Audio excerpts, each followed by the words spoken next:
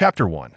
What is that? The round, all-weather Seoul-guided reconnaissance aircraft glided gracefully over the ocean's surface, and in the distance, the pristine line of snow could already be discerned. Director, we are nearing the farthest northern region, a clear voice announced. Nanchang, clad in a pristine white military uniform, reported to Lan Xiao, who occupied the position of co-pilot. They formed a research expedition team from the ancient Seoul Beast Research Institute, part of the Douluo Federation's Academy of Science, Tianshou branch.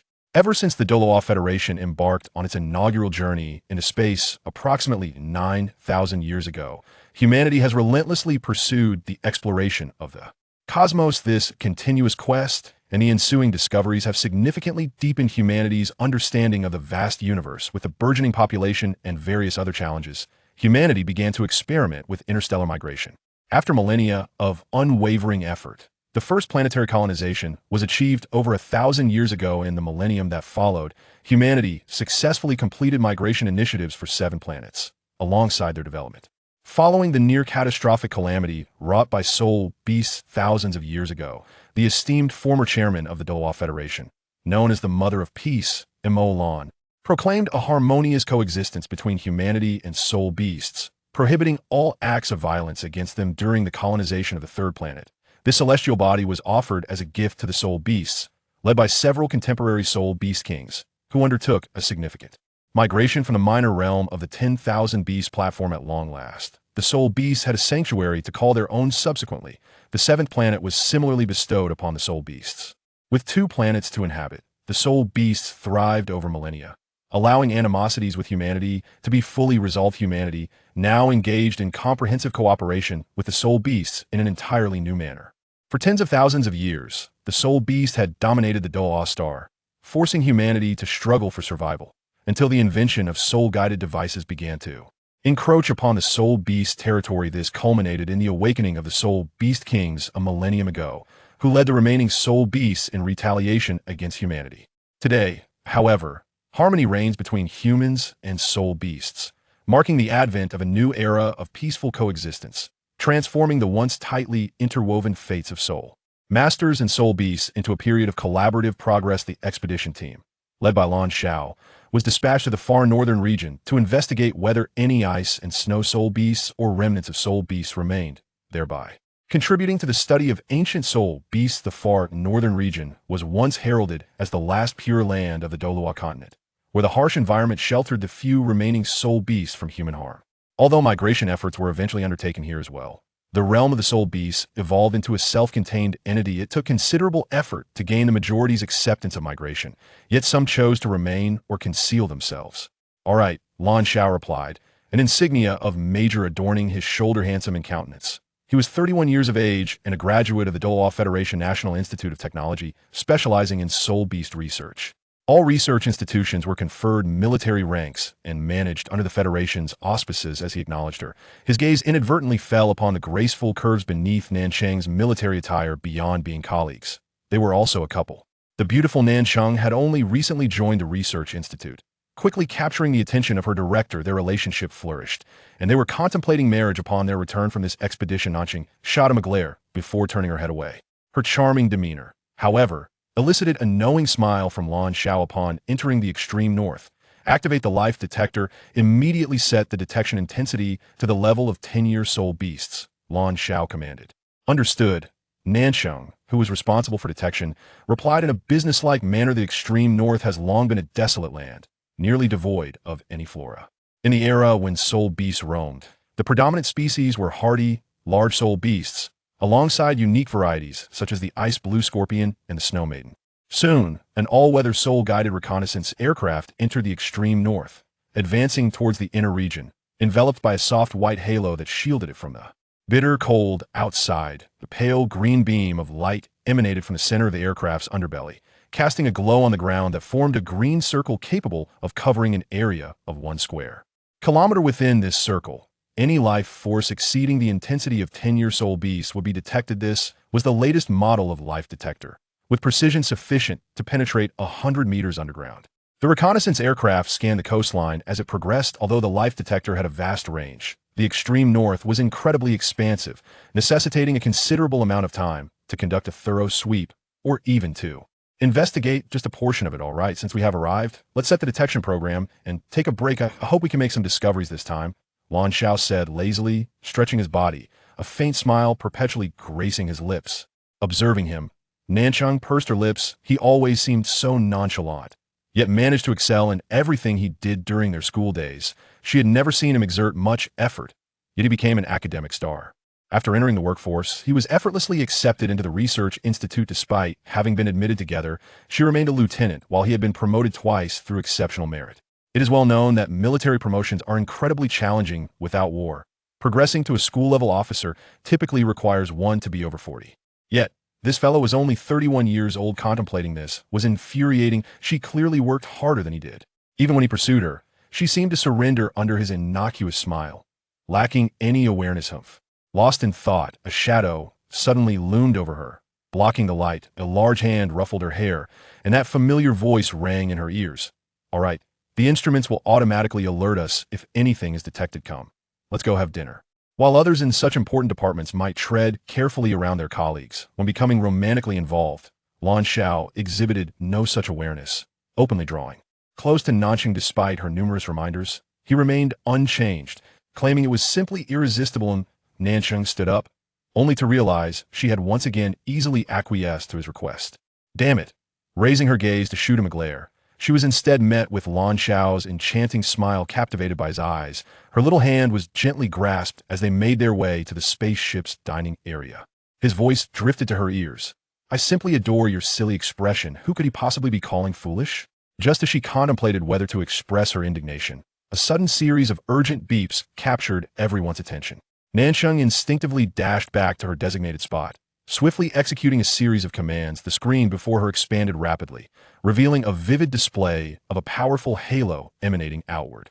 Lan Xiao followed closely, standing beside her, his expression shifting to one of seriousness as he focused on the screen. Attention all units.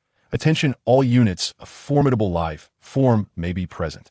Raise the reconnaissance drone to an altitude of 3,000 meters and concentrate life detection sensors. Activate the protective shield to maximum strength and prepare interception weapons. He commanded without hesitation.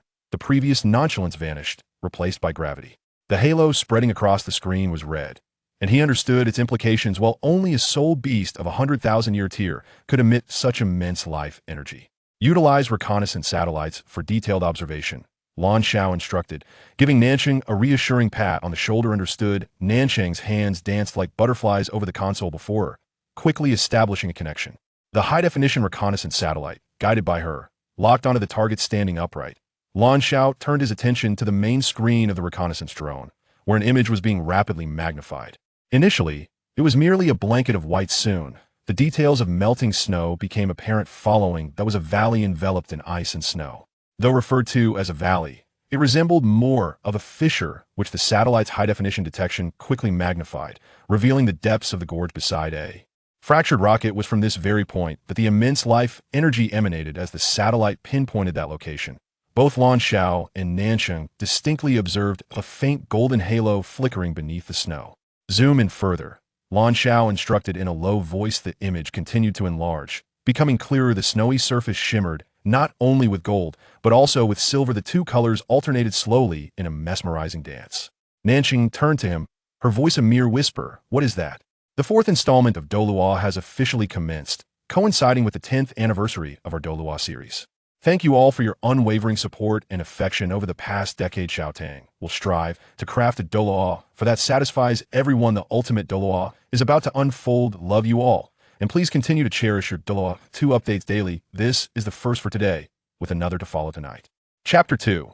The Thawing Rebirth. Tian Dou star, as the first administrative planet successfully discovered and colonized by humanity, boasts a history spanning several millennia. This celestial body is approximately half the size of the original Douluo star, with 54% of its surface enveloped by oceans, of which 40% constitutes freshwater seas, while the remaining 60% comprises saltwater seas initially devoid of life. The surface of Tian Dou star underwent extensive development through the prowess of human technology following their arrival. Although the planet itself lacked biological entities, it possessed 80% of the environmental foundations akin to those of Douluo star according to estimations by human scientists. The emergence of a single cellular organism could potentially lead to the birth of a civilized planet within a mere few millennia. The arrival of interstellar colonization from Douluo star has undoubtedly accelerated this process. Significantly, the name Tian Dou was chosen to commemorate the once mighty nation on the Douluo Continent. Since the catastrophic event caused by soul beasts a myriad of years ago, Douluo star has evolved, transforming misfortune into fortune, while humanity has set aside past grievances. The once triangular division of power among the Douluo Federation, Tian Dou Empire, and Xing Luo Empire culminated in a merger after nearly a century of deliberation and negotiation. Continuing under the name Douluo Federation, the former Tian Dou Empire and Xing Luo Empire were designated as two autonomous regions, now known as Tian Dou Autonomous Region and Xing Luo Autonomous Region. While they enjoy complete internal autonomy, resources are shared with the Federation, thus accelerating scientific exploration and research. Douluo star, the mother planet, is now referred to as such, while Tian Dou star, as the first colonized administrative planet, has undergone the most comprehensive development. Except for the overall energy levels, which cannot be compared to those of the mother planet, everything here bears little difference from the mother planet. Notably, Tian Dou star is rich in minerals, abundant in various rare metals, which has empowered humanity to continue interstellar migration. It is essential to recognize that the resources consumed during each interstellar migration are astronomical. Within the headquarters of the Tian Dou star branch of the Federation Scientific Research Institute, a groundbreaking scientific experiment is currently underway. In the vast dome laboratory, hundreds of leading scientists are diligently engaged in their respective tasks. At the center of the laboratory, a colossal petri dish contains a humanoid figure submerged in a liquid medium. Prepare to raise the temperature and initiate melting. Introduce high-concentration biological nutrients. Get ready for soul guide energy infusion. Command an elderly scientist with a head of white hair, his voice resonating with authority. Due to the murkiness of the liquid in the petri dish, the precise nature of the being within remains obscured, yet a palpable tension envelopes all the scientists present. This is a thawing and revival experiment. The specimen, unearthed 3 centuries ago from the extreme northern regions of the mother planet, has been perfectly preserved, devoid of any wounds. Due to the limitations of technology at that time, attempts at thawing were not conducted in recent millennia.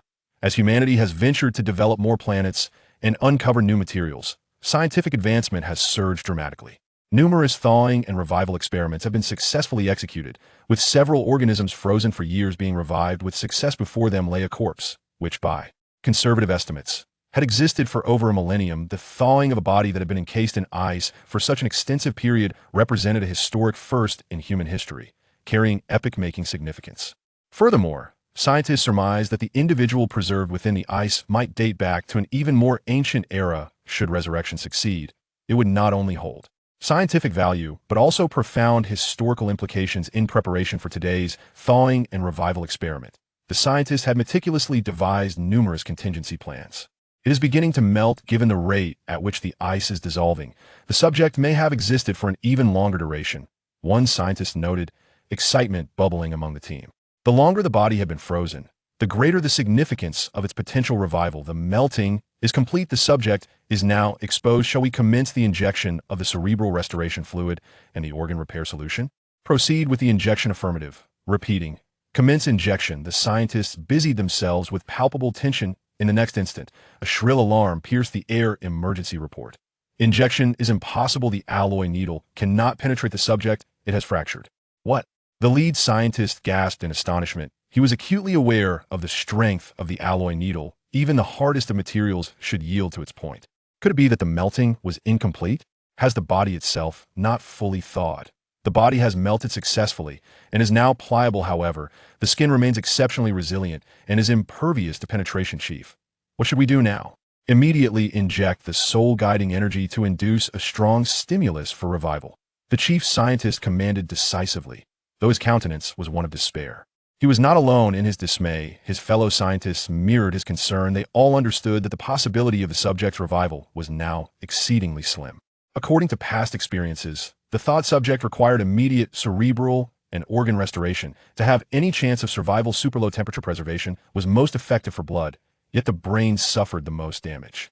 Failing to repair the brain promptly would render the possibility of revival less than 1%. unless the freezing had lasted only a few hours moreover. This specimen had been frozen for millennia. The repair fluids prepared for her were of an enhanced formula, but now, only external immersion was possible, significantly diminishing their efficacy. As the soul-guiding energy was infused into the petri dish, a faint white luminescence began to emanate. The chief scientist sighed. We were indeed negligent, having not accounted for this scenario. This specimen is likely extraordinary, perhaps even a soul beast that has cultivated to human form, which would explain such remarkable physical integrity. It is too late to change the needle now. Had I known, I would have requested the highest strength infusion needle from headquarters. I shall bear this responsibility. Chief, please do not say that we all overlooked this issue. We should share the burden of any responsibility together. A middle-aged colleague interjected hastily. Wait a moment. Everyone look, suddenly exclaimed an elderly female scientist, pointing towards the petri dish. As the gaze of the scientists shifted, they were astonished to witness the once turbid liquid within the dish becoming remarkably translucent, revealing a humanoid figure that grew increasingly distinct. What is this? As the figure gradually unveiled its true form, all present found themselves momentarily entranced. It was a young girl, an exquisitely beautiful maiden, previously encased in a thick layer of ice. Her complete visage had remained obscured. Her body was draped in a shimmering silver gown, and her hair cascaded in silvery waves, accentuating her statuesque figure. Though her eyes were tightly shut, her long lashes lent an enchanting allure. The attention of all the male researchers was irresistibly drawn to her, leaving them momentarily speechless. Now that he has severed ties, he naturally intends to make the most of the external abilities provided by his third party.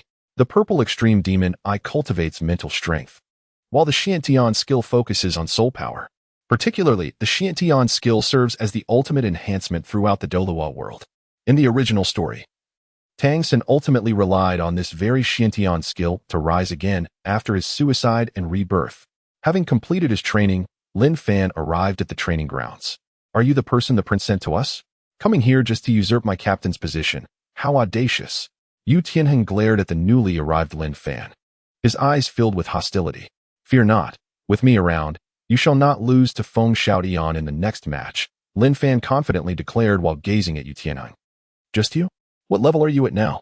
Xue Qinghe responded, clearly unimpressed. Just as he was about to say more, a few others approached. Lin Fan's gaze immediately fell upon a young woman. Dressed in the Academy's uniform, her long, fair legs were exposed. She possessed exquisite features. A fair and delicate face, and round, sparkling eyes complemented by flowing white hair. Her tall stature and exceptional aura set her apart from the ordinary crowd. At that moment, Yi Lingling also sensed someone observing her.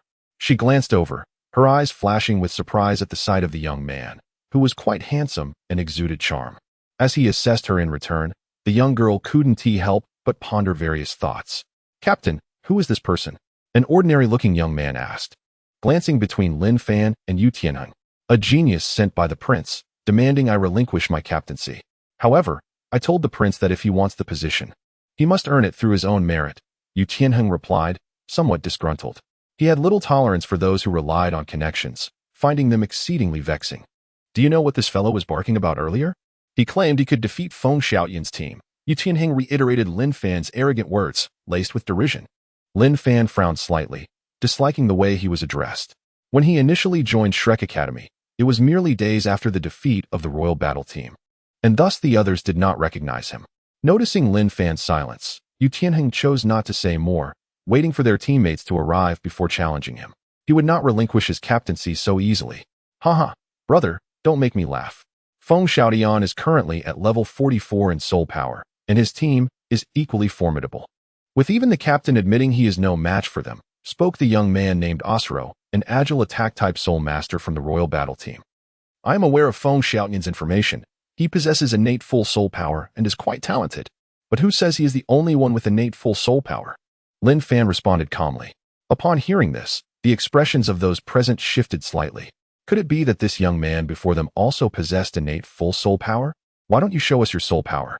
Don't just speak without action, they urged. Xue Qinghe immediately spoke up. Lin Fan no longer concealed his power, swiftly unleashing his soul energy.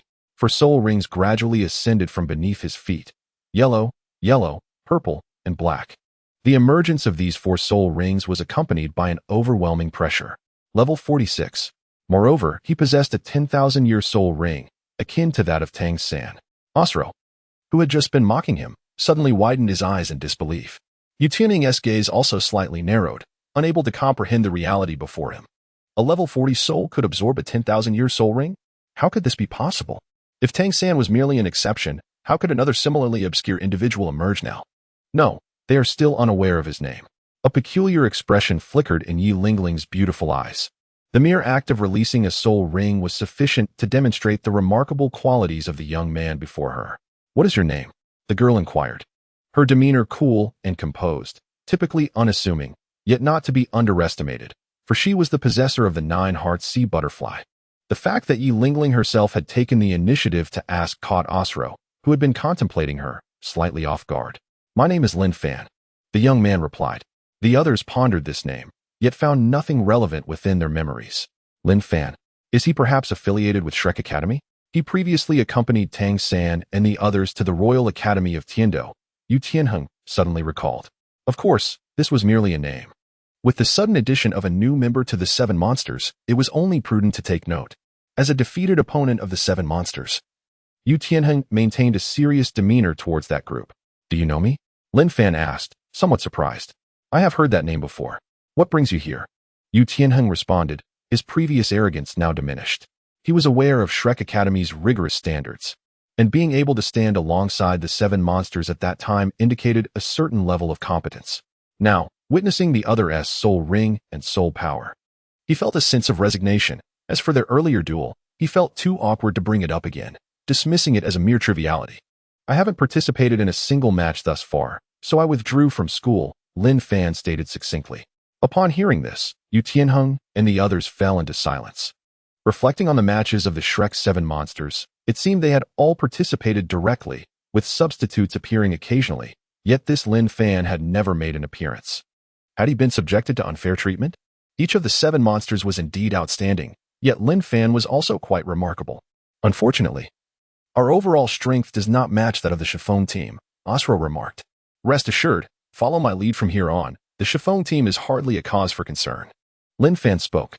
Shortly thereafter, all members of the Royal Combat Team had assembled, Dou Yin and the Shijia brothers, totaling 8 individuals. It was time to discard one. Weighing the pros and cons, Asro was deemed the expendable member. Initially, Lin Fan had suggested that Xue Qinghe should leave, yet Asro expressed his willingness to withdraw, thus granting Xue Qinghe the opportunity to remain. As for the duel Xue Qinghe had proposed earlier, he had since recoiled. Presently, Xue Qinghe possessed only a level 42 soul power. Although he wielded the Blue Lightning Tyrant Dragon Martial Soul, his confidence remained lacking. Engaging in combat against a soul master whose martial soul was a sword would be ill-advised unless their soul powers were nearly comparable. With a 4-level disparity, he had no desire to suffer humiliation. "From today onward, I shall be your captain. We will focus on coordination and preparation for the competition in 5 days." Lin Fan commanded. The team members acknowledged his directive, and thus commenced their monotonous training. Having experienced the soul arena firsthand, Lin Fan understood the intricacies of team leadership. Coupled with his thorough knowledge of their profiles gleaned from the original text, the team quickly acclimated to one another after a day of practice. Upon the conclusion of the training, Xue Qinghe, wearing a broad smile, suggested, "How about you join me for some leisure tonight?" "What do you have in mind?" Lin Fan queried, somewhat perplexed. "Of course, to enjoy the entertainment district. Haven't you been to Shrek? Surely you accompanied Ma Hongjin there at some point." "He was the one who introduced me to it," Xue Qinghe chuckled. "Never mind," Lin Fan replied, shaking his head. He checked his panel and noted that he had gathered a considerable number of attribute drops today. After all, Xue Qinghe and his companions were not mere background characters in the Douluo Continent. They held some significance, albeit limited in the quantity of drops. The most valuable item acquired today came from Xue Qinghe. Name: Thunder Element Fragment. 3 fragments can be combined to create a thunder element. As for the others, they were rather ordinary, several drops of 0.1 level soul power, a few mental attributes, and a year or 2 of soul ring longevity. This illustrates the disparity between supporting characters and protagonists. Chapter 4. A fiery exchange between Xue Xiaojing and Flander. Early in the morning, Lin Fan was summoned by Qian Renxue. In her familiar office, Qian Renxue toyed with the Zhuge Divine Crossbow, clearly pleased with it. Upon seeing Lin Fan, a refined smile graced her face. As Lin Fan gazed upon the prince's visage, he found himself yearning to witness Qian Renxue's true self. One could only imagine the breathtaking beauty that lay beyond the animated facade. Having commenced its crafting the previous afternoon, she proudly presented the successfully forged crossbow. "What do you think of the quality?" Qinghe Renxue inquired, handing over the Zhuge Divine crossbow. Lin Fan took it and aimed at the several targets prepared in the office, firing a few shots. The materials here were quite similar. Mastering the assembly techniques proved to be less daunting than anticipated. As he examined the crossbow, he noted that it bore little difference from the one lent to him by Tang San. By the way, this device ought to possess a unique name and distinctive traits. Perhaps a signature emblem? Qinghe Renxue suddenly suggested. We can establish a personal style and leave the embellishments or modifications to the craftsman. However, I already have a name in mind. As for the emblem, I propose this. Lin Fan produced a blueprint, featuring a design and the name for their version of the crossbow, Kongming Repeating Crossbow. Qinghe Renxue regarded the name and emblem with a hint of puzzlement. Why the choice of Kongming? Do the three feather-like elements hold any special significance? Nothing particularly profound. I simply wish to conceal my identity. Otherwise, Tang San would likely harbor resentment towards me, Lin Fan replied with a smile. Qinghe Renxue seemed content with this explanation. Indeed, Lin Fan's choice of nomenclature and feathered logo aimed to instill a sense of unease in that rascal, prompting him to entertain wild thoughts. Perhaps he would wonder, could there be another traveler like me? As for self-doubt, Tang San would surely never believe he could replicate the Zhuge repeating crossbow, considering he had never exhibited any forging skills. After all, he had only used the Zhuge Divine crossbow a handful of times to shoot birds. Very well. Proceed as you wish. Since you have made a significant contribution upon your arrival, I have decided to reward you with 100,000 gold coins. And I will assist you in searching for a soul bone. Should one appear, I will prioritize your claim to it, Qinghe Renxue proclaimed with an air of composure. The allure of soul bones to soul masters is undeniable, as each additional bone grants the potential for another skill or enhancement of power. Thank you, Your Highness. Lin Fan expressed his gratitude, accepting the 100,000 gold coins. By the way, how are things on your end regarding the Imperial Tournament? Qinghe Renxue inquired again. Lin Fan smiled, for he had long been aware of Qinghe Renxue's covert surveillance. Your Highness, I had previously concealed my true strength. In fact, I am at the 46th level. Upon hearing Lin Fan divulge what she wished to know, Qinghe Renxue felt a sense of satisfaction. Simply prepare well for the competition. I shall treat you to drinks this evening, she declared. Lin Fan agreed and subsequently returned to the academy to engage in training sessions with the members of the Imperial fighting team. However, today, Qin Ming made an appearance. It was the third day since Lin Fan had departed from Shrek Academy. Director, something is amiss. Brother Lin Fan has left. A young woman, clad in a flowing green gown, with fair skin and long legs, rushed into Flinder's office.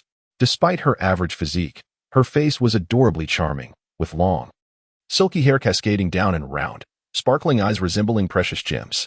She was Ning Rongrong, one of the Shrek 7 monsters. Upon hearing this, Flinder and Yu Xiaojiang exchanged startled glances in the office. Given that their next opponent was relatively weak, Yu Xiaojiang had granted the children a 3-day respite from rigorous training. He truly left? Did he mention where he was going? Yu Xiaojiang felt a sense of unease, sensing that Lin Fan's departure was somehow linked to him. After all, Lin Fan had inquired 3 times whether he could participate, only to be turned down each time. This is what he left behind. He said it was for the director. Ning Rongrong said, producing a letter. Within the confines of Shrek Academy, Ning Rongrong shared a cordial relationship with Lin Fan, as she sought to recruit him into the 7 treasure glaze tile school, much like her father had attempted with the 2 Douluos of the sword bone. Moreover, Lin Fan's striking handsomeness did not deter her, as she was quite particular about appearances. Nevertheless, she felt a flicker of irritation, for Lin Fan had not left her any correspondence. Flinder took the letter intended for his perusal, with Yu Xiaojiang leaning in to read as well. Upon finishing the contents, both Flinder and Yu Xiaojiang's expressions darkened. Arrogant! This presumptuous young man! How could I not have perceived the depth of his grievances? Flinder exclaimed angrily. Ning Rongrong promptly picked up the discarded letter to examine it, surprised to discover that the gentle Lin Fan harbored such significant resentment. Old Flinder, you foolish buffoon. I've entrusted you with my competition funds, yet you refuse to return them. You are the most miserly of creatures, a veritable miser. How could you still consider yourself worthy of admiration? There is reason enough for Lu Erlong's disdain towards you. Have you ever reflected on your shortcomings? To speak candidly, Your theory is nothing more than the refuse of refuse, and it is laughable to witness you parading around as if you had discovered a new continent. Truly, it evokes laughter to observe such folly. There are no worthless martial spirits, only worthless spirit masters. Are you not the embodiment of a worthless martial spirit? You cannot even best a 30-level assault-type spirit master, and as for your support capabilities, they are utterly devoid of value. What else could you be if not a failure? The letter left by Lin Fan is filled with nonsensical drivel. Since he is leaving anyway, he has no qualms about offending anyone, even to the point of mortal insult. He relentlessly breaches the boundaries. First, he mocks Flinder, that sycophant, and then unleashes a tirade against Xue Qinghe, branding him as inept. Ning Rongrong was taken aback upon reading it. She never anticipated that such a gentle and handsome young man could be so merciless in his verbal assaults. How infuriating. Where have you gone? If you wish to make a name for yourself, I could introduce you to the Seven Treasures Glaze sect, you wretched Lin Fan. Ning Rongrong felt a twinge of irritation. She had not discerned the depth of Lin Fan's negative emotions. Had she been aware sooner, perhaps she could have made a move to win him over, ensuring he would be an ally in the future. When she eventually becomes the sect leader, she believes that Lin Fan, with his innate full spirit power, could at least cultivate to the level of a titled Douluo. At that point, she would have a trusted confidant. That scoundrel, is it just 9,000 gold spirit coins? How dare he delve into my past? Flinder's face flushed with rage. Xue Qinghe's expression was even more grim. Just yesterday, Lu Erlong had mentioned some matters to him, suggesting that Lin Fan should participate in a few matches to foster interaction among the youth. Xue Qinghe had agreed, intending to inform Lin Fan the next day. Yet today he was met with such insulting words, turning his face a sickly green with anger. Damn it! Xue Qinghe exclaimed indignantly. Ning Rongrong, sensing the tension, discreetly withdrew. However, the letter was incinerated by Xue Qinghe and Flinder, containing matters that infringed upon their boundaries, which could not be publicly disclosed.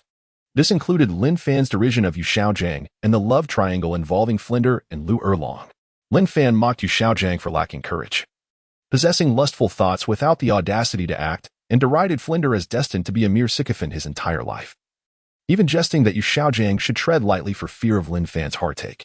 Chapter 5. Qin Ming's Astonishment. Xiao Shui falls into exceptional attributes. Who would have thought that fellow was so audacious? It truly was beyond appearance.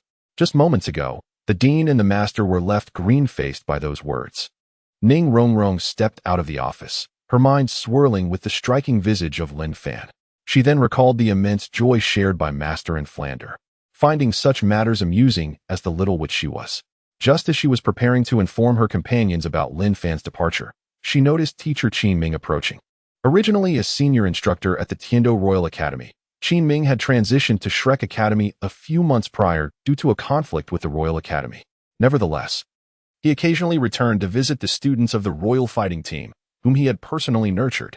With the next competition approaching, he desired to witness the Royal Fighting Team engage in a fierce battle against the Xingkong Academy, prompting him to visit the Royal Academy that morning to encourage the children. However, he was taken aback by an unexpected revelation. Teacher, Ning Rongrong greeted him sweetly. Qin Ming nodded slightly, choosing not to elaborate. Yet, Ning Rongrong ventured. Teacher, one of our members has left, named Lin Fan. Surely, you recall him? At her words, Qin Ming's composure faltered. Rongrong, do you know why he left? His interest piqued. He had previously inquired about this matter when he encountered Lin Fan, who had instructed him to consult Flander and Xue Qinghe. I just learned that he harbors deep resentment towards the dean and master. Ning Rongrong recounted the events that had transpired, omitting the more incendiary contents of Lin Fan's letter. So that is what transpired. Alas, we have truly missed a monumental opportunity. Qin Ming lamented, thumping his chest in regret after grasping the sequence of events. What happened? Did you see Fan go? Ning Rongrong inquired, puzzled. Qin Ming nodded and proceeded to recount his morning. This morning, I visited the children of Yutianheng, urging them not to surrender upon encountering the Xingkong team, but to fight with all their might for invaluable combat experience. And then, I saw Lin Fan. Upon hearing this, Ning Rongrong's eyes widened in astonishment. I can't believe he joined the royal fighting team. No, he mentioned that he has allied himself with His Highness, the Crown Prince. Specifically Xue Qinghe, who arranged for him to join, Qin Ming explained. Rongrong, you have no idea what we have missed. His soul power has reached level 46. This revelation left Ning Rongrong utterly astounded, for she recalled Lin Fan being at level 41 just before their recent break when they had acquired the 4th soul ring together. How was it possible for him to advance 5 levels in merely 3 days? Moreover, it is unclear what transpired. His 4th soul ring has reached the remarkable level of 10,000 years.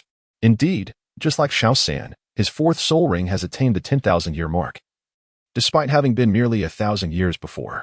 Today, I witnessed the astonishing transformation of his 4th soul ring into one of 10,000 years, which is truly a perplexing occurrence. Qin Ming expressed the shock that resonated within him. Ning Rongrong was equally bewildered. At last, he comprehended why Qin Ming had previously mentioned missing out on a fortune. The crux of the matter lies in the alteration of the soul ring's age. This is a situation she had never encountered before. Alas, it remains uncertain whether he can still be brought over. Had the master not stifled him previously, he might have participated and perhaps even reached the semifinals, Qin Ming remarked. Ning Rongrong's heart raced with excitement. She had long sought to win Lin Fan over, having previously mentioned it, but he merely replied that he would consider it. Moreover, she hesitated to make any promises. Now that Lin Fan has proven himself so exceptional, she could speak of him to her father, Ning Fingji, confident that he would offer suitable commitments and rewards. Alas, if only I had been more proactive earlier. Brother Fan would surely be a member of my 7 treasure glazed tile school. A pang of regret washed over Ning Rongrong. Had she known, she would not have held back. Such talent deserves earnest pursuit. Now, with him associating with the Crown Prince, competing for his affection seems a daunting task. Teacher Qin Ming, perhaps you should visit the master and the dean later tonight? Ning Rongrong suggested, recalling the earlier scene as she noticed Qin Ming heading towards the office. Why? Qin Ming inquired, puzzled. Because before leaving, Brother Fan left a letter, severely reprimanding the master and the dean. And the dean is still quite upset, Ning Rongrong explained. Isn't it just a few harsh words? I've seen the dean scold students at times. After all, he takes their money, Qin Ming chuckled, dismissing the gravity of the matter. Ning Rongrong wished to say more but felt hesitant. Unable to intervene, she could only watch as Qin Ming entered the office. Her mischievous curiosity piqued. She stealthily followed, eager to eavesdrop on the ensuing conversation. Moments later, a roar echoed from within the office. It's merely a slight advantage. There's no need to fetch him back.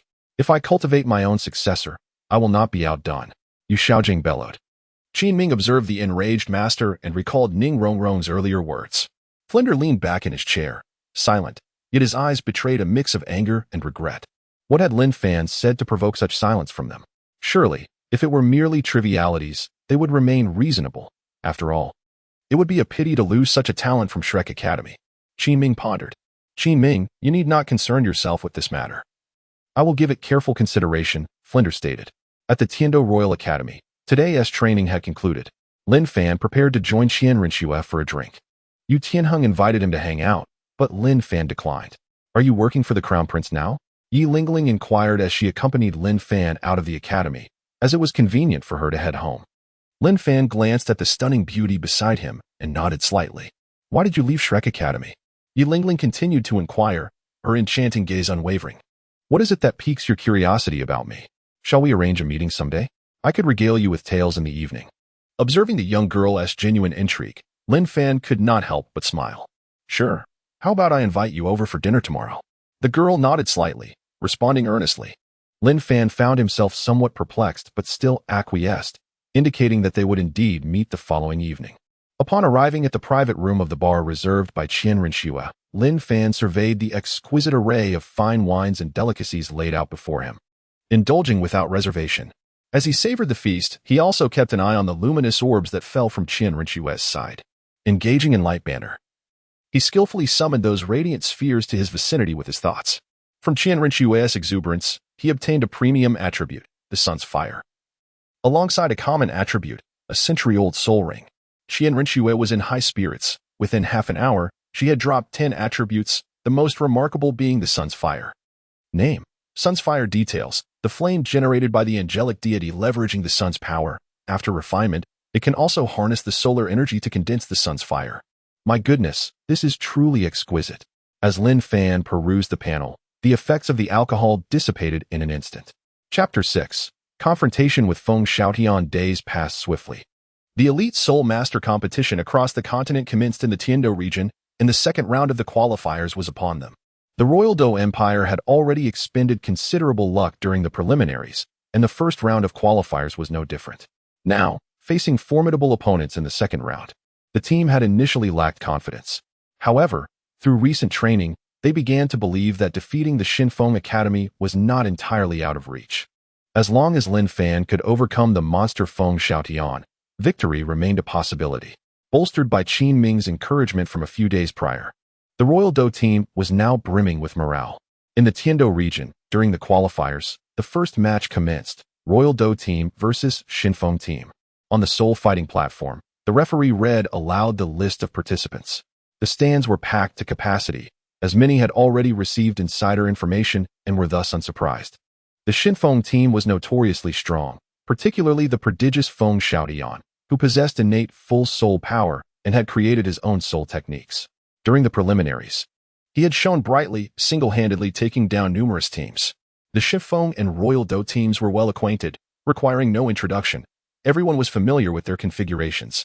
Now, the participants stood on either side of the arena, locking eyes. The referee remained, holding a script for the customary introductions. Captain of the Royal Dou team, Lin Fan. Level 46 Battle Soul Master, Martial Soul, Sword. Vice Captain, Xue Qinghe. Level 42 Battle Soul Master, Martial Soul, Blue Lightning Tyrannosaurus. As the introductions concluded, many were taken aback. What is going on? The captain of the Royal Dou team has changed? Lin Fan.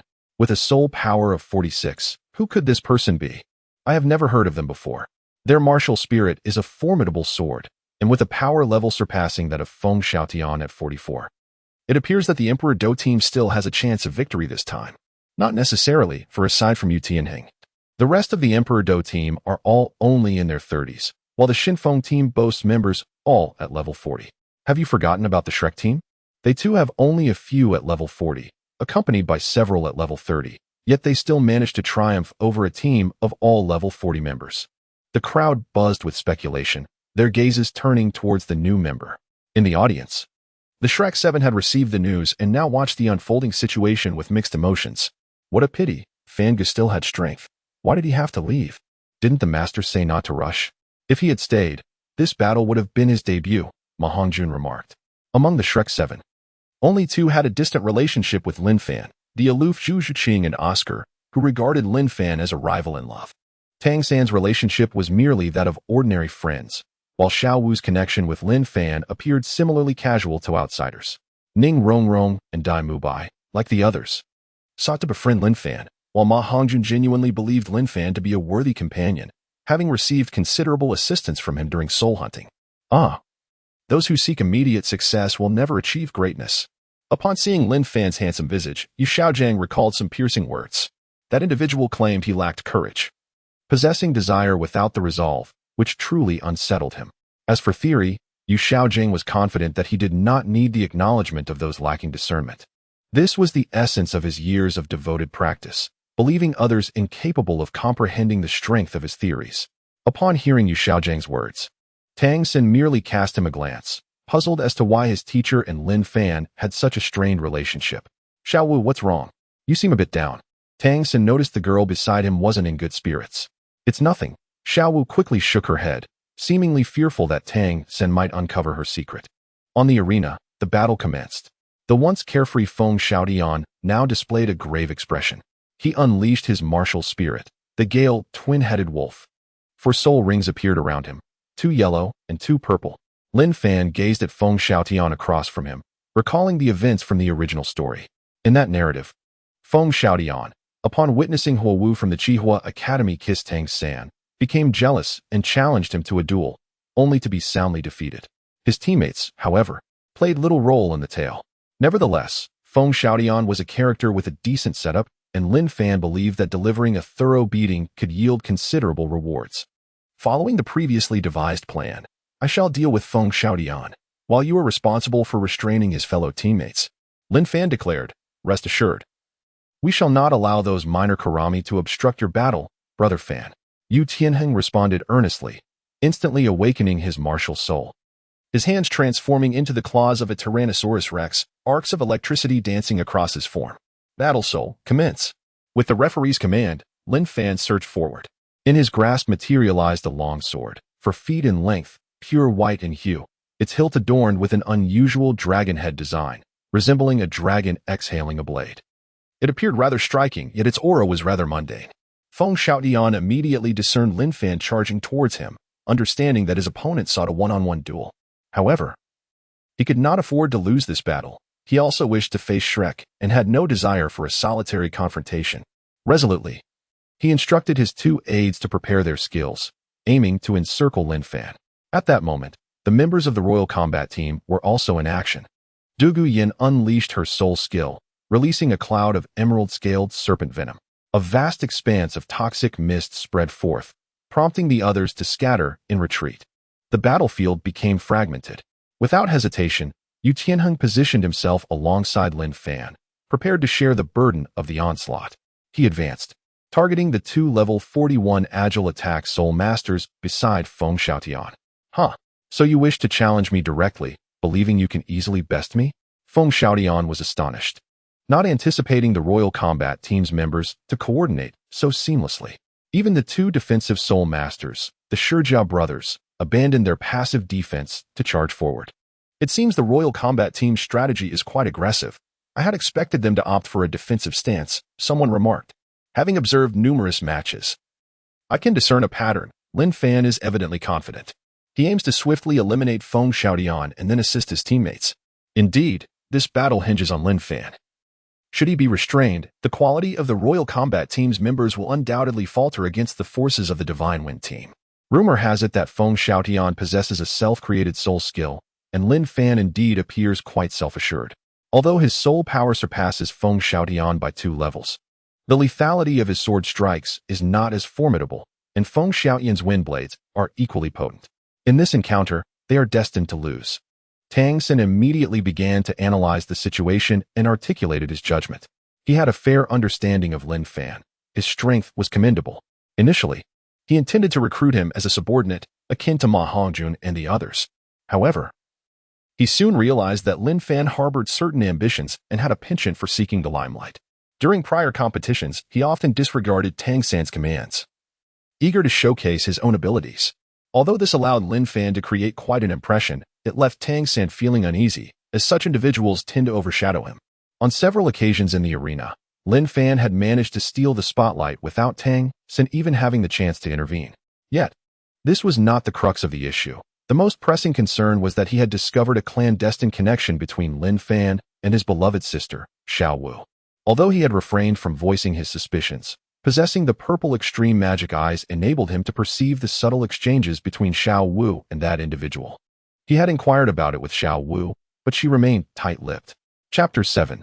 The Sword of Destiny, a flurry of 36 strikes. Since you desire a duel, I shall demonstrate the might of my martial soul. Feng Xiaotian bellowed. His martial soul was the Gale twin-headed wolf, an extraordinary variant of martial soul of above-average quality. Nearing the pinnacle. First soul skill, Gale Blade Formation. Feng Xiaotian thrust both hands forward, instantly conjuring 10 azure blades of swift wind.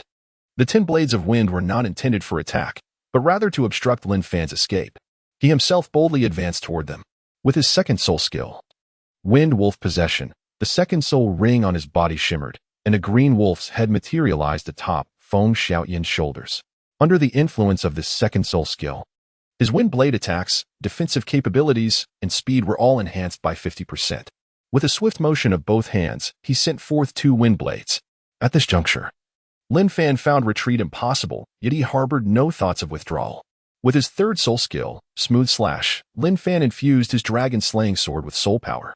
There was nothing ostentatious about his attack. It was simply a clean cut. As he swung his sword, the wind blades hurtling toward him were instantly shattered. Feng Xiaotian continued to wield his hands from a distance of 3 meters, unleashing wave after wave of wind blade assaults. Let us see how many you can block. Feng Xiaotian grunted. Before Lin Fan, a dozen or more wind blades materialized, and his earlier Smooth Slash had only managed to shatter 2 of them. Yet, this was not the end. Slash. The second phase of Smooth Slash was unleashed.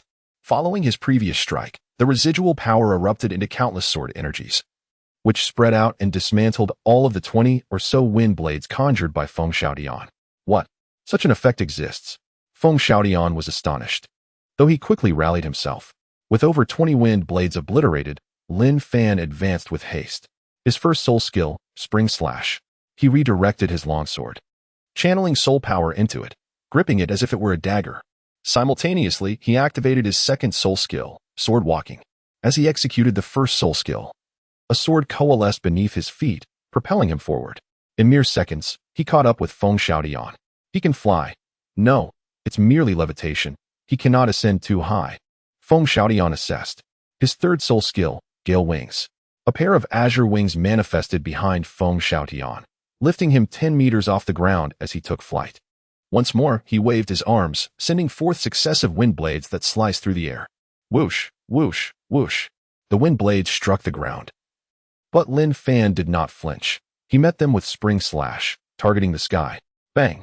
All the wind blades were shattered, yet unlike the third soul skill, this green sword energy he unleashed remained intact, advancing toward Feng Xiaotian, who stood 10 meters away. There is still such residual power. Feng Xiaotian marveled. His fourth soul skill, Tempest Dance. Feng Xiaotian's fingers spread apart, channeling his soul energy as he swung them down forcefully. 6 unique blades of wind manifested from the tips of his fingers. A fierce gale erupted, colliding with the green sword chi. Boom! Another resounding explosion echoed. At last, the 6 wind blades succeeded in halting the advance of the green sword chi. Feng Xiaotian swiftly maneuvered through the void, teleporting to another location to unleash another barrage of wind blades. This time, he did not conceal himself any longer. The Gale Twin Wolves 36 slashes. At this moment, the wings behind Feng Xiaotian had fused with his arms, radiating a brilliant azure glow. He was accelerating, utilizing speed to propel this technique. With each strike, its potency intensified, resembling the cumulative mechanism of the chaotic wind hammer technique. The audience gazed in astonishment at this spectacle. Having only exchanged a few blows, Feng Xiaotian was compelled to unleash his self-created soul technique. Lin Fan certainly possessed remarkable capabilities. Indeed, he had revealed merely 3 soul techniques thus far. Notably, his first soul technique appeared to surpass even the third in strength, and astonishingly, he was able to wield his sword already. Master, this individual indeed possesses exceptional talent. In the VIP section, Chen Xian remained composed, his gaze sharp as a sword, fixated on Lin Fan, who was steadfastly resisting the onslaught of wind blades. It was unfortunate that he had already pledged allegiance to the Crown Prince, yet opportunities for interaction remained. Ning Fengji remarked, his tone tinged with regret. Though his expression remained serene, his attacks are significantly more formidable than when he fought alongside us earlier. And his third sword technique astonishingly exhibits a second effect that had never been revealed before. In one of the spectator sections, Tang San's expression grew grave. He had spoken too hastily before. He initially believed that Lin Fan's displayed abilities encompassed all his means, unaware there were still secrets hidden beneath the surface. Indeed, Lin Fan now possessed a 70% chance of victory. Furthermore, his sword-wielding speed had surpassed previous levels. How had he managed to ascend 5 levels so swiftly? Had he consumed an immortal herb? Beside Tang San, By commented. As the crown prince of Xingluo, he needed to garner support. And both Lin Fan and Tang San were among those he aimed to nurture.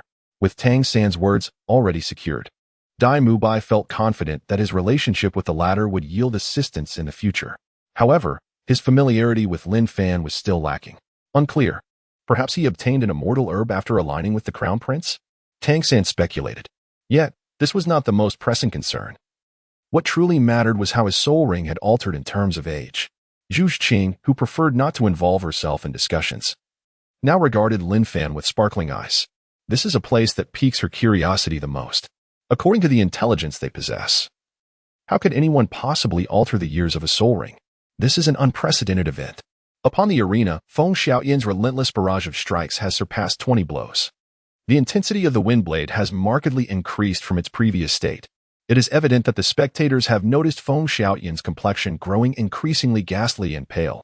It is reasonable to surmise that such rapid movements impose a significant burden on his physical form. 36 consecutive slashes. The howling winds rage. In the face of all this, Lin Fan remains composed.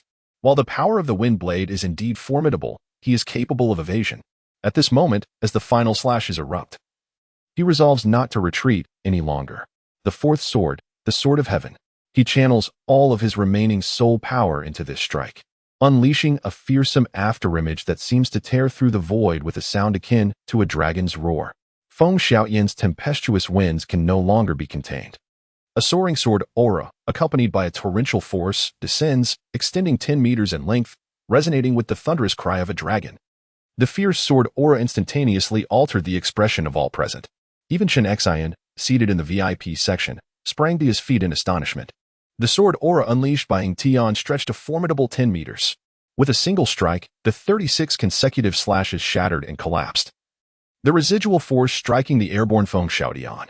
A soft sound was heard as Feng Xiaotian managed to deflect it momentarily with his wind blade. Otherwise, the consequences would have been dire.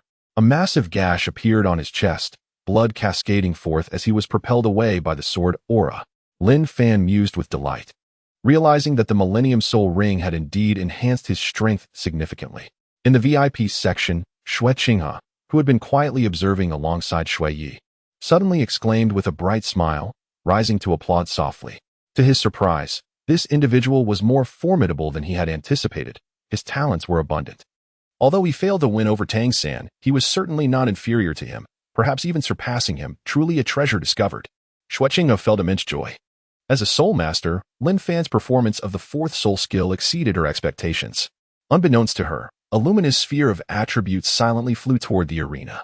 Lin Fan calmly collected the attributes that had fallen due to his assault on Feng Xiaotian, not pausing to examine the treasures as he shifted his gaze elsewhere.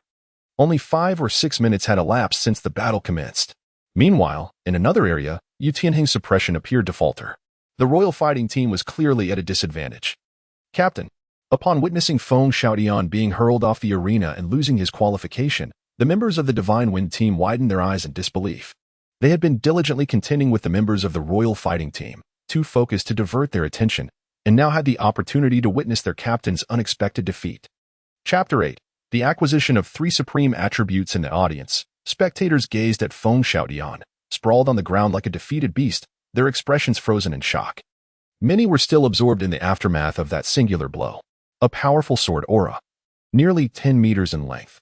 Was this the damage that a level 40 soul master could inflict? His Millennium Soul Ring was indeed terrifying, surpassing even the abilities of some soul emperors from the Windsword sect. The display was undeniably impressive, however. It seemed that his sword martial spirit was not ordinary, perhaps as unique as the 7-killing sword of the sword Douluo. With his leadership, the royal fighting team could potentially contend with Shrek. Marvelous. I've won my bet. Alas, while Feng Xiaotian possessed a self-created soul skill, he could not possibly rival the might of that Millennium Soul Ring. Thankfully, not too many gold coins were wagered. Amidst the fervent discussions among the spectators, some debated the unfolding battle, while others were solely preoccupied with their gambling pursuits. On the arena, Lin Fan, having swiftly dealt with Feng Xiaotian, promptly rushed to aid his comrades. Though his soul power had dwindled to merely 1/5, he still possessed a modicum of swordsmanship. Subsequently, alongside Xue Qinghe and others, they vanquished the remaining members of the Xinfeng battle team in a mere 5 minutes. Thus concluded the first match of the day. In the opening round of the promotion matches, the Huangdou battle team emerged victorious. The referee announced a 30-minute intermission before the next clash, Shrek Academy versus Thunder Academy. The audience buzzed with chatter, some discussing their winnings, others placing bets, as the atmosphere remained vibrant. In a certain section of the stands where the Shrek team was seated, Yu Xiaojing wore an expression of concern. Not only that, but the countenances of his fellow members also reflected a change. How could this individual, who had only recently withdrawn from school, become so formidable? Moreover, how had his soul ring's age seemingly increased? Yu Xiaojing's curiosity was piqued.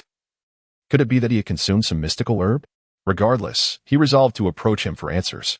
Reflecting on Lin Fan's previous outburst directed at him, he concluded that if he could uncover the secret behind the enhancement of soul rings, it would merely amount to a reprimand, an inconsequential matter. Fear not, my friends. Though Lin Fan is indeed powerful, we have previously encountered the other members of the Huangdou battle team. As long as we cooperate effectively, Lin Fan's tactics today will prove ineffective against us, Tang San asserted earnestly. Indeed, previously, it was Douguyan's poison that divided the battlefield. We can counter Douguyan's poison. It will not be so easy for them to separate the battleground, Oscar added. Upon hearing Tang San's words, By felt invigorated. Truth be told, after witnessing Lin Fan's formidable sword strike, he had feared a fate similar to that of Feng Xiaotian. Alas, he regretted not having forged a stronger alliance with him earlier. His thoughts had been solely on Tang San, regarding Lin Fan as merely a tentative ally. Had he nurtured a better relationship from the outset, he would not have had to watch him join the Tiando Royal Academy. Where's Ning Rongrong? Oscar inquired, noticing the absence of his little princess and scanning the vicinity. She mentioned having to step away briefly, but she will return shortly, Xiaowu interjected. In the VIP section, Ning Rongrong had indeed found her father. Rongrong, you are set to compete soon. Why have you come here? Xue Qinghe asked the young girl, his brow furrowed in confusion. Ning Fengji, however, sensed the underlying dynamics. I am aware of whom he is allied with. It is too late to win him over, but we may still cultivate a friendship. Ning Fengzi Dao. The one who sought to win over Lin Fan was his disciple, Xue Qinghe, aiming to compete with the crown prince for his favor. A feat even Ning Fengzi could not accomplish. Upon hearing this, Ning Rongrong's expression fell instantly. At that moment, her thoughts aligned with those of By. Though her understanding ran deeper than his. The battle concluded, and upon returning to their seats, the members of the Imperial Combat Team displayed expressions of excitement. To be candid, they had harbored little confidence in their ability to triumph over the Shinfeng team. Nevertheless, they were prepared to give their all. To their astonishment, the combat was even more effortless than they had anticipated. This was primarily due to Lin Fan's remarkable strength. He managed to defeat Feng Xiaotian, who possessed his own unique soul abilities, within a mere 5 minutes, which was indeed surprising. By the way, where is our Lin Fan? After taking a brief respite, they noticed with evident clarity that Lin Fan had not come to join them. He had mentioned he was going to the restroom. Yilingling remarked that after the conclusion of the previous competition, she had noticed Lin Fan's departure and inquired briefly about it. Outside the venue, Lin Fan seated himself upon a chair, diligently examining all the attributes he had acquired from his earlier battle. His method of collecting attributes did not require him to physically gather them. With a mere thought, the attributes scattered within 100 meters would gravitate towards him. Among the esteemed figures present today, he discerned Ning Fengji and others. Ning Fengji, in this narrative, is indeed a significant character.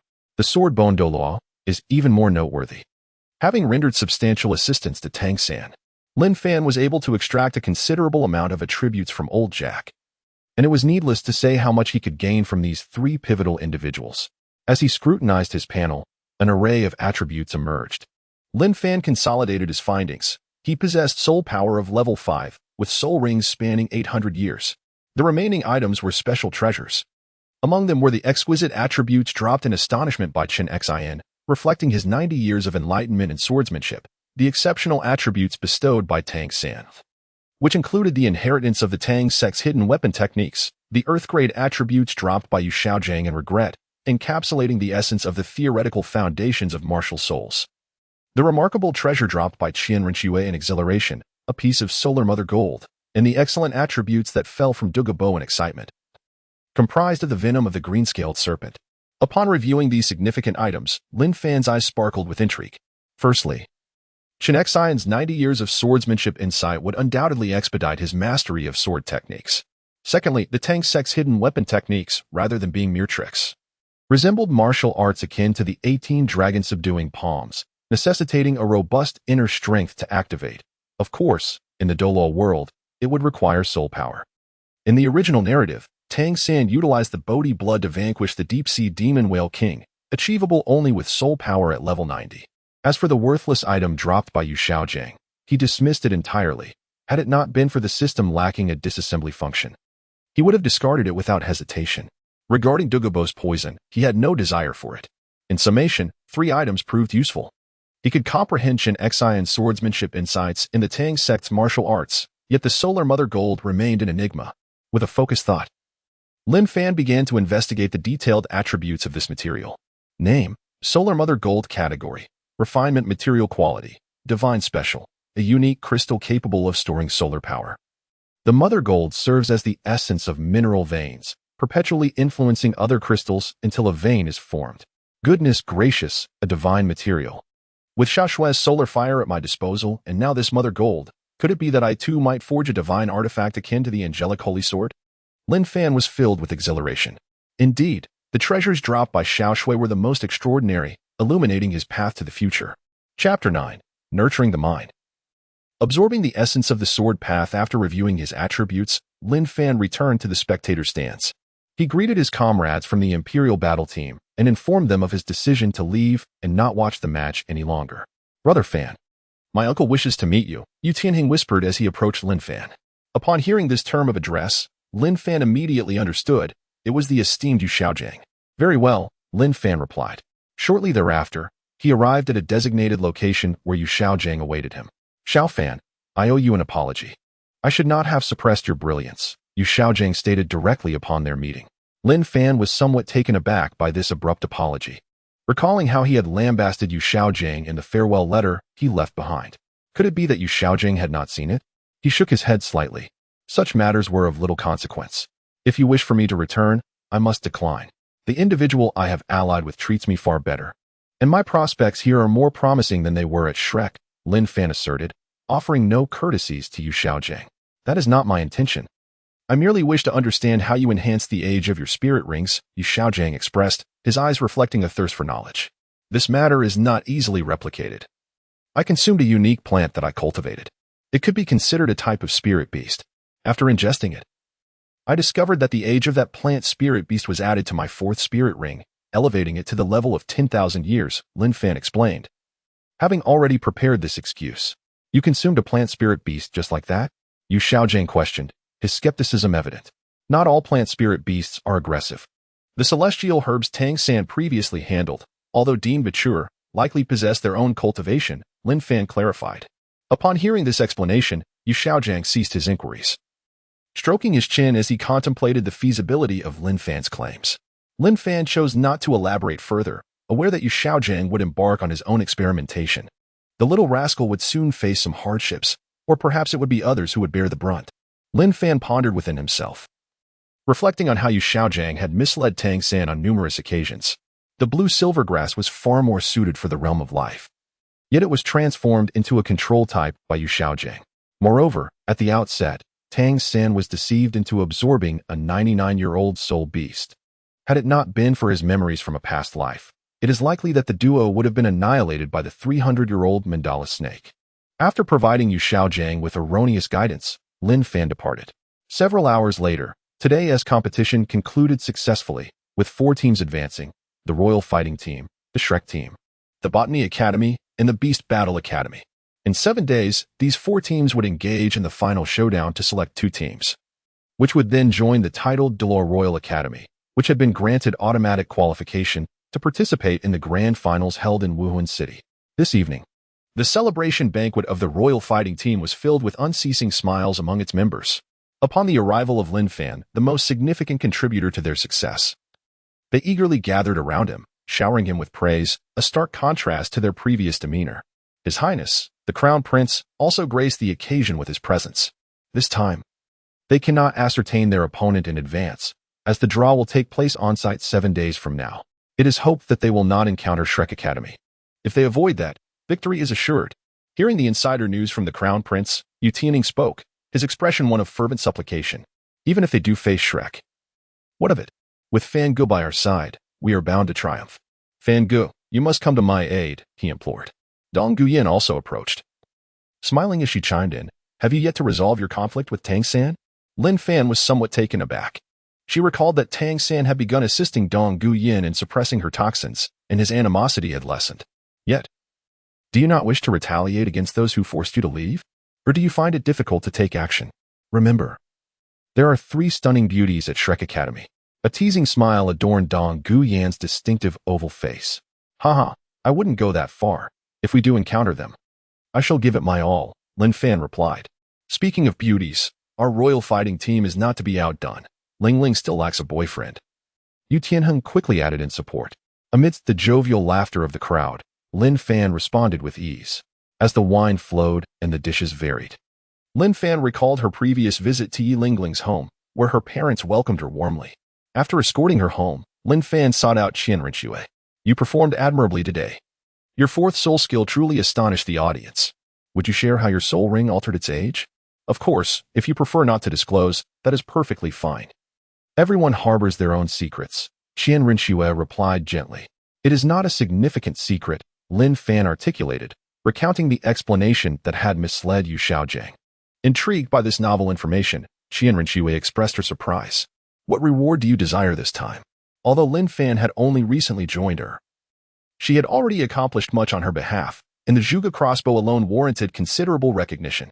Furthermore, she had enabled the royal fighting team from the Tiandou Royal Academy to reach the final qualifying round.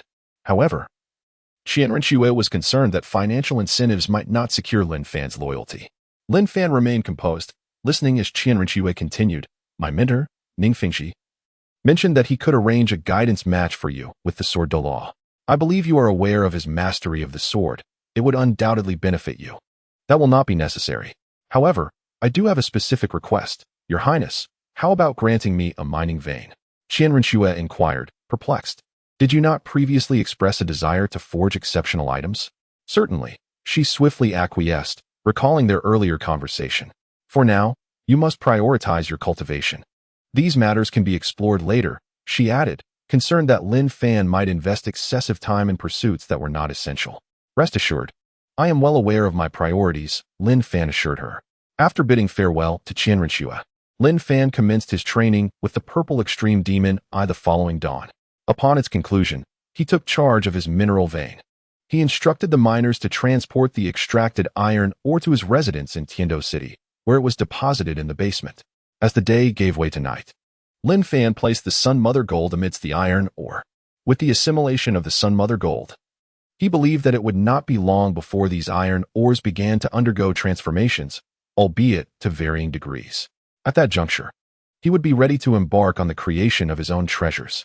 After resolving the matter, the following day, Lin Fan sat cross-legged at home, activating the panel to employ the insights from Chen Xian's 90 years of swordsmanship. As he engaged this, he instantaneously entered a state of deep meditation. Waves of imagery flooded into his mind, transporting him to a realm of consciousness where he absorbed Chen Xian's sword techniques, alongside practical applications of the sword itself. He practiced within this mental space for what felt like an eternity, as if several days had elapsed. However, upon awakening, he discovered it was still merely afternoon. A sharp knocking at the door roused him from his reverie. Brother Fan, your dedication is commendable, tirelessly training even during the holiday. Indeed, your excellence is well-deserved. Upon opening the door, he was greeted by a short-haired young woman, her striking oval face, tall stature, and vivid red lips accentuated by a flowing emerald green gown. It was Yin. Known for her fiery temperament, often unleashing her ire upon team members, she nonetheless bowed to the strength of others, yielding to Lin Fan. Yet, now as Xue Qinghe's girlfriend, her visit felt somewhat inappropriate. Chapter 10. Avalanche, a path to peril in a commercial center of Tiandou City, Lin Fan.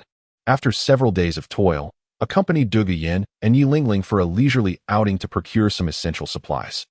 Yin's intent for visiting him appeared to be trivial, primarily aimed at coaxing Yi Lingling out. Observing her demeanor, it seemed she wished to play matchmaker. While browsing in a clothing store, they unexpectedly encountered familiar faces, the Shrek 3 beauties, who were also shopping there. Oh, it's you all. What a coincidence, Yin remarked, her face adorned with a polite smile. The trio's gaze swiftly fixated on Lin Fan. Lin Fan, have you become this familiar with them? Ning Rongrong remarked, a hint of annoyance in her voice, evidently still irked by Lin Fan's abrupt departure earlier. With no prospects at Shrek, I had to seek another path. Lin Fan replied with a serene smile. May I have a word in private? Ning Rongrong quietly inquired. Is there something we cannot hear? Yin interjected, clearly disinclined to allow Lin Fan to entangle himself further with them. Lin Fan waved dismissively, indicating there was no issue, and he followed Ning Rongrong to a secluded corner. Listening to her chatter, Ning Rongrong primarily conveyed that Ning Fingxi wished to meet him. Our 7 Treasure Glazed Tile School has a favorable relationship with the Tiandou Empire. Your presence would pose no issue. Moreover, my grandfather, Jian Yi, recognizes your talent and could offer you some guidance in swordsmanship. A faint smile graced Ning Rongrong's face as she looked at Lin Fan, believing he would be pleased by the prospect. After her confident declaration, she turned to Lin Fan, eagerly awaiting his response. Apologies, but I do not require guidance from a sword Douluo. Lin Fan resolutely declined. The reason he chose to align himself with Qian Renxue rather than with the 7 Treasure Glazed Tile School was primarily due to the connections these factions had with Tang San, who merely played a significant supporting role. The quality of the treasures they offered could not possibly compare to those of the protagonists or the primary antagonists. Before him lay 2 distinct paths, either to join the protagonist group and share in their triumphs, or to side with the antagonist and confront the protagonists. Since he had not experienced the camaraderie of brotherhood among the protagonists, Lin Fan naturally opted to ally with the antagonist. Do you understand what you're saying? Ning Rongrong was not pleased with Lin Fan's response. Grandpa Jian is the pinnacle of the sword arts today. Do you have any idea how many aspire to receive his guidance? Ning Rongrong cast an exasperated glance at Lin Fan. Miss, do not presume that everyone needs to grovel before the 7 treasure glazed tile school. You previously attempted to win me over but failed to present any compelling reasons. Why would I choose to venture into such an unstable environment? I have now aligned myself with the royal family and will no longer support other factions. With that declaration, Lin Fan departed calmly. Ning Rongrong remained rooted to the spot, her fists clenched in anger. Reflecting on Lin Fan's earlier words, she felt a surge of frustration. Her approach to win him over was far less effective than her strategy with Tang San, where she had directly proposed recommendations to her father and grandfather. In contrast, her attempts to court Lin Fan had been marked by an intentional distance. That insufferable Lin Fan, just a few days away, and he has become so arrogant. I hope we do not cross paths in the tournament, Ning Rongrong thought to herself, eager to deliver him a resounding rebuke. As Lin Fan passed by 2 other Shrek girls, Xue stole a glance at him, wanting to say something but ultimately remaining silent. Xue Qinghe also regarded him, but said nothing. Everyone has their own aspirations. If he wishes to leave, then let him go. Shrek did not need to beg for his return. Lin Fan noticed Xue looking at him and maintained his calm demeanor without uttering a word. However, Xue felt a tightening in her chest. There was no romantic entanglement between them. Previously, when Tang San had withheld the celestial herb from Lin Fan, he had decided to sow discord. He warned Xue to cease following Shrek, explaining that as a soul beast, she would not be discovered in Heaven Dou City. But if she ventured into the Spirit Empire, where titled Douluo were abundant, her presence would inevitably be revealed. Remaining there would only bring trouble to the group and could cast suspicion on her protectors as colluding with soul beasts. Lin Fan's words had effectively incited fear. Thus, when Xue encountered Lin Fan, she had been somewhat intimidated and lost her usual vivacity. In recent days, she has been ensnared in a struggle, wavering on the brink of departure. Begone! Lingling is not someone of your ilk that you can covet. A furious voice resounded. Upon hearing it, Lin Fan felt a sense of familiarity. Indeed, it was the voice of Dou Yan. He hastened towards the source, discovering Yi Lingling, now clad in a new outfit. Being shielded by Dou Yan, Yi Lingling donned a flowing aquamarine gown, her hair cascading smoothly, and her eyes sparkling like precious gems. The gown hugged her delicate form, revealing her fair, slender legs, exuding an undeniable allure. She cast a gaze of helplessness toward Lin Fan. Standing beside Dou Yan was a man adorned in opulent attire, a figure well known in Tiandou City. He was none other than the notorious libertine, Avalanche. Dou Yan, in consideration of your grandfather, I shall not hold this against you. Allow Miss Yi Lingling to come and share a few drinks with me. Rest assured, I shall not lay a finger on her, Avalanche declared, a smirk gracing his lips as he addressed the 2 young women. Accompanying him were 2 formidable knights from the Tiandou Royal Knights, their strength at the Soul King level. Avalanche always traveled with bodyguards, exuding an air of arrogance. Do you dare? Lin Fan spoke with a calm demeanor. As his words settled in the air, Avalanche noticed a young man approaching from the other side. Ah, it's you, the new captain of the royal battle team. What, do you wish to play the hero? Avalanche taunted with a confident grin. I'll give you a chance. If you can defeat my 2 bodyguards, I shall take my leave. His expression was one of supreme pride, for he was flanked by 2 soul kings, while Lin Fan, despite his brilliance in competitions, was merely his soul ancestor. Witnessing this scene, Dou Yan clenched her fists. If this were directed at her, she could manage it, but the target was Yi Lingling. It's nothing. Just a few drinks, Yi Lingling's expression firmed as she stepped forward. No need. It's merely a trivial matter. 2 soul kings are hardly a concern for me. Lin Fan interjected, blocking her path. 2 mere soul kings? One might mistake you for a titled Douluo. Avalanche laughed heartily at the remark. Yet, Lin Fan's gaze remained composed. You have chosen your path to demise. He mused inwardly. Had Avalanche not suddenly appeared to provoke him, he might have forgotten this nuisance, who had been playing a role all along, rendering Lin Fan a fool to avoid the attention of Qian Renxue, which could lead to his demise. Now, Avalanche's fate was sealed. To thwart Qian Renxue's plans, Avalanche must perish. The 2 knights beside Avalanche advanced, their long spears embodying their martial spirits. 5 soul rings manifesting around them. Lin Fan summoned 4 soul rings, the Dragon Slayer sword materializing in his grasp. Chapter 11. Defeating Avalanche and Unleashing a Special Skill. The lively atmosphere here naturally attracted the attention of many. The trio of Shrek came over to investigate. Ning Rongrong's charming face still bore traces of annoyance. But upon witnessing this scene, her spirits lifted considerably. Prior to this avalanche, Lin Fan had repeatedly provoked the Shrek Academy, and had it not been for his princely status, he would have undoubtedly faced severe repercussions. Now, this arrogant Lin Fan has found himself on Ning Rongrong's list of despised individuals. Observing 2 such loathed figures clash is indeed entertaining. Xue Qinghe, let us assist him. After all, we are classmates, shall we suggested. Xue Qinghe nodded slightly in agreement. No. Why should we help him? He has already departed from Shrek and is no longer one of us, responded Ning Rongrong and her companion promptly. What's wrong with you? Rongrong? Weren't you quite fond of him before? Xiao inquired, taken aback. Could it be that an altercation had occurred between them? Humph. It's not that I cannot assist him.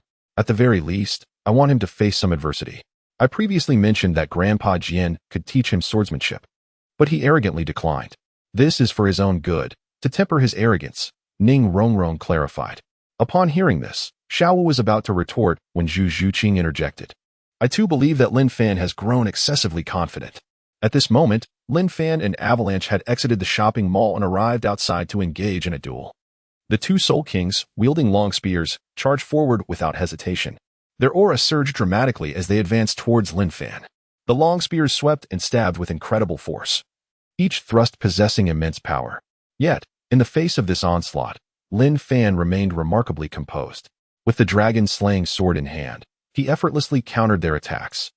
Having absorbed the insights of swordsmanship accumulated over 90 years by Chen Xian, his swordsmanship had reached an extraordinary level.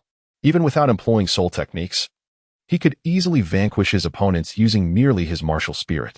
His exquisite swordplay and agile movements intertwined seamlessly. The 2 knights, initially intent on teaching Lin Fan a lesson without resorting to soul techniques, soon realized that they could not gain the upper hand without them. What are you 2 hesitating for?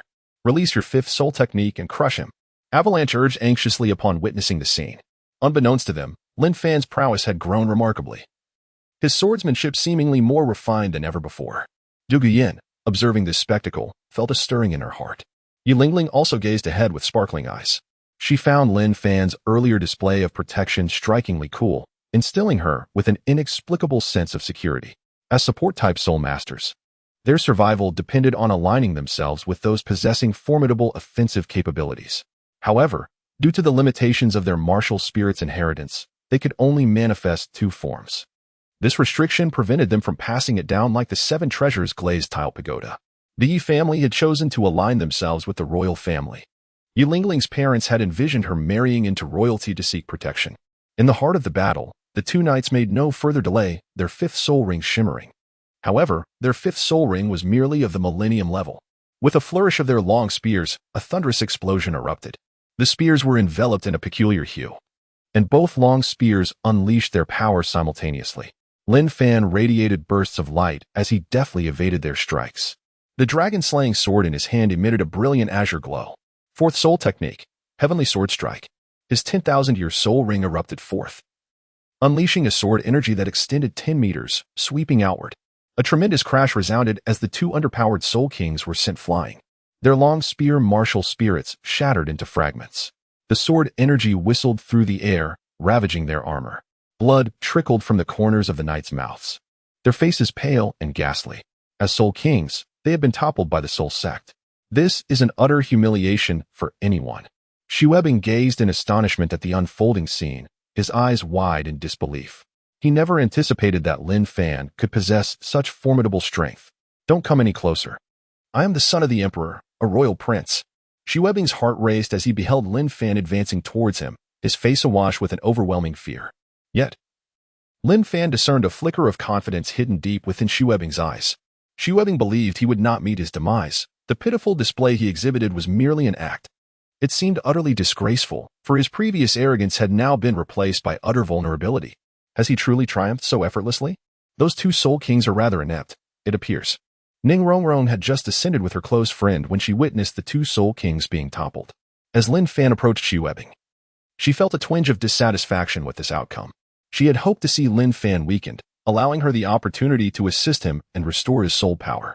Such confidence in Lin Fan would surely prevent him from being so arrogant in her presence, perhaps even leading to a fondness towards her. But is this truly the outcome? Those two ineffectual soul kings were effortlessly vanquished. It appears Lin Fan possesses that level of assurance. Should we encounter them in the promotion matches? It may indeed pose some complications, Xue Qinghe remarked gravely. Shall we turn her gaze towards Lin Fan, recognizing his considerable prowess? Otherwise, he would not have discerned her identity as a soul beast. Let us depart, Xiao Wu suggested. Ning Rongrong wished to linger, but she too was pulled away. Do not worry, I shall not take your life. Lin Fan approached Xue Peng, bringing his sword down. In an instant, Xue Peng collapsed to the ground. A sharp blade embedded on either side of his thighs. He had narrowly escaped a grievous fate. Immediately, an unknown liquid oozed forth, draining the color from Xue Peng's face. Observing this, Lin Fan swiftly withdrew his sword, delivering a powerful kick that sent him sprawling. Ugh, repugnant creature, Lin Fan exclaimed in disgust. Afterward, he chose not to cast another glance at Xue Peng. Despite his commendable acting skills, Lin Fan, having perused the original text, understood that this individual harbored deep secrets. Subsequently, he decided to have Qian Renxue investigate the matter further and instructed Qian Renxue to direct the poison Douluo to administer a toxin to this wretch. Confident that Xue Peng would not survive until the spring of the following year, from the depths of Xue Peng's fear fell a special skill, endurance. A luminous screen appeared before Lin Fan, granting him a surge of attributes, following which he discovered a peculiar item. Endurance? Special skill. Endurance level. Unknown effect. Sustaining blows allows for the accumulation of power, which can then be unleashed. After each eruption, the accumulated power will be reset. What a remarkable skill. Lin Fan felt a surge of delight, never expecting Xue Peng to bestow such a generous gift upon him before his demise. Lin Fan, is everything all right? Will he seek vengeance against you? Yi Lingling approached Lin Fan, her voice tinged with concern. Before Lin Fan could respond, Du Guyan interjected. This conflict was initiated by Xue Peng. Even if he sought my grandfather for retribution, my grandfather could choose not to intervene.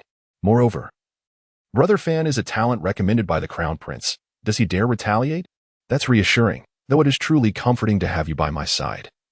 Yi Lingling sighed softly, a hint of shyness flickering as she glanced at Lin Fan. Their shopping excursion had yet to conclude, as they proceeded to acquire additional items. While Lin Fan consolidated the attributes he had garnered, from the dread of the heroine Xiao Wu emerged an exceptional attribute, a 10,000-year soul ring. From the fury of the important supporting character Ning Rongrong came forth an excellent attribute, an increase in soul power by 2 levels. Chapter 12. The schemes of Xue Peng and Prince Xue Qinghe. Upon returning, Xue Peng sought out Prince Xue Qinghe. This prince is the brother of Xue. For years, Xue Peng has merely been performing on the surface, secretly negotiating with Xue Qinghe. He has informed Xue Qinghe of today's events. Lin Fan. That individual appears to be the newly favored protege of His Highness the Crown Prince. Logically speaking, after such an affront, one would naturally seek retribution. Failing to do so would only arouse suspicion. Thus, one must create further provocations, Xue Qinghe remarked. He is aware that Xue Peng is concealing his true abilities and possesses a certain talent. However, due to the Crown Prince's influence, he refrains from showcasing his brilliance, fearing he may become a target. After all, several of Xue Peng's royal brothers have mysteriously perished under such circumstances. Hence, Xue Peng must resort to a fade of debauchery to mask his talents, opting to hide his strengths and refrain from revealing his merits. For many years, they harbored doubts, yet lacked a definitive conclusion, thus they refrained from impulsive actions. Upon hearing the prince's words, Xue Peng felt a sense of despair. Today, he had already appeared quite disheveled before Lin Fan.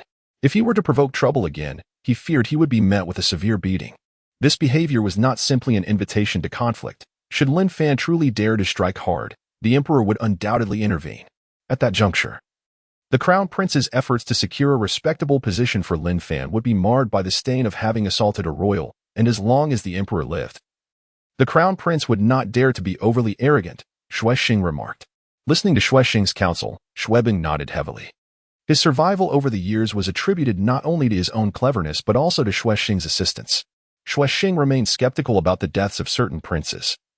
There had been others as capable as Xue Qinghe, along with several younger princes.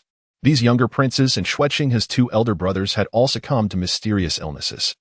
Through reasoning, Xue Qinghe pondered who might benefit from these princes' demises, leading him to harbor strong suspicions about Xue Qinghe.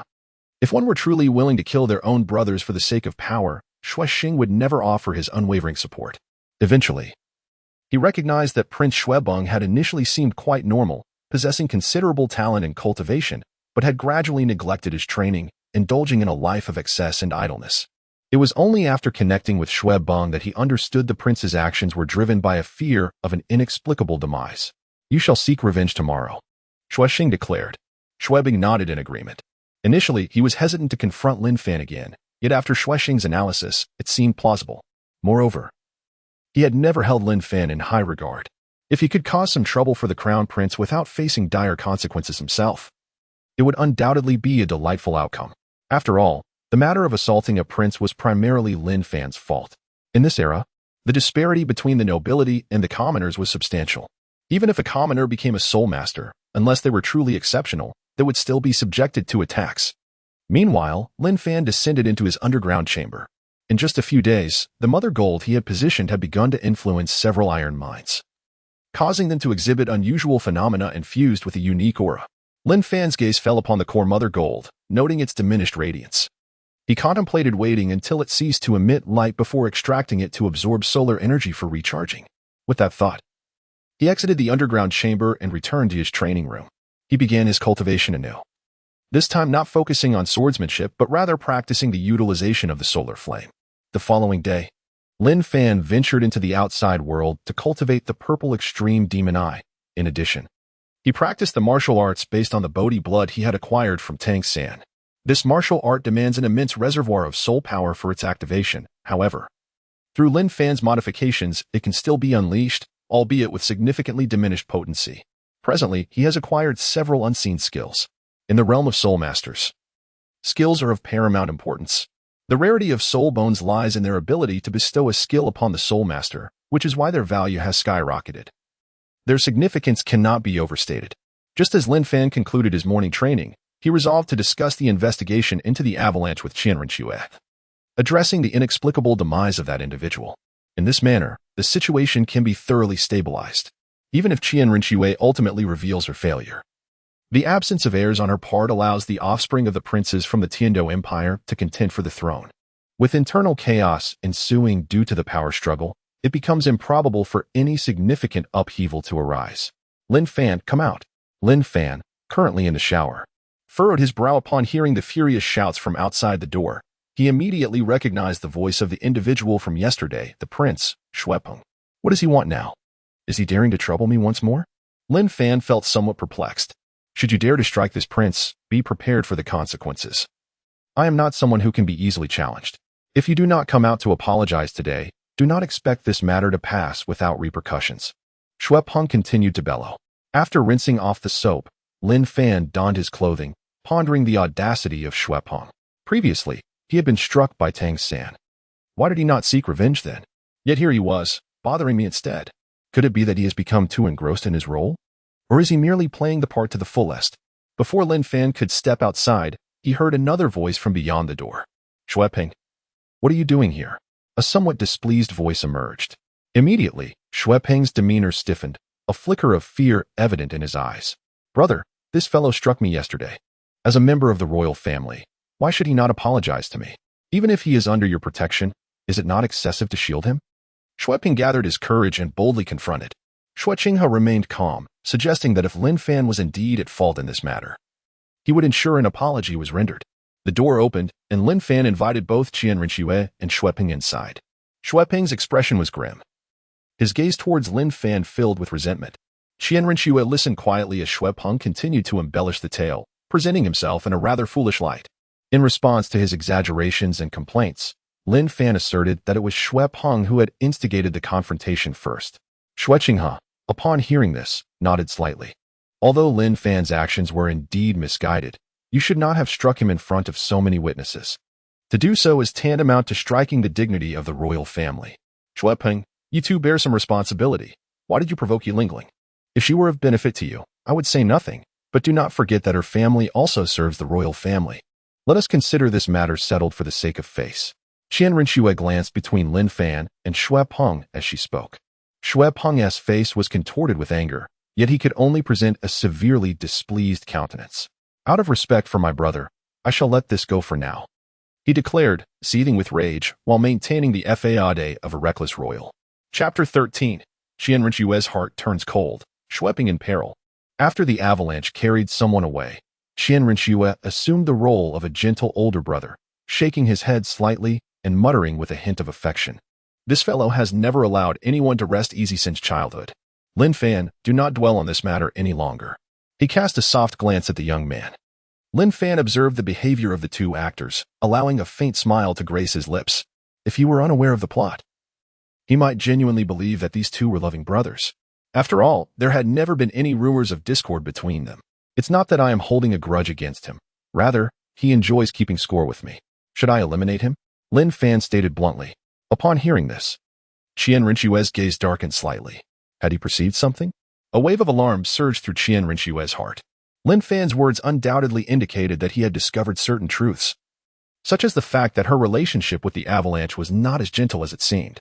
That is rather excessive, isn't it? If it weren't for the significant contributions you have made, your words could earn you a reprimand, Qian Renxue replied, fixing a dangerous look upon Lin Fan. Is there a particular reason for your highness's personal visit? Lin Fan, curious, shifted the topic. Didn't I mention I would reward you? What have you done with those ores? Qian Renxue inquired, her expression one of keen interest. No rush. I have been heeding your highness's advice and focusing on my cultivation. As for the crafting, let us discuss it after the competition in a few days, Lin Fan replied. That works as well. I have come to inform you that I have reported the previous matter to the emperor. Your contributions benefit the Tiandou Empire, not just me. I have not usurped your achievements. I conveyed this matter to the emperor, who was quite pleased with you. He intends to grant you a title of viscount. While it may lack actual power, it does signify your entry into the noble circles, Qian Renxue explained. Lin Fan was somewhat taken aback by this news. I have become a noble? He pondered, recognizing that aside from his remarkable performance with the Kongming crossbow, he had also demonstrated considerable combat prowess during the competition.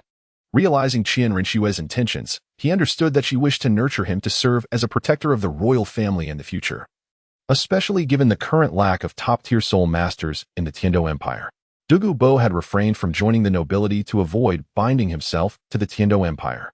The three chief soul Douluos from the Royal Academy, hailing from the Wuhuan Palace, were not entirely trusted by Qian Renxue. Becoming a noble is rather intriguing. However, will my altercation with the avalanche have repercussions? Lin Fan remarked deliberately. You did not go too far. It will not affect you, Qian Renxue responded with a smile, though a flicker of unease stirred within her. Had she not come today, had Lin Fan and the avalanche engaged in combat again and Lin Fan struck hard, Snow Knight would certainly perceive it as a sign of disrespect towards the royal family, potentially delaying his entry into the nobility. One could only wonder whether the avalanche was truly foolish or merely pretending. Qian Renxue's heart had already sounded the alarm, nearly allowing a significant matter to be delayed. Presently, Lin Fan had merely been conferred the title of a powerless viscount. However, Qian Renxue believed that if Lin Fan were to manufacture the weapon he spoke of, he would undoubtedly gain further elevation. Given Lin Fan's rapid growth, it was likely that in a few years, he could become a formidable Soul King. His contributions to the empire, coupled with his status as a highly capable Soul King, would, with her orchestration, eventually lead him to wield substantial power. Moreover, since he was under her influence, inciting rebellion would become all the more effortless.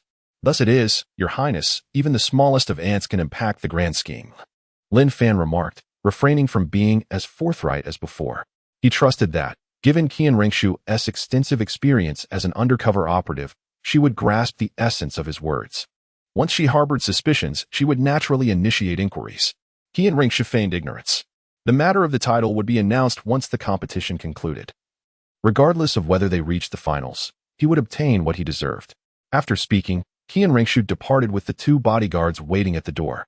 With her tasks completed, the remainder of the day could only be devoted to cultivation. As twilight fell, Xue arrived cautiously at the prince's residence to recount the events of the day. Alas, it seems the endeavor has failed. You will have to stir things up, Xue Qinghe declared. What transpired? Xue inquired, perplexed. That Lin Fan is no ordinary individual. His Majesty intends to cultivate him, Xue Qinghe revealed the intelligence he had gathered. He had not discovered who was responsible for the Kongming crossbow. But he was aware of Lin Fan's newly conferred title. Considering Lin Fan's talents, he believed that the talent-scarce Tiandou Empire would surely cherish him. Furthermore, Lin Fan lacked significant backing, making his eventual allegiance likely. Unlike Tang San, whom Xue had previously valued but regrettably did not join after being given a chance, as Tang San had other options and need not bind himself to the royal family. However, Lin Fan had only displayed remarkable talent as a soul master thus far. Should he disregard the royal family, Xue Qinghe's elder brother would be concerned about inviting danger. You should inform Xue that I will rally my supporters in the court to oppose this matter under the royal banner, Xue Qinghe commanded. Understood, Xue Bing nodded, agreeing to follow the arrangements of his royal uncle. As Xue Bing left, he deliberately surveyed his surroundings before sauntering off with several soul masters. Meanwhile, a soul master concealed near the royal residence observed with keen interest.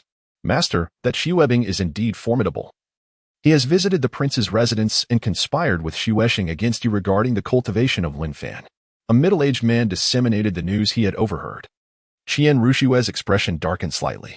At that moment, she had shed her disguise, revealing her exquisite, flawless beauty. Gazing at her reflection in the mirror, she recalled Lin Fan, who had managed to perceive so much. Indeed, he was remarkable. However, she felt reassured knowing he was now under her command. She believed he would not act in the interests of the royal family. He would remember who had uplifted him, she mused. Uncle Shi, have you found anything regarding the soul bone? Qian Renxue glanced at the man, who was currently engaged in hunting soul beasts. Please expedite the process, she urged. Upon her words, the man departed. She donned her disguise once more and reclined on her bed, quietly reflecting on the events of the day. During tomorrow's court assembly, the members of the Xue Qinghe lineage had refrained from causing any trouble, as Xue Yi had not mentioned the matter of nobility, merely discussing border affairs. In this current period, the Heaven Dou Empire and the Star Luo Empire were embroiled in continuous skirmishes at the front line. Had it not been for the sudden emergence of the Martial Soul Empire, these two great empires would undoubtedly have engaged in conflict. Time was still on her side. Though it was limited, she believed her father would address this issue following the competition. Xue Bong, I had no intention of taking action against you. You have already chosen your path to demise. Qian Renxue's gaze remained tranquil. Chapter 14. The Final Advancement Match. The Shrek 7 monsters. Before long, the final advancement match commenced. Originally deemed a favorite to win, the Shrek Academy had suffered defeat in the previous competition. Now, only Shrek Academy and the Royal Fight Team retained any significant strength. As for the remaining Plant Academy and Beast Battle Academy, they were merely fortunate to have made it to this final advancement match. However, whispers circulated among the crowd that several previously unsuccessful individuals had joined the Beast Battle Academy, forming a new team consisting of Feng Xiaodian, Hua Wushuang, Hua Wu, and others. In the original narrative, these three had also reassembled a new Shrek team, utilizing the competition slots of other academies. This does not constitute a violation of regulations. In the background, Lin Fan and his companions from the Royal Battle Team immediately encountered several members of the new Divine Wind Team. Lin Fan, your Royal Battle Team stands no chance of victory today. Feng Xiaodian strode forward, his gaze sharp as he fixed it fiercely upon the leader of the Royal Battle Team. Last time, it was merely your individual prowess. This time, the three of us will combine our strengths. You will not prevail with that same tactic. Wu leaped forward, hands on her hips, speaking with an air of arrogance. Previously, Lin Fan's strategy had involved single-handedly defeating the level 44 Feng Xiaodian, subsequently taking on his teammates.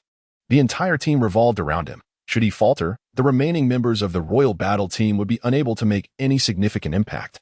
Aside from Xue Qinghe and Lin Fan, the rest of the Royal Battle Team were merely Soul Lords, and Du Guyan currently stood at a mere level 39. Whether we even encounter you is yet to be seen. Should we face the Botanical Academy, victory would be assured. In the face of their provocations, Xue Qinghe maintained his composure, emulating Lin Fan's calm demeanor, refraining from engaging in disputes or arguments with them.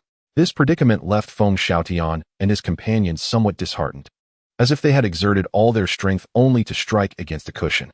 They were eager to witness the reactions of the Royal Battle Team. Remember, you have exhausted all your previous fortunes. Whether facing us or Shrek, your defeat is inevitable, Fire Dance declared. At that moment, two more teams entered the backstage lounge. One was, of course, the esteemed Shrek Academy, while the other was the rather inconspicuous Plant Academy.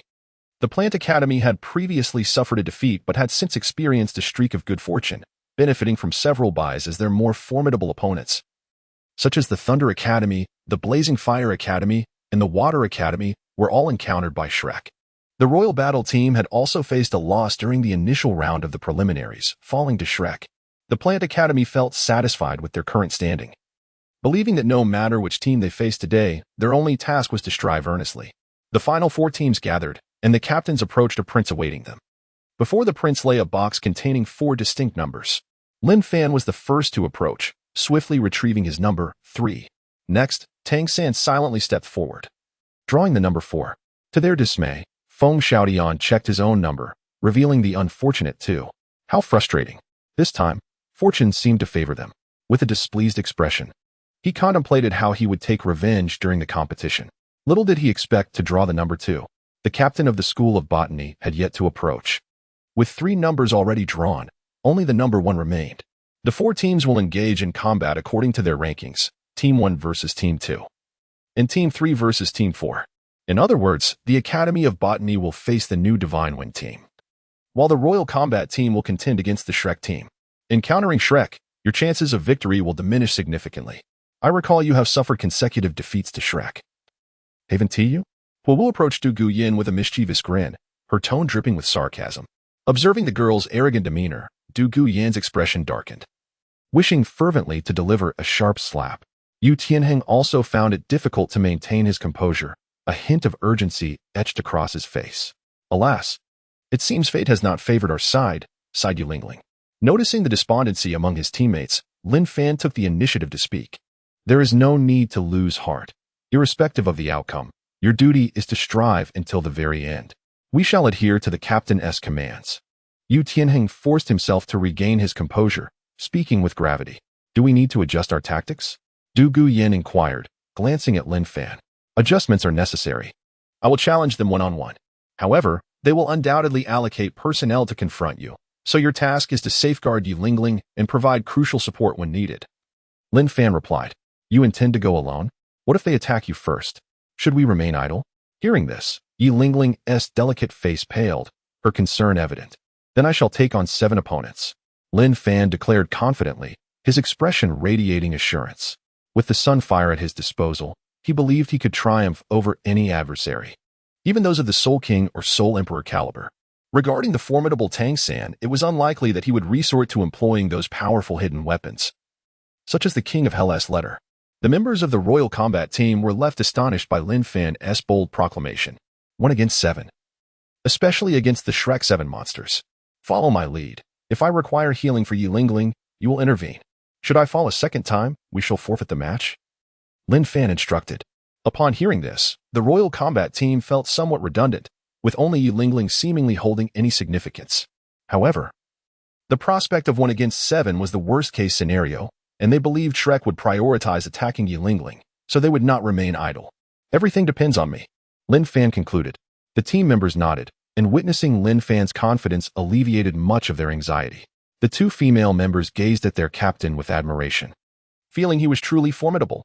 Meanwhile, the Shrek team was also deliberating their strategy. Surprised to encounter the Royal Combat team, By turned to Tang San and asked, How shall we handle them this time? Their tactics will likely be similar to before, centering around Lin Fan. However, there is no need for concern. With our unity of 7, even if he is exceptionally strong individually, we can still secure victory. Tang San remarked that at this moment, he and his companions did not share the same sense of ease as Feng Xiaotian. Not long ago, while Ning Rongrong, Xue Qinghe, and Xiao were out shopping, they witnessed Lin Fan triumph over 2 Soul Kings, each possessing a formidable level exceeding 50, albeit of a lesser caliber. Consequently, they remained vigilant in the presence of Lin Fan. Regret lingered, for had Lin Fan not severed ties with the Academy, such concerns would be non-existent. Soon, By and Xue, you shall directly employ your martial soul fusion technique to subdue Yulingling. Her 9 Heart Sea Pearls ability could grant Lin Fan a second chance at life, a luxury we cannot afford. Are we to initiate with that? By expressed some surprise upon hearing this. This strategy will only reveal its true efficacy in due time. They are still considering its application against Lin Fan. Indeed. Xiao Wu, you shall assist them in breaching the defenses of the Sher brothers. The fatty and I will confront Lin Fan, Tang San declared. Chapter 15. Harnessing the Flame of the Sun. Tang San is astounded. At this moment, the referee had already announced the results of the draw. The first match, Shrek Team versus Huang Dou Team. The second match, Beast Academy's new Divine Wind Team versus Plant Academy. As the result was announced, the crowd erupted in astonishment. The Shrek Team faced off against the newly emerged Royal Battle Team, leaving many to ponder which of the two squads would emerge victorious. The clash of these dark horses sparked intrigue, yet my allegiance leans towards the Shrek Team, having witnessed their journey throughout the competitions. I find the Royal Battle Team lacking in comparison. In terms of overall strength, the Royal Battle Team does seem somewhat inferior, primarily relying on their captain, Lin Fan. Discussions ensued, with the consensus favoring Shrek's triumph. During the preliminary rounds, the Royal Battle Team had already succumbed to Shrek in a previous match. Xiao San this time. You must secure victory. Failure is not an option.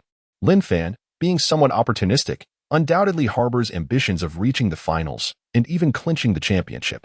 Among the teams in the Tiando competition area, our team possesses a distinct advantage in the finals, and it is inevitable that he will seek to ally with us.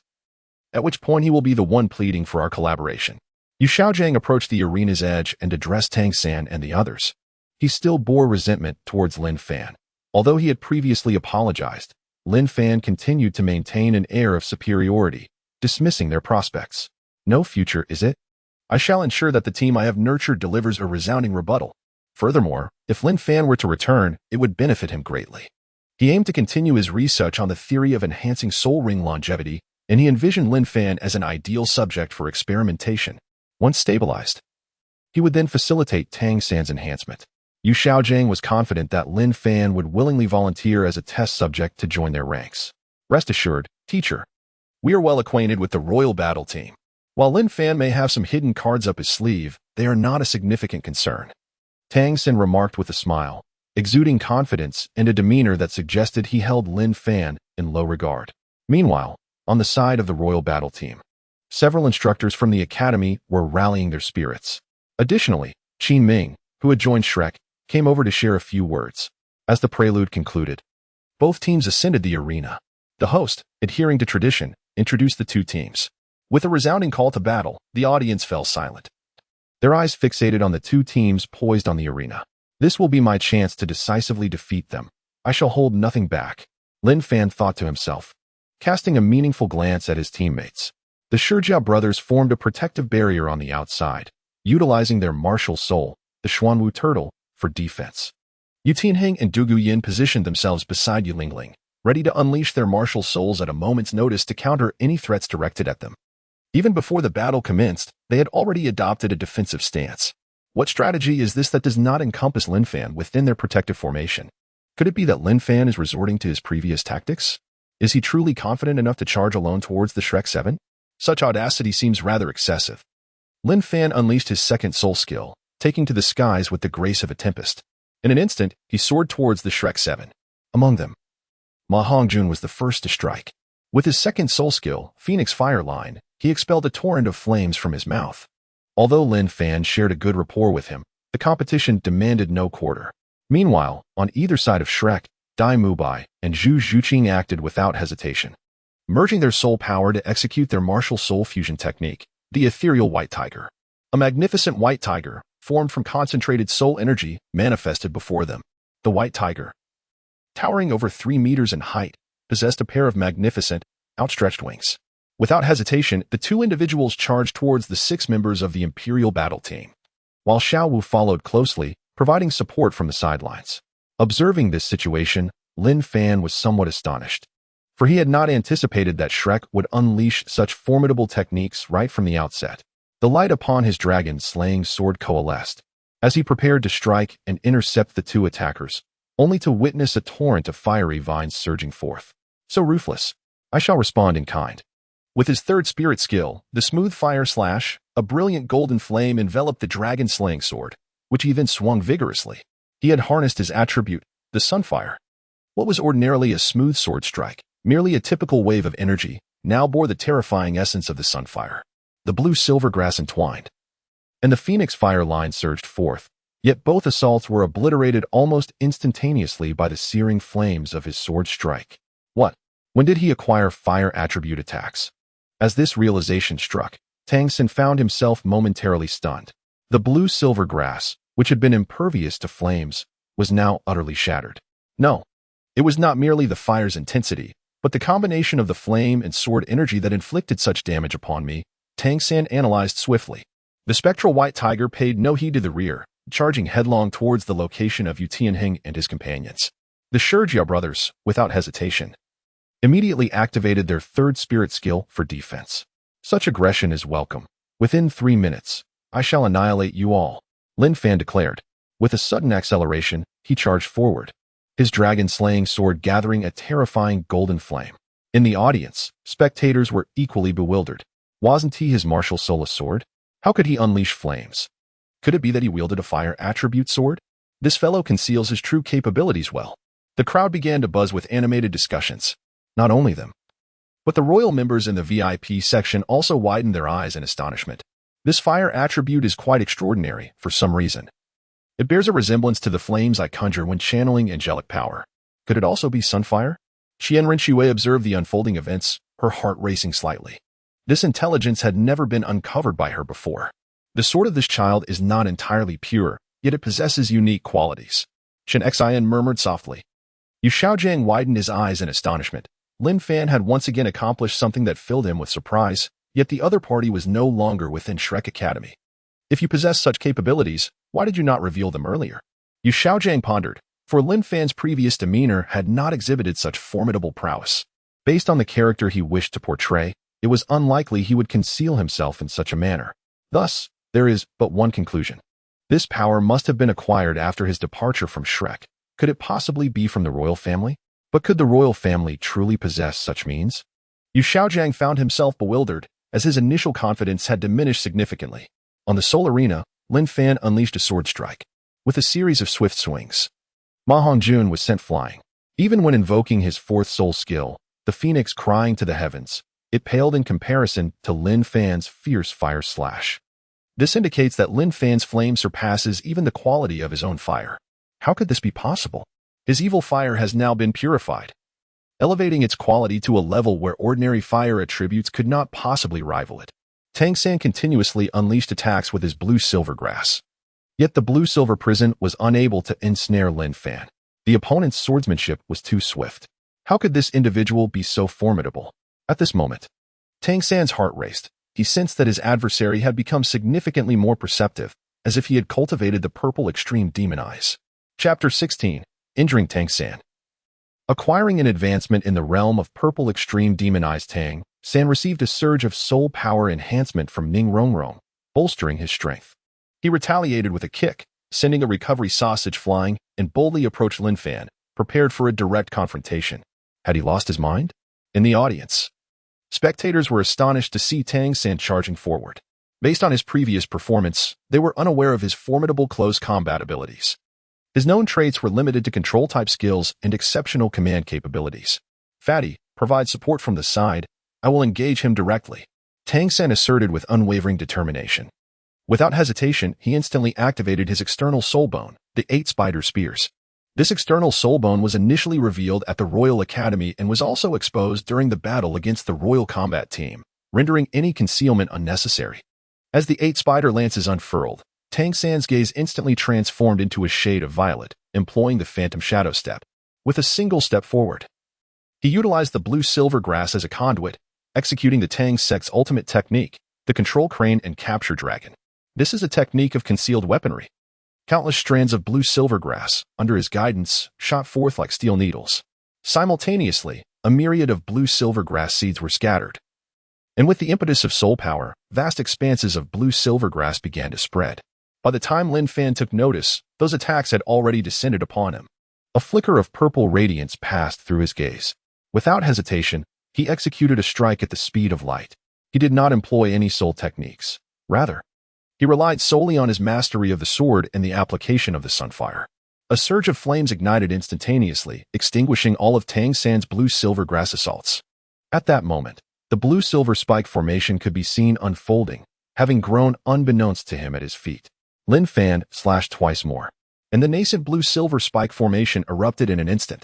Dreadful, his offensive power was exceedingly fierce, a facet not previously revealed. That flame was exceptionally troublesome. Could it be the legendary ultimate fire? Tang San felt a pang of urgency.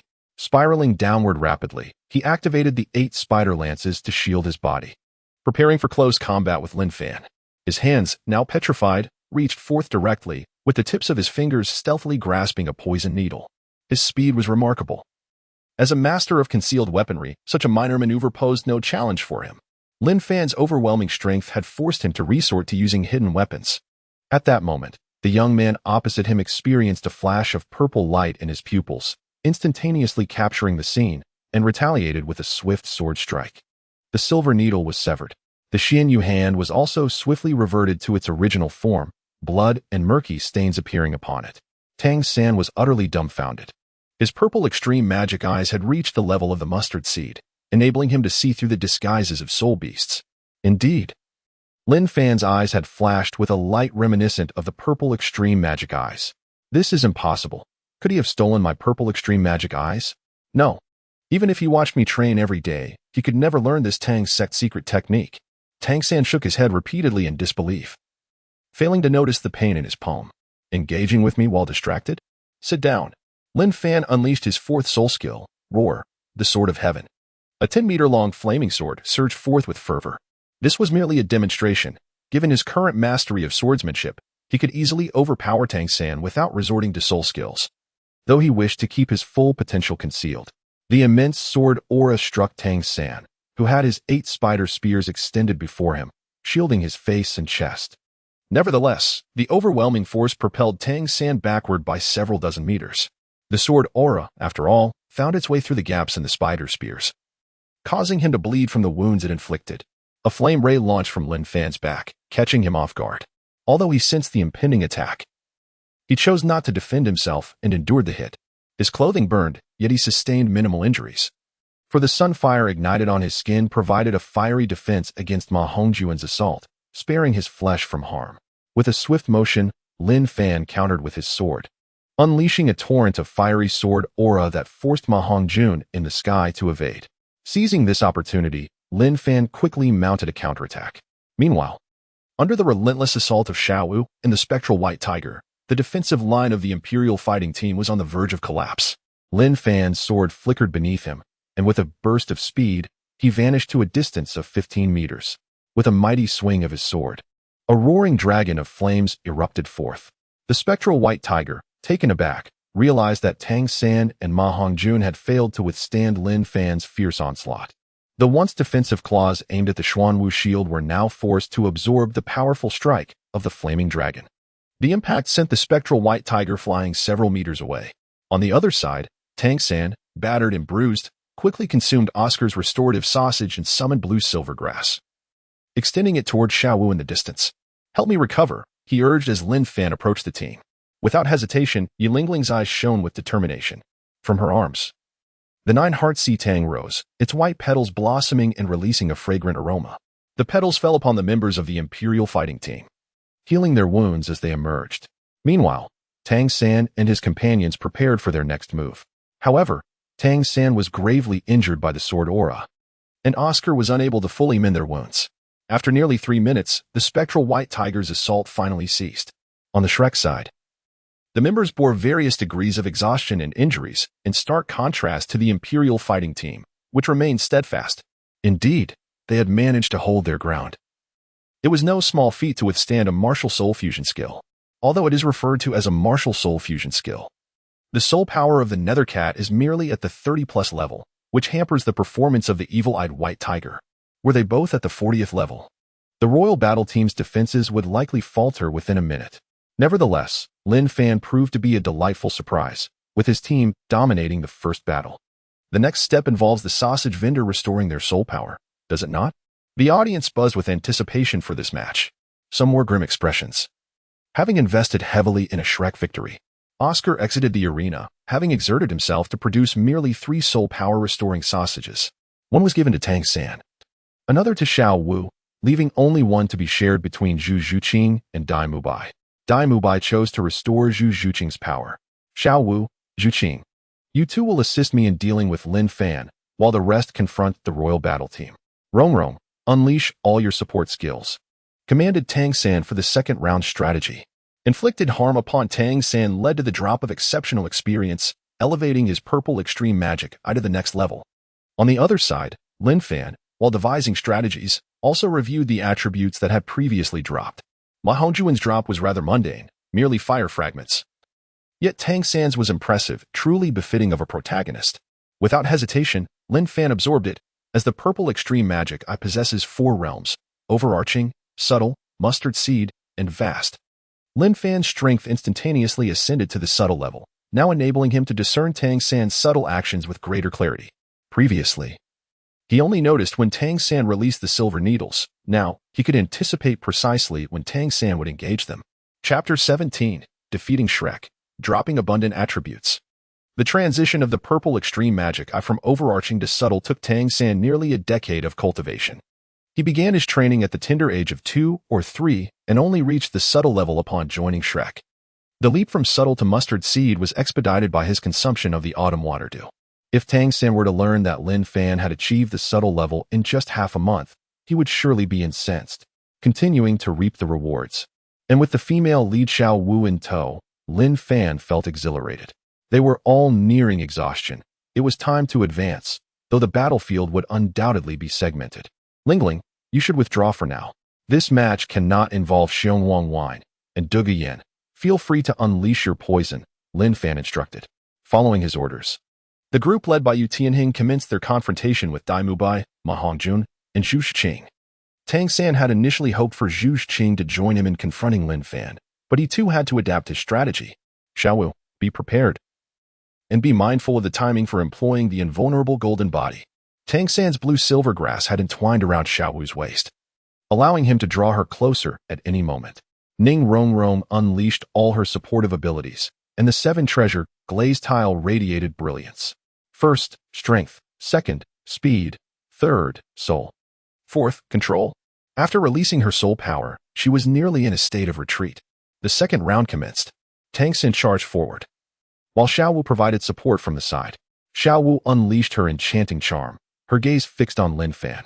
Yet, in the next instant, a flash of purple light flickered in Lin Fan's eyes, causing the charm to fail. This caused Tang San to once again focus on the scene before him.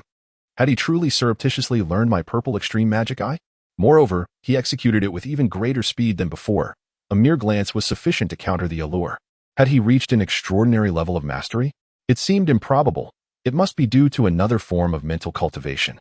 Tang San chose not to dwell on the idea of someone pilfering his skills, for such thoughts would only distract him. Xiao Wu dashed forward, her agility as a practitioner allowing her to move swiftly. She bore the blue silver grass seeds that Tang San had bestowed upon her, utilizing her teleportation to close the distance, simultaneously enhancing her bow to ensnare Lin Fan. After all, the combination of teleportation and capture was a difficult maneuver to evade. Once seized, Xiao Wu unleashed a fierce kick with her long legs. Lin Fan could only feel the heat rising within him as, in an instant, all of Tang San's blue-silver grass seeds vanished. Xiao Wu, feeling the burn, had no choice but to retreat. Yet it was too late.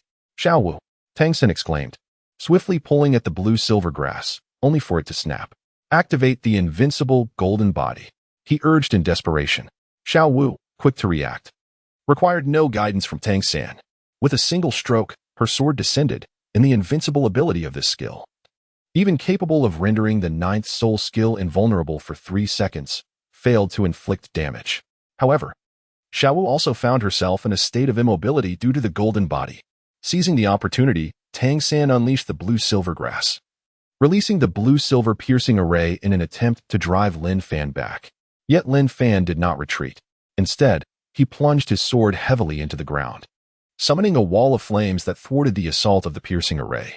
His fists clenched tightly, ignited by the sun's fire. In the moment that Xiao Wu's golden body dissipated, a powerful punch struck her abdomen with a resounding thud, leaving no mercy in its wake as she let out a pained cry. Simultaneously, a notification of a tribute loss appeared, yet Lin Fan paid it no mind.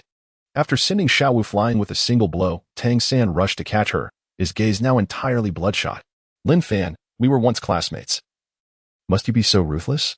He lamented, witnessing the destruction wrought upon Xiao Wu's abdomen, her clothing charred and flesh mangled, his heart aching with sorrow. You certainly did not hold back just now, did you? I suspect those silver needles were poisoned, Lin Fan replied nonchalantly, without affording Tang San a moment's reprieve. He took to the skies once more, unleashing another fiery dragon from afar. At this moment, Tang San, holding Xiaowu, could not evade and could only deploy his 8 spider lances before him, shielding both himself and Xiaowu. With a thunderous roar, the same technique struck Tang San twice. In this instance, he bore numerous sword scars on his hands, blood gushing forth to protect Xiaowu. You seek death. Tang San seethed with fury. He set Xiaowu aside and swiftly approached Lin Fan, employing the Ghost Shadow's stealthy steps. The Xian Yu hand re-emerged, and at that moment, countless blue-silver grasses surged forth. Each of those compressed blue-silver grasses was adorned with silver needles. This was previously discerned by Lin Fan through the subtle gaze of the micro-level magic eye. Tang San placed the seeds upon the silver needles, and as a vast expanse of blue-silver grass emerged, the seeds spread forth from the flying silver needles, effectively concealing the toxic needles beneath. Your tactics are futile against me, unless you dare to employ those lethal hidden weapons. However, should you do so, the multitude of powerful individuals present will undoubtedly perceive it. So prepare to withdraw from the competition, Lin Fan stated calmly. With a swift motion, he brandished the flame-slashing dragon sword, erecting a formidable wall of fire. The silver needles melted away, and the fire-immune blue-silver grass ignited instantly, as fragile as parchment, before the true flames of the sun. The fire immunity was rendered a mere jest. Tang San's eyes widened in fury. This was an affront against him. At that moment, he yearned to unleash the concealed King of Hell's decree from his sleeve to silence Lin Fan once and for all, with a decisive strike. After the wall of fire had been erected, the sword's energy surged forth, enveloping Tang San.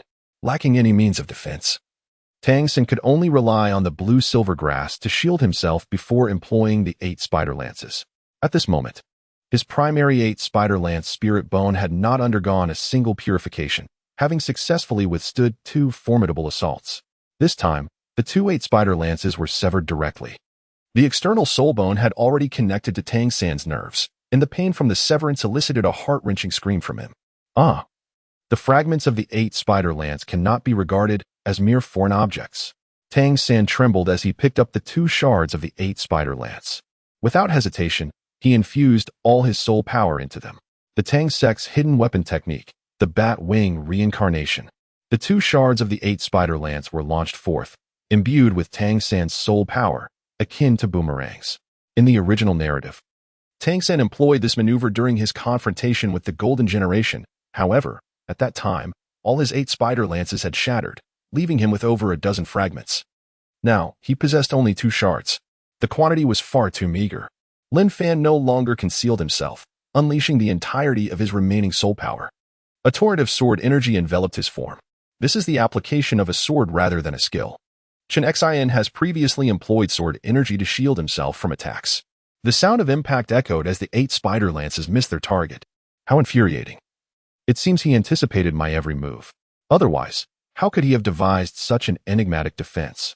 After Tang San's bat-winged reincarnation was deflected, his prior calculations had assumed a straightforward sword strike from his opponent, allowing him to manipulate the situation accordingly. Yet now, his adversary had established a defense without any vulnerabilities, putting his theories to the test. In the VIP section, witnessing this spectacle, Douluo.Qian Renxue rose abruptly from his seat. Channeling his soul power, he unleashed sword energy, expertly controlling each blade to form a protective barrier. Were it not for the fact that this young man was merely in his teens, I might have mistaken him for a seasoned sword master with at least 50 years of cultivation. This child is extraordinary. Renxue understood that mastering sword energy demands not only proficiency in its application but also a formidable mental fortitude. A defensive sword energy of Lin Fan's magnitude cannot simply be released and forgotten, as it requires ongoing control, much like the internal energy described in martial arts novels. This bears a striking resemblance to Tang San's own martial techniques. As Tang San's grand move faltered, his gaze was filled with a venomous hatred. With Lin Fan unleashing all his sword energy, Tang San was sent flying 10 meters, ultimately closing his eyes, unable to rise again. Xiao San, Yu Xiaojiang in the audience could not suppress a scream. The strength exhibited by Lin Fan far surpassed his own expectations. Simultaneously, By and others were also taken aback. After dealing with Tang San, Lin Fan turned his attention to these remnants of the battle. Although his soul power had been completely depleted, his physical stamina remained intact. Engaging in combat with his sword, He deftly combined his skills with the profound insights of the purple extreme demon eyes. To him, Xue Qinghe's swift attacks appeared sluggish. With every strike, he could land a blow. Minutes later, By, witnessing the injured Xue Qinghe and the increasingly formidable Lin Fan, conceded defeat. What a monster!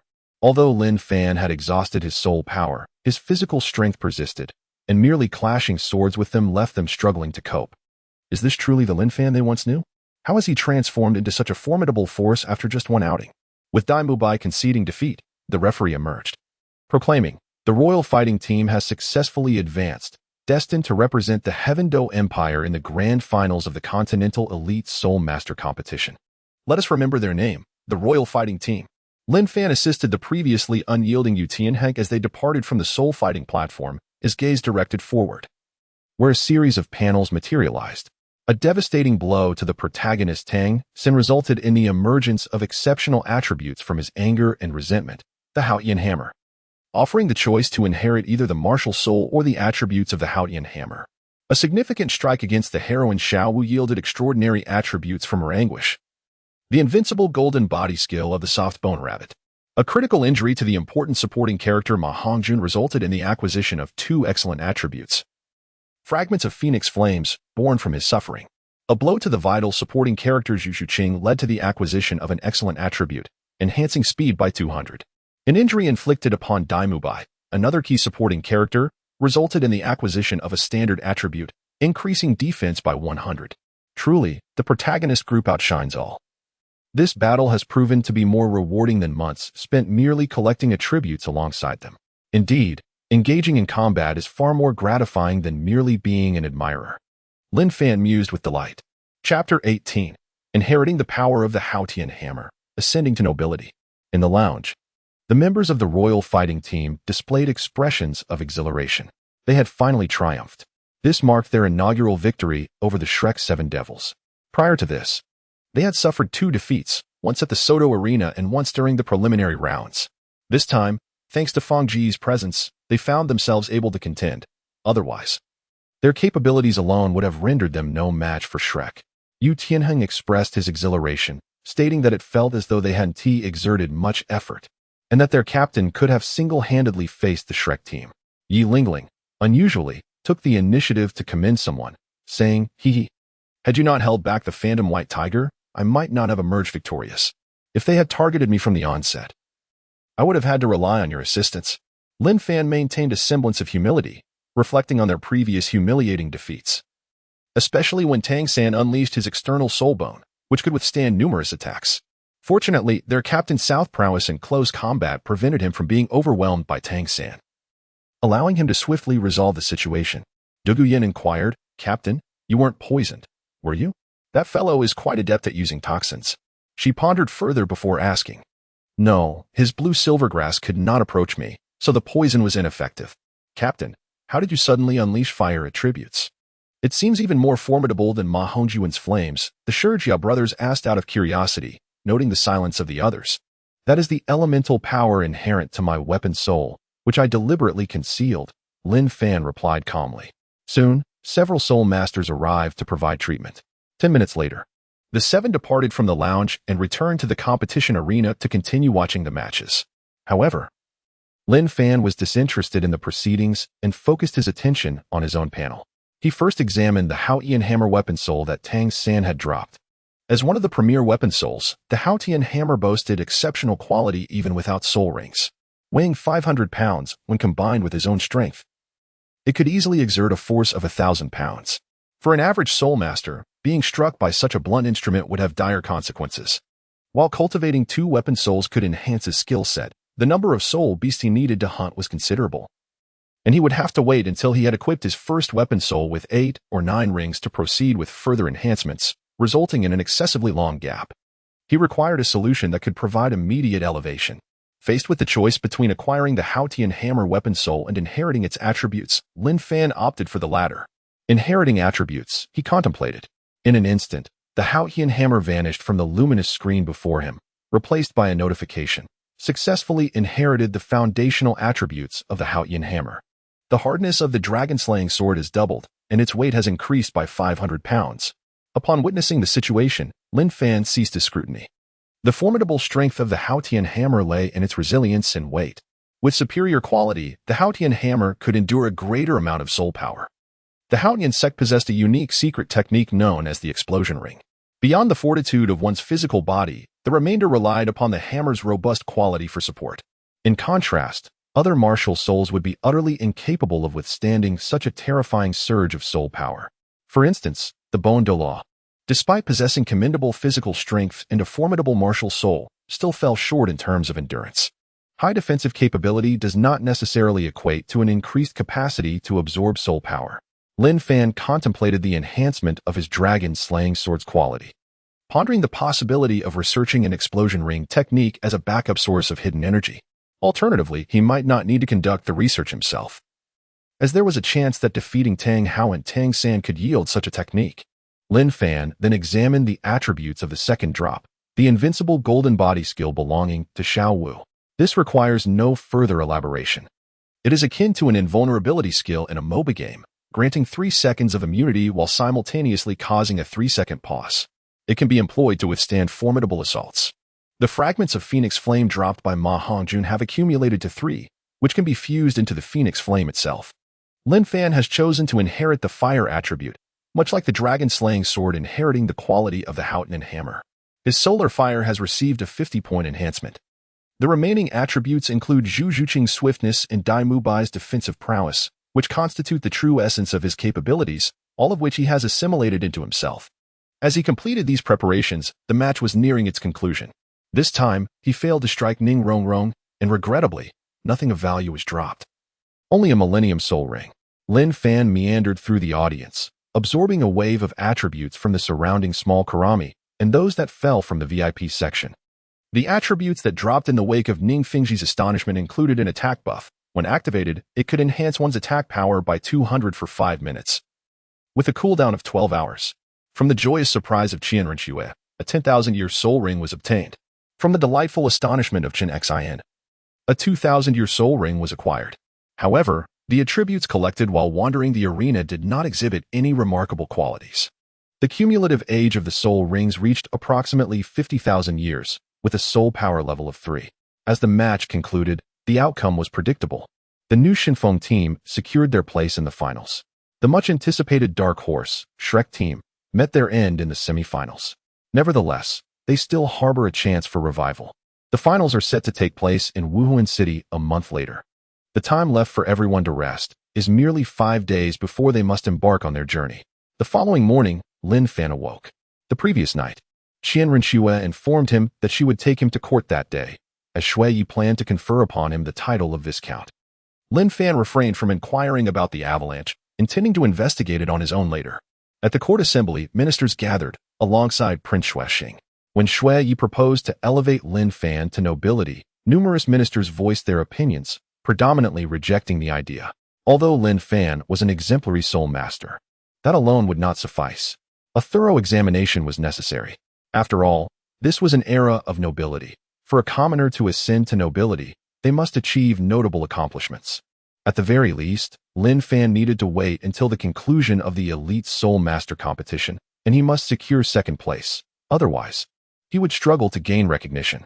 The Elite Soul Master competition had been held multiple times across the continent, with the Tiandou Empire consistently at the bottom, while the Xinglua Empire had at least claimed the championship once, often finishing second. In contrast, Tiandou was perennially the weakest. Thus, the ministers believed Lin Fan must attain second place to be deemed worthy. Xue Qinghe awaited their inquiries, declaring, Lin Fan has made significant contributions to our Tiandou Empire. However, the timing is not yet ripe. In due course, you shall understand. This matter is decreed by me. On the snowy night, the secret of the Kongming crossbow was not revealed to be the work of Lin Fan. He firmly asserted his position, silencing the dissenting ministers. After all, he was merely a powerless viscount. Since the standoff persisted, they decided to allow this commoner to ascend into the ranks of nobility. Despite his lack of power, many observed the brilliance radiating from Lin Fan. With a remarkable talent for soul mastery, Snow Knight wished to nurture him, aspiring to mold him into a formidable soul master for the Great Dou Empire. Consequently, after the morning court session, several noblemen approached Lin Fan for conversation, some extending invitations to visit, while others sought to introduce him to potential matches. An array of engagements awaited him. Lin Fan politely declined, citing his need to focus on preparations for battle. Upon becoming a noble, Lin Fan acquired his own territory, a grand estate, and even a business allocation. This meant that he could enjoy financial abundance without any labor. Moreover, this viscountcy was something he could inherit. Chapter 19.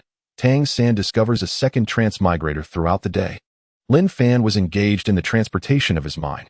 However, he merely acted as a supervisor, as numerous workers were employed at the estate to assist him.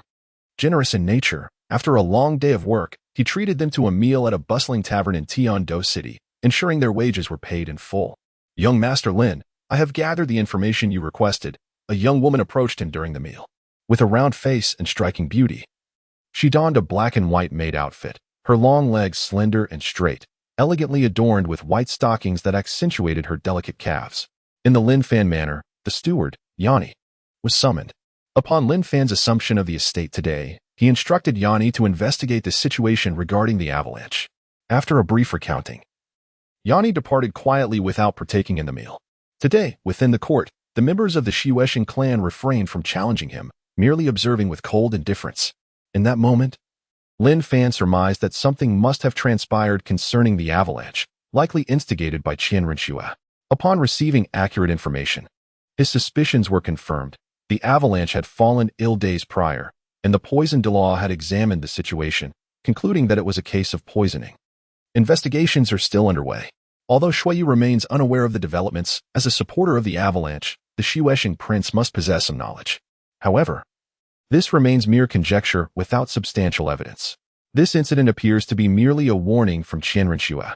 Accompanying Qian Renxue is a master of poison, distinct from the likes of Douluo, whose venom could decimate cities. This poison is more subtle, labeled as bloodstabber, and its sole weapon is a mutated pufferfish.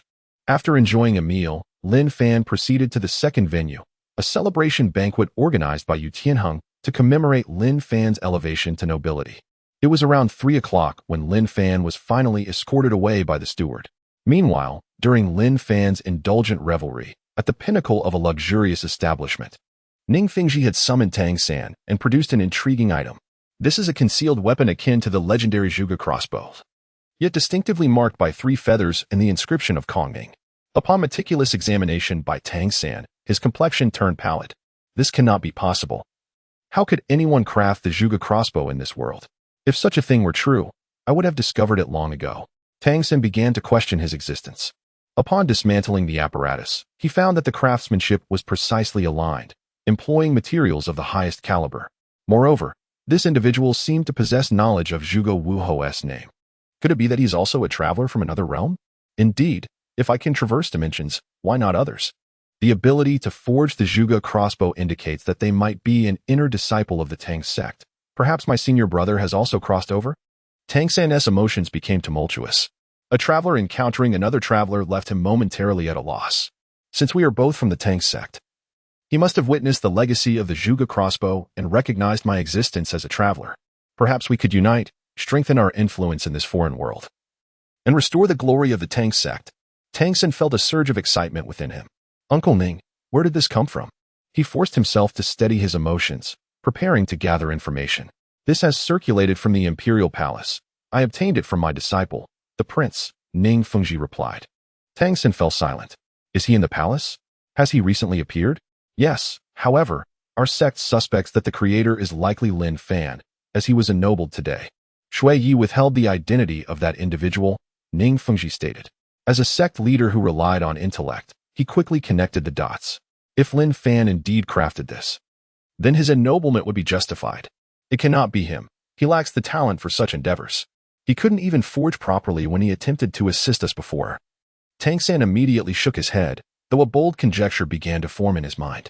Perhaps the creator was not Lin Fan, but undoubtedly had some connection to him. For Lin Fan might have learned the purple extreme demon eye. His ennoblement could be a strategy by the Heaven Dou Empire to cultivate him. As they lack top-tier soul masters, Lin Fan's demonstrated talent would be worth their investment, and he is merely a noble without real power, Tang San reasoned. Your reasoning holds merit. I am here to inform you of this matter to discuss profits. This technology is no longer exclusive to you. I have consulted the prince, who intends to sell it to those small kingdoms. Soon, the Zhuge crossbow will lose its value. As for previous dealings, let those go. For future collaborations, please determine your pricing and inform me thereafter. Ning Fingji spoke gently, and Tang San nodded in response. After parting ways, he remained quite displeased. Before he could amass significant profits, he had already faced a setback. Moreover, in order to safeguard the core secrets, he had undertaken the crucial tasks himself, which consumed considerable time and somewhat hindered his cultivation. Although the technology of the Zhuge divine crossbow had been exposed, the other hidden weapons demanded particularly stringent materials. That particular Tang sect senior who had defected to the empire would undoubtedly be able to develop faster than he could. Tang San felt a wave of discontent. Uncertain whether to resent that Tang sect senior or to articulate his feelings otherwise, he requested Ning Fingji's assistance in investigating the mastermind behind the scenes, hoping the two could engage in a discussion. The following day, Lin Fan rose with a slight fog in his mind. Habitually, he checked his panel, discovering that last night's earnings were almost negligible. Wait, what is this? Upon closer inspection, he found an exceptional attribute had appeared. It was a rare treasure dropped due to Tang San's complex emotions, a piece of eternal ice crystal. Eternal ice crystal, encompassing the ultimate essence of ice. It greatly aids those who cultivate the cold attribute. The material itself is of superior quality and can be utilized in forging divine artifacts. What transpired last night? I don't recall encountering Tang San. Did I inadvertently acquire a divine material with the ultimate ice essence concealed within? For now, it is wise to maintain my focus on fire cultivation. Too much disorder will impede my progress. Lin Fan decided against refining the ultimate ice essence for the time being. As for forging divine artifacts, there was no need to rush. Its efficacy for those who cultivate the cold attribute could potentially be leveraged to gather a few subordinates. In contemplation, Lin Fan realized that the only person with a cold attribute he could approach was Xue Qinghe from the Xue Academy, whose martial soul was the Ice Phoenix, an exceptional mutated martial soul. His true aspirations revolved around the Ice Emperor and Snow Emperor, formidable beasts to which he clearly lacked access. Even if he did manage to connect with them, he would likely be unable to safeguard the eternal ice crystal. Xue Qinghe, however, could be nurtured. Otherwise, it would merely languish in his possession, unable to transform other crystals like the Sun Mother Gold. Having made his decision, Lin Fan freshened up and instructed his butler to arrange a meeting with Xue Qinghe from Xue Academy, citing a matter of cultivation to discuss. If she honored him with her presence, he would grant her a chance. If not, he would not press the issue. Chapter 20. Soul-Cutting Flying Knife. Xue Qinghe's intrigue while awaiting her arrival, Lin Fan descended into the basement. To mitigate some unknown dangers, he resolved to forge a few items using certain materials. He retrieved the dragon-slaying sword and sliced off a piece of affected iron ore. After a round of refinement, he ultimately produced a 1-pound iron ingot. The basement of the manor features a dedicated forge, arranged by the butler prior to Lin Fan's arrival. Utilizing 1 pound of solar iron ore, Lin Fan skillfully crafted 2 flying daggers through his diligent efforts. Each dagger measures 20 centimeters in length and emanates a subtle golden sheen. However, this is not gold, for gold lacks the necessary durability to serve as a weapon.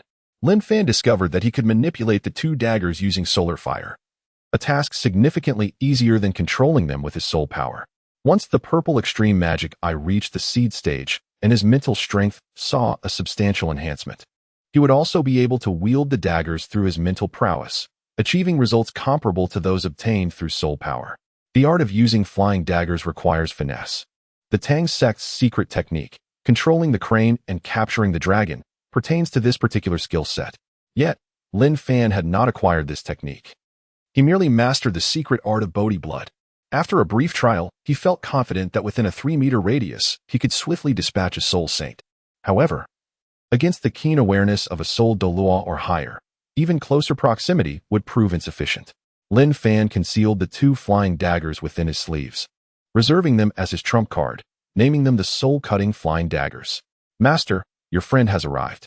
A charming young woman clad in a black and white maid outfit, her long legs adorned with pure white stockings, approached gracefully. With her hands folded at her abdomen, she slightly bowed and spoke. Lin Fan observed her demeanor, feeling somewhat unaccustomed. Yanni had been trained at the Moon Pavilion, serving the nobility, and despite Lin Fan's request for her to be more casual, she maintained a formal attitude. Following the butler's lead, Lin Fan inquired about the Moon Pavilion during their walk. The Moon Pavilion, on the surface, is a royal academy of etiquette for nobles, instructing those who cannot become soul masters. However, secretly, it operates as an intelligence organization, led by Tang Yuehua, the younger sister of the Hades sect's leader. Master. There have been no unusual activities at the Moon Pavilion recently. The head of the pavilion mentioned that she would see you after your competition, Yanni softly informed him. Goodness. So busy? Lin Fan mused, shaking his head slightly. His intent in seeking Tang Yuehua was merely to exert some pressure. If she was unavailable, he would wait until after the competition to make his move. After all, Tang Yuehua's efforts to gather intelligence were not advantageous to his current position.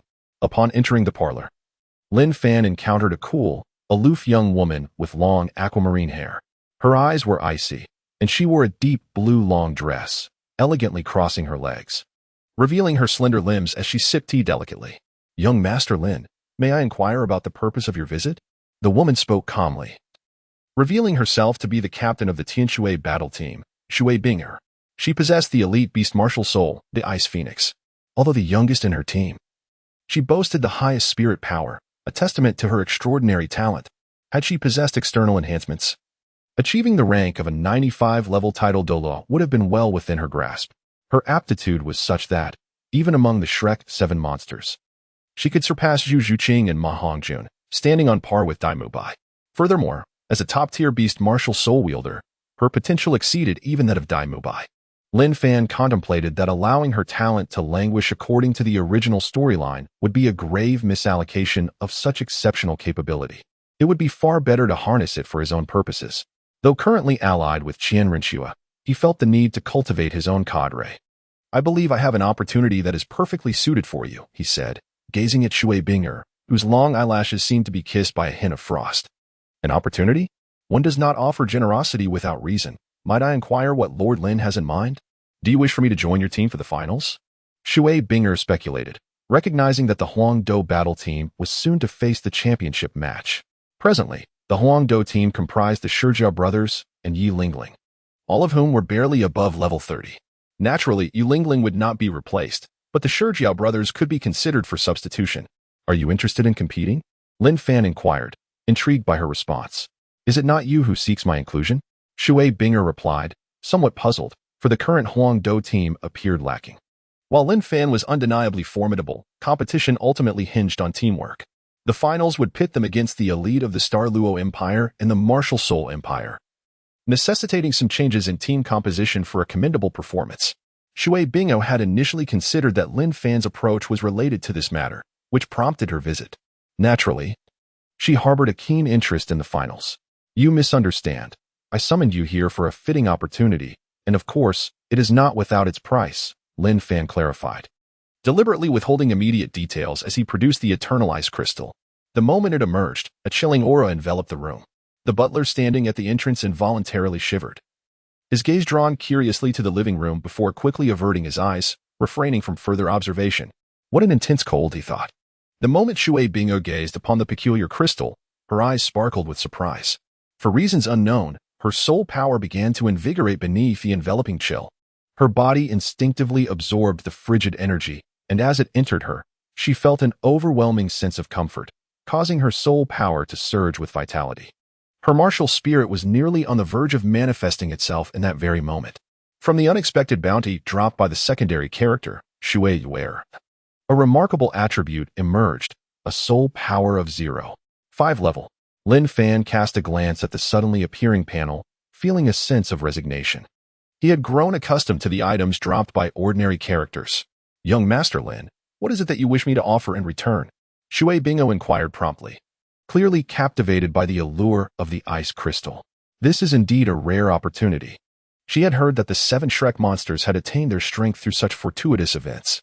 Otherwise, how could a team with an average age of merely 13 defeat those who were 16 or 17? They had been training for several years longer than the Shrek members.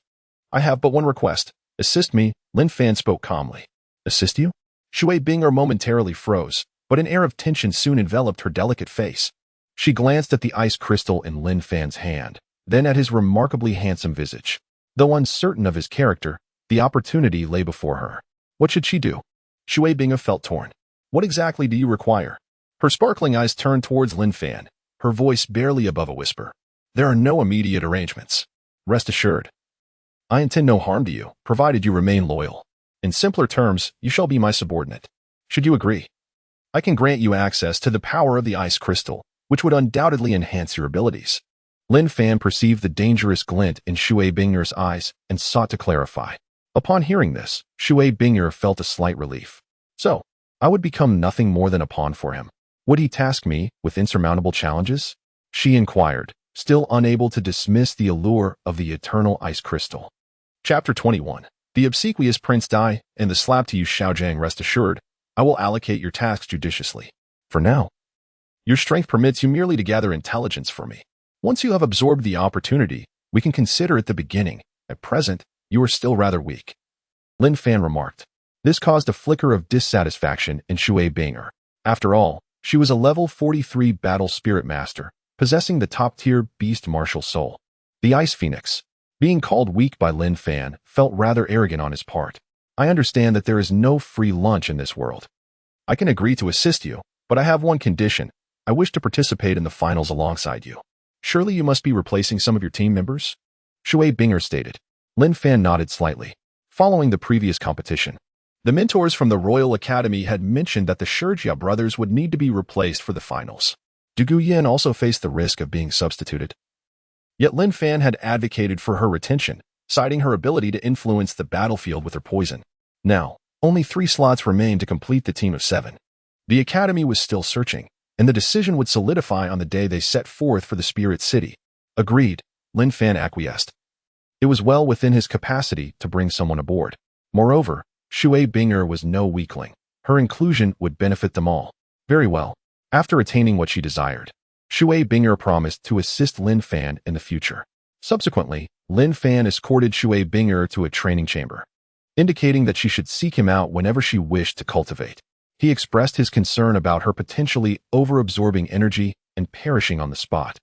As her physical form was not particularly resilient, she was yet unable to fully embrace the formidable power of ultimate ice, should she absorb even a fraction of its essence. The risk of sudden demise loomed. Xue Qinghe acquiesced, sensing the peril inherent in the eternal ice crystal. Is it possible for me to elevate my ice affinity to the pinnacle? Xue Qinghe inquired with curiosity. Of course. Your martial soul might even undergo a transformation as a result, Lin Fan replied. Throughout the afternoon, Xue Qinghe practiced with the ice crystal while Lin Fan diligently cultivated the Xiantian art beside her, simultaneously serving as her guardian. As dusk fell, Xue Qinghe reluctantly took her leave. Master, someone came looking for you earlier. I informed him that you were in training. He mentioned reserving a private room at the Twilight Tavern and hopes you can join him after your cultivation. The housekeeper, Yanni, said softly. Who is it? Lin Fan asked. Taking a sip of tea. It was Master Yu Xiaojang from Shrek Academy. He must be quite anxious now, Yanni replied. A faint smile graced Lin Fan's face upon hearing the name. He was not surprised by Yu Xiaojang's visit. Upon arriving at the VIP room of the Twilight Tavern, Lin Fan encountered 2 of the Shrek 7 monsters, By and Xue Qinghe, while Yu Xiaojang was notably absent. It's you two? What brings you here? And why invoke that fellow's name?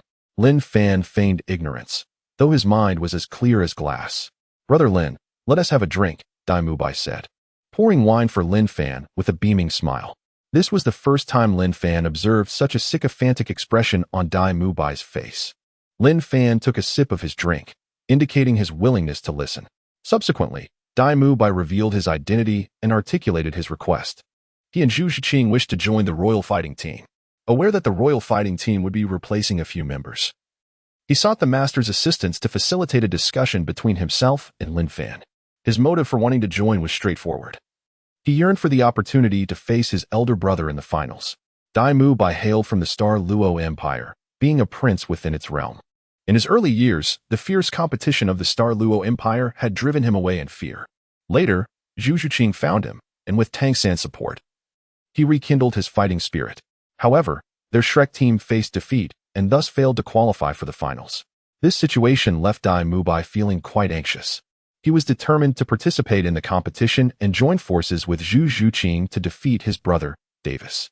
Xue Qinghe remained silent, merely observing the scene. Interestingly, the once obsequious By no longer provoked her disdain. His willingness to go to such lengths for this matter indicated that he had indeed changed. I do have 2 spots remaining, and I could relay your circumstances to the Academy officials. However, I fear the chances may be slim. Perhaps you should inquire with the Qinghe's team? Lin Fan suggested. Well, the Qinghe's team has Rong and Oscar filling in, By admitted somewhat sheepishly. Goodness. They have found a way to participate in the finals, haven't they? Lin Fan inquired about how Tang San and the others managed to secure their spots. By explained. Tang San made a bet with Feng Xiaodian, and in the end, Tang San emerged victorious in their duel, leading Feng Xiaodian to accept his defeat. The familiar formula did not surprise Lin Fan in the slightest. Tang San had a penchant for gambling, having triumphed over 3 of the 4 single attribute clans through wagers. Moreover, he had also wagered with Qian Renxue, securing a chance for escape. In the original narrative, Tang San and Feng Xiaodian had already engaged in a bet, albeit regarding the promotion matches, determining the victor through a one-on-one duel. Although their current objectives differed, the outcomes remained unchanged. Subsequently, Lin Fan instructed both to return and await news. After they had dined satisfactorily, Xiaojang made his appearance. Once he had seen By and the others off, he finally approached Lin Fan to discuss serious matters. First, Xiaojang offered his apologies for the special attention he had bestowed upon Lin Fan. Xiao Fan, you are now entangled deeper than ever. Associating with the royal family is far from advantageous. The elite soul masters of the Heaven Dou Empire are exceedingly few, and you have already accrued too many favors from them. In the future, when you ascend to the rank of Soul Sage or even Soul Douluo, certain matters will be beyond your control, and your freedom will be severely compromised. While it is still early, it would be prudent for you to distance yourself from the royal family and return to Shrek Academy. Rest assured, should you agree, we can provide you with a celestial herb, Xiaojang advised. If I join you, would I not still be bound by your affairs? Let this matter rest. I take great pleasure in being a noble, Lin Fan declared with pride. Lin Fan, you will come to regret your choice today. The current situation is unstable, and I believe you will soon be dispatched to battle, Xiaojang retorted, his frustration mounting upon hearing the refusal and witnessing the mockery on Lin Fan's face. He recalled the scathing letter Lin Fan had sent previously, igniting his anger. After humbling himself to invite Lin Fan back, he was met with disdain. What was there to boast about for someone merely starting their journey as a soul master? Lin Fan furrowed his brow, taken aback by Xiaojang's swift change in demeanor. With a swift motion, he delivered a slap. Xiaojang, merely at the 31st rank, was caught off guard, sent stumbling to the door of the private room.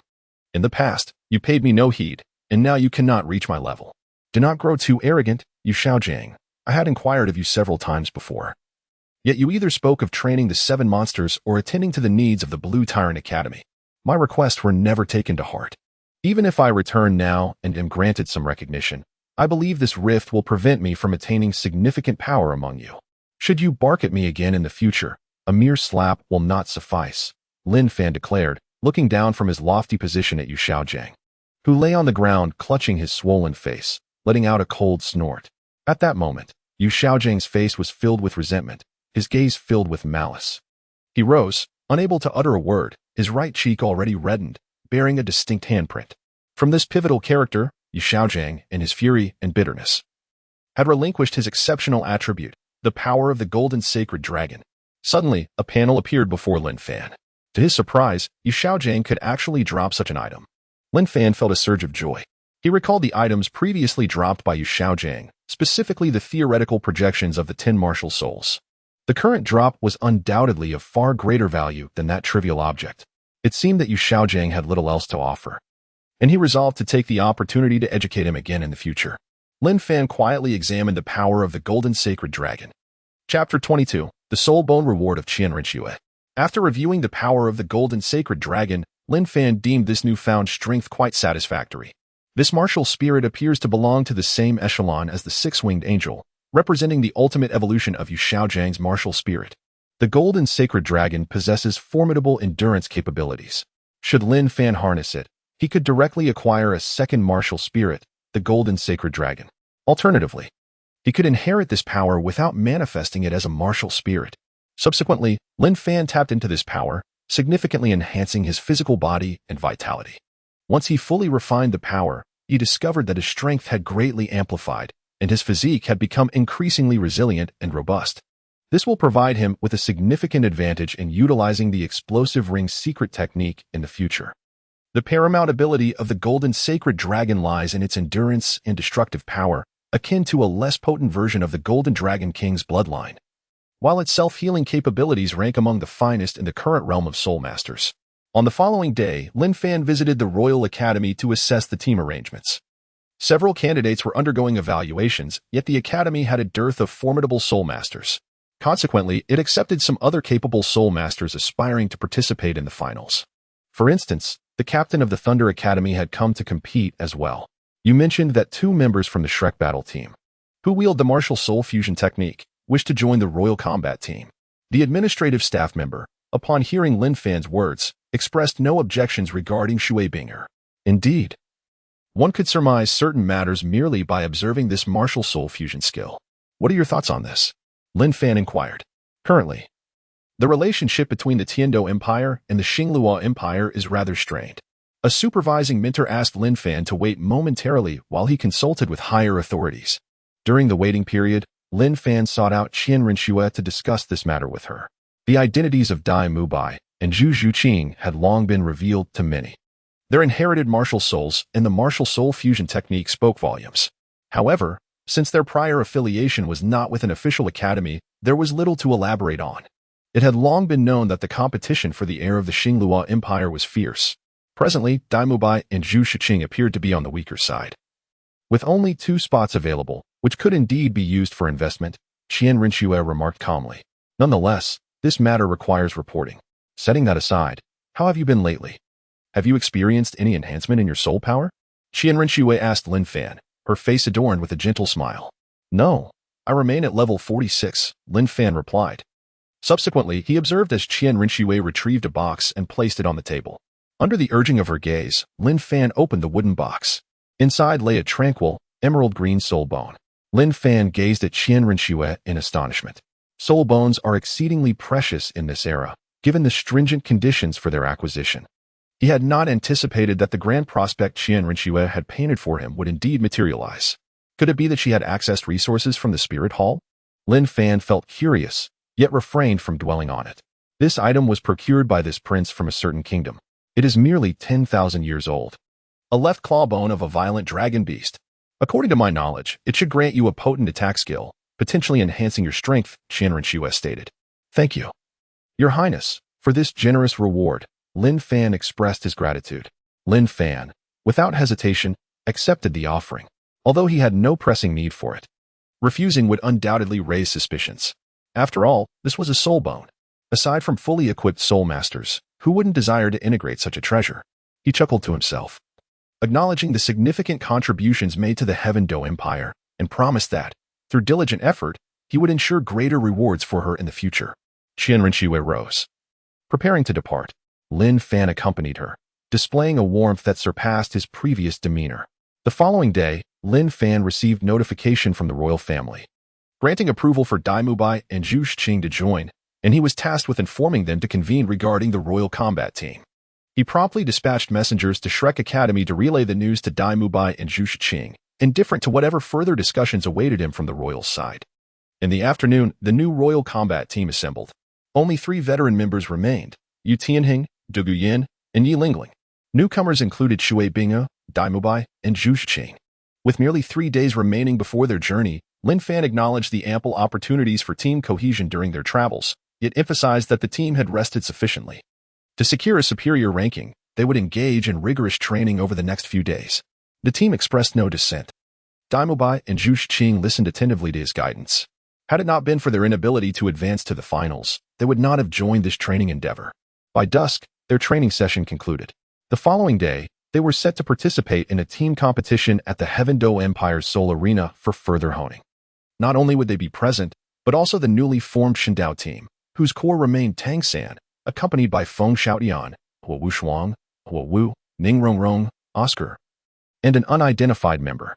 Unfortunately, Ma Hongjun was unable to join, yet Ning Rongrong and Oscar provided excellent support, enhancing team attributes and offering soul power recovery, along with strategic assistance such as flight and detoxification. May I visit your residence tonight? I have heard you have ascended to nobility, Yi Lingling inquired. a hint of shyness gracing her lovely face as her captivating gaze remained fixed upon him. "Certainly, I shall show you my opulent estate," Lin Fan replied graciously. "Captain, do not forget about me," Xue Qinghe chimed in, trailing behind. The trio then proceeded to a designated location to await transportation. Yi Lingling cast a peculiar glance at Xue Qinghe, recognizing her as a prominent figure from the Tiandue Academy. However, she was perplexed about how this individual had become entwined with Lin Fan. There exists an inexplicable sense of concealed secrets between the two. However, Xue Qinghe, unperturbed by such thoughts, accompanied Lin Fan solely with the intent to cultivate. Her soul power has now ascended to level 44, and there has been a notable enhancement in the ice attribute of her martial spirit, the Ice Phoenix. As the carriage arrived, Lin Fan ushered the two women inside and set off towards his estate. Reflecting on their previous training, he advised, "Do not rush. This matter requires a gradual approach. Focus on your cultivation for now, and I shall summon you for dinner shortly." Xue Qinghe acquiesced and, under the guidance of a servant, proceeded to the training room to commence her practice. "Brother Fan, why has she come to train with you? What business do you have with her?" Yi Lingling inquired. Her curiosity piqued after Xue Qinghe had departed. "I have observed her potential and talent. I wish to cultivate a connection with her. I happen to possess an opportunity that is well suited for her," Lin Fan explained. "Are you interested as well?" He gazed at Yi Lingling, whose martial spirit was also commendable, though regrettably, her capabilities were not showcased prominently in the original narrative. With diligent training in the later stages, she could potentially develop a soul skill capable of healing hundreds, if not more. After Yi Lingling grasped the situation concerning Xue Qinghe, she refrained from further comment. Being at level 38, she too aspired to accelerate her growth. Albeit her progress was not particularly swift, Lin Fan guided her through the estate, which boasted numerous designated cultivation areas, where one could simply pluck a fruit at will. After a casual tour, Yi Lingling chose to remain and await dinner. "Brother Fan, what must I do to enhance my abilities more swiftly?" Yi Lingling finally voiced her concern, hoping for his guidance. "Your current pace is not slow, yet there is room for greater advancement. I hold high regard for your healing capabilities, but if you desire my assistance, you must be willing to embrace training similar to Xue Qinghe's," Lin Fan remarked. "Similar to her?" Yi Lingling frowned, puzzled. What distinguishes me from her at this moment? Could it be that Xue Qinghe has already formed a bond with Brother Fan, thus receiving his support? A sense of unease washed over her. Observing the bewildered young woman, Lin Fan calmly clarified, "Rest assured, I will certainly assist you, regardless of whether you choose to aid me." Feeling somewhat bashful, Yi Lingling averted her gaze, realizing her words had been rather direct. "What I meant to convey is that we are good friends. Not only I, but also Du Guyan and Yu Tianheng will surely lend their support." While he currently had no intention of deepening his relationship with the latter two, Lin Fan was openly candid about his interest in her. "Your 9-heart begonia martial spirit is indeed remarkable. Is it merely a matter of the martial spirit?" Yi Lingling was momentarily taken aback, her beautiful eyes widening in astonishment. She felt somewhat unable to keep pace with Lin Fan's thoughts. Surprised? If one were to say that apart from martial souls, there was nothing else, that would not be entirely accurate, Lin Fan remarked, gently placing his hand on Yi Lingling's delicate chin. In that instant, 2 rosy blushes appeared on the fair visage of the young girl. Lin Fan's close proximity to her was indeed striking. They had frequent interactions, and Lin Fan possessed both strength and striking looks, making him a celebrated figure within the academy, with numerous admirers professing their affection. Naturally, she harbored feelings for him as well. Yi Lingling felt her breath momentarily catch, her heart racing as she slowly extended her hand to grasp Lin Fan's. "I will certainly assist Brother Fan, as long as it is within my capacity," she murmured softly. Lin Fan regarded the girl with a pleasant demeanor, just as he was about to take action when a distant voice interrupted. It was the butler, calling them for dinner. After a brief respite, having satisfied their appetites, Yi Lingling chose to accompany Lin Fan and Xue Qinghe into the training room. Given their intent to cultivate, Lin Fan was determined to make adequate preparations. Xue Qinghe, with her eternal ice crystal, required no concern, while Yi Lingling's progress could only be enhanced through soul power. During Xue Qinghe's training, Lin Fan imparted the techniques of the Xiantian skill to her, specifically aimed at soul power enhancement. Naturally, he could not divulge the complete version of the technique, as he needed to retain some advantage for himself, much like Tang San. The Xiantian skill that Tang San passed on lacked the efficacy of his own practice. It was but a truncated version. The Xiantian skill enabled one to cultivate directly to the pinnacle of innate soul power and perceive the ensuing bottleneck. Tang San began his training at the tender age of 2 or 3, reaching the pinnacle of innate soul power by 6. Had he transmitted the complete version of the Xiantian skill, the Tang sect would likely not have faced decline, boasting a multitude of formidable soul masters to safeguard its legacy rather than its current tragic fate. Following Lin Fan's instruction, Yi Lingling commenced her cultivation. He designated the secret technique as the Soul Power Enhancement Technique, straightforward and easily comprehensible, intended solely for augmenting soul power. However, he currently had no intention of sharing it. After the competition, he planned to present this method to Qin Renxue and the royal family. As the night deepened, Lin Fan arranged guest quarters for the two young women. His residence now boasted ample rooms, capable of accommodating even 10 more guests without issue. Once they had completed their training, Lin Fan turned to his own regimen. He retrieved a soul bone, aged merely 10,000 years, originating from a bloodline soul beast known as the Tyrant Dragon. After some contemplation, he resolved to merge with it, confident in his ability to enhance his attributes through the acquisition of those dropped by protagonists, supporting characters, significant roles, and antagonists alike. Although this soul bone is currently of ordinary quality, it still possesses the potential for enhancement. After refining the soul bone, Lin Fan activated it through his soul power, unlocking a particular skill. When channeling the soul bone, one of his arms would experience a tremendous surge in strength, combined with the might of his golden sacred dragon power. His vitality was on the brink of reaching its zenith. Upon conducting an experiment, he concluded that the sheer force exerted by that single arm could easily amount to 5 tons, equivalent to 10,000 pounds. Empowered by this newfound strength, Lin Fan confidently hurled the soul-throwing dagger he had forged days prior. He believed he could penetrate the defenses of a defensive-type soul Douluo. Even when faced with the title Douluo, he felt he possessed the capability to engage in battle. The following morning, Lin Fan rose to practice the Purple Extreme Magic Eye and the Xiantian skill. By 9 o'clock, it was time to convene for the day's training. At the Tiando Soul Arena, the Royal Combat Team, a silver-ranked soul squad, was one tier below the illustrious Shrek Academy's Golden Team. The arena buzzed with activity, attracting throngs of spectators daily. 2 days swiftly passed. Regrettably, during this time, they failed to match against the new Divine Wind Team. The day of departure arrived, and the grand procession set forth toward the west, heading to the Soul Master City. Surrounded by numerous small kingdoms, although not an empire, the city boasted an immeasurable amount of power. Home to 70% of the continent's soul masters, Soul Master City is revered as the sacred ground for soul masters. 3 teams embarked together, advancing under the protection of formidable soul masters. Lin Fan became acquainted with the first team from the Tiando Royal Academy, which had little presence in the original narrative.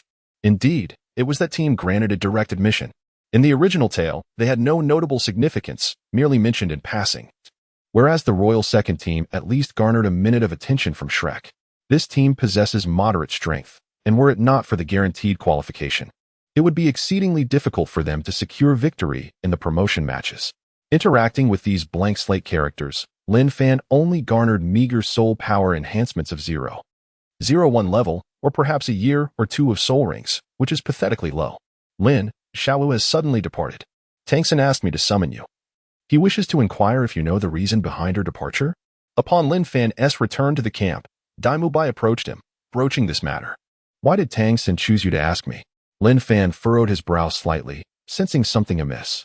He believed Tang San must have speculated about Xiaowu's departure. I'm not privy to that information, By replied, shaking his head slightly. I shall speak with him, Lin Fan declared.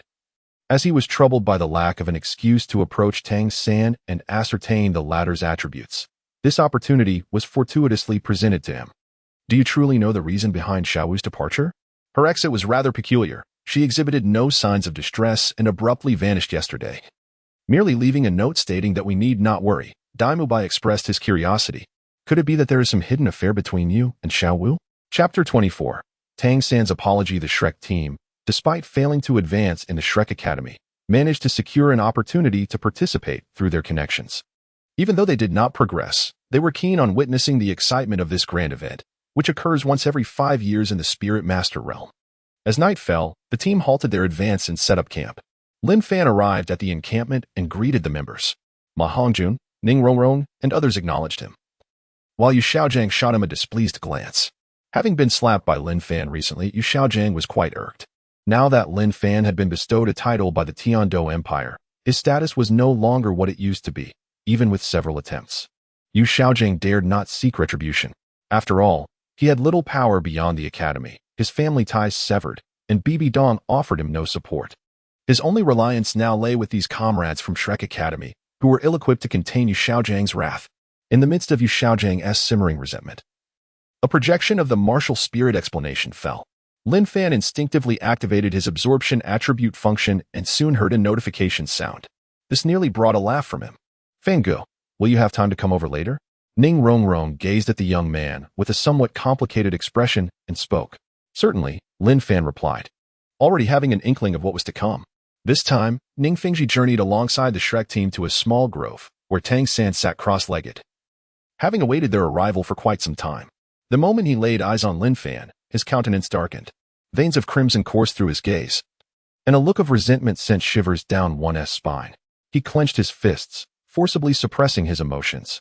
Tang San's fury was undoubtedly justified. During the competition, Lin Fan had rendered Xiao Wu unconscious, and his attempt at vengeance had resulted in his own defeat and subsequent fainting, an experience of humiliation he had never before encountered. The incident involving Xiao Wu had stoked the flames of his hatred towards Lin Fan to an unbearable extent. From the depths of Tang San's profound resentment, he acquired a rare attribute, gaining the Tang sect's ultimate skill, controlling the crane and capturing the dragon, along with the experience of achieving perfection in its execution. Lin Fan, however, maintained an outward composure, exuding tranquility. The skill of controlling the crane and capturing the dragon was a fundamental technique within the Tang sect. Although it was categorized as an auxiliary skill, it was akin to martial arts, requiring mastery to effectively wield the sect's secret techniques. For instance, the tear of Guanyin could shatter the heart of a 1,000-foot-tall snow beast, while the blood of Bodhi could vanquish the sea demon Whale King. Previously, Lin Fan had only acquired the method to cultivate the blood of Bodhi, but now, with the enhancement of the perfected controlling the crane and capturing the dragon technique, he possessed an additional trump card against title Douluo. Indeed, seeking out Tang San had proven to be a wise decision. "Is Xiao Wu's departure related to you?" Tang San's fists tightened as he spoke coldly. "Why would you think so? Do we appear to have a connection?" Lin Fan retorted, deliberately provoking Tang San's emotions. "You." Upon hearing this, Tang San's face paled. "During my time at Shrek, I hardly interacted with Xiao Wu. We were practically strangers. What grounds do you have for suspecting me?" Lin Fan regarded the young man, pointing an accusatory finger at him with a calm smile. Tang San's breathing became erratic, his suspicions fueled by intuition. He had noticed that Xiao Wu had grown increasingly unhappy in his presence. Before her departure, her demeanor had been notably subdued. While observing from the sidelines, Tang San had discerned an unusual glimmer in Xiao Wu's eyes when she looked at Lin Fan. It was not so much a romantic connection as it was an enigmatic secret shared between the two.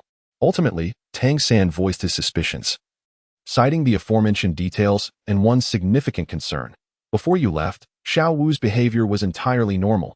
Yet, on the very day you departed, which coincided with a holiday, I found her curled up in her room, clearly having endured something terrifying.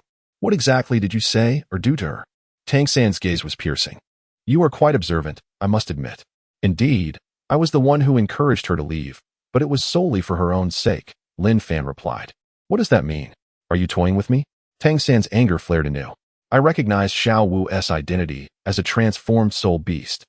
I merely offered her a word of caution, viewing her as a fellow classmate. As a 100,000-year-old transformed soul beast, she embodies a living soul ring and soul bone in the eyes of soul masters.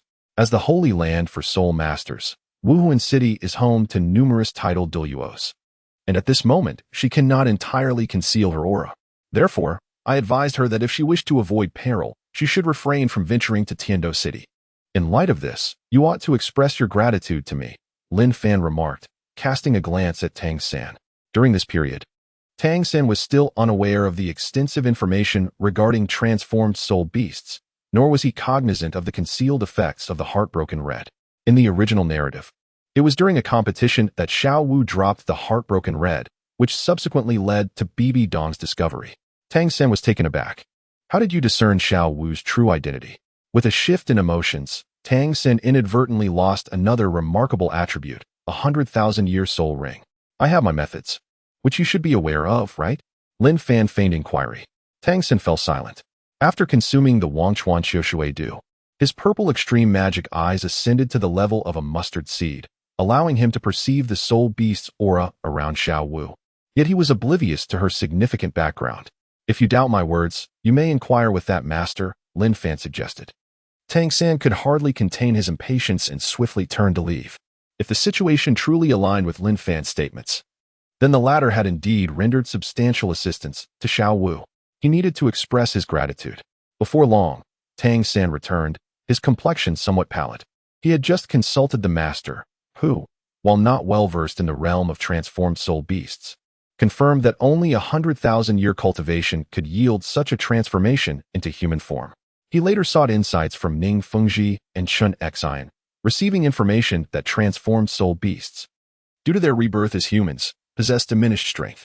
If discovered by a soul master, they would indeed be regarded as treasures. Killing them would not only yield a 100,000-year soul ring, but also guarantee the acquisition of a soul bone. In comparison to non-transformed 100,000-year soul beasts, the transformed ones are significantly easier to deal with. So, do you still wish to confront me? Lin Fan inquired, gazing at Tang San. Though you raised numerous questions, it is true that you have aided me in this matter. Had it not been for you, I might have foolishly taken her to Tiandou City, where upon discovery by a titled Douluo, she would have been in grave danger. I apologize for misunderstanding you regarding this matter, and I sincerely thank you for your assistance with Xiao Wu. Tang San expressed his gratitude with evident discomfort. Initially, he had summoned Lin Fan under the suspicion that he might pose a threat to Xiao Wu, and if that were the case, he would have swiftly dealt with him. However, he never anticipated such an outcome, feeling as if he had struck a blow against a cushion. Observing Tang San's vexed demeanor, Lin Fan remained composed. Well aware of the multitude of information he possessed, effortlessly toying with Tang San. Just as he was about to depart, Tang San called out to him again. I have another question for you. Did you create that Kongming crossbow? Chapter 25. The hidden weapons of the Tang sect are worthless, disdain for Ning Fengji. The reason Tang San inquired about this matter was due to the intelligence feedback provided by Ning Fengji. Under Ning Fengji's investigation, he also uncovered the identity of the creator of the Kongming crossbow. This information was gleaned from a craftsman who had encountered Lin Fan. Upon identifying the image, the craftsman affirmed that it was indeed the blueprint submitted by Lin Fan. Tang San initially harbored suspicions that a senior from the Tang sect might have also traversed time, causing him to hesitate in revealing his own identity. However, if one were to traverse time, it would likely begin from infancy. Much like himself, though this is not an absolute certainty. Regardless, the appearance of the crossbow designed by Kongming coincided unsettlingly with the time Lin Fan emerged within the imperial court. Moreover, Lin Fan had also been granted nobility. After surrendering such an object, one can indeed gain royal re-employment. Lin Fan gazed at Tang San's face and remarked, I am at a loss regarding your words. I also do not believe you possess that capability. So, from whence did you acquire those blueprints? Tang San snorted coldly. You certainly hold me in contempt. Indeed, I lack the prowess to study such obsolete weaponry. However, the blueprints are indeed related to me. Lin Fan replied with an air of indifference. Upon hearing this, Tang San's anger reignited. The term obsolete weapon struck a nerve with him. If the Zhuge divine crossbow is deemed obsolete, then what advanced technology remains in this world? Such words serve to insult the Tang sect, which Tang San venerates above all else. His ultimate belief lies within the Tang sect, even surpassing his feelings for Xiao Wu. The regulations of the sect are often recited in his mind, a constant reminder to himself. For him, the Tang sect transcends mere affiliation. It embodies a profound faith within his soul. Thus, when the weapons of the Tang sect were belittled as obsolete, a frigid expression crossed Tang San's features. From the wrath of Tang San, a remarkable treasure fell, an external soul bone aged over 100,000 years, dragon wings. Lin Fan's eyes shimmered with a hint of delight upon hearing this. Tang San discerned Lin Fan's evident pleasure, interpreting it as a blatant provocation. On what grounds do you declare that is obsolete weaponry? If you fail to disclose who provided you with the blueprints for the divine crossbow today, you shall meet your demise. Tang San glared at Lin Fan, his tone frigid. He had secretly retrieved the King of Hell's order.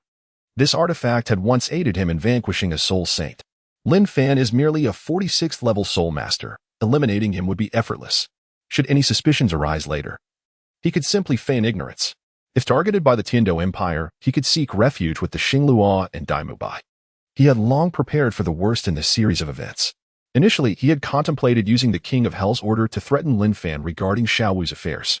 The matter concerning Xiao Wu was a misunderstanding, yet this situation remained. I shall remain silent. Observing the murderous intent radiating from Tang San, Lin Fan stayed vigilant.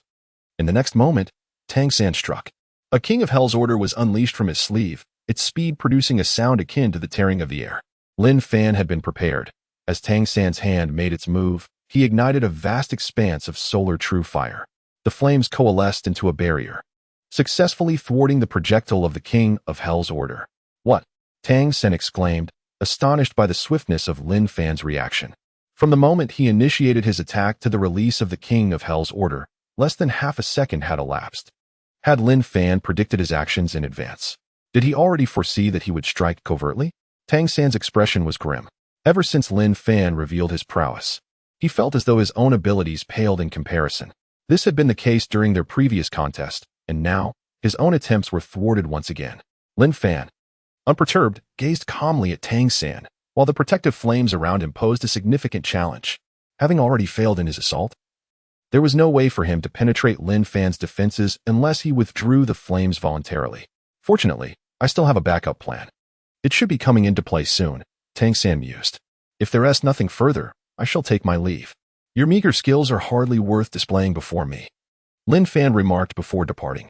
Tang San stood rooted, staring at Lin Fan's retreating figure, bewildered. What was happening? Why had the poison I left behind failed to affect him? Tang San was perplexed. Prior to his arrival, he had placed a toxin near the stone, a colorless and odorless substance that initially bore no noticeable effects upon contact with the skin, but soon provoked itching and swelling. He had seen Lin Fan seated on the stone. Under normal circumstances, he would have been poisoned by now. Moreover, Tang San had observed traces of the toxin on Lin Fan's clothing, which that fool had mistakenly brushed off as mere dust. Could it be that he had sensed it beforehand? This was inconceivable. Tang San could not decipher Lin Fan. All his tactics had proven ineffective against him. It was as if Lin Fan was his nemesis. With such audacity, how could he claim to possess tools superior to Tang Sek's hidden weapons? Was it possible that he was acquainted with a master craftsman? Perhaps that craftsman had analyzed the mechanisms of the Zhuge crossbow and imparted the knowledge to him, enabling him to forge even more formidable weaponry. The Zhuge crossbow ranks low among Tang Sek's arsenal, overshadowed by weapons like the peacock feather and the Buddha's wrath lotus, which I cannot currently produce due to a lack of materials. I am eager to see if anything in this world surpasses Tang Sek's hidden weaponry, Tang San sulkily returned. Meanwhile, Lin Fan felt a slight itch on his hand. Am I, for some inexplicable reason, poisoned? Lin Fan was taken aback. He promptly rolled up his sleeve and examined his right hand, which bore some swollen areas. However, he felt no pain. His soul power began to circulate, and the power of the golden sacred dragon surged within him. As the vitality coursed through him, the itchy sensation on his arm dissipated. That Tang San is indeed cunning. It's fortunate we spoke in an open space. Had we been in a confined room, his schemes might have been far more insidious. Lin Fan pondered deeply, realizing that he might have inadvertently picked up some dust from the stones. He had merely sought a place to sit and display his prowess. Yet he found himself ensnared in a plot. However, for the time being, Tang San's poison bore no effect on his physical strength with the protection of the sun's fire. He was essentially immune to the toxin. Furthermore, bolstered by the vitality of the Golden Saint Dragon, even the soul power poison of someone like Douluo Bo would struggle to harm him. He arrived at the tent where Ning Fengji was located. Xue was also present. Ning Fengji had summoned him to discuss certain matters, such as collaborating with the Seven Treasure Glazed Tile sect to manufacture the Kongming crossbow. After all, Tang San was unwilling to divulge secrets, leaving the final processing to him, which resulted in an unacceptably low output. Regardless, Lin Fan had already tested the effectiveness of the Kongming crossbow and found it to be no different from the Zhuge divine crossbow. What do you wish to offer in return? Lin Fan inquired, directing his gaze at Ning Fengji. I can arrange for the sword Douluo to accept you as a disciple. Ning Fengji replied with a subtle smile, exuding confidence. Becoming a disciple of the sword Douluo was a coveted aspiration for all sword-wielding soul masters, as that esteemed figure was renowned as the greatest swordsman in the realm. Lin Fan's lips twitched at the remark. I'm afraid I have no desire to be anyone's disciple, he declared proudly. Ning Fengji felt as though he had misheard. After all, this was the sword Douluo. Countless individuals had yearned to be his disciple and had failed to achieve that dream. Now, an opportunity lay before him, and yet he had chosen to decline it. This is a benefit that cannot be purchased with any amount of money. Is not the esteemed Lord Ning your mentor? It would suffice to acquire concealed weapons from her. If there is nothing further, I shall take my leave. Lin Fan departed with an air of indifference, causing Ning Fingji to unconsciously clench his fist. Lin Fan is rather lacking in self-respect. Has he not just ascended to nobility? How could he exhibit such arrogance? He recalls the somewhat reserved demeanor he displayed upon his arrival at Shrek Academy, akin to that of Oscar and Ma Hongjun. Yet, in such a brief span of time since their last encounter, he now treats him with utter disrespect. Wasn't his intention to engage in a discussion about hidden weapons a signal of camaraderie? To display such disdain so soon after gaining power suggests that this individual's swordsmanship may stagnate. It is a pity that Sword Uncle holds him in such high regard. Ning Fengji thought discontentedly. Chapter 26. Arrival at Wuhuan City days later, in Wuhuan City. Though Wuhuan City does not boast the lengthy history of the Tiandou Empire or the Xinglua Empire, it has become one of the most sought-after locales on the continent in this era, often referred to as the sacred land of soul masters. Here, soul masters abound. With the ongoing competitions, Wuhuan City is alive with vibrant festivities, adorned with lanterns and decorations. A bishop from the Wuhuan Temple has come to welcome them, representing the Tiandou Empire. Esteemed guests, please rest here for a while. The banquet is soon to commence. The bishop of the Wuhuan Temple said with a slight bow to the leader of the Tiandou Empire's delegation. The leader is a member of a noble family and a formidable soul emperor, commanding an army of 30,000. This is not an era dominated by soul masters alone. Even ordinary people, when united, possess sufficient combat prowess to instill fear in soul masters. The War King said nothing further, merely instructing them to select their rooms, refresh themselves, and prepare for the banquet. Lin Fan arrived at his room early, seizing the opportunity amidst the recent travels to refine the external soul bone that had fallen from Tang San. It can only be said that the protagonist is extraordinary, having dropped something that Lin Fan does not even possess, a pair of dragon wings. In recent days, he had become quite accustomed to his circumstances. This external soul bone not only granted him the ability to fly, but also possessed a certain degree of combat capability. When combined with the bloodline of the golden sacred dragon, remarkable effects could be expected. Furthermore, he had mastered the foundational principles of the controlling the crane and capturing the dragon technique to perfection. Now, wielding the Bodhi blood technique, he would find himself far more adept in its application, and its potency had significantly increased compared to when he had yet to learn it. Lin Fan took a brief bath and donned a splendid black robe. The robe fit him impeccably, adorned with golden threads that outlined its design, exuding an air of understated elegance that clearly signified his extraordinary status. He fastened a token gifted by Xue Qinghe at his waist, and upon gazing into the mirror, he appeared quite distinguished. Indeed, one's appearance can greatly enhance one's demeanor. In comparison to his previous ordinary attire, his aura had ascended several tiers. As a third-class noble of the Tiandou Empire, although he wielded no real power, he could not afford to lose face. Shortly after arriving at the door, Lin Fan encountered the exquisitely dressed Yilingling. The young lady was clad in a pure white gown, her hair cascading down, and her bangs parted slightly to reveal her fair forehead. She possessed a tall and slender figure, with alluring curves. Even her regular attire exuded a certain elegance. And now adorned with various embellishments, she radiated the grace of a noblewoman. On the other hand, Xue Qinghe had not made much effort in her appearance, simply wearing an exquisitely crafted long dress, her water blue hair devoid of any adornments. Yet, when she looked at Lin Fan, she could not help but notice the distinct change in his demeanor, now undeniably reminiscent of nobility. All members of the royal combat team had arrived, with Xue Qinghe also dressed splendidly, though he could not match Lin Fan's self-assuredness in their interaction. After all, the banquet they were attending that night was hosted by the Spirit Hall, where it was said they might encounter the illustrious golden generation of the Spirit Hall. Rumor had it that this generation was cultivated through immense resources over the years. While their strength remained uncertain, based on historical precedents, it was likely that at least one or two had reached the level of a Soul King at level 50. The crowd held little expectation for the championship. Their goal was merely to secure second place and to vanquish the Star Luo battle team. The lively banquet was filled with young talents, people engaged in spirited discussions, drinking and bantering. Yet, the absence of the golden generation from the Spirit Academy stirred curiosity among the attendees, as they were reputed to be formidable figures. Xue Qinghe approached a student from the Spirit Academy, holding his wine glass and inquiring with curiosity. The student glanced at Xue Qinghe and immediately exhibited a look of disdain. How could one expect to meet individuals of the golden generation so easily? Xue Qinghe felt a twinge of irritation at the young man's brash tone. Our senior disciples are diligently preparing for the competition. You all must be weary from your travels. Tonight, let us relax, and in a few days, we shall focus on the upcoming match. A gentle youth stepped forward and spoke. The discomfort in Xue Qinghe's heart was momentarily suppressed as he let out a cold snort and engaged in conversation. The banquet continued, with Lin Fan seated at the side, sipping wine and enjoying fruit, surrounded by solitude while the other members busied themselves gathering intelligence. His sole purpose for being there was to indulge in the feast. After a considerable time, everyone reconvened and shared the information they had gathered. Details regarding the Wuhuan battle team were meticulously laid out. There was no need for others to be overly concerned. The Wuhuan battle team consisted of only 5 members. Indeed, while other teams boasted 7. This particular team only featured 5 participants. Among them were 3 from the Golden Generation, accompanied by 2 support-type Soul Masters.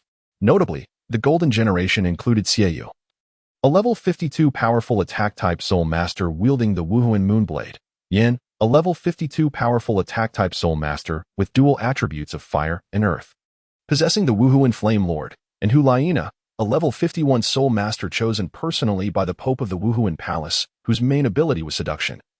With formidable mental strength, this year's Wuhuan Palace had produced 3 Soul Kings, leaving Xue Qinghe with a sense of frustration. It seems we have no hope, he lamented. Moreover, I have heard they possess a Wuhuan fusion skill. The previous display of the spectral white tiger by By and Xue Qinghe was already quite imposing. I fear we may be unable to breach the defenses of a Wuhuan fusion skill executed at the Soul King level, Du Guyan remarked earnestly, expressing her astonishment. Truly prodigious, she continued. While my peers have already reached the Soul King level, I am still merely a Soul Sovereign. I can hardly fathom how the Wuhuan Palace cultivates such talents. After the information was shared, everyone turned their gaze toward Lin Fan, hoping he would contribute something. Throughout the discussion, Lin Fan maintained his composure, refraining from interjecting. This left everyone perplexed regarding his intentions. Had he truly given up? Well done, I have confidence, Lin Fan remarked, casting a glance at them.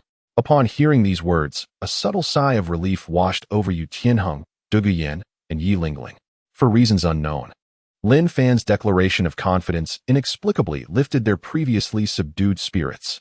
We have already reserved the champion's position, Lin Fan stated calmly. With Brother Lin's assurance, we can rest easy. Xue Qinghe responded. Do you truly possess such confidence? What is your strategy? Xue Qinghe inquired, still harboring some doubts. Although she had promised to assist Lin Fan, she remained uncertain about his capabilities. You all just need to hold off Yin while I challenge that so-called martial soul fusion skill, Lin Fan declared. The revelation left everyone astonished, their mouths agape. That was a martial soul fusion skill wielded by 2 Soul Kings. Lin Fan had recently reached level 47. Although he had been formidable in previous matches, a disparity still existed. Moreover, Hu Laina's mental prowess was daunting, and her charm ability was exceptionally potent, having successfully enchanted even Soul Kings of the same tier. I still have some trump cards that I have yet to reveal, including several self-created soul skills. You will see them in due time, Lin Fan alluded, noticing the skepticism among his companions and casually disclosing a hint. Chapter 27. Hu Laina takes the stage. Several self-created soul skills? The team was once again taken aback by their captain's words. Typically, possessing even a single self-created soul skill was considered extraordinarily remarkable. Yet, Lin Fan claimed to have several. But wait, the opponent hasn't absorbed any soul rings recently. In response to their confusion, Lin Fan clarified, the second state of my soul skills. Previously, my soul skills were merely in their first state. No. When I faced Feng Xiaodian, I employed the second state of my third soul skill, sword chi rushing. At this, the group recalled something. Lin Fan's third sword manifested as a burst of sword chi, dispersing in countless directions around the enemy center. This is what the other party refers to as the second state. Previously, Lin Fan, who had followed Shrek, took precautions in advance, suppressing his strength while concealing his true capabilities. The primary intention was to remain closely aligned with the main protagonist group, enabling him to acquire extraordinary attributes. All 4 of his soul skills possess a second state.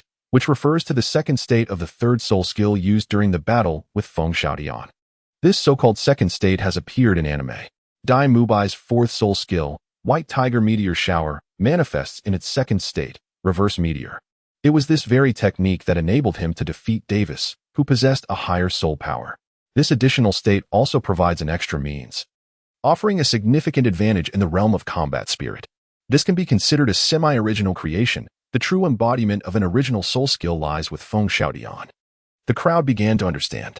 Lin Fan's four soul skills each possess a second state, reflecting on the opponent's third soul skill's second state, which unleashed a torrent of sword energy. They grew increasingly curious about the fourth soul skill. This fourth skill manifests as a 10-meter-high sword energy. They wondered what advantages the second state could possibly yield. Lin Fan certainly has a knack for concealing his true capabilities. At this moment, Xue Qinghe couldn't help but express his admiration. He refrained from uttering any discouraging words. Regardless of the outcome, we must strive to perform well in this competition. We cannot allow the Star Luo Empire's team to overshadow us again.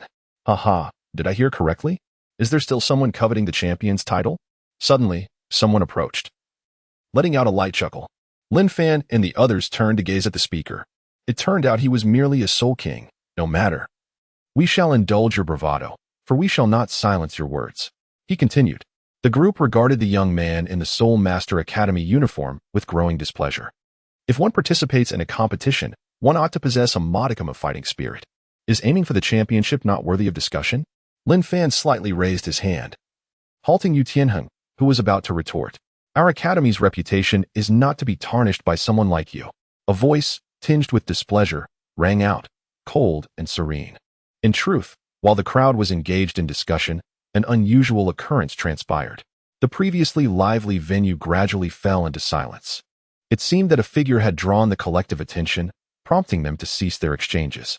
The tranquility lingered for only a brief moment before hushed whispers began to circulate. The arrogant young man who had spoken earlier momentarily froze, only to turn back and receive a fair, delicate hand swiftly coming toward him. Before me stands a woman clad in form-fitting attire, her mid-length orange hair cascading gracefully around her delicate features. Her fair complexion and exquisite countenance are accentuated by a flicker of indignation in her captivating eyes.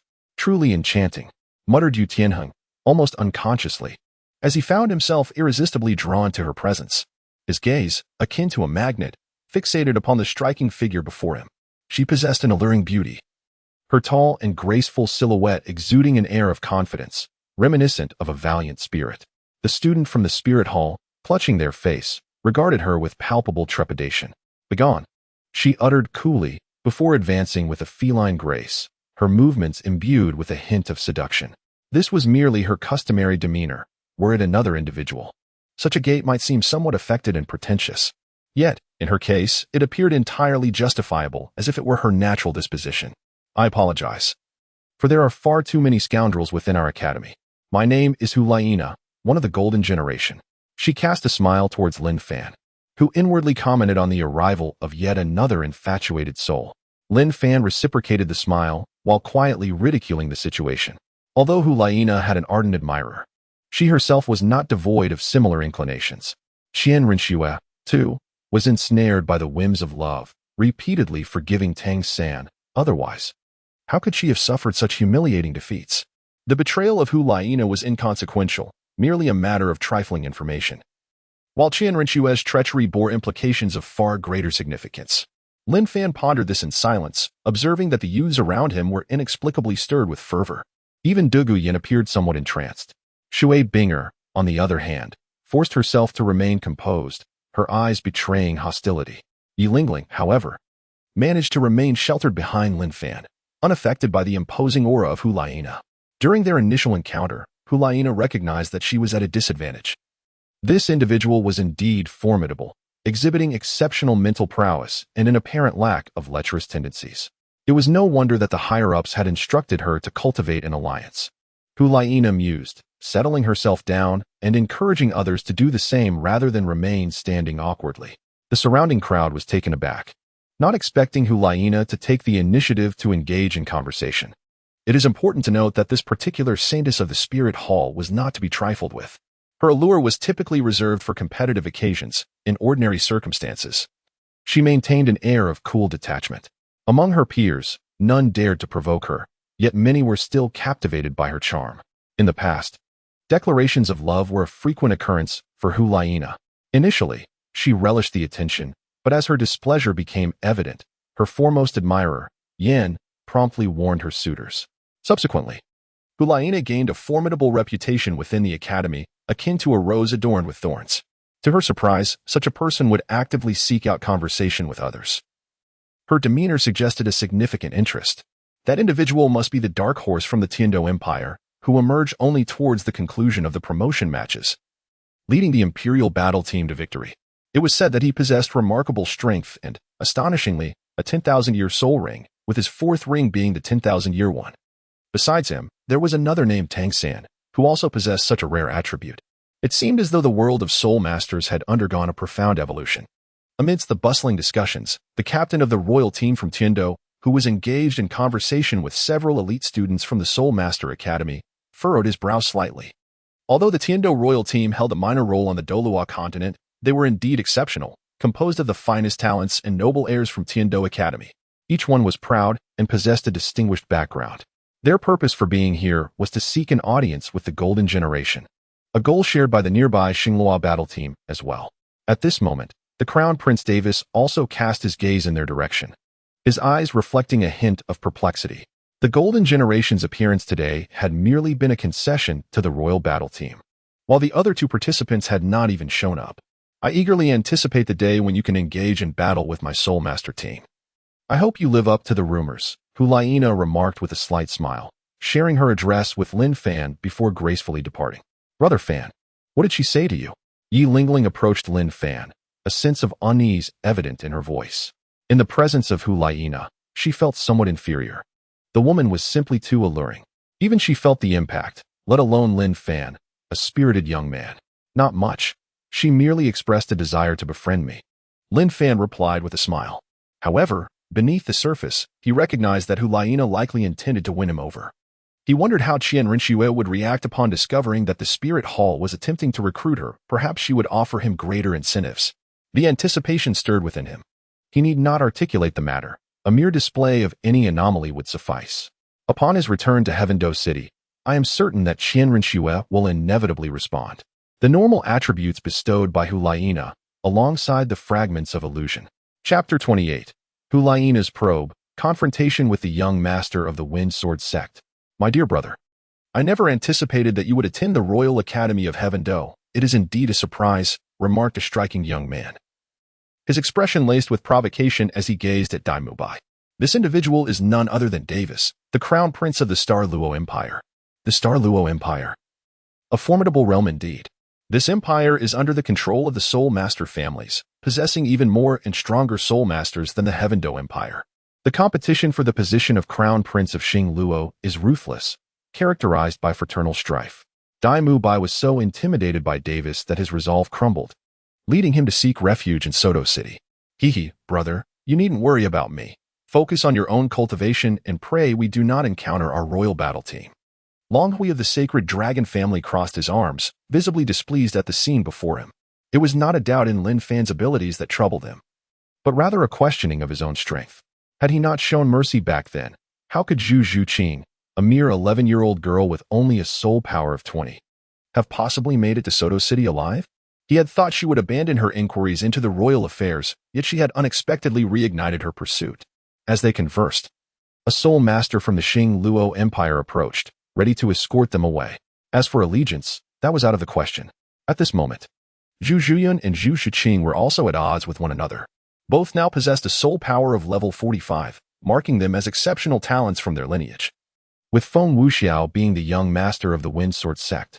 Upon hearing the name of the Sacred Dragon family, Lin Fan understood it was likely people from the Sacred Dragon sect. In the living room, several middle-aged individuals and a few youths were present. I have heard of the royal battle team. Their strength is average, yet they have been invigorated by Lord Lin, with one person elevating the entire team. They indeed possess capability, and we may have an opportunity to spar. I lead the second team of the Spirit Hall, known as Long Hui, from the Sacred Dragon family. A young man clad in splendid attire remarked with a smile. Let us not even mention Lin Fan, who had just recently been elevated to a third-tier noble. Ladies and gentlemen, allow me to introduce this individual. He is Lin Fan, the newly appointed noble of the Heaven Dou Empire and the captain leading the royal battle team. Hu Laiina introduced earnestly. The following day, young Master Lin, you are not significantly stronger than my nephew, merely 2 levels higher, remarked a middle-aged man from the Windsword sect, clearly aware of Lin Fan's disdain for such probing. Lin Fan turned his gaze towards Long Hui and Feng Wuxiao. Had the Spirit Hall emerged victorious in the original narrative, Yu Xiaojiang would likely still be alive. This martial soul can only be regarded as of middling caliber, for the sword lacks the necessary sharpness. It is akin to releasing a tiger back into the mountains. Zhu Zhuyan said nothing, merely offering a serene smile. It pales in comparison to the 7-killing sword. Yet, he remained unperturbed. I have heard that Brother Lin also wields a sword. Might I engage in a sparring session with you? Feng Wuxiao, receiving a subtle cue from Hu Laiina, glanced at his uncle beside him. After receiving a nod, he addressed Lin Fan, who was enjoying a drink nearby. Although it falls short of his estate, it possesses all the essentials. Very well, Lin Fan acquiesced. He discerned Hu Laiina's desire to gauge his abilities. Dai Mubai clenched his fist, still somewhat apprehensive about conquering Davis. They had all summoned their soul skills. The Spirit Hall was actively courting various soul master families, and numerous representatives were present today. The Pope had instructed her to manage these individuals.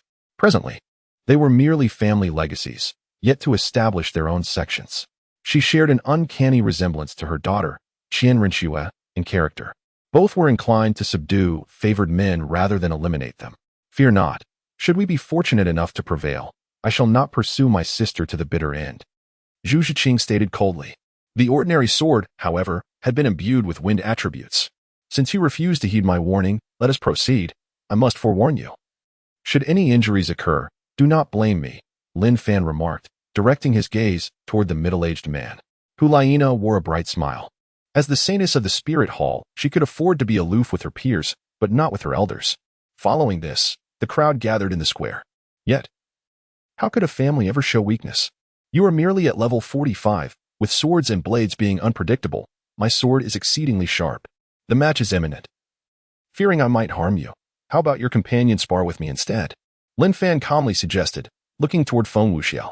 Even amongst 2nd and 1st-tier nobles, few would dare to act so brazenly in the face of such influential soul master families. One driven by romantic notions, utilizing their intelligence is quite advantageous. However, for the purpose of honing sword techniques, there is no need to unleash soul skills in conflict. Would that be agreeable? The middle-aged man contemplated, realizing that Lin Fan wished to safeguard his intelligence. Although his information was largely sufficient, rumors had circulated the previous night that Lin Fan's soul skills possessed a 2nd state. One led the 2nd team of martial souls, while the other commanded the 3rd. Similarly, the Windsword sect, despite its designation as a sect, was rather diminutive, comprising only 200 individuals. The banquet was nearing its conclusion. Upon returning to their residence, Lin Fan and his companions settled down to rest. He pondered the likelihood of overcoming Davis alongside Xue Qinghe. Hu Laiina represented the lineage of Bibi Dong.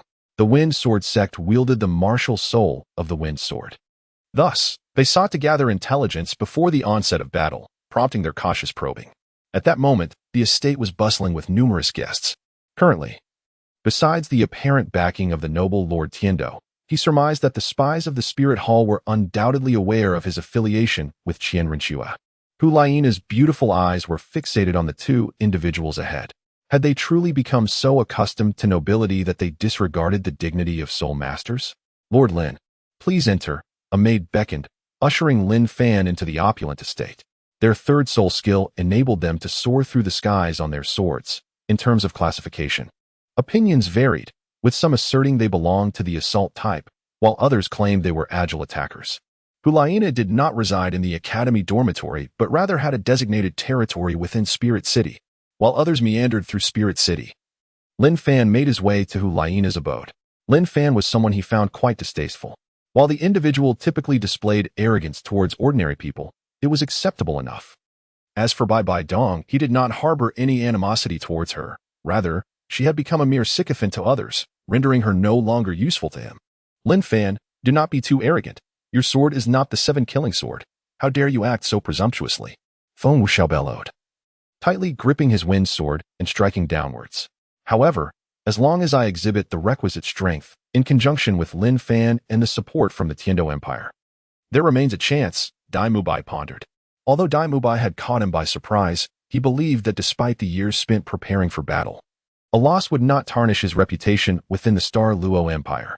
After all, Bai Dong had shown leniency on several occasions towards Tang's sect due to her past affections for Yuxiao Gang, harboring thoughts of subjugation. The onlookers observed this scene with utmost seriousness. The Imperial Battle Team, with Captain Lin Fan possessing only level 47 soul power, while I have reached level 49. Alongside Zhu Yun, who could possibly withstand us?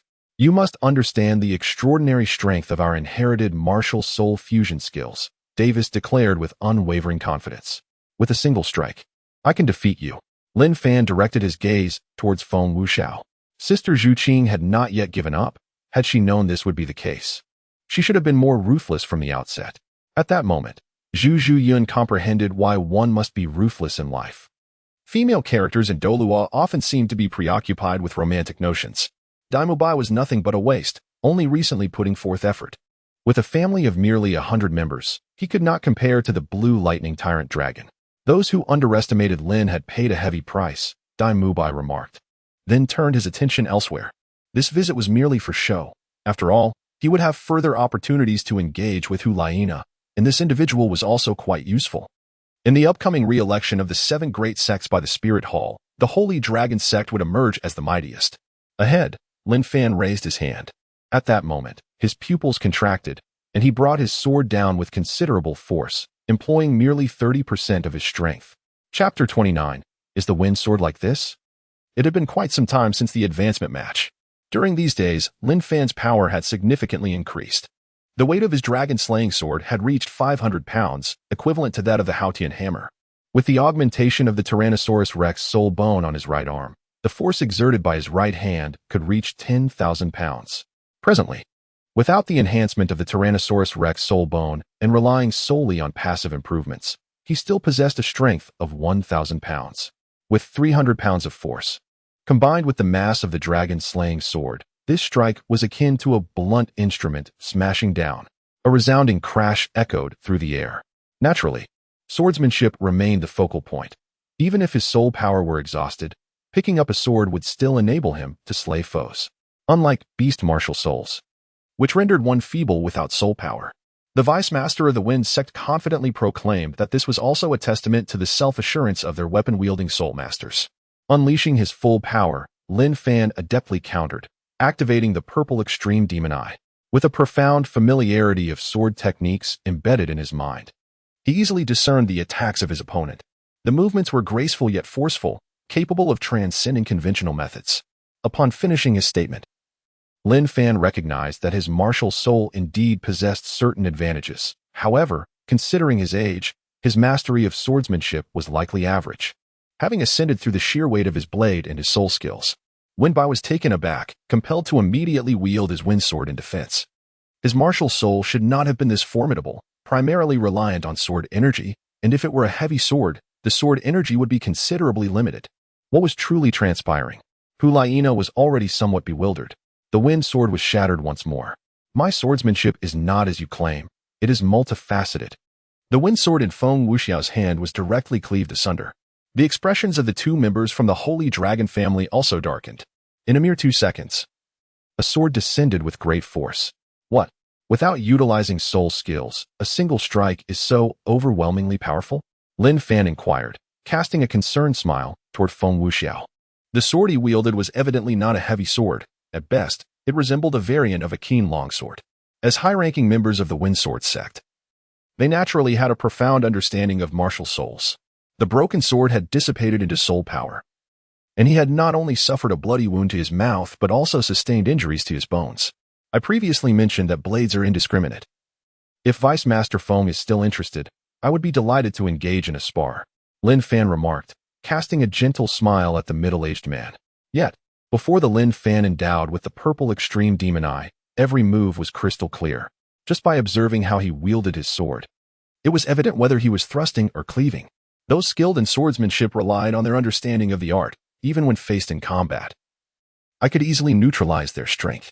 After all, having forcefully withstood that previous strike, he had clung to his sword for the sake of pride, enduring tremendous power. Even without employing soul skills, my years of swordsmanship would not necessarily place me at a disadvantage. Very well, let me experience your swordsmanship today. After a fierce internal struggle, By concentrated the energy in his wind sword, adopting a ready stance. However, this statement was somewhat offensive to the beast martial soul masters, as there were still 2 members from the Holy Dragon family present. With a single strike, By was immediately struck by the dragon-slaying sword. He promptly released his strength, unlike Feng Wuxiao, who foolishly clung to his power for the sake of pride. No harm done. The wind, pale-faced and gritting his teeth, spoke with intensity. As for the sword-type martial spirits that have emerged in the Douluo Continent, it seems Lin Fan is aware of the direction in which he intends to retreat. At this moment, Lin Fan's intelligence was utterly inconsistent with previous information. He never anticipated that this individual's martial spirit would be so formidable. If they encountered him, it would likely spell disaster. He had yet to employ his soul skills, and should they strike true, the consequences could be dire.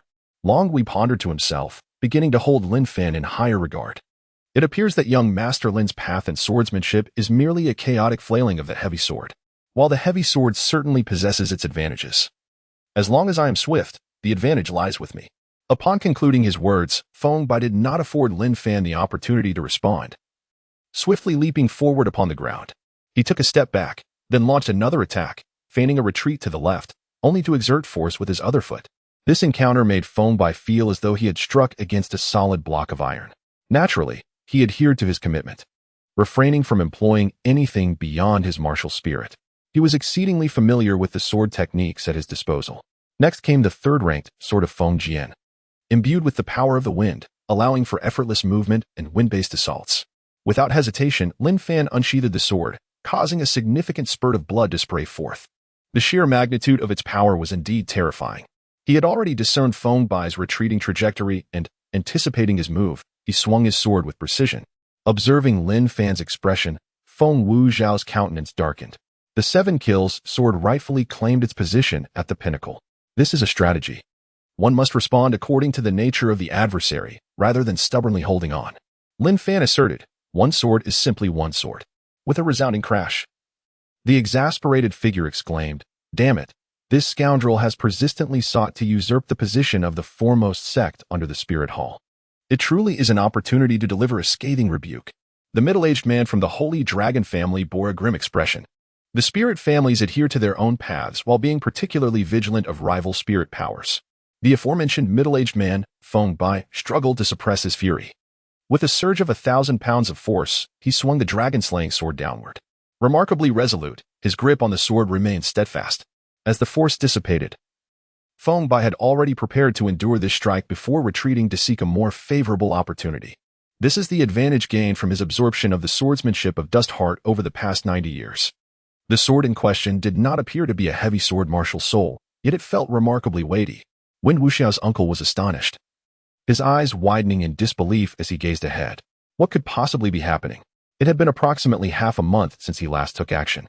Furthermore, the woofing heavy sword, while lacking in sharpness, was indeed burdensome, weighing 300 pounds. What is the path of swordsmanship for the vice-sect master of wind? Lin Fan inquired, directing his gaze towards him. Lin Fan's pupils constricted as he noticed a blade slicing through the air towards him. He swiftly employed the dragon-slaying sword in his hand to defend, demonstrating quick reflexes. It is akin to the art of basketball, where one deftly maneuvers to outwit an opponent. Even if one were to swiftly strike with a sword, the wind blade in hand would prove incapable of shattering the formidable weapon before him. The only resemblance lies in the shape of the sword itself. It is precisely due to its weight that it has secured the second position. The quality is indeed astonishing. Watch as I first strike his corporeal form. When he is wounded, I shall seize the opportunity to speak. And I trust he will come to realize the disparity between us, ultimately yielding in surrender. Such were the thoughts that occupied Bai's mind. This is merely the passive amplification of the soul bone. It is unfortunate that such a talented individual has been intercepted by the Heaven Dou Empire. Had they joined the Spirit Hall, it would have undoubtedly strengthened our power. Hulaina was astonished. The longsword pierced the opponent's left chest, blood sprang forth. The immense force caused his palm to split open, blood seeping out, and pain surged through him, rendering his face pale. Hiss! Those around them felt a vague ache in their own left chests upon witnessing the scene. "I apologize, Vice Sect Master Feng. I accidentally harmed you," Lin Fan immediately said with sincerity. Chapter 30. Perception of the Spirit Hall. Utilizing the soul-cutting flying blade, Bai's expression was one of extreme displeasure, his face paling. How infuriating. That previous strike was clearly intended to cleave. How did it suddenly turn into a thrust? Had I known it was a thrust, I should have evaded instead of continuing my assault. Damn it, I was deceived by this fellow. His familiarity with the sword is more profound than I had imagined. He discerned my intentions multiple times. Bai felt a burning sensation on his face, akin to being humiliated. Yet, when he looked at Lin Fan, he found himself at a loss for words. After all, the contest had been initiated by himself, and Lin Fan had previously remarked that blades have no eyes. Now, it was indeed too late to seek reconciliation. Qianhe sighed. Before leaving, Lin Fan had harnessed the power of a soul bone. However, he did not strike with full force. He merely employed a special skill obtained from the Avalanche Prince, known as forbearance. He was not fond of maintaining restraint in front of others. He typically preferred to unleash his power on the spot. Upon hearing this, Qianhe sensed an opportunity. "Well done. Today we have been so humiliated. Let him understand what true strength is." As for Tang San, without Su Yuntao's assistance, he would likely have been delayed several years in awakening his martial soul. By the way, have you managed to probe into Lin Fan's soul skills? His forbearance has accumulated to the 3rd layer, which enhances his soul power intensity to a level comparable to that of a soul sage. He does not intend to utilize this power, as opportunities for forbearance are rare. You have merely benefited from the advantage of your martial soul, otherwise that last strike would surely have severed. Feng Wuxiao gazed at his injured uncle, beginning to provoke, completely disregarding his uncle's subtle hints. Upon hearing Lin Fan's words, Qianhe felt elated. "We shall discuss this matter later. The competition is about to commence, and there are no recent arrangements. Let us focus on the final preparations for training." After Bibi Dong issued her instructions, she allowed Qianhe to depart. "Moreover, if you are dissatisfied, why not switch to the swords used by soldiers and face off again?" Lin Fan looked at Feng Wuxiao, speaking without hesitation, exuding an air of continued dominance. "Master Lin, I am delighted that you have come today. I have some inquiries for you. What is your perception of the Spirit Hall?" Qianhe remarked, her spirits soaring. For her natural allure was undeniably captivating. Given the circumstances, there was no need for comparison. A martial soul was inherently an individual's advantage. Our wind sword possesses a swiftness that cannot be overlooked. It is merely a testament to our inadequacy. This awakening of martial souls has indeed been facilitated by the support of the Martial Soul Hall. If you were in Heaven Dou City, you would likely have already graduated. Finding it difficult to acquire further knowledge, with no professionals available to assist you in your swordsmanship practice, Qianhe said with a smile. At that moment, a man clad in black appeared at the entrance. The effect of this forbearance skill is to accumulate strength through suffering. However, she heard a word she wished to avoid. The Spirit Hall embodies great righteousness, willing to assist ordinary citizens in awakening their martial spirits, unlike those empires that lack such institutions. Lin Fan expressed his innermost thoughts. "Yet, I must inquire of His Highness the Crown Prince. His Highness has shown me favor. Upon graduation, he is likely to arrange certain matters for me. If there is nothing of significance on his end, I might indeed consider it," Lin Fan said quietly. Today's performance has deepened her understanding of this prodigy. At this moment, the gazes of these individuals widened in astonishment. It appeared that he had deduced our reluctance to eliminate him, thus remaining unexposed. However, he had indeed endured a severe beating at our hands. Feng Wuhan remarked that he was a sole emperor-level expert from the Feng Sword sect. His favorable disposition towards the Spirit Hall stemmed from this incident. Upon being chastised sharply by Bai, Feng Wuxiao's complexion fluctuated between shades of pale and flushed. Feng Yun offered a slight smile. After all, during that era, Tang Hao was nothing more than a notorious drunkard, neglecting his responsibilities as a father. It seemed he harbored quite an affinity for the Spirit Hall. Upon learning of this matter, Bibi Dong expressed considerable interest, acknowledging Lin Fan's extraordinary talent. Reluctantly, Lin Fan exchanged blows with these individuals. Just as he was about to speak, a calm voice emerged, remarking on the lively atmosphere. This was the soul bone he had previously acquired from Qian Renxue. "Fengjian sect, your path has narrowed. Tonight, I shall test your martial prowess." Lin Fan returned home. refraining from employing concealed weapons to eliminate those individuals, for such actions were beneath one of his standing. Only Xue Qinghe and Lin Fan remained in the hall. "You are not worthy to know," Lin Fan declared. His thin lips, vibrant and red, resembled a fragrant apple, stirring one's emotions and inciting a desire to take a bite. By chuckled upon hearing the news relayed by several formidable individuals. Very well, initially intending to gauge their strength, only to be so thoroughly suppressed, has left them quite displeased. "I apologize," Feng Wuxiao said, irritation evident in his voice. "If it weren't for the Vice Sect Master's restrictions, I would have surely shown you the pitiful visage of that person begging for mercy." Feng Yun interjected, declaring, "He is a soul saint. If I could inflict harm upon him, he would have no retort. A mere noble without weapons at a mere 47 levels. Has neither substantial backing nor the audacity to provoke us. He deserves a sound thrashing." Feng Wuxiao laughed heartily. After bidding farewell to the young man, Xue Qinghe recounted the day's events to her teacher, Bibi Dong. Feng Er apologized to him, By insisted, forcing a composed demeanor as he addressed Feng Wuxiao. "Indeed, you are on the verge of graduation. At merely 14 or 15, you have ample time ahead of you, and much to learn." Lin Fan nodded slightly. Feng Jin Sect's stronghold. That thrust of mine, even if he were to truly wield his sword, would be too late. He misjudged from the outset, foolishly choosing to confront the thrust rather than retreat. Oh, he even begged for mercy. What did he say? Feng Wuxiao's interest was piqued. He was eager to witness the expression of feigned superiority on Lin Fan's face falter into one of desperation. The assailants were all formidable soul saints and soul emperors. 3 in total, clearly intent on teaching him a lesson. Feng Wuxiao clenched his fists in frustration. Had it not been for their assistance, Lin Fan would likely never have had the opportunity to awaken his martial spirit in that backward mountain village. Lin Fan paid no heed to his demeanor. "So be it. We shall await your news," Xue Qinghe remarked. In an instant, all eyes turned toward them. How did this fellow arrive here? There is an eerie silence outside. It is likely that he will take a considerable amount of time before he actively guides Tang San to awaken his martial soul, only to later discover the dual martial souls, which will fill him with hope for Tang San. The duo, Feng Wuxiao and his nephew, withdrew. The two from the sacred dragon family did not linger either, seemingly departing to deliberate on strategies. As Lin Fan prepared to return home, he encountered several individuals intent on causing trouble. There was no need for refinement. Simply utilizing soul power to stimulate could alter its appearance. I wonder if, after the competition, the young master would be interested in training at our Martial Soul Hall, which has arrangements for soul masters above level 50.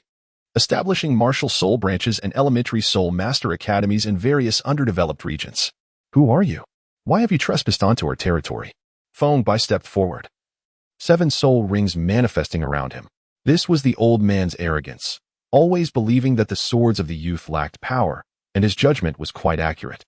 Had it been a peer, By would likely have harbored some reservations, rather than responding with such confidence.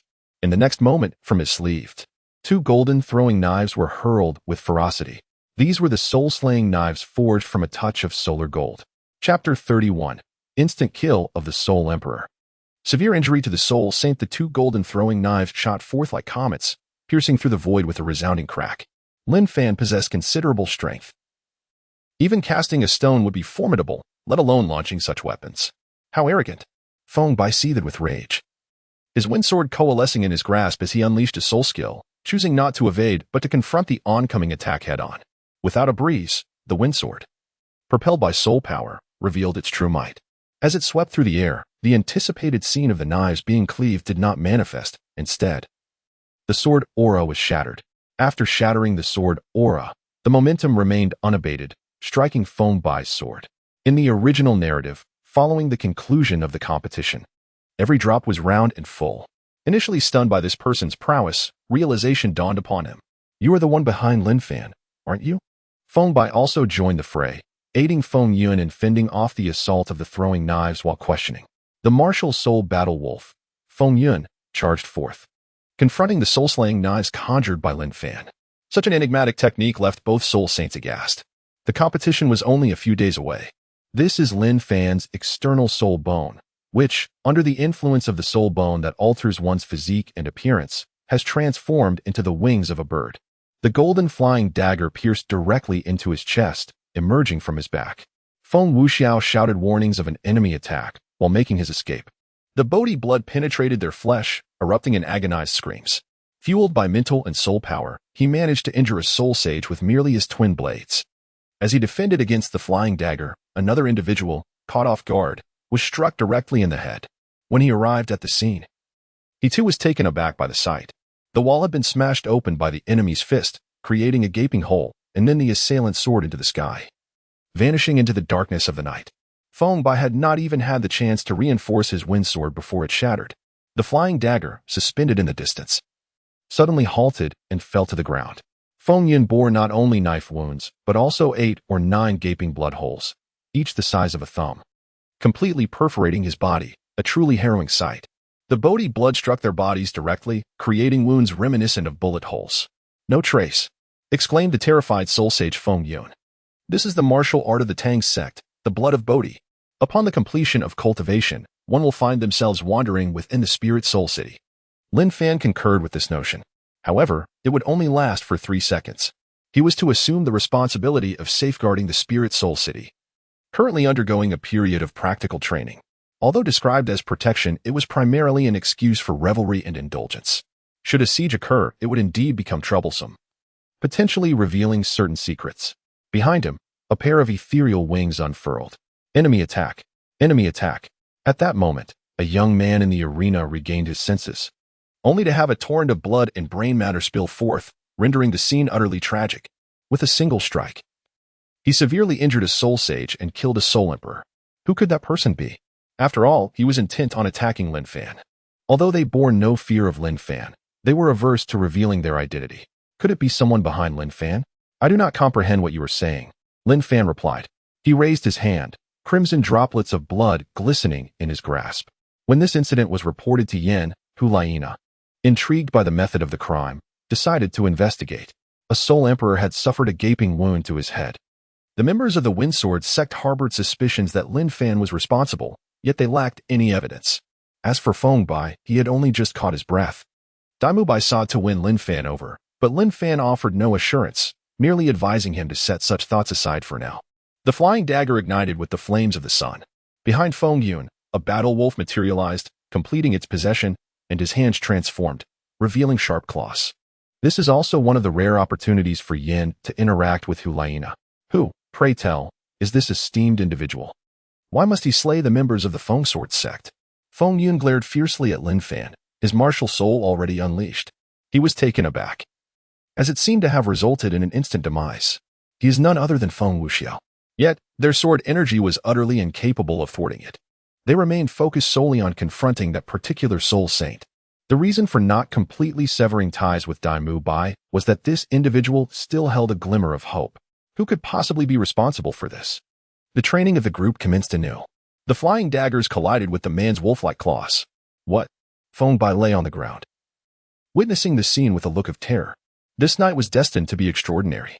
However, after investigating for the better part of the day, they still had no substantial leads. Having completed his task, Lin Fan controlled the flying daggers into his grasp and retreated without a glance back. His martial soul was not the Feng sword, but rather a beast martial soul. The turmoil here quickly garnered the attention of the people. In total, there were more than 20 drops. The remaining 2 soul saints have already succumbed to unconsciousness, blood pooling on the ground. This very location was precisely where Lin Fan had struck during the day, under the deft control of the twin flying daggers. Yin could only endure for 2 rounds before becoming riddled with wounds, his complexion paling. In the original narrative, Tang San, at over level 90, had utilized this technique to vanquish the deep-sea demon whale king. Over 20 drops of rich, crimson blood soared through the air. Although the healing spirit master temporarily mended the injuries, full recovery remained elusive. The flying dagger was remarkably sturdy. What material was it forged from? By found himself in a state of bewilderment. A gaping knife wound pierced through his chest, and he bore more than 10 blood holes, faring worse than Yin. Remarkably, only a few dozen seconds had elapsed since Lin Fan's appearance. As his gaze fell, he noticed a flying dagger approximately 1 centimeter embedded in Yin's head, which began to tremble before launching out. By collapsed entirely. At that moment, a surge of soul power erupted from within him. The eyes of the 2 soul saints immediately turned towards a spot 5 meters away. Lin Fan, however, paid no heed to this individual. In a sudden burst, Another stream of blood erupted.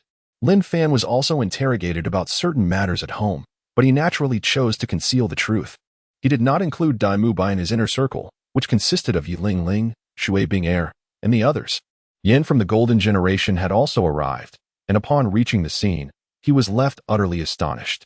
Regrettably, during our previous encounter with the Emperor Dou team, we were unable to deploy the formidable 7-in-1 technique.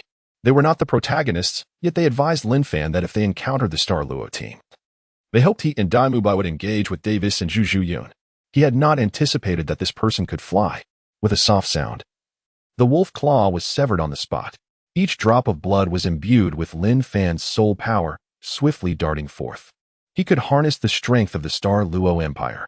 Even if we had another spot available, Xiao Wu had already departed, making the 7-in-1 technique less viable.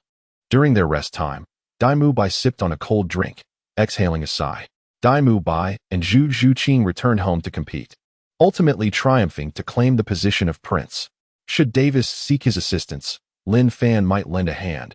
However, since Davis did not regard him highly, he thought it best to let it go. Chapter 32. The first battle concluded with ease, the unfortunate third wheel after a few days of training. This assembled team had sufficiently melded together. Lin Fan went to retrieve the results of their match. In the first round of the finals, their Emperor Dou team faced the second team of the Wuhuan Academy, led by Long Hui of the Holy Dragon Clan. The Holy Dragon Clan possessed the inherited martial soul. The white armored earth dragon, characterized by its high attack and defense, without any special attributes. The team leader, Long Hui, was a level 45 soul master, wielding the white armored earth dragon, while the vice captain, Tua Baling, was a level 43 soul master, also with the same martial soul. The second team of the Wuhuan Temple initiated their aggressive tactics, believing that the Nu Shenfeng team would be thoroughly defeated. The team leader and vice captain, both wielding the white armored earth dragon, clashed directly with the phantom white tiger. Not long ago, he had revealed quite a bit in front of them. Yiling Ling had reached level 39. He seemed to grasp something important. The support-type soul master within the team was responsible for enhancing soul power intensity. Lin Fan observed the leader of the Wuhuan Temple's second team, Long Hui, and could see the deep apprehension reflected in his eyes. "Thank you, Lin brother," Douluo said with a smile, nodding earnestly, resembling a junior in that moment. No, and there was also the previous Shrek team. The following day, the match commenced. In the original narrative, Tang San's remarkable performance had sparked Bibi Dong's intention to eliminate him. "Mubai, don't say I haven't looked out for both of you. In this battle, I will provide support, and you two should utilize your martial soul fusion technique to shatter them, providing you with a chance to hone your skills," Lin Fan said to Douluo with a calm demeanor. "In this battle, you must achieve a complete victory and showcase the prestige of our Wuhuan Temple." Bibi Dong summoned 3 individuals and personally issued them orders. In the face of an absolute disparity in strength, all efforts seemed futile. The 3 members of the Golden Generation appeared somewhat at a loss. They held little regard for this year's adversaries. A person who has successfully cultivated with the blue silvergrass as their martial soul must possess another exceptionally potent martial soul, providing support and endowing Tang San with innate full soul power. The Pope's competitive spirit had been ignited. As for Lin Fan, he was of no concern to her. Being merely her daughter's acquaintance, whether he would be brought closer to her side would depend on his performance. She was well aware of the intelligence regarding Tang San. Compared to the previous fusion techniques in the Heaven Dou competition, the current fusion techniques had become increasingly formidable. What was once a mere hint of wings had now expanded significantly, capable of sustaining itself for a longer duration. In the past, Tang San had been fortunate. The auxiliary soul master on the opposing side specialized in amplification, particularly in the absence of any special auxiliary martial soul. Unfortunately, this time, they did not witness Lord Lin showcasing his prowess. After Lin Fan and his companions eliminated the other soul masters, they proceeded to assist Douluo and the others. What do you understand of the situation? At that time, they were contending against pure auxiliary soul masters, who utilized all their soul power for support and restraint. This time, however, it was a clash of strength against strength.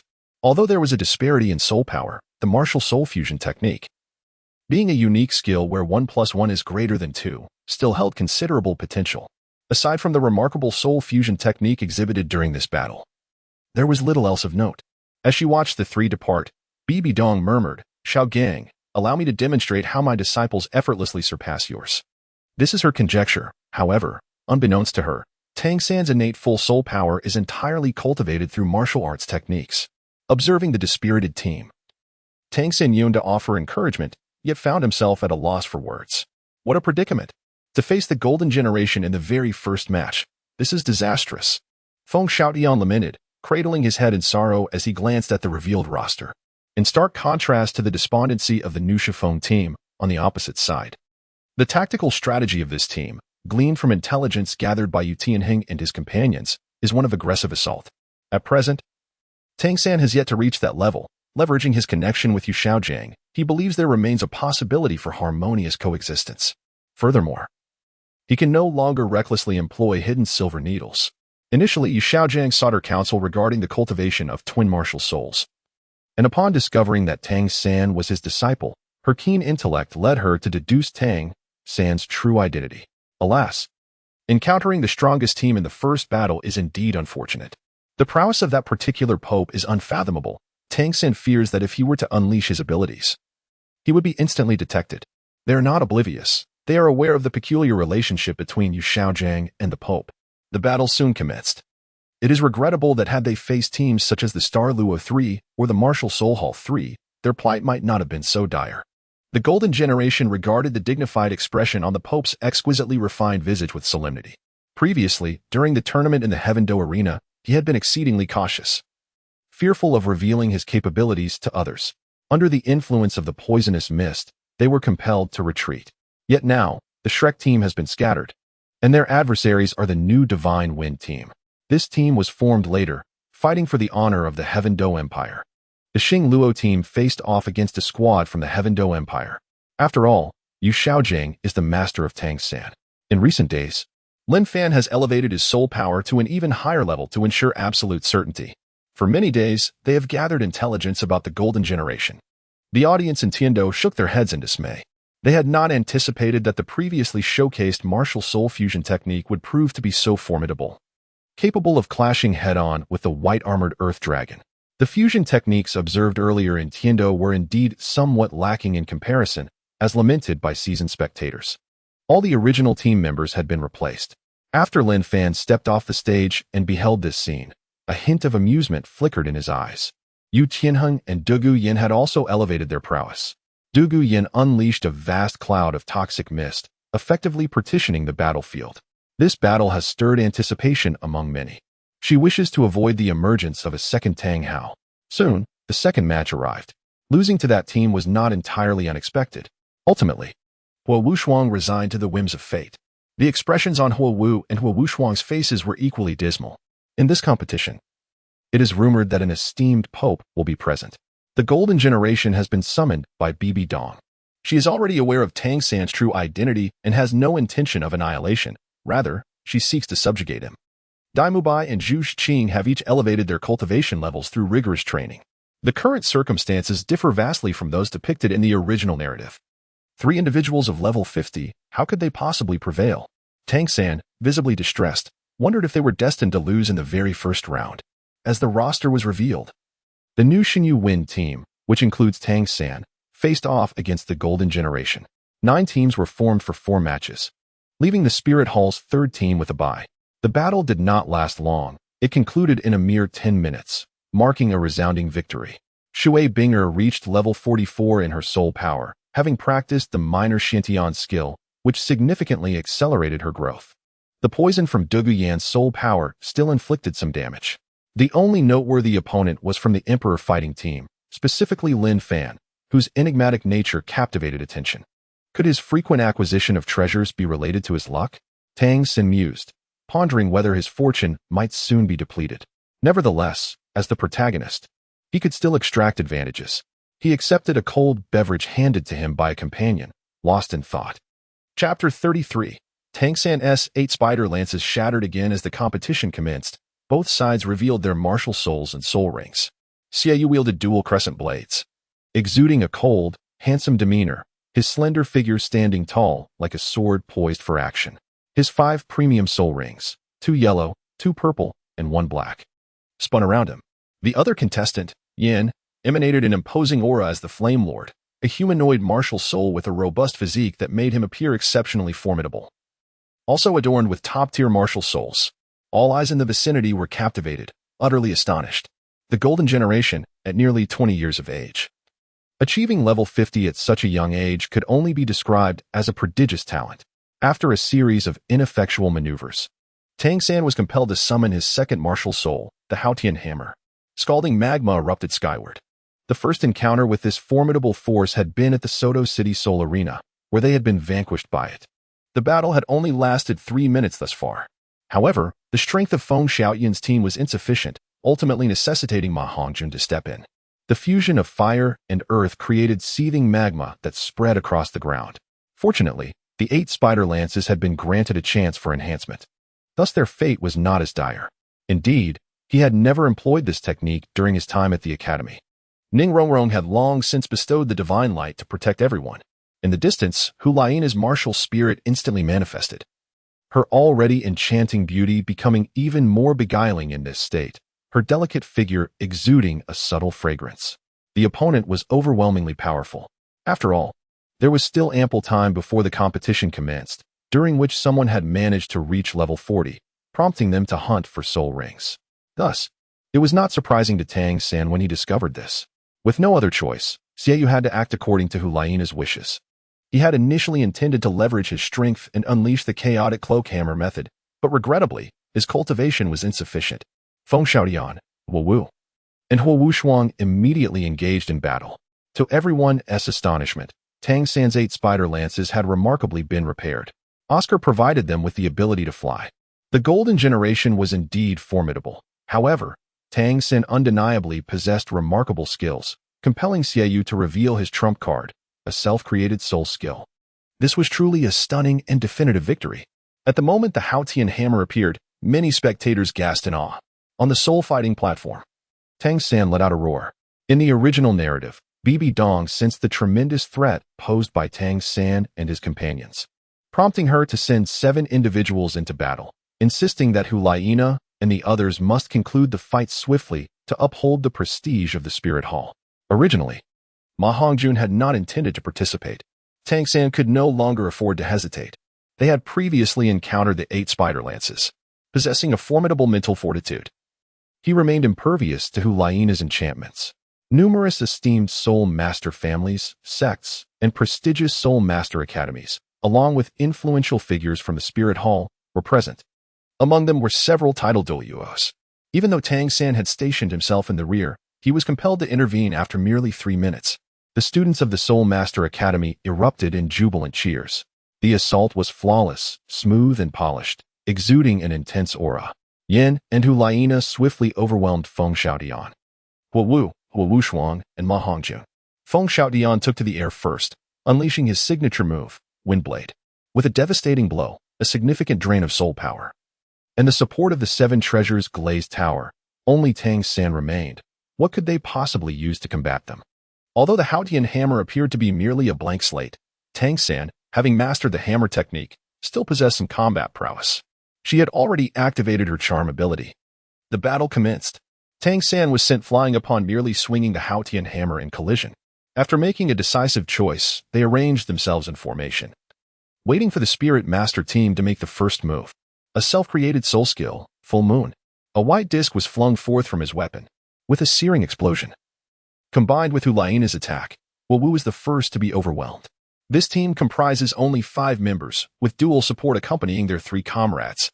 His soul bone was acquired from the human-faced demon spider, as Lin Fan elucidated. The 2 fell simultaneously. Ma Hongjun also joined the fray.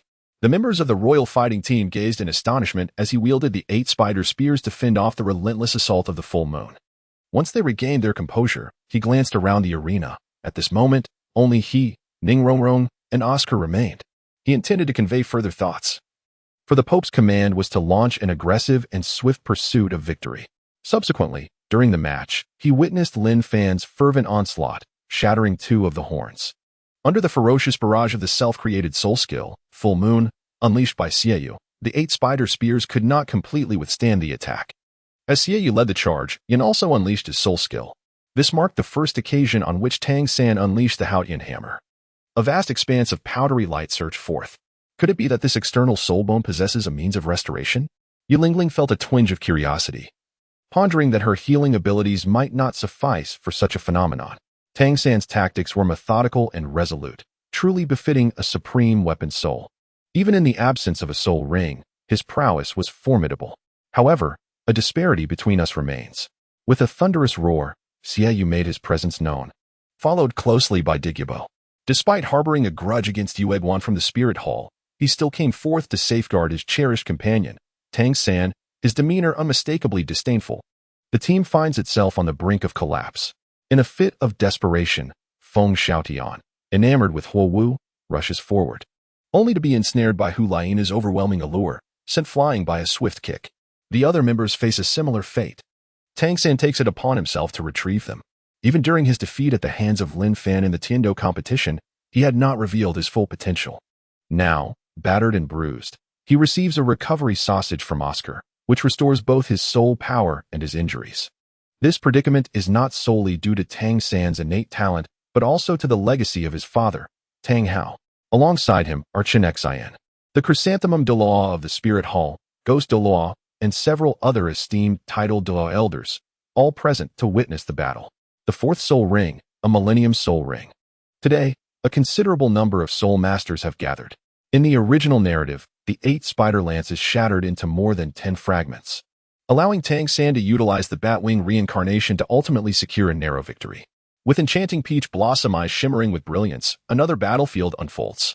As the Haoyan hammer emerges, combined with Tang San's hammer techniques, it begins to clash with the evil moon. Surprisingly, the 53rd level evil moon is forced to retreat repeatedly under Tang San's relentless assault. A furry tail sprouts from its rather fortunate rear. All other members have been knocked off the stage by Yin and Hu Laiana. However, when Tang San unleashes his 4th soul ring from the rear, many who had never witnessed it before find themselves in a state of bewilderment. In contrast, the new Xin Yufeng team appears somewhat lacking. Without hesitation, Tang San reveals his trump card. As the number of combatants increases, if my conjecture holds true, he must have absorbed the power of the human-faced demon spider for restoration. But wait, Fange, didn't you previously sever 2 of the 8 spider lances? Yu Tianheng observes this scene with astonishment. Do not look, do not listen, do not smell. Those flying for a minute, descend at once. Yen bellows. Tang San evades the initial strike from the full moon, but reluctantly activates the external soul bone of the 8 spider lances. This time, the 8 spider lances were shattered into 8 fragments. In the void, Feng Xiaotian immediately ceased all actions, leaving only Tang San to analyze the situation. Xue glanced at Hu Laiana, who shook her head slightly, indicating that the time was not yet right. The Pope had not yet appeared. This was merely the first round. Following this roar, the 8 spider lances disintegrated piece by piece. The members of other elite soul master teams gazed in admiration. Such prowess ensured a flawless victory. Chapter 34, Defiance and Tang San's Strategy. How infuriating. The luminous orbs did not drop since I was not the one to deal the blow. It seems that only events directly related to me yield such rewards. Or perhaps they must occur in my immediate vicinity. Lin Fan observed the pitiful state of Tang San on the battlefield and lamented the missed opportunity. Had he been the one to inflict such damage on Tang San, he might have garnered considerable benefits, although he had not succeeded this time. Opportunities to confront Tang San would surely arise in the future. A voice in Lin Fan's mind posed a question. Were you not afraid that one day Tang San might rise and eliminate you? Lin Fan's response was, of course, one of indifference. Initially, he believed it prudent to assist Qian Renxue in mastering the city of Heaven Dou. As long as Tang San did not achieve victory, he would be unable to obtain the sea god's heart hidden within the royal family, which would greatly diminish Tang San's chances of becoming a deity. Suddenly, he felt a slight itch in his throat. As Tang San unleashed the Batwing reincarnation, the 8 fragments began to interconnect, launching incessant attacks. First, they swept the magma outward, then clashed with Xue's dual blades. Xue deflected the strike, while Hu Laiana opted to dodge as the flying daggers struck the ground and bounced away. Within a mere second, she regained her composure amidst this bizarre battle. Is this akin to Tang Hao? What significance does his persistence hold? Does he still refuse to concede? Does he believe there remains a chance for a comeback? Xue found a newfound respect for Tang San, surprised by his unwavering determination. However, upon realizing the waning fortune of Tang San, Lin Fan understood that his luck was likely exhausted. Yen's current actions were akin to popping champagne mid-battle. Tang San chose to withstand the onslaught. What is happening? Yin was momentarily taken aback and quickly raised a dirt wall for defense. That was the martial soul fusion technique of Xue and Hulaina. Upon hearing Dougubo's explanation, Lu Erlong and Flander were left in shock. "Why do you laugh, Senior Poison?" asked the pallid Yu Xiaojing as he turned to the elder. Subsequently, he personally intervened in the City of Slaughter, disrupting its connection to the Shura God's opportunity, with the enhancement of mental strength. The trajectories of the 8 spider lance fragments had long been etched in his mind. It all hinged on how much he desired victory, Dougubo remarked. There were still too few fragments. Had there been a dozen or so surrounding him, they might have inflicted harm upon Xue. Tang San gasped for breath, having just consumed a sausage when Xue struck at him. A strikingly handsome young man clad in black leaned quietly against the side, flanked by Yi Lingling on his left and Xue Qinghe on his right. While it appeared somewhat far-fetched, therein lay the profound intricacies of the Batwing reincarnation. At that moment, if the other two refused to concede, they could only watch as Yin met his demise. This was not right, Xue thought, astonished that the Pope himself had issued a direct command. Thanks to Tang San's efforts, only one person had sustained injuries. Yin had already been struck and was now exerting considerable soul power to attack Tang San. But it would not be long before the poison took effect and rendered him unconscious. Tang San was indeed a prodigy, devising such a strategy even in the face of despair. Ning Fingxi, upon hearing the explanation, exhibited a glimmer of excitement and expressed his admiration. The Haotian hammer that Tang San had swung came to a halt. Xue executed a powerful slash, leaving a crimson mark on Tang San's chest. In a swift counter, the Haotian hammer swept out. Hulaina unleashed a charm skill from a distance. Having endured the fierce battle, Tang San was somewhat weakened, and this sudden assault momentarily stunned him, causing a flush to appear on his pale visage. At that instant, Xue and Yin charged forth together. In an extraordinary act, he bit into a piece of flesh from his own body to force himself to regain consciousness. 5 meters apart, they would reach him in 3 seconds. Everything appears rather uncanny. The 8 fragments have begun to operate. At this moment, Yin, still bewildered, channels his soul power to join forces with the evil moon in attacking Tang San, unaware that he has already been poisoned. Tang San is suffering greatly from the onslaught.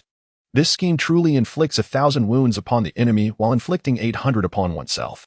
The 4th soul skill, Blue-Silver Piercing Array.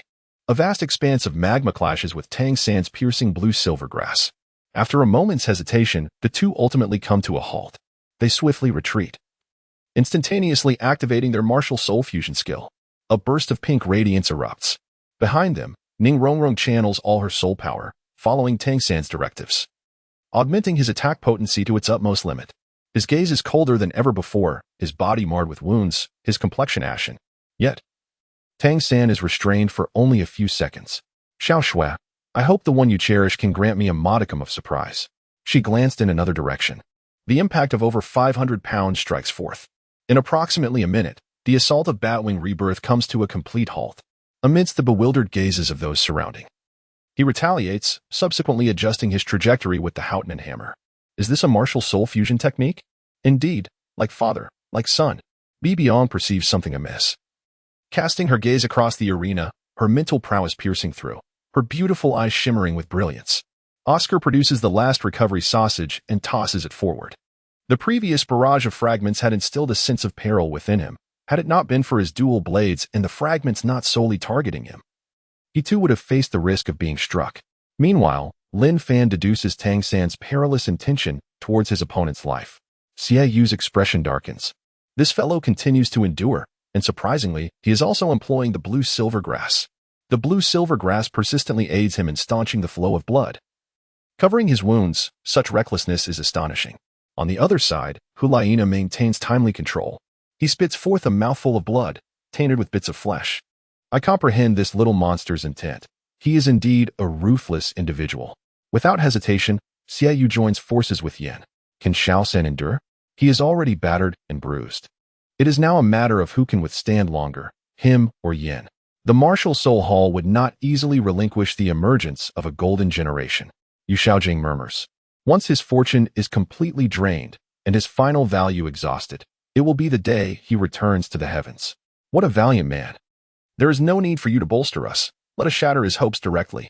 Yin instructs the 2 auxiliary soul masters behind him. A modicum of soul power manipulation, coupled with his own calculations. Tang San is the first to confront Yin. The surrounding spectators continuously shake their heads, and Xue Qinghe expresses a sense of lamentation.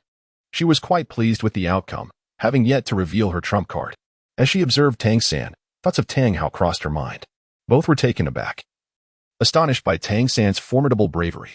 On the soul fighting platform, Tang San confronted the Golden Generation, his expression grim. Fortunately, they had a new captain now. Lin Fan would surely lead them to triumph against that illustrious generation. Xiao Gang, the disciples you trained are merely SOSO. Though not present, Bibi Dong, watching from a distance, could not help but smile faintly at this scene. Tang San's gaze shimmered with a violet light as he unleashed fragments with the Haotian hammer. He swiftly collected 8 shards of the 8 spider spears. It was truly disheartening to witness the once admired Tang San being so brutally beaten before the martial spirit team. Alas, he had only mitigated a fraction of the might unleashed by the molten lava. The original duo had vanished, replaced by an androgynous figure. Only Tang San could neutralize his own poison. Douluo voiced his speculation. What is this substance? A toxin? From that external soul bone? So that's how it is. This child is truly ruthless. Though it was uncertain whether others could dispel the poison, if Yin did not receive treatment soon, he might suffer grave consequences. Bibi Dong sensed something amiss with Yin's aura. Her mental energy directly penetrated the minds of Xue and Qinghe. In the audience, Douluo felt a weight lift from his heart and burst into hearty laughter. After repelling Xue, Tang San took the sausage but did not rush to consume it, reserving it for later. He was undeterred, intent on challenging the Golden Generation alone. Qinghe, lacking a fierce attack, beast martial spirit, and unable to wield additional weaponry, could not engage in close combat. To their astonishment, they seemed to have grasped this tactic as well. The crowd gasped in awe. How could they have revealed their trump cards? If they continued to consume energy like this, wouldn't Tang San inevitably succumb to fatigue and faint? Yin felt a tumult of emotions within. Utilizing the martial spirit fusion technique, they aimed to knock him off the stage. He spat out a mouthful of black blood, his eyes widening in shock. Impossible. Yin, in horror, glanced at his previously wounded arm, now darkened and oozing a viscous fluid. Chapter 35. Tang San departs. Battle of the Star Luo team. What the heck? Could this be the martial spirit fusion technique? To his surprise, someone among the Golden Generation had also mastered such a skill.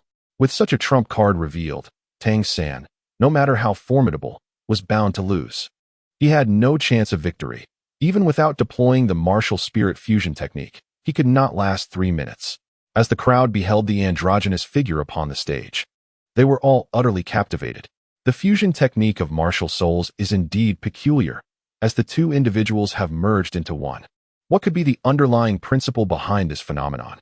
The smile that once graced Douluo's face has now completely vanished.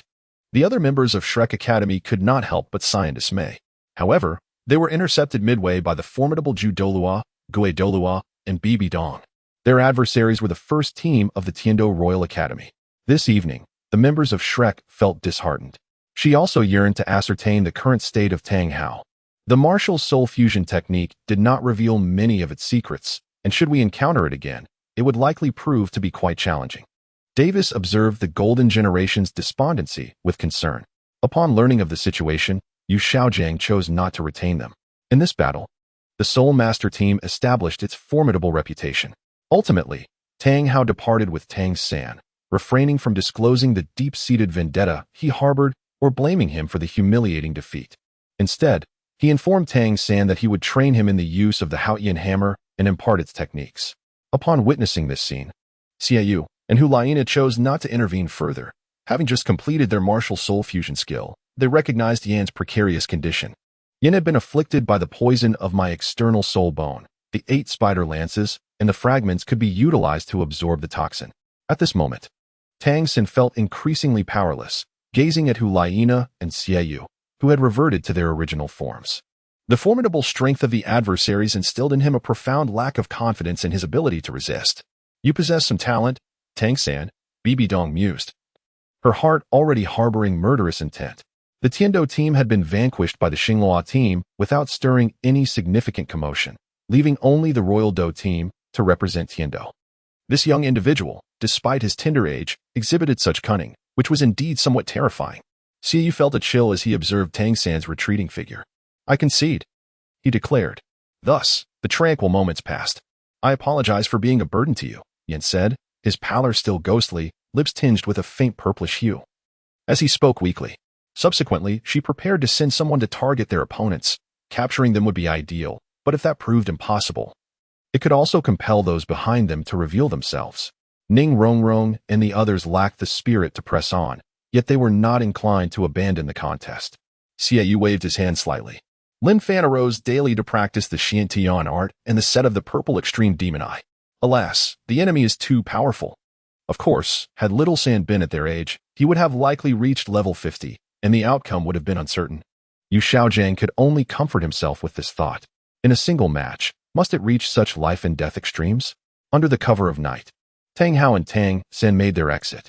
Lin Fan, however, remained, continuing to observe the match alongside his teammates, discussing the combat, which was rather relaxed. Even slaying a soul beast could yield an external soul bone, and being captured could lead to a chance encounter with legendary herbs. Hulaina picked up the fragments to tend to Yin, while Xie Yu confronted Tang San, saying, "Do you intend to leverage Yin's life at risk to compel our surrender? It is merely a competition. If it were a life and death battle, once my Tang Sec's hidden weapons are unleashed, both of you would surely perish." Although Tang San's means of victory may not have been entirely honorable, he was nonetheless judiciously employing the rules to his advantage. After all the effort to participate in the competition, encountering a formidable foe in the very first match was disheartening. The match referee, the Cardinal in red, proclaimed loudly, "The Soul Master team emerges victorious." At this moment, the opponent's breath was somewhat feeble. The healing spirit masters from Shrek Academy hurriedly approached to assist Tang San in his recovery. The two had unleashed their martial soul fusion technique, necessitating a swift resolution. However, unbeknownst to the ordinary observers, the martial soul team had nearly faced defeat. Earlier in the afternoon, the first round of matches concluded. Outside the martial soul city, a battle erupted within a 10-mile radius. Indeed, this occurred within the boundaries of the regulations, and Tang San acknowledged it with a nod. Continuing the struggle had become futile. He mused with resignation. The team, which was merely a nameless ensemble in the original narrative, could be regarded as mere supporting characters. Alas, he would settle for second place this time. Once Davis prepared himself, he joined his teammates in the warm-up room, readying for the upcoming contest. However, since his conflict with Lin Fan began, he had faced several setbacks. In contrast, Tang San opted to withdraw. Although she harbored certain feelings towards him, she refrained from being too harsh, respecting Yu Xiaojiang's reputation. Yet, Tang San found himself in a less favorable position. How he wished he had practiced the chaotic wind hammer method more diligently. The following day, the group planned to explore Martial Soul City, hoping to find any soul-guiding devices for purchase, particularly a treasure for storage. Afterwards, he gathered the remaining fragments and the pieces Hulaina had tossed his way, limping off the stage. How infuriating that they possessed such a tactic. This was perilous indeed. A sense of foreboding washed over Tang San as he realized the malevolence of his current adversary. The strength and demeanor he exhibited today had instilled a certain trepidation in her. No one dared to provoke him further now. As he spoke, the gaze of Xie Yu was chillingly cold. In that moment, Tang San involuntarily lamented the scarcity of time. He felt that fortune had always favored him. When the matches concluded, the advancing teams participated in a draw. The next opponents for the Royal Fighting Team were Team Xing Luo. The Golden Team of the Martial Soul Team had a bye. The next match was scheduled for 3 days hence. Although the Windsword sect held considerable skepticism towards him, they lacked evidence and could do nothing further. They had not even returned to confront Lin Fan. In truth, Tang San had long held suspicions, having inherited the Houtman hammer. No matter, that peculiar offensive earlier had been directed at you. Were it aimed at me, it might have caused harm as well. Yet, he had not anticipated the poison to be so formidable. Within a minute of being struck, the effects manifested. This evening, the members of the Royal Combat Team indulged in a delightful feast, allowing themselves a moment of leisure. Some claim this tradition has ancient origins. Yet Lin Fan speculates that it may have been borrowed from the neighboring Sun and Moon continent. Tang San encountered Tang Hao and learned of his true identity. At present, the soul guidance devices are not yet manufactured on the Douluo Continent. They primarily surface among the populace, later discovered and sold. The day of the competition has arrived once more, with their adversaries being Davis's team. According to prior arrangements, Lin Fan expressed his intention to refrain from initiating the conflict, granting By and Xue Qinghe the opportunity to engage with the prince, while he would attend to the other members. Chapter 36, The Coveted By. The match commenced without excessive preamble, diving straight into action. The strategy employed by the Xinghua team revolved around encircling their opponents to provide support for Davis and Xue Qinghe. However, this tactic was swiftly disrupted by Douluo Qian, who effectively severed their coordination with her poison. The battlefield was divided, leading By and Xue Qinghe to engage in a contest against Davis and Xue Qinghe. From the initial one-on-one duels to subsequent clashes of martial souls, the developments unfolded in a tranquil manner. Nevertheless, due to the absence of Ning Rongrong's soul power enhancement, By and Xue Qinghe faced setbacks in their individual confrontations. Yet they still showcased remarkable moments, perhaps even refining their skills. This is all thanks to the extraordinary benefits bestowed upon him by the wondrous Qi Rong Tong Tian chrysanthemum. Since this celestial herb has the potential to induce unique transformations in one's martial soul, it is not entirely implausible for Lin Fan to experience an enhancement as well. This situation is quite expected. Xue, you have indeed found a formidable individual, yet he seems to be concealing numerous aspects from you. I shall assist you in probing his depths. Bibidong's lips curled slightly, revealing a trace of indifferent amusement. The throne of our Star Luo Empire is not solely obtained through brute force. Intellect plays a crucial role as well. However, the opponent can unleash formidable power with just a sword, without employing soul techniques. This is commendable, yet a reckless approach may arouse his suspicion. You should subtly mention this. I shall arrange for you to covertly visit the Star Luo Empire and extend your assistance when he faces setbacks. Bibidong has also discerned the animosity between the Dai brothers. He currently possesses a slight advantage, and once he returns to Star Luo, a direct confrontation with Davis will reveal who truly deserves the title of Crown Prince. Now, only 3 teams remain. Upon hearing this, By was immediately incensed. Lin Fan has grown stronger yet again, and compared to the last encounter, his swordsmanship has significantly improved. One might say it is his sword martial spirit that has evolved. Xue is closely monitoring Lin Fan. He believes that without Lin Fan's involvement today, he would not have emerged victorious. Then let us await the outcome. Davis wore a smug expression, undeterred by today's defeat. Your entanglement with the heavens is ambiguous.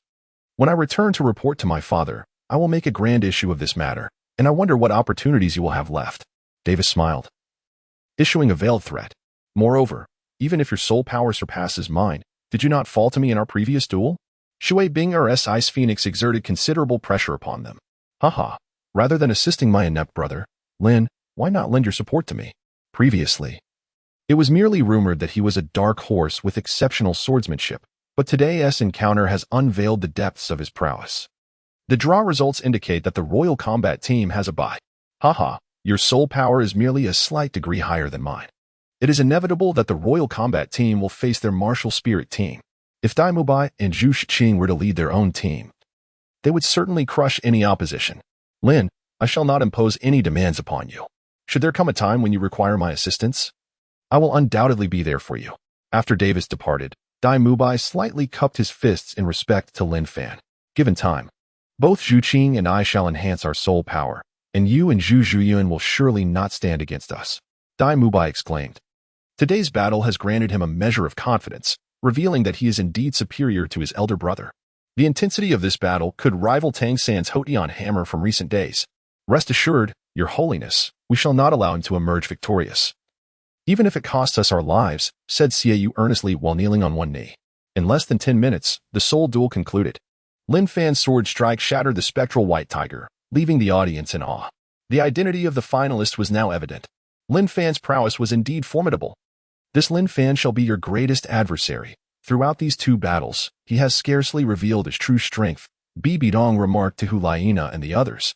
Having never witnessed it before, she noted that there were only a few sword-type martial souls in the Douluo Continent. Meanwhile, on another battlefield, Lin Fan's mere sword techniques suffocated his opponents without the need for soul skills. Why? Bibidong inquired, seeking clarification. Subsequently, By temporarily withdrew. For instance, he had bested Davis in single combat. Previously, he had received Lin Fan's subtle hint that as long as he maintained an advantage, assistance would come his way. Lin Fan's sword had not possessed such devastating lethality before, especially without invoking soul skills. Your Majesty, I wish to take By as my disciple. A somewhat effeminate man entered the hall, kneeling and making his request after Bibidong had seen the golden generation depart, with Lin Fan's swordsmanship bolstering him. Even if he were to clash with the Hotian hammer, victory would likely be within Lin Fan's grasp. It seems his martial soul has undergone some peculiar transformation. Could it have mutated? Upon hearing Xue Qiinghe's speculation, Lin Fan approached Xue Qiinghe for clarification. Upon hearing this, Bai's expression darkened considerably. Xue Qiinghe had previously suspected that Lin Fan's dragon-slaying sword martial soul was indeed mutated. He shares a unique bond with my martial soul. He must have consumed the wondrous mushroom, Tantianju. It was unfortunate that he had already pledged allegiance to the Heaven Dou Empire. How I wish I had discovered this sooner. As he stepped down from the arena, Davis approached, his expression tinged with humiliation, yet he forced a smile. The matters he spoke of pertained to the future establishment of an empire by the Spirit Hall. One aspect involved the enhancement of his fourth soul ring, while the other led to a mutation in his martial soul.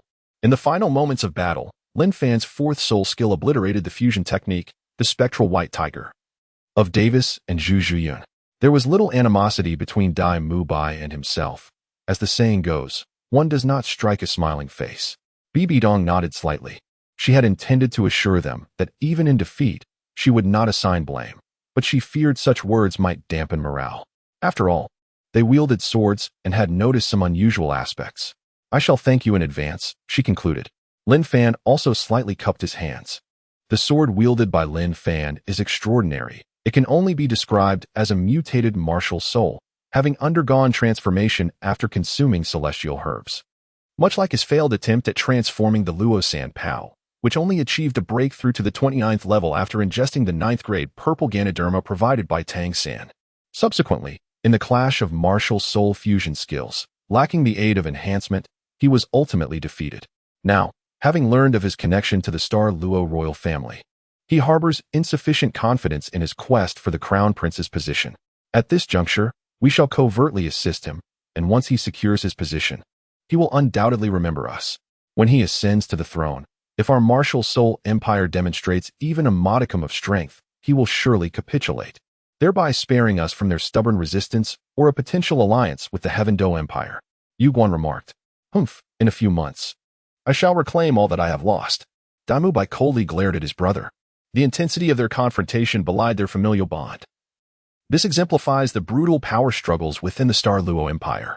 Indeed, after receiving Bei's detailed arrangements, Douluo departed from the Hall of the Pope. Chapter 37, A Sword to Dismantle the Evil Moon. It wasn't long before Lin Fan became aware that the protagonist, Tang San, had departed, which left him feeling somewhat regretful. However, he resolved to concentrate on preparing for the final battle ahead. This time, the Spirit Soul Empire has made a grand gesture by offering 3 soul bones as rewards. These soul bones do not hold significant value for him, with the exception of the one that enhances his mental strength. During the previous battle against Davis, there were not many items that were dropped.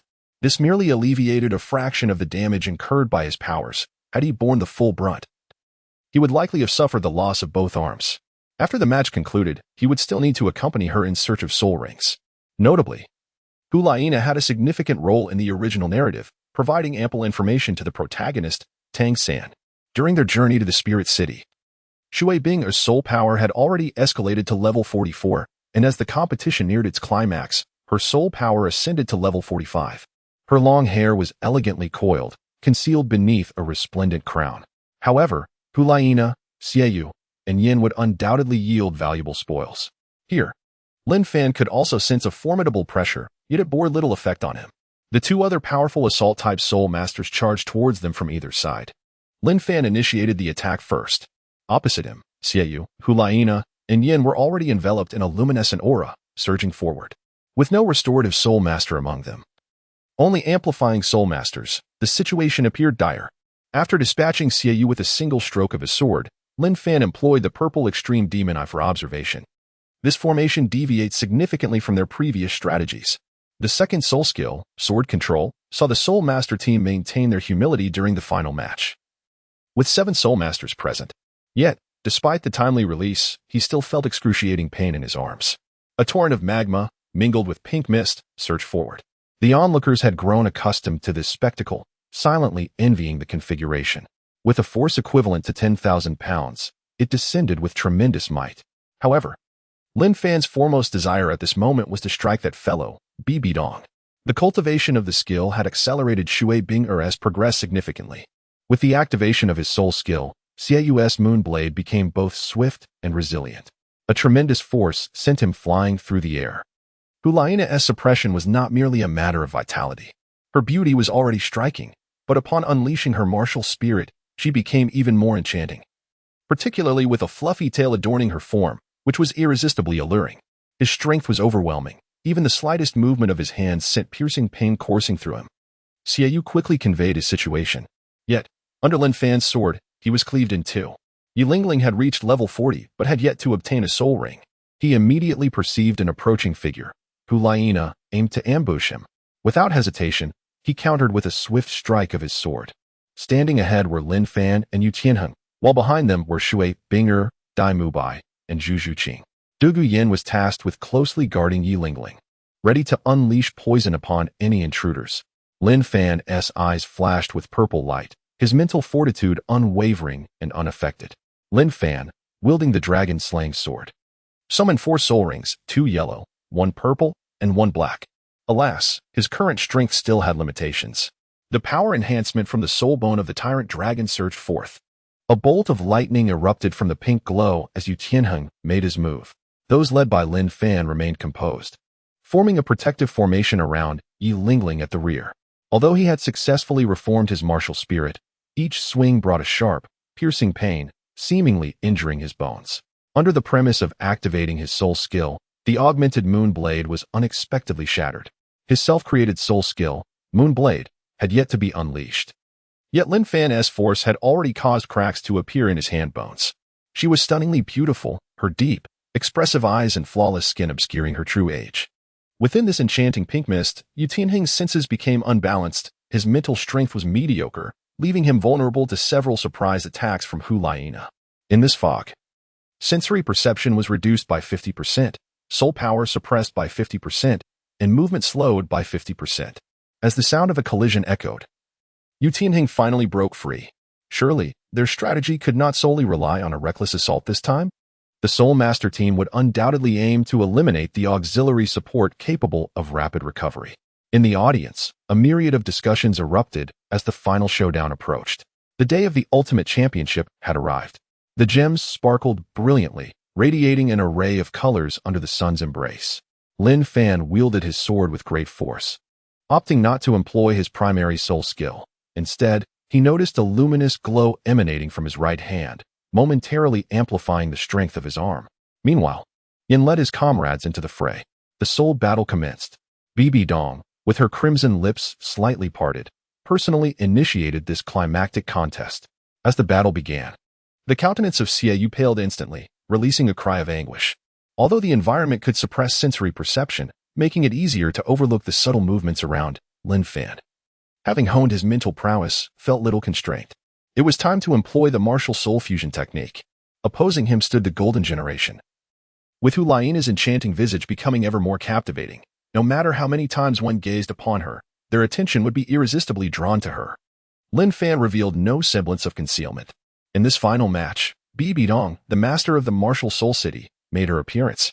In addition to the previous 5, 2 formidable assault-type soul masters, whose soul power did not exceed level 45, joined the ranks. His strength was even more formidable than we had anticipated. He had previously held back when allowing the Windsword sect to test his capabilities. Xue continued, yet Hulaina offered no response, leaving him to navigate this area in silence. Her noble and elegant demeanor rendered her utterly captivating. Having accomplished his objective, Lin Fan chose not to linger and swiftly retreated. The Martial Soul team faced off against the Royal Combat team. Following their restructuring, the Royal Combat team demonstrated commendable strength, though regrettably, their support soul master was merely a healer. Had they possessed a boosting type, their advantage would have been even greater. After this competition, opportunities for further appearances would be scarce. Both sides began to unleash their martial souls and soul rings. Outside the arena, given that Davis had limited involvement, the sword energy struck Hulaina with precision, sending her flying. These 3 individuals can be considered significant figures. During the final match, Cardinal in Red solemnly introduced both parties to the crowd, akin to mere extras. Xue Qinghe unleashed a formidable soul power, closing his eyes to avoid external influence. Even less impressive than those of Xue Qinghe and his companions, she was not exceptionally tall, adorned in an opulent court gown, her skin fair and delicate, holding a smooth and slender scepter in her right hand. Hulaina activated her soul skill, enchanting the atmosphere. The ordinary spectators could not discern the details. Yet those soul masters within the pink mist were visibly altered in countenance. Chapter 38. A sword shatters the martial soul fusion technique as Lin Fan departed with Xue Qinghe, who was swirling within the mist. The area swiftly dissipated. Soon after, one could see Xie Yu's hands dangling weakly at his sides, his complexion ghastly pale. Beside him, a beautiful woman was also wounded by the sword's aura, blood gushing forth from her chest. What on earth transpired? How did the Golden Generation sustain such heavy injuries? Xie Yu appeared to have injured his hands. Could it be fractures? Surely not. Was Lin Fan's sword truly that heavy? It did not seem to resemble a heavy sword martial soul. Just how much power could he unleash? At this moment, the ordinary spectators were utterly astonished. The more By Dong observed Lin Fan, the more she sensed his extraordinary nature, and she found herself somewhat captivated. As for the dual auxiliary spirit masters of the martial soul team, they remained at the back, devoid of any protection. Despite their swiftness, they could not escape the 10-meter range ahead. A terrifying sword energy surged forth, akin to a tempest. Not only the ordinary spirit masters, but even the likes of Yu Xiaojing, Ning Fingji, and Dugyubo could not discern any anomalies at that moment. The power of the golden sacred dragon's blood surged within, and the soul bone in his right arm activated. Hulaina and Xie Yu were directly struck apart, spitting blood, their auras diminished. Did I just witness that correctly? Lin Fan's sword had actually disrupted the fusion skill of Hulaina and Xie Yu? It had been less than 2 minutes since he first saw Hulaina injured. Suddenly, a cloud of pink mist appeared. Just as both sides were lost in their fervent battle, a deep roar emanated from Lin Fan's core, and the dragon-slaying sword in his hand shimmered even more brilliantly. Lin Fan unleashed waves of sword energy from a great distance, targeting his foes. Weapons shattered.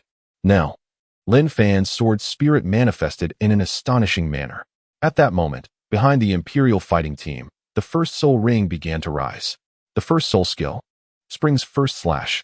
Originally, Spring's First Slash concentrated a blade of energy to strike, with an effective lethal range of 10 meters. Nana, entangled with Xue Qinghe, and Xue Qinghe, turned to glance at Hulaina's condition, and upon seeing the goddess injured, rage surged within him. A cloud of toxic mist unfurled, as Duguian unleashed his emerald-scale purple poison, countering an adversary who sought to target him.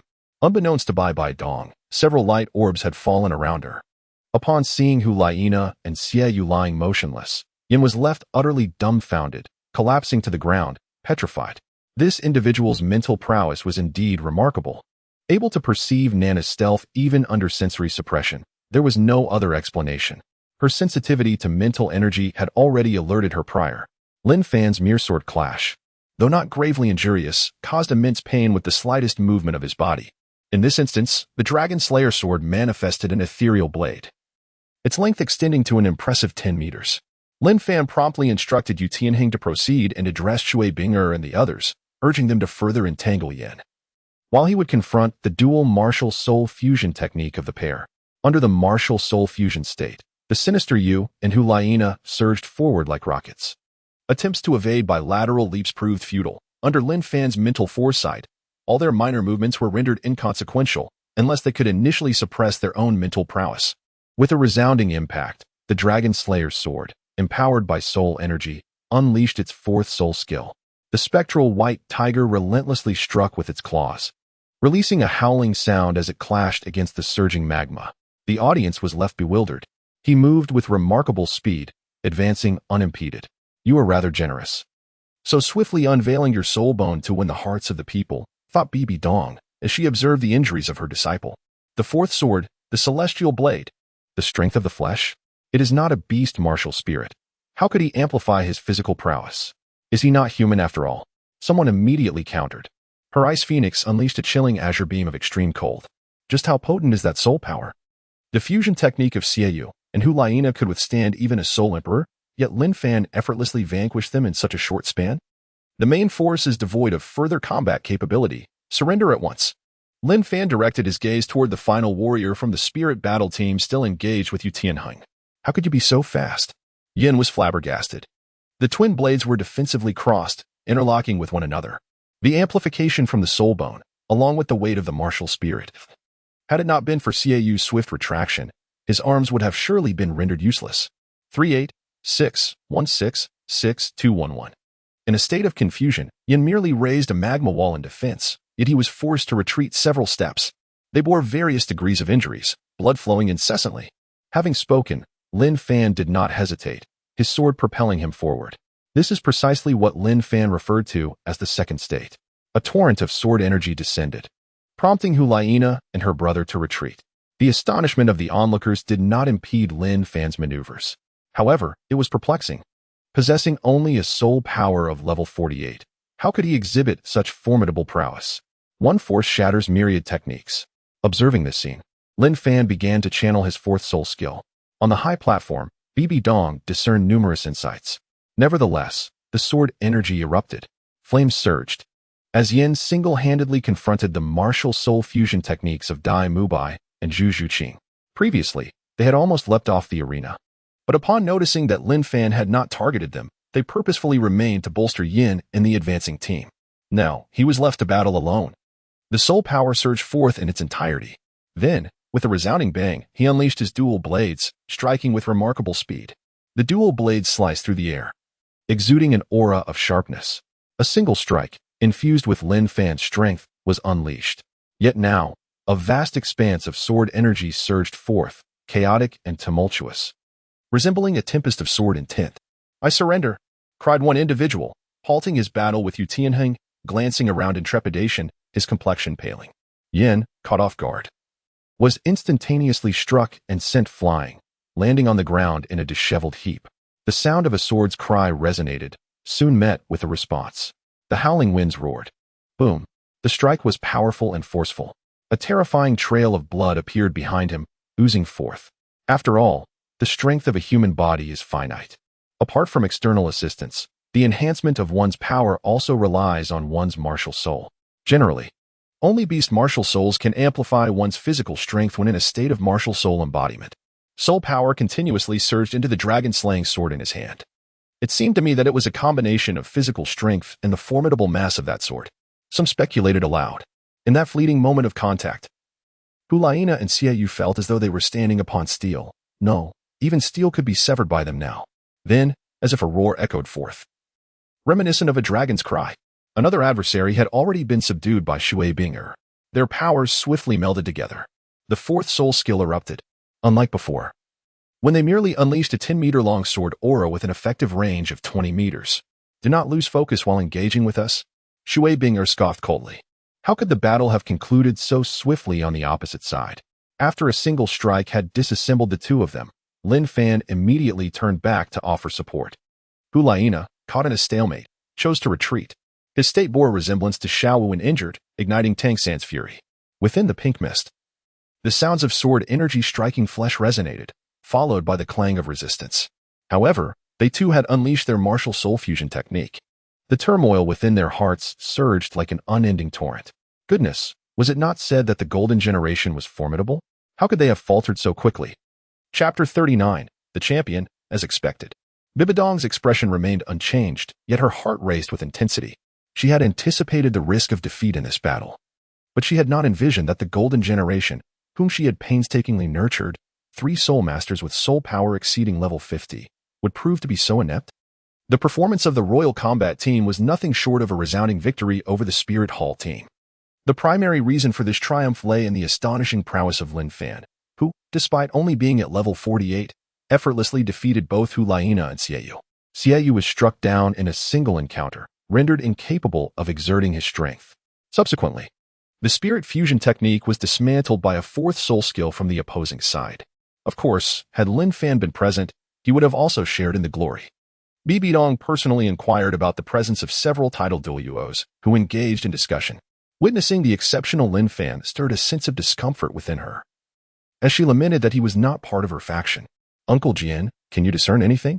Although Ningfengji had previously experienced some discord with Lin Fan, he harbored a desire to ally with him. Xieyue and his companions had received treatment. Thus, today, Shrek would bask in the resplendent cheers of those around them. Yin had little to contribute. He had never actually faced Lin Fan, having only been incapacitated by a surprise attack. "I am merely taking a stroll, stretching my limbs," Lin Fan remarked. It was evident that the soul bone had augmented his physical strength, complemented by his enigmatic sword martial spirit, with nearly all his soul skills being self-created, exhibiting transformative effects. Ghost Douluo shared his thoughts, advising against rushing to recruit Lin Fan, considering his amicable relationship with Xue Qinghe, which would present opportunities to sway him. Bibi Dong's mood was decidedly poor, facing both familiar and new adversaries. Hearing this, Xue Qinghe found renewed vigor. Surely, even the enhancement from that soul bone could not be this formidable, could it? The Spirit Hall had arranged for performances, as well as duels among soul masters after the competition. The Tiandou Empire had never won a soul master competition. Now, all eyes were upon her, awaiting the final verdict. Lin Fan, meanwhile, sauntered about the arena. While Lin Fan's victory was undeniable, Xue Qinghe felt an inexplicable frustration rather than joy. This battle belongs to their Tiandou Empire. It is not immediately apparent, yet it is evident that his sword martial soul has undergone a significant transformation previously. His attacks indicated that the quality of his sword martial soul was inferior to my 7-killing sword. However, since the finals commenced, I have noticed a distinct change in his sword, though I cannot ascertain whether it is due to any alterations. Of course, Xue Qinghe harbors his own ambitions, particularly in his rivalry with Bibi Dong. Fengge, what are you up to? Yi Lingling inquired, her beautiful eyes shimmering with radiant light. He has remained silent for many years, and upon his return, he aims to confront the world of soul masters. And then there is Bibi Dong. Considering that the Shrek team has publicly claimed that he is the one who nurtured them. After all, they represent the Tiandou Empire. Alas, the defeat was far too humiliating. You shall face the consequences yourselves. Bibi Dong ultimately sighed in resignation. Lin Fan's performance certainly garnered admiration, appearing exceedingly dashing. To default in front of the global soul masters would be a disgrace too profound for anyone to endure. That night, the royal fighting team hosted a grand celebration feast for all members. This is certainly not his primary objective. He came to absorb attributes. There is no rush to observe now. It is better to study it thoroughly upon returning. Rather than dwell on this, one should ponder the reasons behind his monumental transformation. His power when confronting Xiaoyu is undeniably formidable. Lu Erlong, having a deeper understanding of Xue Qinghe, posed her inquiries. Had she known this would unfold, she would have refrained from making grand promises and should have provided Lin Fan with some advantages, binding them tightly together. The representatives of the Heaven Dou Empire have all arrived. In the area of the 7 Treasure Glazed Tile School, Xiaoyu expressed the pressure he felt when facing Lin Fan.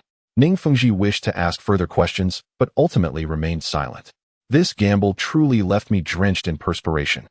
The royal fighting team is invincible, and Lord Lin is unmatched.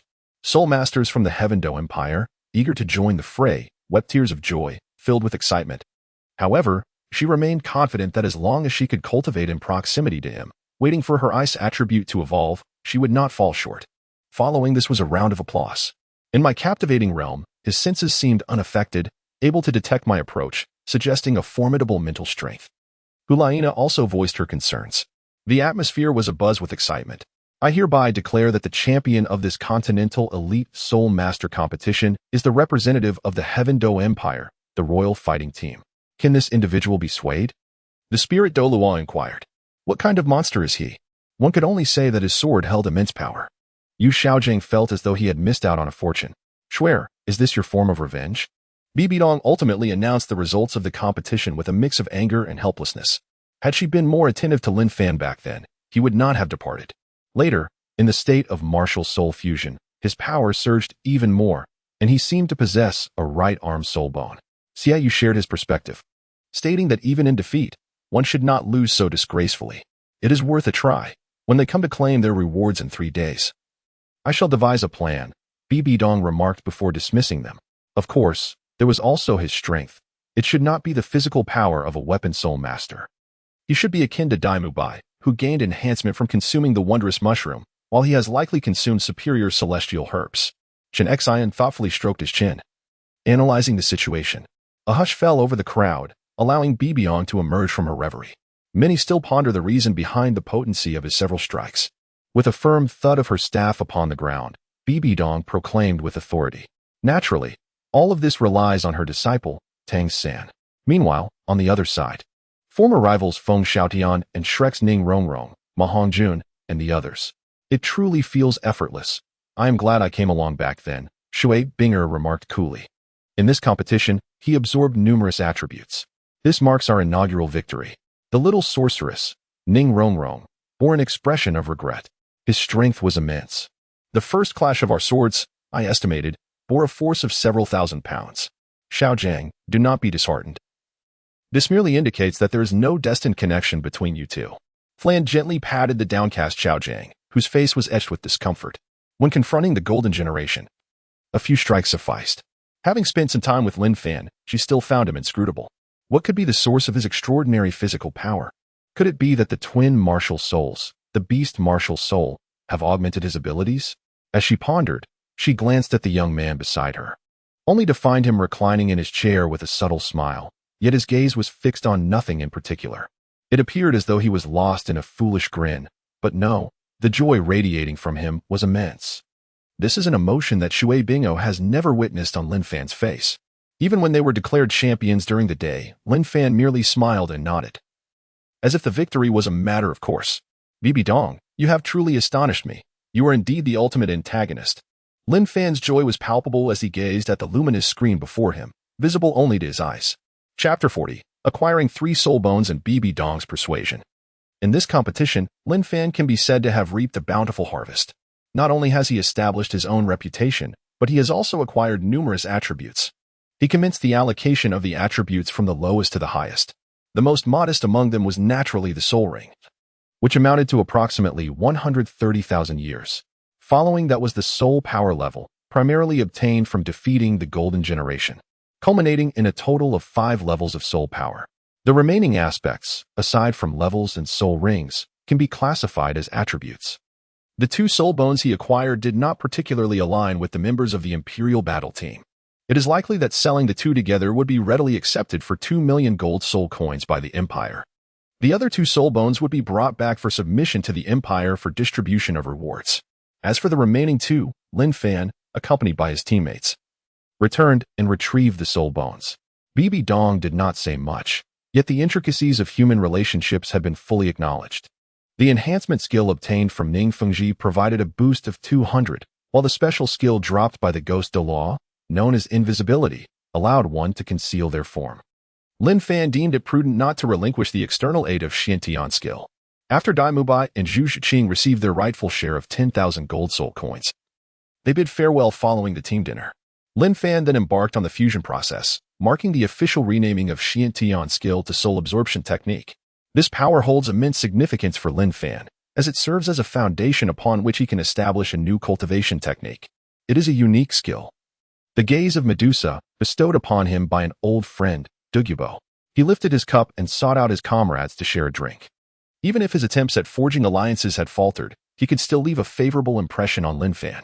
Considering the value of the storage soul guide, it would not be out of the question for him to lend a hand in the future.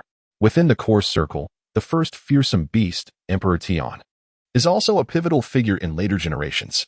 He has contended with Tang San's son-in-law, Hui Yuhao, as well as Tang San's son, Tang Wulin, ultimately becoming the sole spirit of Tang San's grandson, Tang Xianyu. This time, I naturally seek to claim my rewards, 3 soul bones, namely the wisdom head soul bone, the blazing right arm soul bone, and the swift left leg soul bone. Among these soul bones, Lin Fan requires the wisdom skull, as it has the capacity to enhance his mental acuity. He is indifferent to the time span. Any augmentation suffices for him. What is this? Lin Fan inquired, gazing at the ring that Bibi Dong had handed over with a hint of puzzlement. The team that secures first place in the competition not only receives 3 10,000-year soul bones, but also a reward of 10,000 gold soul coins for each member. In the original narrative, Tang San, despite his tragic end in pursuit of love, soared to greatness through the cultivation of the profound heavenly art. Lin Fan nodded slightly, accepting the storage soul guide presented to him, subsequently gathering all the rewards. As he regained his focus, the surrounding atmosphere remained vibrant.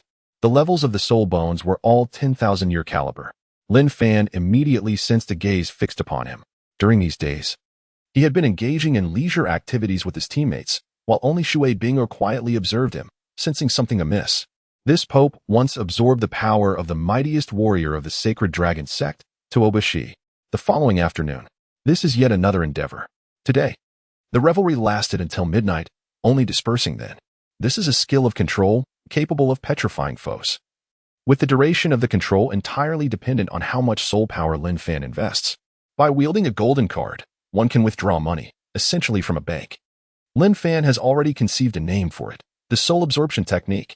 The forces of heaven and earth, as well as the soul power unleashed by others, can be absorbed through the soul absorption technique, provided that his physical form can withstand it, thereby enhancing his own abilities. This is indeed the greatest benefit he has reaped this time. His mental acuity, as she had surmised, revealed that this individual possessed remarkable physical strength. The attribute of allure bestowed by Huliena can enhance personal charm, complemented by the fierce attributes dropped by the evil moon. Of course, should you choose to join us, we will impose no constraints upon you. Your only requirement will be to assist us in capturing some ancient soul beasts.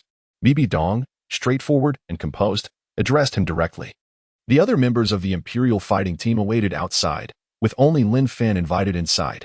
It should be a soul bone of the same type as Tang San's 8 spider lances, in the core region of the Douluo forest. The current Silver Dragon King lies in slumber. As the protagonist of later generations, it too is likely to yield special attributes, altering their course midway. Lin Fan and his companion arrived at the Douluo forest. The last notable drop was the special passive skill, soul absorption, from the Pope Bibi Dong.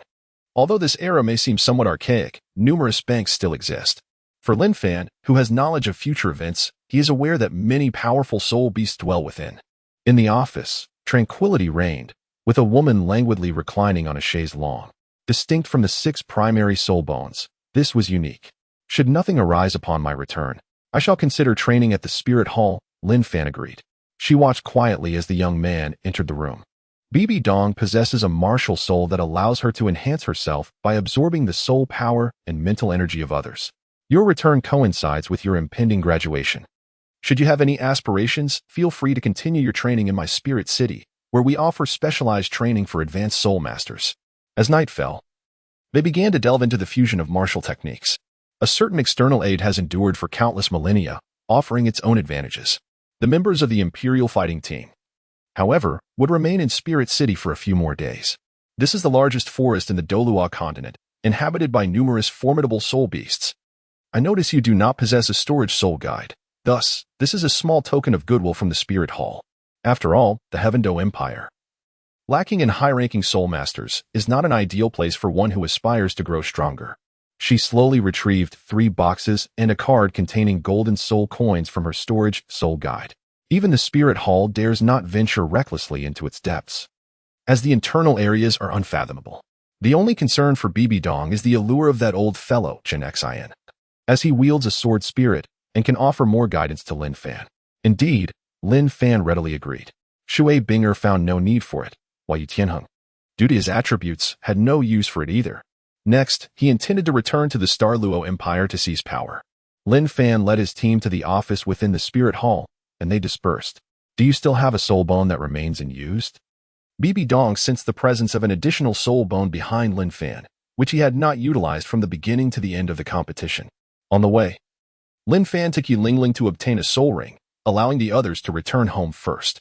He acquired a defensive attribute increase of 200 from By and a special skill, teleportation, from Xue Qinghe, which allows him to teleport a distance proportional to the soul power infused, with a cooldown of 3 minutes. The subsequent attributes were absorbed during his time on the competition stage. Bibi Dong did not press further.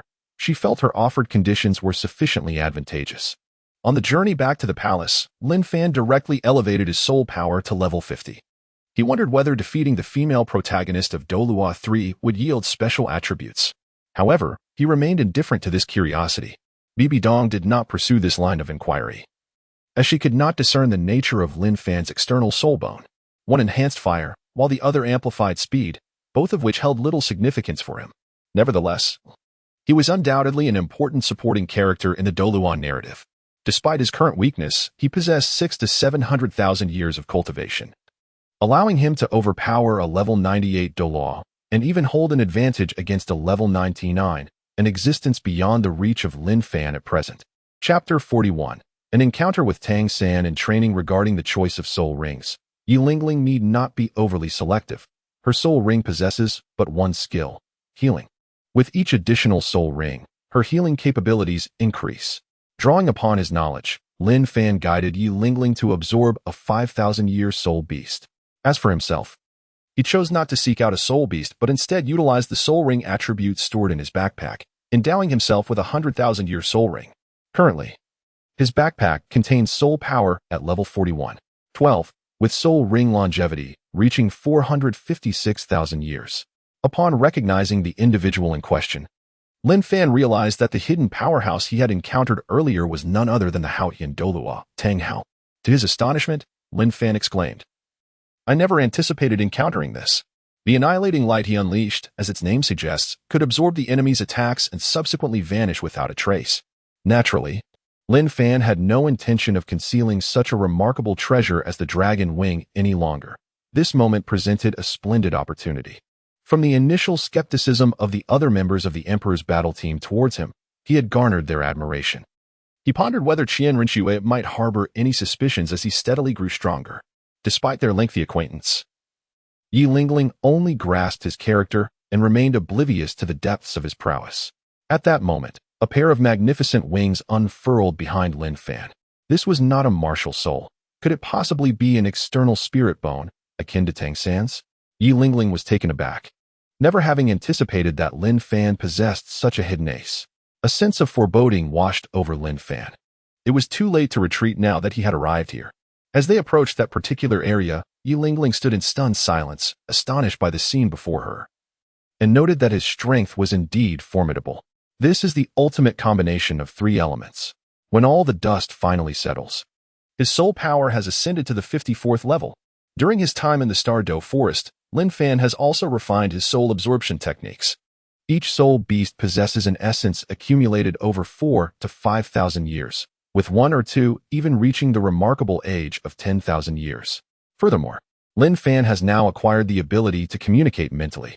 Yi Lingling, feeling a tinge of fear, grasped Lin Fan's hand, savoring the warmth emanating from his palm. She softly uttered, "Brother Fan, shall we take our leave? Is this not a tad too perilous?" Yi Lingling's concern was palpable. This is the release of spiritual energy. However, when Lin Fan sought to find it, that aura had already vanished. The sudden disturbance caused Yi Lingling's delicate face to change slightly in hue. This revelation left Yi Lingling somewhat astonished. She had never encountered such a situation before. Presently, the Xiantian skill had evolved into a soul-absorbing technique, and it had been imbued with the essence of a 100,000-year soul ring. From Lin Fan's earnest gaze, Yi Lingling discerned a bold determination. "Lingling, do you trust me?" Lin Fan cast a serious glance at the pale-faced girl beside him. However, Lin Fan was certain that he had not intruded upon the territory of the soul beasts. As Lin Fan and Yi Lingling soared through the skies, they observed two individuals engaged in combat, with several soul beasts below them. An unseen formidable presence had already fixated its attention on him. Should they encounter a critically injured or near-death 10,000-year soul beast, it would be worth attempting to intervene. One could never know when a soul bone might fall. His wings unfurled, extending an impressive 5 meters, adorned with a swirling purple aura that emanated an air of mystery. This is a method of psychological assault. Given the existence of such a remarkable tool, it is only natural to employ it to its fullest extent. From a considerable distance, a radiant glow was visible, emanating from a location 1,000 meters away. As Lin Fan's gaze settled upon the two figures, he was momentarily taken aback. Only after securing his grip did he feel a sense of safety. He was eager to discern who they were. Even if he were to encounter a tidal Douluo at this very moment, he would not be intimidated. The 41st level of soul power he possessed would enable him to ascend to the rank of tidal Douluo. Lin Fan harbored little trepidation within. Yi Lingling said little. Accompanying Lin Fan as they departed from the Star Dou Forest, Lin Fan extended his spiritual perception, and in an instant, he sensed an unusual aura. Realizing he had been detected, in such a perilous place as the Star Dou Forest, a single misstep could lead to an encounter with formidable soul beasts. After a prolonged moment, the thunderous sound reverberated once more. It was as though, after a brief slumber, the next day revealed an additional soul ring adorning the opponent. It seemed a battle was underway. This could very well be an opportunity to acquire attributes. Lin Fan sensed considerable activity in that direction. Should they encounter a soul beast of over 50,000 years, Yi Lingling felt Lin Fan would be ill-equipped to handle it. Despite the inherent dangers, she suggested, "Let us investigate. If it becomes too perilous, we shall retreat." Just then, she felt a hand brush against her waist. and her entire being began to lift from the ground. As they departed, an unusual sound suddenly pierced the air. The sensation of flying was a novel experience for her. Although the rationale seemed somewhat absurd, Tang San had similarly stumbled upon such opportunities, so it should pose no significant issue. Both the Xintian skill and the purple extreme demon eye required modifications. It is as if one possesses formidable confidence. A colossal spider spear thrust forth, radiating a faint violet glow. The two, after all, have been together. Yi Lingling had never witnessed Lin Fan hunting soul beasts. Below, a man wielded the Haotian hammer, while a woman stood unarmed, manifesting an indomitable golden body. Lin Fan remained unmoved. Hearing Lin Fan's words, she nodded. This incident would be claimed as a serendipitous encounter within the Stardow forest. Lin Fan cast a glance at the girl in his arms, her eyes shimmering with brilliance. Simultaneously, he refined the soul bone from his head. Of course, there were also controlled techniques that did not require the activation of the soul-absorbing essence. Akin to Tang San's purple extreme divine light in the original work, capable of influencing the enemy's psyche. Upon returning, he would officially employ it, claiming it was a stroke of luck. Although Lin Fan's performance was astonishing, as a battle soul king, he remained but a child. Should fortune turn against him and he encounter a formidable soul beast, it could spell trouble, with the enhancement of soul-absorbing attributes augmenting his spirit and cultivation. Lin Fan's pace of advancement was remarkably swift.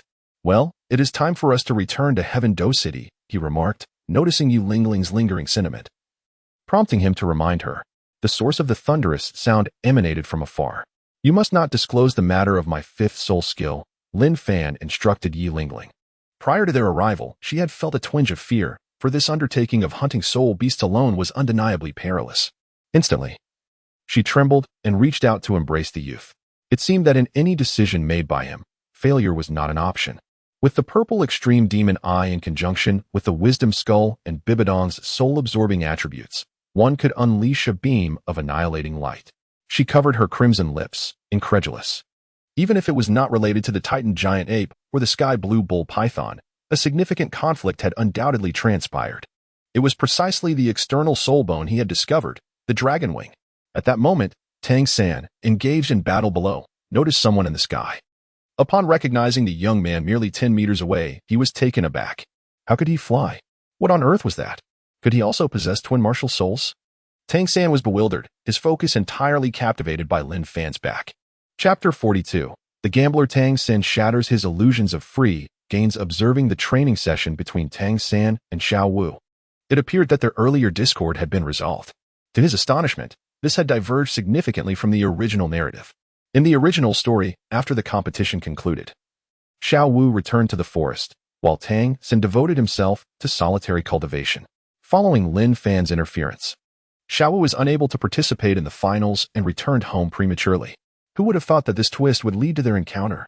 However, this proved advantageous for Lin Fan. With both the male and female leads present, it was an opportune moment for him to glean some attributes. Yet, this was merely a precaution. The Hell King's decree was not an intricate matter, and its revelation was inconsequential. Why did that old monster divulge everything? Previously, he had merely caught a fleeting glimpse, but upon closer examination, he discerned the truth. I believe I can win, especially since I still hold the Hell King's decree. Tang San mused inwardly. Yet, he was aware that Lin Fan was a person of status now. Eliminating him would yield no benefits. However, upon further reflection, he realized that the only gain he might achieve was through the sale of hidden weapons, and once the royal family uncovered the truth, Tang San would no longer be inclined to collaborate with him. A worthless individual, Lin Fan mentally branded this notion. Subsequently, he wielded the Haotian hammer to unleash a barrage upon the soul beasts. What do you wish to wager? Lin Fan inquired, his interest piqued. During the hunt for soul beasts, I fortuitously stumbled upon this.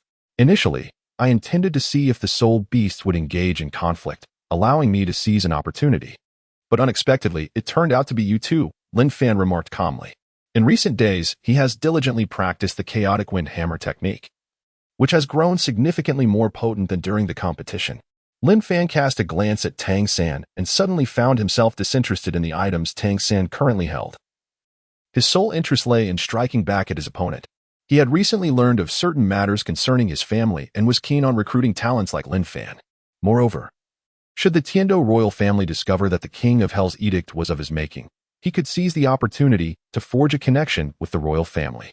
I can provide you with the blueprints to achieve complete monopoly, but you must still allocate a portion of the profits to me, 30%. This condition is solely advantageous for him.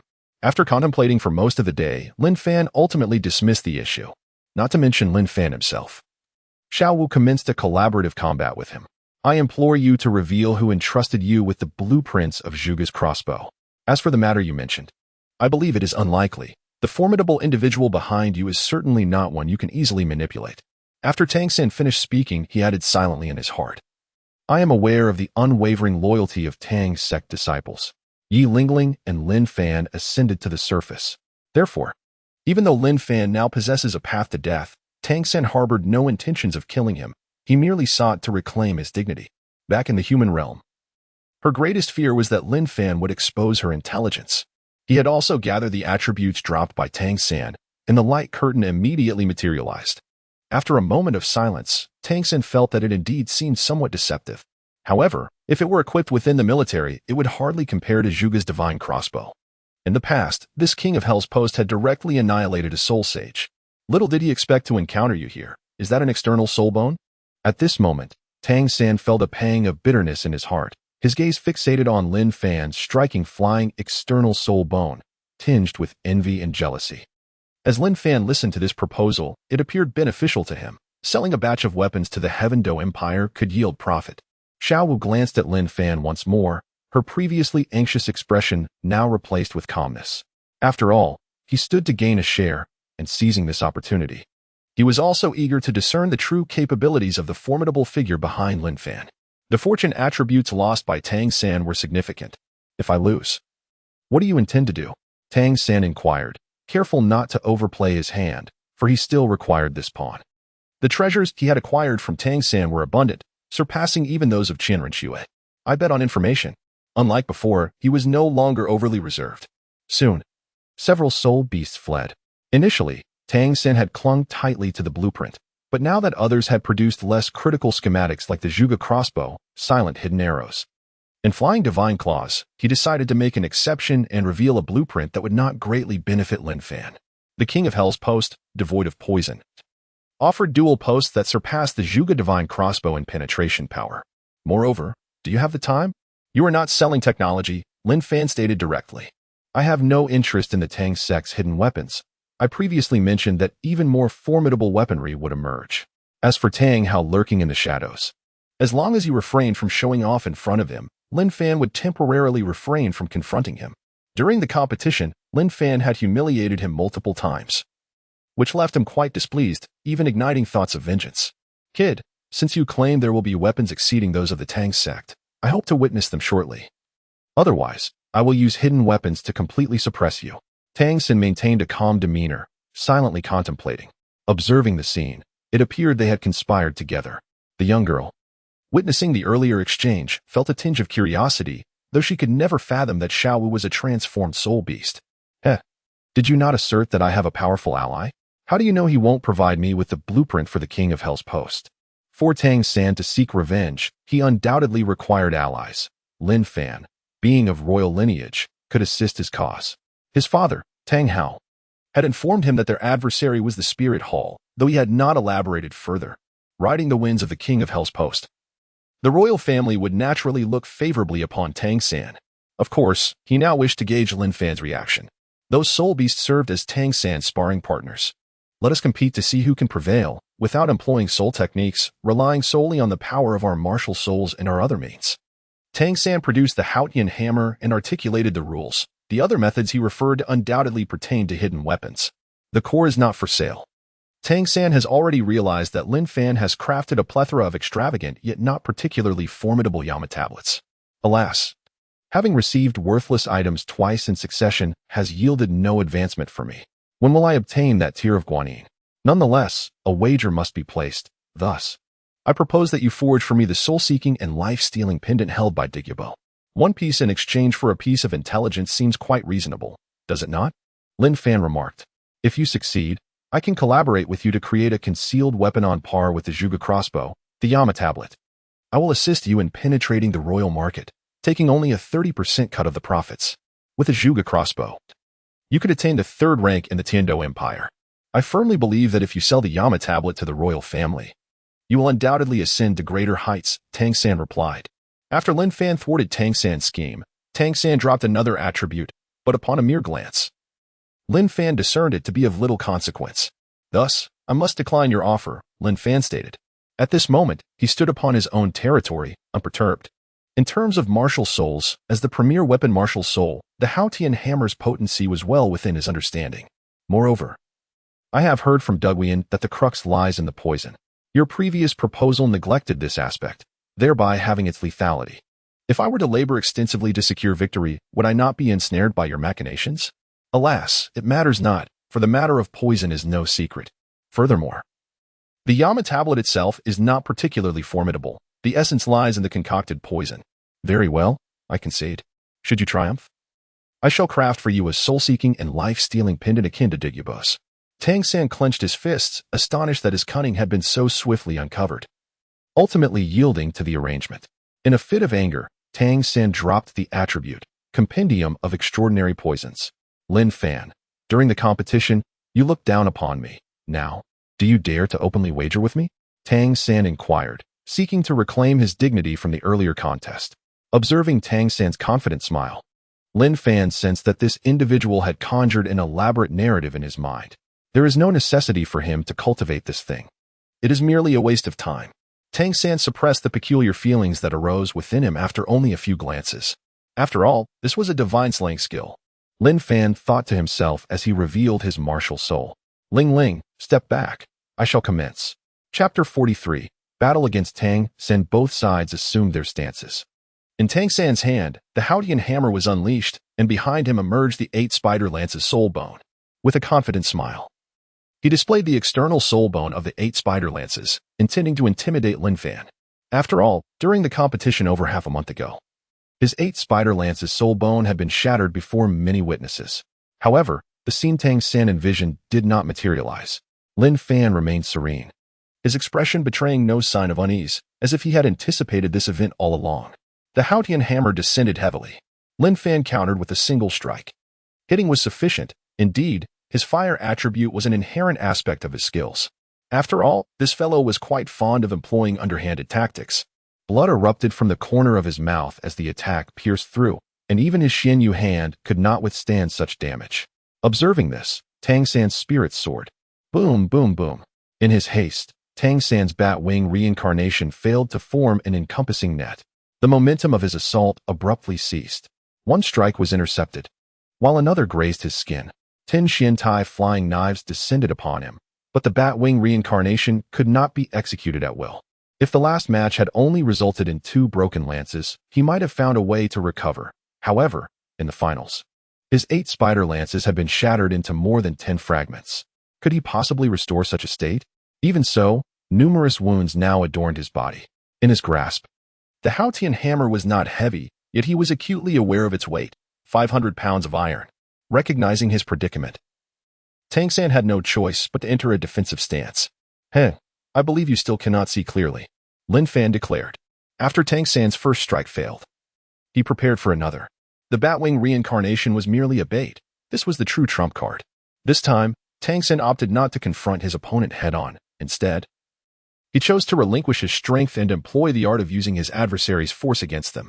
However, being aware of a situation does not necessarily imply that one can navigate it with ease.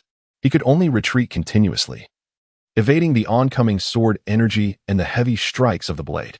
As Tang San retreated repeatedly, a flicker of anger ignited in his eyes. Upon infusing his soul power, the might of the Haotian hammer surged further. The Haotian hammer descended with a ferocious force. His Xianyu hand had already begun to fracture from the impact, and should he continue to wield it recklessly, he would only inflict injury upon himself. The ghost shadow misty steps commenced, as Tang San dashed laterally in a desperate bid to avoid capture. The Haotian hammer in his grasp was swiftly swung forth. It appeared that he had no choice but to resort to the chaotic wind hammering technique. Regrettably, his training was still insufficient. Gritting his teeth, Tang San resolved that even if the Haotian hammer ultimately proved ineffective, he still possessed the option of employing hidden weapons. It was far simpler than he had ever imagined. The hammer of Haotian and the 8 spider lances erupted simultaneously. Tang San's hands throbbed with agony, and his expression twisted in discomfort. The 8 spider lances were shattered under the force. Lin Fan hovered 5 meters above the ground. If his arm were to be fractured by the shock, it would undoubtedly hinder his movements. How could this be? How could your strength be so immense? Tang San felt utterly pained. At that moment, a sound of air being pierced echoed through the air. Lin Fan gripped his sword with both hands, channeling the power of his soul bone, unleashing 50% of his strength. This caused Tang San's initial desire to showcase his abilities to swiftly diminish. All he needed was to engage in intense physical exertion, allowing the toxins to penetrate deeply, at which point he would have no choice but to concede. Little did he anticipate the depth of your concealment. However, I have finally discerned some of your advantages. In any case, the wager did not stipulate the prohibition of hidden weapons. As Lin Fan defended against the Batwing reincarnation, he sensed something amiss with Tang San's maneuver. In the past, the only place he practiced his hammer techniques was in blacksmithing, where the chaotic wind hammer method proved to be time-efficient and labor-saving. In contrast, Yi Lingling was momentarily taken aback at the sight of the 8 spider lances. Tang San let out a mighty roar, his gaze resolutely unwavering. He tightened his grip on the Haotian hammer, while the 8 spider lances behind him writhed menacingly.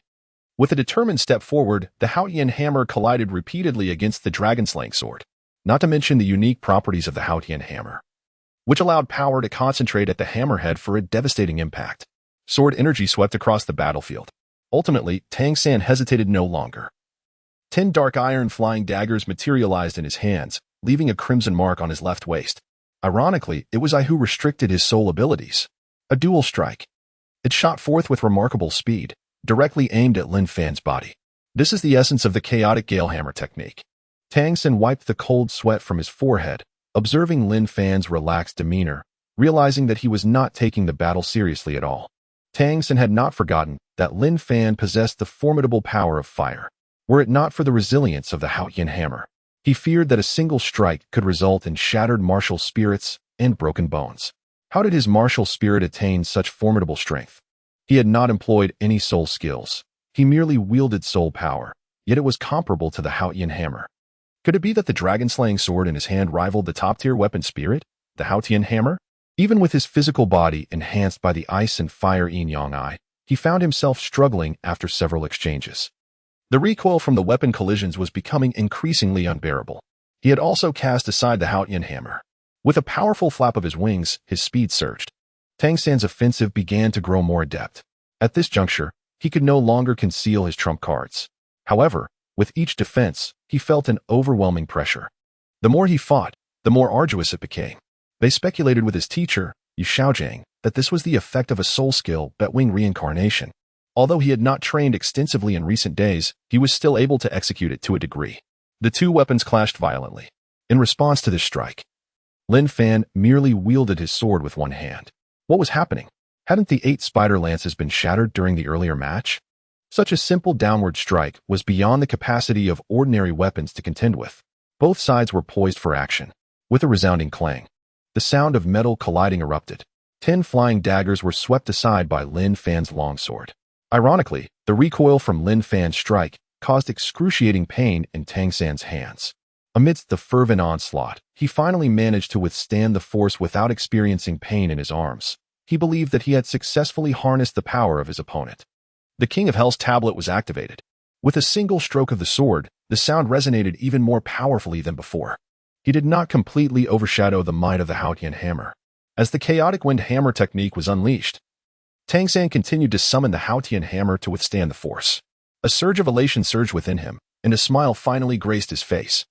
Mastery of the surrounding environment and precise control of angles was essential. With the aid of the dragon wings, his speed was remarkably swift. He unleashed the ghost shadow misty steps and advanced swiftly. Contrary to what Tang San had envisioned, the situation was far from over. Lin Fan struck once more. Fortunately, Tang Hao had advised him on the importance of laying a solid foundation. Was this all there was to it? Just as Tang San was basking in his joy, Lin Fan suddenly exerted his strength. A tremendous force erupted, compelling Tang San to retreat momentarily as he let out a piercing scream. From his elevated position, waves of sword energy relentlessly descended upon him. Although he managed to cope with the onslaught of sword energy without direct confrontation, the sheer volume was daunting. Chapter 44. The ultimate golden slash shatters the Haotian hammer as the sword energy filled the air. Tang San's heart soared with elation at the sight. Expend your energy. Continue to deplete it. Once your soul power is exhausted, if you dare to approach, I shall strike you down with my hidden weapons. Tang San understood all too well why Lin Fan refrained from closing in. It was merely a fear of the risks posed by hidden weapons. After all, Lin Fan had spent a considerable time among the Shrek 7 devils and was quite familiar with his tactics. As the waves of sword energy rained down, Tang San's Haotian hammer and 8 spider lances trembled in synchrony, effortlessly countering the oncoming attacks. At that moment, he realized that the wager had been instigated by him. Thus he felt it inappropriate to intervene excessively. How did you accomplish this? Tang San queried with a hint of reluctance. In the future, research on the ultimate attributes will be more extensive, with further classifications emerging. This is merely a reflection of individual physical differences. Earlier, when I requested that exquisite item to enhance my poison resistance, you were unwilling to part with it, yet I later acquired something equally beneficial, Lin Fan replied. The poison you concoct now cannot harm me. Only when you create a toxin capable of slaying a tidal Douluo should we converse further. It had been nearly 2 minutes since he was struck by the King of Hell's seal. Why had the poison not manifested yet? The sword, possessing both sharpness and the heft of a great sword, bore a weight comparable to the Haotian hammer and shared its gathering technique. However, at the moment of wielding, Tang San suddenly sensed something amiss. Did you truly believe that being struck by the King of Hell's seal would render me poisoned? His earlier confidence, a steadfast belief in his own abilities, crumbled in that instant. Are you certain? Lin Fan descended from above at that moment, continuing to press his advantage. This question momentarily rendered Tang San speechless. These words weighed heavily upon Tang San, akin to the final straw that broke the camel's back. He had amassed a collection of attributes, merely glancing at them to discover the inclusion of extraordinary levels. Meanwhile, Yi Lingling gazed at the scene in disbelief. Tang San experienced profound anguish, a torment that was nearly unbearable.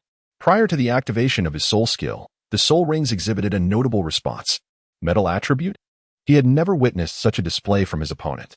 Observing Tang San's silence, Lin Fan elucidated that although those sword energies were not particularly formidable, they nonetheless inflicted damage upon the Haotian hammer. In the face of Lin Fan's airy rebuttal, seeing the smile upon his countenance, Tang San's confidence swiftly evaporated. I concede. Ultimately, Tang San, once again filled with frustration, admitted defeat. Having endured the battle of the day, do you now recognize your shortcomings? After the exchange, Lin Fan departed the location with the exquisite attributes that Tang San had relinquished, accompanied by Yi Lingling. Lin Fan granted Tang San a span of 3 months, after which he instructed that he be delivered to his residence. I apologize, father. My learning is insufficient. Had I mastered the chaotic wind hammer technique, I would certainly have triumphed over him. I have brought shame upon the Haotian hammer. Moments later, upon encountering his father, Tang San immediately knelt. Tang Hao merely assisted him to his feet. Moreover, the fire attribute is distinct from the gold attribute derived from the martial soul. The fire attribute pertains to soul skills. How could you possibly shatter the Haotian hammer? If your martial soul bears a quality akin to that of the Haotian hammer, then through successive collisions, I would indeed believe both the Haotian hammer and your sword would shatter. Third brother. From a distance, the observing Xiao Wu was suddenly alarmed. Her heart filled with profound concern as she beheld the scene unfolding before her. A surge of sword energy erupted with an overwhelming aura, embodying a terrifying force. Tang San confidently wielded the Haotian hammer, reflecting on the wound left by the King of Hell's edict, convinced that if this continued, only Lin Fan would suffer. In her perspective, Lin Fan always maintained the upper hand, given his ability to soar through the skies. Lin Fan had not even unleashed his soul rings, possessing merely a conceptual understanding of attributes. 3, 8, 6, 166, 211. It must be noted that the Haotian hammer is a supreme weapon soul. Tang San seemed to grasp something, yet found it difficult to accept the reality. This individual was simply formidable, she mused. The rarity of metal attributes and the very theory of ultimate attributes remained largely unacknowledged. My sword rain can induce a sense of false security, culminating in a final, shattering strike infused with metal essence. Indeed, I have yet to reveal that my dragon-slaying sword possesses a metal attribute. Lin Fan beamed with a smile. His astonishment did not stem from Lin Fan's dominance, an outcome she deemed only natural. Subsequently, Yi Lingling employed a soul skill to reattach Tang San's severed finger, thus concluding their wager. He cast a glance at the furious little beggar, a smile gracing his face. Your defeat is justified. His sword soul is not to be underestimated. I dare say it surpasses the 7 kills sword, for that metal attribute is more potent than any I have encountered, Tang Hao remarked. Yet it was already too late. Moreover, I have also utilized a soul skill to mend the fissures created during our initial clash. Tang San retorted angrily, his confusion palpable. What else could this person be concealing? Tang San's frustration mounted. He had never imagined that the Lin Fan he had previously scorned harbored such profound depths. Yield. I shall have Ling Ling attend to your wounds. You wouldn't wish to lose a finger, would you? Lin Fan said, his tone laced with a chilling intent. In an instant, he shattered Tang San's Haotian hammer. Tang San's hand was grievously injured, resulting in the loss of his thumb, blood gushing forth. For instance, common fire attributes. Mutated fire attributes may be enhanced by powerful flames under the guise of ultimate essence, yet a true system remains unestablished. Tang Hao remained silent, observing Tang San quietly. At this moment, upon hearing Tang Hao claim that Lin Fan's sword surpassed the 7 kills sword, Tang San was taken aback. The last time I secretly poisoned him. He had indeed come into contact with toxic powder. Tang San was perplexed. Each encounter with Lin Fan ended in humiliation, leaving him to ponder when he might finally best him. He had heard of Lin Fan's reputation, recognizing his utility. Otherwise, Tang San's severe beating would surely provoke Tang Hao's wrath. Tang San had previously contemplated this issue but could not comprehend it. Tang Hao witnessed the recent battle with keen eyes. This is impossible, Tang San exclaimed, utterly astonished. The sword energy had not been shattered by his Haotian hammer. He was astounded that the Haotian hammer had been cleaved asunder by a mere blade of energy. A golden sword aura surged forth, not resembling those ordinary weapon spirits. Tang San's thumb was severed. Had he not sensed it in advance, the consequences would have been far graver. That previous strike had indeed assaulted both the Haotian hammer and his hand simultaneously. Yet, this was merely the essence of sword energy. Observing Tang San's rigid expression, it was evident that while he initially attempted to repair himself, he hesitated to mend when faced with my relentless onslaught of sword energies. Perhaps believing I was squandering soul power by unleashing such strikes from the heavens. Tang San emitted a piercing cry. This particular sword energy was unlike any other. The purple extreme demon I revealed to him that this attack was exceedingly perilous. A fierce aura erupted suddenly, and Tang Hao materialized behind Tang San. Upon hearing these words, Tang San smiled, but as his smile lingered, his countenance froze. According to their wager, Tang San was to forge the mother-child pursuit soul-devouring dagger for him. His heart was filled with extraordinary shock. His father, his teacher, and the world had all informed him that the Haotian hammer was a supreme weapon spirit. How could it possibly be shattered by a single streak of sword energy? You have violated the rules. You employed a soul skill, Tang San exclaimed furiously, pointing at Lin Fan in the sky with his other hand. He immediately added, my foundation is insufficient. Had I been more adept, my hammer techniques would not have been so easily thwarted by him. Just be aware, Xiao responded, for the next month, I shall have Xiao Sin train alone with me. Tang Hao cast a glance at Xiao and remarked upon the astonishing revelations in Chapter 45, the shocking intelligence of Qian Renxue. In his encounter with Tang San, Lin Fan gleaned a wealth of knowledge. Initially, although the refinement of the Xian Jade Hand and the concoction of the Tang sect's poison did not significantly enhance his abilities, they nonetheless proved beneficial. Following his successive strikes against Tang San, Lin Fan had caught sight of 2 exceptional quality items. On his return journey, Lin Fan took the time to organize his findings. The extraordinary attribute that Tang San had dropped was a secret technique of the Tang sect, known as the Tear of Guanyin. This tear is indeed a divine slaying skill. As Lin Fan was determined to devise a strategy to confront the 10,000-year soul beast with his 5th spirit ring, he understood that the 9-yang divine art is a technique capable of amplifying one's spirit power. The matter of 10,000-year soul beasts undergoing tribulation is something that even the pinnacle experts of this era might not be fully aware of. Although 10,000-year soul beasts can communicate, they harbor only hostility towards humans. As for the 8-cornered ice grass, it was only natural that it had been utilized by Tang San and subsequently dropped, as he was merely a titled Douluo at that time. If Lin Fan could absorb a 10,000-year spirit ring, it was due to his superior physique. The 9-yang divine art is of exceptional quality. When Lin Fan discovered the Xian Tian skill, it too was marked as of the highest tier. It is widely acknowledged that as spirit masters advance, their enhancement becomes increasingly arduous. The external assistance from Sea God Island does not count as cultivated growth. Xiao Wu, belonging to the lineage of the soft-boned rabbit, was simply too weak and had to transform into a human to survive the tribulation. Yu Lingling also returned home to seek her parents. A 10,000-year external spirit bone? Upon hearing this, even Qinghe Renxue, who remained composed, could not conceal her astonishment. She found it hard to believe, as her knowledge concerning soul beasts had expanded. While others might remain oblivious, that troublesome woman certainly recognized her own identity. Upon Lin Fan's return, he was promptly summoned back by the crown prince. The matter he mentioned was indeed a remarkable coincidence. Naturally, possessing talent invites the attention of others. It is merely luck, Lin Fan humbly stated. The tribulation of soul beasts is a necessary process that only those reaching 10,000 years are qualified to endure.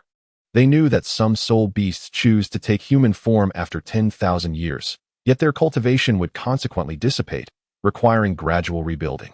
Your Highness, this endeavor was exceptionally smooth, and by chance, I acquired a 10,000-year external spirit bone, Lin Fan disclosed. Compared to the fact that Lin Fan had vanquished a 10,000-year soul beast, Qinghe Renxue found it even more difficult to believe that a soul king could absorb such an immense reservoir of spirit power. The tier of Guanyin stands as the most formidable skill of the Tang sect. After cultivation, one's spirit power would be far more robust than that of other spirit masters of the same rank. The soul beast, unwilling to perish so easily, opted for self-sacrifice while retaining a fragment of its soul. This explanation brought a sense of novelty to Qian Renxue. Previously, the external spirit bone, the dragon wings, as well as the forging methods of the fire gun, the hammering techniques, and now the mountain opening cannon and the Jiuyang divine art, all fascinated her. Lin Fan briefly recounted his circumstances, not concealing his spirit rings or spirit power. This time, I will certainly reward you handsomely, Qian Renxue said with a radiant smile, recognizing the rarity of this intelligence. Moreover, the fact that one could retain their soul after a sacrifice was astonishing. It was precisely why he could absorb a 100,000-year spirit ring in the guise of a soul king. Through the understanding gained over the past few days, she realized that external spirit bones were inherently rare, let alone those of a 100,000-year caliber. His spirit power surged dramatically, and he felt an overwhelming sense of power that he could scarcely contain.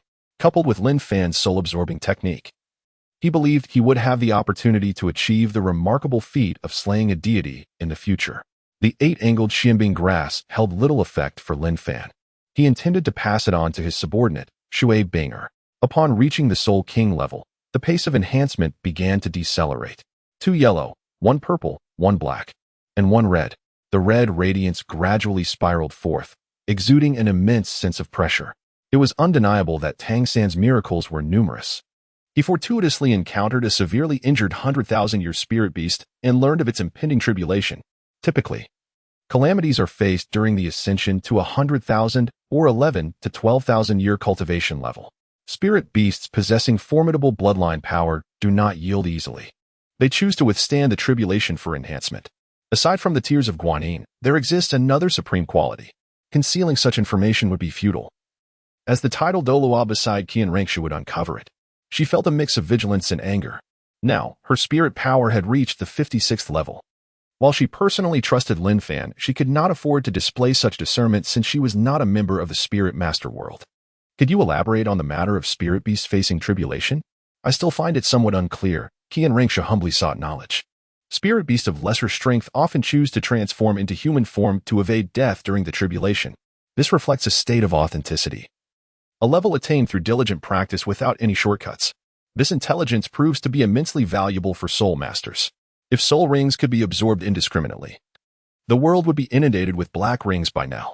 Upon hearing this, Qian Renxue displayed a look of satisfaction. However, she sensed that Lin Fan's soul power had significantly intensified compared to before. The power of soul rings presents a formidable challenge to both the physical body and mental fortitude of soul masters. Qian Renxue's heart raced, and her expression became rigid. Yet, a 100,000-year soul ring is simply too extraordinary. It has inflicted a tangible loss upon Tang San's martial prowess, specifically the 9-yang divine art. Unlike others, who typically lose mastery over what they already possess or what they may acquire in the future, he is distinct. As he spoke, he gradually released his soul rings, subsequently offering a brief explanation. For instance, One could take advantage of a soul beast during its tribulation or strike when the soul beast is weakened after successfully overcoming its tribulation. Moreover, he obtained exceptional quality items, including the blueprint for a mountain-opening cannon and the 8-angled profound ice grass, which boasts 5,000 years of cultivation. Forcibly absorbing such power could lead to catastrophic consequences. Yet, she could not speak candidly at this moment, as she still concealed her true identity. Lin Fan, you have made a tremendous contribution, enhancing our understanding of soul beasts, she remarked. Even the protagonist, Tang San, took several years to ascend from Soul King to Soul Emperor. With the addition of the extreme cold ice crystal and 8-angled profound ice grass, it is believed that Xue Qinghe has nearly attained the form of a limit Douluo. Amidst the hustle and bustle of daily life, Lin Fan diligently practiced the 9-yang divine art to strengthen his soul power, also employing the soul absorption technique. In the original narrative, Tang San nearly defeated the newly ascended Qian Renxue with this technique. However, Tang San could obtain other items as well. I have heard that the Spirit Hall is attempting to recruit you, Qian Renxue said, casting a dubious glance at the young man before her. This is truly appalling. She could hardly dare to ponder further. The city of Tiandou has arrived. Was the process of obtaining the soul ring smooth? She exhibited the concern of a superior for her subordinate, for this particular item was quite attuned to her. Acquiring such intelligence is indeed an arduous task. Could it be that your 5th soul ring is? At this moment, Qian Renxue stumbled over her words. However, I did not rush to acquiesce, for it was His Royal Highness who granted me this opportunity, and as a noble of the Tiandou Empire, the matter ultimately rests upon His Highness's decision, Lin Fan stated. With this intelligence in hand, there would be no need to hastily dispatch a multitude of soul masters in pursuit of a 100,000-year soul beast. One could simply wait. Chapter 46. Qian Renxue's Waning Fortune, assigning a task to Xue Qinghe. A 100,000-year soul beast remains a formidable adversary. In the original text, to contend with the Daming and Erming, Bibi Dong personally intervened, accompanied by a host of titled Douluo.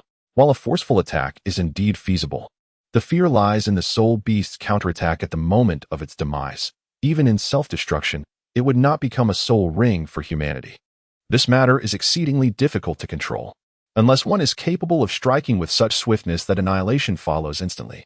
The intelligence regarding the soul beasts undergoing tribulation has bestowed upon the soul masters even greater opportunities.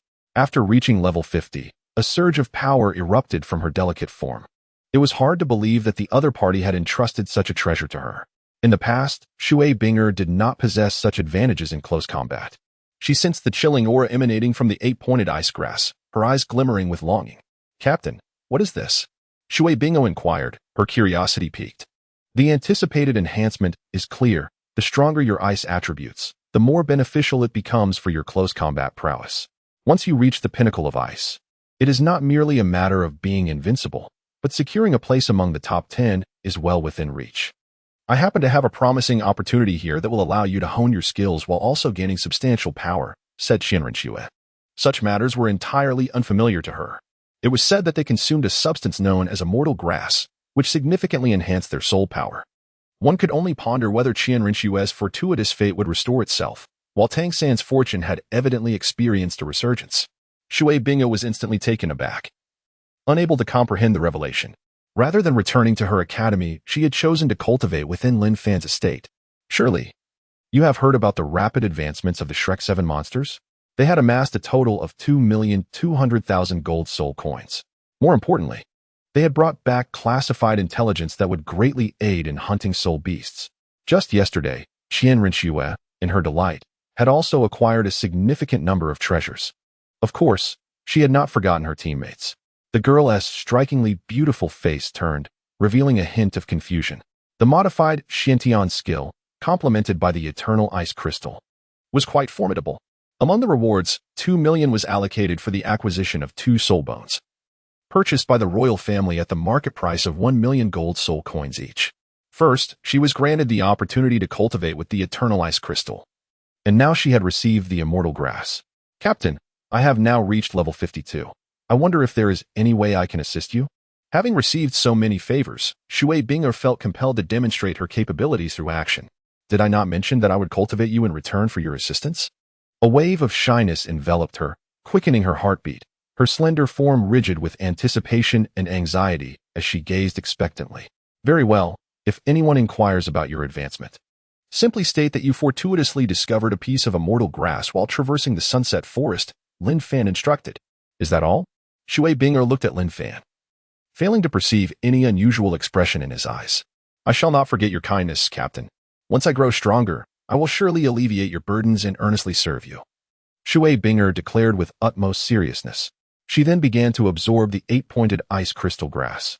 Shortly thereafter, she observed Lin Fan retrieving an item. This is a peculiar grass, exuding an icy aura and possessing a unique fragrance. In the evening, a gathering was convened, and a generous distribution of wealth ensued. The other party's talent is remarkable, and their abilities commendable. If you are inclined, I can facilitate your journey into the military, where you may earn military merits and wield some degree of authority, which would undoubtedly benefit you, Qian Renxue stated earnestly. Xue bestowed upon him a reward, a token of appreciation for aiding the Tiandou Empire in securing victory. By the way, you previously mentioned your desire to create a weapon more formidable than concealed projectiles. Are you now inclined to commence its fabrication? Or do you wish to continue your training? You have already attained level 46. Such individuals ought to remain true to themselves. And Qian Renxue is currently making great efforts on their behalf. With such a substantial fortune, Lin Fan is prepared to indulge himself. The 5th soul skill, Ice Sealing Armor, grants a layer of ice attribute armor, enhancing defense by 200, and when the ice armor shatters, it unleashes a chilling storm that assaults adversaries. The following day, Lin Fan made his way to the royal palace to attend the morning assembly. Xue Qinghe had just settled onto the mat. Yet before she could commence her practice of the Xiantian art, Lin Fan asked her to wait a moment. Captain, how did you acquire this? Xue Qinghe was utterly astonished by Lin Fan's prowess. The ice attribute operates more swiftly, significantly augmenting spellcasting speed and enhancing ice magic damage. In the training chamber, Lin Fan mused that when he eventually raises his own forces, having Xue Qinghe by his side would make it effortless to handle those individuals. However, Xue Qinghe stood frozen in place, hesitant to approach. Lin Fan chose not to dwell further on this matter and followed a eunuch to receive rewards. A pitch-black 10,000-year soul ring appeared around her. The remaining power surged forth. The outcome of the subsequent creations remains to be seen. If they truly possess capabilities surpassing that of a repeating crossbow, it would be a matter of course. After all, their ability to rise against the odds is largely attributed to Lin Fan's presence. This is the essence of the soul beast. After the wine has been savored thrice, and the dishes have delighted the palate with 5 distinct flavors, the 5th soul skill granted Xue Qinghe a considerably safer environment for close combat. The peculiar emotions that had once troubled her were swiftly subdued, and her expression grew resolute. Ultimately, Xue Qinghe's soul power reached the impressive level of 52. She could distinctly sense her augmented strength. It felt almost dreamlike. Having followed the captain for merely a month, she had ascended from level 43 to the present 52. Xue Qinghe murmured to herself, her enchanting eyes glancing towards the young man beside her. This is a celestial herb with a cultivation of 50,000 years.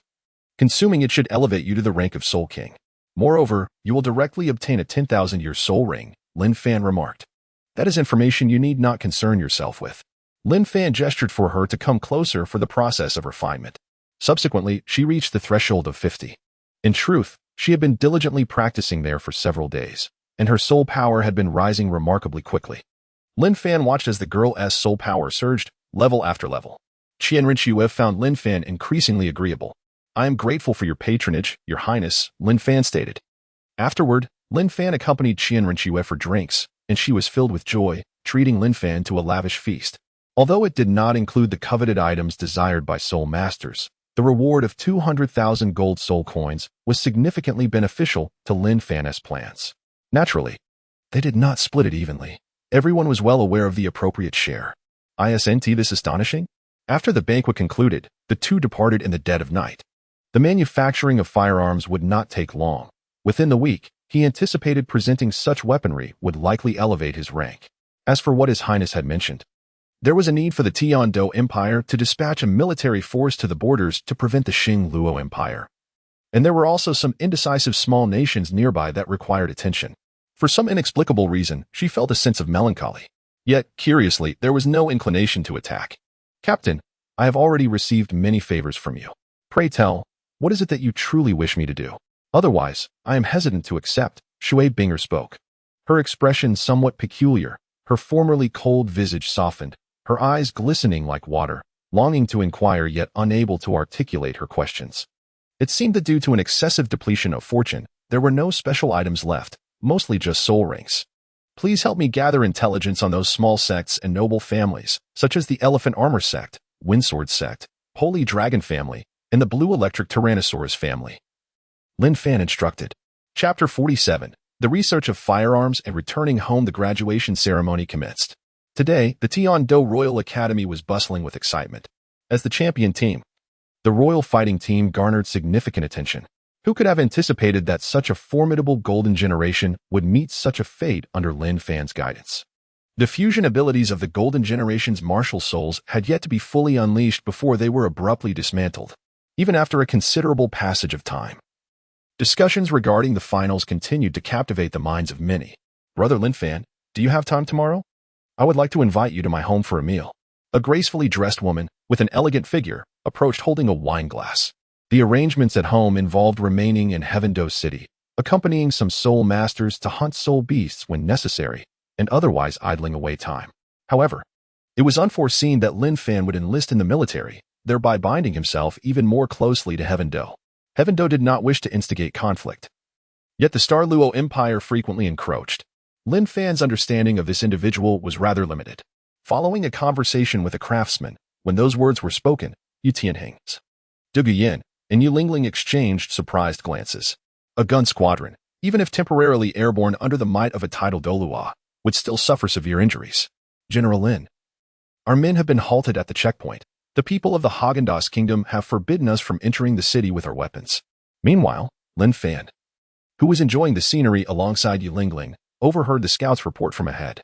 As for the collection of gunpowder, Lin Fan had entrusted that task to the steward. This matter does not seem to be one that Lin Fan could choose. After the graduation ceremony concluded, the following day, although somewhat intricate, the number of people increased. Becoming stronger than the bow and arrow. Enlist in the army? Is it possible to encounter the people of Xingluo? Lin Fan inquired. Qian Renxue gazed at the rough firewood stick in her hand, feeling its coarse texture. The first was the small kingdom from which Lin Fan had traversed. In the future, we shall assemble a musket squad, making it exceedingly difficult for soul masters to invade, Qian Renxue stated with a grave demeanor. This time, he was on a mission, leading 500 troops to intimidate the small foreign nations. The arrangements for entering the military camp were about to commence. At this period, the world was not yet as complex as it would become in later years. In the estate, the students dispersed in various directions.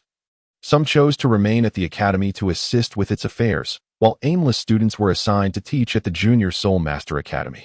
She found herself in a dilemma, yet maintained a smile, concealing her true feelings adeptly. Initially, he had fiercely targeted the Soul Sage with 2 flying daggers. Undoubtedly, to curb the growth of the Tang sect, Lin Fan's mission was temporarily concluded. Nevertheless, she would acquire the necessary skills, eventually enabling her subordinates to craft weapons. Subsequently, entangled with this little princess, they could only converse about the matters of the finals, although he had little need for such discussions. Equipping his personal soldiers in the future would forge a formidable force, clad in the finest armor of Tiandou and riding a warhorse. Crafted from the heat-resistant ore of solar mines, it posed no challenge. With 20 or 30 firearms aimed at the tidal Douluo, he would inquire if they felt uneasy. Firearms were not particularly esoteric. As long as the barrel materials were durable, they sufficed. In truth, she had no particular destination in mind. Ultimately, Qian Renxue prioritized stability. After all, the Rainstorm Pear Blossom Needle was merely a concealed weapon. However, knowing the other party was affiliated with the prince, her plans for persuasion were naturally filled with hesitation. Lin Fan patiently explained. He had prepared a firearm with a black iron barrel, intended for the royal family's use in promotion. Black iron was distinct from ordinary iron. Due to the existence of solar mother gold, many ores were influenced. He contemplated that even if he could not win them over, he must maintain a good relationship. Of course, he did not intend to serve as an ordinary soldier. He had heard that some small foreign nations had uncertain stances, and he was prepared to admonish them firmly. Lin Fan acknowledged his knowledge of the strength of these ores. The Rainstorm Pear Blossom Needle was the second of Tang sect's concealed weapons, capable of penetrating the defenses of a tidal Douluo.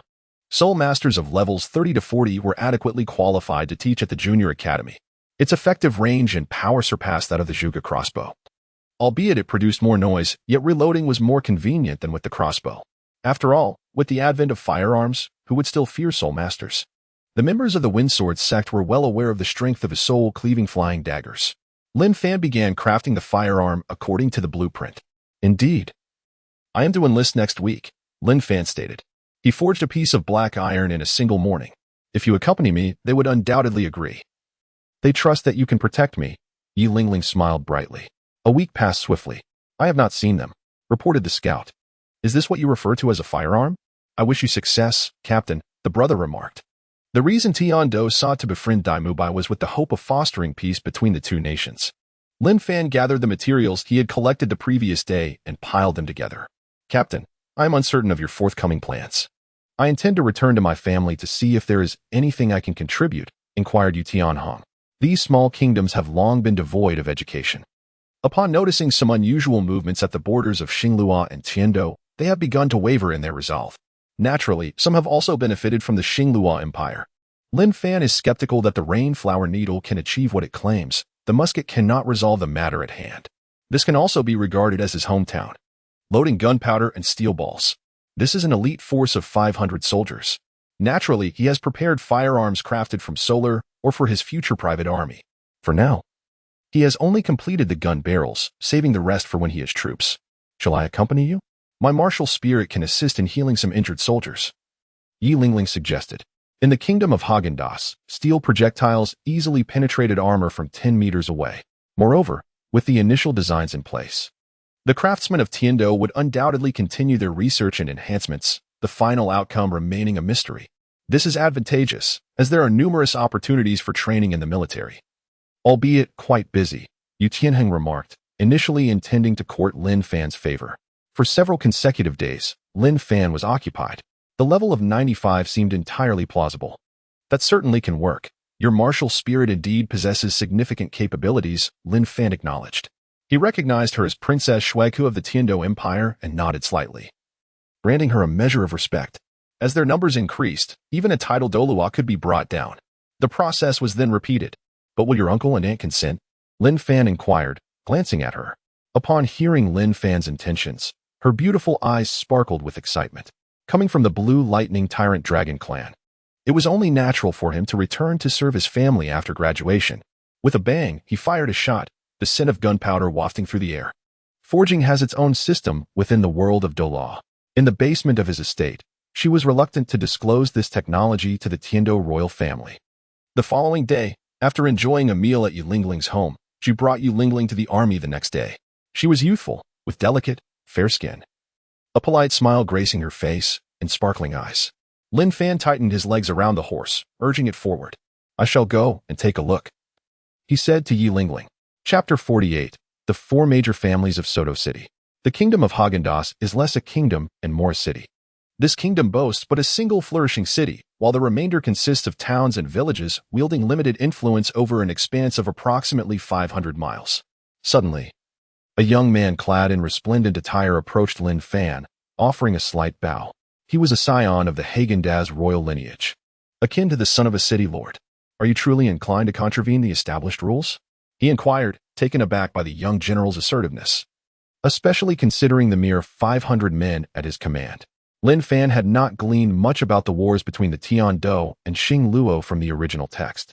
This location borders the territory of the Star Luo Empire, a region jointly governed by the Heaven Dou Empire and the Star Luo Empire. Given this, is it truly necessary to bring an entire entourage into the area? Soon, the group entered the city. Lin Fan felt he still had a chance to win them over. When the others learned of this matter, their expressions revealed astonishment. If the general's claims hold any truth, we shall certainly acknowledge them. Although the original text does not provide him with information, he observed that Häagen-Dazs had likely colluded with the Star Luo. At this moment, numerous individuals stood upon the city walls, their gazes dark and foreboding as they regarded the approaching 500. He entrusted money to the village chief to improve their living conditions. Should the general harbor any doubts, he may enter the city with a few men to investigate. Although he appeared to be assisting Qian Renxue on the surface, he knew he must cultivate his own faction. Lin Fan had received intelligence from the king, which indicated the involvement of 4 families: the Black Tiger, the Fire Leopard, the Sparrow Peak, and the Rock Antelope. It seems the Star Luo army might take this opportunity to incite chaos. Should we rush to their aid, or continue with our original plan? The deputy commander, Li Tao, inquired respectfully.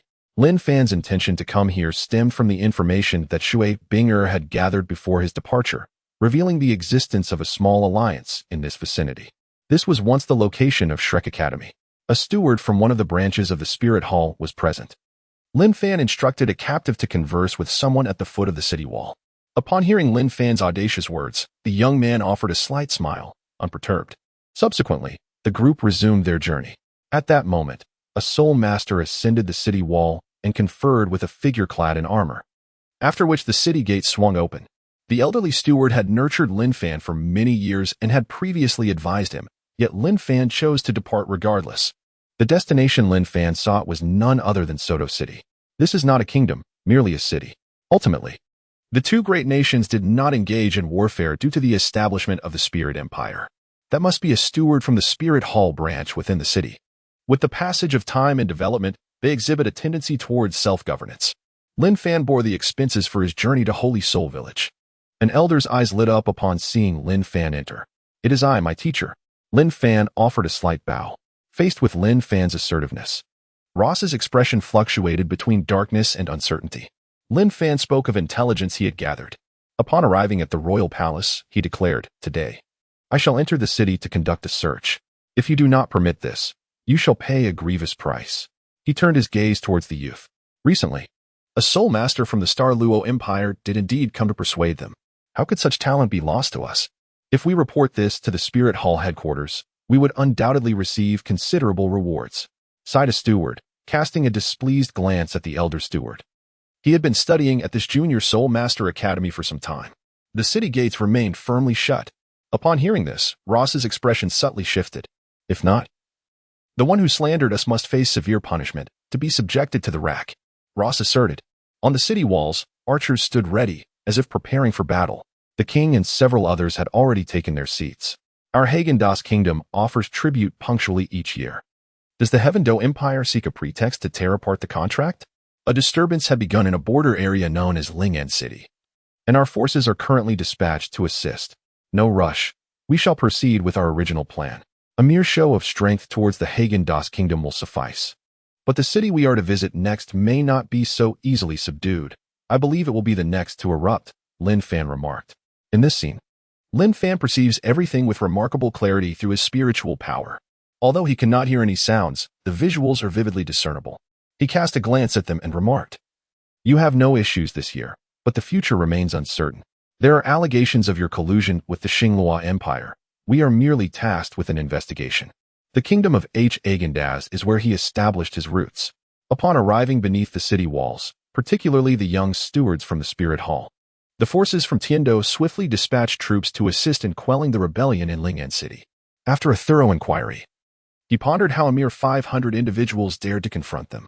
Lin Fan's contingent was unfazed, articulating their purpose for being there. "The contract stipulates that you cannot invade the main city of Xue Qinghe," Lo stated. This was something he had long desired to accomplish prior to his allegiance. He began the routine inspections with the soldiers of the Hagen Dou's kingdom. Except for the Black Tiger clan, the others were all newly inducted members of the four great clans. However, the king assured that he had not made any promises. For instance, within the Soto arena, many soul masters hailed from that very city. When he departed, Lin Fan was not particularly formidable. How could he have grown so powerful after just one visit? If you refuse, it suggests you harbor a guilty conscience. Lin Fan continued. This notion felt somewhat unfamiliar, yet the four small families had become new members of the 7 great sects in the anime, with official duties at hand. Lin Fan did not linger in the city for long. "General Lin, urgent news. During your absence, we received intelligence." Lin Fan regarded him with a calm gaze. Others were somewhat puzzled, but clarification soon followed. "Is it you, Lin Fan?" The soldiers of the Hagen Dou's kingdom accompanying Ross were swiftly encircled. "Why do you not kneel?" Lin Fan addressed him with a composed demeanor. After all, much of the pivotal narrative belonged to the protagonist Tang San. Li Tao refrained from further comments. He arrived at the small village where he once resided. The population was sparse, and it was quickly subdued. With a mere command, Lin Fan had Ross bound. Such unwavering confidence in the face of the Tiandou Empire was indeed curious if no issues arose. This matter was resolved with surprising ease. That elderly gentleman was none other than the president of the junior college. Now, he has ascended to the realm of a Soul King. Primarily, he had never anticipated that Lin Fan would possess such extraordinary fortune. After some negotiations, Lin Fan inquired about the time, which was approximately 3 days prior. In the beginning, this place was jointly governed by the Heavenly and the Star, but as time passed, the internal factions grew increasingly powerful. The name Furious Howl was bestowed upon himself by Xue Qinghe. After spending over 10 days reaching Soto City, they discovered that it remained tranquil, untouched by the rebellion occurring hundreds of miles away in Ling'an City. Chapter 49. Enemies of the Nation Must Be Punished. Lin Fan's formidable group arrived at the gates of Soto City, where they were immediately halted due to their numbers. "We are the Royal Army of the Heavenly. Do you dare to obstruct us?" Vice Commander Li Tao stepped forward, pointing at those blocking their entry. "It is evident. But Soto City has enjoyed autonomy for many years and pays its taxes punctually. You have not consulted our city lord. I must report this," replied the soldier at the gate. From his words, the implications were clear. Although the Heavenly Empire boasted a vast army of purportedly 1,000,000 soldiers, the territories they could effectively manage were quite limited. Renowned cities included only Heavenly City and Hanhai City. "I can assist you with this matter, but Soto City cannot aid you, as it is now under the control of the 4 prominent families," sighed Xiao Tians. At this moment, their minds were consumed by a singular thought. Previously, in the martial Soul City, Lin Fan had severely wounded them with his flying daggers and Bodhi blood. However, the number of soul masters gathering in Soto City was steadily increasing, constrained by circumstance. The Windsword sect, being one of the lesser sects, highlighted their diminished strength.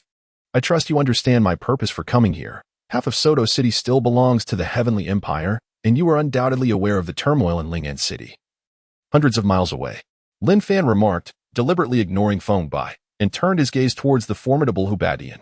After presenting the items to Xiao Tians, he found himself compelled to endure this silent grievance.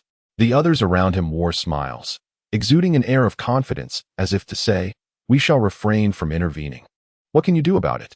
Furthermore, along the route from Tiandou to Hanhai City, the presence of bandits was rampant, a fact that the Tiandou Empire had neglected to address, thereby failing in their obligations.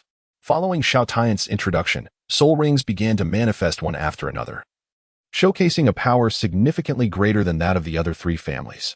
In a brief moment, even if an investigation were to ensue later, the situation remained unchanged. Previously, Lin Fan was merely a viscount with little to his name. Though he possessed some skill, the Wind Sword sect could easily intimidate a junior in a foreign land. It was astonishing that he had encountered this individual here. While the desire for revenge had temporarily faded, it did not vanish entirely. When By laid eyes on Lin Fan, he was momentarily taken aback, his expression quickly shifting to one of displeasure. Besides By, there was also the imposing man who had welcomed them at the city gate, along with 2 others, Juefeng from the Keifeng family and Yi Feng from the Huobao family. Presently, the city of Suatua was under the control of these 4 major families.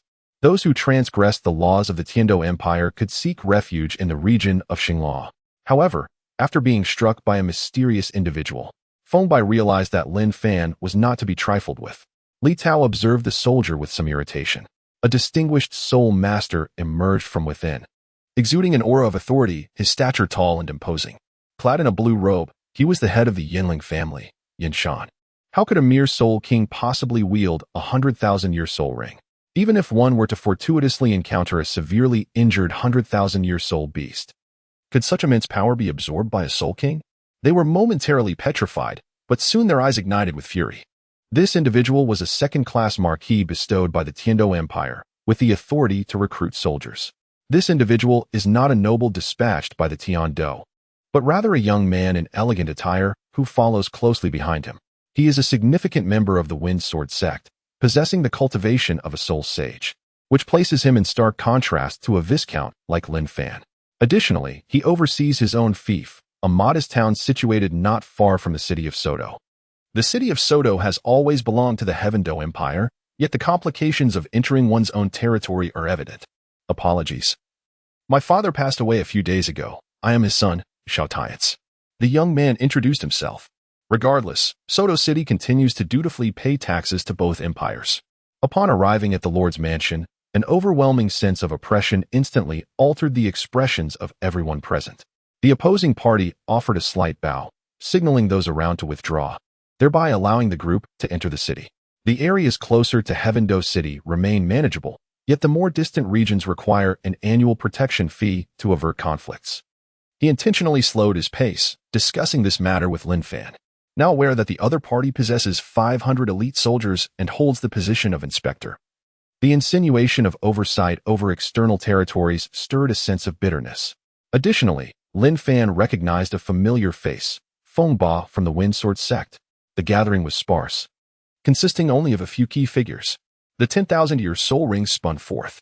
Lin Fan had long suspected that the previous beating was orchestrated by him, though he lacked evidence. Witnessing this scene, Li Tao felt a surge of surprise, quickly followed by a sense of caution. Could a confrontation be brewing within the city?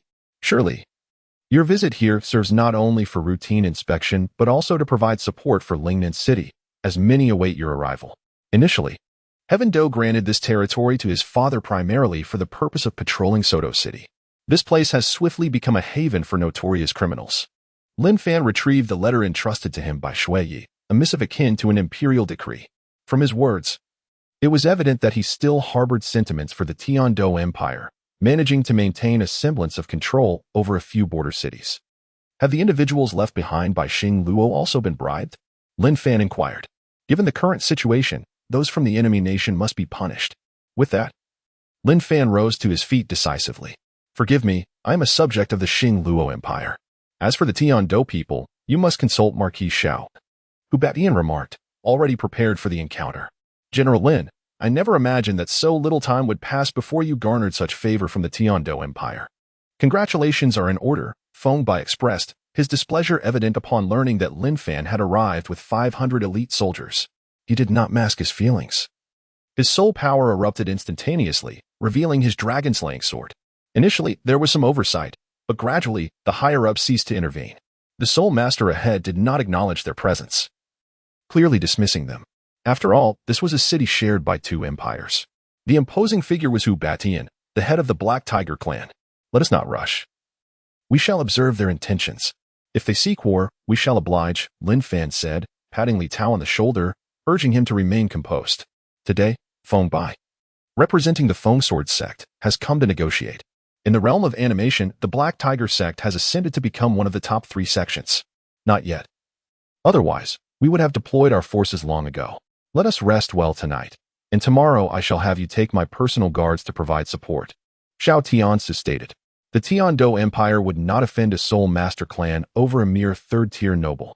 Presently, the Black Tiger clan holds an unchallenged authority in Suatua City. Lin Fan, we have only addressed you as general out of respect. Do you truly possess the strength to reorganize this place? You have but 500 men, while the number of Soul Masters here far exceeds yours. Truly, your arrogance is astonishing. With a thunderous roar, Tiger Dominator rose to his feet. Chapter 50, a single blade to vanquish the Soul Douluo, a fist of 10,000 pounds. As unusual occurrences transpired within the city lord's mansion, the area occupied by the 500 soldiers outside soon exhibited signs of disturbance. The atmosphere grew tense as everyone became vigilant. Li Tao and another vice commander swiftly shielded Yu Lingling amidst the crowd, their eyes fixed warily on the approaching figures ahead. The tension escalated to a breaking point. The soldiers drew their crossbows, for as elite troops, they were equipped with the finest armaments available. In addition to their armor, their weapons were of the highest caliber. Lin Fan had previously instructed that should a multitude of Soul Masters approach, they were to engage within a 20-step radius. A pair of tiger claws lunged directly toward the incoming sword energy. However, despite the barrage of arrows raining down, many were struck, blood gushing forth. Even the defenses of his martial soul's true form could not withstand that blade. The soldiers in the rear rows unsheathed their swords to confront the enemy. Lin Fan's soul bone materialized above his head. At that moment, Ba remained utterly still, recalling Lin Fan's possession of a peculiar skill. The overwhelming force that threatened his spirit dissipated before it could reach him. Countless warriors surged forth, clashing with the melee Soul Masters. A battle had ignited outside. The glances cast by the rock mountain towards Lin Fan were tinged with a hint of fear. In this state, the swordplay was precise and fierce, exuding an aura akin to a magnificent rainbow. Although ordinary individuals in this era possess limited reliance on such prowess, it still carries an undeniable intimidation. He was taken aback by the audacity of this inspector. The charging antelope was instantly repelled by a single punch. The members of the other three families merely unleashed their martial spirits, showing no inclination to engage. Despite sustaining some injuries, several soul masters were compelled to retreat. Under the enhancement of the Jiuyang Divine Skill-S internal energy, the scene was one of utter devastation, with blood holes riddling their bodies. Initially, he had been pierced through by the blood of Bodhi, and not only he but another formidable member of his family also suffered severe injuries. This is the secret technique of the sword duelist, mastered through the profound understanding of swordsmanship, the unity of man and sword. The flying dagger shot forth from his sleeve like a bullet. Yan Shan dared not act recklessly and promptly exited. Yan Ling charged in with tremendous force. At that moment, a goat came rushing in. How could a mere mortal, capable of delivering a punch with an impact exceeding 8,000 pounds, possibly contend with him? Such individuals are nothing short of monsters, perhaps not even human. This is utterly astonishing, almost beyond belief. Even the rock horns of the antelope have been shattered. The master of the tiger clan. A voice exclaimed, turning to look. A single punch, weighing 10,000 pounds. How is this possible? Hu Batian was left in a daze. After all, the methods were entirely different. The mysterious individual from before had not even unleashed their soul skills, yet inflicted severe injuries upon him and several others. Their strength is beyond question. The second row of soldiers began to release arrows. A fist thundered forth, the bloodline of the golden sacred dragon boiling within. Yet, it was repelled by Lin Fan's singular blow. Tension hung thick within the city lord's mansion. The fourth soul skill, Celestial Blade, erupted forth. From the moment Lin Fan surged, it took mere moments for everyone to reveal their martial spirits before Hu Batian fell. Aside from By, all others unleashed their oppressive aura. That was Xiao Tianzi. The speaker was Yan Shan, the head of the Yinlin clan, who had attempted to ambush Lin Fan moments prior. Go outside and calm things down, Lin Fan replied coolly. Release. Li Tao commanded the 30 soldiers in the front row. The sixth soul skill, Tiger's Roar, shakes the heavens. Lin Fan wielded the dragon-slaying sword. His presence sharp and fierce, as if he had fused with the blade itself. Those in the distance also entered a defensive stance. Otherwise, the spirit hall would have established its dominion long ago. Why wait for so many years? The cavalry charged forth, equipped from horse to rider. The first row of over 20 unleashed the calming crossbow, a rain of arrows cascading down. With the enhancement of mental power and the soul-absorbing characteristic, the purple extreme divine eyes emitted a blinding ray. He looked at Lin Fan in terror, never having imagined that the one who struck was Lin Fan. 3, 8, 6, 166, 211. Xiao Tianzi was in a state of panic. The head of the Yinling clan had made a move. The aura released by Lin Fan, at level 56, was no less formidable than the soul pressure emanating from Hu Batian across from him. Brothers, charge. A shout rose from among the soul masters. In the face of ultimate gold, the mere tiger claw was effortlessly cleaved asunder. This time, he did not conceal his true nature, unleashing his fundamental attribute, the ultimate gold. At this moment, only one individual remained in a state of shock. What did you say? Ku Jingtian's eyes widened in disbelief as he fixed his gaze upon the rocky mountain. He felt a sudden jolt to his chest. In the span of less than 3 minutes, he transitioned from terror to numbness. Outside the city lord's mansion, the sounds of battle echoed. He sensed that Hu Batian's aura was growing increasingly feeble. Yet, some were engaging with their attack martial souls, the beast martial souls transforming to resist the rain of arrows. While weapon martial souls clashed incessantly. Of course, they were not in peak condition. Those at their zenith could merge their life force with their blade. Xiao Tianzi felt as though he were trapped in a dream. How could Lin Fan be so formidable? A substantial amount of blood was upon his hands. With a powerful swing, he unleashed a radiant sword intent. Just as Yifeng and Ku Jingtian were engulfed in fury, an untimely voice rang out. General Lin, do you truly wish to see your elite forces perish? At that moment, Hu Batian lay sprawled upon the ground, a vast pool of blood staining the earth. Hu Batian unleashed his martial soul-'s true form, completing his transformation in the blink of an eye. Lin Fan clenched his right fist. The soul bone of the Tyrannosaurus Rex enhancing his strength passively. Without hesitation, Lin Fan retaliated with a battle soul-throwing knife. Not only he, but several other soul saints were also taken aback. While others were unaware, he was acutely aware that his previous ambush had been astonishingly powerful, delivering an impact of at least 8,000 pounds. What have you done? Roared Yifeng, the fiery leader of the Fire Leopard clan, his entire being ablaze with fury. In just a fleeting moment, The formidable Tiger Dominator, at level 84, was vanquished, defeated by a mere lad of level 56. To his astonishment, in that brief encounter, Tiger Dominator suffered a significant setback. Roar. Moreover, he had not forgotten the enigmatic figure.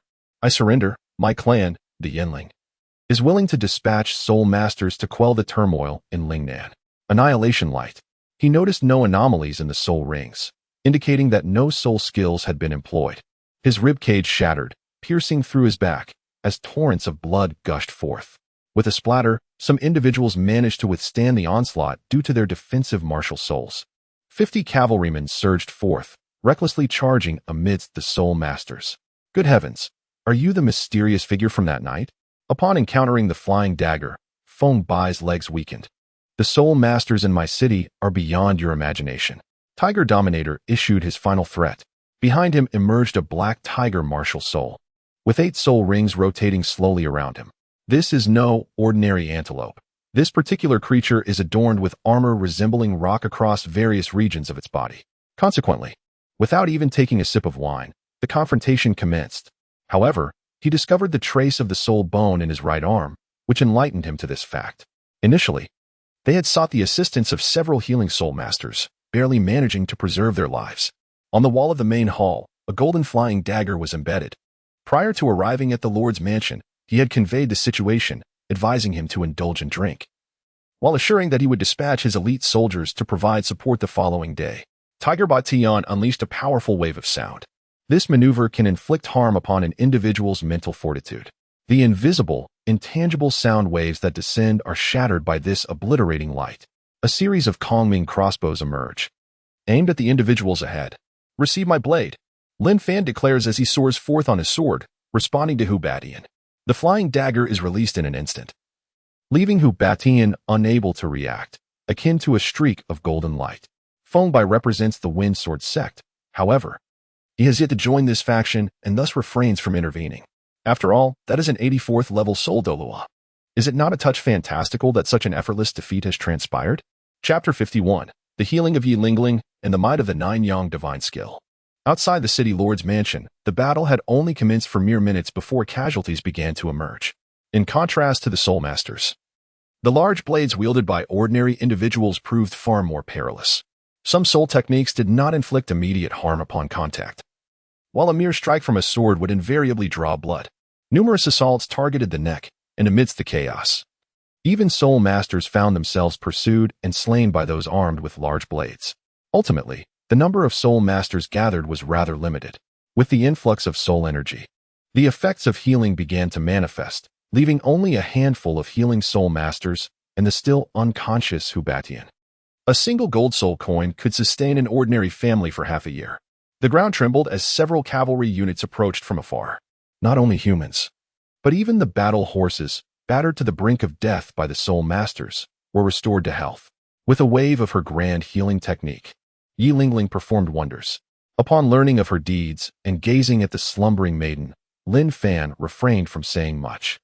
This city lord's mansion had undeniably transformed into Lin Fan's abode. It must be noted that the soul energy enhanced by the Nine Yang Divine Skill far surpassed that produced by the Shantian skill. In just a few minutes, the compensation standard set by the Tiandou Empire was 5 gold coins, roughly translating to a ratio of 1 to 10. If it were merely a stone, no matter how much strength was bestowed upon it, it would be incapable of penetrating Hubatian's form. There were a total of 1,000 gold coins. Night has fallen. Let us take our rest. Tomorrow, we shall discuss matters concerning Lingnan City. Lin Fan gazed at the assembly and declared that Yinshan had arrived in the outside world, bringing this battle to a halt. During his journey with Shrek, aside from the rewards from winning in Soto City, he had also garnered some prizes from the soul arenas of several minor kingdoms along the way.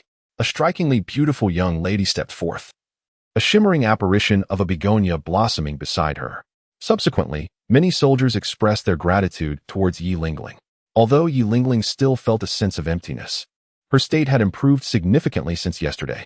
She had practiced diligently from dawn until the light of day fully illuminated the surroundings. The head of the Kaifeng family, Xue Qinghe, wore a grim countenance, ultimately succumbing to the circumstances. Upon arriving at this location, he was drenched in cold sweat. The flying daggers empowered by the Jiuyang divine art effortlessly pierced through the defenses of even the formidable martial spirit of Qian. Lin Fan inquired about the names of the 50 fallen soldiers and retrieved some of his personal savings to hand over to Vice Commander Li Tao. His internal soul power had grown increasingly robust. The enhancement from the Jiuyang divine art was indeed remarkable. Before long, the remaining 450 individuals had all entered the Lord's mansion. Naturally, Lin Fan's elite troops had also suffered losses. After speaking, he deliberately cast a glance at By, stating that this was the compensation for the deceased soldiers, which would be distributed upon their return to Tiandou City. Among them were also several support soul masters. Clearing his throat, By obediently stepped down, now too wary to speak. Inside the Lord's mansion, General Lin. "This is rather excessive," remarked Li Tao, astonished as he beheld the pile of gold coins handed to him. The wounds on their bodies were healing rapidly. Under the weight of this attack, the swift victory could indeed be attributed to the enhancement of the Nine Suns' divine skill. However, beside Qian stood merely ordinary healing soul masters, and even more could not be afforded by the Tiandou Empire. Lin Fan arrived at Yilingling's chamber and inquired with a maid. The healing efficacy of the Nine-Heart ceaselessly is unparalleled by other martial souls. Naturally, winning the competition would yield a substantial amount of gold coins. He recalled the formidable presence of Bodhi blood back in the day. Yilingling had healed too many individuals at once, rendering her too weak to speak, merely gesturing faintly. 1 gold coin is equivalent to 100 silver coins, typically. Common transactions are conducted in silver coins. The injured sought refuge within the estate. He directly ascended to the rooftop of the city lord's mansion, closing his eyes to rest. This night, everyone was fatigued and began to recuperate. Yet, it was essential to combine rest with medicinal herbs to ensure a better recovery. Those unscathed found spacious areas to rest. This was merely an external assignment, not an imperial operation, so it's no trouble for me to provide a bit more," Lin Fan remarked, indicating to the vice captain to refrain from further commentary. Early the next morning, Lin Fan discreetly counted the numbers. Soon, several healing soul masters appeared within the city lord's mansion, tending to the unconscious Qian. Accompanied by Xiao Tiance and guided by a servant, Lin Fan arrived at the guest quarters of the mansion. After the chaos, only a sea of crimson remained. The deceased could not be saved. Even by the Nine-Heart ceaselessly. Coupled with the presence of the calming crossbow, petals embedded themselves into the bodies of ordinary soldiers. After all, she had healed far too many individuals at once, and with her current soul power, it was somewhat overwhelming. Her delicate face had turned pale, and she struggled to maintain her balance, supported by a handmaiden. He understood this as a warning from Lin Fan. Some ordinary individuals severely injured by soul masters had regained consciousness. Their wounds had stopped bleeding and healed, though they appeared somewhat pallid. The injured could still be treated, but some had succumbed immediately to fatal strikes from soul masters. Upon seeing the familiar flying dagger, he realized it was none other than that mysterious figure from before. At this moment, he merely hoped not to attract Lin Fan's attention. Of course, these were merely ordinary individuals. The usage of resources differed for soul masters, who primarily utilized gold coins. Indeed, one must possess strength to forge ahead, with the quality of the flying daggers being paramount. Even those who had survived bore several arrows embedded in their bodies. The members of the Heihu family had largely been driven away. The external turmoil had temporarily ceased. As Yinshan, the head of the Yinling family, calmed the crowd. Since there was no desire to continue fighting, all fell into compliance. The effect is somewhat swifter than medication.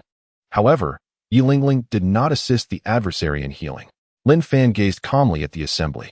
He imparted a modified version of the Xiantian skill to her, which, while enhancing her cultivation speed, still led him to contemplate the promotion of the Nine-Heart begonia as a formidable martial spirit. Apart from a few attendants, the original 500 elite soldiers had dwindled to merely 450.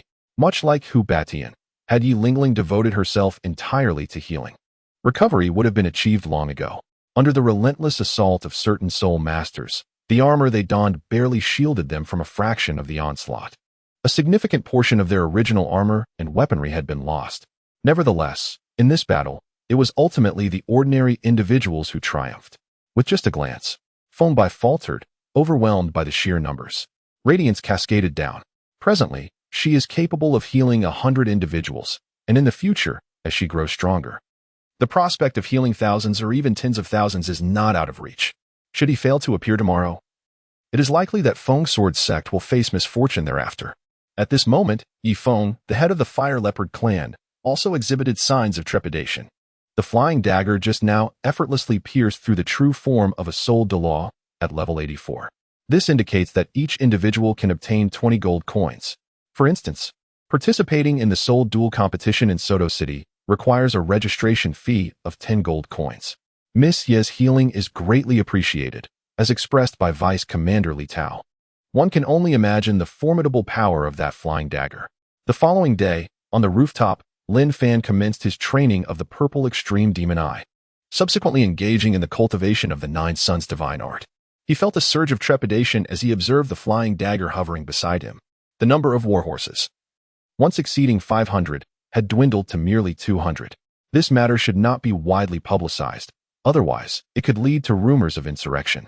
Li Tao solemnly nodded in agreement.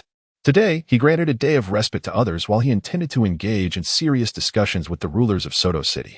Chapter 52. Subjugating the Four Great Families. Ba-Tian awakened, though his countenance was far from favorable. Beyond his injuries, his mood was notably affected. He had noticed the flying dagger descending yesterday, yet he could not evade it, and was compelled to confront it head-on. Initially dismissive of the threat, he was astonished to discover the immense force behind that dagger. Had it been aimed at his head, he might have perished instantly. I have encountered General Xiao. Ba-Tian bowed respectfully. Despite his prior arrogance, he recognized the formidable nature of this individual after last night's ordeal. However, even the common folk, despite their numbers, faced dire consequences when hunting formidable soul beasts, often at the cost of their lives. The heads of the Yinling family, Yin Shan, the Fire Leopard family, Yifeng, and the Sparrow Bee family, Qingtian, now found themselves in a position of submission, perhaps hoping to gain some future advantages. Their rank was Soul Master. Apart from the conflicts among themselves, several Soul Masters from the Black Tiger and Fire Leopard families had perished, and many others were severely injured. Having suffered greatly from Kong Ming's repeating crossbow, he believed that even if they were to engage in battle again, the results would likely be no more favorable. With the threat of a large army diminished, Lin Fan regarded the respectful Ba-Tian and nodded slightly. The Black Tiger family will provide compensation and support. Ba-Tian gritted his teeth, clearly displeased. You may depart. The subsequent matters do not concern you, Lin Fan remarked, casting a glance at By. They began to reorganize their personnel. By took his leave to prepare for the compensation.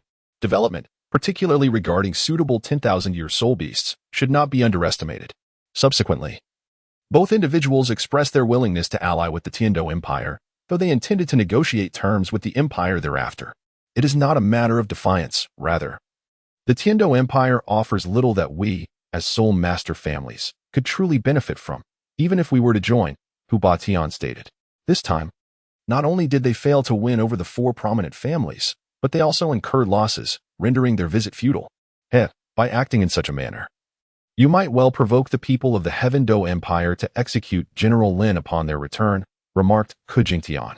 For Soul Master families, gold is not of paramount importance. The Spirit Hall will dispatch formidable titled Douluos to assist them in hunting soul beasts. Ultimately, the four families yielded to Lin Fan. Although they did not voice it openly, it was evident that they preferred to maintain an ambiguous relationship with him. The prospect of obtaining soul bones was beyond their reach. Yet enlisting his aid in the hunt for 10,000-year soul beasts posed no issue. With proper nurturing, this could become a formidable force in the future. These Spirit Master families are more inclined to confront formidable 10,000-year spirit beasts. A few hundred or even 1,000 individuals pose no fear to them. Even with the knowledge of the opponent's hidden weapon, the flying dagger, they remain aware that there are still other trump cards at play. The esteemed figures who wore mocking smiles just yesterday now find themselves hesitant to offend upon encountering the beaming countenance of their counterpart. I am willing to ally with the Heaven Dou Empire, yet I shall only heed your command, General, Yinshan promptly declared. Such a formidable soul master is destined to rise in prominence. Faced with the multitude of unknowns surrounding him, Hubation dared not gamble. However, soul masters could. Ultimately, Lin Fan amassed a cohort of 120 soul masters. Hearing this, By let out a sigh of relief, grateful that Lin Fan did not broach the previous matters. Indeed, who among emperors wishes to witness their subordinates wielding uncharted powers? Yifeng concurred, recognizing abundant hope in Lin Fan. By, the vice president of the Feng Sword sect, did not dare flee but instead came forth here. realizing the necessity of formidable Soul Master's assistance. Yinshan then spoke. The Yinshan clan will dispatch Soul Masters to provide support. You must duly compensate for my losses. And there remains the matter of Lingnan City. The representatives from the other two clans expressed their willingness to assist. Lin Fan's words had long been contemplated by the four great clans. The first piece, a head soul bone awarded to the champion of the Continental Elite Competition. And the second, the right arm soul bone previously disclosed by Yinshan, had resulted in their high-ranking soul masters being restrained. The four clan leaders currently stand on the precipice of the Soul Douluo, mere soul saints. After reaching a consensus, it was noted that Hubatian had previously employed an auditory attack skill targeting the spirit. Consequently, the Tiandou Empire could not provide tangible assistance. With this matter resolved, it is time to address the previous issues. The Wind Sword sect shall provide compensation, By tentatively asserted, reluctant to become entangled in these affairs. The Tiandou Empire would undoubtedly not squander its military resources to confront soul beasts, for dealing with soul beasts is far more complex than engaging with humans. Once defeated, soul beasts do not heed human command. As long as you agree, once the situation is resolved, I shall accompany you to discuss further, Lin Fan stated. It would take some time before they reached the Soul Douluo level.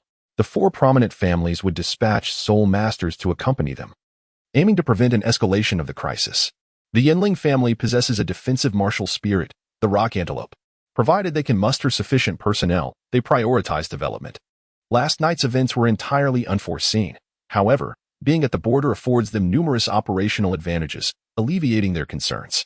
At that moment, they witnessed an opponent's head spirit bone manifest, employing a unique skill to neutralize their assault. There was another spirit bone present, imperceptible yet undeniably existent. Observing the expressions of those around him, Lin Fan continued, Now, I present you with two choices, either depart from Soto City and leave governance to the Tiandou army, or join us.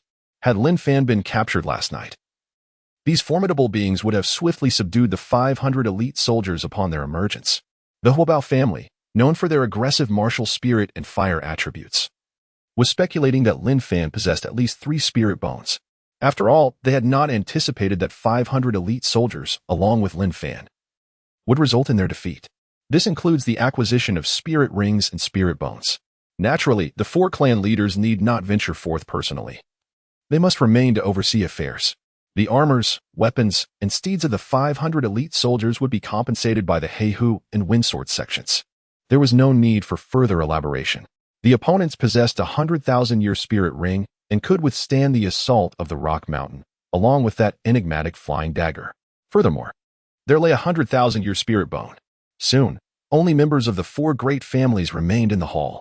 Before the Tiandou army's arrival, they could leverage the Star Luo Empire to force the Tiandou military into retreat. At the very least, their hunts for soul beasts would become significantly easier. It seems their matters have reached a semblance of balance. There are numerous personnel from the Tiandou Empire.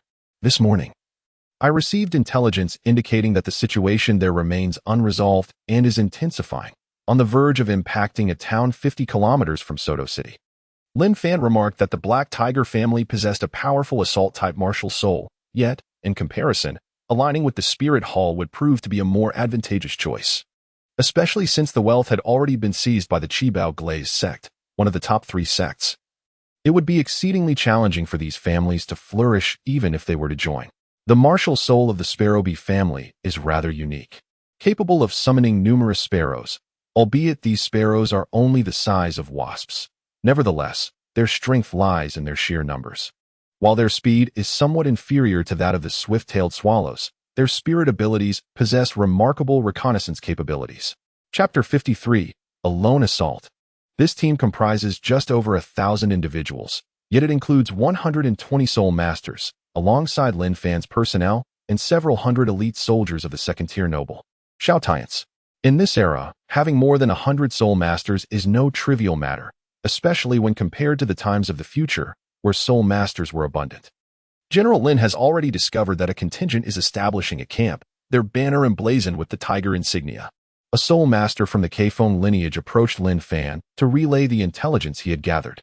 The tiger banner is unmistakably that of the Xinglua Empire, as the tiger serves as their totem. Having confirmed their position, Lin Fan issued a direct command for the entire army to advance. The sound of galloping hooves echoed through the air. The emperors of the Xingluo Empire are akin to tigers and wolves, having fought ruthlessly amongst themselves to claim the throne. Meanwhile, those in the rear are not in a rush. Moving too swiftly would only draw unwanted attention. For the moment, they remain in Lingnan City, where approximately 5,000 troops of the Xingluo army and the suppressed soldiers of Ling An are stationed. To them, the Spirit Hall is not considered a significant threat. Ultimately, this matter can only be resolved between the great powers. He is aware of many tragedies that have unfolded. This group has come to ascertain the stance of Soto City. Although the Wasp Spirit is not particularly formidable, it possesses distinct advantages in reconnaissance. They are not entirely powerless, yet if we attempt to obstruct them, it is likely that we will be unable to succeed, as they muster an impressive force of approximately 8,000 soldiers. In total, there are roughly 8,000 combatants prepared for battle. However, chaos has erupted in Lingnan City, with the distant forces of the Xingluo people advancing. Observing this scene, Lin Fan exhaled deeply. He glanced at Li Tao, recognizing that thoughts of surrender were already taking root in his mind. Within the realm of Xingluo, no powerful soul masters exist, and it is unlikely that the sudden influx of invaders harbors any formidable warriors, even amidst the ensuing conflict between the two empires. It is believed that the Xingluo Empire will indiscriminately assign the identity of marauders to them. Upon hearing this, he was incredulous. One person entering the city? Is this not akin to courting death? Although they are numerous, dealing with a high-ranking soul master is no trivial task, especially one capable of swift flight. In this age, firearms are not yet widespread. Even a downpour of arrows from crossbows would find it exceedingly difficult to inflict harm upon me, Lin Fan remarked. Without morale, even if they are forced into action, it would merely lead to their demise. You need not concern yourselves with this matter. I shall enter the city and eliminate the intruders. A disorganized rabble will inevitably disperse, and as for the traitors of Lingnan City, your responsibility lies in apprehending them outside. Capturing as many as you can, Lin Fan instructed. As long as there are no formidable entities with strong spiritual power stationed there, detection should be quite manageable. Listening to Li Tao's words, Lin Fan surveyed the group. Li Tao refrained from further comment. The cavalry charged forth, swiftly engaging in combat with that contingent. They remain unaware of our presence. Our task is to obstruct their retreat, buying some time without taking any action, which seems somewhat imprudent. Shortly after our arrival, we encountered Lin Fan approaching in this direction. They have dispatched individuals to plunder the resources of the surrounding towns. The White Tiger lineage and the Nether Spirit Cat lineage are merely well-known names. After all, even a Soul Douluo would not dare to claim they could single-handedly confront 8,000 troops. Upon hearing Lin Fan's analysis, Li Tao found it rather unreasonable, especially since the opposing side lacked any evidence.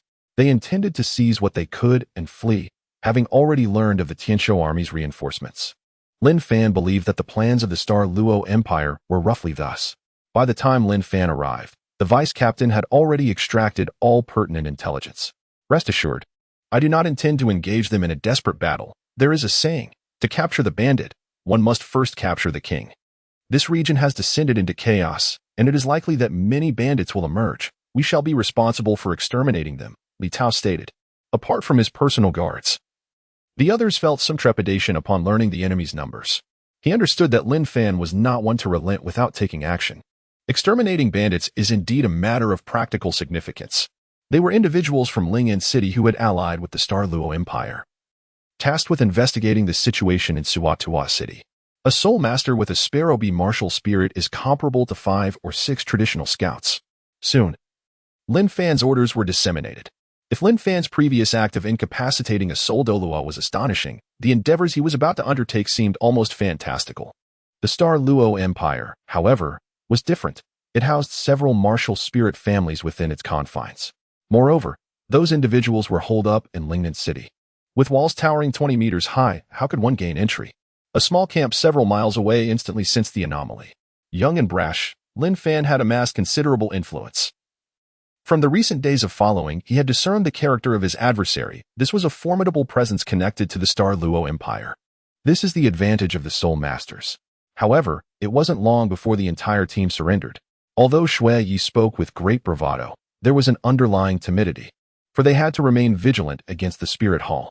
Now, if they were to approach, it would surely pose a considerable risk. The Tiandou army, upon their arrival, might find that those individuals had already retreated. At times, it is not merely the resilience of the generals that determines the outcome of a battle. It largely depends on the stance of those in higher authority. Their maneuver was simply intended to irritate the border and provoke an early mobilization from Tiandou. Yet they understood that Tiandou preferred a conciliatory approach, seeking to capitalize on the situation for their own gain while avoiding alarming the enemy.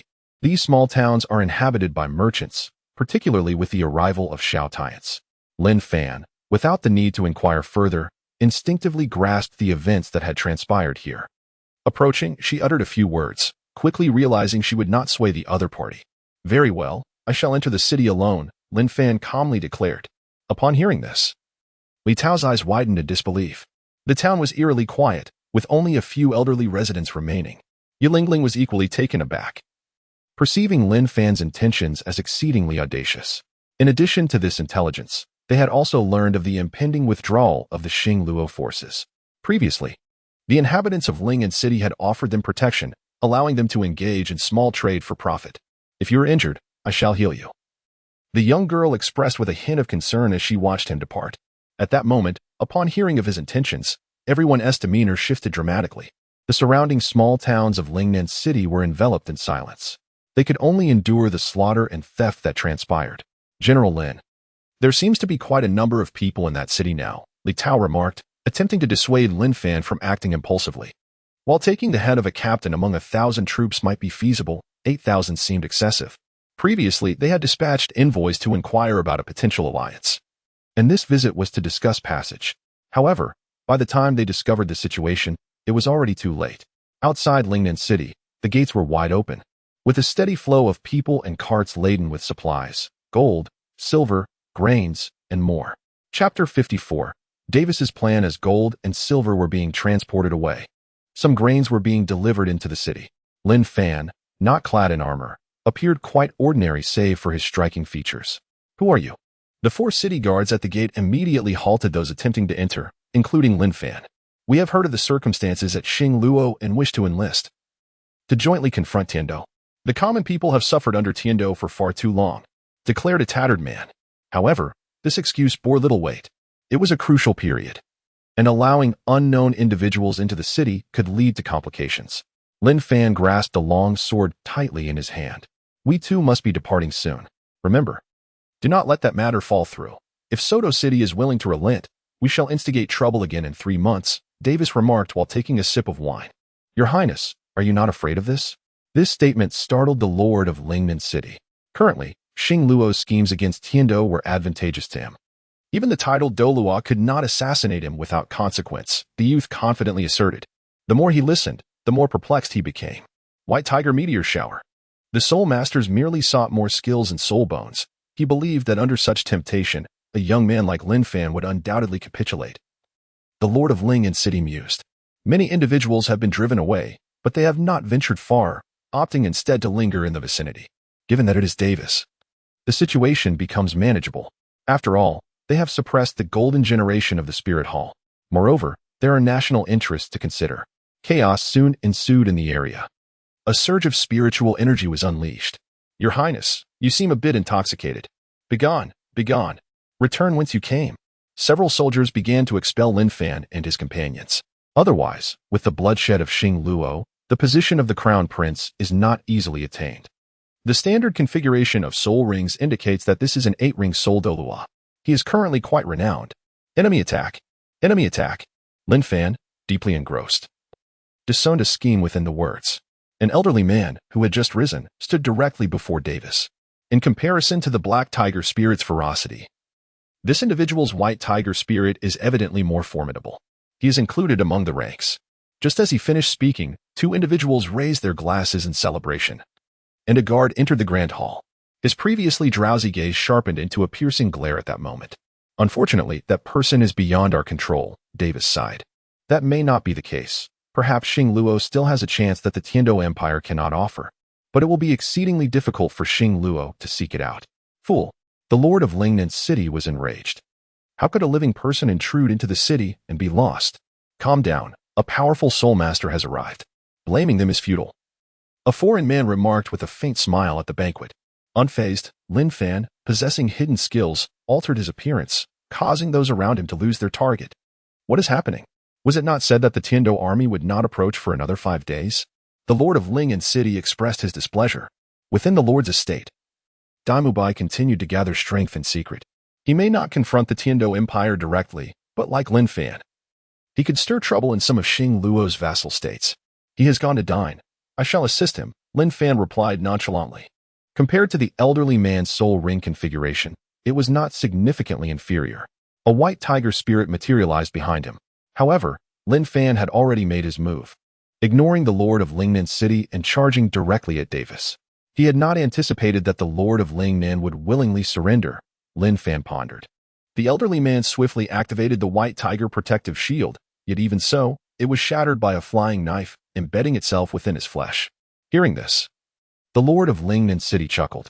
It is not the Tiandou army. Someone has infiltrated the city, presumably a powerful soul master. The entire city is on alert. Yet we have not located him. It is as if he vanished upon entering. The soldier spoke anxiously. Who are you? The Lord of Ling and City posed a question. At this moment, the Lord's residence was engulfed in revelry. However, Lin Fan was unfazed, charging directly into the city, intent on inciting chaos. He boasted flowing golden locks and donned an opulent robe, engaging in discussions about various figures. Competition does not merely entail gathering supporters on a plain to commence a bloody battle. At this juncture, Davis's wine also came to life. Although the Lord of Ling and City was still somewhat perplexed, he set aside his cup, revealing a colossal scythe in his grasp. With a flourish of his fists, waves of energy surged forth. Meanwhile, at the entrance, a stationed soldier glanced at the scene within the hall. If there were any, I would rather sacrifice my own use to win him over. 5 soul rings appeared around him, 1 white, 2 yellow, and 2 purple. The sound of footsteps echoed from behind. In this lifetime, even if he makes no further progress, he can still rely on his fame to secure a position at an academy, attracting countless students eager to learn. News of the enemy's advance soon reached them. Oh, it's nothing. Once we finish this drink, we shall depart, Davis remarked with a faint smile as a serving girl poured him a glass of wine. Please keep an eye on things for me. I will join him shortly. After all, with so many guards nearby, the absence of one will not matter. The man replied with a grin. Soul rings appeared one after another. Lin Fan wandered about, aware that each of the 4 city gates was under watch. Davis, having faced defeat in the competition, likely sought to make a name for himself, perhaps by orchestrating some discomfort for the Tiandou. However, he could hear the man beside him urging him regarding this matter. Lin Fan nodded decisively, instructing him to leave. He activated the soul bone skills obtained from Qian Renxue, transforming his appearance. As several soldiers collapsed, the scene grew increasingly chaotic. The elderly man's outburst was remarkably abrupt. My audacity to approach him was underpinned by profound confidence. In addition to my 5,000 troops, I harbored a formidable soul master concealed in the shadows. At this moment, the atmosphere within the city remained relatively relaxed. But as news spread, a multitude of soldiers swiftly emerged. Clad in armor bestowed by the Tiandou Empire, these individuals engaged in treasonous acts. While the original narrative merely stated that a grand battle resolved this predicament, it was evident that numerous schemes and accumulations preceded such a conflict. Who are you? Where's Li Air? At this juncture, one of the guards to Lin Fan's left turned to him and inquired. Presently, Davis was competing against By. Upon re-entering the city, a flying dagger swiftly struck down a soldier. The elder, wielding the white tiger martial soul, unleashed a roar, instantly manifesting his martial soul's true form. The intensity of this soul power was astonishing, rivaling that of a soul Douluo. The elder was taken aback. After a brief call, he raised his wine cup. The Lord of Ling and City also stood up, exclaiming, "Come forth." In response, Lin Fan merely unleashed a battle soul flying dagger. The dagger pierced through the wave of energy and directly embedded itself in the elder's chest. It was akin to the 7 treasure glazed tile school aligning with 2 titled Douluos. How could a mere auxiliary martial soul family achieve such magnitude? Without those 2 titled Douluos, what could Ning Fingji accomplish? After partaking in a bit of horse urine, Davis disdainfully remarked. He immediately noticed the golden-haired, blue-eyed man. Yet he did not anticipate that this individual would be at the helm. Lin Fan continued to eavesdrop. It's you. With the augmentation of the 9 Suns' divine skills' robust internal energy, even the soul power level of a soul Douluo could be shaken. This is precisely his martial soul, the dragon-slaying sword. Moreover, behind him, dragon wings unfurl, and 5 soul rings manifest around him, 2 yellow, 1 purple, 1 black, and 1 red. Chapter 55. Defeating the Soul Douluo and capturing the Star Luo. Prince Davis was taken aback. He found it hard to believe that the person before him was Lin Fan. Just a few months ago, during the competition, Lin Fan was only at the 40th level, yet now his soul power aura has reached 56, and astonishingly, he possesses a 100,000-year soul ring. This is indeed the most difficult reality to accept. In other words, this individual has hunted down 100,000 soul beasts over the past few months. How could he possibly achieve such a feat? A tremendous explosion resonated through the air. It was astonishing that even a formidable Soul Douluo could not protect himself. Lin Fan, with a single stroke of his sword, deflected the attack. With a flourish of his dragon wings, he appeared directly before Davis. A thunderous crash ensued. "Why aren't you taking action?" Davis exclaimed, realizing that the elderly figure had failed to shatter Lin Fan's skill, prompting a sense of urgency. When the crowd beheld the person being held aloft by Lin Fan, they were taken aback. Upon hearing the command, Li Tao nodded, and the main force commenced their advance, galloping towards a location within the Star Luo territory to lay an ambush. The scythe swept through the air, releasing a lethal arc spanning 5 to 6 meters. The elder, wielding the white tiger martial spirit, acted without hesitation. The flying blade grazed the lord of the city's skin, inflicting a gaping wound. The lord of Lingyan City was infuriated, watching the retreating figure with great anxiety. How could such power exist? The elder's heart raced with terror. In that fleeting moment of contact, he realized he could not withstand the blow. At that moment, the elder's complexion turned ashen, his arm hanging limply at his side. Clearly rendered incapable, he took refuge behind the elder and shouted loudly. In this moment, he suffered a devastating blow, akin to a curled-up red braised shrimp. Lin Fan had long been prepared. In response to this maneuver, he unleashed a soul-slicing flying dagger. However, at present, you are all under orders to intercept them, Lin Fan stated, offering little explanation. Within the span of a single exchange, the city had assembled and was in the midst of retreat. The stalemate was completely shattered. Who could have anticipated such an outcome? Just as those guards hesitated on whether to engage, only the Lord of Lingyan City, at the level of Soul Emperor, could not endure the frigid slash. However, this skill proved to be rather lackluster. Lin Fan was merely 5 meters away from them, incessantly wielding the formidable Nine Suns soul power. Seizing this opportunity, he launched his assault. The scythe-like strikes shattered magnificently. He soared through the air. "I am the Prince of Xingluo, while you are merely a third-tier noble of Tiandou. Should you dare to lay a hand on me, it would incite a conflict between two great empires."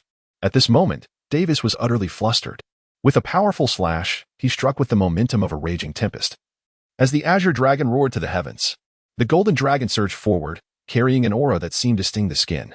Meanwhile, Lin Fan made his way back into the city. Suddenly, with a resounding bang, the martial soul in its beastly form reached its ultimate evolution, causing his very being to transform. This is no longer the ordinary sword energy of yore. It has been infused with the essence of ultimate gold.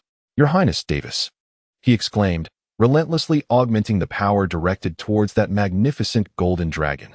In an instant, even the bones of his arms were shattered. During the competition, the adversary concealed too many hidden maneuvers. The guards gathered at the entrance quivered in fear at this moment. "And you, the Lord of Lingyan City, have betrayed the Tiandou Empire, charged with treason and condemned to annihilate 9 clans." Lin Fan hovered in the void, evading the incessant rain of arrows while addressing the pursuing lord and others below. After all, these matters were destined to be revealed, and there was little left to conceal. The flying daggers, empowered by the 9 Yang divine art, were formidable indeed, capable of unleashing the white tiger's blazing light wave, a skill that erupted from his very mouth. Prince Davis of Xingluo never anticipated that this affair would involve him. "General Lin, how fares your situation?" Li Tao approached immediately, dispatching 2 subordinates to escort Davis away. With a single stroke, the weight of the sword was not merely a matter of 10,000 pounds. Ultimately, Lin Fan's covert assassination mission transformed into a bold and open confrontation. "Retreat," commanded the Lord of Lingyan City, issuing orders to summon all his kin in preparation for withdrawal. Within the Grand Hall, the clash between the two factions inflicted considerable damage. An 81st-level Soul Douluo staggered back, his hands marred with numerous wounds inflicted by the blade. Defensive capabilities, speed, and other attributes would all evolve in accordance with the soul's essence, receiving corresponding enhancements. He grasped Davis by the collar, as one might lift a chick. Soul power coalesced into a resplendent golden dragon that spiraled upward. Initially, he anticipated that the worst outcome would merely be a gash. For the first time, he unleashed his century-old soul skill. Many among them were mere mortals, unaccustomed to such a spectacle. As Davis attempted to retreat, he symbolically manifested his martial soul.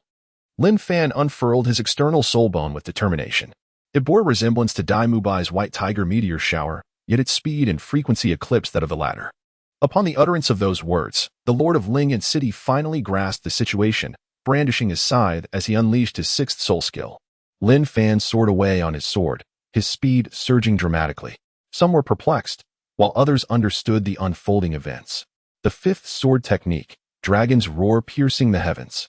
As the soul rings manifested, the onlookers were momentarily awestruck.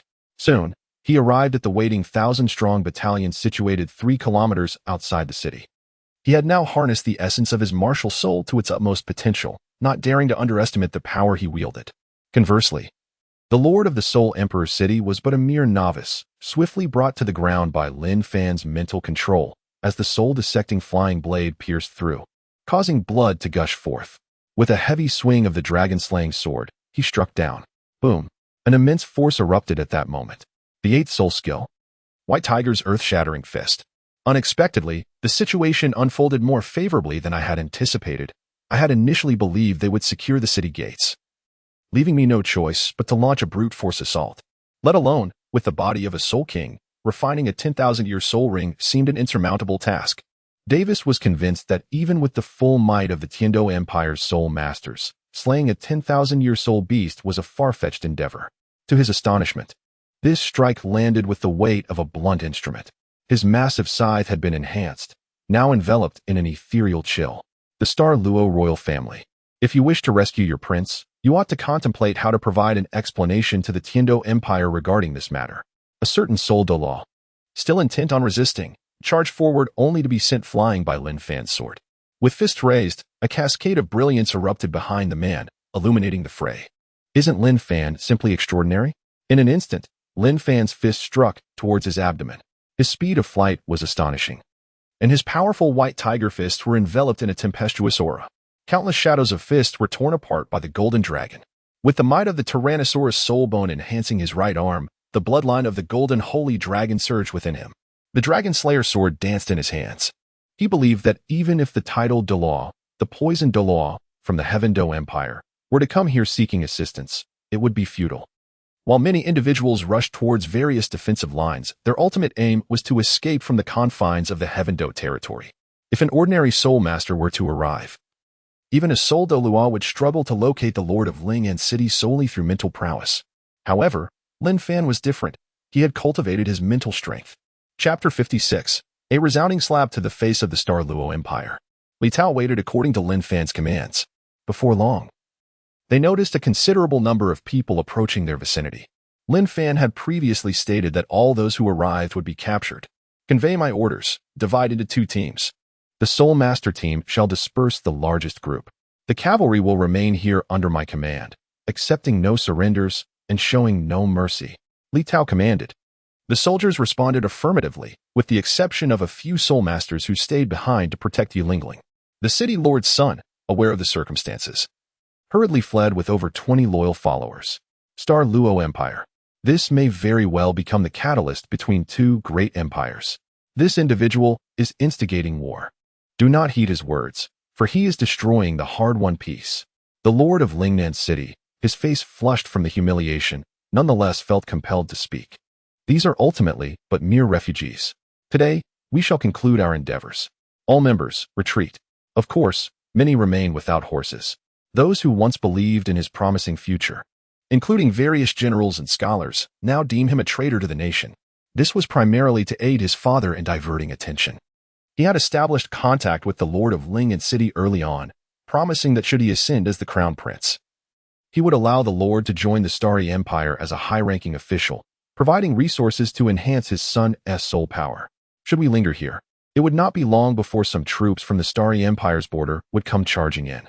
Thus, it appears that the strategy of psychological manipulation has yielded commendable results. This can only indicate that the members of this team are inept. The more than 100 soul masters ahead are all mounted. When did these individuals lie in ambush here? They refrained from action prior to the arrival of the reinforcements from the Tiandou Empire, subsequently orchestrating a plan to suppress themselves in order to gain the trust of the Tiandou imperial forces. Naturally, they must be rescued. Previously, when he directly threatened to annihilate the 9 clans of the Lord of Lingnan City, it was intended to instigate panic, prompting him to commit unwise actions. Lin Fan also extracted his plans from Davis in Lingnan City. General Lin, we have not pursued that soul Douluo. What shall we do now? This is sufficient. Lin Fan replied calmly. Moreover, Tiandou must retaliate. Some even stabbed from behind. It is remarkable that a single Lin Fan possesses such formidable flying capabilities. Little did I expect. Fortune truly favors me. Upon learning of the situation, By was exceedingly elated. In his earlier years, he had aided the Tiandou Empire in warfare. Gaining experience within the military, and later, upon acquiring strength, was dispatched to guard the border. The Soul Masters are returning to their ranks. Awaiting them next is the Grand Army of Tiandou. In the future, this will enable the inheritance of the 3 supreme sects martial souls, rivaling the esteemed Xiangjia sect and the Shenglong sect. Lin Fan, you have once again lent me your invaluable assistance, exclaimed By with great enthusiasm. Davis had initially aspired to amplify his influence and demonstrate his strategic prowess of overcoming greater numbers with sheer wit. Several reconnaissance soldiers, wielding the B martial soul, followed the clues and uncovered their hiding place. However, a number of refugees seized the opportunity to infiltrate the area, including the Lord of Lingnan City, who was currently vying for supremacy against By. Such a miscalculation, akin to a failed attempt to steal a chicken resulting in a loss, would significantly tarnish Davis's reputation. The army encircled the city, and it would not be long before they were besieged to their demise. The news of the celestial herb has already spread throughout the Spirit Master community, recognized as a boon for their kind. It did not take long for the morale of this contingent to be overwhelmed, prompting them to retreat in haste. As for Davis's capture, it is a testament to his lack of capability, commented Lin Fan. The chaos persisted into the evening, a resounding slap in the face for all involved. The Wuhuan Black Tiger erupted, launching an assault directly from horseback against certain individuals. It wasn't long before they were discovered. How infuriating. Did you not claim that Soto City would remain uninvolved? At this moment, the Lord of Lingnan City was seething with rage, casting a venomous glare at the returning Soul Masters. He was currently engaged in forming alliances with minor nations, weaving grand illusions for his own benefit. General Lin, it seems that a faction has managed to escape. To pursue them, we would have to enter the Star Luo territory. Li Tao relayed the consolidated information to Lin Fan. Prior to undertaking the mission with Davis, it was Davis who painted an enticing picture, claiming to have found a mystical herb. However, just when they believed themselves to be safe, they encountered a force that was well-trained, adequately equipped, and possessed of an indomitable spirit. Upon arriving at the rendezvous point, they faced a choice: to carve a bloody path forward and seize a chance at survival.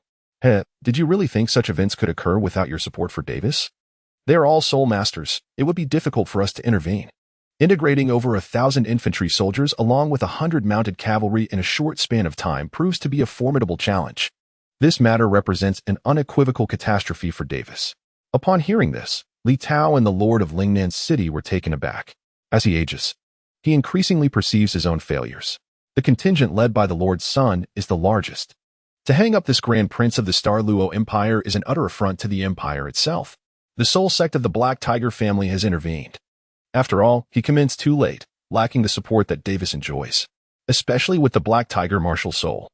His soul power has scarcely advanced while mingling with the Heaven Dou Empire, leaving him with a sense of deep dissatisfaction. He possesses almost no armor. Meanwhile, the reformed 500 cavalry unit has begun to charge anew. It is time to mobilize the official forces of the Star Luo Empire.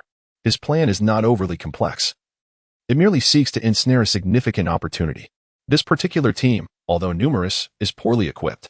After all, these individuals do not possess the elite prowess of Lin Fan's 500 elite soldiers. 3 days have elapsed since that incident.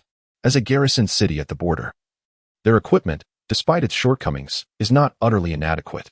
His son, at the age of 20, has already attained the rank of Soul Master, a talent deemed above average. The remaining 100 or so Soul Masters have commenced their charge. His status is comparable to that of the second-class nobility within the Xiaotian Su household. The capture of Davis cannot remain concealed for long. In truth, he still harbors a degree of loyalty towards the Tiandou Empire. The outcome is a significant fall from grace. Nonetheless, as a member of the Star Luo royal family, he ultimately embodies the dignity of the Star Luo Empire. The lord of the city gazed upon the newly delivered individual, feeling a chill in his heart. Approaching the captive, he struck him several times across the face. Without needing Lin Fan's instruction, Li Tao merely gestured to a soldier. The young man advanced and unleashed a series of resounding slaps upon the bound and kneeling lord of Ling'an City, punctuating his disdain with several forceful kicks. Subsequently, without any further command, a group of soldiers converged, unleashing a flurry of punches and kicks upon the Ling'an lord. The crowd began to retreat back to the desolate city. Aside from those of the Keifeng family, whose combat prowess was rather feeble, the martial souls of the other clans still possessed some degree of offensive capability. Several hundred individuals had been captured. One task involved securing the border, while the other entailed enjoying the privileges of the royal family. Thus, he acquiesced to the arrangement. These individuals were apprehended shortly thereafter. However, the lord of Ling'an City did not seek personal gain. His life had been riddled with failures, and he yearned for his son to excel.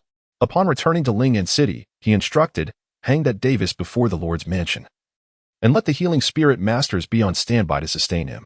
We shall commence our wait," Lin Fan stated, as chaos erupted at the border. The strikes were particularly fierce. Though the results were modest and often met with resistance, he felt compelled to proceed. As for the defense of the city, the lord had not entertained such thoughts, for a sole Douluo required personnel to be dispatched. Subsequently, a trap would be laid, followed by a wave of suppression. And after seizing their bounty, he would lead his men into the Star Luo territory. The crucial aspect lay in the latter step. But before his own men could defeat him, Lin Fan had struck first. Chapter 57. The Ascension of Kings. Inciting Qian Renxue to target the four clans of singular attributes days later, the Heavenly Dou army had arrived. Atop the city walls, Davis dangled from a hemp rope. His complexion pallid, his eyes brimming with resentment. He, a prince of the Star Luo Empire, in the prospective heir. Yet today, he faced such humiliation. Suspended on the city wall for all to witness. If given the choice at that moment, Davis would have preferred death. A few hundred meters outside the city, Your Highness. Before departing, I offer you one last strategy. Whether it be the Kongming crossbow or the earlier firearms, Lin Fan's every suggestion had resonated well with her. Although I hold some regard for the Spirit Hall, ultimately, it is Your Highness who granted me the opportunity for power, Lin Fan remarked. He had anticipated her inquiry. What are your thoughts on the Spirit Hall? Qian Renxue inquired, a subtle smile gracing her lips as she posed a pivotal question.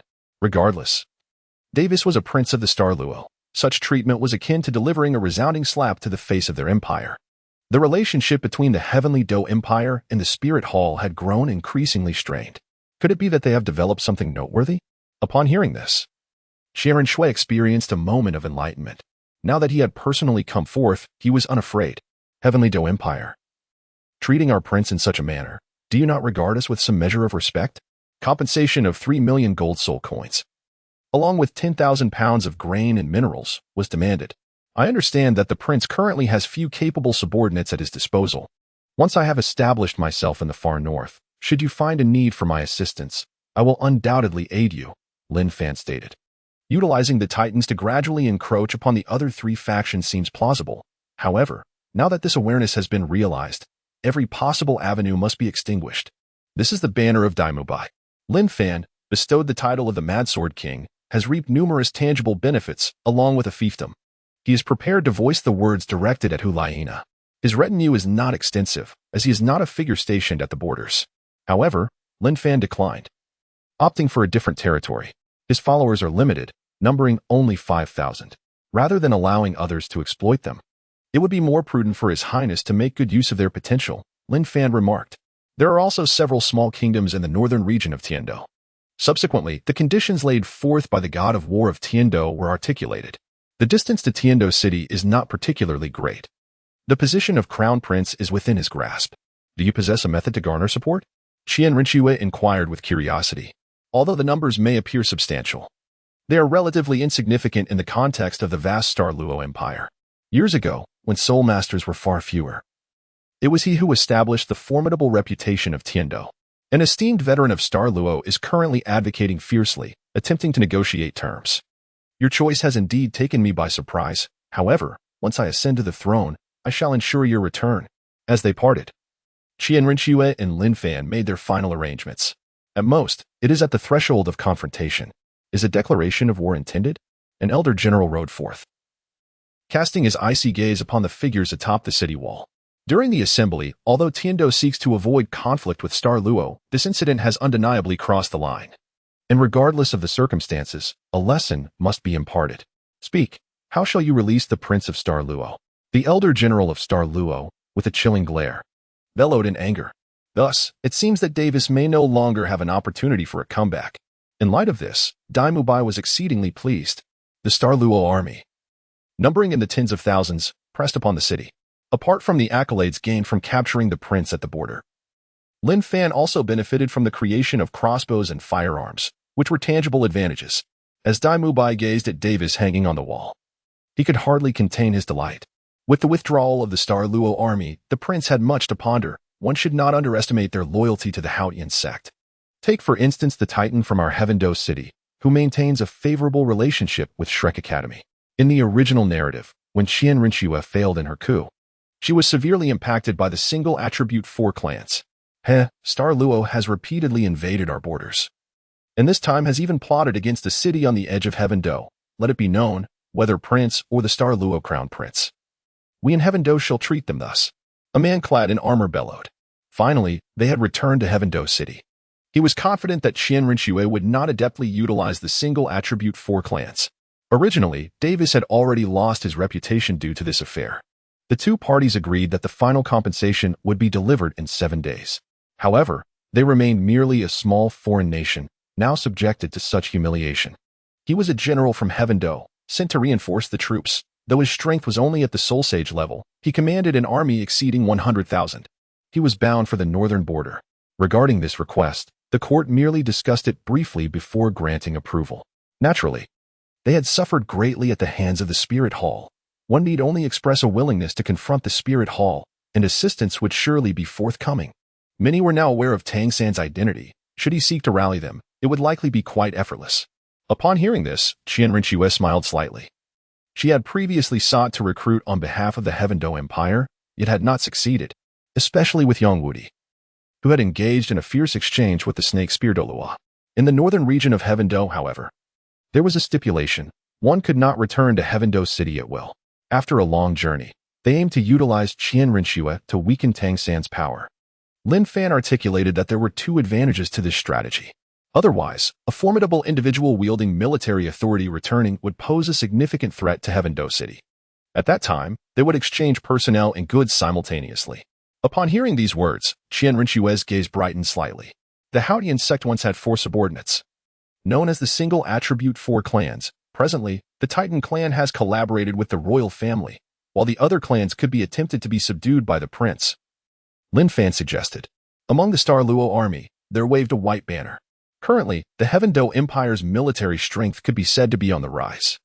As night fell, this also reflects her disbelief that the 4 single attribute clans would be willing to assist Tang San. Clad in armor, Zhu Zhuyun's expression was one of extreme displeasure, her delicate features marred by fury. In comparison to her anger towards the Tiandou Empire, many present found Davis to be utterly disgraceful. How could he possibly rival the vastness of the Star Luo Empire to the south? Here, his fief was even more expansive, with his forces exceeding 10,000. However, given that the Haotian sect had once betrayed them, would they truly place their trust in Tang San of the Haotian sect? Qinghe Renxue harbored some doubts, pondering the possibility of outright annihilation. At times, impatience is not a virtue. Meanwhile, Lin Fan, after conversing with the soldiers within the city, escorted the Lord of Ling and back to Tiandou city. Qinghe Renxue, upon hearing this, felt quite satisfied. She was aware that Lin Fan was secretly amassing power, though she did not voice this knowledge. Grateful for Lin Fan's explanation, Qinghe Renxue nodded slightly, as if she had resolved something within herself. Thank you, General Lin, for the information. Regardless of how things unfold, I must prepare myself. With her commitment, she received a special attribute. Chapter 58, The Forging Martial Soul, 3-Phase Refining Fire Cauldron. From the shock experienced by Qinghe Renxue, an excellent attribute fell, the Angelic Domain. Effect of the Angelic Domain. Suppresses 20 of the enemy's soul power. This domain can be inherited or merged with your dragon-slaying domain, thereby enhancing all your attributes. Observing the description on the light screen, Lin Fan chose the latter option. The Angelic Domain was of little use to him. It was preferable to strengthen his dragon-slaying domain. He had never previously unleashed the dragon-slaying domain, and now, with its augmentation, its attributes were significantly enhanced. Dragon-slaying domain, an 80 suppression against dragon-type martial souls, an 80 suppression against dragon-type soul beasts, a 100 suppression against beast martial souls and soul beasts, with an increase of 50 in attack power for suppressor martial souls, and a 50 suppression for suppressor martial souls. It seemed that after a prolonged absence, Qian Renxue's fortune had also rebounded, much improved from their last encounter. Lin Fan was pleasantly surprised, listening to Douluo.Qian's confident words. By felt somewhat speechless. He was not anxious. Since hidden skills existed, why not make good use of them? The three-phase refining fire cauldron martial soul. At this moment, Lin Fan also happened to be within the Douluo family estate. After accumulating for a few more years, the existence of these mortal dynasties would no longer be necessary. In his view, the Tiandou Empire was merely a disorganized rabble. Tiandou would not last much longer. This world ultimately belonged to soul masters. Douluo.Qian confidently stated that previously, Lin Fan had instructed Xue Qinghe to gather intelligence regarding the soul master families. However, this child did not inherit the white armor earth dragon martial spirit. Within the Douluo family, some information was gathered, revealing that this family held little power compared to others, such as the Seven Treasures Glazed Tile School, the Haotian School, and the Blue Lightning Tyrant Dragon family. Nevertheless, there exists a smaller family that meets your criteria. Unfortunately, they have been heavily suppressed, and to recruit them, one would need to oppose the Holy Dragon Douluo family, Xue Qinghe remarked. Compared to ordinary support-type soul masters, they possess a certain degree of self-preservation. The Heaven Dou Empire requires the emergence of a formidable soul master, yet Lin Fan is ultimately too young to instill fear. Which is why the Heaven Dou Empire is resorting to desperate measures. The man was taken aback, his gaze instantly becoming exceedingly vigilant. The process of refining weapons with martial spirits involves placing materials into the martial spirit and utilizing soul power for crafting. In this small kingdom, aside from their holy dragon family, the Windsword sect is also established here. The world has long since entered the era of soul masters. Visect Master Feng. Do you truly believe that Lin Fan has attained such valor? Douluo.Qian cast a serious glance at the guests who had arrived today, somewhat incredulous. After all, just a few months prior, Lin Fan was merely an insignificant figure. His speed is remarkably swift, and the quality of his work surpasses that of ordinary craftsmen. He still inherits the martial spirit of the tri-elemental refining cauldron. Lin Fan is far from being as simple as he appears. Although his soul power level is only in the 50s, the strength of his soul power is not inferior to that of a soul sage. This is a rather unique auxiliary martial soul. The Elephant Armor sect resides within the Heaven Dou Empire. You may remain here for the time being. I shall pay a visit to the Douluo family shortly to ascertain whether they harbor any intentions of collaboration with me. This family is predominantly composed of adults, with the exception of one child. The defensive capabilities of their martial spirit are remarkably formidable. After all, a powerful spirit master family cannot be managed by a single individual. Ordinary people engage in the art of weapon forging, yet he remains skeptical that Lin Fan could conquer Ling and City single-handedly. However, this martial spirit possesses a notable advantage, the ability to forge weapons. Intrigued by this revelation, Lin Fan inquired further about its specifics. Their relationship with the martial spirit city is quite favorable. Xue Qinghe mentioned a family that possesses an auxiliary martial spirit. Previously, members of their family wielded the three-phase forging cauldron as their martial spirit. As I now consider myself a sovereign of the Tiandou Empire, representing Tiandou in this matter is essential, and thus, I shall take it upon myself. Indeed, one cannot simply exploit a single source for gain. By was at a loss for words, as he had come to discuss the possibility of collaboration. The members of this family are few in number, barely a dozen. And due to their lack of combat prowess, they have remained largely invisible. She observed that since Lin Fan began leading his troops into battle, his demeanor had undergone a profound transformation, becoming decidedly uncivilized compared to his former self. A middle-aged man leaning against the wall, indulging in snacks to restore his soul power, suddenly heard a voice emanating from behind. Initially, their family had raised a considerable number of soldiers, naturally with the intention of assimilating some soul master families. They resided in a small kingdom situated 500 miles from the martial soul city and had managed to earn a fair sum. Years ago, they established a connection with the Douluo family, crafting and selling weapons for them. Although he felt a tinge of fear, he reassured himself that he was on the right side. The head of the Black Tiger family had been easily defeated by him, and his skills were rather peculiar, resembling not those derived from martial souls, leading me to suspect they were soul-bone abilities. By remarked. What began as a normal collaboration eventually culminated in absorption. His true focus was still on support-type targets. How could he possibly compare to these middle-aged and elderly soul masters? The others were merely ruthless laborers. Given this reality, there was little worth nurturing. They would continue to serve merely as machines for forging. This place is entirely managed by the Soul Master family. However, after initiating contact with the Douluo family, despite having secured the championship, he remains merely a young Soul Master. Although the recent ascension of Lin Fan to royalty has generated considerable buzz, he has concealed his appearance and altered his aura using a similar soul bone obtained from Qian Renxue and made his way to the Holy Dragon in the Douluo family. Currently, the Holy Dragon family is too few in number to establish a sect, and the Douluo family despises maintaining ordinary people, selling their weapons to nearby lords instead. Gradually, they have dwindled. Yet, he perceives this as merely an exaggeration by the Heaven Dou Empire. According to the intelligence I have gathered, I believe they would be quite willing to assist you, for they serve as a lucrative enterprise for the Douluo family without receiving particularly favorable treatment, Xue Qinghe remarked. Nevertheless, his words have already been conveyed, and he has managed to ascertain the location of the forging workshop. The process requires considerable technique and skill. Lin Fan mused that this martial soul must possess other benefits beyond mere forging. Upon hearing his domineering words, Yilingling felt a chill run down her spine. However, they produce weapons with remarkable speed. After bidding farewell to Qian Renxue, Brother Fan, I've acquired the intelligence you requested. Currently, the situation of the single attribute 4 clans is quite dire, whereas gathering information on the Blue Lightning Tyrant Dragon family has proven difficult. Do you wish to join forces with me to confront them? Douluo Qi's gaze remained calm. Having never truly battled Lin Fan, he harbored doubts. Considering Lin Fan merely an auxiliary martial soul, if I were to offer you a chance, would you be willing to leave this place?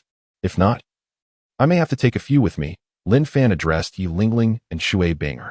Subsequently, Lin Fan separated from his team. The Xingluo Empire, however, boasts powerful soul master families joining its ranks, which he found promising. Who are you? He inquired, noticing an ordinary-looking man in the rear, exuding a repressed aura. You need not know. Simply understand that I can take you away from here. Chapter 59. The Fury of Douluo Qi. The man listened to Lin Fan's words, somewhat bewildered. Why would someone want to take me away? He stared at Lin Fan in astonishment, struggling to articulate a response. Lin Fan naturally provided an explanation, emphasizing the significance of their martial souls. Upon understanding, the man realized, it's not that we do not wish to follow you, but our family is too deeply entangled with the Douluo family. He regarded Lin Fan skeptically, doubting that Lin Fan possessed the capability to extricate them all. The situation remains unclear, yet there are countless experts in the world, not to mention the hidden Haotian sect and numerous existing Soul Master families. Lin Fan's audacious act of taking them away openly was motivated by his desire to avoid the repercussions that would befall the Luo family if done in secrecy. Compared to the unchanging routine of their lives, an enigmatic presence loomed ahead of them. The crowd's gaze turned to the young man, ultimately falling silent. Upon hearing Douluo Qi's words, the king of Luo was taken aback. Had he known this would transpire, he would have departed with him earlier. As night descended, the clandestine nature of their actions would not provoke the ire of the empires openly. Lin Fan observed the man's expression, a blend of fury and helplessness, and let out a soft sigh. Rest assured, you will soon comprehend the situation. He had already informed them that their affairs could be disclosed to Douluo Qi. Currently, his connection with the Martial Soul Hall was merely one of collaboration, lacking any substantial ties. Before long, anomalies began to surface within the Douluo family. The entire household, shifting between day and night, mandated that anyone with sufficient soul power assist in the forging of weapons for sale, regardless of gender. He understood that his children faced 2 potential fates, either to continue laboring or to inherit other martial souls and become soul masters. Brother, I feel we are merely changing venues to continue our toil, a woman remarked. Lin Fan remained unperturbed. His purpose today was merely to convey a message. The mysterious figure acted in protection of those who had departed. At present, he was an 89th level soul Douluo, yet pursuing the airborne Lin Fan posed a challenge. Our lives may be thus, but the fate of Fenger and Yue cannot be the same, he lamented, even if he were targeted by the Empire. Seeking refuge with the Martial Soul Hall would only safeguard a few key members. The Luo family members, aside from those working night shifts, remained engaged in their duties. while those on day shifts congregated. Even during a holiday, it merely served as a time for rest and soul power recovery. Curse that Tuoba family. We should have never placed our trust in them so easily, he muttered. However, now that two of the younger generation had been taken, he believed their futures would be altered. The king of Luo felt a mix of regret and joy. When Tuoba approached the king of Luo for inquiries, the information they received merely suggested that the mysterious individual might be affiliated with the empire. The dozen or so members of their family had endured oppression from the Tuoba family for years. It was impossible for them not to harbor resentment. As the head of the family, Tuoba was naturally furious to see his kin abducted. Who the hell are you? Why have you taken them? Tuoba shouted angrily, his soul power surging. After all, this individual had never struck first. Given their treatment, could it be that this person was indeed a master recognized by their ancestors? Now he comprehends the situation. Perhaps his days will improve somewhat, yet ultimately, he remains under the oppressive shadow of the Tuoba family. The four members of the Luo family were taken aback upon hearing this. It seems that Tuoba would not take any drastic actions against them. In the past, when the Luo family lacked support, he could easily suppress these individuals. You must understand that there are still those in the world who will advocate for their lineage. Lin Fan communicated telepathically and then departed with the two children. Brother, I share the same sentiment. Perhaps we should report this matter. Who knows? The Tuoba family might recognize our significance and treat us kindly, suggested a middle-aged man, still clinging to some hope. He conveyed his thoughts to the mysterious figure, who nodded slightly in agreement. Luo Feng thought of his younger sister, who was merely 12 years old and currently working the night shift. Though Luo Yuer felt a pang of longing for her parents, she was also quite curious about the outside world, yet they seldom had opportunities to venture out. Vice Leader Feng, can you discern the depth of that individual? Tuoba inquired, gazing at By, who was pursuing him on his sword. His expression changed dramatically, revealing a yearning for freedom. Uncle, did that person reveal his identity? A young man asked, looking at Luo Wang with palpable excitement. Even the women who had married into the Tuoba family were required to work, albeit enjoying 5 more days of leave each month compared to the men. Some soul masters appeared, beginning to chase after Lin Fan. I did not anticipate that your family had such connections. Considering your years of service to me, I shall overlook this matter. Tuoba no longer dared to act arrogantly. Without further discussion, they all acquiesced. Reflecting on the various aspects of life, one unknown and the other a fixed reality, he stated, Father, regardless of the circumstances. Even if following that person means working or entails other arrangements, I do not wish to remain here, nor do I want to witness my sister continue in this manner. You might consider treating the members of the Luo family with kindness, as the fact that he only took the children suggests there must have been some negotiation between them. By speculated that the king of Luo had informed 5 clan members about the events of today. Lin Fan remarked that, following the king's directions, they had located a young maiden and a youth who had long been prepared. Within the Tuoba family, they were akin to frenzied oxen laboring in the fields. However, upon learning that a figure seemingly associated with the empire had taken an interest in them, they felt powerless, oblivious to which empire it might be.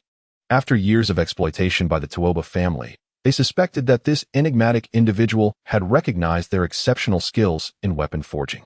Even if they were rescued, it was likely they would be forced to toil day and night in the craft. By harbored doubts as he observed the wings, feeling an inexplicable sense of familiarity, yet lacking any tangible evidence. Upon hearing these words, the youth, who had previously yearned for freedom, lowered his head in resignation. Regardless of whether it was the Tiandou or Xinglua Empire, he had no means to resist should either send troops to claim him. Hearing this, Tuoba's eyes brightened. He had just been in a fit of anger. The king of Luo had encountered that mysterious person at yesterday's location. I do not wish for them to continue suffering here. I want to take a gamble, said the king of Luo, gazing at his brothers and the youth with a deep sigh. The following day, as the current leader of this lineage, the king of Luo relayed this matter to those on the night shift. With their spirit power restored, they resumed the forging of weapons. Uncle. The youth clenched his fists instinctively upon hearing this. At just 18 years of age, he was discontent with his life of incessant labor in weapon crafting. Even though the Tuoba family had arranged a bride for him, he had been puzzled earlier by the commotion, questioning why the mysterious person had not discreetly departed, especially if he possessed the ability to conceal himself. The king's expression darkened slightly as he stated, he did not reveal his identity, but spoke of his power, seemingly hailing from 2 major empires. Lin Fan unfurled a pair of wings, not of dragon origin, but transformed through the effects of the soul bone from Qian Renxue. Resembling a pair of richly feathered bird wings, he did not exhibit arrogance. Instead, he politely inclined his body towards Douluo in gratitude, regardless of the circumstances. It was imperative to quickly amass strength to aid the development of the Spirit Hall. Once the Spirit Hall was established, the Douluo family would no longer need to concern themselves with those mundane beings. Douluo's gaze was icy. Chapter 60. The plan for the second martial soul, the three-phase alchemical fire cauldron. This martial spirit is rather peculiar. The cauldron boasts formidable defensive capabilities. However, as its soul skills pertain solely to the art of crafting, it is classified as an auxiliary type. Within the cauldron burns an intense fire, yet it cannot be unleashed. Those who possess this martial spirit, even if they are the strongest within their clan, have only attained the rank of soul master. The efficacy of the soul skills correlates with the speed of the crafting process. Two horses are advancing. There is no need to worry about the training pace of Yilingling and Xue Qinghe. When confronted with their concerns, Lin Fan simply stated, northward, to Winter City. 100,000 years of soul beasts willingly sacrifice themselves for you, Lin Fan remarked. The Xiantian skill is indeed quite effective for cultivating soul power. Naturally, given your current capacity, it is still somewhat inadequate. You shall be ready once you inherit the ultimate ice, Lin Fan observed his two trusted aides. They had spent 5 years without advancing to the Soul Emperor level. There is no rush. Ample time remains. I shall begin to assist you only once you reach the rank of Soul Douluo. The bluebird of the Star Dou Forest is particularly suited to her attributes. After reaching level 50, elevating one's soul power becomes exceedingly challenging. As it stands, Xue Qinghe has yet to embody a divine form, at best. She resembles the ultimate Soul Douluo. Have you ever heard of the name Lin Fan? The siblings gazed at Lin Fan with a sense of admiration. As for Tang San's faction, Lin Fan believed it would not flourish, for the coup led by Qian Renxue is destined to succeed. I believe I have heard my father mention that the champion of the continent's elite soul master competition is said to have triumphed over 3 soul kings of level 50. Despite being merely a level 46 soul master, Luo Feng interjected. I am at level 11, crafting arrowheads, Luo Yue remarked. This martial soul possesses a certain formidable strength. Yet it is not overwhelmingly so. Xue Qinghe had never encountered Lin Fan's theory before, but she trusted that Lin Fan would not lead her astray. How does one document a weapon? Lin Fan inquired. Upon hearing his sister's conjecture, Luo Feng was equally taken aback. It is not that they are ignorant, but rather that their opportunities to venture out and gather information are far too limited. Could it be that you are Lin Fan? Suddenly, Luo Yue recalled something, her bright, watery eyes sparkling as she turned her small head to gaze at the young man on the horse to her right. If something like the Zhuge crossbow is feasible, then the creation of even more intricate devices would be remarkable. For instance, one could simply toss a lump of iron into the mix and have it refined into a precision instrument such as the Zhuge crossbow. Indeed, for every 10 levels we ascend, our martial souls can record and forge an additional weapon. All it takes is to place the materials into the martial soul, infuse it with soul power, and activate the divine fire for smelting. In approximately half an hour, we can produce a sword blank, and for smaller items like spearheads, we can create 3 or 4 at once, with arrowheads reaching about 10 per batch, Luo Feng elucidated. When the time comes, with powerful soul beasts augmenting our strengths, we will be formidable. Even the elite of the martial soul hall would find themselves overwhelmed. Xue Qinghe nodded earnestly, her hope invigorating her training pace. Based on their current understanding, their martial soul could only manufacture specific components of weapons, and it remained uncertain whether an elevation in soul power would enable them to forge an entire weapon. With the enhancement of the Xiantian skill, her soul power had risen from level 52 to 54 in just over a month of absence. The girl before him inquired somewhat timidly, "Where are we headed?" Lin Fan, now revealed, was an exceptionally handsome young man. During that era, the Ice Emperor had reached a cultivation level of 390,000 years, and after merging with Huiyu, had formed a second martial soul. If Qian Renxue did not falter, then Tang San would never have had the opportunity to engage with the sea god. After consuming the 8-star profound ice grass, supplemented by the eternal ice crystal and the aid of the Xiantian skill for training, Lin Fan had already formulated plans regarding Yilingling. The speed of the Douluo family leader, despite lacking the ability to fly, was nonetheless impressive, Luo Feng marveled. However, with the addition of the Ice Emperor, the situation was uncertain. By the way, do you have any specific requirements for forging weapons with your martial souls? Lin Fan inquired with curiosity. Naturally, He was referring to the Ice Emperor that had emerged during the era of the Peerless Tang sect, King of Seals, Guardian of the Northern Borders, the Mad Sword King. The soul resided within Xue Yuhao's Sea of Consciousness. If this martial soul indeed possesses such extraordinary capabilities, Lin Fan deemed it quite commendable. The trio journeyed northward. Taking some time to reach their destination, Lin Fan imparted the complete version of the Xiantian skill to them, encouraging the siblings to engage in their training. Tang San had also spent over 3 years progressing from Soul King to Soul Emperor. Indeed, I am taking you to my fief, but I will also require your assistance. I am quite curious about your peculiar martial souls. However, you need not worry, as I do not expect you to assist me day and night in weapon forging. The fusion of rare materials, natural treasures, and training methods will accelerate our progress even faster than that of Tang San, the protagonist. Your physical constitution has been honed over such a prolonged period. Once you attain the Soul Emperor level, you shall be able to attempt to absorb the essence of ultimate ice. Why did the 100,000-year soul beast make a sacrifice to her? And how did it transform into her second martial soul afterward? However, the two individuals are unfamiliar with him. They have arrived in the extreme northern lands. The complete version of the Xiantian skill has been imparted. Presently, Lin Fan has new information circulating. As for the opportunity for divinity in the City of Slaughter, he will personally sever it. Very well, once you both reach level 20, I shall show you whether it is possible to forge new types of weaponry, Lin Fan declared. What is that? Xue Qinghe inquired with some bewilderment. Subsequently, I shall find you a second martial soul, Lin Fan stated. The steed beside Lin Fan. The siblings pondered for a moment before realizing something. Upon hearing this, Xue Qinghe was astonished. She had never encountered such a phenomenon. I am currently at level 19. Primarily crafting sword molds, Luo Feng remarked. They continued to contemplate and discovered they had only heard of this matter. Goodness, a soul master of level 46 actually led us. Right in front of the head of the Tuoba family, a soul Douluo. Lin Fan listened to the youth's introduction with great interest in this martial soul. This news is from over half a year ago. It is akin to acquiring a soul technique, leaving a mark upon the type of weapon to be forged. Presently, Xue Qinghe can be considered exceptionally powerful. With Lin Fan now possessing the 9-yang divine skill, the matter could be disseminated without issue. Not long ago, the two were taken by Lin Fan to soar through the skies, experiencing the essence of freedom. Senior, will you truly not require us to forge weapons every day? Luo Feng inquired, gazing at Lin Fan. Take the Golden Generation, for instance.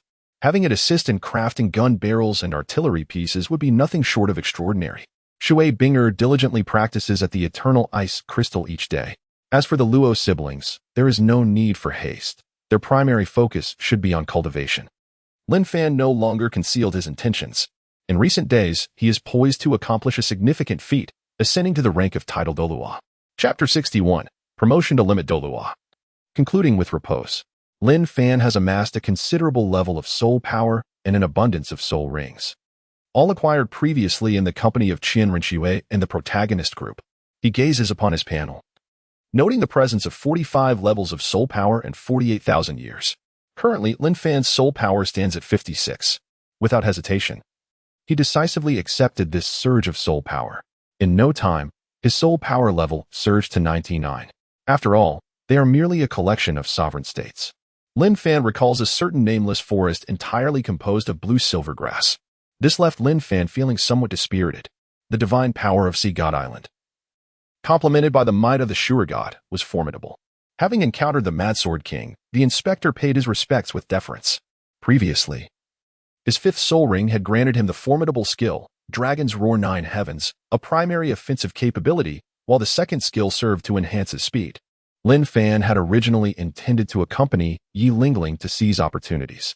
Thus, the Northern Kingdom also needed to contribute more to the Heaven Dou Empire. He had accumulated soul rings with a staggering total of 490,000 years in age. This is the largest kingdom of the northern region. With 2 levels of remaining soul power, the 8th soul skill manifests a sense of resentment. Capable of influencing the mind and dividing into 2 distinct abilities, the resentful blade and the ethereal apparition. This is the blueprint Lin Fan obtained from Tang San. A 100,000-year soul ring possesses not 1, but 2 skills. Beneath the 9,000-year threshold, these soul rings have reached the millennium level. Lin Fan waved his hand slightly, indicating that the situation here was nearly settled. Had there been any troubling discoveries? The arrangement of 400,000-year soul rings was straightforward. There was no rush to ascend to divinity, as there were no formidable figures on the continent at present. With my current peak Douluo strength, I am practically invincible in this realm. Even attempting to confront Tang Hao, with his formidable character, would not be an easy endeavor. The mineral resources are abundant, including iron and copper. My martial soul is distinctly adept at countering the true dragon. Let alone Bibi Dong or Tang Hao, I could even slay Emperor Tian. Lin Fan brimmed with confidence. Currently, Lin Fan's soul ring configuration stands at 4 black and 5 red. The sheer pressure emanating from this would surely cause even the Pope Bibi Dong to tremble. Even the High Priestess of Sea God Island, Poseidon, would be left in awe. Lin Fan's time in the City of Winter was fleeting, greatly aided by the support of the Heaven Dou Empire. Throughout Tang San's life, aside from Xiao Wu and Tang Hao, the 2 deities were of utmost importance to him. However, the promised benefits have yet to be delivered this year. Yet, what they are crafting now is neither a fire gun nor a calming crossbow, but rather a mountain-cleaving cannon. The soul ring's remaining years amount to 90,000. Though there have been disturbances in the northern territories, they are not frequent. This territory now belongs to him, and many matters require his governance. Firstly, through traditional methods. Thus, he later contemplated seeking out Biji. It is likely that they, preoccupied with the affairs of the Star Luo Empire, wished to pass the time for a year. He has become invincible in the Heaven Dou Empire. Although his soul power has seen a significant increase, his mental fortitude has not improved substantially. If given the opportunity, I must journey to the Sun and Moon continent to subdue that evil tyrant king, a spirit beast of the mental type, whose soul bone would undoubtedly be beneficial, as well as the refinement of his powers. After inspecting the surroundings, Lin Fan took another stroll through the city of Winter City. He meticulously reviewed his skills. The livelihood of the citizens in the city was satisfactory, with no abnormalities. However, the resources promised by the small northern nations were already 2 months overdue. As reported by the inspector, glancing at this minor notification, Lin Fan felt a twinge of anxiety, despite some level of preparation. Even if he were to encounter Tang Hao now, he could treat him like a mere dog, Lin Fan mused. He believed there was still much to accomplish and numerous areas for improvement. After all, Biji is also a healing-type spirit beast and far superior to the Blue Silver Emperor. He also noticed the transformation of the dragon-slaying sword. The 6th soul skill has generated a killing intent, and the sword's brilliance has been fully revealed. In this current era, it is at least in existence of over 500,000 years. Lin Fan pondered. The bloodline of Tang San's Blue Silver Emperor was awakened there. He considered enhancing his 1st, 2nd, and 3rd soul rings. Although the roles of the Sea God and the Azure God were limited, they were of significant importance to the protagonist, Tang San. In the past, Lin Fan had also visited Holy Soul Village, where he had gained considerable soul power levels under the guidance of the elderly Jack, who had shown favor towards Tang San. He need not worry about these matters. Here, my rules are absolute. After a tremendous surge, the wealth he had amassed over the years has vanished. With the formidable strength of the solar ore, the risk of explosion is virtually non-existent. What they offer to the Tiandou Empire are precisely these resources, and in return, the Empire provides them with food, textiles, and other essentials. However, he remains oblivious to the location of the enigmatic forest described in the original text. Lin Fan gazed at the panel before him, observing many artisans currently forging with solar ore. He recalled that in later times, there existed deities of unparalleled power. Why, then, could he not reach that level now? Regarding the acquisition of divine power, 2 thoughts occupied his mind. Lin Fan approached the artisan guild. With a single stroke, he cleaved through a 10-meter hill. At this moment, venturing alone into the Star Dou forest posed no challenge for him. Furthermore, he contemplated confronting the Sea God and the God of Shura. This is a sword capable of slaying dragons. Lin Fan named his 6th soul skill Sword of Slaughter, and his 2nd skill, Myriad Swords of Slaughter. He unleashed his 7th soul skill, Dragon-Slaying True Form, building upon his existing prowess. With his soul power reaching its zenith and infused with the essence of his bone from the Tyrannosaurus arm, his sword struck with a force equivalent to approximately 100,800 pounds. Beasts such as the Bear Monarch, the king of all beasts, and the Crimson King were now beneath his notice. A year had passed, and nearly 2 years had elapsed since the prestigious Elite Soul Master Tournament of the entire continent. Absorption proved futile. You have reached the pinnacle of the marriage era and must harness divine power to ascend to level 100. With a new official in office, how could there be no tasks to undertake? Lin Fan smiled faintly. He certainly had no intention of plundering the common people as hard-earned wealth. This left Lin Fan perplexed. What could be the reason? Why wasn't he directly elevated to the 101st level? Could it be due to the absence of divinity? Curiosity began to stir within him. Upon his arrival, without drawing his sword, he merely proclaimed his name. And the treasures that rightfully belonged to the Heaven Dou Empire were promptly transported to Winter City, one cart after another. Once he had nearly completed his intended tasks, he would allow the original governance of Winter City to resume, while he himself would depart with grace. He continued to absorb soul power, only to find that his attempts were futile. Lin Fan closed his eyes to cultivate, attuning himself to the surges of power manifesting around him. His ninth soul skill, Dragoness Wrath of the Nine Springs, unleashed 9 formidable slashes imbued with slaughter, resentment, and draconic force, proving devastatingly effective against dragon-type soul beasts, as well as dragon-type martial souls. Ain could be considered one, yet Lin Fan was presently unaware of her whereabouts. He then proceeded to acquire soul rings, aided by his subordinates sent from the Heaven Dou Empire. The ferocity of the sword energy he unleashed was astonishing. In the northern region, there existed a total of 12 nations, each essentially a city, akin to feudal lords. The following day, leading 500 elite soldiers, he journeyed to the northern kingdom. Lin Fan commenced his southern expedition. Although entry to the capital without a decree was prohibited, he could remain concealed. Chapter 62. The Master's Disgrace and Guidance to Qin Renxue. Have you heard? A murder occurred at Shrek Academy. What happened? Please elaborate. Such a significant event, and you haven't investigated? The Master's year-long experiment yielded results, albeit a failure, resulting in the death of an elite soul master. No way. The experiment regarding the enhancement of soul ring duration failed? Indeed, the duration of soul rings varies for each soul master. According to my elder brother, who is also a soul master, it depends on mental strength, soul power, and physical constitution.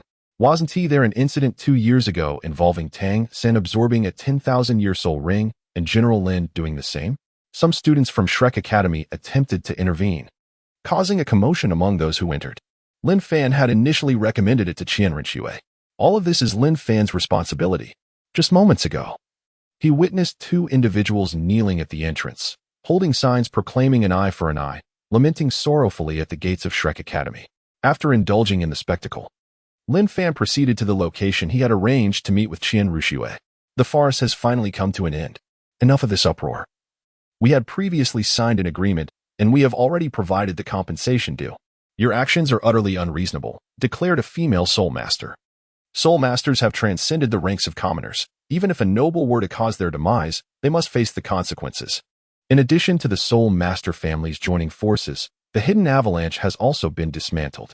The Blacksmith Association in Gongxin City is renowned for its rare ores and the congregation of top-tier craftsmen on the continent. The 4 great families naturally refer to the Soto 4 families. Very well, I shall attempt your method subsequently. Is there a particular matter you wish to address by coming here in person? After discussing the affairs of the 4 singular attribute families, Qin Renxue inquired about Lin Fan's intentions. Soul masters are not commoners. Lin Fan, it would be best if I never lay eyes on you again. Xue Qinghe furiously struck a tree in the backyard. Lin Fan concealed himself. Upon arriving in Tiandou City, he overheard many discussing the tragic incident caused by the master's experiment. Thus, Lin Fan deceived himself. Most soul masters tend to band together, forming academies and noble families.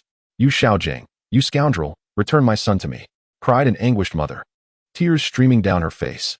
Were you also driven by the desire for domain power? Qin Renxue understood that Lin Fan was reluctant to abandon his path as a soul master. He was still young and could not remain idle after a year of rest in the north. For instance, there are celestial herbs with a lifespan of 10,000 years. Nobles still hesitate to offend too severely. When Lin Fan joined Shrek, Xue Qinghe had considered that since they had received assistance from the Blue Tyrant Academy, he afforded opportunities for prominent students like Jiang Zhu and Talon to make notable appearances. So what has become of the affairs concerning the 4 great families? Lin Fan shifted the topic, refraining from delving too deeply into matters concerning the City of Slaughter. He had heard of the Blacksmith Association, yet he was unaware of Titan's involvement as its president. Lin, regarding the 4 singular attribute families, I previously elucidated in my letter. Aside from the Yu clan and the Min clan, I have yet to subdue Titan's Strength clan and Yang Wudi's Destruction clan. Do you possess any strategies? Qin Renxue took a sip of wine, asking earnestly. As a prince of Tiandou and the heir to the martial soul hall, she did not pay much heed to blacksmithing. What is that? Qian Renxue asked, somewhat perplexed. Upon hearing this, a flicker of intrigue passed through her eyes, though her countenance revealed a contemplative expression. At that time, he had informed the master that he had utilized beneficial plant-type soul beasts, resulting in an enhancement of both the soul ring's lifespan and his physical constitution. Regardless, she could not allow any semblance of a threat to arise. He believed his measures were correct, yet they did not yield the results Lin Fan had described. After all, the experiment that resulted in a soul master's death was a grim reality. In this era, nobles can evade consequences for killing commoners by merely compensating with a handful of gold soul coins. The farce here has persisted for quite some time. After all, upon witnessing Tang San wield the Haotian hammer, the opposing party immediately knelt in submission. Upon hearing Jiang Zhu's words, the elderly parents were filled with even greater sorrow. As of now, the only threat to Qian Renxue is Lin Fan. At that time, the master publicly declared his intention to embark on a research endeavor and gather experimental subjects. After all, this profession is regarded as the most menial on the continent. Many perceive this matter as a fair transaction. Although Xue Qinghe is not at fault, his experiment's failure ultimately leads him to be marked with disgrace. He understands that Titan, being Tang Hao's loyal dog, is unlikely to pledge his allegiance. This situation owes much to Brother Lin. Qian Renxue pours wine for Lin Fan, showing him considerable esteem. Despite Xueye's orders that no one return without a decree, the relationship between Qian Renxue and Lin Fan is not so rigid. If subjugation proves impossible, suppression becomes the only recourse. Have you heard of the City of Slaughter? Lin Fan inquired. It is not so simple. I don't have many formidable soul masters under my command. Qian Renxue feigned sorrow. Regardless of the outcome, Xue Qinghe is destined to be shamed. After receiving Lin Fan's guidance, Qian Renxue's perception of the blacksmith status has improved, yet she remains somewhat indifferent. Out of curiosity, Lin Fan ventures to Shrek Academy to investigate. How precisely did the experiment unfold? How did it result in a loss of life? Was it the master who instructed a soul master to absorb a 10,000-year soul ring? Her name is Jiang Zhu, a renowned elite soul master from Douluo Academy. There are many connections between the two. Surrounding onlookers are abundant. With proper cultivation, the number of soul masters from Tiandou will surely increase. After all, not every noble possesses strength akin to Lin Fan's. With such sentiments, he would naturally depart. And you might converse with his old comrades, for Titan may soften. You merely need to express that your interest in him pertains to the Blacksmith Association, Lin Fan suggested. Some believe Shrek Academy has gone too far, while others deem it a legitimate transaction. Xue Qinghe humbly apologized and compensated generously with gold soul coins and an enrollment opportunity. It seems to be a perilous place. Those who enter find it exceedingly challenging to exit. Among the information I received, only the Pope of the Martial Soul Hall and the Haotian Douluo have emerged, gaining the power of the domain. This is confidential. How could we possibly know? At this moment, he harbors some resentment towards Lin Fan. He even provided an example, citing the longevity of celestial herbs. The surrounding individuals adopt the spectator's attitude. Ultimately, Xue Qinghe emerged, his countenance grim and pallid, even more so than a peasant's. The division has already sufficed. As for the other two, Titan still holds a certain standing due to his position in the Blacksmith Association, Lin Fan remarked. My intelligence indicates that Titan is the highest-ranked divine craftsman within this association. And should Tang San wish to develop concealed weapons, he will inevitably seek Titan's assistance. Had it not been for Lin Fan's earlier counsel, she would have dismissed the significance of the avalanche. Lin Fan was instantly reminded of the time when Xue Qinghe humbly approached him to inquire about the intricacies involved. Yet, Lin Fan's current demeanor does not betray any abnormality. Suppression need not always be directed at others. It could equally be aimed at their enterprises.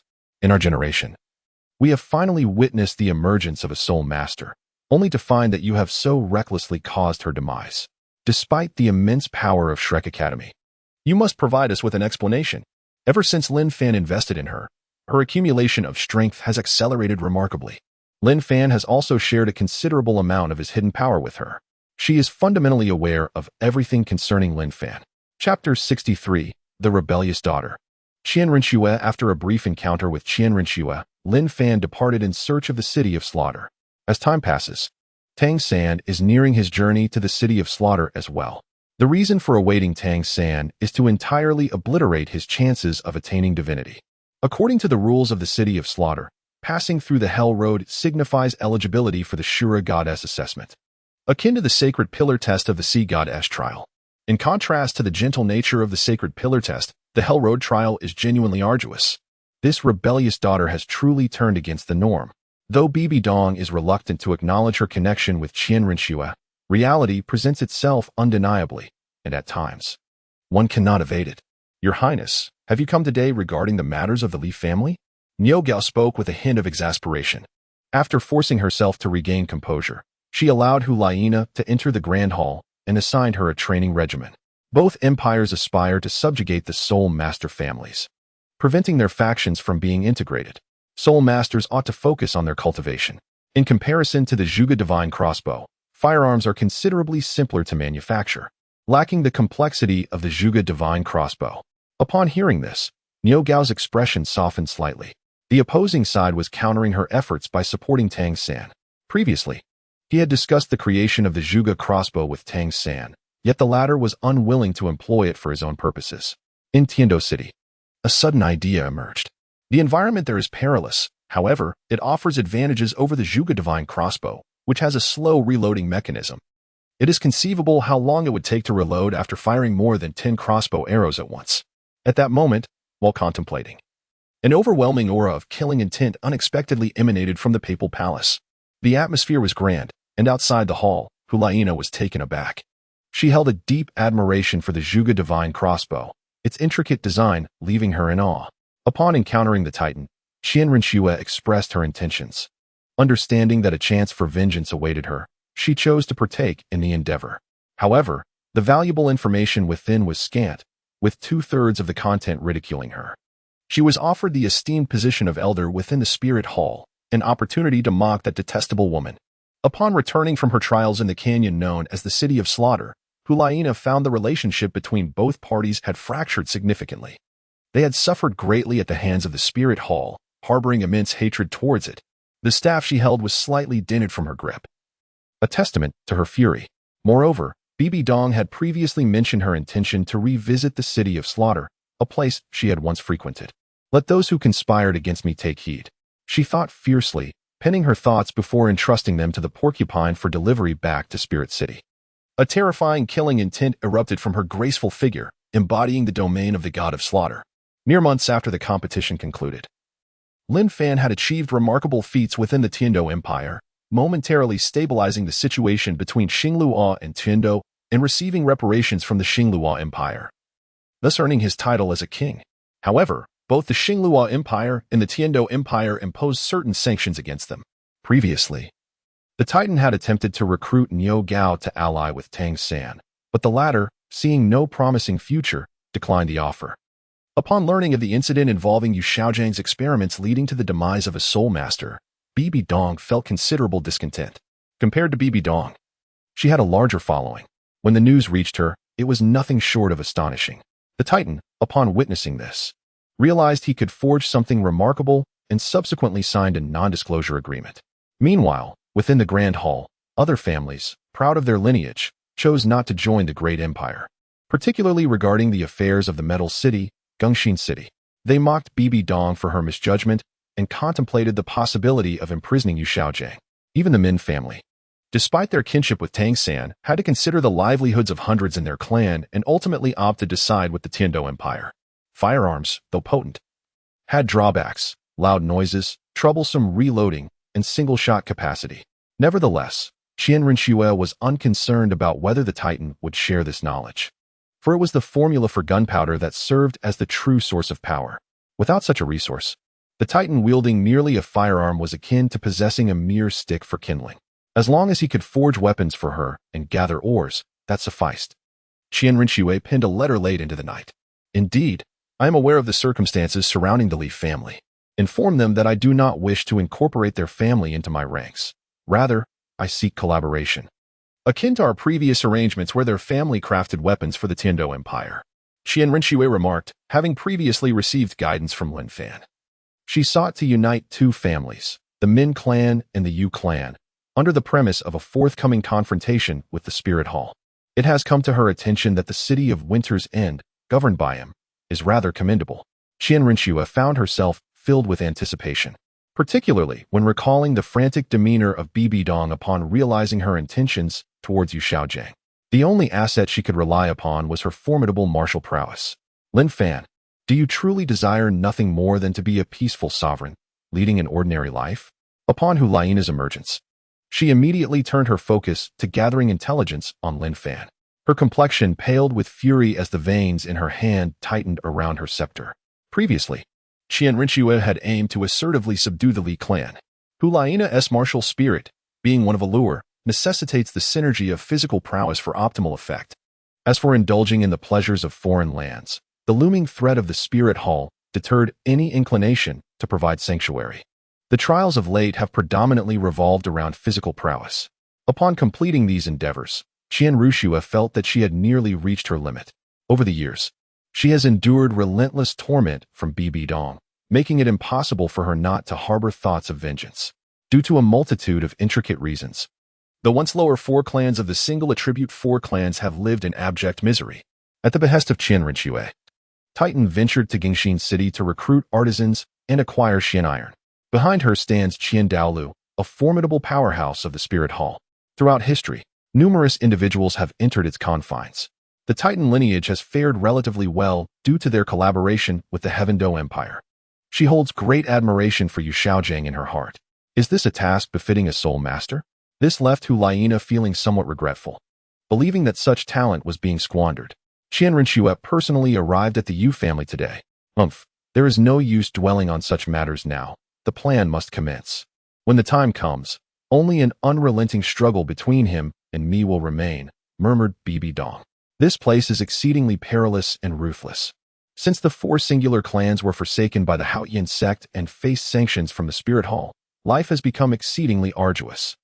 Although the power of the Zhuge crossbow is commendable, it pales in comparison to that of a firearm. She is acutely aware of Bibi Dong's particular fondness for this Xue Qinghe. In light of their arduous existence, the pride they once held has been significantly diminished. Titan was initially taken aback upon hearing the news, but upon witnessing the royal firearm provided by Qian Renxue, he was utterly astonished. However, in the remaining year, rumors regarding Lin Fan have dwindled considerably. On his way back, he learned of the details surrounding Xue Qinghe's involvement in the demise of his soul master, Bibi Dong. Upon reviewing the intelligence received, acknowledged his considerable talents. Yet, many individuals find it exceedingly difficult to escape their circumstances throughout their entire lives. More often than not, individuals languish within, while some tragically perish on their journey forward. Chapter 64. The Unease of Xue Qinghe. The journey to the city of slaughter is long and treacherous. Over the years, Lin Fan has been diligently gathering information, yet he has only managed to ascertain their location. What to do? Lin Fan was momentarily taken aback, not expecting to encounter an acquaintance along the way. This is a desolate area, where he encounters the sword Douluo.Qian Renxue alongside Ning Rongrong. Ordinarily, Qin Renxue would not stray from the 7 treasure glazed tile school. Whenever he departs, it is to safeguard Ning Fingxi. He would typically leave an ancient banyan tree to watch over the place. Now that both Qin Renxue and Ning Rongrong have appeared, it is evidently to protect her. The tavern bears clear signs of a struggle. Lin Fan does not afford Ning Rongrong the opportunity to ponder. He directly states that she should convey a message to By, reminding him not to forget his benefits. This is an addictive substance.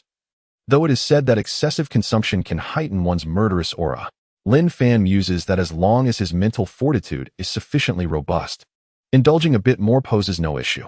Upon hearing this, Ning Rongrong slightly nods, wondering if Sword Grandpa is signaling her to draw him closer. Thoughts swirl in her mind. The sea god's divine test, the sea god's light. Should she create her own divine position or inherit existing ones? Mounted on her horse, Ning Rongrong stands directly in front of Lin Fan. It is rather peculiar that the proud Sword Grandpa would commend Lin Fan. Lin Fan, taking the initiative, speaks up. By the way, since you are heading to Star Luo City, please relay a message to By for me. Compared to a few years prior, Ning Rongrong has matured significantly. Hearing this, she is somewhat perplexed. Yet upon reflection, considering Lin Fan's formidable talent, it does not seem so strange. However, after 2 years apart, how has he transformed so drastically? Qin Renxue begins to doubt his own mental strength. He wishes to articulate something but finds himself at a loss for words. Mentioning By reminds Lin Fan of this fellow. Although Ning Rongrong may not be of much use, securing the 7 treasure glazed tile school as an ally is still beneficial.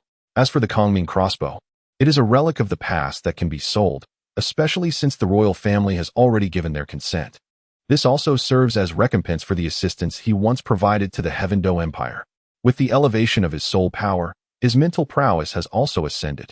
One possesses a higher mental strength, while the other surpasses in soul power. Since their departure, their communications have been sparse. Half a year ago, he inquired about her through Qian Renxue. Following that, they did not exchange many words, and Ning Rongrong watches the young man's silhouette fade into the distance. Creating one's own path is intricate. Inheriting would establish a connection with that nonsensical divine realm. Time swiftly passes.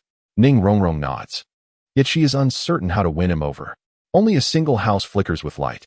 2 months have elapsed. Bloodstains are ubiquitous on the streets. The city of slaughter must be a concealed domain. Additionally, there are those whose martial spirits grant them superior mental acuity, such as individuals with the Sparrow Bee martial spirit, who are inherently more formidable than those with weapon-based spirits. There exists another category of individuals with innate mental strength, of which Xue Qinghe is well aware.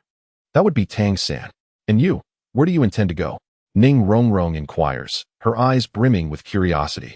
How is it that you find yourselves here? Lin Fan's expression shifted as he inquired. Thus, their contact was minimal. I merely wished to visit that place, which is why I accompanied you. Ning Rongrong said with a sweet smile. Lin Fan had not yet taken deliberate measures to conceal himself. He was intercepted by them proactively. The individuals who evoke such feelings in him could only be 2 possibilities. He accumulated his foundation, wary that the spirit hall might turn against him later. Qian Renxue remarked that the conflict between the 2 empires had temporarily eased since Douluo ascended to the position of prince. A pungent, bloody scent erupted within his mouth and nose. If Qian Renxue were to falter, the worst outcome would be a journey to the divine realm, where he could either be controlled by Bibi Dong or be eliminated. We must make a trip to the Star Luo Empire. Hasn't Big Brother Dai become the prince? We have arranged for him to procure a batch of Kongming crossbows. In this era, devoid of specialized mental cultivation techniques, everyone's mental prowess relies entirely on soul power. As for the compensation, you shall learn of it in due time. You may choose to assist or not. Lin Fan sipped his Bloody Mary. The explanation for mental power is plausible, for some individuals possess inherently strong mental faculties. He had no cause for concern regarding Qian Renxue's infatuation. Indeed, his swift rise to prominence was largely due to Lin Xiaoyou's devastating blow to Davis, Xue Qinghe remarked, although her youthful visage still bore traces of innocence. As the heir to the family head, she ought to learn to share the burdens of Ningfengxi. Lin Fan approached the bar and ordered a Bloody Mary. Has today come to an end? He inquired. Thus, he did not intentionally disrupt the fates of others. At that moment, an elder, wielding a sword, gracefully approached. In this period, only Tang San had cultivated using the purple extreme magic eyes. Was this merely a chance encounter to exchange greetings? A surge of power coursed through his body. This is a remote and desolate village. The bartender nodded slightly, awaiting the arrival of tomorrow, if no one were to come. He would then proceed within. He remained in contemplation. It is likely that other deities exist as well, although the divine trials of Qian Renxue revealed little. It is certain that there are similarities. What does that mean, grandfather's sword? Does old Dai still owe him many things? Ning Rongrong inquired with curiosity. Lin Fan entered the tavern. At that moment, he gazed at the striking young man, only to find himself unable to perceive anything. These strongholds all serve as gateways to the past. Ning Rongrong contemplated deeply, pondering whether she had ever offended him during her time at Shrek. In truth, it was their numerous dealings with the Tiandou royal family that stood out, particularly with the unpredictable and fervent Bibi Dong. In this region, there have been no reports of any formidable soul beasts. The firearm is still a royal exclusive. Even the 7 Treasures Glazed Tile School can procure it only in limited quantities. Soul masters must undergo rigorous training, and having devoted some time to managing the Winter City, I am now naturally inclined to focus on my cultivation, Lin Fan remarked. After a prolonged separation, seeing you today indeed brings a fresh perspective, praised Xue Qinghe, his eyes brimming with admiration. However, upon observing Lin Fan, his brow furrowed in sudden perplexity. What is the matter? Why can I not see through him? We were, after all, classmates. Ning Rongrong glanced at Lin Fan, sensing that he might harbor some reservations towards her. Lin Fan had not concluded much regarding Ning Rongrong. Such a young lady, once lofty in her demeanor when she sought favor in times of her insignificance.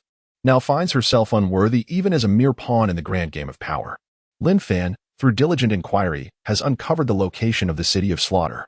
It is there that Bibi Dong wields the unique trait of her martial soul, the soul-devouring Spider Empress, capable of consuming both mental and soul energy. Furthermore, there exists another method of enhancement, the Divine Examination Assistance. Rong, even I, in my current state, find it difficult to fathom this individual, should the opportunity arise. We must ally with her. We have grown old, and your generation must discover trustworthy companions to consider the future of the Seven Treasure Glazed Tile School. Xue Qinghe remarked. In contrast to the meager production of the Zhuge Divine Crossbow, the group is far more inclined to opt for the Kongming Repeating Crossbow. Henceforth, we shall serve as mere hounds for the Divine Realm. With a deep sigh, Lin Fan closed his eyes to gather his thoughts, patiently awaiting the arrival of the morrow. Chapter 65. The City of Slaughter. Hulina's surefire strategy, a gruesome battle has been averted. Having indulged in a Bloody Mary, Lin Fan has earned the right to enter the City of Slaughter. The bartender guided Lin Fan to a narrow underground passage. The entrance was not particularly spacious, measuring only about 10 feet wide. The passage extended downward, and after approximately 100 meters, it opened into an underground world. Lin Fan, ever vigilant, had sensed some anomalies through his mental acuity. It is well known that those who consume Bloody Mary are susceptible to mental influences. The crowd around them retreated, creating ample space for the two.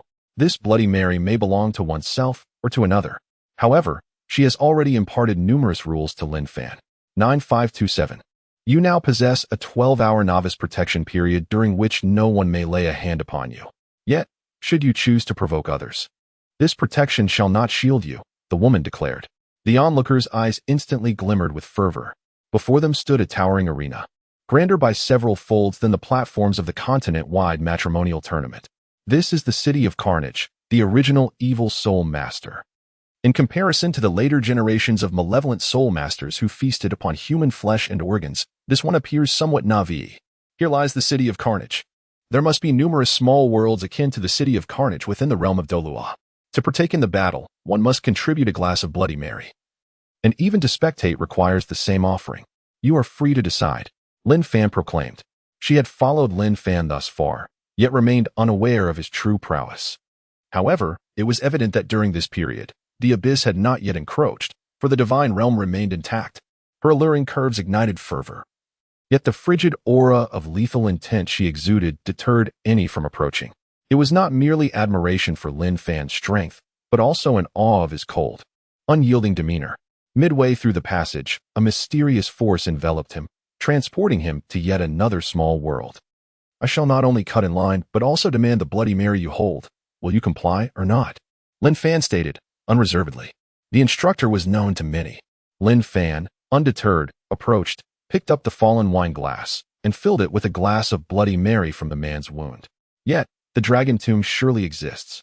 As the colossal blade descended, Lin Fan's dragon-slaying sword materialized instantaneously.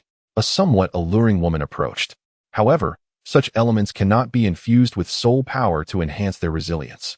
The burly man collapsed to the ground, clutching his severed wound. The chaos here did not linger for long.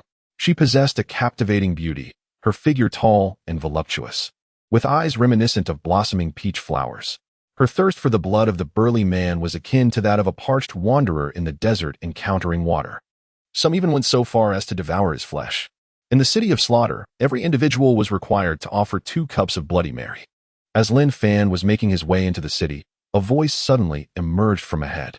A woman clad in an elegant black gown, with porcelain skin and striking features, wore a faint smile upon her lips.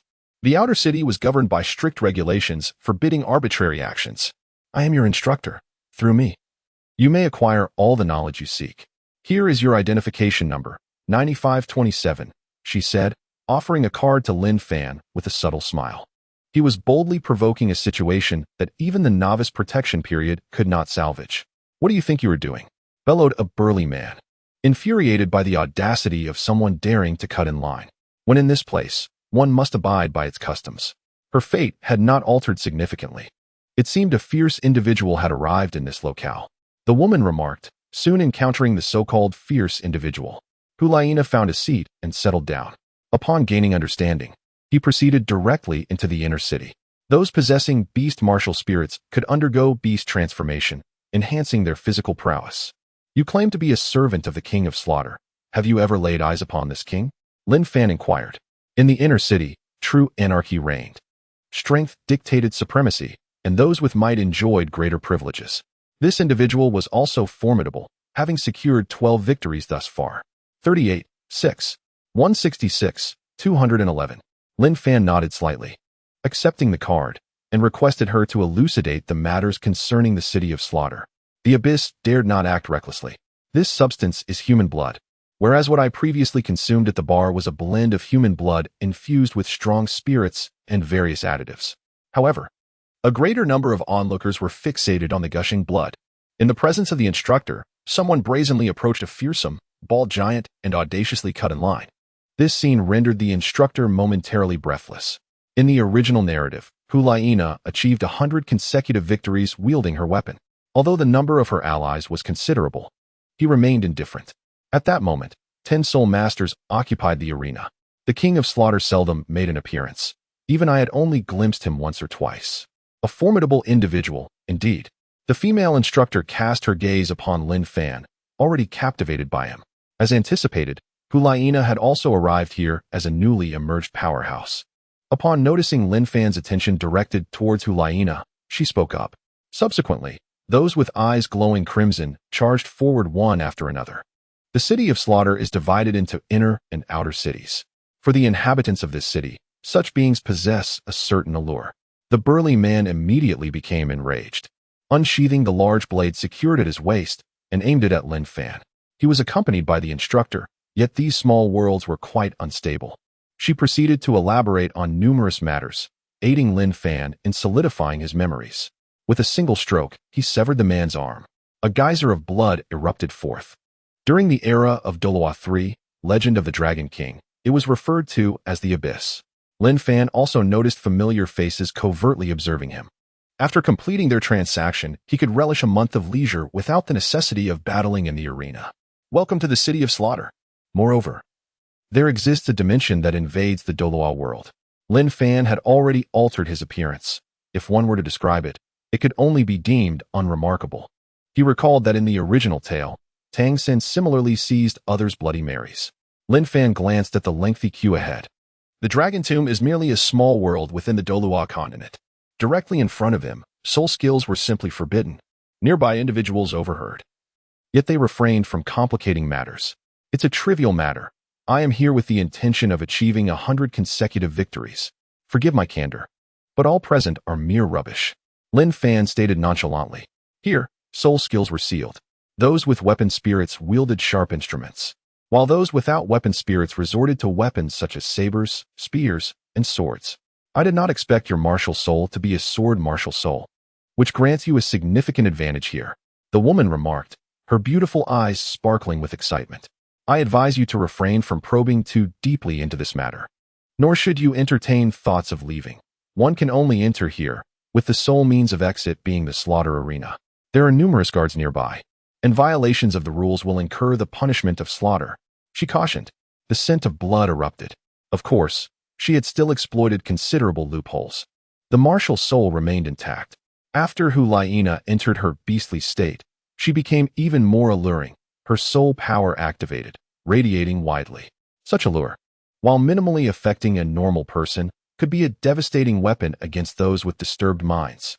It is precisely for this reason that Xue's remarkable achievement of 100 consecutive victories could be realized. Otherwise, her aspiration for such an extraordinary feat would be nothing short of a fantastical dream. Chapter 66. An effortless contest on the arena. The tumultuous battle among 10 combatants has commenced. In this fierce battle, only one shall emerge alive. The rule is simple. 10 must survive to leave only one. The sole survivor will acquire the murderous aura of the other 9. To achieve 100 consecutive victories, one must slay 900 adversaries. The accumulated murderous aura can be either retained or purged. As long as one's mental fortitude is sufficient, the impact is not overly significant. Lin Fan and his instructor had just witnessed a match. He paused momentarily, lost in thought. This is the essence of murderous intent. Having absorbed this formidable power, Lin Fan sensed a transformation within himself, akin to his counterpart in the outside world. A formidable expert who had triumphed in 69 consecutive battles. Exuded an overwhelming aura of killing intent, powerful and commanding. As the battle concluded, the victor, numbered 9527, was declared by what appeared to be an official referee. A piercing strike through the heart resulted in a gushing torrent of blood. As the man before him stared in disbelief at the sword that had pierced him, a magnificent aura of soul power radiated outward. The inner city was limited in space, all occupied by the mightiest warriors. I am Swart, he introduced himself, and I have a brother named Scott, who serves the King of Slaughter. I am considered a semi-official personnel and need not partake in the competitions. I will directly serve as a guardian of the city of Slaughter. Swart moved with remarkable speed, akin to a swift gust of wind. The third category consisted of individuals like Xue Qinghe and Tang San, who regarded the city of Slaughter as a leveling-up dungeon. As consciousness gradually faded, the man succumbed before he could react. Not just one, but many had arrived. The audience erupted in excitement. He skillfully handled the onslaught of blades and flames unleashed by the Soul Masters. A Soul Master wielding a scythe was the first to charge at Lin Fan. It appeared that a thrilling spectacle was about to unfold, perhaps heralding the emergence of a reaper on the path to hell once more. Lin Fan, without a glance backward, retaliated with a swift strike of his sword. He felt somewhat out of place compared to other areas. Lin Fan expressed his surprise at the unexpected connections. With a powerful swing of his sword, he remarked, "Preposterous. My lord should come to my abode. Who would wish to dwell in your wretched den?" Another voice chimed in. A jarring sensation of impact coursed through the man's hand. Possessing formidable mental strength, he found that these lesser warriors were no match for him. A man with a leopard spirit rushed forward, his beastly claws confidently aiming for Lin Fan's back. Were it not for your entirely different visage, I would truly believe you to be that individual, along with your spirit, Xue Qinghe mused, her gaze lingering on Lin Fan as he departed, a sense of familiarity nagging at her. Upon the arena, Lin Fan stated, "I have discerned all that I need to know. You may take your leave." Approaching the registration desk, he addressed the female instructor. "What time is it?" "You may refer to me as the Divine General." Lin Fan casually concocted a title. Without releasing his soul power, he engaged in a clash with a single sword. Following the demise of 9 individuals, a surge of blood-red energy coursed through his body. The second type was said to acquire supreme power within the city of Slaughter. Lin Fan recalled a scene from the original narrative, where Tang San was halted by the fearsome knight Scott for not consuming the Bloody Mary. In that instant, Lin Fan drew his sword. "Isn't that the newcomer?" To my astonishment, I found myself thrust into battle immediately upon my arrival. The first type of adversary I encountered was a criminal from the outside world. His mastery of the sword, while perhaps not at its zenith, was nonetheless quite accomplished. The crowd unleashed their martial spirits, igniting a chaotic melee. Yet, in the eyes of others, my previously tranquil demeanor had transformed into one radiating an aura of menace. "Receive my scythe," mused the man wielding the scythe martial spirit, as he prepared to strike with sudden ferocity.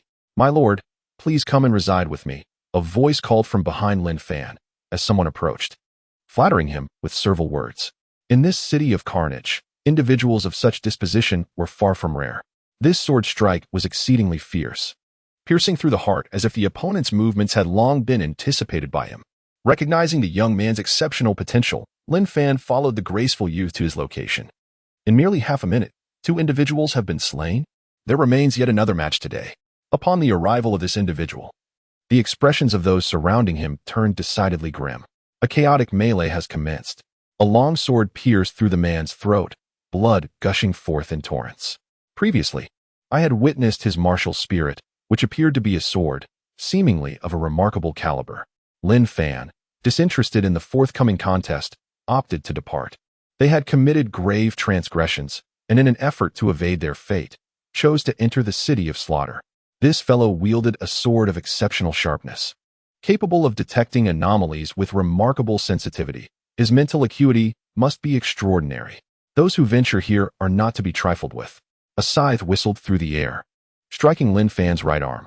Yet, unlike the external judges, he did not provide commentary nor declare the commencement of the match. He merely announced its conclusion, revealing the victor's number. The mere aura he exuded was sufficient to intimidate many. The sword was somewhat sensitive to her. Many individuals followed in his wake. Lin Fan retreated, avoiding the blood that threatened to splatter onto him. The outer city is governed by the King of Slaughter, who oversees specialized inns, albeit requiring a daily offering of a Bloody Mary. The denizens of this place can be categorized into 3 types. Here, stringent rules prevail, mandating that one must engage in at least 1 battle each month. Lin Fan cast a glance at him, offering a slight nod. Earlier, at the entrance, numerous individuals had taken note of Lin Fan. 9 adversaries were effortlessly dispatched by him. At this moment, elsewhere, soul masters were also engaged in combat. Their skirmishes ceased, all eyes drawn towards Lin Fan. It did not take long for this round of 10 to assemble. This is a luxurious villa. Within its confines, numerous soul masters gather, some adorned with sinister smiles, while others wear expressions of concern. In the upcoming contest, he has resolved to participate. This time, victory is assured, someone remarked. For Lin Fan's prowess poses a significant threat. He arrived in the inner city in search of accommodation. However, many had already discerned Lin Fan's extraordinary capabilities following today's battle. Hulaiina's attention was also drawn, her enchanting visage revealing a hint of curiosity. Yet, she could not articulate the specifics. Is it number 9527? The previous owner of this number was formidable as well, achieving 39 consecutive victories, someone noted. Hero, would you be inclined to visit the place where my younger brother resides? Inquired a young man. Many engaged in discussion, recalling how someone had once bested her with a sword. Their eyes were filled with astonishment. The female instructor, having witnessed Lin Fan's strength, chose to remain silent. This is the inner city, where rules are but a myth. Can your establishment truly satisfy this esteemed hero? Suddenly, a striking young man approached. Xue was exceedingly obsequious, respectfully addressing the heavenly general. Subsequently, Lin Fan was provided with a splendid room, accompanied by several beautiful maidservants at his beck and call. Chapter 67. The Approach of Hulaiina, The Arrival of No. 9528 How can individuals in the City of Slaughter ascend to official positions? Lin Fan felt a twinge of curiosity regarding the management of this city. After summoning SWAT, he inquired into this matter. Among the positions Lin Fan was aware of were novice instructors, outer city guardians, and outer city orderers. The fearsome Knight Scott served as an outer city guardian, tasked with punishing those who transgressed the rules, such as leaving the outer city without permission. The outer city orderers maintained order within the outer city, where indiscriminate killing was prohibited, thus rendering it a zone of peace. These positions are akin to the official titles held by the yellow, purple, black, and red robes of the island of the sea god. Does General Tian wish to become a part of the City of Slaughter? Hulaiina was momentarily taken aback, puzzled by the inquiry. Today, she truly felt as though she had narrowly escaped death. A robust man pushed open the door and spoke, expressing his disappointment, thinking there would be something of value. Was this truly the extent of Hulaiina's capabilities? Lin Fan felt a twinge of disappointment. You bear a striking resemblance to someone I know. In fact, I cannot help but feel that you are that very person. Hulaiina glanced at the profile of Lin Fan. Though unremarkable, it inadvertently conjured visions of an undeniably handsome face in her mind. On the following day, Lin Fan encountered Hulaiina once more. The Hell's Messenger, as she was known, wore a cold yet captivating smile, thoughtfully preparing 2 Bloody Marys for him. Even among the new generation, this Hell's Messenger garnered little more than mild interest from the crowd. Do you not realize that you may have developed an addiction? Although I partake as well, can you truly compare yourself to me? Lin Fan remarked. He decided to stay for the time being. Hulaiina was a person easily swayed. This surge of influence will, unbeknownst to them, awaken an insatiable thirst for blood. With the departure of the King of Slaughter, the realm has descended into utter chaos. Lin Fan chose to remain silent, opting to conceal his identity while he bides his time to confront Tang San, deeming it prudent to remain discreet for the moment. I have been here for nearly a year, toiling relentlessly, yet failing to achieve even a streak of 20 victories, lamented the Messenger of Hell. 9528. This was the designation used by Tang San in the original narrative for the City of Slaughter, later adopting the title of Xue Qinghe. Many believe that the sword he wields is nothing more than an ordinary blade, merely a testament to his exceptional mastery of swordsmanship. Within this domain, not only are soul skills sealed, but there also exists a guiding force. Upon further contemplation, she sensed an underlying strangeness. Indeed, this was the case. Though others sought to approach him, they were invariably repelled by Hulaiina's chilling aura, as if to convey that Lin Fan was her prey. Previously, when he had received a prompt, it had indicated supreme attributes. Now, who in the inner city of the City of Slaughter was unaware of his name? Upon hearing this, Hu Laina expressed her displeasure, feeling that Lin Fan was overly pretentious. To aspire to be a part of the City of Slaughter is to resign oneself to a lifetime of confinement.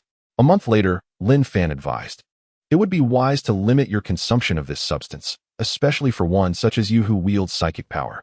At that moment, Lin Fan entered the living room from another side, intending to procure something to eat. "Alas, I followed the rules and undertook a task today, encountering a formidable opponent. Fortunately, he spared me," recounted Scott regarding his day's tribulations. Countless soul masters fled the outside world, gradually carving a path towards becoming evil soul masters. Currently, there are several individuals in the City of Slaughter boasting streaks exceeding 50 victories. They believe that once they ascend, they will effortlessly dispatch their foes. "What is that individual's designation?" Scott inquired with curiosity.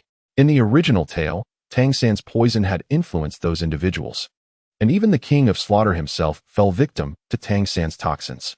Excessive consumption leads to altered mental states, becoming a habit, an essential part of daily life. 386166211. Regardless of how others assail him, he can effortlessly nullify and shatter their efforts. There exists no entity that he cannot vanquish with a single strike of his sword. Lin Fan fell into a momentary silence, refraining from further inquiry on the matter. After witnessing the battle of the Divine Might General, many were left with a sense of illusion. 9528. Scott remarked, "Why? Do you not find it rather exhilarating? The name of Divine Might, the General, has spread throughout the Slaughter arena. Their status in the inner city is exceedingly high. They are fiercely bloodthirsty, having been thoroughly assimilated by the City of Slaughter." "Brother, what troubles you?" Scott queried, gazing at him with confusion. After watching a match, Lin Fan returned to his dwelling. "It appears that our City of Slaughter is about to welcome another formidable contender." He continued, "Indeed, the excellence of supporting characters cannot be compared to that of pivotal roles or protagonists." Lin Fan pondered. "Haha, your strategy is commendable, yet it ultimately lacks that absolute power." He confidently retorted. He took a moment to check on Scott, Swart's brother. According to the rules, individuals with over 50 consecutive victories would not be matched against one another. He clicked on the attribute panel. Today, he had acquired some valuable items from the supporting character, Hu Laina. This individual was consistently the primary target of the other 9 during battles. Furthermore, there were specific conditions. Those deemed too weak would be overlooked by the King of Slaughter. Otherwise, the idle souls in the city would have long sought ways to join the City of Slaughter. The ominous aura permeating the void could be absorbed into one's being. Combined with the enhanced attributes of the 9-Yang divine skill, wielding formidable power. After witnessing his performance over the past few days, Hu Laina was undoubtedly drawn to him and often came to watch the matches by his side. Indeed, he had grown somewhat reliant on her. He found it difficult to feel at ease without having a drink each day. Lin Fan did not indulge excessively. Here, he could cultivate the 9-Yang divine skill. As time passed, Lin Fan participated in a match daily. Has it finally arrived? Upon seeing the injuries on Scott, Lin Fan understood the situation. There was no rush. He would observe the circumstances later. Perhaps he would defeat him on the arena. Lin Fan remarked nonchalantly, just as others now referred to him not by his number but as the mighty General Xue. "Boss, did you hear that? A real tough character. You should be aware of my brother's strength. If he comes to the inner city, should we not go and recruit him? Don't you wish to gather some capable subordinates?" Swart poured Lin Fan a glass of water and inquired, "Why are you so calm?" Hu Laina genuinely did not understand. Much like the eternal ice crystal or the celestial herb, Lin Fan did not utilize any attributes of the sword, but merely employed sword techniques to achieve a 23 consecutive victory streak. After obtaining the food, Lin Fan returned to his own courtyard. The effect of the soul bone, it could enhance one's charm, with attacks carrying a mental influence that awakened the primal desires within living beings. This item held no significance for Lin Fan. It was neither a level nor a soul ring, thus it could be gifted to others. Fox Charm Bone, quality of 10,000 years, an external soul bone. Because my mental strength is sufficiently formidable, Lin Fan stated. He did not delve into the core reason, which was his possession of the 9-Yang divine skill. This murderous aura could be harnessed for his own use. Chapter 68. Yet another bullying of the third party. The descent of the Golden Dragon King's bloodline power. Hu Laina merely nodded slightly, handing Lin Fan the Bloody Mary she held. However, watching him consume, it left her feeling rather uneasy. The sanguinary aura in this region is overwhelmingly potent. In such an environment, how can one endure? Is it the Haotian hammer? Suddenly, Hulaina exclaimed in astonishment, extending her finger to point at an individual amidst the slaughter. Before you stands a youth with azure hair. Possessing striking features and fair, delicate skin, his physique remarkably harmonious and perfect. His eyes glimmer with a hint of crimson light as he wields an enormous Haotian hammer. The emergence of this formidable weapon astonishes many onlookers, for they are not newcomers to the city of slaughter and are well aware of the Haotian hammer's reputation as a martial spirit. In the arena of bloodshed, the slaughter commences. This speed can be deemed unparalleled in the city of slaughter. This individual appears remarkably formidable, with an acute sense of mental fortitude. How confident do you believe you would be if you were to encounter him? Hulaina turned to glance at the young man beside her. Lin Fan unsheathed his long sword. This is indeed the power of the bloodline of the Golden Dragon King, far surpassing that of the Golden Sacred Dragon. I never anticipated that the members of the Haotian sect would arrive. Is that individual Tang San? Hulaina gazed at the young man with azure hair. However, each time he was ambushed, Tang San swiftly retaliated with a powerful strike from his hammer against his foes. In this instance, one must resort to extraordinary skills. The opponent is relatively young, much like Tang San himself. Lin Fan had long anticipated that this individual would be incredulous. Naturally, the foremost contender is Tang San, followed by the antagonist from the Spirit Hall, and only then does the protagonist group come into play. Upon examining the detailed information, Lin Fan discerned a connection between this entity and Tang San. As a disciple of the Tang sect, Tang San would swiftly acclimate to this environment. Here, there is no blue-silver strength to sustain him. Without a moment's hesitation, he unleashed the Shadow Phantom Steps, intent on fleeing. A few years prior, he had been defeated by Hulaina and others during the continent-wide Soul Master competition. Otherwise, he would not have resorted to seizing another's Bloody Mary to compete. Compared to that earlier skirmish in the forest, Tang San's strength with the hammer has grown significantly. Had he been able to wield the Haotian hammer with the current prowess back then, he would have deemed the Golden Generation insignificant. This also includes Lin Fan, who has repeatedly struck back at him. Observing Tang San's vigilance, Lin Fan smiled faintly. You performed admirably. I wish to take you under my wing. Would you be willing? Lin Fan inquired. Watching Tang San flee in disarray, Lin Fan did not intervene, for he was certain the latter would come to the inner city in the arena of slaughter. As Lin Fan's sword clashed, the bloodline of the Golden Sacred Dragon surged within him, unleashing a torrent of power that grounded his strength. The power of the Golden Dragon King bloodline. The connection to Tang San grants him the strength for his son, Tang Wuling. Even though his mental fortitude is commendable, recovery would not occur swiftly. His eyes emitted a peculiar glow. The Haotian hammer, with its formidable weight, descended with such force that some were directly crushed. Bones shattered and tendons severed. The massacre swiftly came to an end. Shouldn't you believe that victory was assured for me? Lin Fan calmly countered. When employing concealed weapons, one must be even more discreet. Once struck, the venom inscribed on the King of Hell's edict can utterly annihilate the foe. Tang San bellowed, stepping forward as he brought down the Haotian hammer with tremendous force. The audience erupted in fervor, for they were to confront bloodthirsty maniacs. Nevertheless, he decisively retracted, preparing for future refinement. With Tang San's match concluded, his novice protection period had ended the previous day. He retreated swiftly, contemplating that speed. He felt even a soul Douluo standing before him could be struck, though the other was remarkably handsome. Hulaina still believed he could not compare to the young Lin Fan of yore. Moreover, his spiritual power seemed diminished in comparison to the original narrative. Hulaina rolled her eyes at this revelation. Having encountered arrogance before, she had never witnessed such audacity.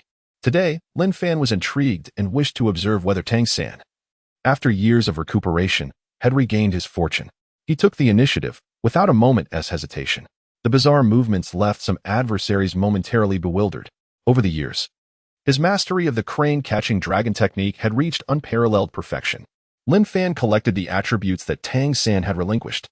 A mere tenth of the bloodline power could enhance one's physique fivefold, while the vitality surged exponentially. Tang San's gaze hardened as he regarded the remaining opponents.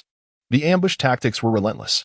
He did not recognize the young man, yet he identified the alluring woman in the distance. Her enchanting visage bore an expression of disbelief. In the span of a month, he had been engaged in combat for 23 days. After 2 consecutive days of fighting, Tang San felt a tinge of fatigue. He needed to venture to the outer city. Private duels were prohibited there. In his exasperation, Tang San had inadvertently shed exceptional attributes. A tenth of the Golden Dragon King's bloodline power. According to the rules governing fortune and treasure drops, any significant character in the Douluo Continent could yield valuable items. Even after being sealed for 1,000,000 years, upon breaking free, one would still be immensely formidable. A surge of annihilating force erupted forth. Upon hearing those words, Tang San nodded as his control intensified sharply. 2 King of Hell's edicts were instantly engulfed by the light of annihilation. The edicts activated in an instant. 2 beams of light streaked across, descending in the blink of an eye. Annihilation light. After years of training, my Haotian hammer is about to unleash its full potential. He mused. The thunderous sound of the hammer colliding with flesh reverberated. Dreaming. At this, Tang San revealed a wicked smile. What? Tang San was taken aback, his eyes widening in astonishment. Subsequently, he was thrust into the body of his son, Tang Wuling. He unleashed the chaotic wind hammer technique, combined with the ghost shadow phantom steps, as he launched a frenzied assault on the remaining opponents. After the powers inscribed on the King of Hell's decree were erased, the long needle fell powerless to the ground. Although merely 2 days had passed, Tang San had not forgotten this name. A relic from the future? Lin Fan was utterly astonished. Naturally, Lin Fan had not forgotten Tang San, the sheep. Level 99, Lin Fan stated candidly. Tang San was ambushed by several individuals. A common tactic in such chaotic skirmishes. The sound of bones fracturing echoed.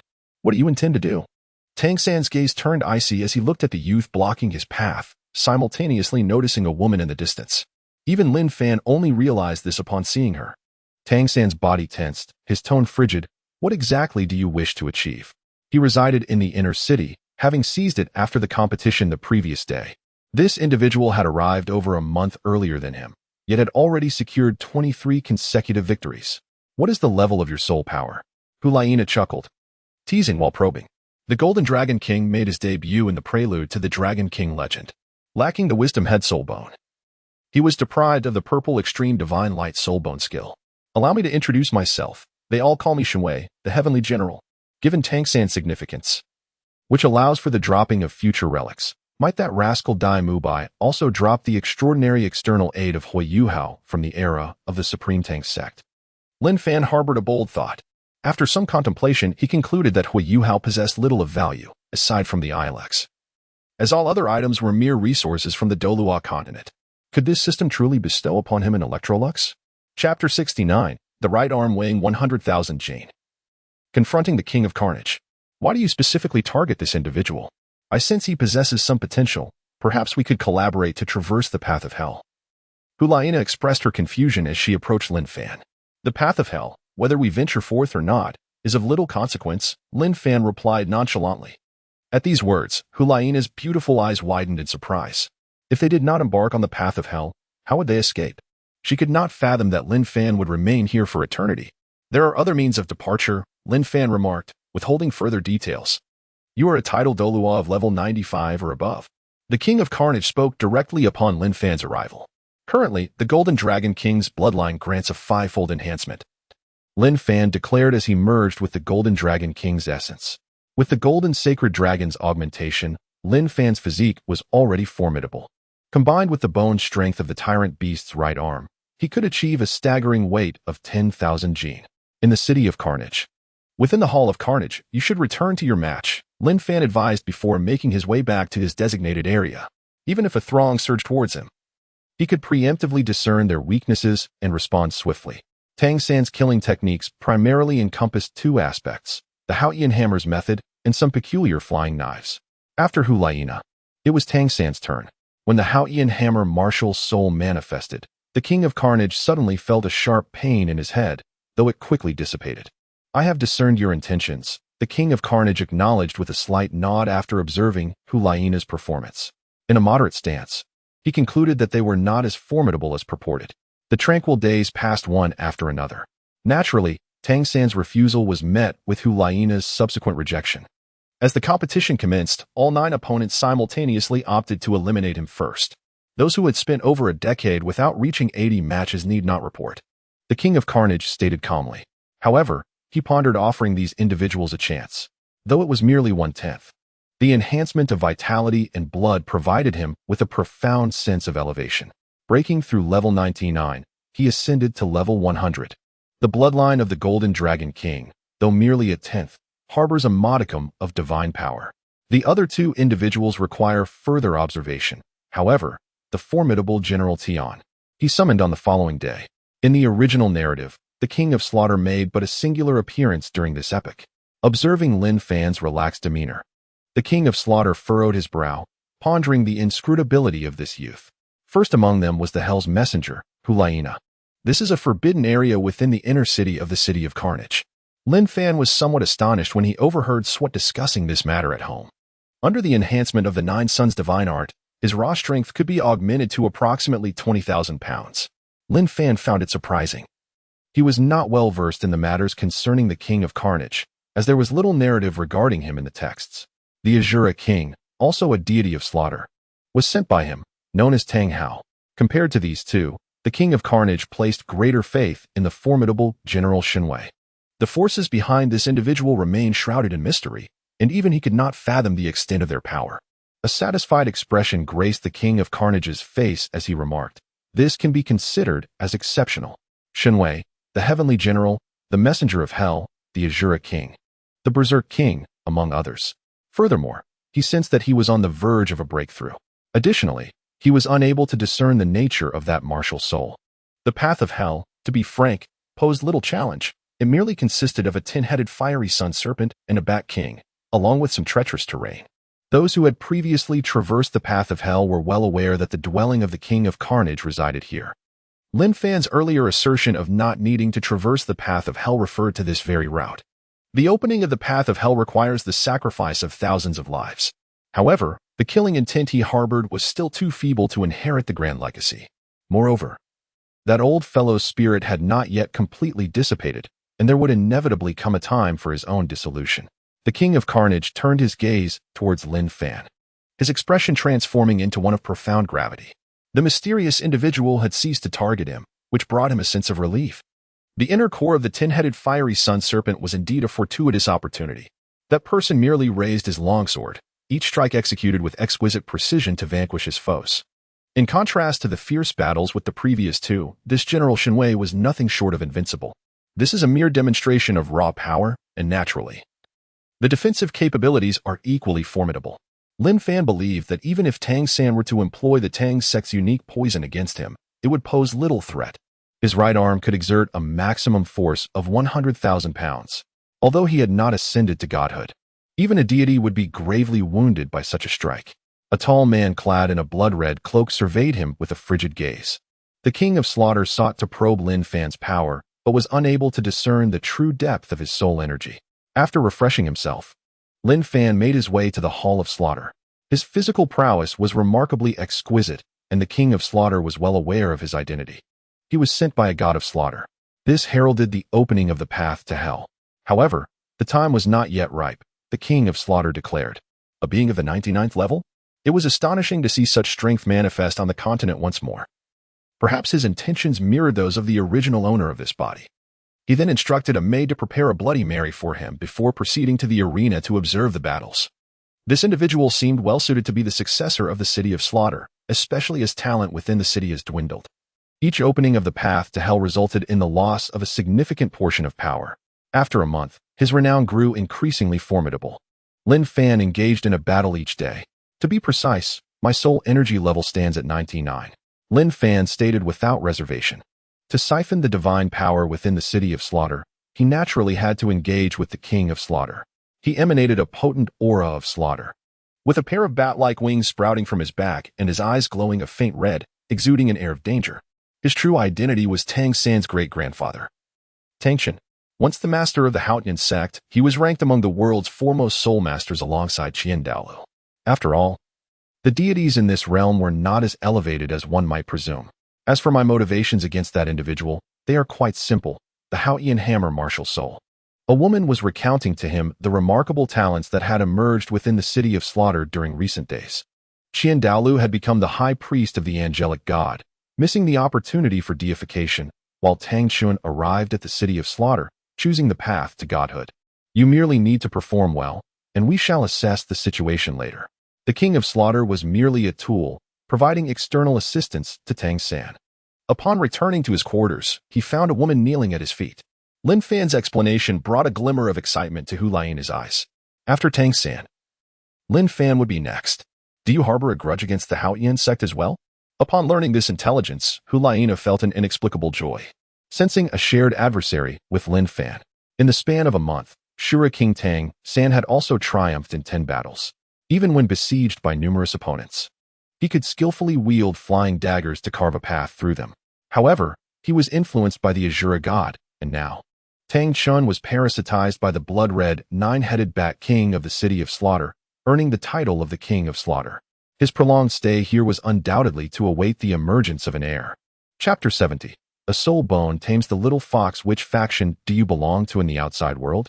The King of Slaughter inquired. He maintained a keen interest in the outside realm, aware of the Spirit Hall, the 2 great empires, and the powerful soul masters. Part of this knowledge stemmed from Tang Chen's memories, while another portion was acquired through subsequent interactions with the Spirit Hall.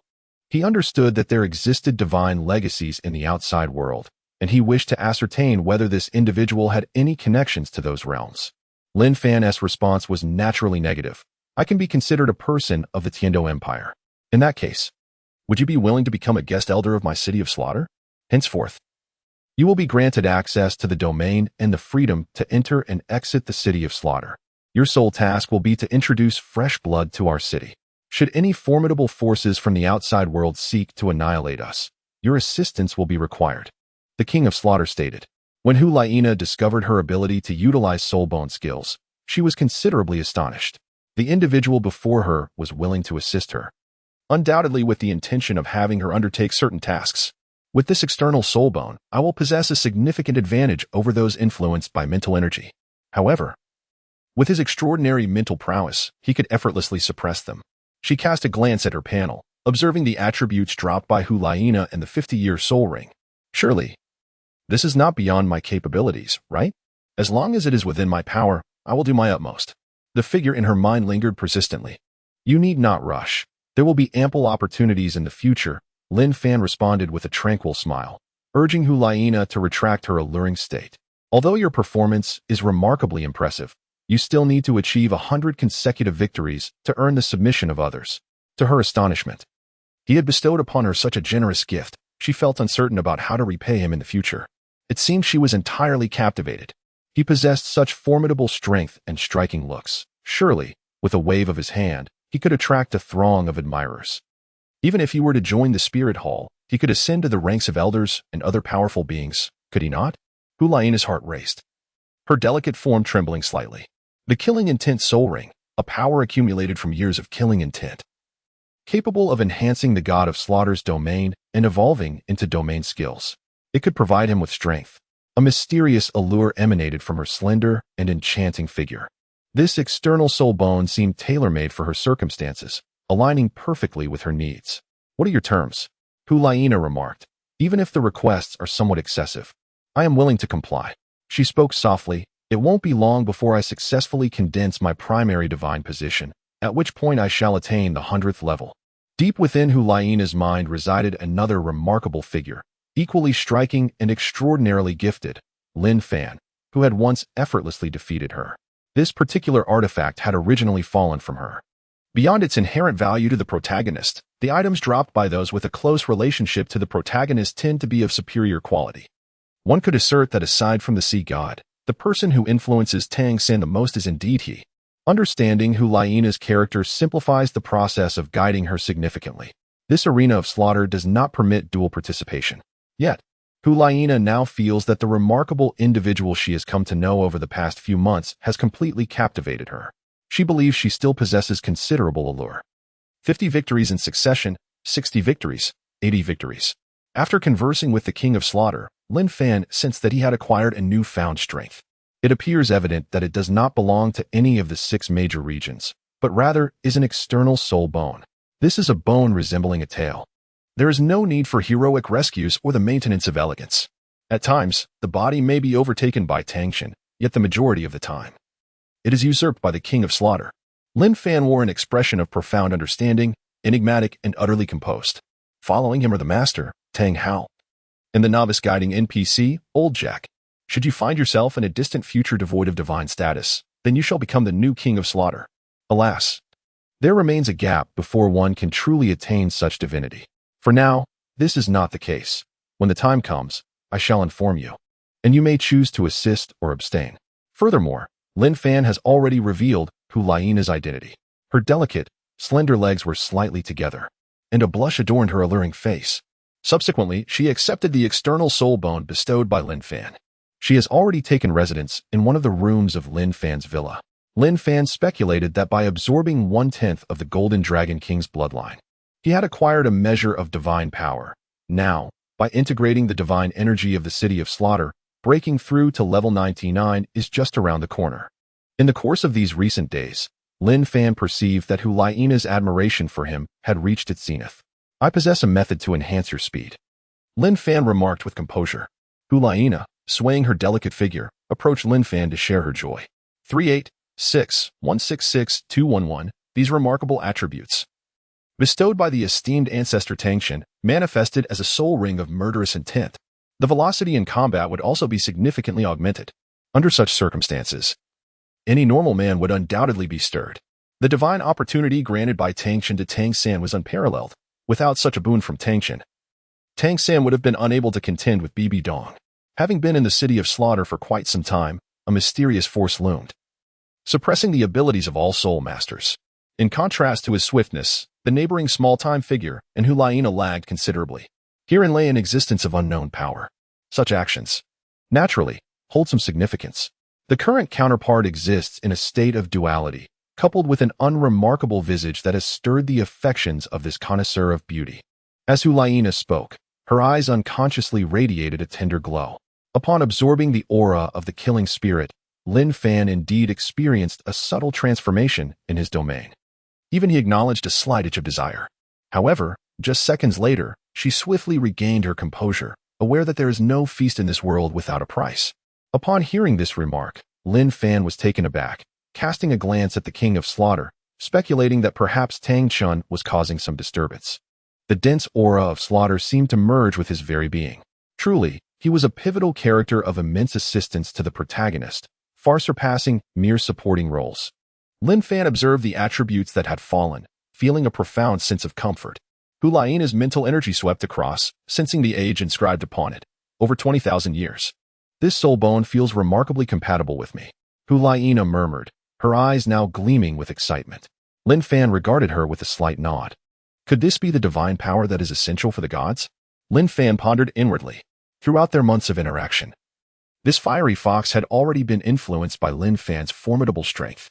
After gauging his own enhancements, Lin Fan examined his status panel. He had now reached level 99. And with the newfound powers shared with this region, he could now explore the strength sought by the divine. Moreover, there is one crucial matter. You must not slay that Xue Qinghe. He possesses considerable potential and will be of great use to my City of Slaughter. Perhaps in the future, you shall be colleagues. Ah, is it true that the powerful can so easily control themselves? Hulaina mused.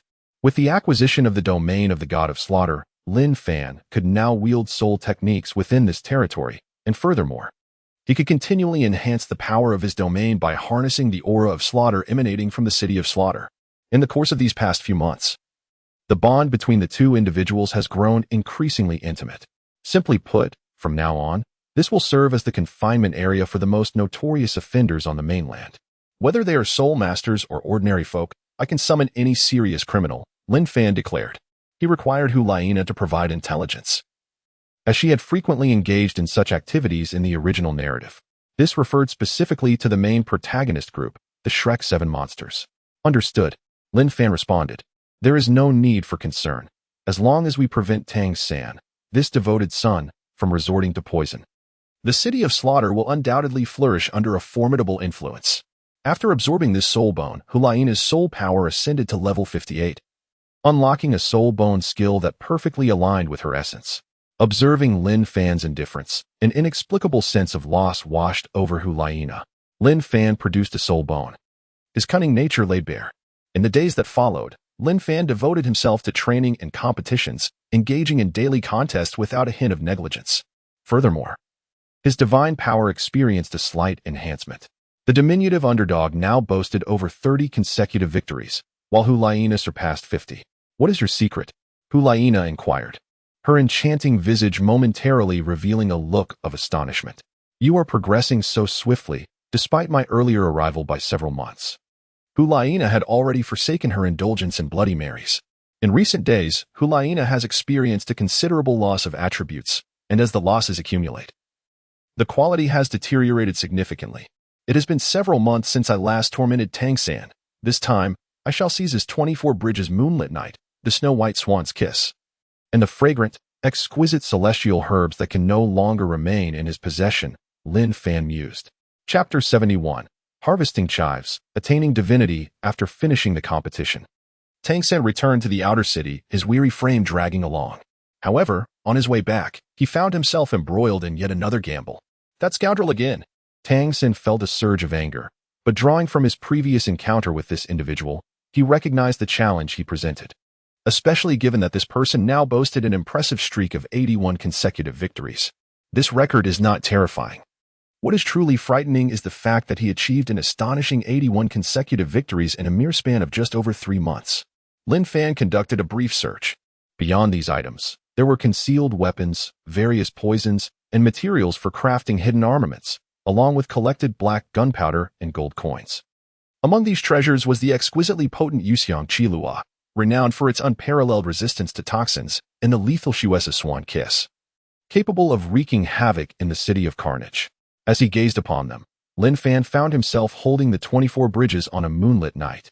Tang San crashed heavily to the ground, his shoulder bone fractured, as he coughed and gasped for breath. Yet, Lin Fan merely tossed Tang San aside. The sword aura struck his body directly, sending him sprawling to the ground. Now, after ruthlessly beating Tang San, he had directly obtained a divine position. Indeed, this fellow should not be killed. Nurturing him for a few months would yield the greatest profit when the time came to reap the rewards. Lin Fan was overjoyed. Without casting a glance at Tang San, he turned his back and departed. Ordinary divine position. This is a standard divine position, possessing divine power and yet to be fused with any other force, brimming with endless potential. Absorbing the power of belief can elevate one's divine status. "Congratulations, you guessed correctly," Lin Fan proclaimed, reverting to his original appearance. A sword aura sliced through the air, unleashing an explosive brilliance. Tang San was taken aback. Never had he imagined such a flawless method of transformation existed in this world. Not only could one change their appearance, but their martial soul could also be altered. The 8 spider lances unfurled behind him, attempting to force Lin Fan back. After ascending to divinity, Tang San plotted against Hui Yuhao, scheming to split the luck of the soul beast from his daughter. He cast a venomous glare at Lin Fan, filled with resentment for leading him into misguided research. His eyes seemed to possess the power to kill. "I offer you a chance to live. Surrender your celestial herb," Lin Fan declared. Tang San glared at Lin Fan with hatred, and with a mighty roar, he charged forward wielding the Haotian hammer. This name is one he detests above all others. With the divine position attained, he could unequivocally claim divinity. With a swift stroke of his sword, fueled by an immense surge of soul power, the pinnacle of golden brilliance erupted, instantly shattering the Haotian hammer. Could it truly be him? Tang San's principles are threefold: the Tang sect, family, and friends. At present, Lin Fan has already transgressed 2 of these boundaries, which is the very reason for his overwhelming fury. His own Tang sect's hidden weapons have been utterly suppressed. Even Ningfengji, who shares a close bond with him, has chosen not to collaborate. What the hell? Lin Fan, upon witnessing this, was taken aback.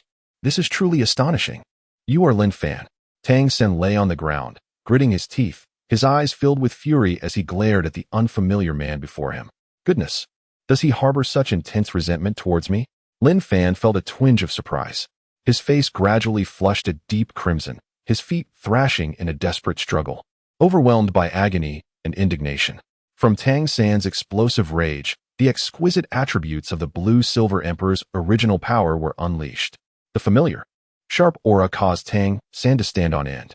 The second reason was the disgrace of his mentor, a consequence of Lin Fan's deliberate machinations against Yu Shaojiang. The sword in his hand transformed into the dragon-slaying sword. Witnessing this scene, Tang San gasped in shock. However, after 2.5 years of rigorous training, just before arriving at the City of Slaughter, he had become aware of the events unfolding in the outside world. His moments of rest were few. And in the arena of slaughter, all his opponents were mere shadows, utterly crushed beneath his might. At this moment, Tang San was engulfed in a state of furious wrath. His killing intent seemingly capable of piercing through the very fabric of the city of slaughter. Observing the enraged Tang San, Lin Fan remained unfazed. The previous conflict was not to this extent. This reflects Lin Fan's prior disdain for the machine-enhanced dark weaponry. Tang San, who has yet to attain divinity, can only be described as embodying the characteristics of an ordinary individual navigating the perilous realm of cultivation. Thus, Lin Fan's initial ambition was to forge a divine position rather than to tread the path devoid of divinity. Blood gushed forth. This is one of the reasons why Tang San harbors resentment towards Lin Fan. However, he has numerous matters to attend to, having completely transformed into a servant of the divine realm. Regardless of the wagers or past competitions, Tang San's animosity towards Lin Fan was not as intense. The output of Tang San's Zhuge Divine Crossbow is limited. Even if he were to transfer the core technology to the Titan for production, Lin Fan, with a swift grasp of his right hand, merely contemplated the day he would rise to eliminate Lin Fan. Tang San's 8 spider spears barely had the chance to unfurl, as the surrounding air grew frigid in that moment. According to his original plan, it would require at least 1 to 2 years to consolidate a divine position. In a fit of fury, Tang San unleashed his pin-up rage, resulting in the acquisition of a premium attribute from the fallout of his 1 billion anger points, a divine position. Now, I must also seize the power of the Azura God. There is no rush to ascend to divinity, as this vast reservoir of experience can significantly elevate my own divine status. Not only the Azura God, but I shall also claim the experience from the Sea God. A formidable aura of killing intent erupted, pinning Tang San against the wall. The majesty of the Tang sect, as released by the Titan, was utterly obliterated. Much like Tang San, who had attained godhood and ascended to the divine realm as a formidable deity overseeing many gods, Lin Fan had no desire to become a lackey of the divine realm. The blue-haired youth clutched his neck, struggling against the grip, but to no avail. Soon, he obtained the 8 treasures Rui bag, discovering 2 celestial herbs within. At that moment, a notification appeared before Lin Fan. Tang San had sustained an injury. A wound now opened, releasing the aura of the blue-silver emperor to aid in his recovery. Lin Fan cast the 24 Bridges bright moonlit night once more, stowing the 8 treasures Rui bag into his storage soul guide. Furthermore, the firearms introduced by the royal family completely outclassed the Zhuge Divine Crossbow. A god-level powerhouse without a divine position is not unheard of in later generations, yet they pale in comparison to those with divine status. Without hesitation, Tang San fled at the utmost speed. Months had passed without reaping rewards, and Lin Fan hoped that the fortune he had regained would yield something valuable. With determination, he acted decisively, seizing Tang San by the scruff of his neck. For a god-level powerhouse, a divine position remains of paramount importance. This is also one of the reasons for his subsequent moral decline. Rather, it is a collaboration with the royal family against the heavens. The Tang sect's hidden weapons were utterly discredited by the royal arsenal. This rudimentary soul-guiding device is devoid of intricate protective measures. Once acquired, one can effortlessly extract soul power from it. In pursuit of divine ascendance, one must firmly maintain their position. As Lin Fan reveled in his good fortune, Tang San, crawling like a wretched creature to retrieve the essence of the moonlit night at the 24 Bridges, was consumed by fury, having spat forth a mouthful of blood. The palpable resentment weighed heavily upon him, an insufferable burden. Should you spare my life, I shall ensure you live to regret it. I will toil with greater fervor than ever before, striving relentlessly. 30 years in the east, 30 years in the west. I shall turn all that you hold dear into mere phantoms. Tang San clenched his teeth, indifferent to the blood trickling from his lips, vowing within his heart that he would eradicate Lin Fan's entire lineage. Chapter 72. Departing from the City of Carnage. Journeying to the Sunset Forest with the divine rank secured, Lin Fan found himself considerably more at ease, allowing his ambitions to flourish with greater ease. Initially, he had contemplated seizing the power of the Shura deity to establish a divine position, only to subsequently usurp the strength of the sea god to fortify it further. Now, these aspirations could serve as his sustenance. Moreover, he could afford to further nurture Tang San, ultimately reaping the rewards. Given Tang San's current fury towards him, it was certain that he would strive diligently to enhance his own prowess, potentially leading to unexpected fortunes for Lin Fan. The anticipation of harvesting the fruits of his labor excited him greatly. Nearby the Eye of Ice and Fire, while conversing with Ain, Tang Hao furrowed his brow. Naturally, he had reverted to a concealed state, and Hulaina, perceptive as ever, sensed her brother's unusually buoyant mood and inquired out of curiosity. He had returned to the inner city, seizing the abode of an unfortunate soul, relishing the intensified murderous aura that permeated the area. The emergence of the King of Carnage unleashed a formidable wave of slaughtering intent. Douluo's territory had been claimed, and currently, Tang Hao and Ain, who absorbed the powers of the Eye of Ice and Fire, resided within the Sunset Forest. I trust you possess the capability to traverse the path of hell. Yet I wish to extend an opportunity to you. Would you be willing to become a guest elder of my city of Carnage? Excellent. You shall be the first guest elder in nearly a millennium. But wait, how does he know so much? Lin Fan pondered, contemplating a reckoning with the Haotian Douluo. If you wish to cause trouble, then by all means, come forth. Lin Fan directed his gaze towards Douluo. Who I am is of no concern to you. So, do you intend to impede my path? Lin Fan addressed Douluo once more. The aura of menace is indeed alluring. Lin Fan remains cloaked in his disguise, and Douluo is oblivious to it. Without providing extensive explanations, Lin Fan encourages him to strive earnestly. However, following this incident, he contemplates the unfortunate loss of eliminating such a wealthy magnate. Subsequently, he intends to reap the rewards from those associated with Tang San as well. What of it? In an instant, Douluo activates his martial soul's true form. By the way, there is something I must share with you. Lin Fan then reveals his dealings with the King of Slaughter. Since getting acquainted with Lin Fan and deepening their relationship, she has found her daily life to be exceedingly comfortable. The spectators in the city of Slaughter are also stirred into a frenzy. Upon hearing this, Douluo's body trembles, recognizing a sliver of truth in Lin Fan's words. Nevertheless, equipped with an external soul bone, her battles today are remarkably smooth. With considerable enhancement compared to before, she estimates that it will take at least 6 months to reach her peak. Relying solely on Hulaina's abilities, without Tang San's assistance, she would hardly have prevailed.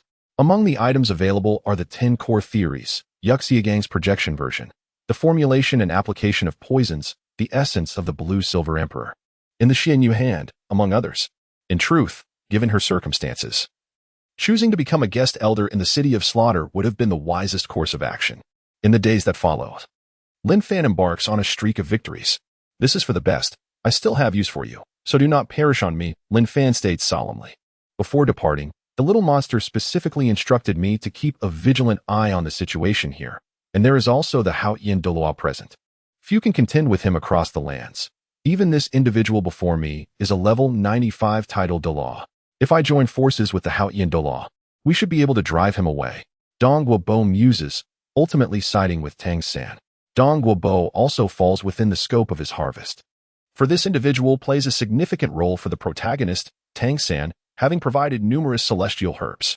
I finally comprehend why my teacher warned that emotions can be detrimental, distracting me so, yet they have also served as a source of motivation, not entirely without merit.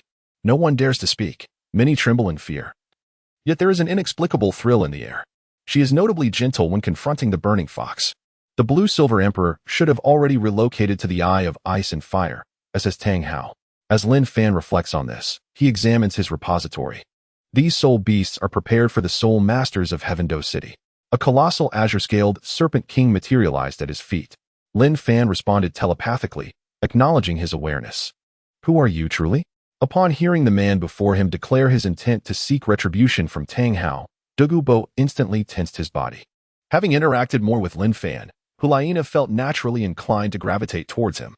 Are you certain this is still your territory? Lin Fan inquired. Observing Douluo's vigilant demeanor, Hulaina was momentarily taken aback, pondering the abrupt disappearance of certain high-profile criminals from the Spirit Hall, wondering if it was orchestrated by her master.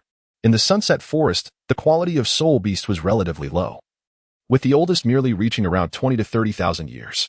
In the original narrative, Hulaina followed Tang San, her infatuation compelling her to accompany him on his perilous journey. Who are you? Why do you seek to enter my domain? Coincidentally, as Lin Fan journeyed toward the Ice and Fire Yin-Yang Eye, he encountered Douluo. She understood that her joy stemmed from the opportunity to see Lin Fan, to converse, dine, and engage in discussions with him. Some seasoned individuals perceptively departed, choosing not to remain in the venue. Yet many remained oblivious to the impending challenges. As of today, you may leave the city of slaughter, the king of slaughter remarked to Lin Fan with a nonchalant tone. After learning of Lin Fan's suggested course of action, she hesitated briefly before asserting, "If the king of slaughter is indeed as you say, I shall consider becoming a guest elder, merely bringing along some criminals. The spirit hall has no shortage of serious offenders. I can easily gather them." For now, matters concerning the city of slaughter reached a temporary conclusion. After being teleported outside by the king of slaughter, Lin Fan sought another steed, intending to visit the Sunset Forest as planned.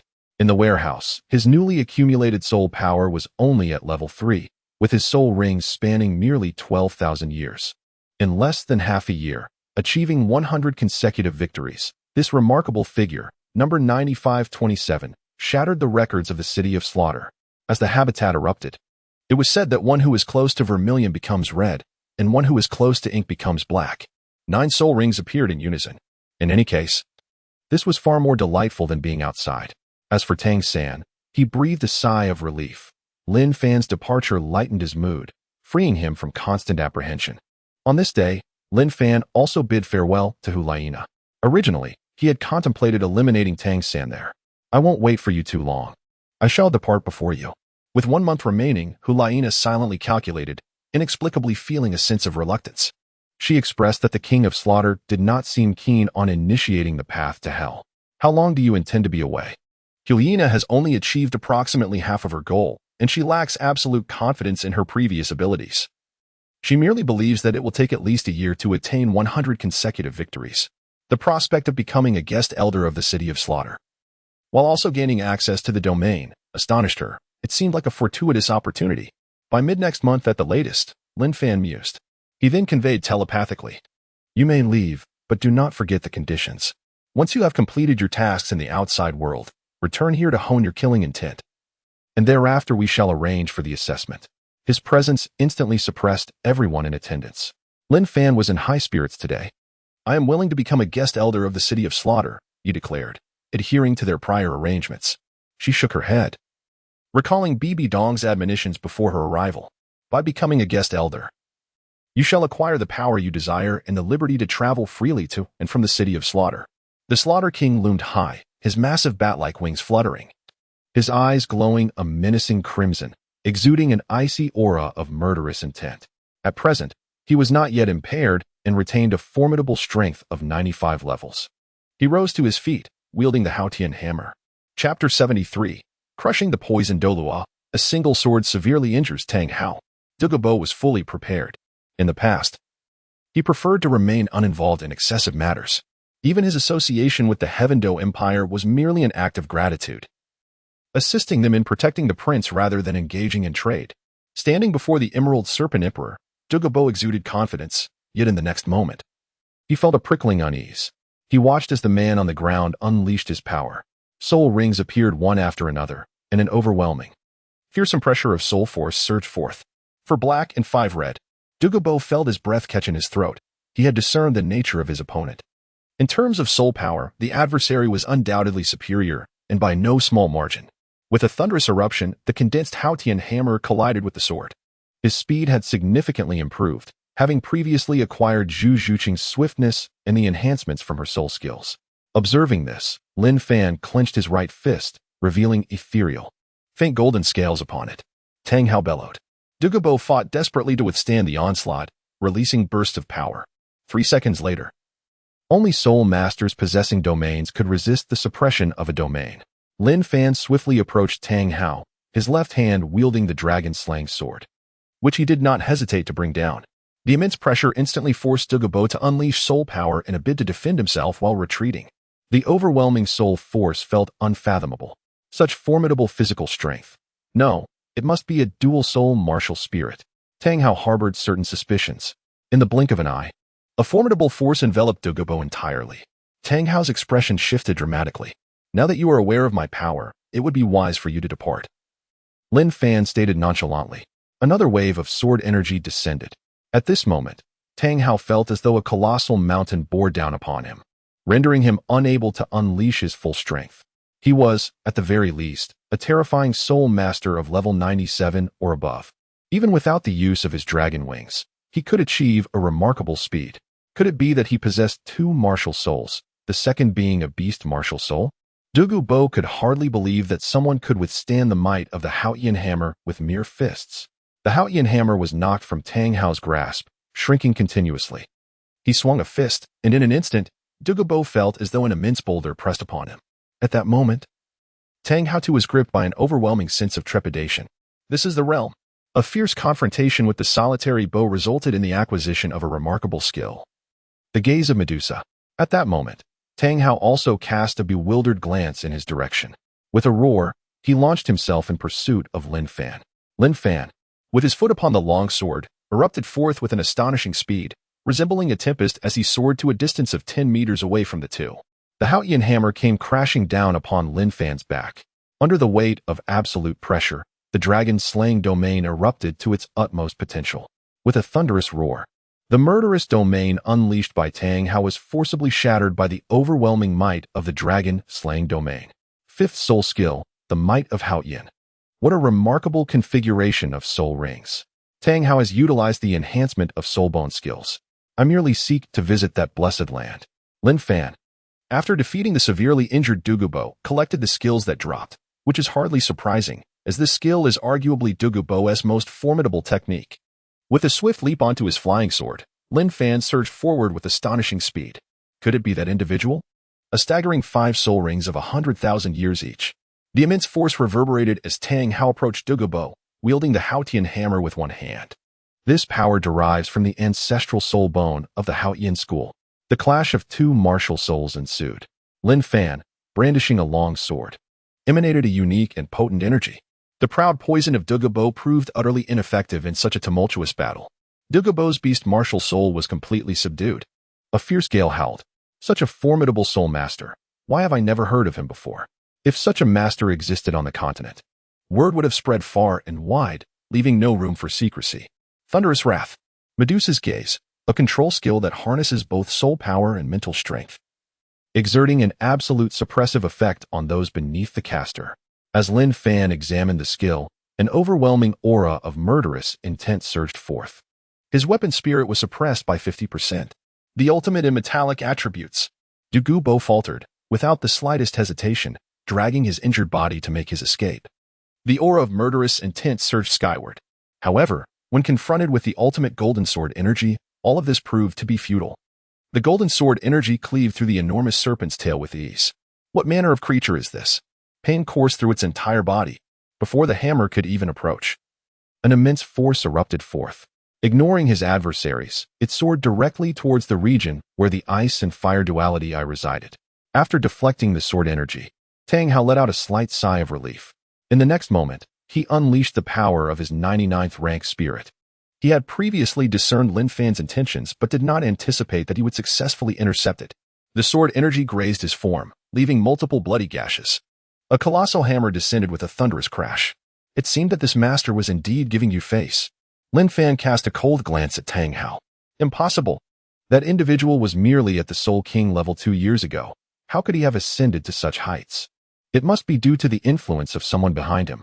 Tang Hao continuously wielded the Haotian hammer to counter the ultimate golden energy. Douluo was bewildered. Cold sweat pouring down his forehead, his heart racing. He could no longer channel the power of a tidal Douluo. The confidence he once held began to wane. The dragon-slaying domain imposed an 80% suppression on dragon-type martial souls and an equal suppression on dragon-type spirit beasts, while exerting 100% suppression on beast martial souls and spirit beasts, augmenting the martial soul's attack by 50 and the suppressor martial soul by 50 as well. Against Douluo, this minor calamity, Lin Fan did not even need to employ any skills to demonstrate the vast gulf between them. As the dragon-slaying domain enveloped the area, it was evident that he was indeed a spirit master above the 95th rank. This domain is overwhelmingly powerful. It hardly seems like a nemesis to my martial soul. What on earth is happening? With a resounding crash, the enormous serpent's tail swept across. He cast a grave gaze behind him. The pressure emanating from the dragon-slaying domain bore down upon Tang Hao.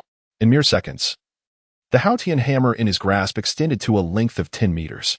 The fierce aura of the ultimate golden energy caused Douluo's hair to stand on end, compelling him to command the Emerald Scale Serpent King to defend. The terrifying gold attribute instilled fear. What? Douluo was instantly taken aback. He possessed 2 soul bones, one in his right arm and the other in his left leg. Meanwhile, Tang Hao was unleashing his murderous intent with all his might, pushing the god of slaughter domain to its limit. The 2 forces collided, producing a deafening sound. The god of slaughter domain shielded him, preventing any adverse effects from the domain. A sword energy sliced through the air. The descending Haotian hammer was intercepted by a powerful punch. Who might you be? It seems we harbor no enmity between us. Tang Hao communicated telepathically. The 2 parties were now approximately 100 meters apart. Yet the oppressive force of the domain remained palpable. He gripped the Haotian hammer tightly, his spirit rings flashing. Indeed, the Haotian hammer was shattered into fragments. A profound crimson mark emerged upon Tang Hao's chest as the ultimate strike was unleashed, and blood gushed forth, causing his complexion to pale instantaneously. Chapter 74. Tang Hao's descent into madness, the conclusion of a Yin's resurrection. Was the sword truly capable of such a decisive blow? At that moment, Douluo's lips quivered, his eyes wide with disbelief. He gazed at Tang Hao, who had been felled but was now slowly rising, and felt as though he was witnessing an illusion. This was Tang Hao, the youngest titled Douluo on the continent, a formidable figure who had once single-handedly confronted multiple titled Douluos without faltering. With a swift motion, he retaliated with a strike of his sword. The miasma in this region had long since dissipated. The 7th soul ring on him flickered, drawing his attention to a cluster of lush blue-silver grass 10 meters away. Meanwhile, he and the other members of Shrek observed the fierce battle between the golden sacred dragon and Douluo from a distance. A translucent white light emanated from it. Resurrection? Such a notion was absurd. Lin Fan murmured, realizing that they were engaged in a battle beyond their levels. It was only when the sword energy was a mere 3 meters away that he reacted, retreating swiftly. At that moment, Tang Hao was still pursuing Lin Fan, though his speed had evidently diminished significantly. 6th soul skill, killing sword. The resentment manifested as eerie voices that pierced Tang Hao's psyche like a sharpened blade. Even Tang San had never experienced such a high level of soul power depletion. The chance for a Yin's resurrection was extinguished, stemming from her ultimate drop of supreme attributes. The primal force of the blue-silver emperor. No, these rare treasures belong exclusively to me. Do you still wish to claim them? Tang Hao spat out a mouthful of blood, and in the next moment, the Haotian hammer fell to the ground, bereft of strength. You have betrayed the sect that birthed and nurtured you. After much difficulty in discovering a method to resurrect my wife, Tang Hao unleashed the combined energy of his 9 rings into the Haotian hammer. Lin Fan retaliated with a swift strike, the fierce sword energy severing the blue-silver grass. At that time, Tang San was ensnared within, completely under the sway of resentment. How astonishing to experience a 20-level drop in soul power all at once. Lin Fan was equally astounded by the attributes that Tang Hao had relinquished. He felt his legs weighed down, as if filled with lead.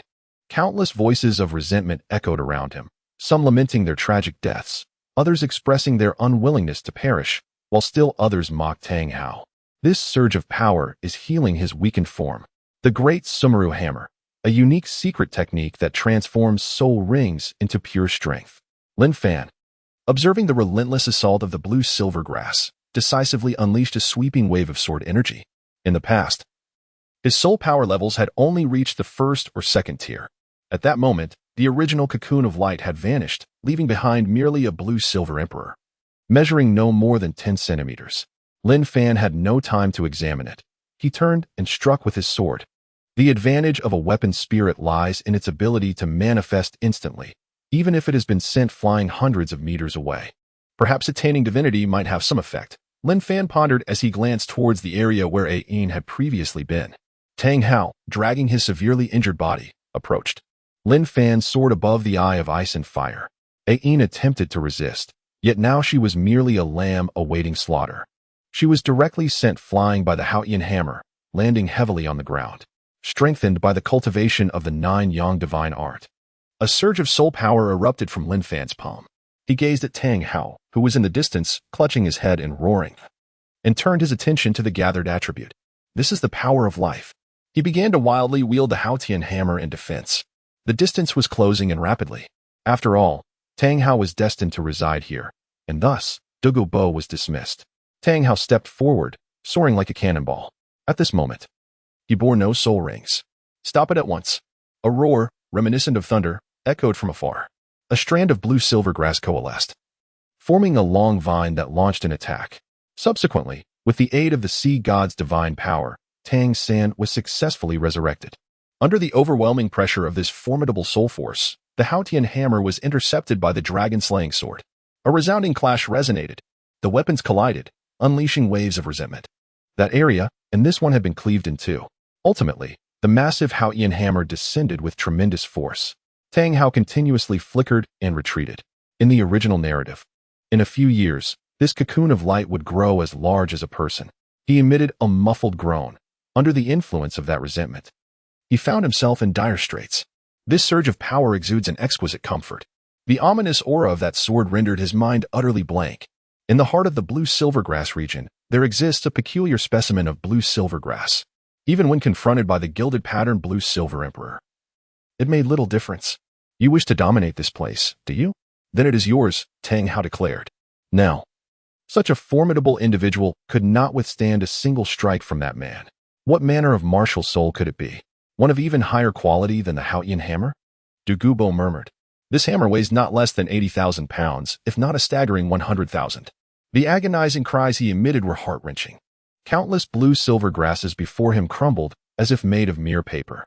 Indeed, Lin Fan spoke the truth. With a resounding crash, the luminous cocoon shattered completely.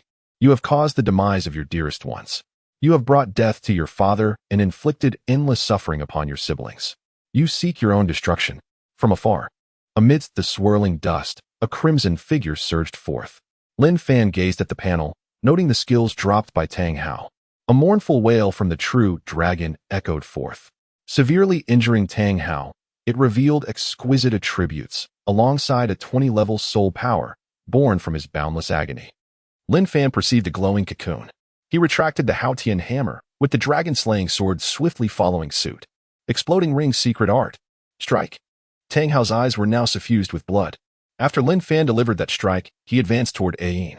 Having spoken, Lin Fan once again aimed a sword at Tang Hao. Clutching his head, his mental powers were severely wounded by that vengeful strike. At this moment, within Tang Hao's sea of consciousness, the powers of ice and fire expanded. With the vast expanse of blue-silver grasses and the cover of the blue-silver emperor gone, the two weapon spirits clashed once more. Lin Fan recalled events from over 4 years ago. Yet, even so, it remained insufficient. Unlike before, after the clash of blades, a beam of purple sword light pierced directly through Tang Hao's form. His voice resonated like thunder, utterly maddened. He erupted with incredible speed, closing the distance to Lin Fan within 20 meters. Every strike he attempted bore no effect whatsoever. The purplish sword light failed to sever Tang Hao's form. The essence of the sword surged fervently. I shall take her away, Tang Hao declared, gesturing towards the distant blue-silver emperor. Upon arriving at the Eye of Ice and Fire, a rich and potent force of the world's essence emanated forth. Alas, at this moment, these soul powers bore little significance for me. You are but a failure, a mere drunken old man from the Holy Soul Village. The cracks upon the luminous cocoon multiplied rapidly. Tang Hao gazed upon this scene, his eyes nearly bursting with fury. The sharp pain in his mind did not hinder his assault. Yet, even the dragon-slaying sword, controlled by his mental prowess, began to waver under the strain. Meanwhile, the Haotian hammer in his grasp radiated an aura of cataclysmic power. Here, the other party indeed comes and goes at will, leaving the speaker utterly powerless to affect their actions. The ground beneath begins to fracture, and fissures gradually emerge upon the cocoon of light. Yet, this flicker of hope is swiftly shattering. Tang Hao relentlessly exhausts his own strength, launching frenzied assaults with the dragon-slaying sword, which pierces through his very flesh. This sword cleaved through half of the mountainside. In the vicinity where Tang Hao stood, a colossal chasm had emerged. The dragon-slaying sword, devoid of a master, merely hovered in the air, colliding with the blood-red Haotian hammer. At that moment, he realized the immense opportunity that lay before him. Yet he lacked the strength to seize it. A formidable and terrifying aura suddenly emanated from the dragon-slaying sword. Unlike the azure patterns found on other blue-silver grasses, the markings on this particular specimen were golden. This was the embodiment of Tang San's mother, the sovereign among blue-silver grasses, the blue-silver emperor. Tang Hao's expression turned grim. At that moment, the cocoon of light stood merely half a person's height. Do you think I require your permission? Lin Fan, perched high above, cast a disdainful glance at Tang Hao. Tang Hao had resorted to the exploding ring's secret technique. The fierce fluctuations of energy rendered him increasingly unsteady. He trembled all over. "If you do not leave now, you shall meet your demise," Lin Fan declared, directing his gaze at Tang Hao. At this stage, the cocoon of light, still no taller than a mere person, had only just begun to awaken. With a flash, the 8th red soul ring on Lin Fan's body shimmered. A sword of resentment. As the sword was unleashed, Tang Hao, consumed by madness, felt a sharp pain coursing through his mind. Yet, he remained vigilant. Observing the distant scene where a vast expanse of blue-silver grass was engulfed by the crimson sword energy. "You failed to safeguard your son. Now, he has finally arrived in this celestial realm." Within Lin Fan, the essence of the golden dragon surged forth. Boom. A cloud of dust soared into the sky as the 50-meter sword energy swept across the landscape. At that moment, waves of blue-silver grass materialized around him, radiating soft azure light.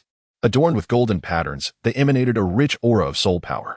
Gazing at this blue-silver emperor, Lin Fan conceived a bold idea. Chapter 75, Absorbing the Power of the Ice-Fire Dragon King. Successful condensation of spiritual awareness. Ain had thoroughly perished, yet she still held some residual value. After all, she had previously benefited from the assistance of the ice-fire duality, placing her in the stages of revival. Lin Fan's attack during this critical phase of her resurrection had irrevocably severed her chances of revival. The blue-silver emperor in his possession could be likened to an ethereal herb, imbued with gentle life force. If consumed by a soul master, it would yield considerable enhancement. Lin Fan, observing the now destroyed Tang Hao in the distance, chose not to dwell on him any longer. A quarter of an hour later, gazing at the indifferent figure before him, Douluo recalled the scene he witnessed just before his departure. At that moment, Lin Fan discerned something unusual. The residual souls of the 2 dragon kings were being absorbed, their power continuously augmenting Lin Fan's mental strength. Upon investigation, he discovered that this was a titled Douluo.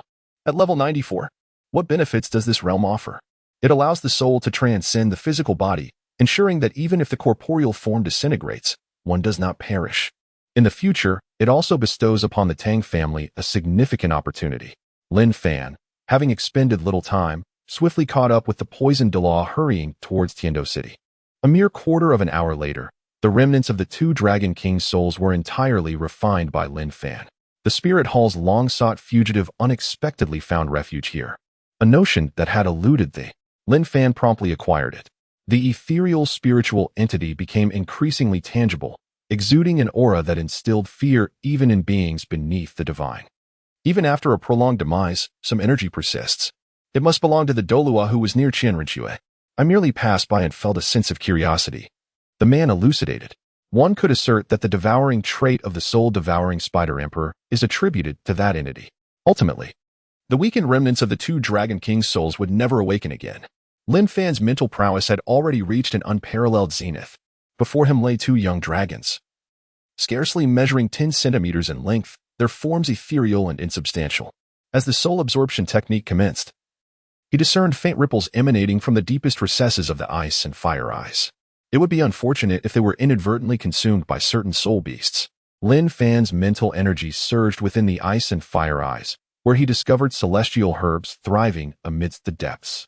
In mere moments, his spirit traversed several hundred miles to hover above the city of Tiandou. Observing the area, he noticed the absence of guardians. Thus, he resolved to seek out Douluo to request his assistance in safeguarding this place. One dragon bore crimson scales like fire, while the other displayed azure scales reminiscent of ice. The weakened souls of the 2 Dragon Kings soon exhibited peculiarities. Yet, the mental prowess beneath the divine was primarily adept in perception and certain forms of mental assault. Below the ice and fire eyes, 2 anomalous energy signatures lingered. To his astonishment, Douluo seemed to be in contact with Tang Hao, his demeanor now vigilant as he regarded Lin Fan. In this realm, there exists an 80% suppression over dragons. As for the powers of ice and fire, they are not what he seeks, rather. He yearns for the remnants of the 2 great Dragon King souls. Exceptional attributes, an armor-piercing quality that allows him to disregard 200% of the enemy's physical defenses. He possesses a formidable physique, broad-shouldered and robust, clad in blood-red battle armor. This is a secret technique he crafted using the soul-devouring essence dropped by Dong. Lin Fan collected the 2 scales, and his gathering of spoils was drawing to a close. In the original narrative, Tang San was abducted by Douluo during the day and arrived at the sunset forest by night. After all, this place still harbors some divine herb seedlings. Feeling the power within, Lin Fan could distinctly sense the presence of the divine. The origin of the Eye of Ice and Fire is indeed remarkable. It is a domain formed from the essence of the Ice Dragon King and the Fire Dragon King, two of the 9 illustrious dragon monarchs of the dragon race. After their demise, this area greatly aids in the absorption of the Earth's primal energy, as well as enhancing one's soul power and mental strength. Could this be divine power? Lin Fan pondered. Yet, the domain of dragon slaying descended with ferocity. Now, as he absorbed the remnants of the 2 dragon kings, Lin Fan sensed an unfamiliar surge of energy. Initially, he had ventured into the sunset forest with the intention of observing Douluo.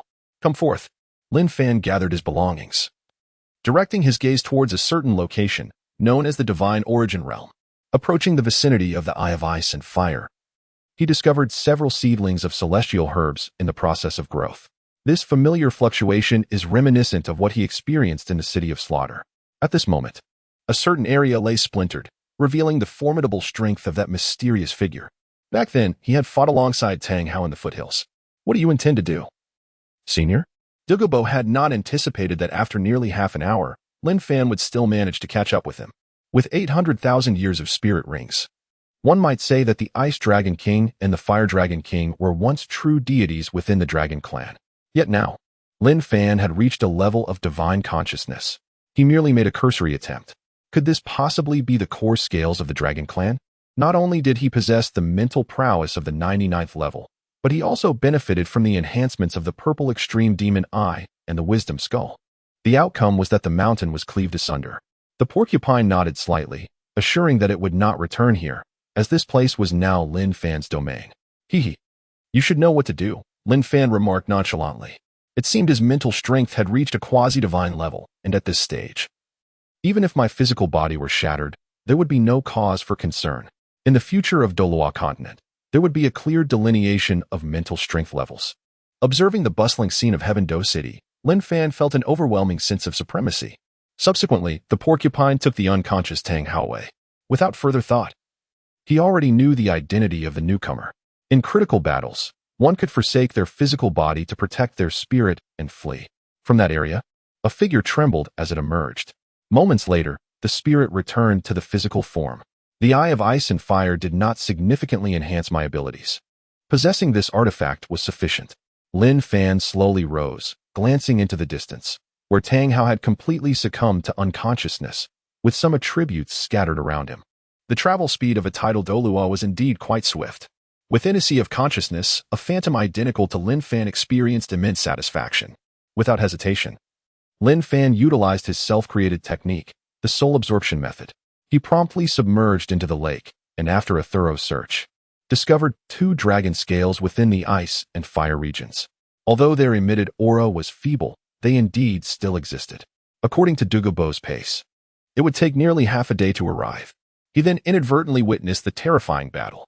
Lin Fan infused the dragon-slaying sword with a property that could break armor. While not exceptionally powerful, it still held some value. At this moment, they had succumbed to a deep state of unconsciousness. Lin Fan could sense the spiritual entity's substitute after absorbing the remnants of the 2 great dragon kings. He continued to operate the soul absorption method. Was this truly something a mere mortal could achieve? The impact of this scene on Douluo was profound. Chapter 76, Setting a Trap for Xue Qinghe. I entrust you with a task. Safeguard the Eye of Ice and Fire for me. Should I return and find a single celestial herb missing, you shall bear the consequences.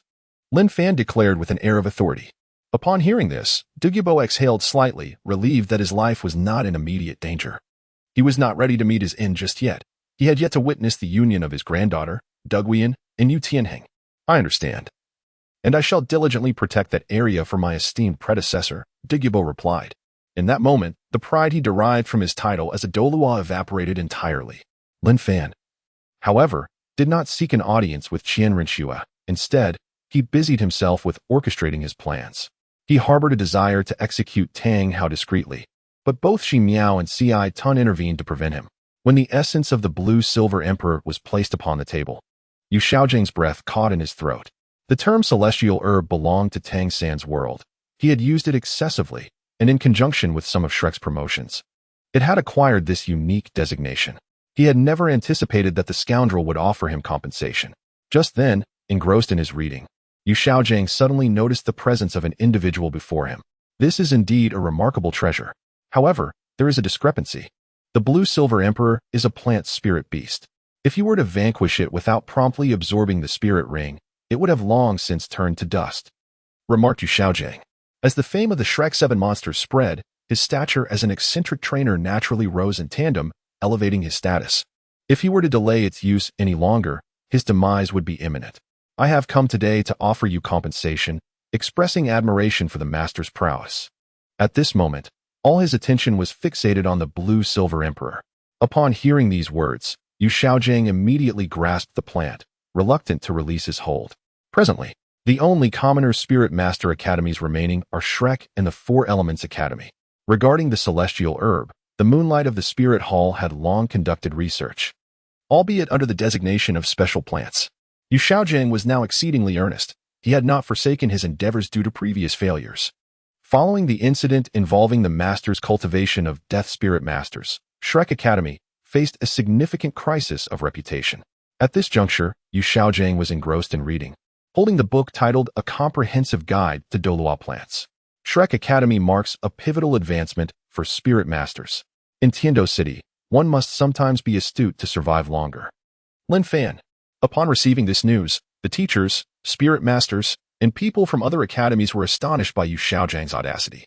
He remained unaware of Tang San's awakening previously.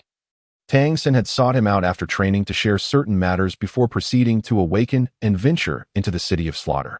This book chronicles the flora discovered on the Douluo Continent. Were it not for that scoundrel, how could he have reverted to his original form? This is none other than the sovereign among blue-silver grasses, the blue-silver emperor. Under the solemn scrutiny of the gathered scholars, it has been revealed that the blue-silver emperor currently exists in a state of near demise.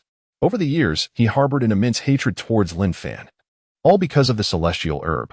Upon hearing these words, Xue Qinghe was momentarily taken aback, offering unsolicited kindness. Are you truly certain that this is your form of compensation for me? Xue Qinghe remained skeptical. This academy is a fusion of the Xinghe's Academy, the Blaze Academy, the Botany Academy, and the Thunder Academy, creating a singular entity. This is the remarkable essence of unique plants, Lin Fan remarked. Qian Renxue remained exhilarated in bed. For just yesterday, the pufferfish had captured the wanted criminal Tang Hao from the Spirit Hall. The experiment had reached maturity. This time, you shall witness the grandeur of the path of the Soul Master. Previously, I caused you harm, and thus, this is my recompense. A mysterious smile graced Lin Fan's lips as he spoke. Subsequently, Douluo retraced his steps, preparing to reassemble the poisonous miasma to guard the ice and fire duality eye, preventing intrusion by some heedless soul beasts. After Lin Fan's persuasion, Xue Qinghe of the Water Academy refused to merge. Yet he remained composed, utterly absorbed in his own realm. Not only were there plant soul beasts, but also extraordinary plants above them. He was determined to fiercely counter those who failed to comprehend him. His face was adorned with a broad smile, brimming with excitement and fervor. Currently, the blue-silver emperor was on the brink of death. He too aimed to assist Tang San, continuing to explore the direction Lin Fan had indicated. In the presence of such unparalleled power, he felt insignificant. During his time in Notting City, he had been the subject of ridicule among his peers in the Junior Soul Master Academy. Even some students had taken liberties with him. Given your sincerity, I shall accept it. Xue Qinghe observed the enigmatic smile on Lin Fan's face, sensing an underlying trap. It was said that the plan was to take him to the Spirit Hall for public execution, thereby asserting the authority of the Spirit Hall. This news rendered Qien Renxue sleepless throughout the night. He never anticipated that Lin Fan could be so benevolent. I have heard of your plight, and feel deeply sympathetic towards you. Xue Qinghe's face was filled with skepticism. The resentment and anger he once harbored against Lin Fan dissipated in that moment. Yet, a glimmer of hope lingered within him. If Tang San proved to be formidable, his reputation could be restored. However, upon discerning the man's visage, his expression contorted into one of ferocity. Indeed, although the years were few, the vigorous vitality of the blue-silver emperor would undoubtedly benefit the Soul Masters. He vowed within himself that he must create a significant contribution to alleviate the crisis of credibility. Alas, who could that enigmatic figure be? When did such a master emerge on the continent? Qian Renxue set aside thoughts of Tang Hao and contemplated another matter. The following day, Xue Qinghe resolved to initiate the second experiment. At that point, it would bear no value whatsoever. Even the astute master Lin Fan of the Seven Treasures Glazed Tile School was deceived by this matter. However, all of it was ruined by that scoundrel Lin Fan. "How did you get in here?" Xue Qinghe exclaimed. This time, he made a grand proclamation, declaring to the world his intent to redeem himself. His chosen target was the Crimson Pearl. Undoubtedly, this was a form of recompense. "If you do not believe me, then I shall take her away," Lin Fan asserted. He was taken aback, uttering a gasp of astonishment. However, it was merely a Yin's consciousness that had truly faded. His heart raced as he began to comprehend the situation. How did this individual arrive here so stealthily? Lin Fan turned to Xue Qinghe with a smile and said, "Master, you need not concern yourself with how I came in. Her father's murderer, the Hao Ian Douluo. Those who once looked down upon him could only lament their previous misjudgments. However, following that incident, many soul masters withdrew from their studies and transferred to another civilian soul master academy." Xue Qinghe was left astonished. Though the number of transfers was not as vast as originally depicted in the narrative, it still significantly exceeded the annual enrollment figures of the former Lamba Academy. At the same time, "This is indeed a splendid affair," Lin Fan remarked, extracting the lifeless blue silver emperor. Originally, Shrek Academy captivated numerous soul masters with its brilliance during the Elite Soul Master Tournament, garnering much admiration for Xue Qinghe. However, upon encountering Tang San, Xue Qinghe found some of his theories manifesting unexpectedly in Tang San, coupled with the latter's repeated surprises that challenged his expectations. After completing his morning rituals, news of Xue Qinghe's intent to conduct experiments reached her ears. Qian Renxue, intrigued, prepared to visit Shrek Academy to witness it for herself. The experiment took place in the afternoon. Chapter 77, By floated, as did Jiang Zhu, the healing staff of the martial soul. She was an exceptional student of the Blue Tyrant Academy, having reached the level of a 44th rank soul master. The life attribute of the Blue Silver Emperor was remarkably gentle, complementing her martial soul. At this moment, the Shrek Academy Square had gathered a multitude of soul masters. People could hardly believe the audacity of Xue Qinghe, who had previously caused the demise of his soul master, yet now dared to act so brazenly. Today was not only an opportunity for Xue Qinghe to redeem himself, but also for Shrek Academy. By remarked that if Lin Fan sought benefits, he should seek him out in the Star Luo Empire. It was evident that the healing staff emitted a faintly different aura than before. Oscar shared the developments with Ning Rongrong. On this day, let us observe a moment of silence for classmate Tang San. Xue Qinghe spoke charmingly, preparing to cleanse his disgrace. A surge of formidable energy erupted. Indeed, my research aligned perfectly, for the essence of the celestial herb was that of a plant-type soul beast. Lin Fan arrived in a designated area, where he encountered Ning Rongrong, who had previously communicated with him. She was tall and graceful, with sleek short hair. At this moment, a hint of doubt lingered in her mind. It was through this research that Xue Qinghe dared to present himself so arrogantly. Xue Qinghe appeared amidst the disdainful gazes of many, his demeanor calm. Had he succeeded? The onlookers gasped in astonishment at Jiang Zhu, who stood unscathed with her soul power elevated to the 47th level. As the moment of silence concluded, someone inquired, "Master, what is the meaning of this?" She was fair-skinned and beautiful, tall and slender, her charm undiminished. Although they could not become a couple, they remained friends. Upon hearing this, the young woman was somewhat taken aback. Qian Renxue made her entrance, though her figure still lacked the desired elegance. "Oscar, what is the situation?" Ning Rongrong approached the elite disciples of Shrek Academy, seeking answers. Just then, the crowd began to stir. Yet, the guilt and anger within remained indelible. Some students of Shrek Academy, privy to the truth, maintained a calm demeanor, eager to witness the unfolding drama. This madman was clearly endangering lives. Although many were furious with Xue Qinghe, they also wished to see the moment when a miracle might occur. The duration of this tension did not last long. Upon discovering what the Blue Silver Emperor truly was, what story would unfold between him and Tang San? The celestial herb was indeed a type of plant soul beast. Due to Lin Fan's influence, Oscar failed to win Ning Rongrong's heart, rendering his 5 years of training rather futile. The Blue Silver Emperor offered him little enhancement. And for the one he wished to nurture, Yi Lingling, it was far inferior to the already chosen Emerald Swan.By. The vitality emanating from this source is far more gentle than her healing abilities.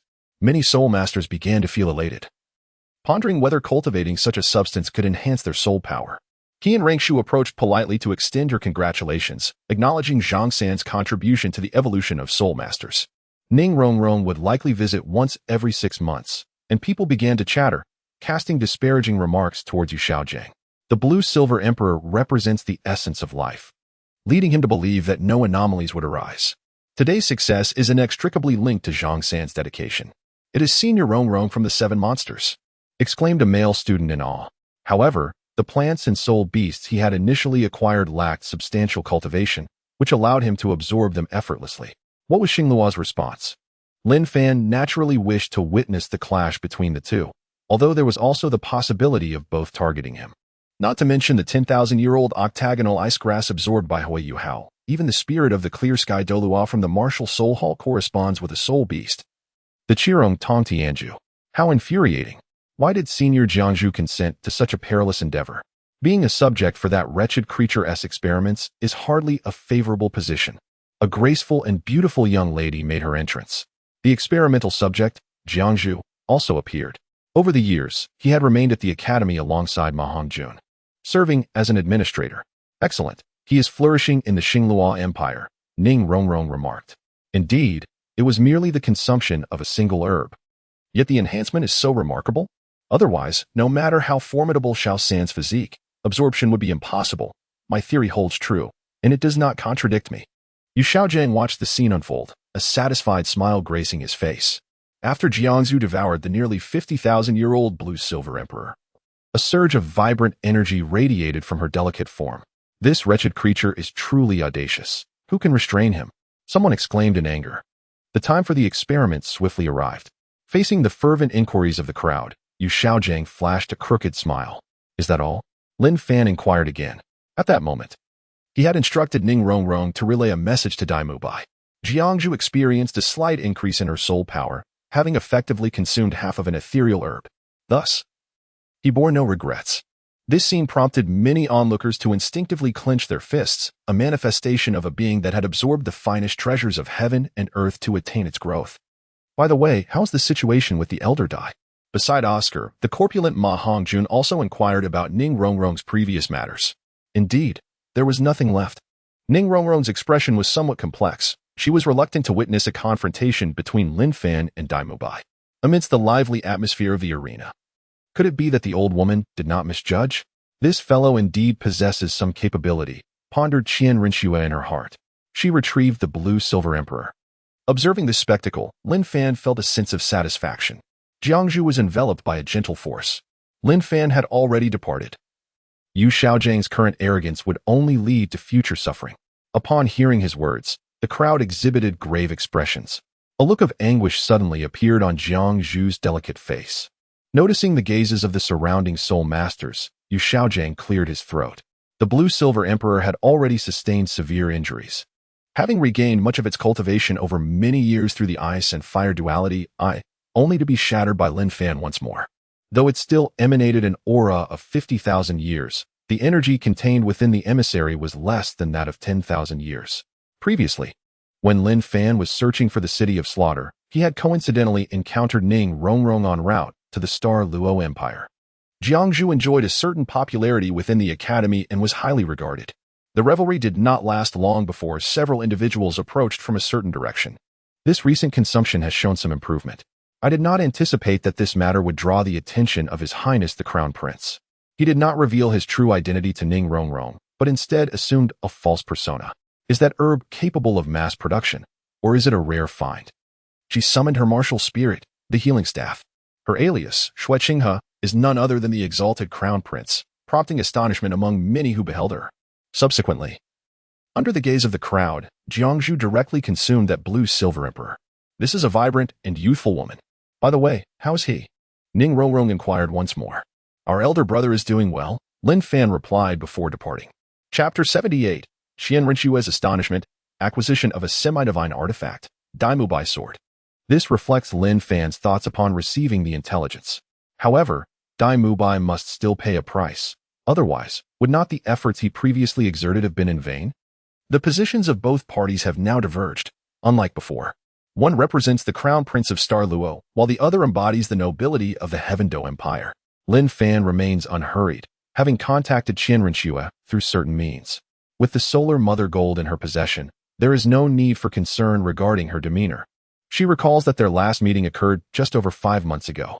Contemplating this, a serene smile graces Qian Renxue's face. However, upon hearing those words, her expression instantly froze. This must be the finest item that has fallen from Qian Renxue.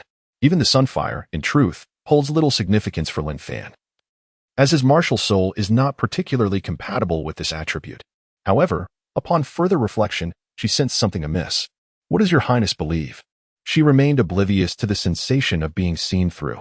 With her golden hair elegantly styled and her pupils shimmering with a faint golden hue, Qian Renxue noticed Lin Fan's intense gaze upon her, which inexplicably unsettled her, prompting her to feign nonchalance by lowering her head to sip tea. Yi Lingling's situation could only be described as typical. Having cultivated the Xian Tian art, she was now nearing the 60th level. Her skin, as white as mutton fat jade, radiated an ethereal beauty. Realizing she had lost her composure, Qian Renxue hastily regained her demeanor. She wielded the power of the sea goddess trident and the azure demon sword. It is far too perilous for you to venture alone into the Star Luo Empire. The time for Qian Renxue to incite rebellion is drawing near. The prince has actually subdued the remnants of that broken clan. Lin Fan was taken aback. If you have not yet located it, I can assist you. I have recently uncovered a method to enter the city of slaughter, and I initially thought you had already made your way in, Qian Renxue remarked. I departed from the city of slaughter and acquired that domain.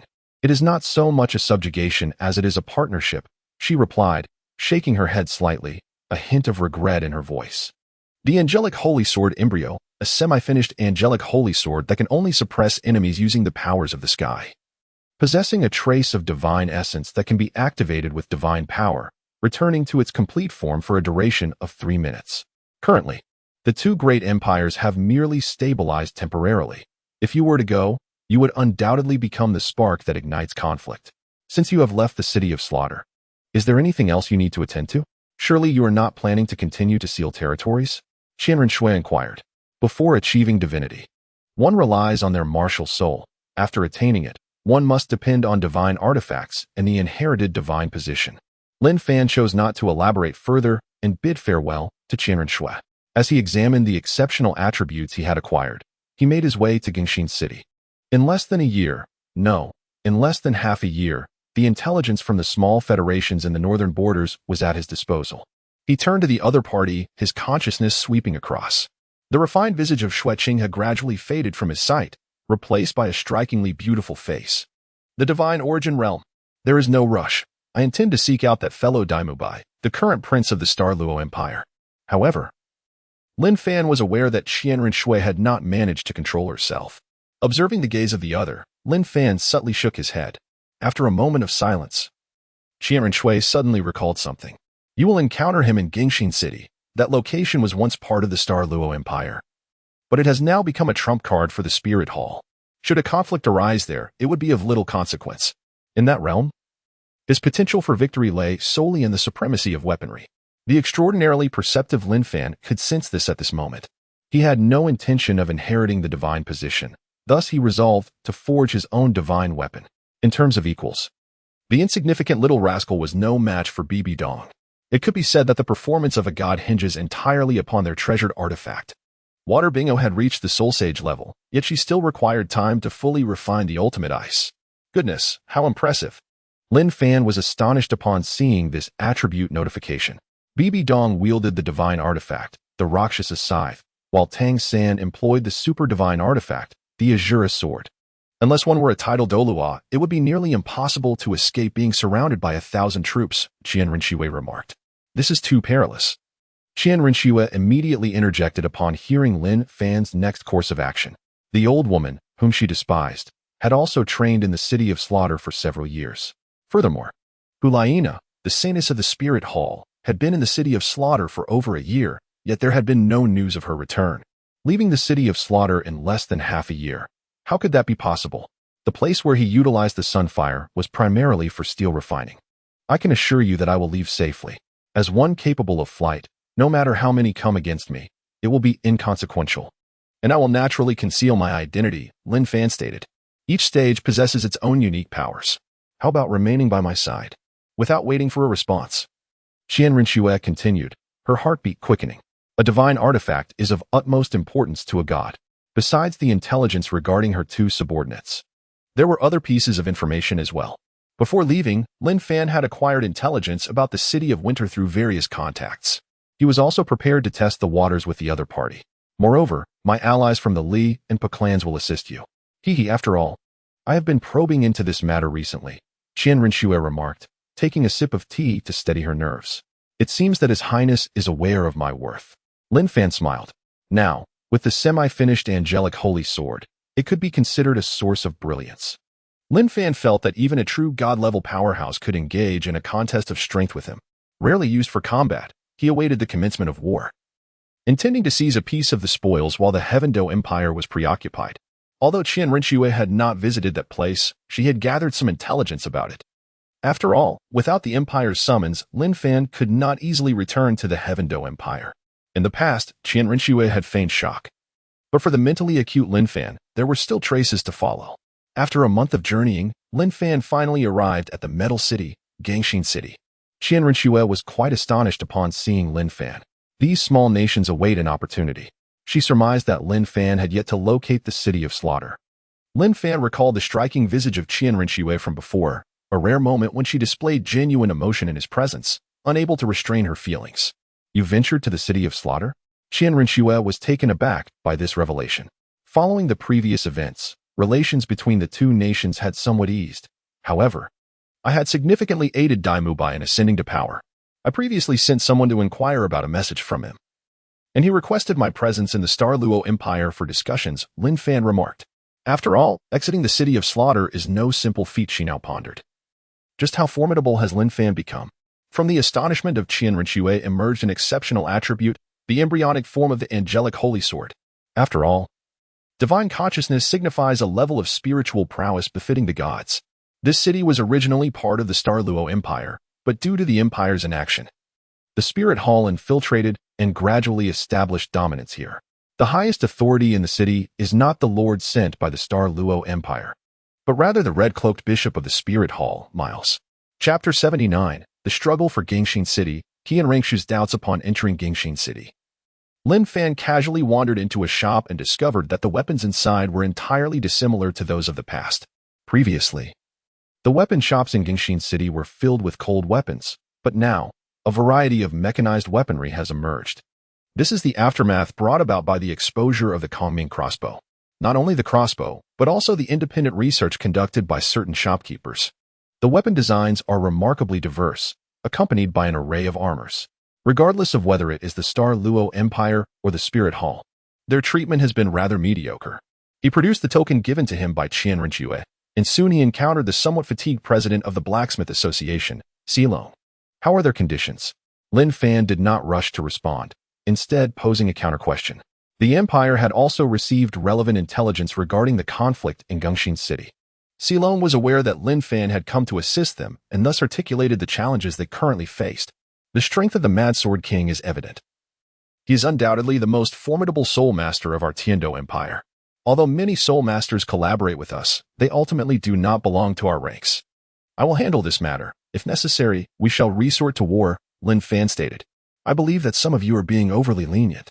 Let us not forget that Gangxin City still possesses the might of the Spirit Hall. If we remain passive, it will ultimately be the Spirit Hall that reaps the benefits, or potentially withdraws altogether. Upon hearing this, the expressions of those present varied. Gangxin City was never our territory. In my view, the Crown Prince has erred in this matter, and we should not interfere. Lin Fan, bearing the token from Qian Renxue, swiftly met with Titan. He did not linger there for long. Following the conclusion of a debate, they found themselves with a favorable impression of the Tiandou Crown Prince. Is it not the case that the Douluo Empire is only now anxious after witnessing the advantages of the blacksmiths?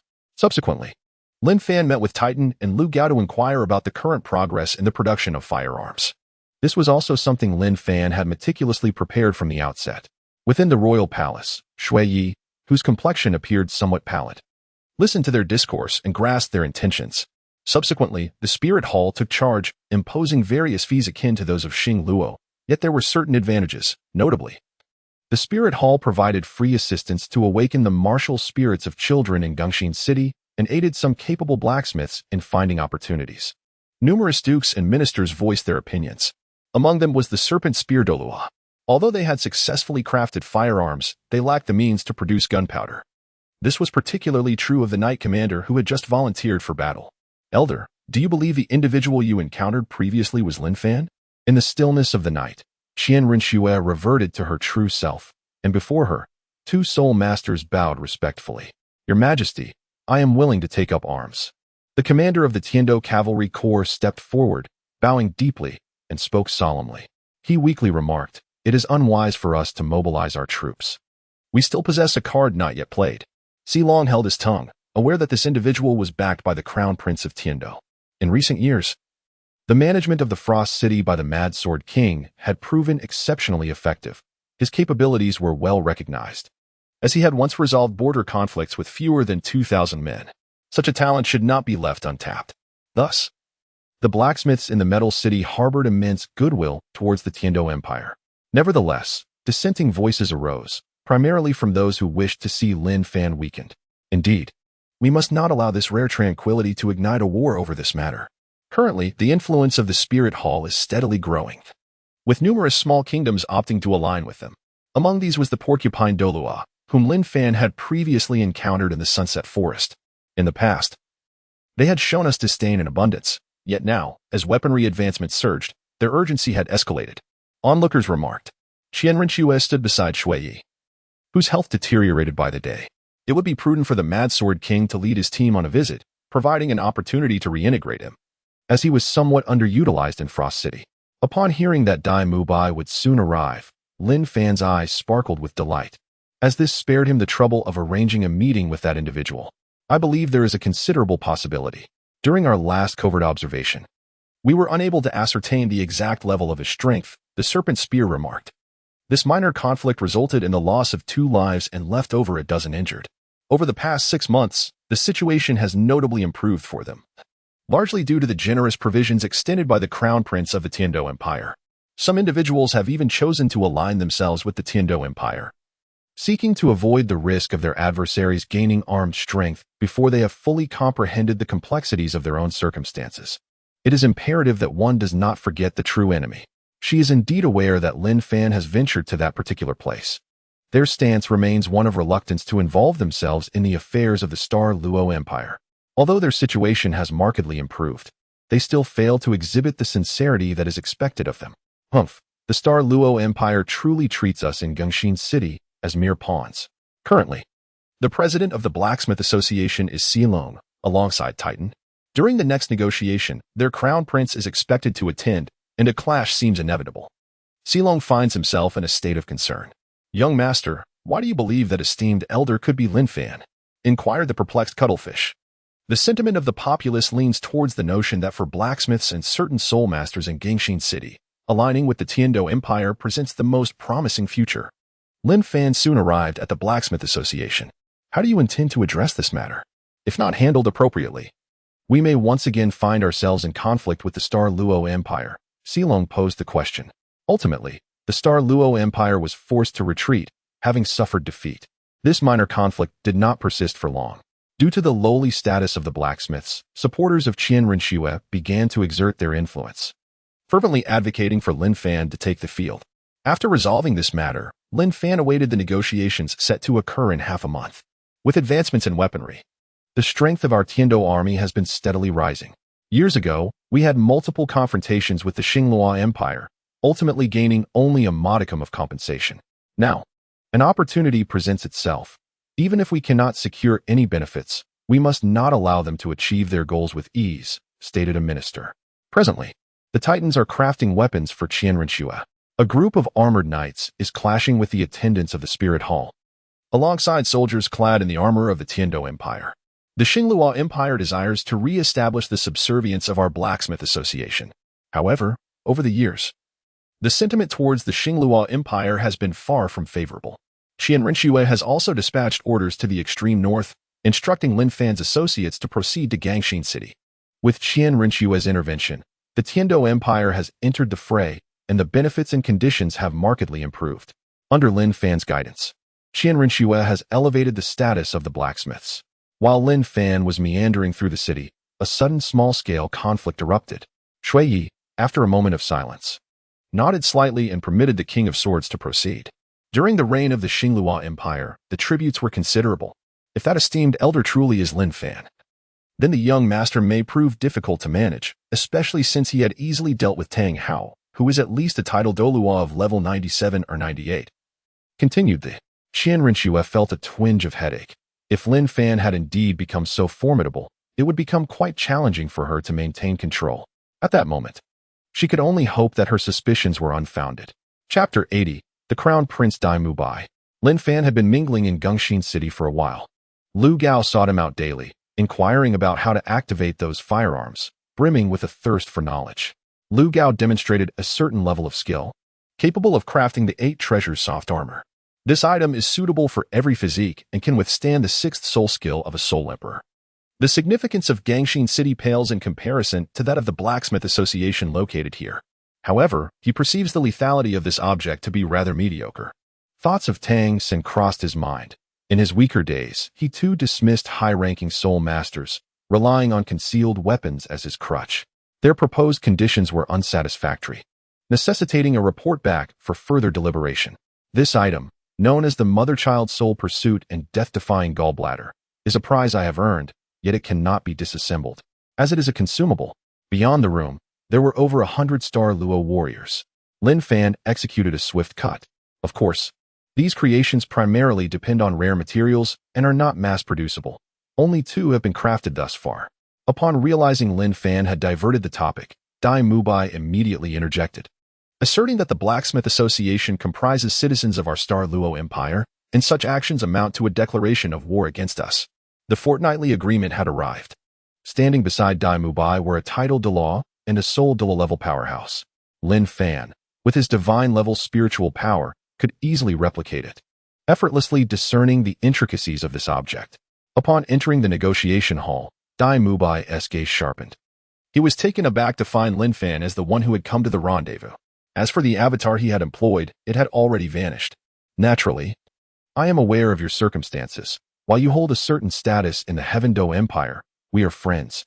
And should you choose to abandon the shadows and join my Star Luo Empire, I can assure you that your standing will be elevated beyond that of your current position in the Heaven Dou Empire, proclaimed By.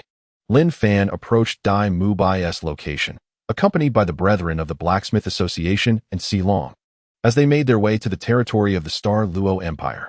Furthermore, we have not engaged in any collaboration with the Heaven Dou Empire, General Lin. Do you not perceive that your actions are encroaching upon our territory? Bai's expression was stern, for he now represented the Star Luo Empire.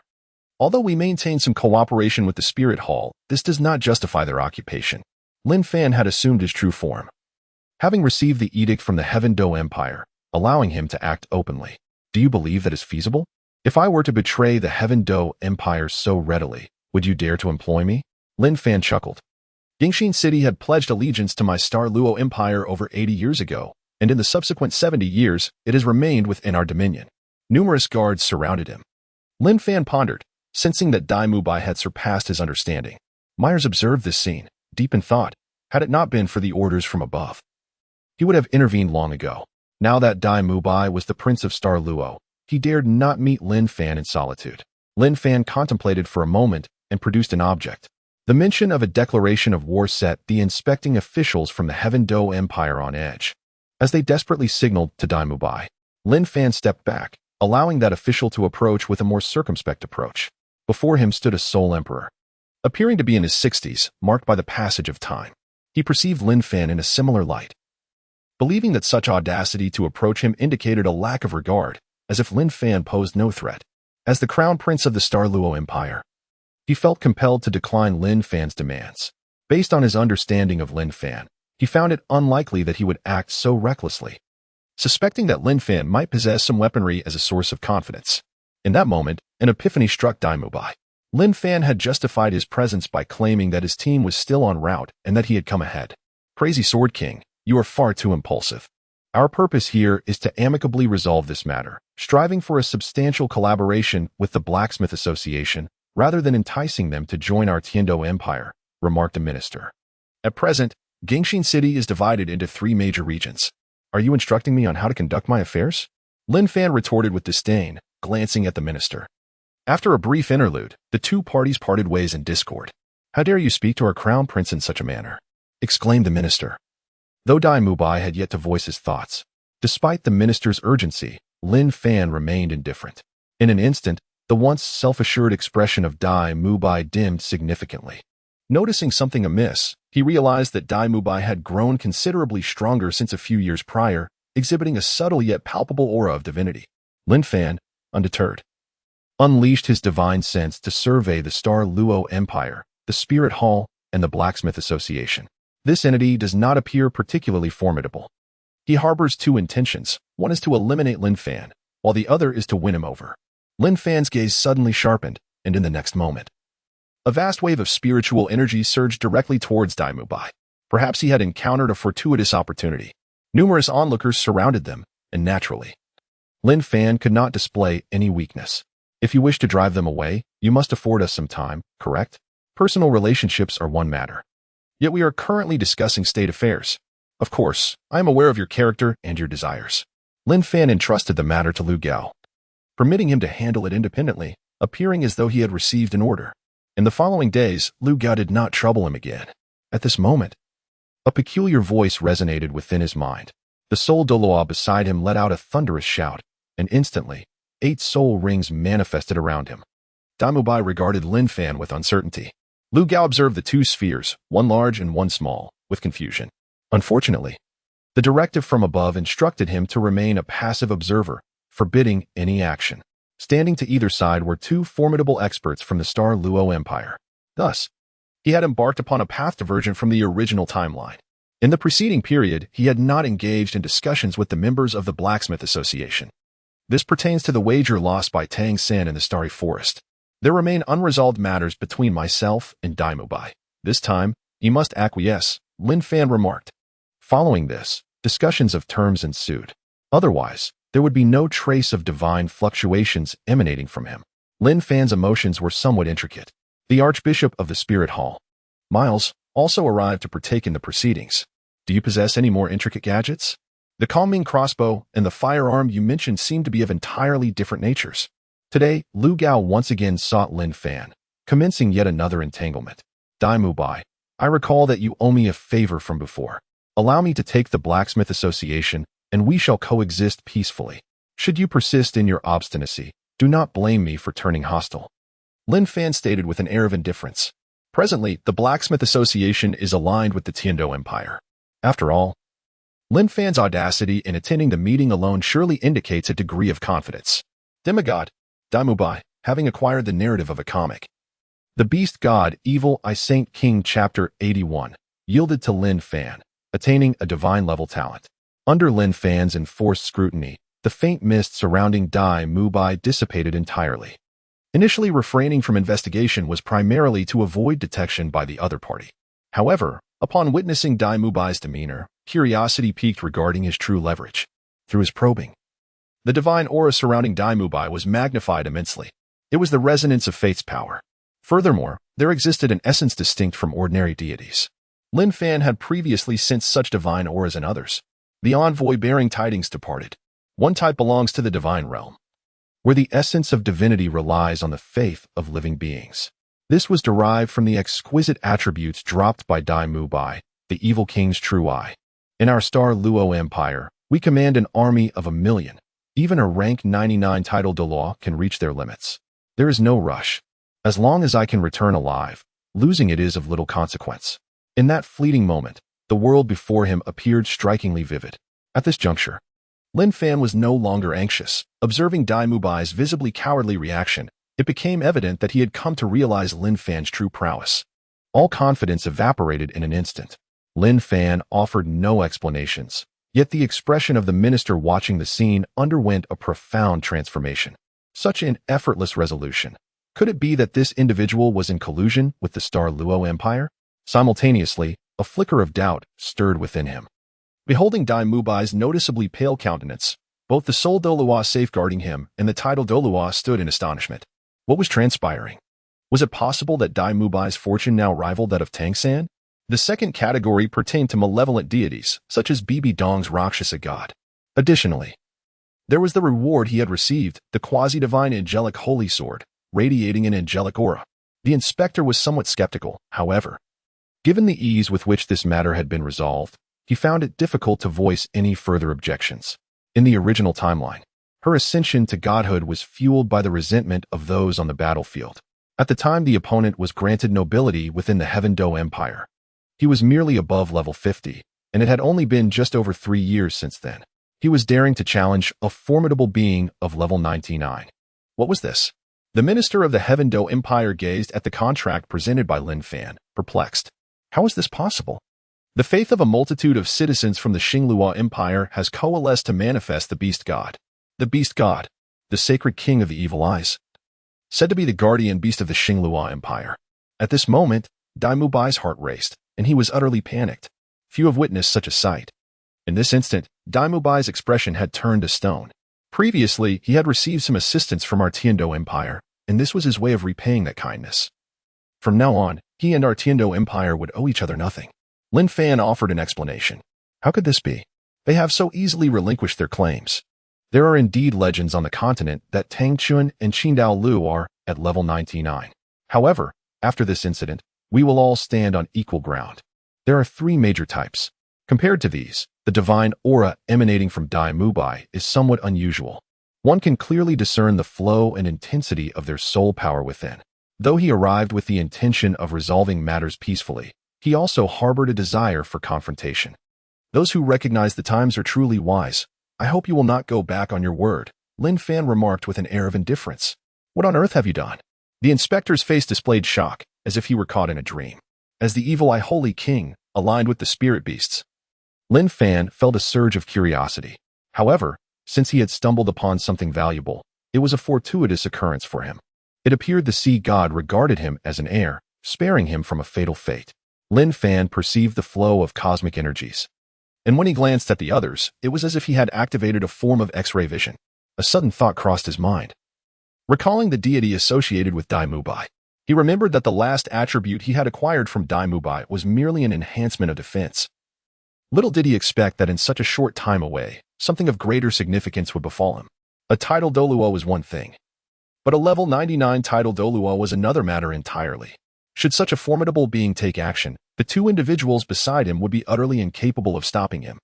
By completely trusted the voice echoing within his mind, for it belonged to a deity and was a manifestation of his own destiny. He reached for a cup of tea, his hand trembling slightly as he did so. This left them in a state of confusion.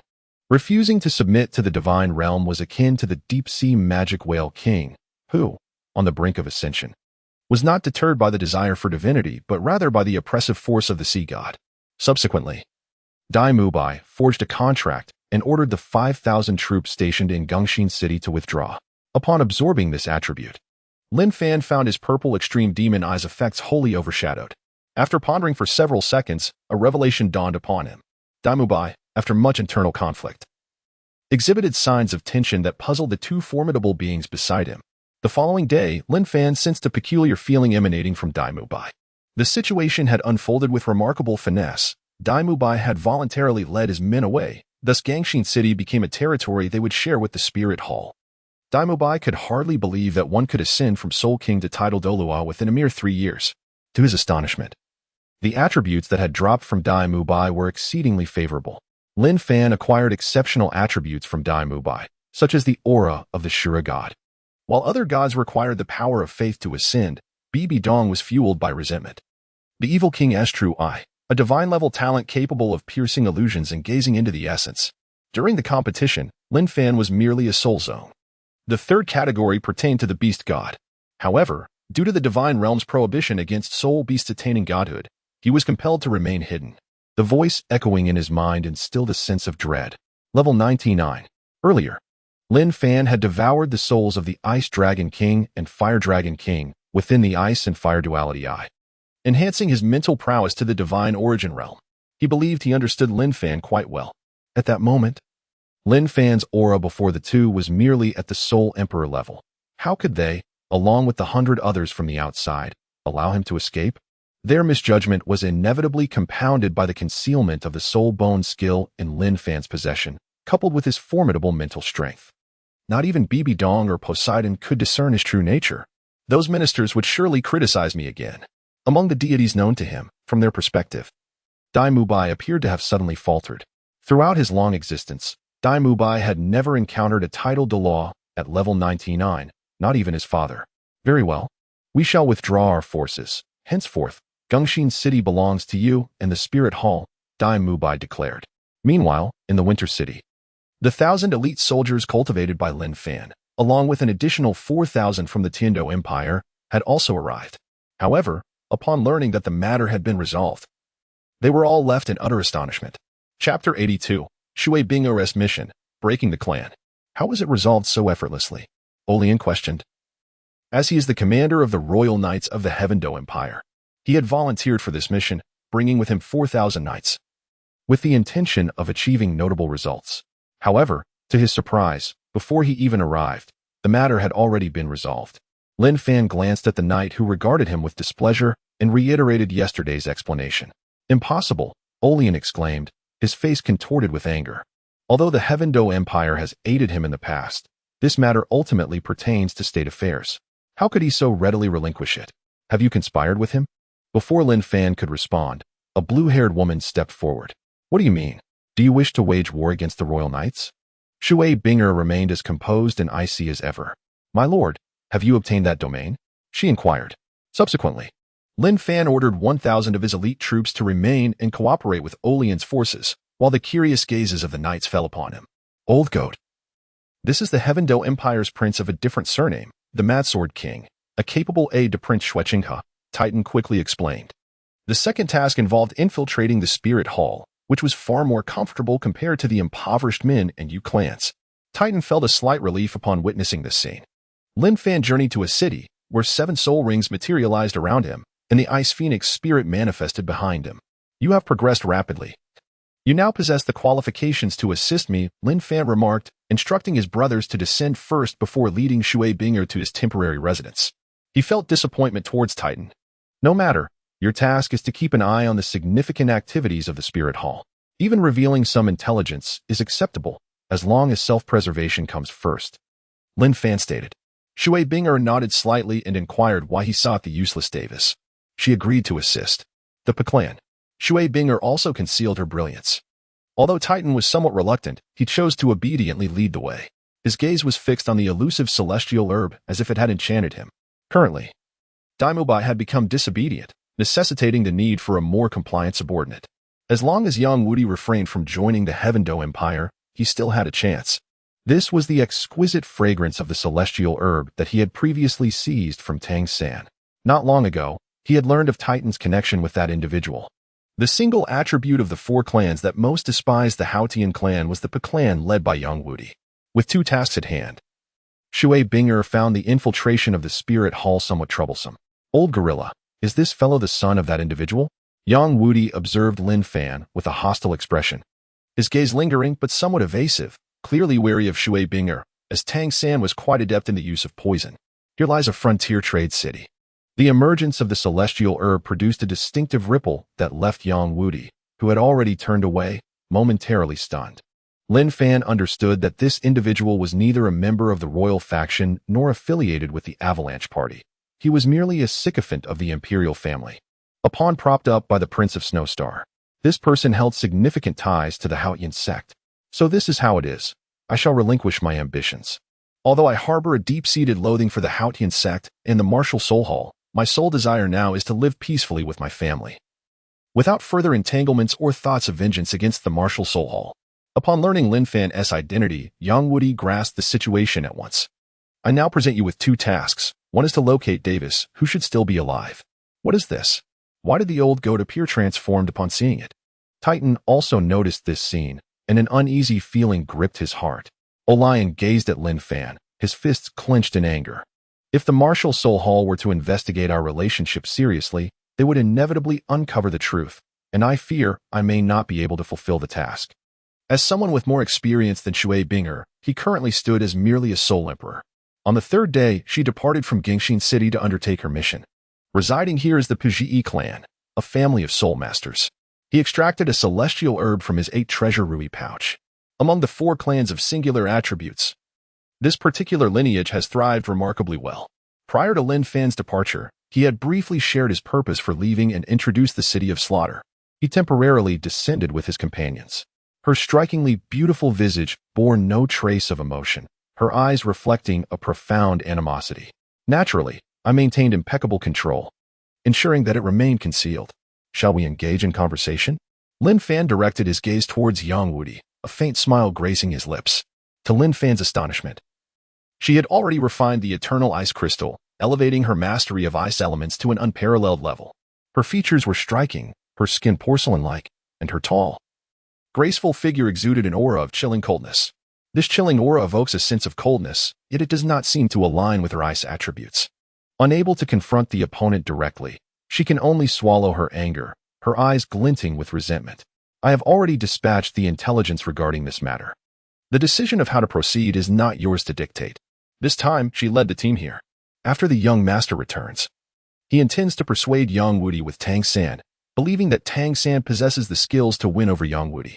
Miles from the Spirit Hall also came to negotiate with Lin Fan regarding the Blacksmith Association. Yet Lin Fan stated that he was not the one in charge of this matter. A stern-faced middle-aged man cast a glance at Titan, his expression immediately revealing displeasure. She was Xue Qinghe, one of Lin Fan's cultivated subordinates. Lin Fan slightly raised his hand and calmly remarked, "You have merely come to assist me this time. It is not your place to instruct me on how to conduct my affairs." His matters were nearly resolved, having not seen the other for quite some time. She sensed a peculiar aura emanating from Lin Fan. However, Lin Fan showed no intention of departing. Xue Qinghe had now attained a soul power level of 75. Do not forget your identity. Upon observing Xue Qinghe's combative demeanor, Orion's expression turned icy. Yet, that young girl, merely a soul zone 3 years ago, had now risen to the rank of a soul Douluo, which undoubtedly stirred feelings of envy among the soul masters. If there is nothing else, we shall take our leave. We prefer not to involve ourselves in these trifling matters. Yang Wudi began to dismiss them, perhaps sensing the implications from Xue Qinghe. He did not wish to see his status within the empire ascend further. Very well, Yang Wudi replied succinctly, then invited Lin Fan into a room to converse. Meanwhile, Titan was left in the living room to await their return.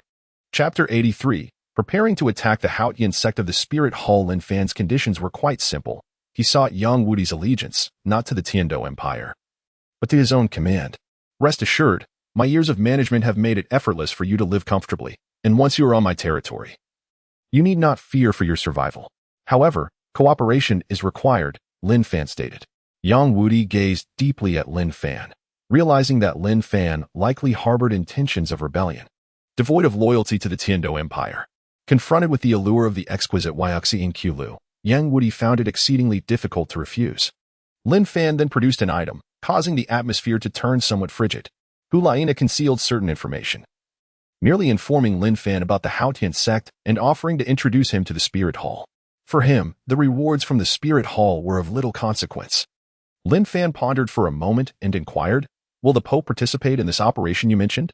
"I do not seek your gratitude in return for my assistance," Lin Fan replied with calmness. There remained more than a year until the soul hunting operation in the original narrative. Initially, our chances of attacking the Haotian sect were slim. Yet with your inclusion, our odds could rise to 70%.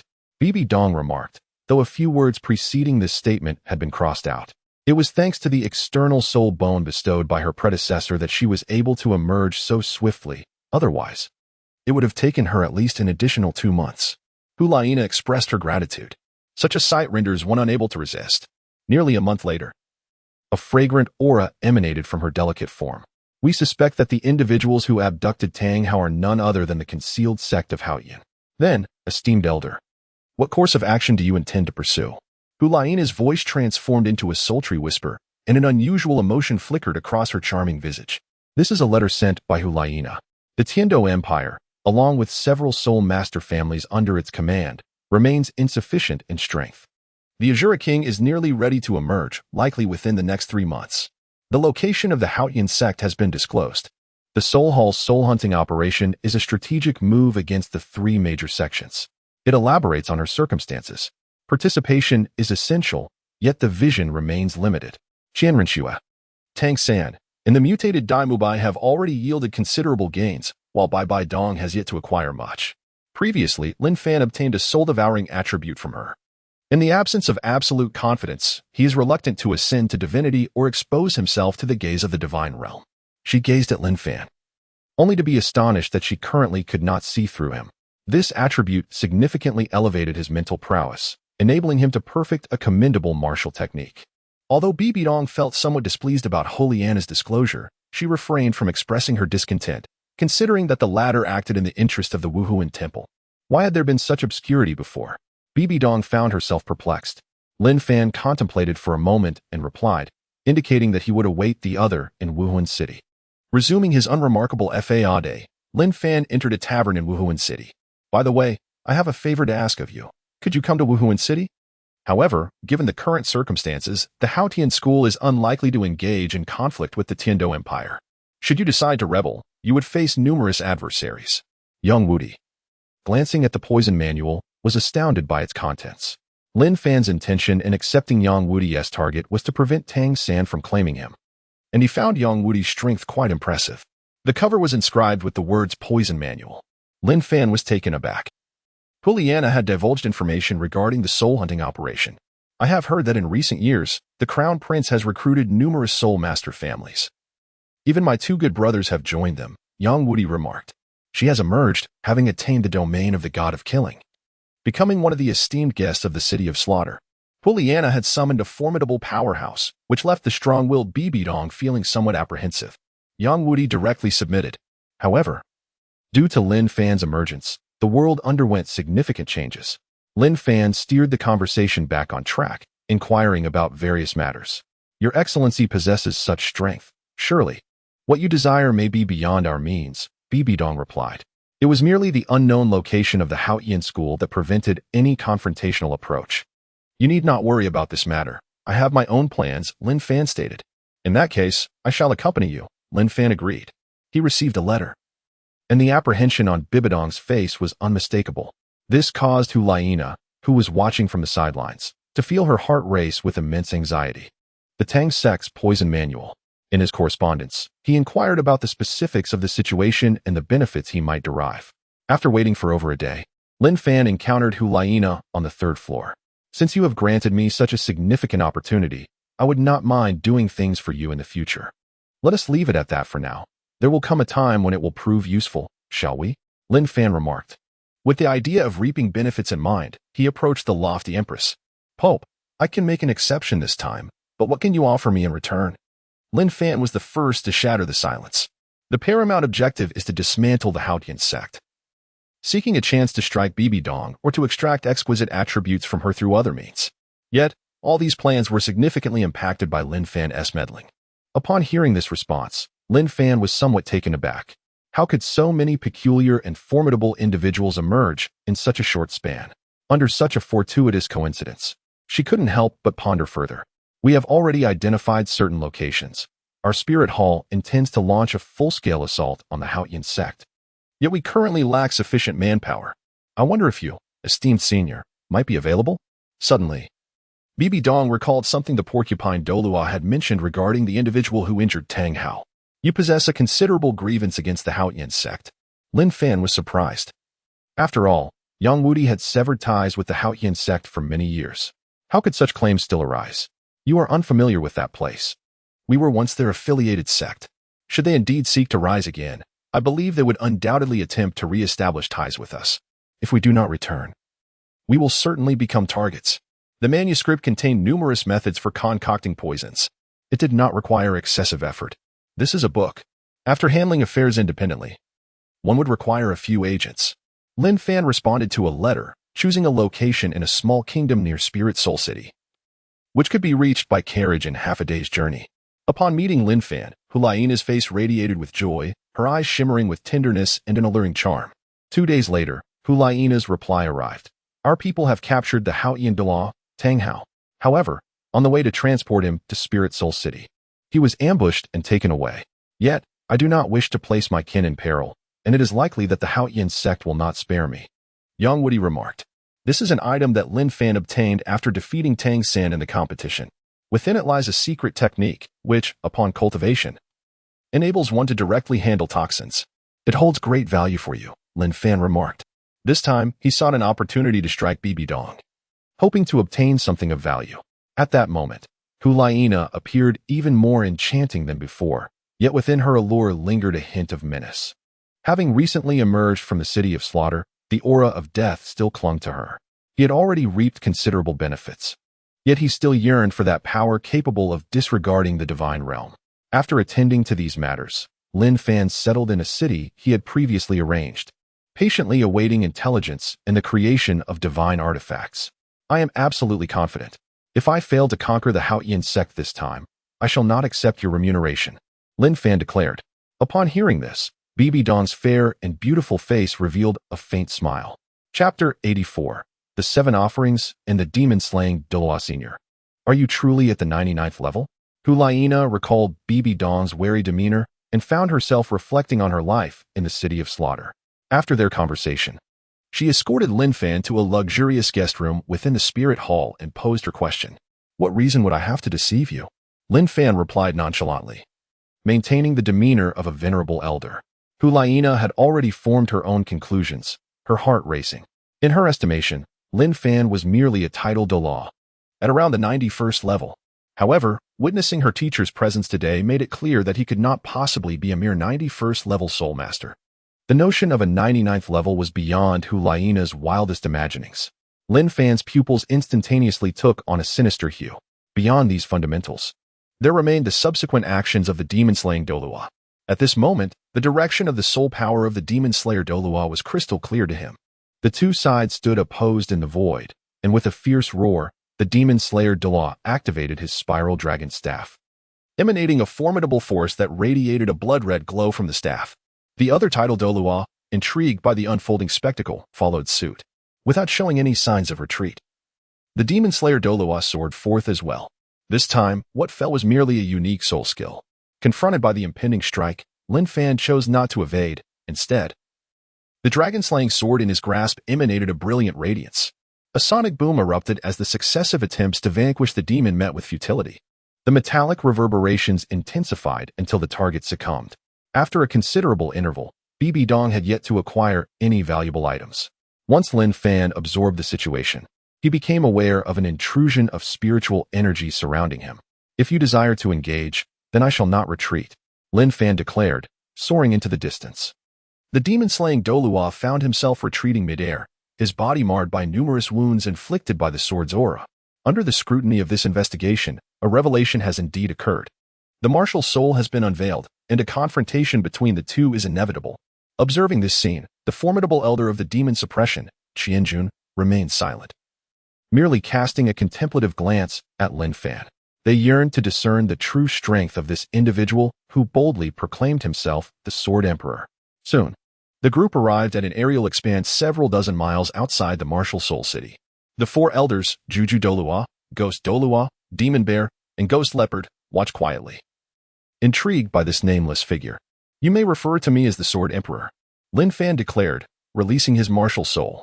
Before I venture to the city of slaughter, our martial soul hall had contemplated enticing the prince, By. Initially, we dispatched Juju Douluo for this purpose. A torrent of sword energy surged forth. What? How can this fellow's soul ring configuration be so astonishing? Juju Douluo exclaimed, gazing in disbelief at the 9 soul rings emanating from Lin Fan. He questioned whether his eyes were deceiving him. Memories of the invincible golden body that had been knocked unconscious by a single punch during the previous competition, the enhancement soul skill acquired beside Ning Rongrong, and the formidable attack received from Bibi Dong now surged through his mind. Bibi Dong too observed the unfolding scene in silence.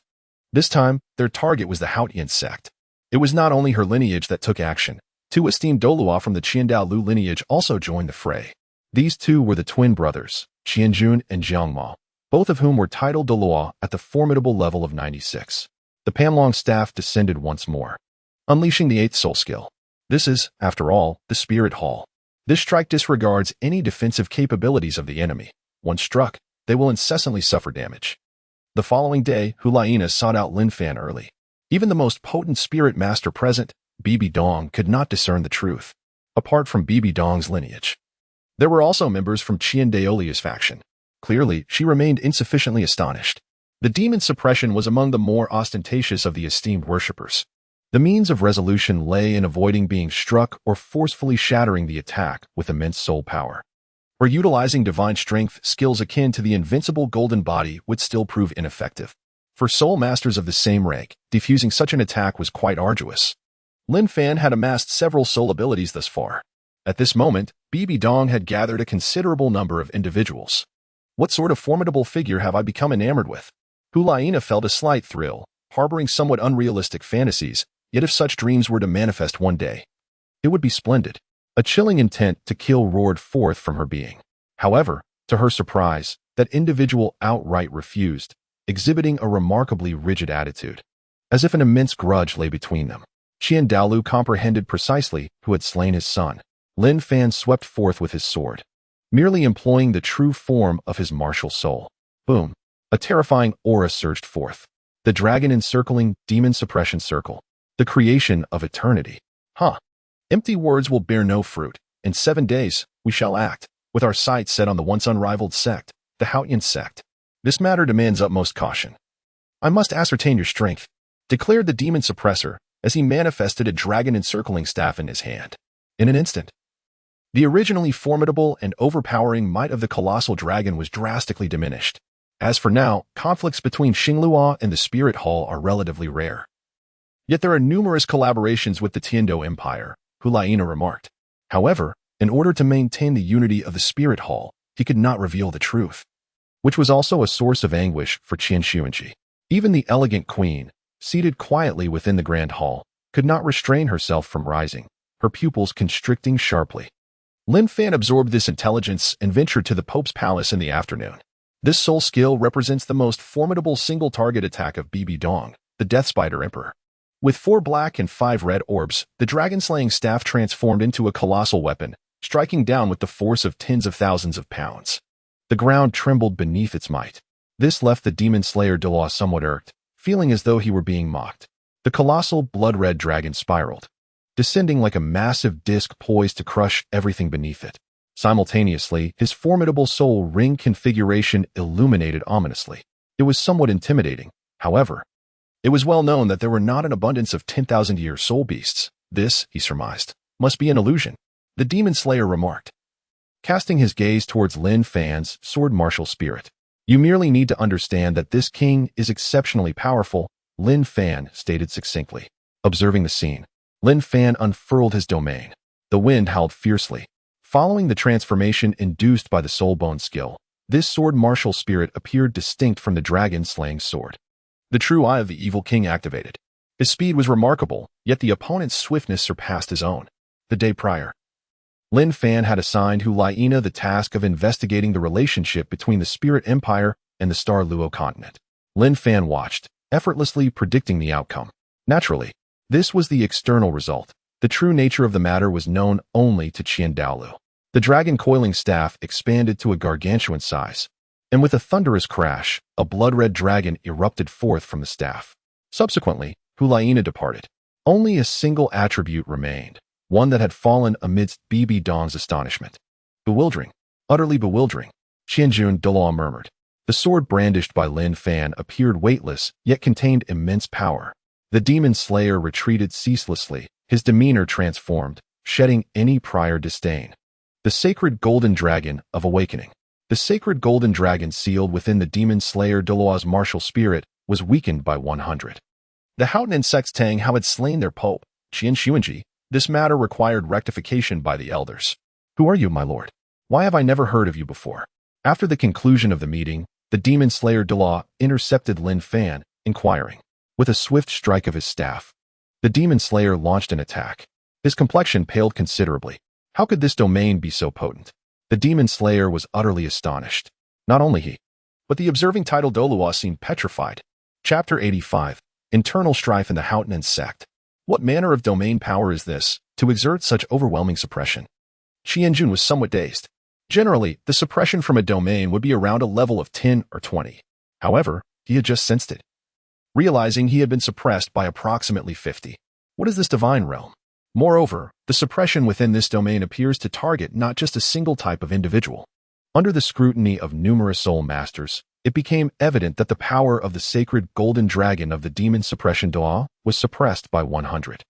Although it may not represent true dragon power, the mere association with a dragon grants it a classification as a subdragon type, the strength of which requires no further elaboration.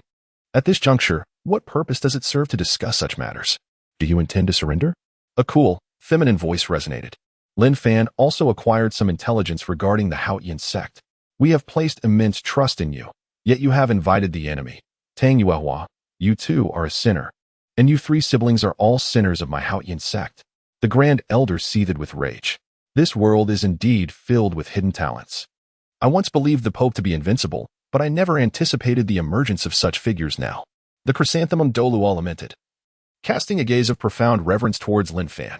Within the largest stone edifice, Lin Fan gazed into the woman's beautiful eyes, which were resolute, as if she sensed a significant connection between the person before her and Lin Fan. At that moment, Qian Renshue's subordinates had captured the gravely injured Tang Hao. This time, the incident involving Tang Hao's capture was information she had gleaned, prompting Tang Xiao to embark on a rescue mission. She donned an exquisite, pale gold court gown, her oval face radiant and serene, exuding an inherent aura of a regal, icy beauty.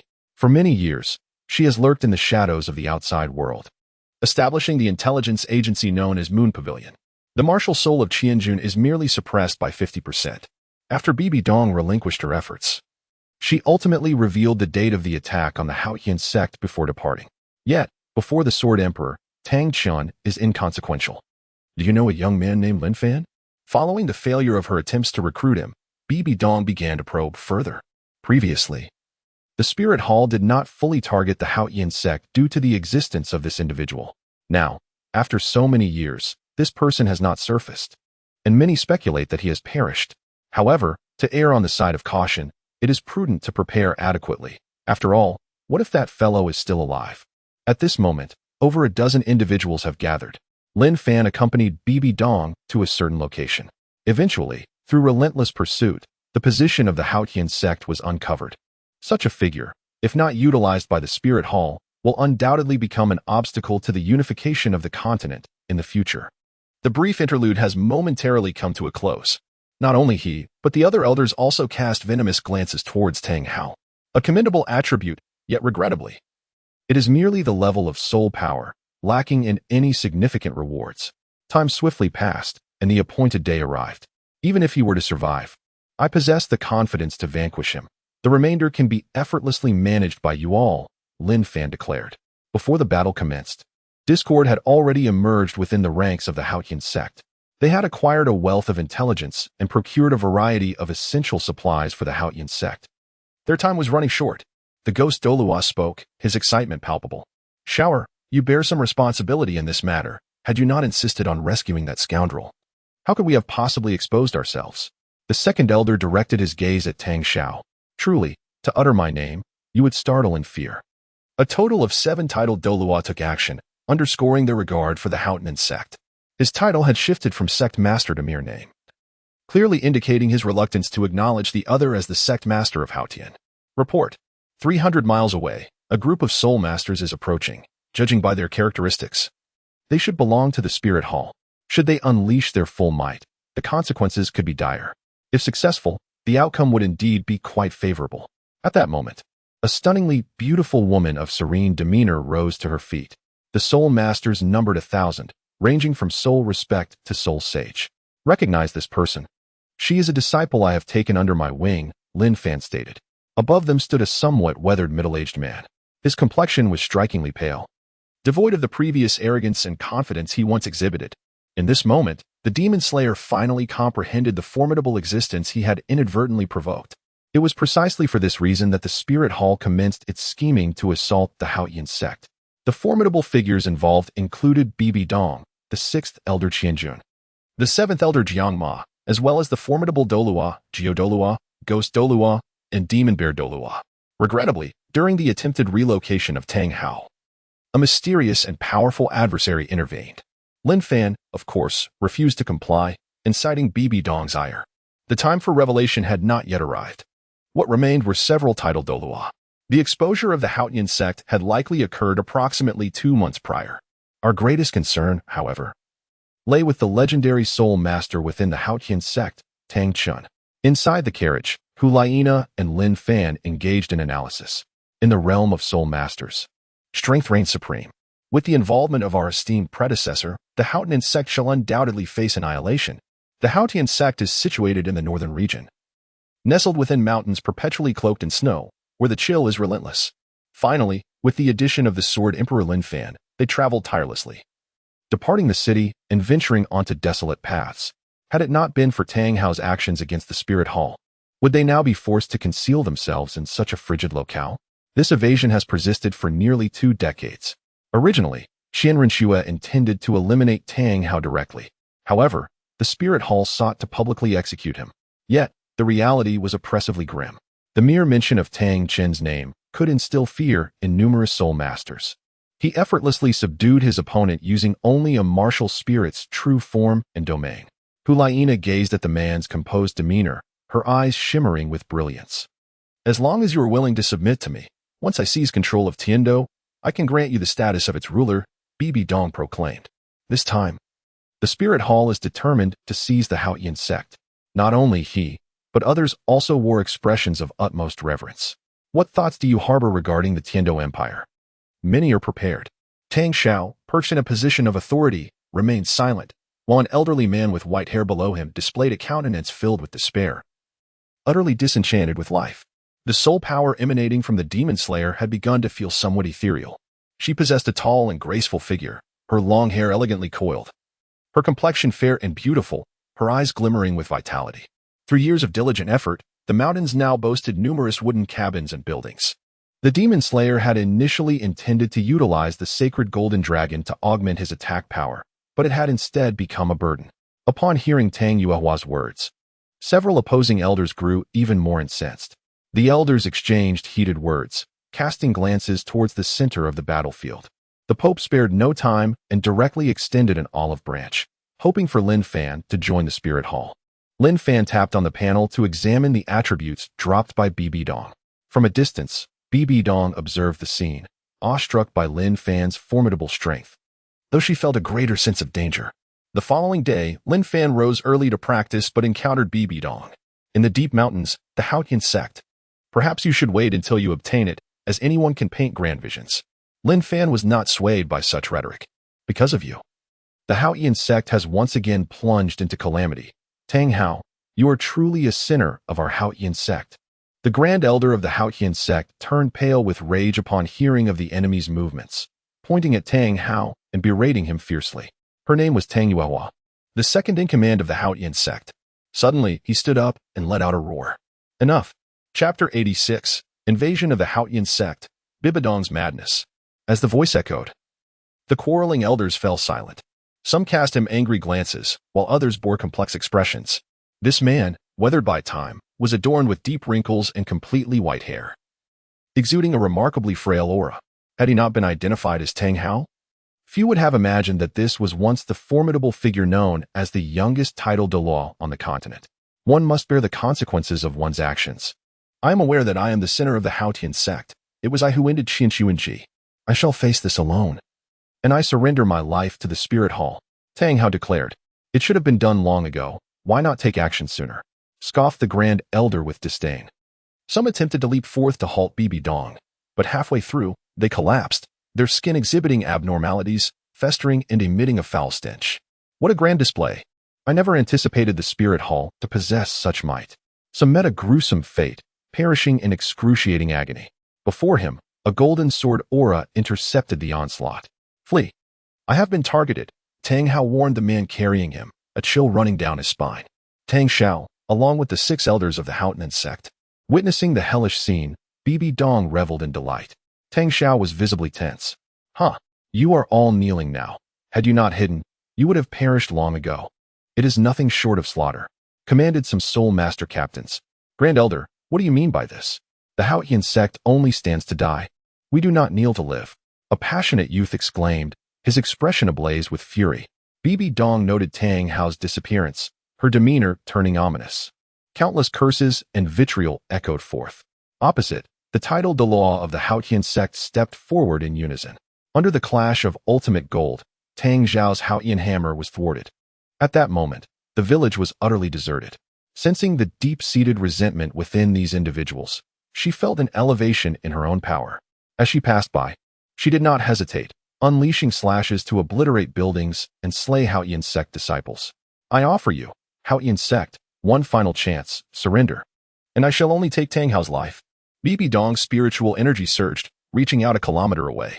Across the chasm, several solitary mountains loomed. Yet within the Haotian sect, only Tang Xiao and Tang Hao surpassed the 95th level. The 6 elders were beneath that threshold. The crowd soared into the air. Regrettably, the battlefield was too confined, and their numbers too few.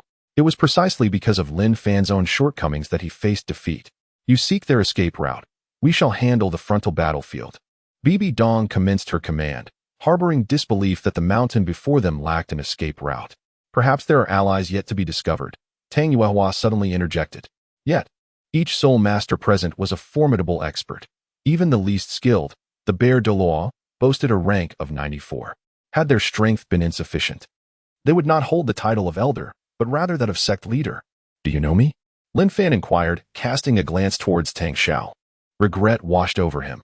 Had he foreseen this moment, he might have chosen to end his life within the dungeon, under Bibi Dong's formidable spiritual prowess. The familiar aura of Tang Hao was unmistakably captured by her senses. Below them, the cliffside and the isolated mountain across the way bore the remnants of severed chains. And several members of the Haotian sect were already poised for action. My intention in this endeavor is solely to ensure the continuation of the Haotian hammer. In this era of the Spirit Hall's overwhelming power, devoid of diplomatic ties with external empires, engaging in warfare would lead only to our demise. Despite the distance of 1,000 meters, the soul masters on their side could hear her words. There were 7 in total, following her directives. Bibi Dong turned her gaze to the assembled soul masters. She expanded her spiritual energy, commencing a fervent search into the distance. No one could impede Bibi Dong now. She was relentless in her quest for Tang Hao.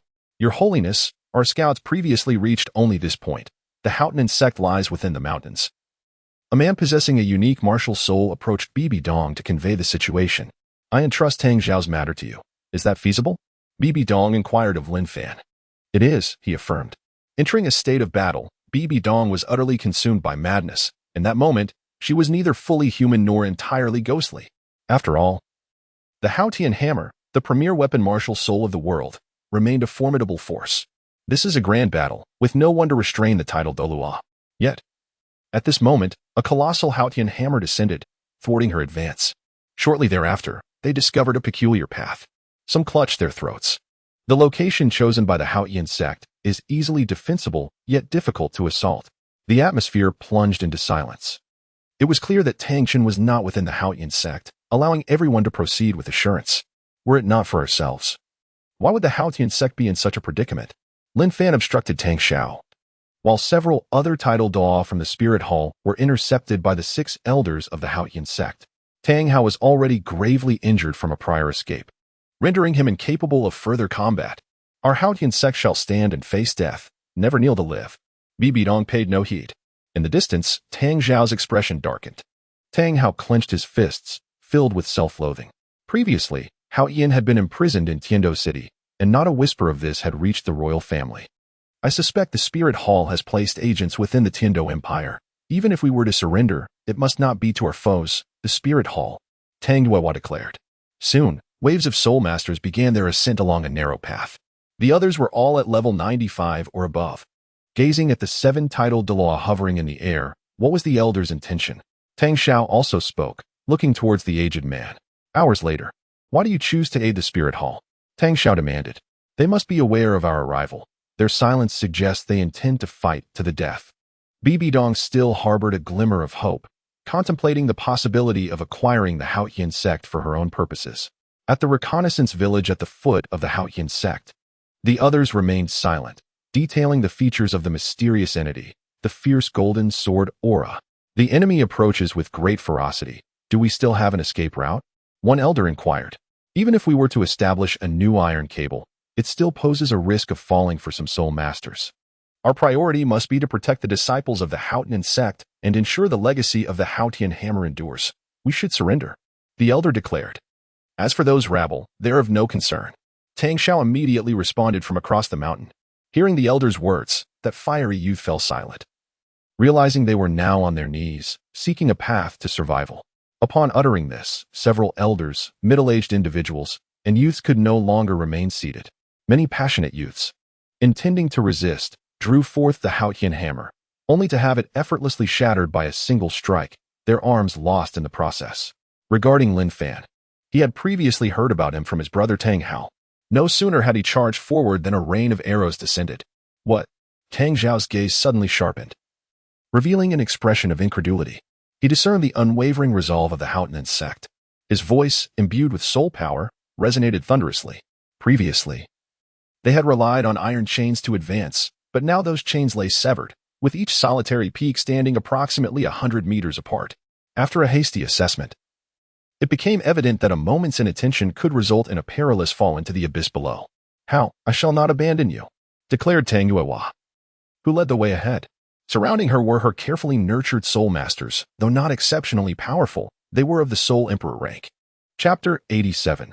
The affection of Tang Yuehua, the Haotian sect, is thus expunged. This is a narrow underground passage, dimly illuminated by the flickering light of torches that cast shadows upon everything in sight. Tang Hao gazed ahead at the woman, his struggles intensifying in a frenzy. Ultimately, he collapsed onto the ground.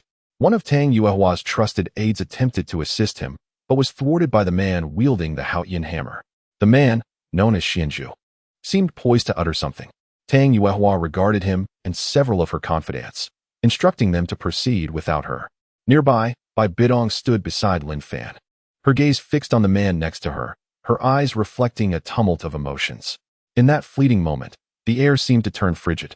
As she listened to Tang Hao's final words, the sound of her heart shattering echoed softly in her ears. It emanated a chilling aura of death's threat. She realized she had fallen for someone who was unattainable, yet she understood that this farewell would be everlasting. Given the circumstances at the time, he believed it was impossible for him to defeat Qianzhu and Ji. Upon reaching the battlefield, in an instant, his Haotian hammer shattered. The surroundings fell into a profound silence. Boom. The entrance was blasted open. He had once glimpsed the hope of a yin's resurrection, but in an instant, everything came crashing down. This is her left arm bone. Alongside her right, Tang Hao paused for a moment, feeling the softness of the figure in his embrace, as well as the resoluteness in Tang Yuehua's words, leaving him in a state of bewilderment. Reality struck him. His complexion turned crimson, his eyes void of life, yet he remained fixated on Bi Bidong. Soon, the others departed, leaving only the two of them behind. Bi Bidong sensed the earlier situation with her spiritual energy. Although she was unaware of their conversation, the scene conveyed a sense of melodrama. Her spiritual power was devoured by the soul-devouring Spider Emperor's abilities, and her soul power was also consumed by her. He had long wished for death. Ever since that mysterious figure shattered a yin's resurrection, he no longer wished to endure such agony in this world. This was not the time for recklessness. Tang Hao retaliated with a slap. His aura was exceedingly weak, his soul rings rendered useless. Tang San stood at a distance, clad in wedding attire, with Xiao by his side, while above them hovered the gentle Ayin. To live on one's knees is to face total annihilation from this day forth.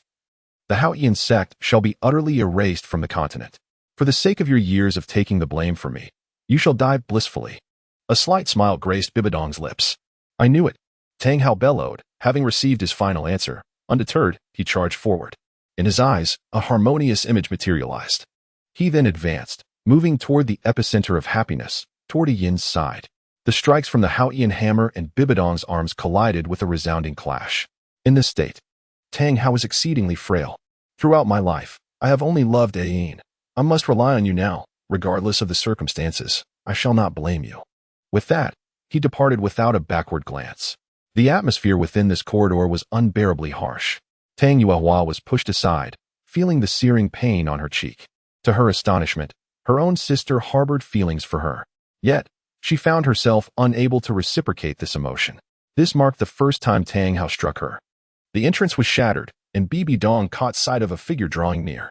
Bi Bidong, our grievances must come to an end. Tang Hao feigned ignorance of her taunts, unleashing the domain of the god of death. Instead of pursuing those who fled, she turned her attention to the rear. Tang Hao had already breathed his last. A few individuals weakly parted their lips, seeking salvation. The battles of the other elders were far from over. She parted her crimson lips and uttered a phrase directed at that retreating silhouette. Yuehua, let us depart, the farther the better. As they traversed the mountain path. In that moment, she felt as though her heart had shattered. If you wish to express your feelings to the other woman, do so. Regardless, I shall not relinquish you. Tang Yuehua gazed at the retreating figure. Do you not already possess the answer within your heart? At this moment, her arms transformed into crescent blades reminiscent of spider legs. Apart from Lin Fan's battlefield, the others continued to be engulfed in combat. This is the inherited soul bone of the Haotian sect. Tang Xiao has already been pinned to the mountain wall by Lin Fan with a single sword strike. These are words that have been buried deep within my heart for over 20 years. Soon, blood gushed forth from Tang Hao, his arm, his leg. After vanquishing Tang Hao, Bibi Dong felt an undeniable sense of exhilaration. Surrounding her were nothing but lifeless bodies. Had it not been for Tang San, he would have long succumbed to despair. At that moment, Tang Hao came to a poignant realization. The Pope commenced her devouring. Bibi Dong, unyielding, unleashed her domain of slaughter.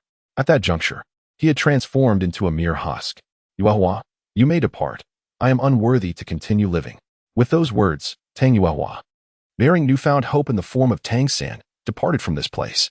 Having previously employed the explosive ring secret technique, he had yet to regain his strength. After more than a decade, it was time to bring this to a close. Bibi Dong remarked nonchalantly. Currently, the elders and my brother are obstructing those individuals. I should not continue to linger in existence. No, how? I shall not forsake you.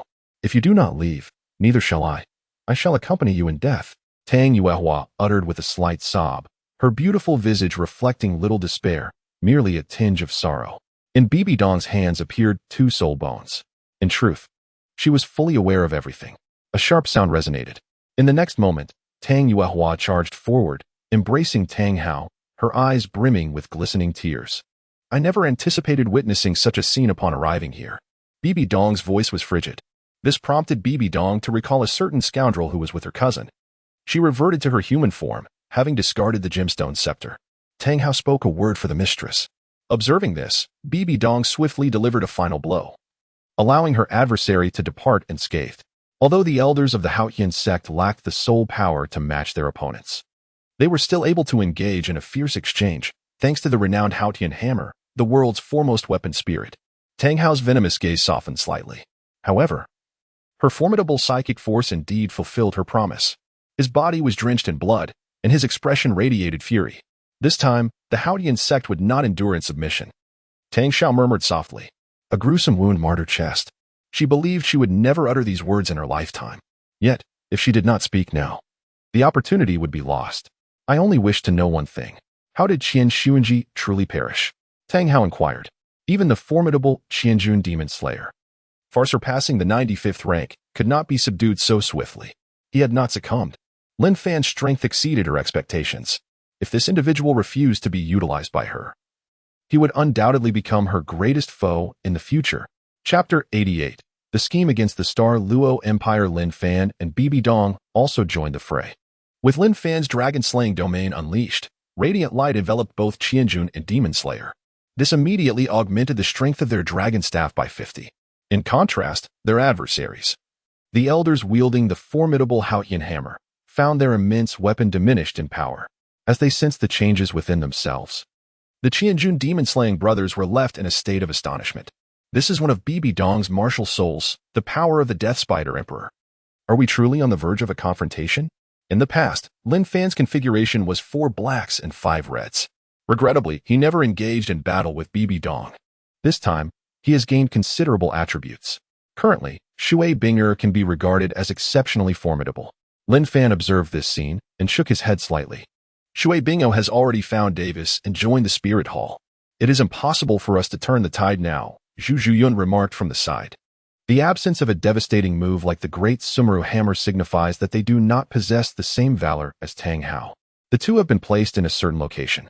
He chuckled, remarking that it was merely a case of mutual benefit. Lin Fan stated, referring to the White Tiger and the Nether Cat. Previously, she had directly abducted Davis and Zhu Zhuyun upon entering the Star Luo Empire. 3 minutes later, the battle among the titled Douluos subsided. Their luxurious attire transformed into the ordinary fabrics worn by commoners. Davis pointed at the woman, intending to say something, but was ruthlessly interrupted. Including her, there were 6 titled Douluos present, yet she still felt a sense of unease. Upon arriving at the location and seeing Davis, the young man appeared as though he had aged a decade, his tone heavy with fear. "Surely you can deduce it with your intellect," Lin Fan retorted. "She is currently in the Spirit City." After acquiring intelligence, Lin Fan proceeded to the location indicated by Xue Qinghe. He has always felt that the opponent merely capitalized on luck to best him. Before departing from the Spirit City, Lin Fan obtained some clues through his previously dispatched subordinates. Xue Qinghe also gasped in astonishment. One was a black spirit ring of 10,000 years, and the other was a red spirit ring of 100,000 years. She harbored great apprehension towards Lin Fan but felt powerless. Then, she knelt before him on one knee. "Xue Qinghe, I assign you your first task. Eliminate him," Lin Fan commanded. That year, he watched as his 10 years of hard-earned reputation shattered. He harbored a deep-seated hatred for Lin Fan. Bibidong also dropped some items, with spirit rings ranging from a century to a millennium in age. Davis could only activate his soul skill to create a protective shield. "I can elevate Douluo, and naturally, I can bring him down. Since he has begun to disobey, I must replace him. I wonder if you are willing?" Lin Fan inquired of Davis and Xue Qinghe. His soul power level is also approaching the 8th rank, since the White Tiger occupies the throne. What could the Nether Cat possibly find impossible? Davis pointed at himself, and at that moment, his heart raced. "Today, I owe you a great debt of gratitude. Without your assistance, capturing the Haotian sect so swiftly would not have been so effortless," Bibidong said with a smile that did not reach her eyes. It remains uncertain what Bibidong is plotting. She attempted to persuade Lin Fan to stay in the Spirit City, but was directly rebuffed. Currently, his spirit ring configuration is 3 black and 6 red. This terrifying configuration leaves one astounded. Lin Fan was just about to demonstrate his prowess. Xue Qinghe's strike failed to penetrate. From Davis's demeanor, Lin Fan discerned that this individual had not forgotten his enmity, unable even to feign a performance. Xue Qinghe's exquisite visage was filled with shock. The elders of the Haotian sect were unaware that the formidable Great Sumera hammer was wielded with the Haotian 9 Absolutes technique. Following this battle, the prominent figures of the Haotian sect were all apprehended, yet this matter remained undisclosed to the public. Previously, Lin Fan had acquired her soul-devouring Spider Emperor's power. "What is your intention in bringing us here?" he inquired. For Tang San's importance was rather trivial, even less significant than that of Old Jack from the Holy Soul Village. "This is the extent of my power," Lin Fan declared. Due to Douluo's mercy, the 2 defeated individuals were not executed but merely confined. "After all, we are still husband and wife," Davis remarked, casting a glance at Xue Qinghe, whose slightly enchanting visage now bore an icy demeanor. Xue Qinghe, however, strode forth resolutely. With that, she launched another attack. In the original narrative, her role was limited, and despite sustaining severe injuries, she only lost 2 levels of soul power. As Lin Fan departed, he maintained communication with Hulaina, relying on her for intelligence regarding the spirit hall. Before him knelt a woman, adorned with 9 rings. As Bibidong inquired whether they would pledge allegiance to the spirit hall, the previously dispatched team of 1,000 soul masters had successfully captured 300 disciples from the Haotian sect. Within the ranks of the Haotian sect, those lacking combat prowess readily knelt, expressing their willingness to join the Wuhuan Palace. They surrendered for the sake of the elderly and children. With Lin Fan's amplification and the weakening of their adversaries, the advantage they had already gained was swiftly magnifying. These individuals are remnants of the Haotian sect that retreated previously. However, just as Davis was about to speak further, the barrier shattered. Lin Fan's assistance reached a temporary conclusion at this juncture. Compared to her past self, Xue Qinghe had not changed significantly. Her alluring figure was obscured by bulky clothing, rendering her appearance somewhat cumbersome. Her attributes had ascended to the pinnacle of ice, and the power of the Ice Phoenix had been fully unleashed. The 6 elders of the Haotian sect were left dazed, while the sect leader, Tang San, fared no better. A day later, the Star Luo Empire was governed by 2 families of soul masters, yet the higher-ups merely said to walk freely. Nevertheless, he had acquired a considerable amount of scraps during this period. The gentle gaze that once characterized him was now filled with lethal intent. With a sneer, he thought, "What can you do?" He dismissed Lin Fan's abilities with a cold scoff. 9 radiant soul rings appeared, showcasing only 2 colors, and blood splattered forth. The only information obtained through Tang San pertained to the age of the soul rings and the level of soul power. "Xue Qinghe, you wouldn't truly intend to kill me." would you? He mused, having acquired numerous items from Bibi Dong, Jiang Emo, Yu Guan, and Tang Xiao. Upon hearing this, Davis's despondent expression shifted slightly, yet soon fell back into shadow. Lin Fan regarded her with a slight nod. Under severe torture, no information regarding their whereabouts had been extracted. My purpose in this world is to engage in the struggle for power. If I lose, I will accept it. However, since I still possess a chance, I shall strive to ascend, Xu Zhuyun declared with unwavering conviction. Davis stood frozen in place, feeling as if she had encountered a ghost. The battle had not yet reached its conclusive end. It was unexpected that the Sword Emperor's domain possessed such an effect. That year, he had been hung outside the city walls as a mark of shame for the Star Luo Empire. Zhuyun, as Davis regained her composure, cast a glance at Xu Zhuyun, inexplicably feeling a pang of heartache. Such a wretched being held little power in his hands. With a swift strike of her razor-sharp claws, Xu Zhuyun carved a deep gash. The finest of treasures was rendered a poison of death. At this moment, Davis approached. Yet he could not bring himself to kneel before an adversary. The man within the barrier was pierced by a sword. Thus, Davis met his demise. Chapter 89. The Little Rogue Emerges. Tang San stepped forth from the City of Carnage. Over the past year, he has endured considerable suffering. During the time Lin Fan was still present, he frequently faced beatings. However, after Lin Fan's departure, his days became significantly more bearable. Observing Lin Fan and Hu Laiina leave the City of Slaughter, Tang San quickened his pace. He had finally escaped this place. Yet, unlike Hu Laiina, he chose to confront the path of hell. Ultimately, he succeeded and acquired the inner core of a 10-headed sun serpent. Upon returning to the outside world, Tang San savored the rarefied air, a smile gracing his face. Shrek Academy. Before Tang San entered the City of Slaughter, he had sought out Yu Xiaojing. He unfolded the note left for him by Douluo Bo. Initially, their conflicts were minimal, but gradually, their discord deepened. Shortly after that incident, your teacher, the master, obtained a blue silver emperor, which he used to amplify and restore the status of Jiangzhu. Lu Erlong, Flender, and several newly joined teachers at Shrek Academy were present. Previously, he had heard the master mention that Tang San had undergone significant changes. He was aware of the other's reputation having plummeted. Yet, the immense power still took Zhao Wuji's breath away. Something monumental must have transpired. Little monster, you cannot enter. In recent years, Douluo Bo has assisted Lin Fan in safeguarding the twin spirits of ice and fire. The higher echelons of Shrek Academy have also sensed these developments. How could he have grown so rapidly? This is the greatest mystery for Tang San. The aura of slaughter, what a terrifying phenomenon. It was only after Tang San regained his composure that he felt a pang of apprehension. By the way, I have something to share with you. This is merely a conjecture. So much has transpired during my absence. This sentence instantly warmed Tang San's heart. Moreover, the fact that Tang Hao was taken away by a mysterious master weighed heavily on his mind. In his perception, Tang San was a respectful and considerate junior, devoted to his mentors and peers. Could that enigmatic swordsman possibly be Lin Fan? Zhao Wuji did not recognize this individual. Yet the sight of the Haotian hammer evoked certain thoughts in him. What on earth is happening? How could the gentle Tang San transform into this current version? Zhao Wuji felt somewhat bewildered. The master is at the royal combat arena of the Heaven Dou Empire, Zhao Wuji declared. He wielded considerable power and prestige. Instantly, Tang San recalled Lin Fan, who had targeted him in the City of Slaughter. Fresh from that ominous place, Tang San had yet to shed the malevolent aura that could influence others. I apologize, little monster. Douluo Bo spoke. Upon hearing this, Tang San's heart ignited with warmth. As for the address Douluo Bo had once given him, it had slipped from his mind.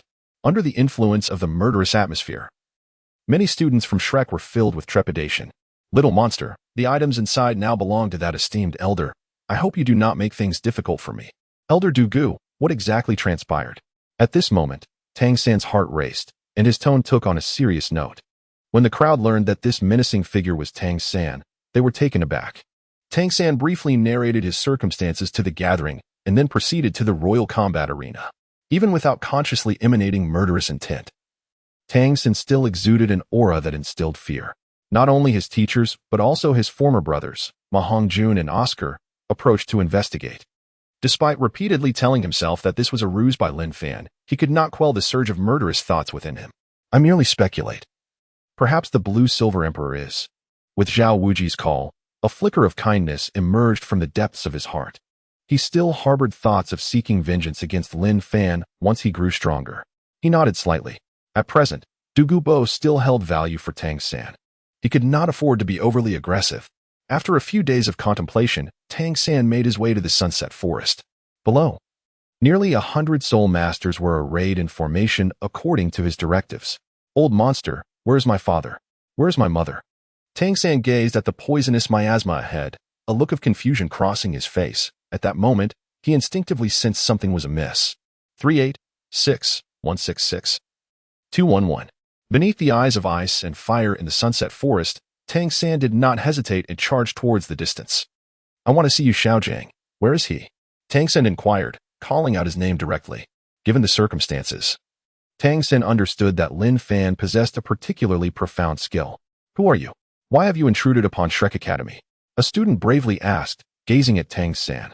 Lin Fan, you seek to sow discord between my teacher and me? That is impossible. Upon encountering the triumphant demeanor of Xue Qinghe, Tang San was reminded of his own past misfortunes. Previously, he had mocked Lin Fan for his lack of worldly wisdom. An ever-growing crowd had gathered around, discussing matters that Tang Hao had entrusted to him. With little time wasted, Tang San arrived at Heaven Dou City, eager to assess the situation. At a critical moment, the formidable Xue Qinghe, having reached the Soul Douluo level, intervened, using the formidable diamond bear to block a powerful strike. One disciple, overwhelmed with fear, felt as though death was imminent. If that is the case, then I shall not spare the celestial herbs within. Tang San pondered, poised to re-enter the eye of ice and fire, only to be obstructed by Douluo. A transformation is possible. After exiting the city of slaughter, he sought solace at Moon Pavilion, aiming to cleanse himself of the past. Is little San here? Xue Qinghe's eyes brightened suddenly, instructing the others to take a respite as he stepped away. Teacher, we shall conclude for today. We need a serious discussion, Tang San asserted, clenching his fists. Inquiring about the assailant under Douluo's guidance, he learned that it was not Lin Fan who had struck. As he spoke, Tang San swung the Haotian hammer down with determination. This individual had already carved a path to his own demise in Tang San's eyes. Xue Qinghe felt an increasing shock. The previously vanished poison mist had re-emerged. How could one so filled with murderous intent disregard even the esteemed Xue Qinghe? Let me in, Tang San demanded, yearning to access the eye of ice and fire, yet faced with resistance. Upon seeing Tang San, Xue Qinghe was taken aback. However, Tang San's thoughts turned to the sacrifices made by his mother, igniting a furious rage within him. I have no desire to be slain by him, Douluo remarked. Standing before Tang San was an elder, the very Douluo who had been threatened by Lin Fan. You are little San? Xue Qinghe cautiously inquired. Yet, Douluo pursued, providing Tang San with an address and recounting events from over 6 months prior in meticulous detail. Upon hearing this, Tang San furrowed his brow, wishing to respond but ultimately fell silent. Even in the presence of Xue Qinghe, his fury brewed, thoughts of slaughter taking root in his heart. However, Xue Qinghe was well regarded in Heaven Dou City and at Shrek Academy. Little San, what on earth has transpired? Do not act impulsively, he continued to soothe. At that moment, Xue Qinghe reveled in his success, training the troops in the martial arts arena, having become an instructor for the Heaven Dou Empire's Soul Master Forces.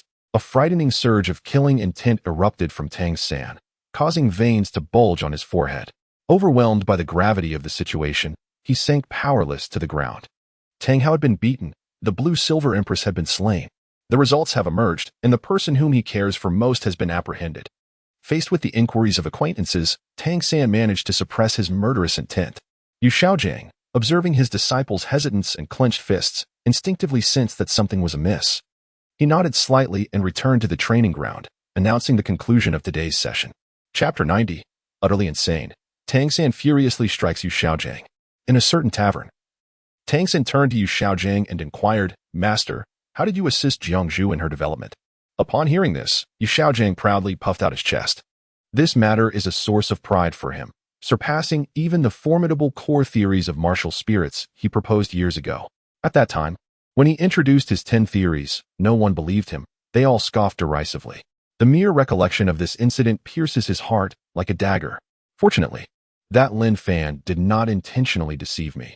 Considering the generous provision of experimental materials, I choose to forgive him, hoping for future opportunities for collaboration. Xue Qinghe said with a smile as he took a sip of wine. Under his research, A hypothesis emerged. Consuming more blue-silver grass may aid in the enhancement of soul power. He suddenly let out a harrowing scream, his complexion turning pale in an instant. Listening to all of this, Tang San could not help but clench his fists tightly. Yu Xiaojiang recounted the journey of his research, his face radiating with pride and satisfaction. This is intended to sow discord between the master and his apprentice. It was the sound of Yu Xiaojiang's plea for mercy. He recalled the day Lin Fan entrusted him with the blue-silver emperor. At that time, his mother must not have been completely deceased. She existed in a weakened spectral state.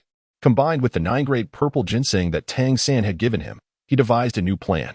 Observing the remorse on Yu Xiaojiang's face, Tang San felt an urge to unleash his fury, yet memories from his childhood flooded his mind. He believed that if this matter were to be exposed, it would shock the world. Hastily, he supported the severely injured Yu Xiaojiang, who had suffered multiple broken bones from his assault. For all this time, he had been unwittingly used as a pawn by others. Previously, he had directed a soul master to devour a plant-type soul beast, resulting in an overwhelming surge of energy that caused the unfortunate demise of the individual, leading to a torrent of public condemnation. As Tang San contemplated these events, he wished that Yu Xiaojiang had hesitated then, which might have afforded his mother a chance at resurrection. Indeed, Tang San had irrevocably sealed his mother's fate. Currently, it was still in the research phase and had yet to be disclosed.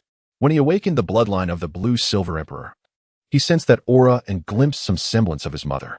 In what Yu Xiaojiang had just uttered, he had genuinely believed that Lin Fan had come to atone, only to discover that there was a trap within. This was all part of Lin Fan's scheme to create discord. I shall not be deceived.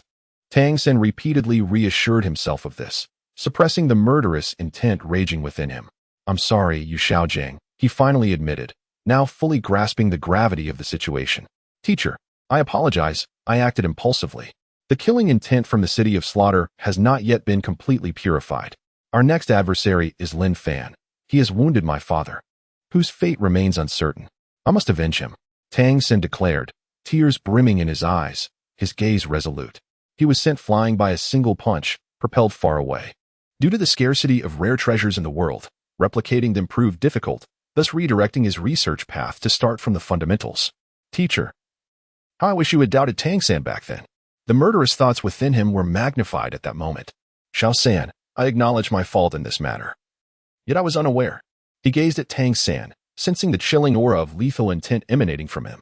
This suggests that, decades or even a century later, there remains a glimmer of hope for resurrection from others. I am uncertain, yet I encountered him in the City of Carnage, where he targeted me twice, seizing the night of the bright moon on the 24 bridges that you gifted to me. I have also heard of his rising prominence in the Heaven Dou Empire. I intend to journey to the Star Luo Empire to seek out Big Brother Dai, to join forces against Heaven Dou and Lin Fan, Tang San declared with unwavering determination. However, all of this may be too late. Is this truly excessive? At this moment, Yu Xiaojiang's admiration for Lin Fan had completely evaporated, replaced instead by a surge of anger. He cast a conflicted glance at the disheveled man, unsure of how to confront this figure who was both a mentor and a fatherly presence. Yu Xiaojiang yearned to replicate the path to success, thus turning his gaze toward the gentle energy of plant-type soul beasts. Yet, in his euphoric state, he had failed to foresee such possibilities. Moreover, Tang San had never divulged the matter of his mother's resurrection. Everyone believed that the blue-silver emperor was irrevocably gone. At this moment, Yu Xiaojiang finally comprehended why Tang San did not smile when he recounted his own tale. This surge of murderous intent can strengthen the realm, yet it may also manifest as a detrimental influence upon oneself. Despite his formidable mental fortitude, he ultimately pales in comparison to his counterpart from this time and space. Yu Xiaojiang pondered briefly, then nodded slightly.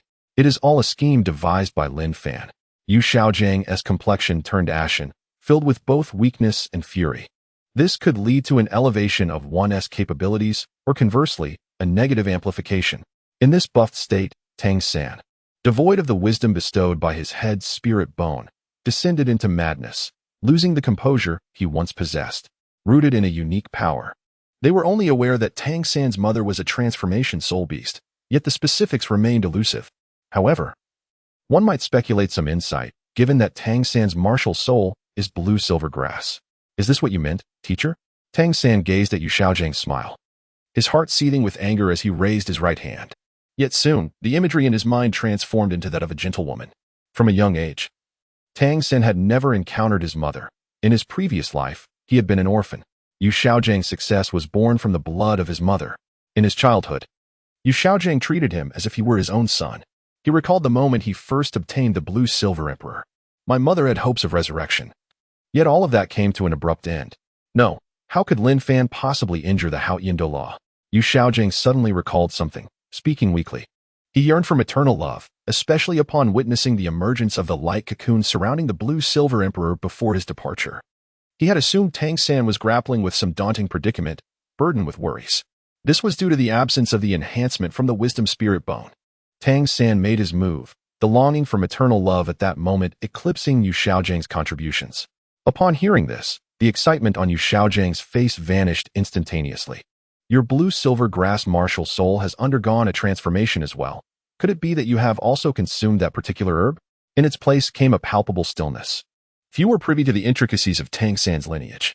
Initially, Yu Xiaojiang had focused his research on enhancing spirit rings, but due to Lin Fan's reticence, he shifted to the theory of martial soul evolution. The transformation was indeed profound. The changes in Jiangzhu merely resulted in a golden line appearing on the healing staff. Yu Xiaojiang was elated, completely oblivious to Tang San's grim expression. He understood what Tang San had been engaged in prior, yet was at a loss for words. Little San, this matter is my fault. I will surely assist you. Indeed, it is precisely so. It is the harmonious energy of the Blue-Silver Emperor that enabled Jiangzhu's evolution. As for the grievances, are they not merely a series of entanglements? However, later, upon receiving the Blue-Silver Emperor from Lin Fan, Jiangzhu successfully underwent an enhancement, leading to a transformation of her martial soul, akin to that of the Blue-Silver Emperor. When Tang San initially approached him, he had not disclosed the matter of the Blue-Silver Emperor altering its bloodline, thus he remained oblivious to it. Having vented his emotions, his murderous intent was eventually subdued by his mental strength. And the Blue-Silver Emperor that you acquired, dear teacher, is indeed my mother who may yet be resurrected. Tang San articulated the truth word by word. He lay on the ground, curled up like a shrimp, with remnants of food lingering at the corners of his mouth. The process of enhancing through plants necessitated the consumption of both the living and the dead. Once deceased, the essence dissipated. For plant-type spirit beasts are not medicinal but rely on the vitality of the living to encapsulate their essence and power. Yu Xiaojiang had, in a sense, indirectly caused the death of his own mother. Yu Xiaojiang did not evade. Without any remaining spirit, the Blue-Silver Emperor would merely be a worthless weed, marginally superior to ordinary blue-silver grass. Yu Xiaojiang was using his mother's life to validate a singular notion. He, too, wore an expression of distress, his heart heavy with guilt. Tang San's eyes glowed crimson. Having slaughtered 900 individuals in the city of slaughter, the aura of his killing intent was terrifying. His mother had left no seeds behind. The relentless sounds of pounding were interspersed with the crack of bones and Yu Xiaojiang's anguished cries. I did not consume it. For the blood flowing within me is that of the Blue-Silver Emperor. Yu Xiaojiang's resistance proved futile, ultimately resulting in a frenzied beating at the hands of Tang San. The image of Yu Xiaojiang's earlier smugness lingered in his mind, acting as a catalyst that ignited his murderous wrath. Yu Xiaojiang displayed a look of confusion, but upon seeing the small grass with faint golden patterns, his expression shifted dramatically. Yet, the theory of martial soul evolution had brought him fame. At this moment, Yu Xiaojiang was no longer exhilarated. Tang San continued to strike, regaining a modicum of clarity. Upon witnessing the plight of the one he revered most, he felt a surge of compassion. The more he pondered, the more agitated Yu Xiaojiang became. However, all of this shattered. After a minute of releasing a torrent of rage, the bloodlust in Tang San's eyes was abruptly awakened by a soft call. To his astonishment, Lin Fan proved to be so ruthless. Was it merely a trivial matter? Yet, he acted with such severity, and this must come at a price, declared Yu Xiaojiang. However, before I depart, I must make a trip to Yuxian. Chapter 91. The frozen forest. Tang San's nightmare was just beginning. Following the address left by Tang Hao, the next day, Tang San arrived at the Moon Pavilion. Upon his arrival, it was not long before a somewhat haggard yet beautiful woman approached him. Her complexion bore the marks of suffering, having lost her family and her beloved. Despite her profound composure, she could not conceal her anguish. Ultimately, she was unable to escape a certain truth. Tang Yuehua ushered Tang San into the VIP room of the Moon Pavilion. where she recounted all that she knew about Tang Hao and the Haotian sect in meticulous detail. At that moment, even if she were to suffer a broken bone, she could heal within a minute. After offering a few reminders to her subordinates, she departed with Yi Lingling and Luo Yue towards the frozen forest. Lin Fan took Yi Lingling to meet her parents. Yi Lingling's healing abilities had reached an astonishing level. Under Lin Fan's tutelage, she had become remarkably formidable, surpassing the achievements of the previous generation's 9-heart begonia. Great! Yi Lingling exclaimed with excitement. After a brief moment, Tang San slightly raised his head, his eyes brimming with a murderous intent. The aura of death around him was swelling. She surveyed her surroundings with great curiosity. In the original tale, Oscar's place for training was the primitive forest outside of Winter City. Is it true that there are soul beasts in this forest that are 10,000 years old? Brother City Lord, what do you think? Luo Ware, recalling some rumors circulating in the city, said nervously. He assured Tang Yuehua that he would not act recklessly. At this moment, Tang San felt a sense of despair. Fortunately, I have some free time lately. Let us venture into the frozen forest, Lin Fan suggested. Surely, these cannot all be mere legends? Poison, the crafting of hidden weapons, and techniques of stealthy strikes. Luo Feng had already ascended to the rank of a 32nd level soul master, and his rapid advancement was undoubtedly aided by the Xiantian skill. After all, she possessed the Xiantian skill and had methods for cultivating mental fortitude. However, upon acquiring his third soul skill and forging a contract with the canon, he soared to new heights. By casting the materials into his refiner's cauldron and expending merely half of his soul power, he could effortlessly create a seamless cannon. It is a pity that the refiner's cauldron cannot ensnare enemies. Otherwise, with its terrifyingly high temperatures, even a soul saint would be refined within. In contrast to Luo Feng, there was Luo Yue. Although these items have lost their significance for him, they still offer considerable enhancement for the average individual. This was her first venture into such a perilous realm. Luo Yue's second soul skill had already manifested anomalies. He departed from Tiandou City, heading towards the Stardew Forest. Luo Feng's progression remained steady. Initially, he could only forge sword blanks and arrowheads. He instructed Lin Fan to keep a vigilant watch over the restless little kingdoms in the extreme north. Unlike her time at the Tuoba family, she now resembled a normal person. In the northern frontier, Tang San nodded, his murderous intent difficult to contain. However, they could not delve any deeper into more specific matters. At present, they had yet to uncover any abnormalities. Lin Fan had returned to his fief during these days, and naturally, he did not remain idle. He had dispatched Xue Qinghe and Yi Lingling, who were stationed as spies in Shrek Academy, to relay information about Tang San's return. Was it the Spirit Hall? It had already been several years since then. Subsequently, he wrapped a strip of white silk around his head and donned a mourning attire. He did not wish to wash away the past. Instead, he intended to harness the murderous intent that had influenced him thoroughly. Even as Qian Renxue operated, in the end, the Snow Knight still adopted the idea put forth by Xue Qinghe. Upon hearing all that had transpired, Tang San stood frozen in place, his expression rigid. He was just about to search for a soul ring. In just over a month, Zhu Zhuyun had mastered much. At this moment, Lin Fan was in a place known as the Refining Institute.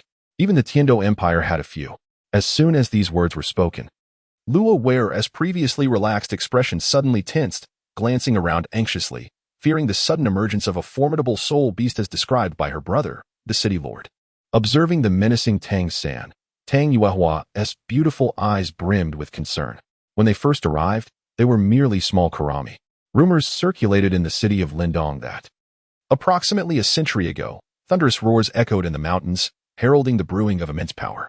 The earlier incident in Gingxin City had greatly benefited the Tiandou Empire, leading to the assimilation of those blacksmiths from the Blacksmith Association. There are but 2 individuals present. Under the whimsical imagination of Yi Lingling, she facilitated the contract of potions for Luo Yue. Originally, he was to be summoned back to Tiandou City to serve as a royal guard. Yet he was thwarted by Xue Qinghe. Dear child, your father's final words were to witness your growth. You must not act impulsively. Recently, she had only just reached level 30. The young girl was clad in a thick cotton coat, her fair complexion slightly flushed.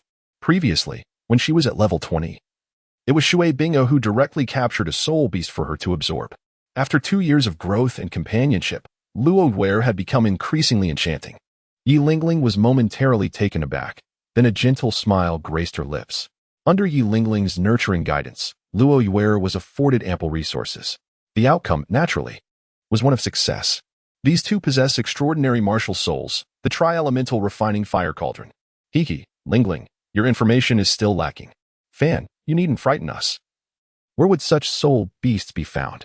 If they truly existed, the Spirit Hall and the upper three sects would undoubtedly take action. To my knowledge, none of them have explored this area. Yu Lingling wore an expression of disbelief. However, her brother, Luo Feng, could not share her skepticism, indicating a certain divergence between the siblings. These two individuals are the siblings that Lin Fan initially abducted from the Tuoba family. The Nine-Heart Sea Tang is indeed the most formidable healer. It truly lives up to its legacy as a genuine inherited martial soul. In this realm, 10,000-year soul beasts are not uncommon, and numerous soul master mercenary groups abound. In recent days, Lin Fan has been instructing Zhu Zhuyun on various tasks while imparting the secrets of the Tang sect's hidden weapons. The extreme northern region, characterized by its bitter cold, also harbors an expanse of desolation. A young girl with a sweet visage and a slender form approached Lin Fan. However, as she finished speaking, she observed Lin Fan nodding in acknowledgement ahead. Indeed, in this place, 100,000-year soul beast could only be regarded as insignificant. There was at least one soul beast here that had reached the age of 500,000 years. My father has passed away. He had only spent a year honing his skills in the City of Slaughter, and how could such a momentous event transpire outside?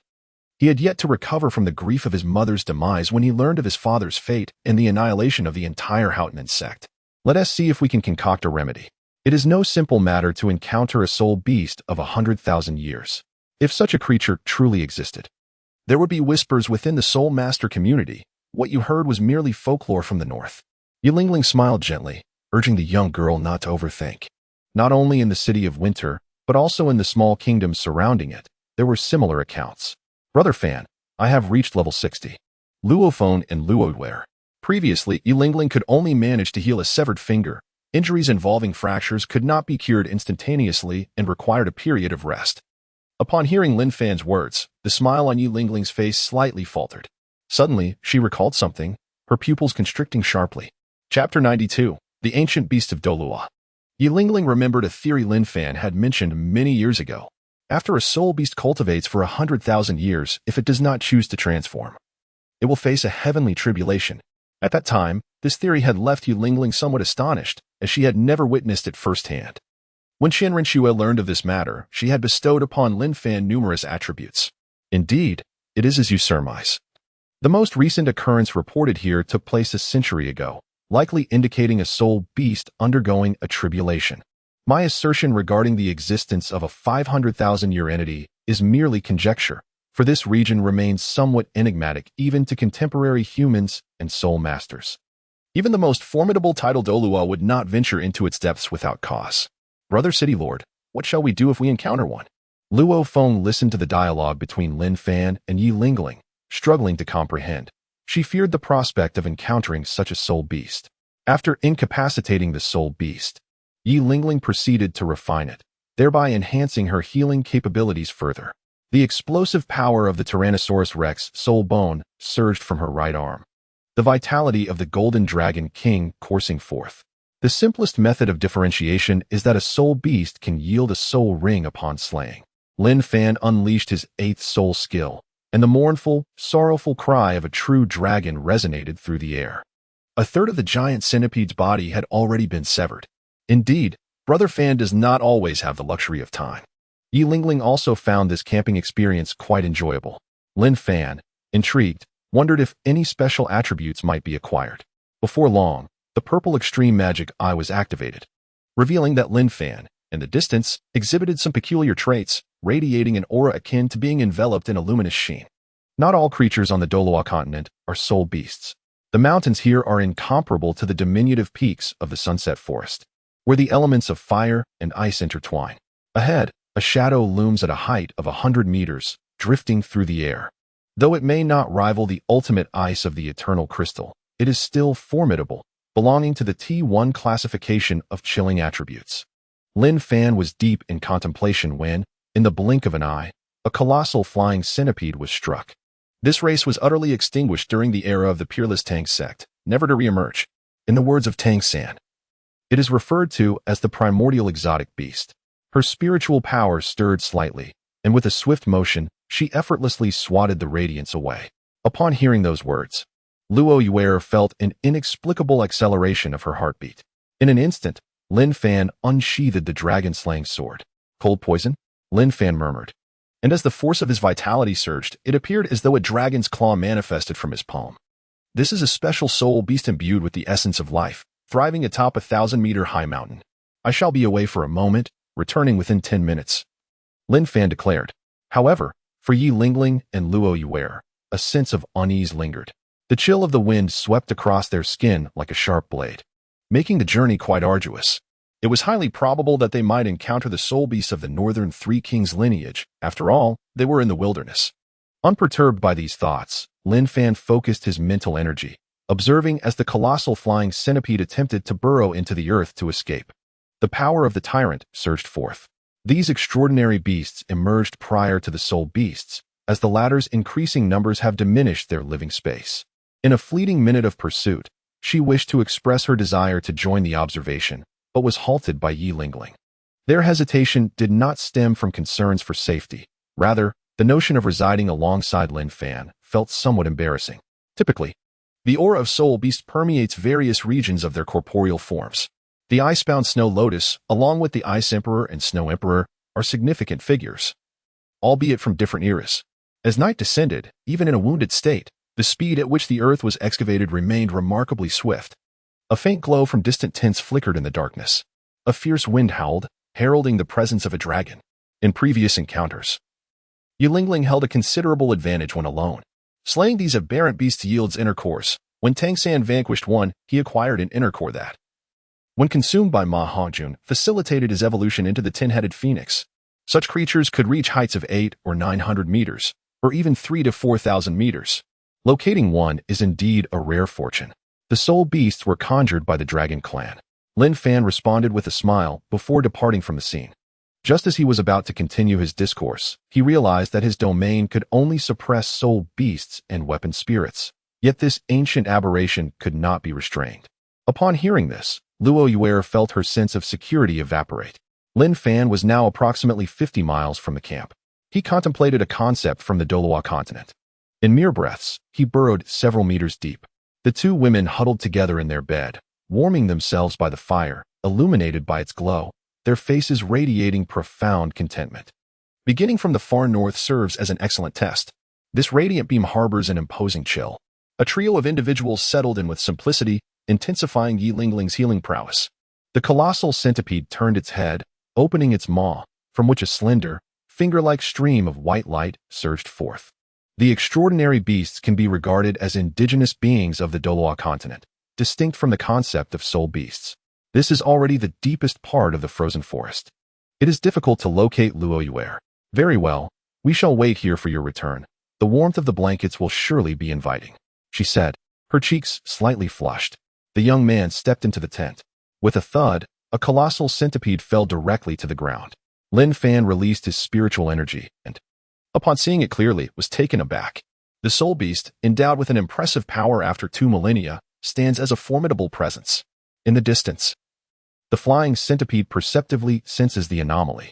Following the faint signal in his mind, it soars into the darkness.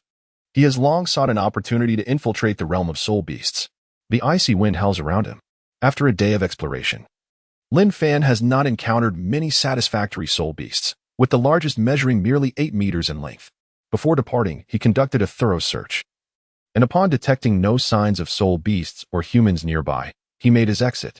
Lin Fan's spiritual energy now radiates outward, bolstered by the addition of the 6th soul ring, which slightly compensates for his previous shortcomings in group healing.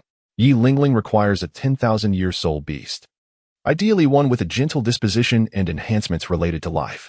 Suddenly, ice crystals come hurling toward him. Could it be a strange beast? To his surprise, the aura of the flying centipede remains undiminished, instead surging with even greater intensity as it desperately flees. The dragon's slashing domain erupts instantaneously. He finds this situation rather agreeable, though he muses that occasional camping might also be enjoyable, albeit with safety concerns. Luo Yuer exhales a puff of white mist, soaring towards the snowy mountain range. He grasps the part of the centipede still exposed to the outside world. However, the flying centipede is different. Its aura is faint, and under Lin Fan's formidable spiritual probing, he discerns its power is concentrated at a specific point in its body. As night falls, tents are erected. He senses an aura reminiscent of a soul beast, one that seems of great significance. The massive centipede, weighing heavily and writhing in frantic struggle, is forcibly extracted from the ground by Lin Fan. It is a centipede, a flying centipede. Though aware of the myriad strange creatures in the Douluo Continent, he is astonished to encounter such a being. Lin Fan clearly perceives that this creature differs from ordinary soul beasts.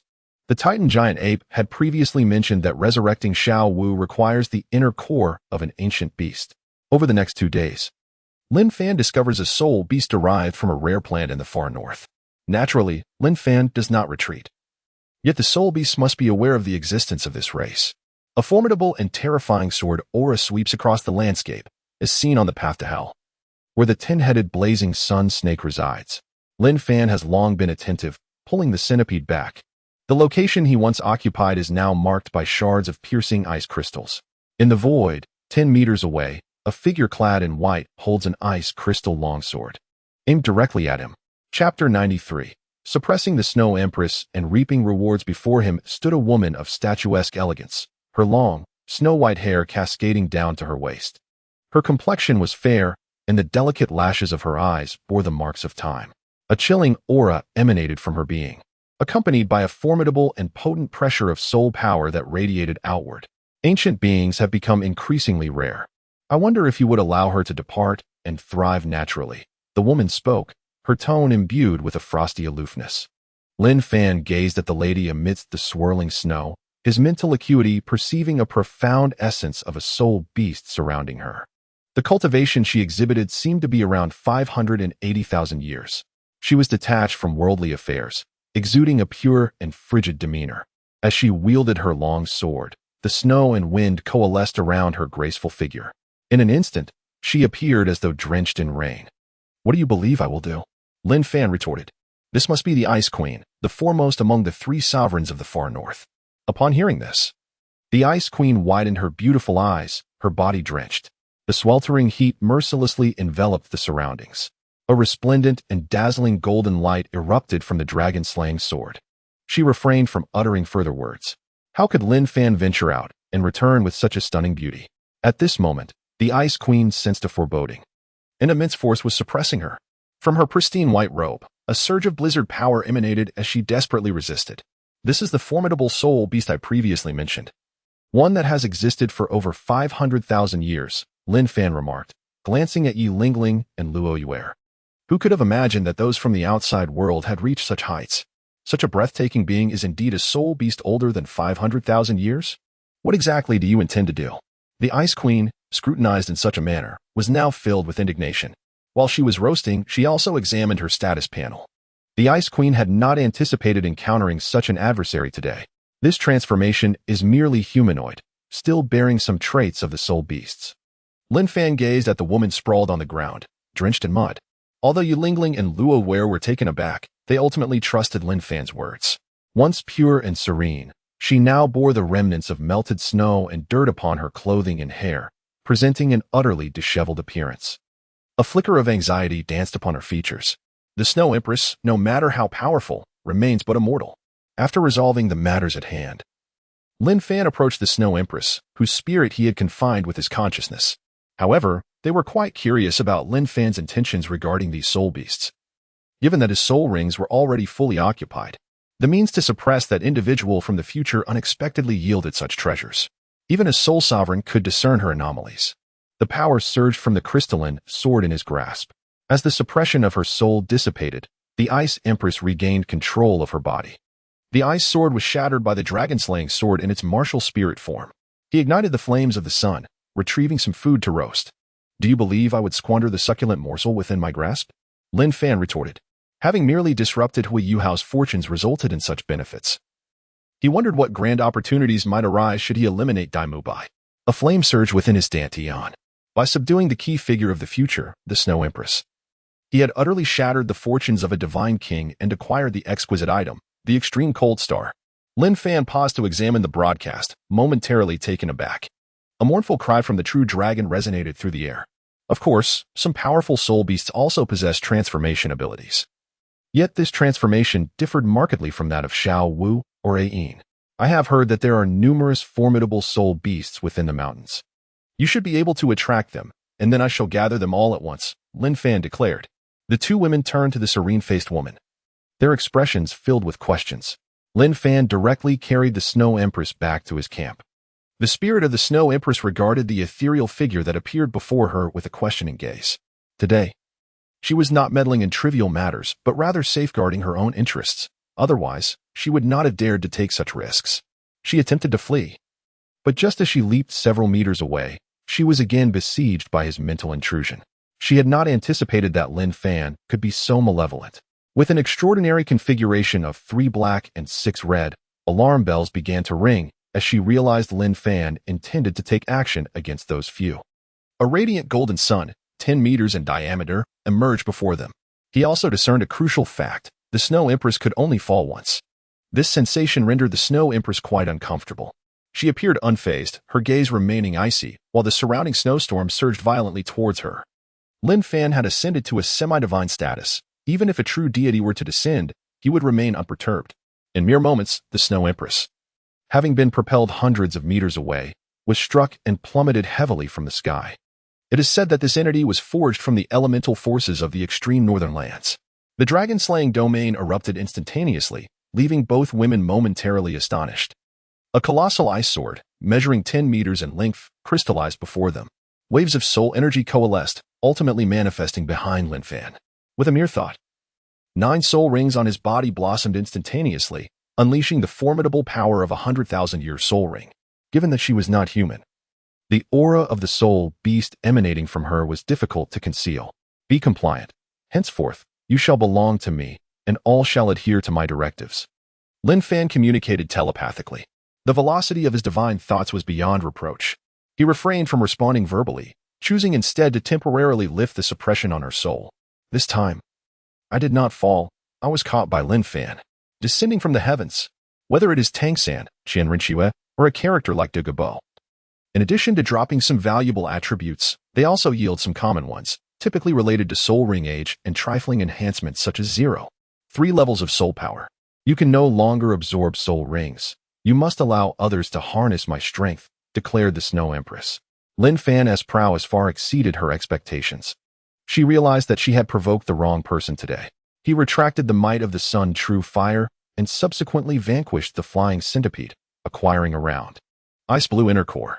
Within her sea of consciousness, the Snow Empress wore a despondent expression, with a thunderous roar. The exceptional attribute, sun true fire, was the very one she had previously obtained from Qin Renxue. Yet, Lin Fan remained unperturbed. In past encounters with individuals of this era, the wind and snow that approached would simply melt upon contact. A colossal ice sword clashed against Lin Fan's dragon-slaying sword. No, that woman does not seem to be human. The Snow Empress was not a transformed soul beast. Her race was humanoid, known as the Ice Sky Snow Maiden. A hand made of ice and snow, spanning several meters. Struck down with overwhelming frigid power, seemingly capable of freezing human blood. Accursed human. The Snow Empress gritted her teeth, her entire soul power sealed by Lin Fan's might, rendering her as helpless as an ordinary person, unable to summon her icy abilities. A surge of soul power erupted, casting away the grime that clung to her. What do you intend to do? Lin Fan did not pursue. He merely cast a strand of divine thought. The few snowflakes lingering in her white hair also dissipated. Upon reaching the camp, the dreadful heat melted the frost upon the Snow Empress's eyelashes. The woman extended her hand from afar. When Lin Fan had previously defeated the Snow Empress, attributes had been dropped. He temporarily allowed the Ice Empress to reside with the two women, while he ventured to a makeshift camp established in the outside world. The snow-white robe clung to her delicate form, perfectly reflecting her graceful curves. Without hesitation, she soared into the distance. Even the cold Ice Empress bore a grave expression at this moment. However, the Snow Empress had only dropped once. Is it not the case that beings not meant to exist in this era can only drop once when they make an appearance? Chapter 94, The Snow Emperor's Command. The dual kings of the Frigid Star level, divine artifact material ability, core of extreme cold power, suitable for forging artifacts imbued with frost attributes. Lin Fan was elated. This was the second divine material he had acquired. The first had been the solar mother gold obtained from Qian Renxue. He accepted this material with the intention of crafting a semi-artifact in the coming days. The following day, a murderous intent surged within his emerald gaze as he accompanied Luo Ware in search of the soul ring she required. Her long, verdant hair flowed gracefully. The continent was home to numerous healing soul masters, whose prowess surpassed that of traditional medicine, resulting in a scarcity of those who specialized in this field. The Snow Emperor expressed a hope that Lin Fan would not exploit her to draw out other soul beasts. A snow-white scorpion, adorned with emerald stripes, stood before him. "From this day forth, you shall heed my command," Lin Fan declared. The scorpion's uniquely shaped head and its nearly 10-meter-long, curved tail boasted a lethal stinger. Exuding a chilling aura, this creature was the third among the three kings of the extreme north. A snow leopard darted swiftly, its speed akin to a white lightning bolt. Initially, the tri-fire refining cauldron was only capable of forging the embryonic forms of weapons. Just as he finished speaking, the scorpion entered a frenzied state, charging away at an alarming speed. The Snow Emperor's expression shifted as her gaze turned toward the distance. "What has transpired?" inquired a colossal scorpion, measuring 5 meters in length, its body entirely snow-white with emerald stripes. However, she was uncertain about the method of alchemical refinement. The Titan Snow Demon King conveyed the intelligence received from his subordinates. They, too, were preparing to depart. Within the snowy mountains, Lin Fan's roar immediately provoked a tumultuous response. Yet, it was certain that the soul weapon crafting would prove quite effortless. Subsequently, a 10-meter-tall beast rose to its feet. Luo Ware's second soul skill, alchemical extraction, focused on deriving the essence from medicinal concoctions. Lin Fan remained composed, providing no explanation. Was it truly a fortunate circumstance for soul beasts to fall into human hands? The ground trembled, a formidable presence drawing near. Residing in the vicinity, she could not ignore such disturbances. After dedicating some time, Lin Fan successfully aided Luo Ware in locating her third soul ring. Her striking features and skin, smooth as jade, were accentuated by the emerald patterns on her cheeks. "What are your intentions toward them?" The Snow Empress cast a glance at Lin Fan. Her beautiful eyes ignited with a flicker of fury. In her past life, after failing her tribulation and transforming, she was captured by humanity, sold from one hand to another. Thus realizing the treachery of human hearts, Lin Fan had no choice but to immobilize the woman forcefully. Her vigilance was palpable as she regarded him with suspicion. Her pincers were enormous, adorned with a layer of white ice crystals, appearing incredibly formidable. She had assumed a human form, her stature modest at around 1.60 meters, exuding an unexpected charm. A soft chuckle escaped Lin Fan's lips as he tightened his grip around the Snow Empress's waist. An avalanche was about to erupt. The creature approached swiftly, causing the ground to tremble violently, prompting some slumbering soul beasts to flee in panic. Not long after, as Lin Fan felt the softness of the woman's delicate form, he could detect a deep sense of alarm reflected in the beautiful eyes of the Snow Empress. He extended his arms, enveloping her in his embrace. She had anticipated that Lin Fan would propose some conditions, yet this was all? No. Why would this human conspire with soul beasts? Not only her, but a throng of approximately 1,000 soul beasts accompanied him, most of which possessed extreme cold attributes. No. The Snow Empress discerned the Ice Emperor's intentions and quickly interjected to prevent it. Yi Lingling, being a healer, possessed some knowledge of medicine, and she could be entrusted with nurturing Luo Ware. A favorable turn of events? There, a massive scorpion was drawing near. "Master, the Snow Empress has been captured. Titan Snow Demon King, your actions yield no benefit. I shall ensure you do not succeed in the future." The glimmer of tears appeared in the Snow Empress's enchanting eyes, rendering her a vision of sorrow and fragility, evoking a profound sense of pity. Upon realizing he had caught the bait, Lin Fan swiftly grasped the Snow Empress's tender hand, positioning her protectively before him. Soon, Lin Fan carried the Snow Empress deep into the frigid heart of the northern forest. The myriad soul beasts here far surpassed the cultivation of an outsider like Lin Fan. The Ice Emperor cast a fierce glare at Lin Fan. "You may consider it a fortunate occurrence," Lin Fan pondered before speaking. The number of soul beasts could indeed incite a small-scale beast tide. However, after refining medicine with her second soul skill, Luo Ware discovered that her third soul skill manifested two distinct effects. Upon learning of Lin Fan's nefarious schemes, the Snow Empress resolutely refused to yield. She struggled desperately within her consciousness, exclaiming, "You scoundrel! Do not proceed with this. Do not harm the innocent. I will cooperate with you." Now that all parties were present, She decided to articulate her demands. Throughout their journey, Lin Fan had neglected to answer her inquiries or acknowledge her pleas, which left her feeling quite distressed. Before long, a snow-white mound began to stir. After arranging for the two women to acquire their soul rings, she surveyed her surroundings, and a sorrowful expression crossed her exquisitely beautiful face. Born in the mountains, the Snow Empress was a sovereign here. Yet, in the world of soul beasts, there was little room for deceit and manipulation. Conflict was the norm for those unwilling to submit. "Release her, you wretched human," the Ice Emperor declared in a voice as frigid as a sharpened blade. Lin Fan immediately recognized her.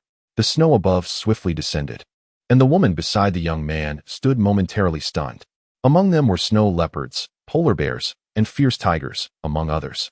This is known as leveraging the emperor to command the lords. A colossal figure emerged in the distance. The Snow Empress is no exception, as the number of alchemical formulas in the Douluo Continent is quite limited, even for sacrificial offerings. Lin Fan was about to commence his fishing endeavor. At this moment, the Ice Emperor also caught sight of the Snow Empress and Lin Fan.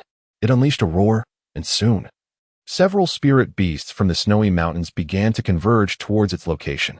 At this point, Lin Fan had restored control of his body to the Snow Empress. Witnessing this scene, the Ice Emperor was infuriated. As this declaration was made, the intense, frigid power emanating from the Ice Emperor began to recede. After merging, Luo Ware's third soul skill acquired two distinct directions. She sealed herself away, akin to a piece of wood, refraining from any communication. A thunderous roar reverberated, causing the ground to tremble slightly, much to Lin Fan's astonishment. This must be the Ice Emperor, the second among the three kings of the far north. The Ice Blue Emperor Scorpion. The aura emanating from the Ice Emperor is that of 290,000 years. Some soul beasts have retreated. It remains uncertain whether they have departed to relay information. The snow-capped mountains. This response left the Snow Emperor somewhat bewildered. The snow leopard let out a roar. Yet the Snow Emperor had already surmised who else was approaching. "What do you desire from us?" inquired the Ice Emperor. "I require you to accompany me southward to conquer the Star Dou Forest," Lin Fan proclaimed. Chapter 95, Subjugating the Three Kings of the Far North and Forging the Extreme Cold Banner. Lin Fan's words instantly plunged the Snow Emperor, Ice Emperor, and the Titan Snow Demon King into a profound silence. They were not entirely uninformed regarding the other spirit beast forests, but direct engagement had yet to occur. The Star Dou Forest, shrouded in mystery, offered little hope of success even if we were to confront them, the Ice Emperor bluntly remarked. She had heard tales of true dragons residing within that region of the Star Dou Forest. For spirit beasts, true dragons wielded an absolute suppressive force over them. Thus, an entire night was spent imparting the soul absorption technique. Lin Fan refrained from further comment, merely directing his gaze towards the Snow Emperor. Once the first beast god emerged, it would continually assist the lineage of spirit beasts in the ascension of more beast gods. No, that power will absorb the flames. If I cannot stabilize the flames within the cauldron, such a situation will arise, Luo Yueter stated. This is a luxury beyond the reach of any soul beast. So, why do you confront the Star Dou Forest? Subsequently, Lin Fan will harness the power of faith to transform this weapon into a true divine artifact. At present, he has not ventured forth to undergo training, nor does he possess a strong desire for advancement. Lin Fan is aware that the divine realm harbors numerous formidable formations. Since he does not acquiesce to the divine realm and intends to wage war against it, preparation is undoubtedly essential. He cannot be compared to the Ice Emperor or the Snow Emperor. The Snow Emperor refrained from further comments, seemingly having gained no benefits, rendering the endeavor a mere waste of time. It can be said that this is an excellent material for resisting the forces of extreme cold. Once the two sides merge, it will ensure that power does not dissipate. Threads of extreme cold. Do not be hasty. You are not mere tools. If you comply, I can grant you the opportunity to ascend to divinity, Lin Fan stated calmly. This piece of cloth possesses the ability to contain the frigid power, preventing its escape. It essentially embodies the narrative of coexistence between humans and soul beasts. Lin Fan examined the items that had fallen. Since the emergence of the soul beasts, there has been no record of a soul beast ascending to become a beast god. Now is not the time for you to act. You may temporarily withdraw, Lin Fan stated. Even when soul beasts transform into human form and tread the divine path, none have ever succeeded. Could there be a true deity who will intervene to thwart us? The Snow Emperor inquired with uncertainty. The cloth capable of harnessing the power of the frigid star is exceedingly formidable. This is a piece of fabric woven from the silk produced by the legendary ice silkworm, which possesses the ultimate power of frigid cold. I would rather perish than serve as your weapon, declared the Snow Empress resolutely. It seems I must impart some strength to you. Lin Fan gazed at Luo Wei, sensing the promising potential of her martial soul. He combined the frigid heart and the frigid silk he obtained from the Snow Empress. This rule is utterly inconsequential. Tang San's refusal to allow soul beasts to attain divinity deprives them of any opportunity to ascend. As for the issue concerning the Snow Emperor, Lin Fan cannot assure anything at this moment. This is merely the beginning. As more are crafted in the future, a formidable divine-slaying array may be assembled. After incorporating the soul-devouring power, Luo Wei found herself overwhelmed, her martial soul shattering. Indeed, when I employed my third soul skill, I merely needed to infuse it into my refined fire cauldron, Luo Wei remarked. Although he did not strike the Ice Emperor, he still received a reward. However, the Titan Snow Demon King did not receive any accolades. Only those with unique martial souls possess the ability to assist others in restoring their soul power. The Extreme North Three Kings listened to Lin Fan's proposed path, finding it rather intriguing. Naturally, the Ice Emperor and Snow Empress, who followed Hui Yu how to divinity, dared not act recklessly. While Luo Wei was concocting medicine, Lin Fan directly infused Bibi Dong's soul-devouring power into the mix. His soul skill bore some peculiarities. It is said that over 1,000 years ago, someone attained divinity upon the sea, capable of swiftly healing their own injuries. Yet, this young man audaciously proclaimed that he could grant them the chance to achieve godhood. Lin Fan named it the Extreme Cold Banner, by merging it with rare divine materials. This banner has now become akin to a semi-divine artifact. At present, she is under Lin Fan's control, her autonomy no longer in her hands. 386-166-211. After all, this fellow was not significant during the era of the peerless Tang sect. Is it truly so easy for a deity to manifest? Yet, Lin Fan held not a shred of belief in this rule. Luo Wei dubbed it the Luo Ling Pill. Having lived for so many years, she had naturally heard tales of the divine. Isn't this utter nonsense? This formidable power has given rise to a unique technique known as the soul absorption method. The flagpole is crafted from a blend of solar ore, ensuring its resilience. Those who consume it, once weakened, will find themselves revitalized, standing tall once more. Yet, it merely represents a distinction between dying sooner or later. In the annals of history, one could say that Hui Yuhao was endowed with numerous advantages. It sounds quite plausible indeed. However, the current Oscar has strayed from his original developmental path. This is a banner. Thus, under the imprint of Lin Fan's consciousness, are they treating their soul beasts as mere playthings? Observing the fury etched upon the icy visage of the Ice Emperor, Lin Fan briefly articulated his thoughts. On their return journey, he reflected on the original narrative, wherein the sea god repeatedly transgressed rules to assist Tang San against Bibi Dong. Could the power of Yi Lingling be intertwined? Lin Fan expressed his surprise. Upon returning to Winter City, Lin Fan listened to the reports from his subordinates. If he could subdue the Snow Emperor, it would equate to conquering the other two sovereigns. Presently, he served as an instructor within Shrek, possessing a soul power of merely 52 levels. Particularly noteworthy was the formidable Golden Fly soul skill.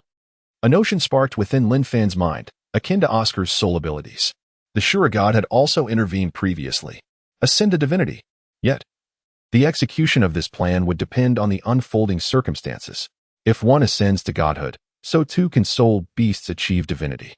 Lin Fan had long orchestrated events behind the scenes, anticipating chaos to ensue.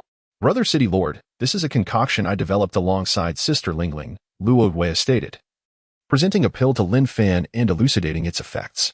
The item dropped by the Ice Emperor was also a semi-divine grade material. After reaping the rewards, Lin Fan intended to return to Winter City to assess the situation. Utilizing a plethora of gentle medicinal herbs, combined with the data on Yi Lingling's 9-heart sea tang, he crafted the pill. When crushed, its mild properties could mend severed limbs. Engaging in conflict with the other soul beast forests would inevitably lead to grievous casualties.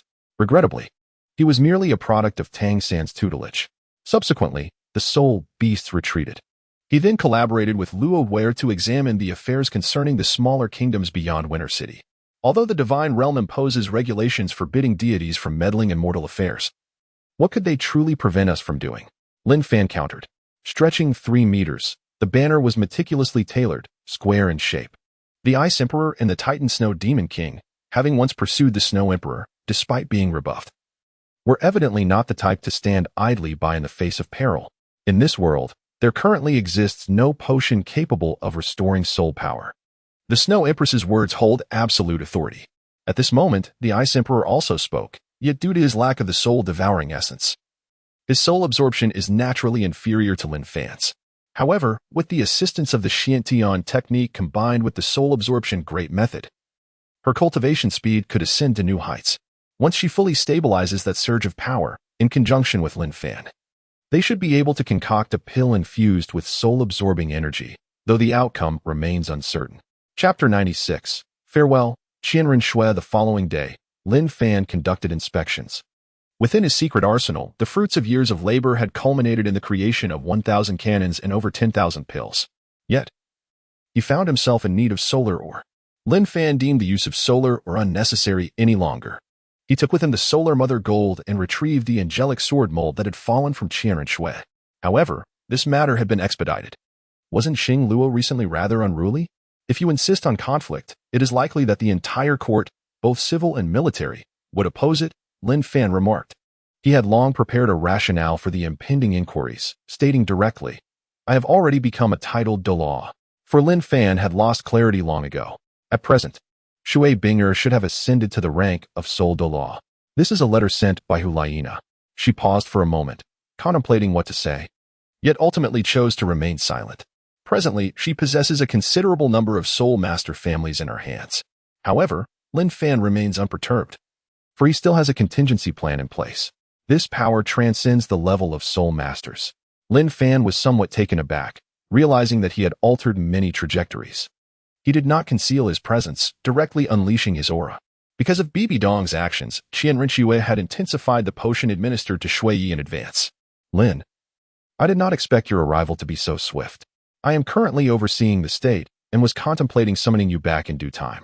Upon reading this letter and considering the timeline, it seems the soul hunting operation is nearing its commencement. This was something Lin Fan had never disclosed to himself. Brother Fan, the Spirit Hall intends to hunt the sky blue bull python and the Titan giant ape in the Stardow forest. Do you have a plan? Qian Renxue's eyes sparkled with intrigue. After speaking, he chose not to elaborate further. Thus, they had grown ambitious, seeking to hunt two formidable soul beasts that had existed for 100,000 years. However, they had not become overwhelmingly powerful, remaining at around level 91. As for the Titan giant ape and the sky blue bull python, their hunt was scheduled for several years later. The correspondent was Xue Qinghe, whom Lin Fan had strategically placed within the Spirit Hall. After Hulayina inadvertently leaked information last time, she must have faced considerable reprimand. Upon learning that Lin Fan harbored a significant secret, Qian Renxue felt a tinge of displeasure. A few days later, Lin Fan made his preparations. This departure marked a pivotal moment, for upon his return, the grand conflict would likely commence in earnest. This magnificent righteousness possesses the power to influence others. Yet it does not wield an invincible control. The pursuit of the Azure Bull Python and the Titan Giant Ape seems to have been prematurely initiated. Today's discourse shall conclude here. Tang San's objectives have also been diverted. Once I officially ascend to my position, I shall appoint you as my general. And when we launch our assault on the Star Luo Empire, should we prevail, I shall bestow upon you the title of National Master. Qian Renxue adeptly paints grand visions. As Lin Fan gazes upon the angelic holy sword once more, he perceives a surge of divine resonance. However, securing the support of the Blue Lightning Tyrant Dragon clan would undoubtedly bolster his strength against that detestable woman. Lin Fan refrained from being explicit, merely suggesting that he could arrange for some individuals to monitor the Blue Lightning Tyrant Dragon clan, for there may be an opportunity for subjugation. The Haodian sect has been eradicated, with its elders and Tang Xiao captured, now reduced to pawns of the Spirit Hall. Within him, a tenth of the Golden Dragon King's bloodline began to stir restlessly, radiating a resplendent golden light. Thus, the divine connection between him and the sea god is likely to be severed. Esteemed elder, the Spirit Hall has devised a plan. Yet at present, Douluo stands no chance, completely under Lin Fan's control. Moreover, I have garnered considerable support, due to my earlier decision to lead Xiao Wu away. She did not reveal herself during the Soul Master competition. And yet, Lin Fan is not even 20 years old. How could he possibly have reached the level of a title Douluo? This is rather astonishing. For Lin Fan, Qian Renxue understands that this is a double-edged sword. They still have plans, though I am only privy to this portion. The downfall of the Haotian sect was largely due to that enigmatic sword emperor. Your Highness, have you infiltrated the blue electric Tyrannosaurus family? Lin Fan inquired. The soul-hunting operation is not a favorable matter for Qian Renxue. Sooner or later, this affair will come to light. It has been concealed long enough. Sensing the genuine aura of a titled Douluo, Qian Renxue's expression was remarkably vivid. I wonder if you might be interested? Upon arriving at a stronghold, Lin Fan received a letter. The operation is still some time away, scheduled for half a month later. As his vitality surged, the fluctuations of the angelic sacred sword finally stabilized. Upon hearing this, Qian Renxue immediately displayed a look of astonishment. Golden waves were in constant turmoil, leading to the perceptive Douluo bow, which subsequently attracted Tang San's attention. The mother gold radiated a fervent glow. Among the objectives of the soul-hunting operation is the pursuit of Xiaowu. She is entirely unaware of the opponent's true level. Brother Lin, what level have you currently reached? Qian Renxue shifted her tone, feigning nonchalance. Taking out the extreme cold banner he had previously refined, this object now qualifies as a quasi-artifact, requiring the power of belief to evolve into a true artifact. However, Hulaina did not clarify, merely asking if she wished to participate. Lin Fan responded, advising Xue Qinghe not to be overly fixated, to merely tread lightly, while also assisting him in gathering intelligence on Tang San. If he inquires about Lin Fan's master, it would undoubtedly expose certain matters. The mother gold gradually melded into the core area of the angelic sacred sword, inciting an inexplicable fervor. It seems I haven't assisted him much, have I? I merely satisfied his material and status needs, and even provided him with a soul bone. Qian Renxue found herself somewhat perplexed by Lin Fan's words. Grasping his long sword, Lin Fan swiftly summoned the sun's fire, and in an instant, true flames surged upon the sword, manifesting a power that transcended his soul force. Attack the Star Luo Empire. Tang San's path has completely transformed, and Lin Fan is eager to ascertain the extent of his current capabilities.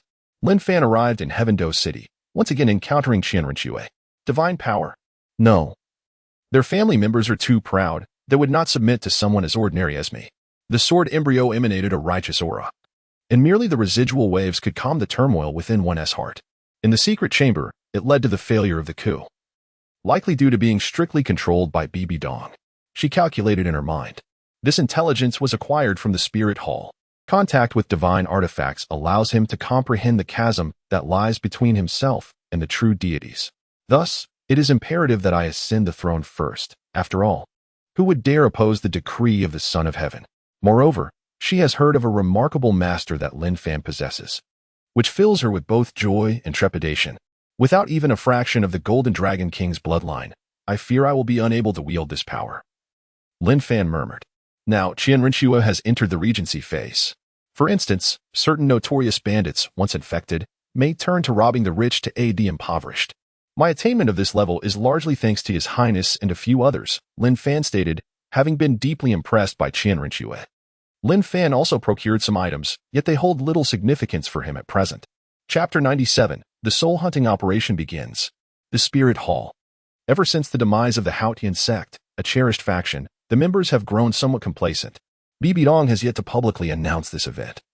She intends to reveal it on the day the empire is established. I have met your majesty. A young girl with flowing aquamarine hair offered a slight bow, gazing at the stunning lady seated at the head of the table.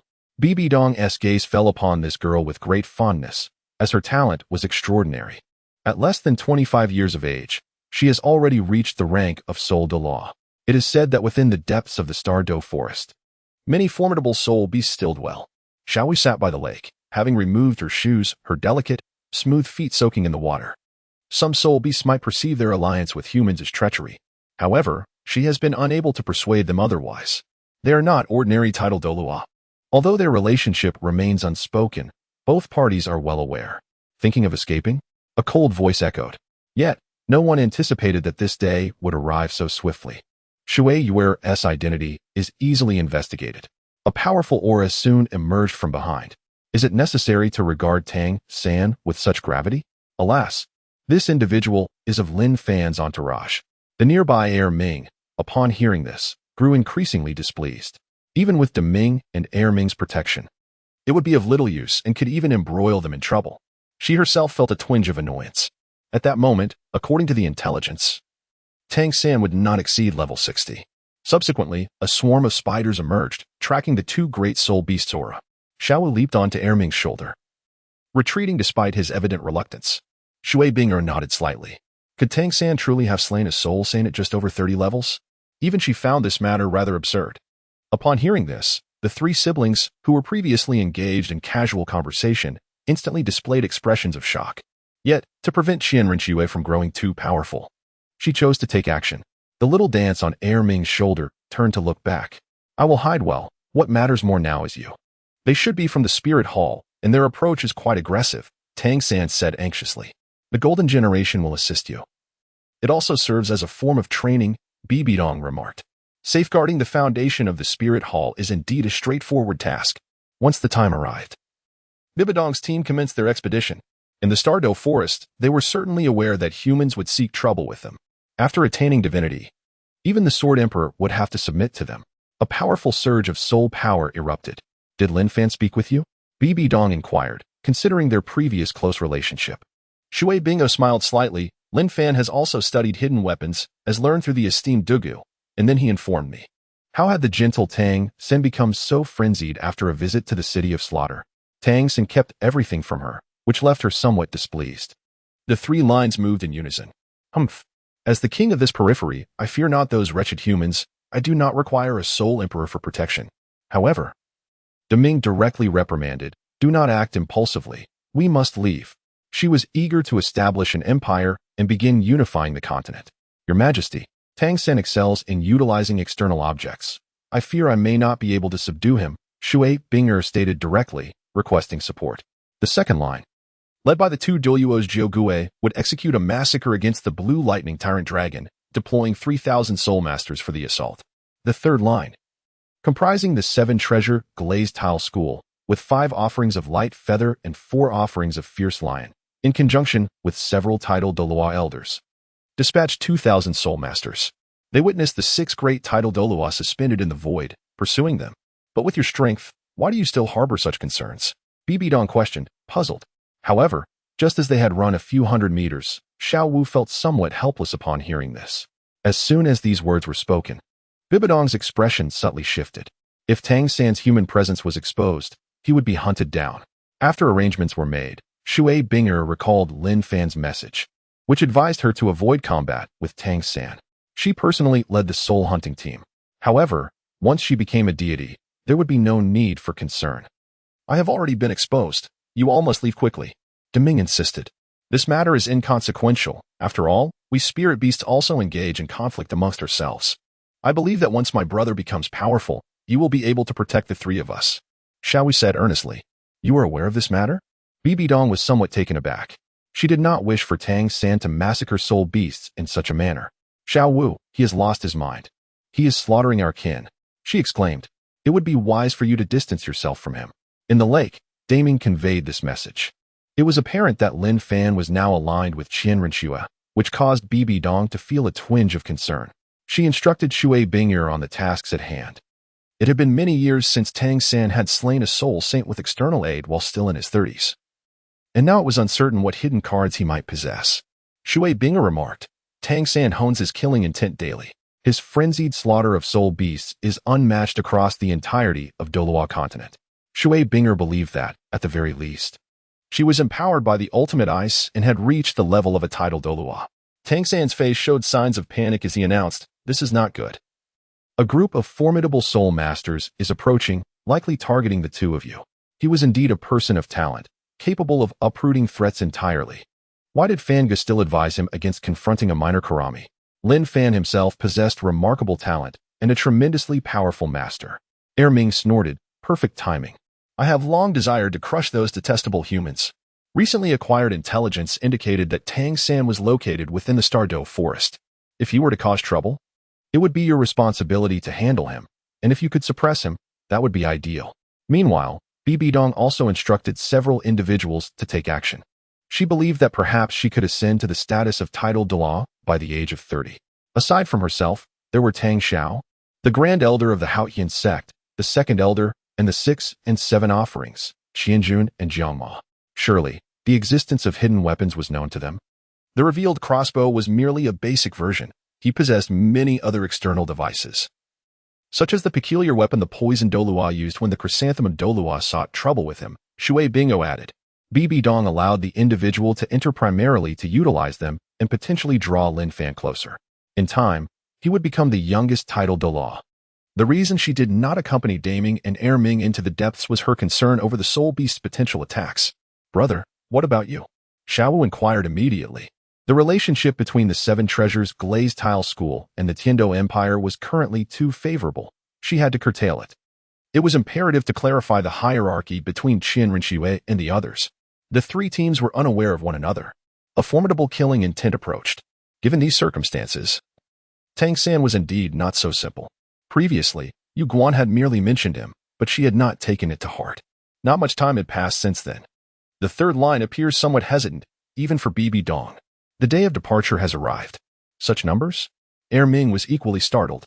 Today, the number of titled Douluos he encountered surpassed all those he had seen combined before.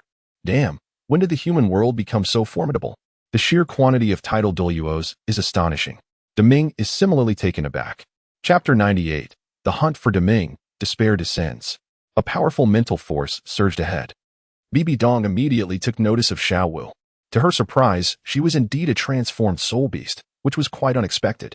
Bibi Dong felt a surge of excitement. This time, her objective was to hunt the Azure Bull Python and the Titan Giant Ape, but she did not anticipate an unexpected delight. Behind her, the pursuing Spirit Master surged forward with incredible speed. The demon suppressor wielded the Panlong staff, emanating an overwhelmingly potent wave of spirit energy. The young girl widened her eyes, filled with disbelief. This is the safeguard for the Soul Master hunting the 10,000-year soul beast. He beheld the Haotian hammer, 3 of them, to be precise. Damn those humans! I shall perish alongside you. Erming bellowed. The enormous bull's head charged towards the two brothers. The combined forces of soul power and mental strength restored his chaotic energy to stability. Rocks dislodged from his fist, revealing gaping wounds from which blood flowed. In this moment, they were suppressed by the formidable Soul Master, leaving them unable to even contemplate death. She did not linger foolishly for long. Within 3 seconds, she dashed into the depths of the forest without a backward glance. Why, one might wonder, did the Haotian clan and the Spirit Hall not share a vendetta? Why surrender? Why serve the cursed Spirit Hall? Tang San sensed the murderous intent of those pursuing him, and an overwhelming aura of killing surged within him. His soul power was brewing within. Meanwhile, Xiao Wu stood frozen in place, sensing the impending doom. As the control dissipated, Erming felt a surge of uncontrollable power that had been sealed away. The Holy Golden Dragon of Awakening. Rise. The attack distance to the fleeing trio was less than 100 meters. Xiao Wu fled in tears, faced with the relentless onslaught of the 3 Haotian hammers. His bones shattered, and his unleashed soul power was disrupted. The 3 forces united instantaneously. Such a delay had irrevocably shattered Erming's limbs. The surrounding blue-silver grass began to tremble. Bibi Dong then unleashed tracking spiders, erupting her domain of the god of slaughter to counter the dual domains of the sky blue bull python and the Titan giant ape. Erming was sent flying by a single blow, crashing to the ground. Without this layer of protection, how could a soul master possibly achieve a successful hunt? Curse be it, you shall not escape, Deming roared. On Deming's side, there was some relief, but for Erming, it was a tragic fate. In the distance, with Deming's intervention, a bolt of azure thunder rained down. Both soul beasts possessed domains. Daming's is the domain of slowness, while Erming's is the domain of gravity. As Daming's soul power surged, it seemed as though the bull-headed beast had been invigorated. Haotian's 9 absolutes, the word of destruction.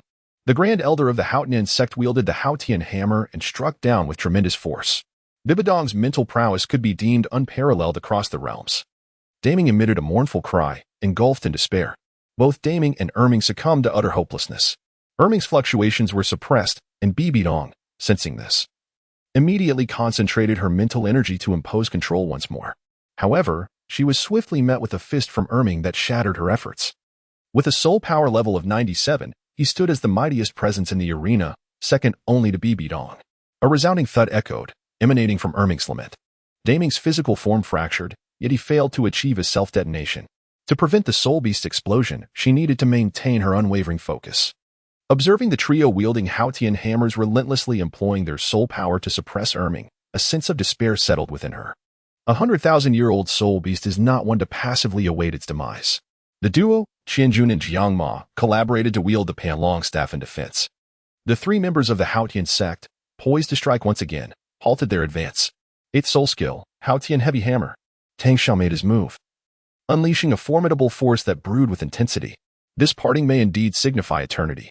On Bibidong's smooth and fair forehead, a soul bone manifested, enhancing her spiritual prowess. She observed the emergence of the sky blue bull python and noticed the fleeing Xiaowu. However, she remained unperturbed. For her primary objective was to capture the 200,000-year soul beasts. There could be no escape for them. In an instant, the brothers of the Qianjun demon descended upon the sky blue bull python, a colossal Haotian hammer crashing down. Boom. The defensive layer atop the Daming Bulls had fractured under the impact. The chaotic battle commenced, with the second elder also joining the fray. His gaze unleashed azure lightning.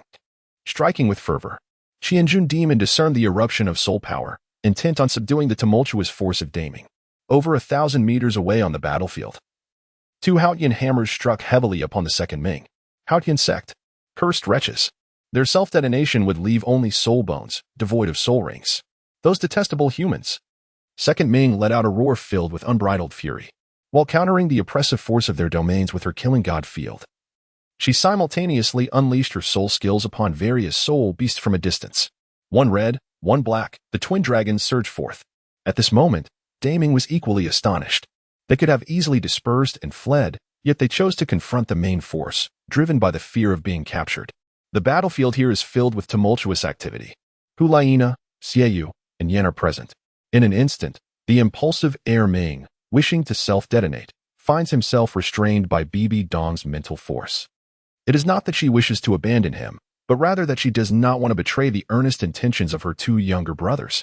By harnessing her soul power to control the soul beasts, she prevents the chaos that would ensue should Bibi Dong's god of death domain not be employed, as it would adversely affect Tang Xiao and the others engaged in combat.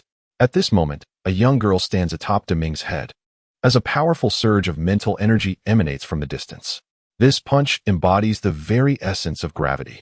Otherwise, it would be akin to drawing water with a bamboo basket, a futile endeavor. Upon witnessing this, Qianjun similarly unleashed his martial spirit's true form on the battlefield of Daming. He too was determined to perish alongside these scoundrels. From his coiled dragon staff surged a dark and bizarre demon dragon, the evil-slaying dragon. The brothers Qianjun and Jiangma launched a frenzied assault against the descending azure lightning.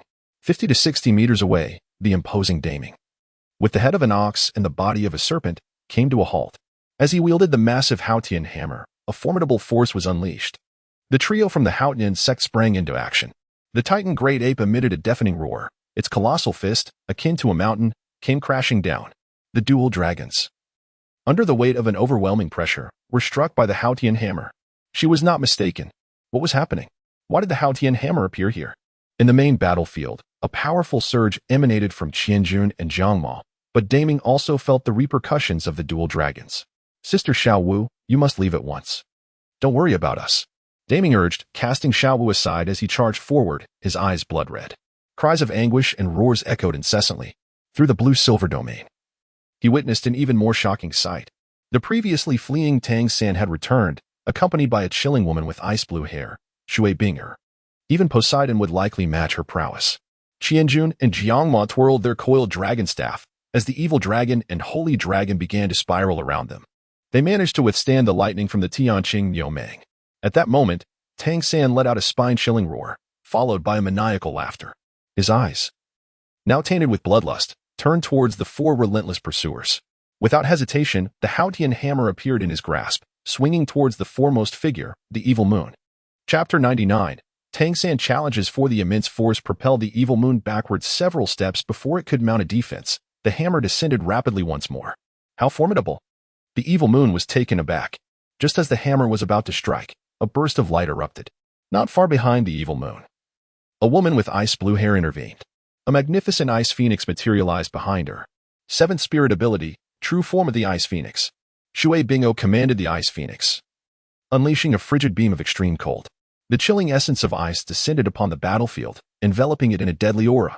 How is it possible for you to advance so swiftly? Tang San gasped in astonishment. In this heightened state, Hulaina's enchanting ability surged to extraordinary levels. Yet, What was most surprising was that the soul sect from years past had now evolved into a formidable soul Douluo. Tang San believed that his cultivation was progressing rapidly. When he first encountered the other party, he harbored little doubt, merely considering that they might have reached the 50th level. A skull bone on the head? Under the combined assault of the two women, Tang San found himself occasionally hindered by Hu Laiina's influence, causing his attacks to falter momentarily and at times. Affected by the frigid power within him, with a burst of energy, he activated his signature skill, the purple extreme magic eyes. A multitude of blue-silver emperors coalesced in his hands. The frigid temperature caused him to shiver slightly. There could only be one explanation. Recently, Tang San had acquired a head spirit bone. The purple extreme divine light resisted the enchantment. Years ago, in his memory, Xue Qinghe was merely a spirit master. A few minutes later, Tang San was sent flying, his body covered in wounds. Xue Qinghe was somewhat taken aback, according to the intelligence she had received. Tang San did not possess this spirit bone. Even Tang San himself sensed that the situation was precarious. He launched his attack without hesitation. This movement did not go unnoticed by Xue Qinghe and Hu Laiina. He found it hard to believe. The full moon spun rapidly, generating a fierce aura. Fifth spirit skill. Blue-silver overlord spear. Purple extreme divine light. One could see the ice phoenix suspended in the void as snowflakes fell from the heavens. Her sudden assault caught Tang San off guard. Although the blue-silver domain was healing him, the pace of recovery was painfully slow. This is the effect produced after Lin Fan bestowed her with the external soul bone. 2 yellow, 2 purple, and 4 black. It is evident that the surroundings are being influenced. Under these circumstances, Tang San can be said to have suffered a severe blow. Within the realm of the god of death, the potency of Xue Qinghe's strike has been somewhat diminished, yet its effects remain palpable. The extreme chill envelopes him in a frosty embrace. Witnessing this scene, he immediately retreats. In the ensuing clash, the blue-silver tyrant spear is shattered. She recalls that Tang San possesses no head soul bone. He only has an external soul bone. What could this possibly mean? His soul power is nearly exhausted. It is a standard configuration. Fox Demon enchantment. Hu Laiina has made her move. From her graceful form emanates a captivating fragrance. As she sweeps her tail towards him, Tang San decisively swings the Haotian hammer to collide with it. The previously agile blue-silver emperor has now become sluggish. The King of Hell's tablet did not miss its mark. It is embedded in a thick block of ice before Hu Laiina. The 8 spider lances continuously engage with Xue Qinghe's ice phoenix talons, leaving his chest drenched in blood. However, that tail is quite nimble, and he fails to strike it. Frost has also begun to appear on the garments of the evil moon. A radiant light flickers forth.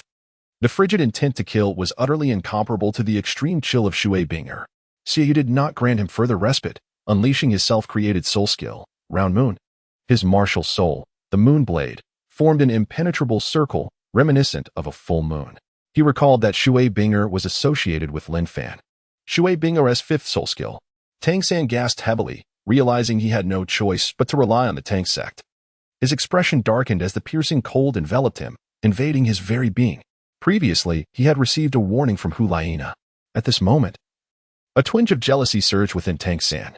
A fluffy, rosy tail sprouted from his lower back. Yin, you and my brother guard the periphery to prevent his escape. I will join forces with Xue Qinghe for our next strike, Hu Laiina instructed. The lava was swiftly intercepted by the blue-silver emperor. Without the slightest hesitation, Yin summoned his martial soul, the Flame Lord. With his fire immunity, he withstood a barrage from Yin. Before he could breathe a sigh of relief, Tang San's Haotian hammer was struck, revealing patches of frost upon its surface. The soul skill erupted, merging earth and flame. Tang San found himself overwhelmed, as countless poisonous needles launched from a feather fan impeded Xue Qinghe's advance. Her figure, already graceful, became even more enchanting in the state of her martial soul manifestation. These blue-silver emperors formed a long spear. The divine light repelled Hulia's sudden assault, leaving her quite astonished. He gazed over, noticing that 8 soul rings had manifested around Xue Qinghe. During this period, Tang San found himself confronted by Hu Laiina and Yin. Despite Tang San's usual composure, the sudden emergence of such formidable adversaries proved to be quite overwhelming. A layer of blue-silver emperor manifested around him, and his tail could also be utilized for offensive maneuvers. After enduring extensive training, he felt a lingering reliance on the Tang sect, which stirred a sense of dissatisfaction within him. He invoked his 6th soul skill, Icebound 1,000 miles.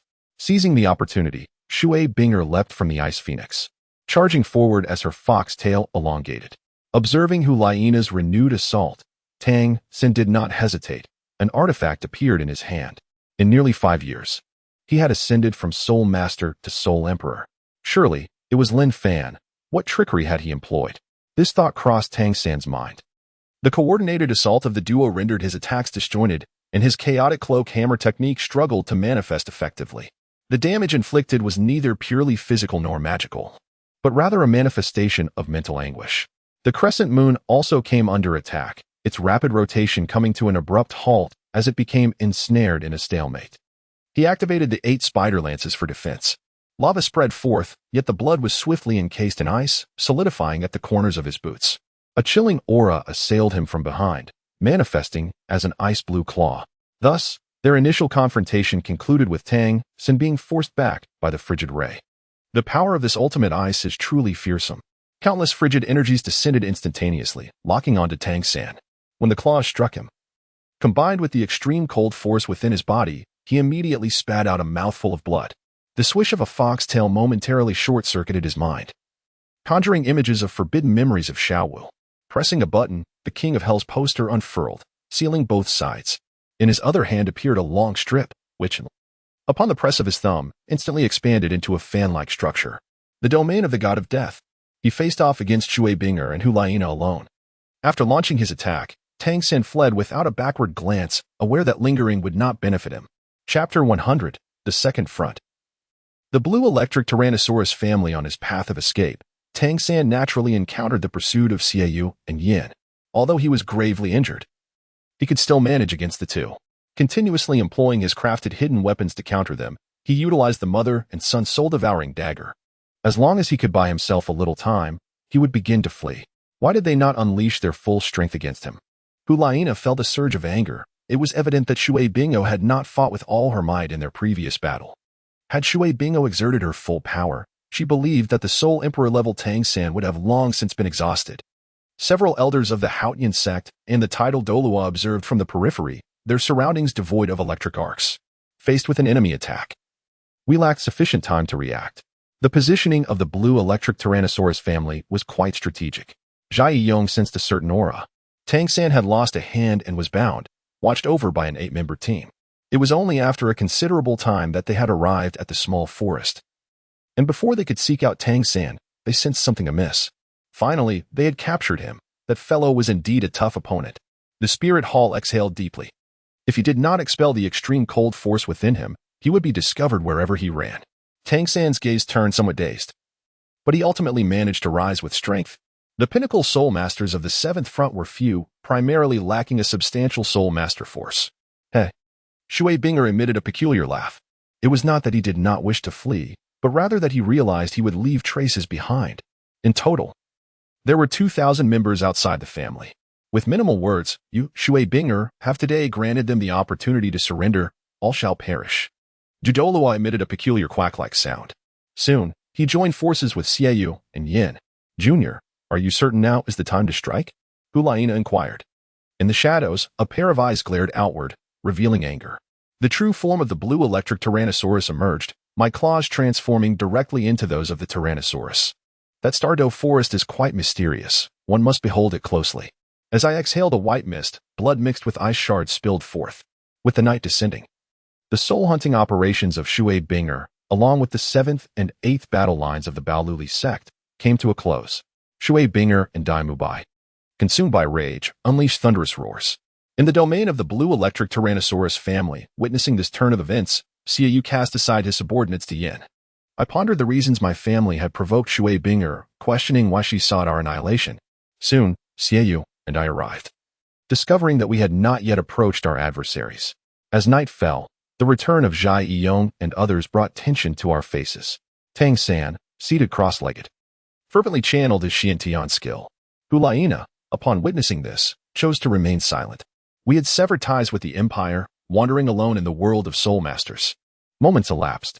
Tang San, taken aback, barely comprehended the assault before his arm was struck down. In my flight, I unwittingly stumbled into a soul beast trap. The battle was about to ignite. If the master had summoned you here today to assist the blue electric Tyrannosaurus family, I surmised it meant he could not utilize you previously. The Serpent Spear Douluo contemplated, issuing commands. Fire gun team, proceed to support the blue electric Tyrannosaurus family. The two women continued their pursuit. Reflecting on the time they had captured the foremost disciple of the Haotian sect, I mused that they could not escape severe punishment. Yin, filled with anticipation, thought of this. Xiaoming and Qiming had yet to meet their demise. He had already succumbed to the extreme cold and would not last much longer. This individual posed a danger, prompting me to avoid close combat for my safety. Xue Qinghe explained. I was taken aback by her resolute determination and her failure to inform the master in a timely manner, which significantly benefited her plans. At this moment, Tang San concealed himself in an obscure location. The martial soul, the celestial chrysanthemum, emerged, its petals unfurling like sharp blades, following Xue Qinghe's trail of cold. It became evident that Tang San's escape route had been discovered. Aware that the 7 pursuers were closing in, Tang San felt the pressure. Among the family, only one titled Douluo remained, the family head By. 2 ice blue slashes descended from the void. You may return, Xue Qinghe declared, tossing the bound Jai to Xieu. That surge of power ignited my cold blood. Meanwhile, Bibi Dong was absorbing the energy from 2 young soul beasts. The adversary even denied me the chance to surrender. The Chrysanthemum Douluo and Ghost Douluo served as the lowest commanders. Simultaneously, the formidable power of the killing god brewed within me, leaving me with no choice but to once again opt for escape. After all, Xue Qinghe had previously saved my life. If that is the case, the leakage of intelligence has left the Baolu sect unprepared, which is indeed detrimental. The 7-week lake, encircled by water, housed the blue electric Tyrannosaurus family on the island at its heart, who immediately sensed that something was amiss and ignited firecrackers to send a signal. Tang San unfurled his 4 spider spears, draining the essence of this spider soul beast. The chilling force remains rather feeble. Our mobilization is significantly sluggish. The weakest member of our clan, the lowly Zhai Yong, was directly intercepted by the 2 titled Douluo, Zhu Gue. The 4th soul skill, Ice Phoenix Wings. The previously unlit Lake Heart Island was suddenly illuminated, with torches springing forth one by one. Upon approaching, we were met with a scene of utter despair. Our location is Lake Heart Island. Zhai Yong was consumed by rage. 80 meters away, Xue Qinghe floated silently, choosing not to draw near to me. A small fissure also manifested at my location. After a brief moment of concentration, I coughed up a mouthful of blood. Although you still do not quite grasp Xue Qinghe's vigilance, the positive news is that the task assigned to us by the Pope has been accomplished. Our soul power has regained some strength, and the 4 spider spears have gathered a modicum of energy. Unbeknownst to Zhu Douluo and Gue Douluo, a titled Douluo, accompanied by a group, hurried over. We merely await the Pope to absorb the soul rings before we can depart. We are only a few kilometers from the shore. The bamboo raft was hastily constructed before Zhu Douluo's command. I decided to take the initiative to scout ahead, preparing to act together if the moment called for it. It was a brief time before we arrived in this area. Petals swirled away, aimed at the rear for an attack. In the frigid battle, this character would take some time to absorb, so you should first gather some soul beasts. Although your physical form is out there, your influence should still hold some weight. A strange voice echoed in Zhai Yong's mind. Ultimately, Yin carried Tang San, following the group as they prepared to return to find Bai Bidong. Our mission out there remains unfinished. The soul power has reached level 47, which is our proud capital. I retrieved a rope and bound Tang San. The blue electric Tyrannosaurus Rex family, as one of the lower 8 sects, stands as a premier beast martial soul family. At that moment, the distant blue silvergrass remained unaware. The bamboo raft was pushed towards the lake's surface. Zhai Yong nodded, loosening his clenched fist, while I stealthily proceeded deeper into the Star Doe forest. A wave of surprise attack left me utterly drained. Before I could receive Tang San's message, I resolved to lend my brothers a hand. To save my unfortunate brother, Hulaina had no choice but to unleash a beast tide or rally some formidable soul beasts. The pain of a severed limb coursed through my body. The few of us exchanged idle chatter. Beneath the lake's surface, normalcy emerged. Cursed be that Xue Qinghe. If she dares to approach, I am confident I could slay her with Bodhi blood. Alas, she is far too vigilant. Chapter 101. The Blue Electric Tyrannosaurus Rex's Pyrrhic Victory. The Battle of the 7 Treasures glazed Tile School under the suppression of the 2 titled Douluo, Zhu, and Gue. Xue Qinghe, also a titled Douluo, found himself at a disadvantage, despite his martial soul being the Blue Electric Tyrannosaurus Rex. At this moment, in other areas of the island, faced with the sudden onslaught, the members of the Blue Lightning Tyrant Dragon clan began to fight fiercely. Whether young or old, they unleashed their martial souls to engage in a bloody battle. Some wielded firearms and repeating crossbows purchased from the Tiandou Empire to launch their assaults. The sound of cannon fire echoed incessantly. A different group was approaching from the surroundings. The combat persisted for over an hour, with the cacophony of gunfire resounding. After more than an hour, the Spirit Hall carved out a bloody path, comprising those at levels 30 to 40.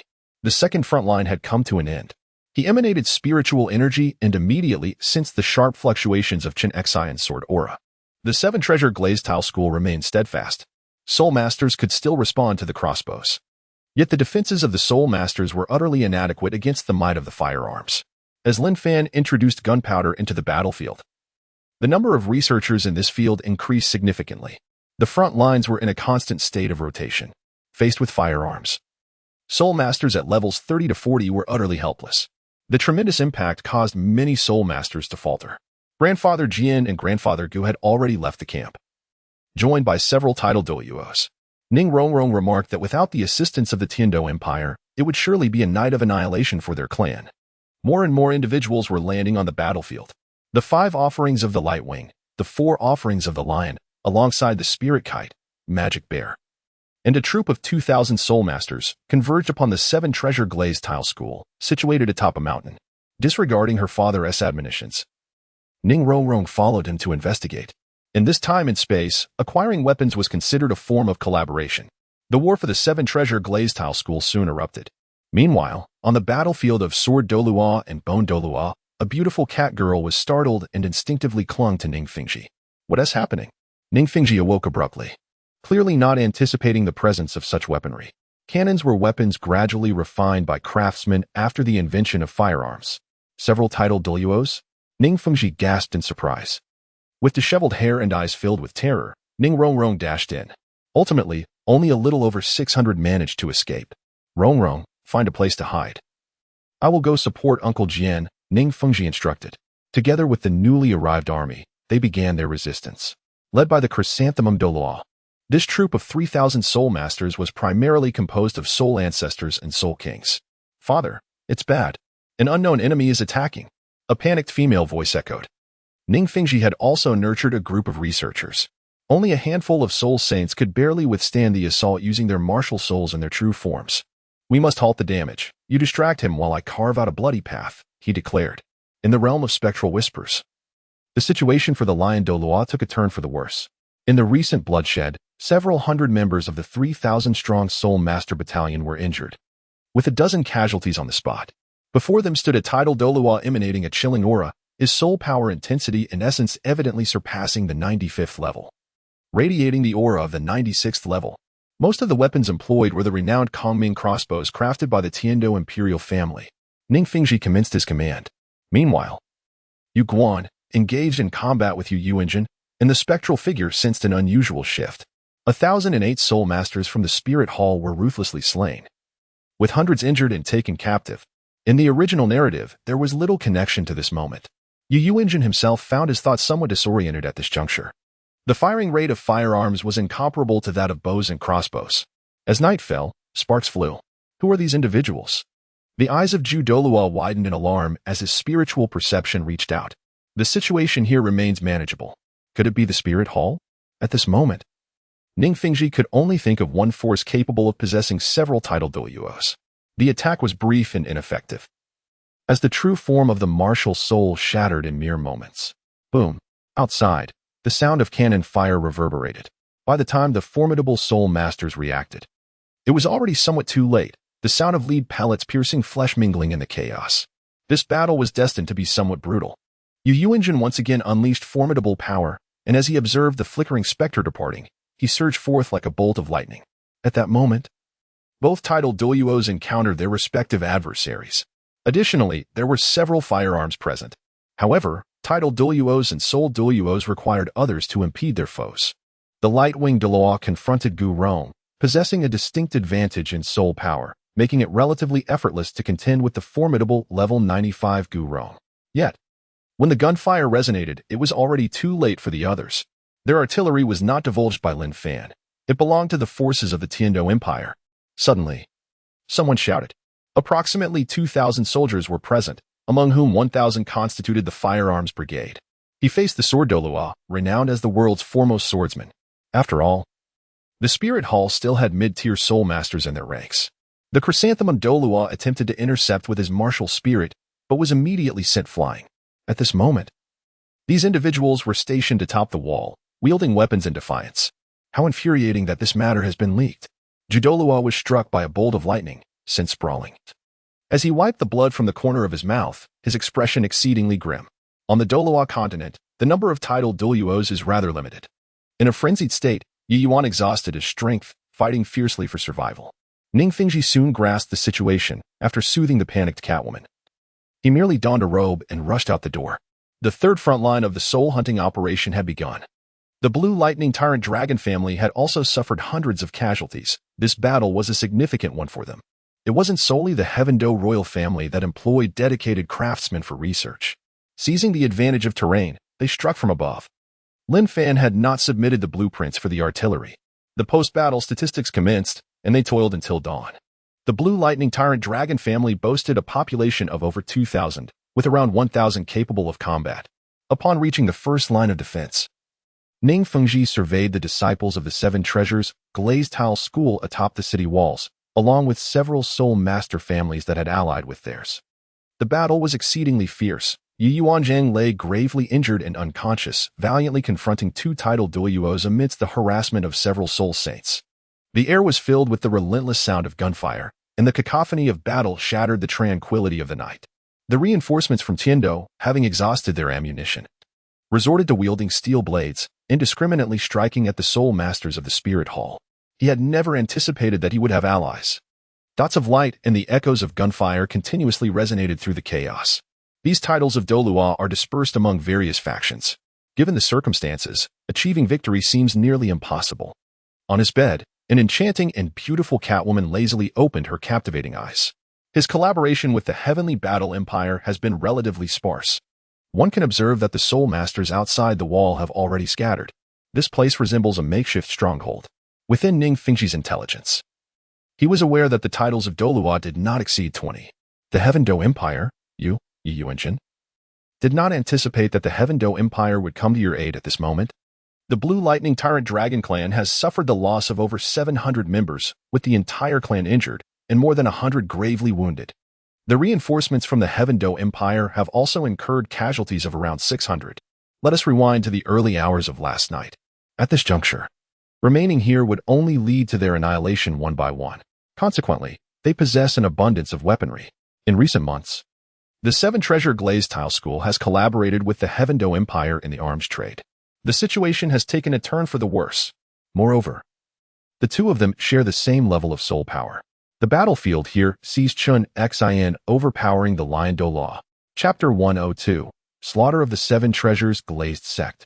The martial spirit of Gu Yong begins to grow immense as a peculiar bone dragon materializes. His defensive capabilities are significantly enhanced. A skeletal claw lunges forward. Upon witnessing this, Guangling swiftly transforms his claws into icy, sharp talons, channeling the power of ice. Their objective is to eliminate the trio of Ning Fengji. As for the individuals within the Seven Treasures Glazed sect, they will be dealt with by the soul master forces they brought along. In the distance, Xue Qinghe temporarily sends the Lion Douluo flying before promptly providing support. A title Douluo unrestrained in the ordinary battlefield is nothing short of a massacre.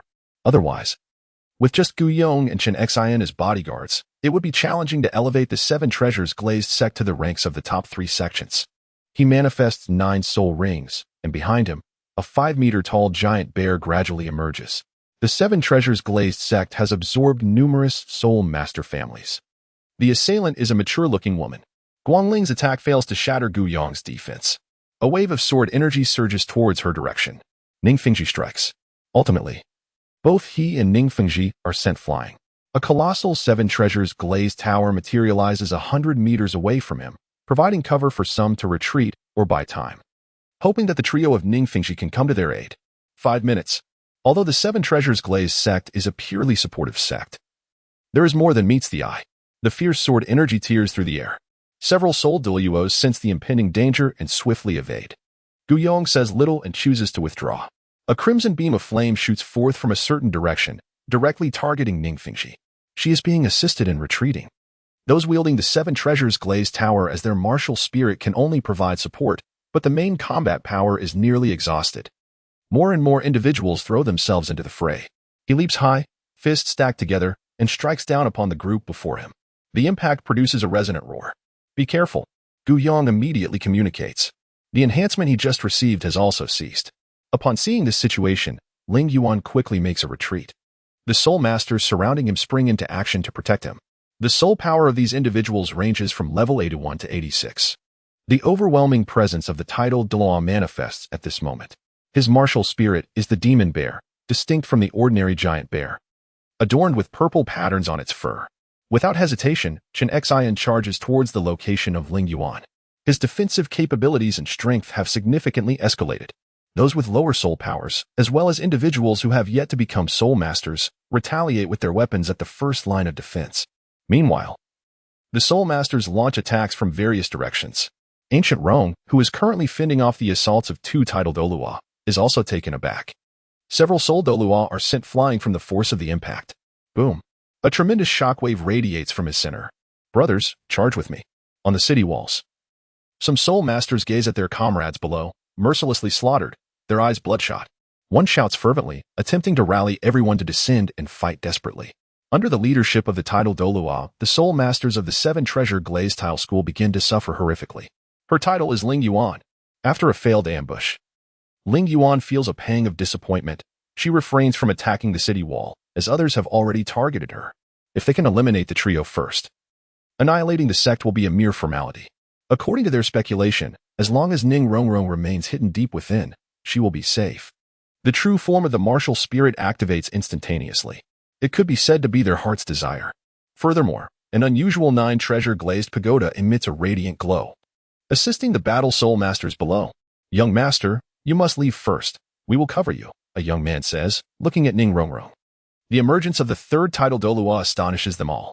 Ancient Rong is also desperately attempting to break free. The battle does not last long, and the first line of defense within the Seven Treasure Glazed Tile School is breached. However, the three titled Douluo from the Spirit Hall will not simply stand by and watch.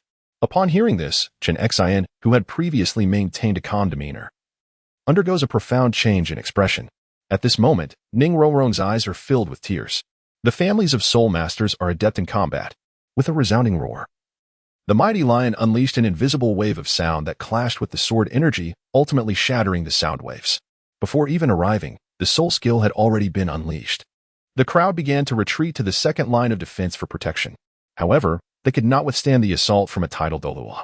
In that instant, Gu Rong's power was suddenly augmented. 10,000 swords returned to the origin. Ning Rongrong of the Seven Treasures Glazed Tile Pagoda, cherished since childhood by the three, had witnessed many casualties in previous attempts to exhaust their artillery. The trio formed a formation, augmented by the assistance of the Seven Treasures Glazed Tile Pagoda. In this 3-on-3 confrontation, gradually, Xue Qinghe and Gu Rong began to gain a slight advantage. The strength of Xue Qinghe and Gu Rong surged significantly. As for the artillery, due to limited research time, its numbers were few, and due to certain manufacturing issues, the cannons were prone to misfire. He was about to engage in a 1-against-2.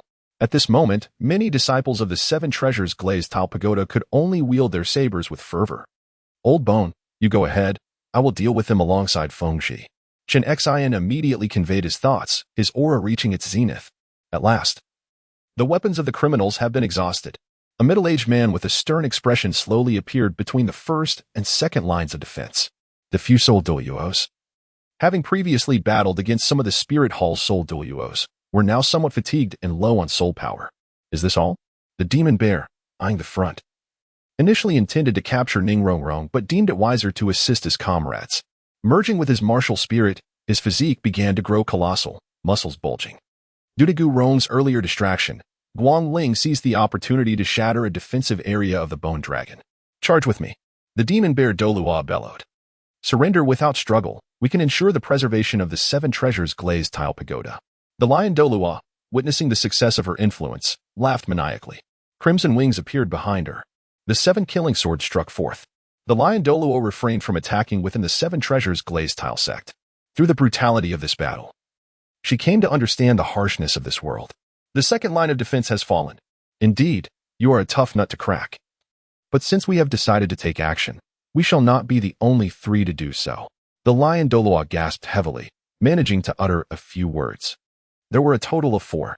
At this moment, in front of the bear Douluo, stood several heads of soul master families, incorporated by the 7 treasure glazed tile sect. A fierce battle was about to commence once more. Lin Fan sensed an overwhelming force. Suddenly, a piercing cry echoed, and sword energy sliced through her skin, quickly drawing blood. Despite having just received a boost, she still found herself somewhat lacking against the formidable 96th rank Xue Qinghe. Several soul masters of lower rank were violently thrown aside by the tremendous force, spitting blood, while the weaker ones were obliterated on the spot. The number of participants in the fray continued to swell. Witnessing familiar elders and peers being slain filled her with profound sorrow. The lion executed a dual palm defense, remaining unfazed by the rain of arrows descending from the wall ahead. Of the 2,000 soul master troops, only about 800 remained. Even if they were at their peak, they could not hold back the bear Douluo for long. Under the relentless slaughter of the bear Douluo, 500 were completely annihilated. Within the 7 treasure glazed tile sect, there are still your successors, notably that Ning Rongrong of the 9 treasure glazed tile pagoda. We have another titled Douluo who has already made his way there. The lion continued. Another titled Douluo? Lin Fan's complexion paled instantly. This was something he had not anticipated. Xue Qinghe's demeanor was more frantic and fierce than ever before. Some individuals shouted to protect the 7 treasure glazed tile school, charging forward with weapons drawn. Xue Qinghe paid them no heed. He did not wish to be swayed by the taunts of his adversaries during battle. The icy force began to infiltrate the fractured area, for they had sensed a powerful presence of a titled Douluo in the distance. How could the spirit hall possibly possess so many titled Douluos? It was evident that their own numbers were dwindling. 5th soul skill, meteoric bear's descent. Meanwhile, disciples of the 7 treasure glazed tile school activated the 7 treasure glazed tower to provide support. The onslaught from the spirit hall soul masters commenced. Is this truly your foundation? Xue Qinghe's expression darkened. After all, the titled Douluos had already been restrained. Yet now, another titled Douluo emerged. They were nearly out of resources. Although the Kongming crossbow had eliminated numerous foes, it struggled against the elite soul masters. We can still manage. Let us capture Ning Rongrong. Just as the meteoric bear prepared to assist, a messenger conveyed a message from the light-winged Douluo. Very well, the defensive line has already been breached. Capturing her is merely a matter of time, the meteoric bear remarked. Chapter 103. The past reward. Ning Rongrong was flanked by 2 battle spirit saints, desperately fleeing down the mountain. Her eyes were filled with anguish, and her lovely face bore no trace of color. Young mistress, they are coming. We cannot accompany you any further, the 2 battle spirit saints declared, turning back without a glance. Alone, Ning Rongrong ran frantically. With the intervention of a true deity, her mismatched martial soul with Oscar had perfectly aligned, achieving the level necessary to execute a martial soul fusion technique. Lin Fan glanced back at her. After all, this individual had frightened away a titled Douluo. The meteoric bear sensed the impending doom. With the Sword Emperor's involvement, the completion of his mission appeared increasingly unattainable. The strength of this person was evident, rendering him momentarily paralyzed. Ning Rongrong did not perceive any fatal allure within herself. Ultimately, the trio of Lin Fan was still restrained. She felt utterly powerless. The meteoric bear retreated, unwilling to oppose Lin Fan. Even the Pope regarded him with immense caution and wariness. The panicked Ning Rongrong felt her body turn cold. At the very least, she could fight to the death. Yet, she truly possessed nothing of value. How could she possibly compel this person to intervene? Nevertheless, she continued to run with all her might. The Sword Emperor and the Spirit Hall are hardly allies. As for why he did not take action from the very beginning, it is simply because he was waiting for others to assist him in diminishing the strength of the 7 treasures glazed tile sect. The words echoed like a whisper from the abyss. Previously, someone had urged you to convey a message to By, yet he had offered you no reward in return. 10 meters away, Ning Rongrong, propelled by an unseen force, disregarded her pain and turned to glance back. The ground trembled violently, fractures spreading across its surface. Yet, she remained merely an auxiliary soul master. Ning Rongrong wiped her soiled hands before clasping Lin Fan's. The power to resurrect, born from the essence of life and death, combined with a certain force, could indeed bring someone back to life. In that instant, Lin Fan recalled the martial soul fusion skill shared by Ning Rongrong and Oscar. She gasped for breath, exhausted to the utmost. Their eyes locked in a profound exchange, vivid memories replaying in their minds. Since I have chosen to intervene, I surely have my intentions, he declared. From now on, Ning Fingji and the others shall follow my lead. With that, he extended a hand. The demon bear? Where is it? The lion Douluo inquired immediately. That cannot be disclosed. Lin Fan replied, a mysterious smile gracing his lips, effectively silencing any further inquiry. This is likely the finest trait she has ever relinquished in her lifetime. The aura felt remarkably familiar to her. The god of Shura summoned the god of food, and the nine-colored god, the god of food, chose Oscar, while the nine-colored god, out of respect for her husband, chose to empower Ning Rongrong. Thoughts of deceased relatives and friends brought Ning Rongrong a heart-wrenching pain. The expressions of the lion Douluo, the light feather Douluo, and the spirit kite Douluo instantly darkened, reflecting their unease. After all, their opponents boasted two who were level 96 and one at level 93, exquisite attributes. Little sister, cease your struggles and come with me. A calm yet slightly icy voice resonated. I possess nothing to offer my esteemed senior, only the essence of humanity. Lin Fan soared toward that area, his sword beneath him. Senior, I once aided you. What does this mean? Ning Rongrong inquired, noticing Lin Fan's silence. She pondered the fate of any surviving disciples of the Seven Treasures Glazed Tile School, recalling the previously overlooked title Douluo, none other than Lin Fan himself. This was the promised reward. The demon bear stepped forward, unleashing tremendous force as it struck the ground with a mighty fist. Upon uttering these words, a visage long sealed within Ning Rongrong's memory resurfaced. A figure appeared atop the sword's hilt, 386-166-211. How I wish I were a battle spirit master. Ning Rongrong was propelled backward over 10 meters, yet the fissure did not extend further. Its power was thwarted. I have come for this very matter. Senior, can you save my father? Ning Rongrong implored, summoning her courage. In the distance, she listened intently to the mysterious figure, rapidly searching her memories. A healing force, semi-divine, seemed of little use to her. She resolved to leave it for Yi Lingling, believing her path to true divinity would flourish. Lin Fan glanced at the treasures he had acquired before turning his gaze toward Ning Rongrong. To his surprise, they shared an unexpected connection that suddenly emerged. This is not Chen Xian's sword. The demon bear's expression soured instantly. Lin Fan weighed the decision of whether to employ it, ultimately opting not to. A handful of key figures sufficed. It is I, Lin Fan generously confessed. Observing the expressions of Ning Fengji and his companions, they collectively exhaled in relief. Naturally, the ability to resurrect stemmed solely from Tang San's influence, not from the original narrative that confronted them. Lin Fan could clearly discern the confusion in Ning Rongrong's eyes. Clad in a black dragon robe with long hair cascading down, he stood upon the sword's hilt, quietly observing the demon bear Douluo. The might of the Sword Emperor had long been known within the Spirit Hall. She once assisted me, so I cannot stand by and watch you kill or capture her. Lin Fan declared. Who are you? Ning Rongrong widened her eyes, gazing in astonishment at the unfamiliar face before her. It appeared that she was unharmed. There was no need to mention that she had assisted the other party. With a slight limp, she made her way over from a distance. She had heard of the Sword Emperor's exploits. The people of the Seven Treasure Glazed Tile School could be utilized, but their assistance was not imperative. A sword had fallen from the heavens. He had concealed himself here for an extended period. The arrogant demon bear's speech had become somewhat sluggish. When they noticed someone approaching, their hearts instantly raced. A shadow flickered. At that moment, the girl raised her head from her silence. A formidable surge of soul power emanated from behind. What can you offer? Lin Fan inquired, casting a glance at her. She once again stood, limping forward, daring not to look back. Speaking calmly, he took his time to silently gather the attributes that Ning Rongrong had dropped. However, she had yet to discern any connection between herself and the enigmatic figure. The distraction of the three had somewhat impacted their battle. Stubborn resistance. The long sword danced through the air. Yet, upon catching sight of that silhouette, she felt an unfamiliarity wash over her. After a prolonged battle, just as the fissure was about to spread beneath Ning Rongrong's feet, her heart raced. She understood that her father, the sword grandfather, would be saved. They too were beginning to tire. Who are you? The Sword Emperor? The bravado on the demon bear's face vanished in an instant, replaced by a look of fear directed at the figure ahead. The Sword Emperor had appeared. He had taken the girl away, and they needed to leave quickly, as a foreboding feeling engulfed him. The demon bear chose to communicate telepathically. The fissure rapidly extended forward. What?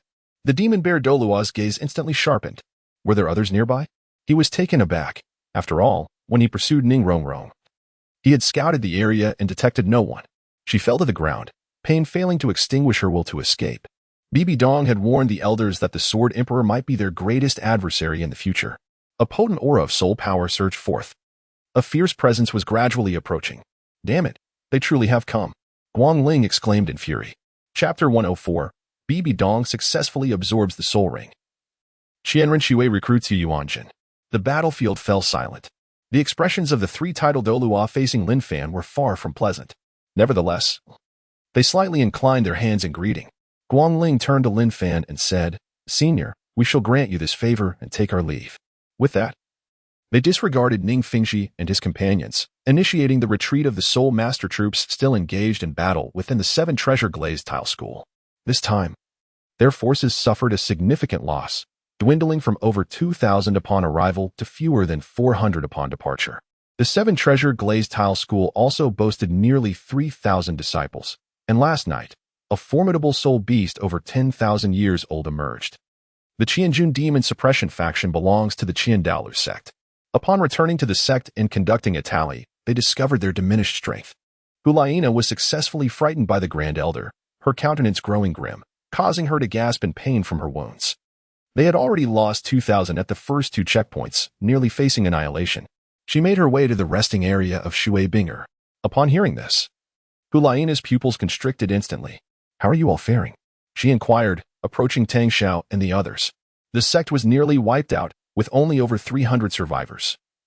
Predominantly elderly, children, and some youths. "You don't want to?" Bibi Dong remarked, observing Xue Qinghe's reluctance to comply. Those around her continuously shielded her from external influences. After the harrowing events of last night, Xue Qinghe recognized the might of the Spirit Hall and understood he could no longer act independently. The Qianjun Demon Suppression brothers were severely injured by the beast's claws. Long ago, Qian Renxue had hoped to bind him to the Heaven Dou Empire. Upon entering, she instructed to review the intelligence. "What about the other piece?" Qianjun inquired, his temper flaring as he gazed at the soul bone of the sky blue bull python. Directing his question at the woman, Qian Renxue regarded Xue Qinghe with a subtle smile. They should be aware of something. Xue Qinghe's beautiful eyes grew serious. Despite her suspicions, she had no evidence to act upon. Xue Qinghe listened, somewhat skeptical. In the afternoon, Bibi Dong's absorption finally concluded. Otherwise, they would not have been so devoted to her. Eventually, they settled down to continue resisting the beast tide, albeit with a severe warning from Qianjun Demon Suppression. The Mad Sword King, Lin Fan, resides in the northern territory of Winter City, and he has a good relationship with the opposing side. Ning Fengxi was quite curious about Lin Fan, and upon confirming his daughter was safe, he breathed a sigh of relief. Obtaining a 10,000-year soul bone made this trip worthwhile. Qianjun remarked with a smile. On the front line, the Stardow Forest. "Your Highness, we have just received new intelligence." Afterward, only those lacking combat prowess remained to organize the defense. If this continued, the 7 Treasure Glazed Tile School would inevitably aid them.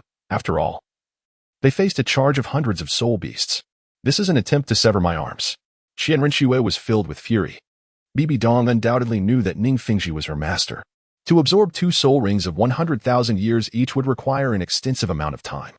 This is the second largest city in Tiandou, situated merely over 100 miles from Tiandou City. However, the proud blue lightning tyrant dragon asserts that it can thrive splendidly on its own. It has accepted the previous recruitment by Qian Renxue.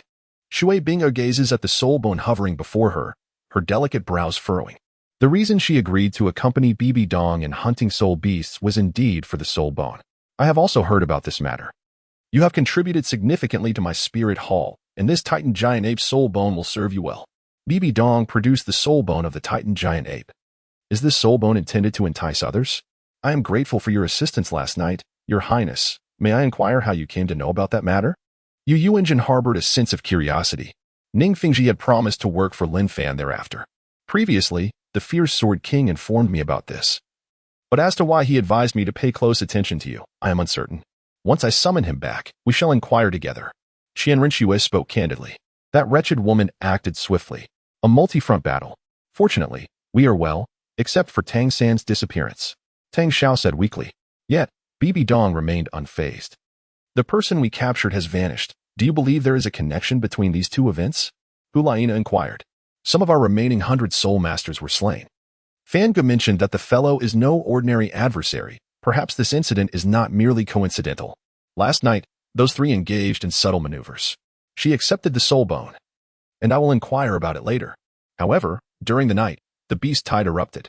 Hulaina was also quite perplexed. Overwhelmed, she collapsed. Last night, they fought fiercely. Some of their kin were under the control of the spirit hall, and they had no choice but to bow down. This was an immense blow for him. The vast forest truly is a treasure trove. Given the opportunity in the future, I shall return. I must avenge the golden bear. After leaving a remark, Bibi Dong departed from the Star Dou forest with her companions. Perhaps so, Qianjun replied. Xue Qinghe cast a glance at the three elders of the Haotian sect in the distance. Qianjun did not contest with his brother over this soul bone. For instance, the Sword Emperor? The demon subduing path. The seven treasure glazed tile sect, which he had nurtured for most of his life, was reduced to this in just a single night. Your Highness, what transpired? Yin Yuanjin inquired with curiosity.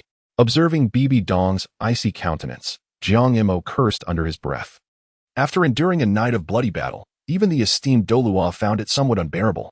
A hint of bewilderment crossed Xue Qinghe's delicate face. They sought to seize the opportunity to disrupt Bibi Dong's continued absorption of soul rings. Bibi Dong approached Xue Qinghe and slowly sat down. Returning to the early hours of the morning, had they ventured to the periphery, they would have been crushed in moments. Last night, it was primarily the titled Douluo who engaged in combat, while their own encounters were relatively few. If that wretched woman succeeded, it would sever her ties with two formidable factions.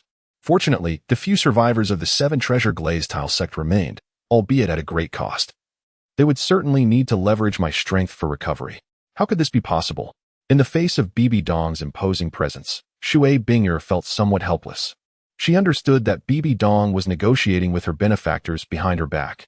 This place is indeed perilous. Had I known, I would not have attempted to absorb here, said Xiaoyu. Indeed, while I had only heard of the Tianqing Yomong and the Titan Great Ape, I never anticipated encountering such a peculiar golden bear, which even inflicted severe injuries upon the two offerings, Yin expressed with lingering trepidation. Had it not been for the timely support of the soldiers from the Tiandou Empire last night, he believed the number of survivors from his family would have been halved. It would have been even better if you could acquire it. What on earth does this fellow intend to do? Bibi Dong already possessed all the soul bones. She gazed at those that had been dropped by the Tianqing Yomong and the Titan Great Ape, handing one of the soul bones to the recuperating Qianjun and Jiang Mo. I too am exhausted and confused. Last night, without anyone to protect him, he must have perished. Hulaina remarked with self-deprecation. Listening to her somewhat accusatory words, the Grand Elder of the Haotian sect felt displeased. How could we have known? We were all engaged in repelling the beast tide last night. What is the meaning of this? The Pope actually bestowed such a boon upon someone who has only just joined. This is a soul bone of 100,000 years. In the distance, Yin watched the scene unfold with envy. How could he simply vanish without a trace? Hulaina remarked, that represents the pinnacle of metallic attributes. After absorbing the content, her expression grew somewhat displeased. Just as they engaged in conversation, someone approached from outside the living room. Xue Qinghe, who had also fought the previous night, appeared somewhat weakened at that moment. Have they vanished? Chun Xian and Gu Rong lay in a profound coma, having nearly exhausted themselves in that battle. Qian Renxue handed over the intelligence. Upon reviewing it, Yu Yuanjin's veins bulged with anger and trepidation. The foundation of the Spirit Hall is truly terrifying. Chapter 105. Minor Ning Rongrong. Establishment of the Spirit Hall. The remnants of the Seven Treasure Glazed Tile School have been integrated under Lin Fan's command. Lin Fan's arrangement for Ning Fingji involves engaging with the Heaven Dou Empire, while detaining Ning Rongrong by his side to prevent the trio from revealing this matter. With his daughter held captive, Ning Fingji has no choice but to comply. Nevertheless, he harbors his own suspicions. After some conjecture, he suspects that this mysterious individual may be plotting against the Heaven Dou Empire. Having resolved to counter the Spirit Hall, he recognizes the necessity of fortifying his own foundation and growing stronger. Xing Luo Empire's envoy, Qian Renxue announced, indicating that the Haotian clan had already submitted to the Spirit Hall. Fan Gu, I have admired you for a long time, Ning Rongrong expressed at their parting, her beautiful eyes reflecting an incredibly complex array of emotions. They were, after all, miners of the Heaven Dou Empire, ultimately forming three factions. With one able to reap some benefits, Ning Rongrong felt somewhat despondent, still fantasizing about being taken to Winter City by Lin Fan and raised like a prized canary. After enduring turmoil, she now perceived her world as shrouded in darkness. Upon hearing this, Ning Rongrong quickly shook her head, saying, I believe this matter is inadvisable. Xing Luo and Heaven Dou are mortal enemies, and the Spirit Hall has only just been established. Hastily seeking enmity with them is unwise. Moreover, our relationship with the Spirit Empire is quite favorable. Do not jeopardize the friendship between our two nations. A civil official, supported by Qian Renxue, stepped forward and spoke. Lin Fan nodded and inquired about her situation. He retrieved the finest attribute, the 9 treasures glimmer, obtained from Ning Rongrong. This item did not significantly enhance his abilities, so he chose not to utilize it. Each year, a vast quantity of minerals must be supplied to the Heaven Dou Empire, which reciprocates with provisions. Numerous small kingdoms and soul master families responded to the call and joined the martial soul empire. Contemplating this existence, she inexplicably found it appealing. In simple terms, it was a situation where nothing was gained. Qian Renxue already held an answer in her heart. Much like the Heaven Dou Empire, although Tang San was not the founder, he was immensely popular, even more so than the legitimate royal family of Heaven Dou. Upon hearing these words, some elder officials from Heaven Dou cast unfriendly glances. Lin Fan traveled to several small kingdoms in the northern territories to discuss future rebellion plans. Countless grievances weighed heavily on his heart, difficult to express. Once a distinguished young lady, she now found herself in such a predicament. The regent Qian Renxue listened intently to the words of her ministers. The small kingdoms in the extreme north were not numerous. Although soul masters should primarily focus on cultivation, many ambitious ones still existed, such as Bibi Dong from the Martial Soul Hall. Do you not wish to take action? Lin Fan inquired. However, there was no rush regarding this matter. It could be postponed until the Star Luo Empire became anxious. Yi Lingling, already knowledgeable in medicine, had delved deeper into her studies during her time in Winter City. She accepted the offer, intent on contributing to Lin Fan's endeavors without hesitation regarding the benefits she received. Brother Fan, what can I do for you? Ning Rongrong asked, somewhat nervously. One aspect was immense benefits, and he also aspired to establish an empire that could provide him with the power of belief. Lacking the capabilities of her father, Ning Fingji, she had nothing but her connections. Her feelings towards her savior and classmate were complex. Years had passed, and the once youthful girl had matured significantly. There were only 4 of them. With the assistance of Yi Lingling, a healing soul master, their growth accelerated remarkably. The Martial Soul Hall has established the Martial Soul Empire, Yi Lingling proclaimed. Without receiving Lin Fan's comfort, Ning Rongrong could only swallow her grievances and diligently continue her work. For the Star Luo Empire and Heaven Dou Empire to remain unscathed, they needed to join forces to jointly sanction the newly established Martial Soul Empire. The establishment of the Martial Soul Empire by the Martial Soul Hall was declared to the world. Now, with the realization that she would be working in the cold northern territories as a minor, Ning Rongrong's fantasies were shattered. The Heaven Dou Empire. Additionally, cooperating with the Star Luo Empire. Brother City Lord, was this outing successful? Luo Jue obediently spoke. Shortly thereafter, an envoy from the Heavenly Dou Empire appeared in the royal court. Indeed, Your Highness, you should comprehend the principle of mutual dependence. Our Star Luo Empire has already faced an assault. If we are significantly weakened, how can the Heavenly Dou contend with the Spirit Hall in the future? The envoy from Star Luo remarked. It is equivalent to 4 cities. The power of faith he garnered is immense, far surpassing the meager faith obtained by the sea god from the small islands. You undoubtedly have your own matters to attend to. Lin Fan smiled gently at his former classmate. They engaged in a discussion.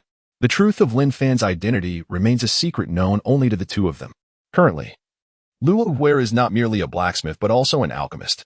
Ning Fingji has taken his former subordinates to provide support to the Heavenly Dou. After arranging Ning Rongrong's duties, 2 significant events transpired, shocking the entire continent. Lin Fan nodded, indicating that this was within expectations. Lin Fan is presently collaborating with some small kingdoms in the northern territories. Ning Rongrong has become the head of a mining enterprise established by Lin Fan. In the future, this will further enhance his realm. Firstly, he firmly rejected any ties with the Star Luo Empire.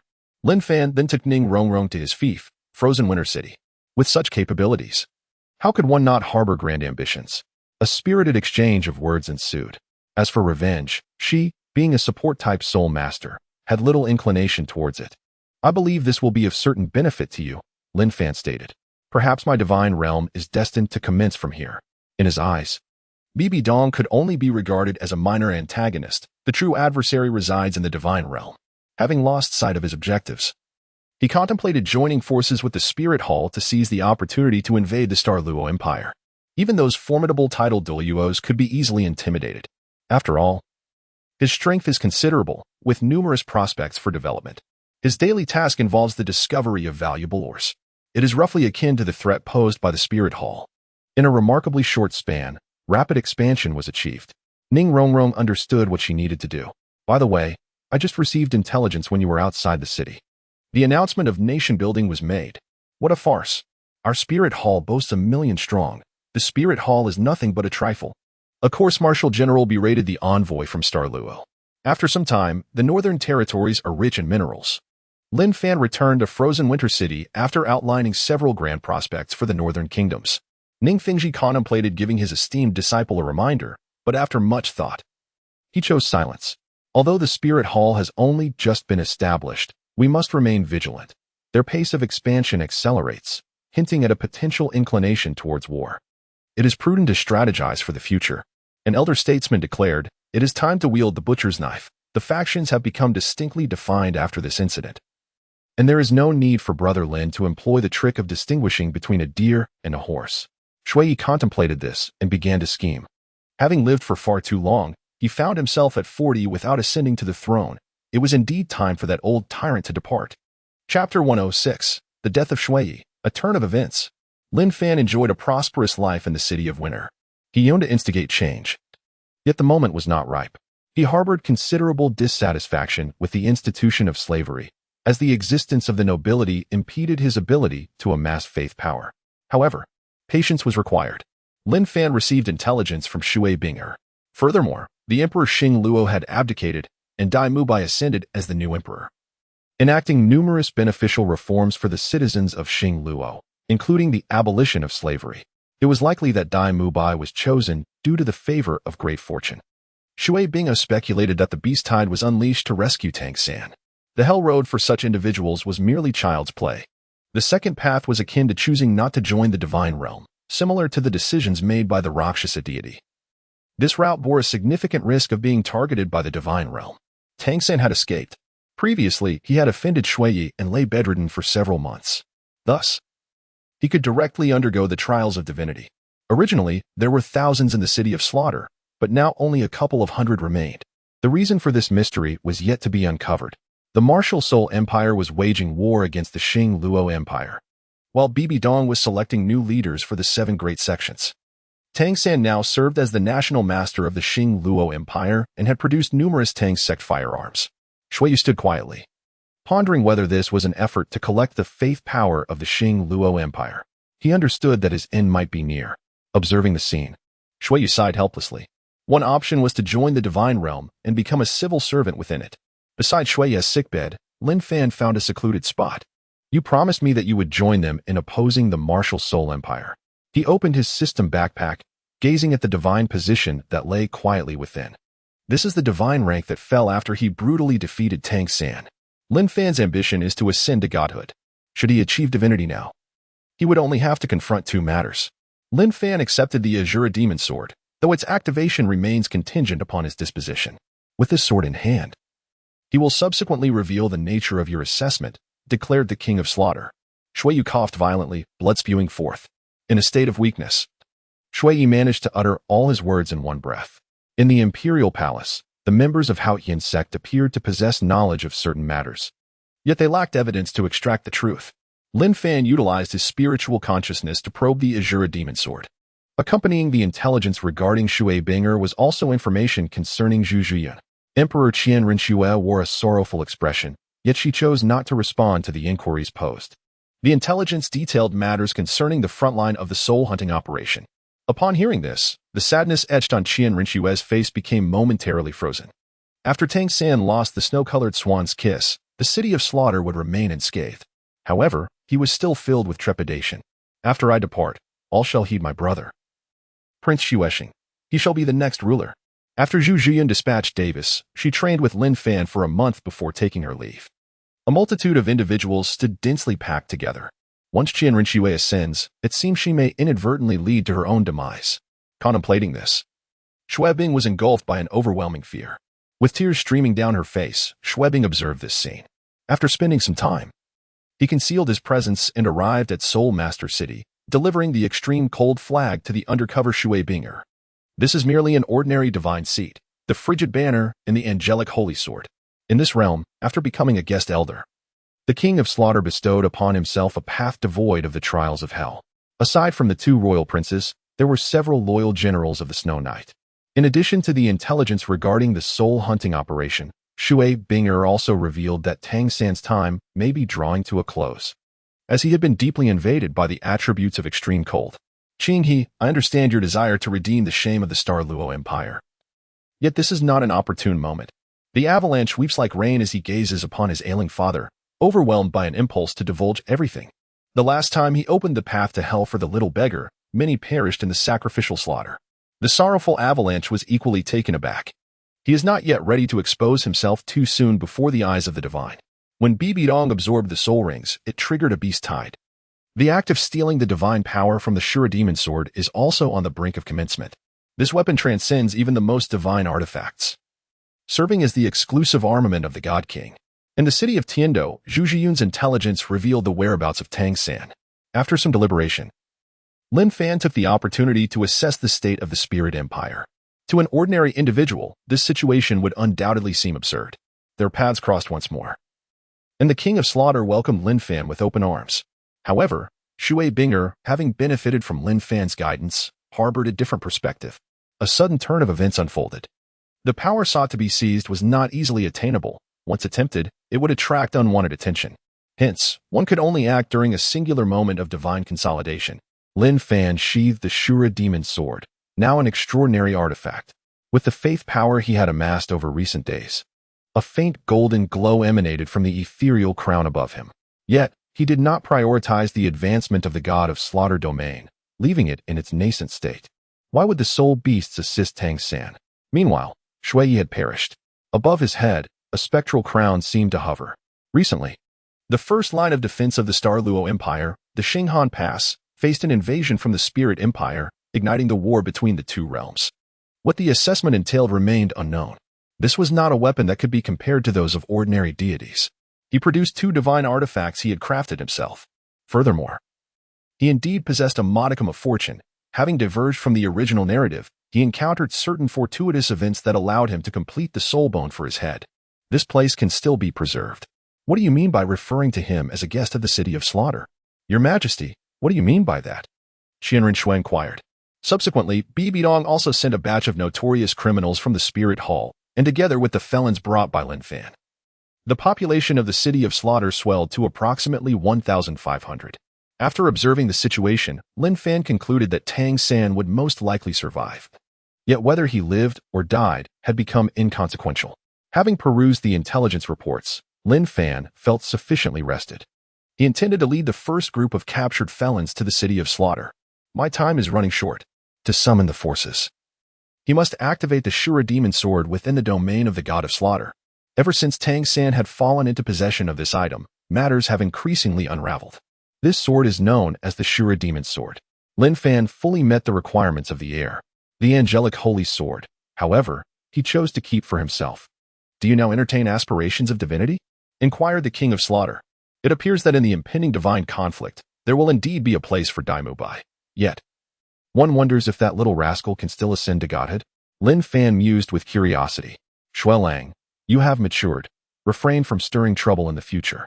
I do not expect you to accomplish any grand feats, merely to avoid causing your brother distress. Observing this, Qian Renxue stepped forward to wipe away the blood.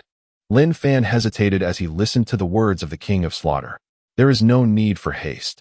This assessment will persist for many years, and each individual's evaluation will differ according to their circumstances. The King of Slaughter slowly drew forth a blood-red longsword. There is another matter concerning Tang San's strength. Nearby, several eunuchs and a few generals were taken aback by the final words of Xue, their expressions frozen in astonishment. Chapter 107. Xue Renxue adorned in yellow robes initiates the Heavenly Dou uprising. A bloodless coup is a failed coup. Xue Renxue envisioned a bloodless transition of power within the Heavenly Dou Empire. Yet, after remaining concealed for so long, it ultimately ended in failure.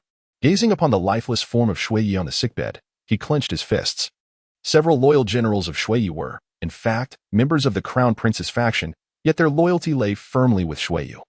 They had believed that Xue Qinghe would maintain his throne, which led them to join the cause. Who could have foreseen such an outcome? The formidable Yang Wudi of the Peji clan emerged wielding the Pahan spear. Minji of the Bai He clan stood with arms crossed behind his back. What? Olian stared in astonishment at the two individuals. Given the tumultuous atmosphere in the city, it was inevitable that the surroundings felt somewhat congested. The Yuji clan, led by Nyogao, had emerged onto the battlefield. At this moment, they were caught in a dilemma, wavering in their decisions. Olian, too, unsheathed his weapon with the intention of taking a hostage. They, however, showed no hesitation and promptly displayed their formidable prowess. He harbored no desire to ascend the throne. His sole wish was to fortify Su Biying. Yet, he now found himself needing to eliminate obstacles for Su Biying's advancement. You are not. The internal strife between Xue Qinghe and Xue Qinghe had commenced. The Imperial Guards began to mobilize. The matter of fratricide. Xue Qinghe's gaze was as frigid as ice. This is intended to subjugate her, subsequently stripping her of power one step at a time. Ever since Qian Renxue initiated her plans, they have been summoned. After all, who could have anticipated that the Crown Prince would manage to recruit two titled Douluos? Qian Renxue approached the entrance, where several individuals obstructed her path. Stand aside. At the entrance to the Night Snow Palace, the three royal knights of Alian were blocking her way. A crown prince who has held his title for over a decade suddenly finds himself deprived of his right to succession. Naturally, his subordinates would react with vigor. Of course, if the avalanche truly had perished, you would not have survived to this moment. Your Highness, I hope you will honor His Majesty's last wishes. The leader of the royal knights, Alian, cast a cold glance at Qian Renxue and stated, His Majesty has decreed the succession to Xue Qinghe. These nobles have been nurtured by Qian Renxue, while others are spies implanted by the Spirit Hall, clad in her resplendent golden robes. Qian Renxue has initiated a tumultuous upheaval with her own followers. At this moment, the Soul Master clan she had subdued began to emerge. It seemed that Lin had inadvertently caused trouble previously. Qian Renxue recalled Lin Fan's prior warning. I once wagered with my brother that if the avalanche exhibited any signs of abnormality, he would undoubtedly take action against it. The foolish monarch. With external threats looming, he still sought to sow discord within. Qian Renxue pondered, her heart heavy. The foolish monarch, gazing at the lifeless snow knight. Qian Renxue exclaimed. The surrounding generals remained silent, aware that Qian Renxue would soon unleash her offensive. The avalanche stood frozen, acutely sensing the perilous atmosphere. Outside, many witnesses beheld this scene. Shortly thereafter, in the Eastern Palace. Is this truly an emperor? Were it not for Xue Qinghe being Qian Renxue, this matter would undoubtedly lead to the nation's downfall. Xue Qinghe's stance was neutrality, opting to disregard the Xinglua Empire. The Crown Prince harbored intentions to invade the Xinglua Empire. With the third prince currently serving as the national advisor there, he must not be allowed to ascend the throne. Upon receiving the intelligence, Yu Xiaojiang promptly chose a side. No matter, I shall later hold him accountable for this, and I must also suppress him. Qian Renxue contemplated, casting a disdainful glance at Xue Qinghe, declaring, the Tiandou Empire has cowered for over a decade since the friendly treaty was torn asunder by Xinglua.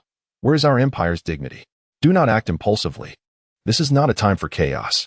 O'Reilly was astonished and somewhat flustered. He wielded his spear, pointing it directly at O'Reilly. He was quite curious about the two titled Douluo beside Qian Renxue, realizing that his disciple had concealed his depth remarkably well. Qian Renxue chose not to reveal her strength, opting instead to command from the rear and control the situation. To think that this prized disciple would outright rebel. The attitude of Snow Knight in the end was truly disappointing.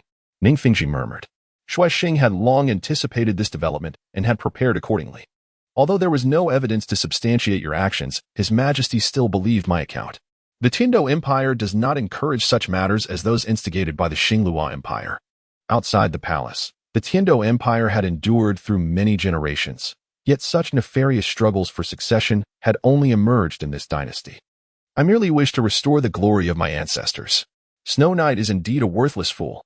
At this moment, upon receiving the intelligence, Xue Qinghe directly took the Imperial Jade Seal to where the Forbidden Army was stationed. Your Highness, you truly possess remarkable cunning, keeping me in the dark all these years. Qian Renxue observed Xue Qinghe leading a large contingent of the Forbidden Army, her gaze icy. These Imperial Guards are a force that Qian Renxue has not taken command of. Only the ascension of a new emperor can grant them authority. Within the city of Tiandou, there are a total of 100,000 imperial guards, with an additional 100,000 stationed outside the city. The actions of Crown Prince Xue Qinghe have been commendable during his regency. He has revealed certain inclinations towards the martial soul empire. Perhaps it is this matter that has led Xue to alter his decision. The proclamation immediately stirred a commotion among the ministers kneeling outside the palace. Though there had been disputes before, none had reached such a nefarious and grave extent. Nevertheless, after the matter was resolved, my elder brother reluctantly acknowledged the veracity of my claims. How naive. Qian Renxue let out a cold laugh. Furthermore, your recently exposed ambitions to invade the Star Luo Empire have compounded the situation, leading His Majesty to deem you an inadequate emperor. Thus, I shall swiftly conclude this battle, yet you have concealed your intentions well, as evidenced by the two titled Douluo who serve you loyally. This performance was truly astonishing. Within the city of Heaven Dou, both the Element Academy and Shrek Academy have undoubtedly taken note of these events. Upon the utterance of this statement, Xue Qinghe stood upright, startled. Some individuals elevated by Qian Renxue sensed an ominous shift. Furthermore, the crown was entrusted to her. The Soul Master clan, along with a few soldiers she had discreetly nurtured, began to converge. The gunfire erupted into a mutual exchange of shots. When had Xue Qinghe orchestrated this? Was it during that particular incident? Qian Renxue recalled the earlier warning from Lin Fan regarding her dealings with Xue Qinghe. Should she continue her allegiance to Qian Renxue, they too would need to choose sides. Should our struggle persist without resolution, we are destined to confront external threats. Listening to Xue Qinghe's words, Qian Renxue felt a pang of surprise. After uttering a curse, she departed. The internal strife had commenced. Those who received the news gathered promptly. Why would one prefer to bequeath the throne to a brother rather than to his two sons? Brothers, bound by blood, could so easily turn against one another. Alain stood in shock, staring blankly at the two individuals who had been violently thrust aside, as well as the aura of the Soul Emperor emanating from Qian Renxue. 9 soul rings began to rotate in unison, while Qian Renxue had shown a hint of intention. It was not overtly clear, was it? The only conceivable scenario was that they had long harbored ulterior motives. They began to follow in Qian Renxue's footsteps. Without granting her a moment's respite, they forcefully escorted her away. Release the princess, came the cold voice from the serpent spear Douluo. Yet, under the overwhelming pressure of the soldiers, victory was unattainable. They would eventually exhaust their soul power. If I were you, I would leave at once, Xue Qinghe advised. Before the words had fully escaped her lips, a spear pierced through the chest of Alain, the commander of the Royal Knights. This gamble had succeeded. When you made your move against him, you should have ensured his demise. Qinghe, you were too ruthless in your methods. 2 men appeared. Kill him. Now. With the outside situation unstable, the tyrant's tyranny prevailed. We vow to follow the princess unto death. One man produced a royal robe, unfurling it slowly as he spoke reverently. Internal strife and external pressures were evident signs of a nation on the brink of collapse. The oppressive aura emanating from the titled Douluo was palpable. Several eunuchs proclaimed the imperial edict loudly. Thus, such contention within these walls was taboo. Recently, she had delineated the dynamics within the court. Qian Renxue's power abruptly sent the 2 soul masters who had seized her flying away. What is the meaning of this? Qian Renxue gazed at her imperial uncle and posed a question, unleashing a surge of soul power. Only a titled Douluo remained by her side for protection. In addition, Lin Fan hastily arrived, and upon grasping the situation, he was utterly astonished. A frigid voice emanated from his lips, alongside the 4 prominent families of Soto City. Qian Renxue nodded slightly, extending her arms. A man approached with a beaming smile, draping the royal robe over Qian Renxue's shoulders. Unfortunately, the imperial seal was not in my possession. With your baseless conjecture, I doubt that Father Emperor would be persuaded, Qian Renxue continued, her curiosity piqued regarding what Xue Qinghe had truly done. Meanwhile, some onlookers, witnessing this scene, erupted in ecstatic joy. Yet it was you who precipitated this internal strife and external peril. Among the soul masters of the Royal Academy, several soul Douluo elites chose to bide their time, waiting to see who would gain the upper hand before offering their allegiance. Chapter 108. A bloodbath. Qian Renxue ascends to the throne. Resounding explosions echoed throughout Tiandou City. The common folk, upon witnessing the turmoil, hastily sought refuge to avoid being ensnared in the chaos. Although the imperial guard was numerous, Qian Renxue's side also boasted a private army, coupled with the bloodshed wrought by the titled Douluo's Shi Miao and Ci Tun. The outcome of this fierce battle was all but certain. Within just an hour of carnage, The supreme commander of the Imperial Guard, the new Emperor Xue Qinghe, felt a creeping dread. They had not even entered the royal mausoleum. Outside, the streets were awash with blood and severed heads. In the palace, Tiando Hall. Upon hearing these words, Xue Qinghe was momentarily stunned. The three heads of the Tiando Royal Academy arrived at a critical juncture to provide assistance, earning the title of first-class nobility and a reward of 300 acres of land. The three deans of the new Element Academy, Feng Xiaodian, Hua Wu, and Hua Wushuang, were granted second-class titles, with a reward of 300,000 gold and 80 acres of land. More reinforcements continued to arrive. In the final confrontation, Qian Renxue successfully claimed her rightful place. Although Xue Qinghe's previous institution, the Tianxue Academy, had not integrated into the new Element Academy, they stood firmly by Qian Renxue's side. A dozen elite warriors, armed with steel shields, were sent flying by the force of the conflict. These three individuals are all titled Soul Douluo, worthy of the Soul Hall's vigorous recruitment.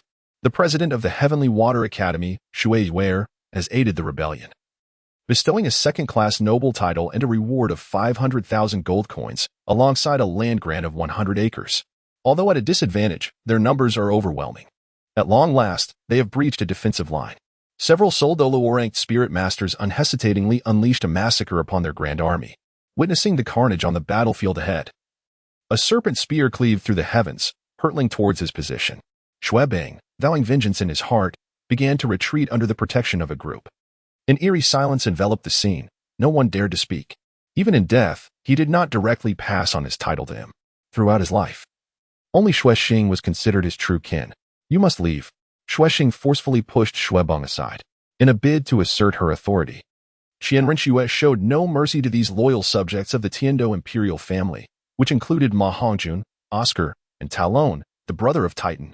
A blood-red spear stood ominously embedded in the ground. Xue Qinghe gazed back, his eyes brimming with tears. Stability outside must be restored.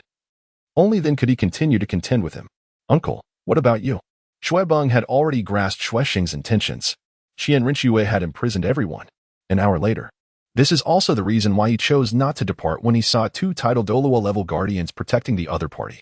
He could only bind himself completely to a powerful faction. Were it not for such threats, the serpent spear would have charged forth to slay Xue Qinghe without hesitation. After subduing the opponent, however, the distant firepower posed a credible threat to the titled Douluo. If she could be driven away, it would be a fortunate turn of events for him.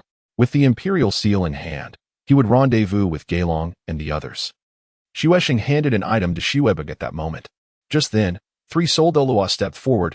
Initially, they had no desire to get involved. But now abstaining was no longer an option. A eunuch held up an edict and began to recite it. There were still many loyalists to the imperial family within the Tiando Empire. However, only one remained truly faithful, Xue Qinghe.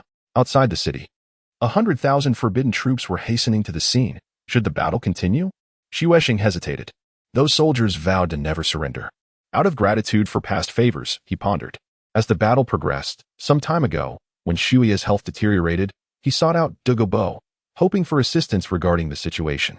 Listening to Xue Qinghe's explanation, Xue Qinghe felt overwhelmed. Qian Renxue immediately initiated a series of reforms. Gailong and several veteran generals only acknowledged those who possessed the imperial seal. The poisoned Douluo stated that he had completed all he intended to do over the years, and thus would not lend us his aid. Wishing to refrain from involvement in this matter, she instructed the members of the Kaifeng family to pursue Xue Qinghe's faction. It became apparent that Xue Qinghe's group was unwilling to continue fighting to the death. Clutching the box containing the imperial seal, he departed on horseback, both furious and sorrowful. I shall summon the Mad Sword King back to the capital to discuss strategies against our enemies, Qian Renxue declared, casting her gaze upon the ministers below.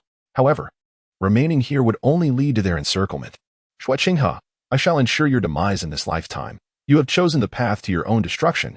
With both forbidden troops and Royal Academy soul masters present, the forbidden army had already withdrawn significantly, leaving only 3,000 to 4,000 still engaged in bloody combat within the city.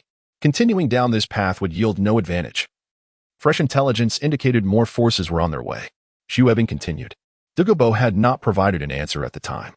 Some loyal subjects adamantly refused to recognize her legitimate status, prompting Qian Renxue to have the thousands subdued the previous day dragged out to the marketplace for execution. The bloody slaughter was so gruesome that even the soul masters were left in horror. The The following day, before Xue Qinghe's body had even fully stiffened, Qian Renxue ascended the throne early in the morning. As for the newly formed Element Academy led by Feng Xiaotian, they fought valiantly on Qian Renxue's side.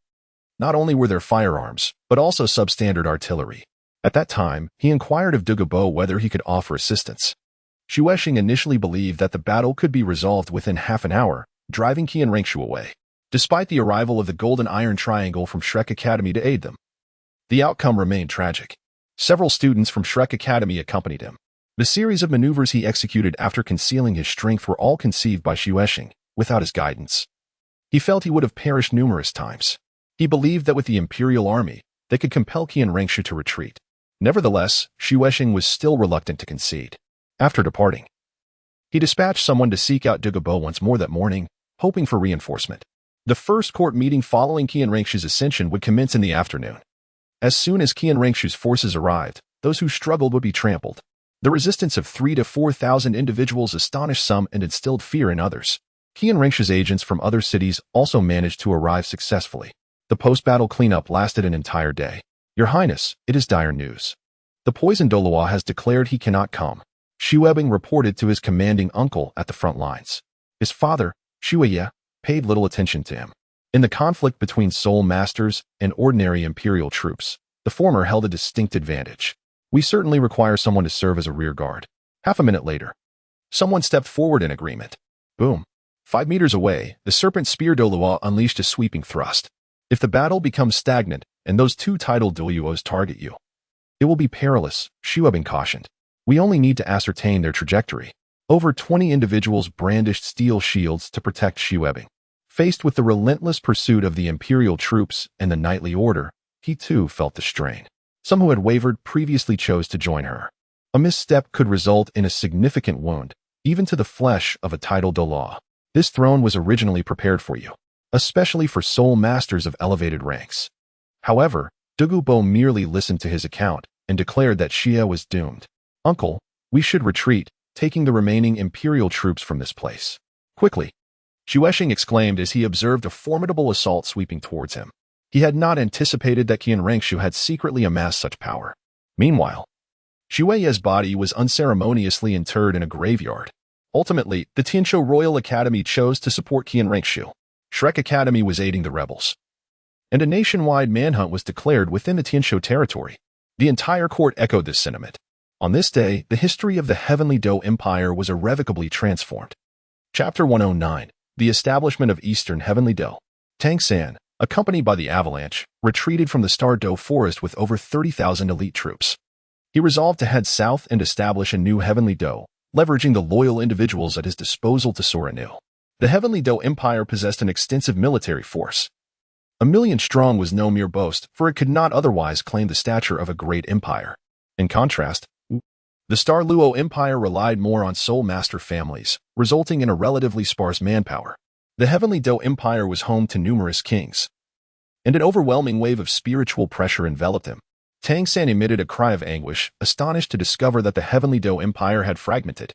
By, glancing at the intelligence in his hands, expressed his surprise. A king of a different surname felt a sense of trepidation, confronted with two choices before him. Ultimately, Avalanche managed to assemble merely 100,000 soldiers. The ascension of the new emperor would undoubtedly diminish the influence of those military kings and generals. Xiao San, see if you can persuade Avalanche to bring his men to our side. We shall first withstand the assault from the Spirit Empire, and afterward, we will assist them in reclaiming their territory. It seemed they dared not venture further into this region. By concurred, promising to seek out Avalanche. All of this pertains to the night of listening to snow. The primary concern is the insufficient prestige of Avalanche. I shall attempt it. If they refuse, I will bring the teacher and others along, Tang San stated. Regrettably, the inheritor is Avalanche, and the Soul Masters are no different. Without hesitation, he commenced a frantic escape. How fortunate was my first half of life. Should I not venture to the city of slaughter? I have, after all, passed its trials, Tang San pondered. Besides the 200,000 from the Imperial Guard, there are various armies scattered across the lands. Here lies the establishment of the Heavenly Empire. It resembles a colossal purple tiger. Furthermore, the strength of Xue Qinghe's Heavenly is formidable. They are utterly incapable of diverting their power to challenge the Heavenly. Had she chosen to cultivate instead of lurking back then, she, nearing 40, might have already ascended to divinity. Big Brother Dai. The Eastern Heavenly is now willing to cooperate with us. Shrek Academy has also joined them. If Xue Qinghe were to attack them in the future, I hope Big Brother Dai can provide assistance, Tang San remarked. Suddenly, a formidable force took notice of him in the vicinity. The deeper he ventured, the more terrifying that potent aura became. First, let us make use of those from Avalanche. Tang San arrived in the Douluo forest. At once, he felt a surge of panic. He instructed the cavalry to proceed while he himself took a detour to assess the situation in the Douluo forest. Since their last forced separation, he had been greatly concerned for Xiao Wu's well-being, which included Lin Fan. Qian Renxue ascended to divinity in roughly 5 years following her defeat. However, everything has now transformed. Her infiltration plan has succeeded. Little did Xue anticipate that Qian Renshue's capabilities would surpass his expectations. Avalanche arrived at Gelong's domain, specifically in the city of Hanhai within the Heavenly Territory. Yet, people referred to them as the Eastern Heavenly when discussing them. Suddenly, he sensed an anomaly ahead. The purple extreme magic eyes reached their utmost potential, and the blue-silver domain was unleashed wildly, searching for a safe haven. After enduring several attacks, he finally entered that designated area. In the end, the majority of the kings obediently went to the imperial capital, with only a small faction bringing their followers to pledge allegiance to Avalanche. What an impressive human. His mental fortitude is remarkably powerful, a somewhat eerie voice echoed. This undermined his interests. However, if he were to take the initiative, he could still thrive in the future. After registering, Qian Renxue began to summon some kings who possessed troops. A more formidable aura of soul beast was unleashed. This is a tale of a valiant warrior, possessing an army of 20,000 within her domain. As the Night of Snow approached, her circumstances grew dire, leading to her reassignment to the Imperial Guard. Her efforts at subterfuge became a mere jest, a complete waste of time. In a certain place, this fellow seems intent on abandoning his current allies for personal gain. Had Xue Qinghe still been alive, wielding the Imperial seal, perhaps there would have been others to rally behind him. Yet, he perceives nothing of the sort. This is a unique soul beast, known as the Dark Demon, Evil God Tiger. However, the beast shows no intention of departing. Yet, should it remain passive, the situation could become perilous. One must journey to a territory called Bear Lord and simply invoke the name of the Evil Eye Holy King. A level of 10,000 years? Tang San was taken aback. Having no desire for conflict, he chose to retreat immediately. Suddenly, an idea struck him. He intended to venture there and ascertain whether the formidable aura of the soul beast could intimidate this dark demon Evil God Tiger. Several waves of light surged toward him from behind, prompting Tang San to flee at great speed. Subsequently, By dispatched 1,000 cavalry to Tang San, urging him to swiftly proceed to Hanhai City to assess the situation. Aware of Gelong's focus, Xue, on the brink of demise, held faith that with the presence of Gelong, a sole Douluo, leading 200,000 elite troops, it would be a simple task to sweep away the Crown Prince's forces. He felt quite unfortunate at present. In the Douluo Empire, he clearly discerned the soul beast pursuing him. Qian Renxue had merely recruited a few individuals. Even with Gelong's existence, he feared that Xue Qinghe's interference would lead them to their untimely demise. I understand, but the situation seems rather troublesome. Our Xinghan Pass frequently faces disturbances, and the number of individuals dispatched by the Spirit Master Empire is steadily increasing. By sighed, his eyes ablaze with fury. Upon hearing this, Tang San pondered for a moment and replied, "Then provide me with some personnel. I will bring my teachers over." Reflecting on Qian Renshue's path of concealment, she had not taken any troops from the Tiandou Empire. Tang San searched his memories, recalling a book he had read. One spoke of entering the imperial capital to meet the new emperor. After all, the little rascal had merely achieved divinity at the tender age of 20-something. He had only slain Xue, allowing Xue Qinghe to ascend. This could be considered a coastal city in the east, indistinct from Qian Renshue's Tiandou Empire. In the eyes of the people, Xue Qinghe was merely a wastrel. Over the span of more than a decade, in the original narrative, she had accomplished nothing. As he had surmised, the dark demon Evil God Tiger pursuing him came to a halt. Tang San was momentarily taken aback and immediately scanned his surroundings. This entire situation has dealt him a tremendous blow. His father has passed away, his mother has succumbed, and the Houghton sect has betrayed him. I refuse to believe you will not reveal yourself. The dark demon Evil God Tiger unleashed a mental transmission. Now, he could only search the surroundings, hoping for an opportunity to escape. Alas, I cannot shake the feeling that my progress is being stifled by an invisible hand. One path leads to the avalanche. Concerning this avalanche character, he finds the notion of such a frivolous commander utterly amusing. By nodded in agreement, sharing the sentiment that they should either collaborate with Douluo.Qian Renxue to confront the spirit hall first. In the next moment, regardless of his willingness, the conversation took a turn. Upon hearing this, Tang San's previously relaxed heart tightened once more. In the distance, waiting for Tang San to depart, the dark demon, evil god tiger's eyes reflected disappointment. It seemed his prey had slipped away. Chapter 110. Tang San acquires the celestial dream ice silkworm. And Xiao was married after a considerable time. Tang San awakened. He gazed around in bewilderment. He was alive. However, he suddenly sensed an unusual presence within his spiritual realm. It was a colossal ice silkworm, appearing quite bizarre. Awake? The ice silkworm spoke. Then, the celestial dream made its move, capturing an illusory little tiger. Tang San's expression darkened, a cold murderous intent emanating from him. Now is not the time to engage in a fierce battle with Xiong. No, she is already mine, Xiong declared with pride, firmly refusing. Only then did the celestial dream exhale in relief. Upon hearing this, the bravery exhibited by the celestial dream swiftly dissipated. Tang San pondered for a moment, wishing to negotiate further, but was again turned down. Things have taken a turn for the worse. The pseudo-Tian forces are closing in on our defenses. And this time they come with an army of 100,000 to sweep us away, reported a scout. He had managed to escape due to a certain individual known as the Evil Eye Holy King venturing into the depths, prompting powerful soul beasts to investigate, thereby granting him an opportunity. After emerging, he realized that his escape was fraught with difficulty, unless he had assistance. Now that he knew he was in the presence of the Evil Eye Holy King, there was no need for concern. In those days, he also harbored thoughts of Xiao Wu, aided by the assistance of Tianming. Upon witnessing this scene, Tang San felt as though struck by lightning. Wait, he could not venture to that place. Clenching his fists, he gazed at the adorable girl, who bowed her head in silence, and his heart ached profoundly. The Evil Eye Saint King had a collaboration with them. If he concealed himself, finding someone should pose no issue. The following day, when he went to negotiate, he encountered military reports. The commander was none other than the Mad Sword King, Lin Fan. An aura of wicked power emanated from him. The thought of this only amplified his pain. Just as he prepared to slay the dark demon evil god tiger and channel it into the Haotian hammer's soul ring, Tianming interjected, stating that a spiritual entity was attempting to escape. No problem, that individual possesses merely 50,000 years of cultivation. We can easily handle it together. Upon hearing this, Tianming was taken aback. However, he was determined to rescue Xiao Wu. This was also a matter of self-preservation, and of course, I hope you can grow stronger so that I may be revived, Tianming remarked. The first soul ring, was that not the soul ring of the Haotian hammer? He hesitated to meet Xiong, not out of fear for himself, but rather concerned that this human might be killed. Upon uttering these words, Xue Qinghe's expression eased slightly. After announcing the name of the Evil Eye Saint King, he successfully secured a meeting with Xiong. This is the person you sought to save, is it not? Xiong said with a grin, looking at Xiao Wu in his arms. Recently, he had found an opportunity to escape, and this was that very chance. Hearing this figure, Xue Qinghe did not panic, but instead inquired about their commander.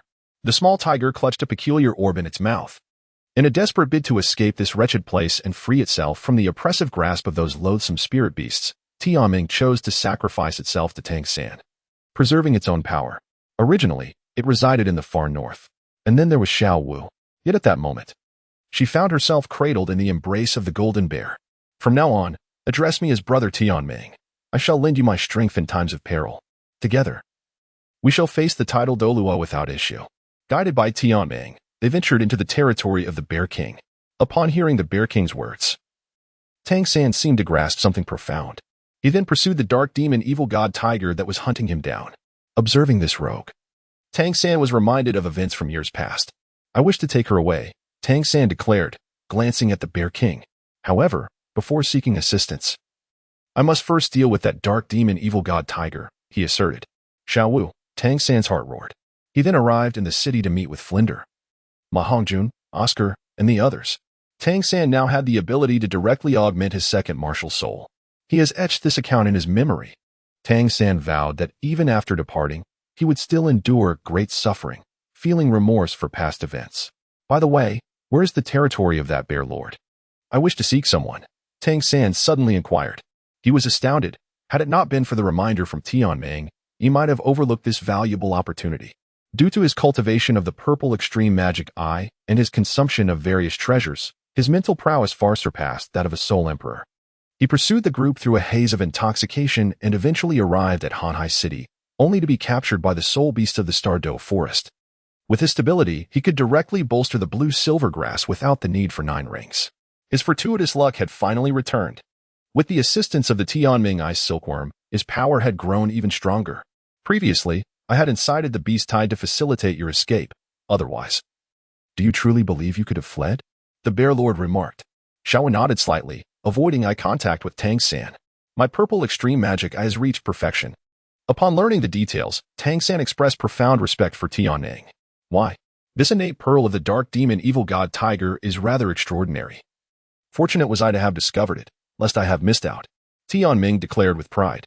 Today's negotiations have come to naught. Following his inquiries, he learned of Tianming's tragic past. Tang San was taken aback. I can provide you with 10,000 men for support, but it is impossible for us to mobilize entirely. Xue Qinghe stated. As a spirit beast with over 900,000 years of mental power, Tianming was not so easily extinguished. Upon their reunion, the scene nearly caused Tang San to faint. He accepted the pearl and once again expressed his gratitude. At that moment, a wave of elation surged within him. He then noticed that he was being pursued and decided to test the waters. Seeing that they were unharmed, he let out a sigh of relief. Now I shall become your first spirit ring, Tianming proclaimed. By heavens! Tang San was startled. What had he truly experienced?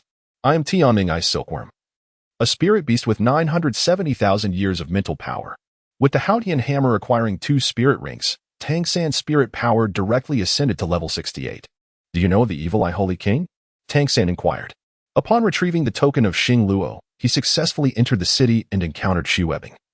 Clad in imperial robes, Xiao went to such lengths to save me. Tang San bore the ordeal with success. Were it not for Tianming's fervent persuasion, Tang San would have already taken action. If you can survive, make haste to leave, should other soul beasts set their sights on you, leading to your demise. It would bear no consequence to me, the Bear Lord declared imperiously. After learning of Dai Mubai's intentions from Tang San, Xue Qinghe furrowed his brow slightly. Tianming had initially harbored concerns about inadvertently harming Tang San. Fortunately, the outcome was favorable. Thank you, esteemed elder, for your assistance. My fortune has finally returned. He was unleashed. And then he beheld the first soul ring appearing on his celestial hammer, radiant in crimson. Tang San, in a state of astonishment, was also filled with elation. However, the demeanor of Avalanche remained composed. He imparted some wisdom to Tang San. The Mad Sword King, Lin Fan, is merely a soul emperor, is he not? There is nothing to be concerned about. Relay my military orders. Marshal Galong must lead the troops. We absolutely cannot allow them to breach the stronghold. Chapter 111, Fate as Compulsory Correction. Peaceful City. This is the quickest route to reach Hanhai City by land. After the Avalanche arrived at Hanhai City, it stationed 50,000 Imperial troops there. Listening to some of Avalanche's strategies, Tang San regarded him with newfound respect. It seemed that the tale previously recounted by the other was not a fabrication. He truly was a person who, fearing for his life, chose to conceal his talents and endure in silence. Now, observing Avalanche's composed demeanor, it is hard to imagine that he was once a reckless scion. Your Majesty, do not underestimate Lin Fan. He is not merely a soul emperor, but a titled Douluo, Tang San proclaimed. Blue Hao Wang, you cannot be serious, Avalanche responded, astonished as he turned to Tang San. The title of Blue Sky King was conferred upon Tang San by Dai Mubai, although it carries the weight of royalty. Within the Star Luo Empire, he serves as the national master, wielding considerable power. This is no jest. During my trials in the City of Slaughter, I encountered him. And the sense of oppression he exuded was akin to that of a titled Douluo. Xue Qinghe found it hard to believe. After all, how old could Lin Fan be? Has he even reached 20 yet? Achieving the rank of titled Douluo before the age of 20 is something few would dare to accept as truth. Yet, observing Tang San's grave demeanor, he found himself convinced. Your Majesty, I believe I can assist you in addressing this matter, Tang San declared. Upon learning that the enemy commander was Lin Fan, Tang San felt compelled to take action. He now believed that, with all his might, he might stand a chance against Lin Fan. With the assistance of Dream, it was not impossible for him to unleash a soul power intensity rivaling that of a titled Douluo in a short span. Once he attained such a level of soul power, Tang San was confident that employing the Tang sect's ultimate technique, Blood Bodhi, would significantly enhance his odds of success. If he fought with utmost determination, perhaps he could even unleash the Tear of Guanyin. This is indeed the foremost secret art of the Tang clan. According to the legends surrounding the Tang clan, a single release of the Guanyin tears could shatter the protective aura of a martial arts master and eliminate them in an instant. However, no one within the Tang clan has managed to master it since, leading to its gradual decline. Observing Tang San's expression, Xue Qinghe felt a surge of joy. The reigning emperor of the Tiandou Empire is By, and Tang San has considerable connections with our empire. Perhaps he could facilitate the union of our two great nations. Xue Qinghe pondered. How many men does King Lin Hao desire? Xue Qinghe inquired cautiously. No need, Tang San replied. My primary objective is to confront the enemy's commander.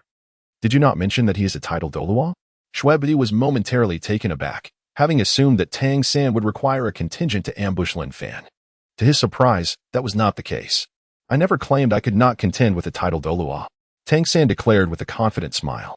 Recently, fortune had favored him, and he felt as though everything had reverted to the time before he encountered Lin Fan. During that period, he had experienced an unbroken string of successes. He believed this marked the dawn of his resurgence. As long as he could eliminate Lin Fan, he would employ any means necessary. Seeing the confidence radiating from Tang San, Xue Qinghe's resolve to ally with him grew even stronger. King Lin Hao, are you aware of what this item is? Xue Qinghe said, producing an object. This is an object placed within the same box as the imperial seal. It takes the form of a translucent triangular entity. Neither Xue Qinghe nor the deceased royal uncle, Xue Qinghe, possessed any knowledge of this item. However, the fact that Xue entrusted this artifact to Xue Qinghe alongside the seal attests to its significance. The triangular object, crystalline and modest in size, emanates a faint wave of soul energy, evoking a sense of astonishment. Could this possibly be a soul-guiding artifact? Tang San furrowed his brows, activating his purple extreme demon eye for inspection. Simultaneously, he inquired within his mind, Tianming, can you discern what this object is? Within Tang San's spiritual realm, the exceptionally perceptive Tianming conducted a meticulous examination. I am uncertain, yet it imparts an overwhelmingly vast sensation. I surmise it to be a soul-guiding artifact. Tang San turned to Xue Qinghe and conveyed his conclusion. Xue Qinghe regarded the object thoughtfully, and after a moment's contemplation, he resolutely prepared to present this enigmatic item to win over Tang San. They could not uncover its secrets, and rather than let it languish in their possession, it was better to hand it over to someone in need. Tang San, brother, I currently have nothing else to offer you. I hope this item aids you in your pursuit of Lin Fan, Xue Qinghe said earnestly. Tang San slightly bowed, taken aback that a sovereign would refer to him as brother. Moreover, Xue Qinghe was over a decade his senior.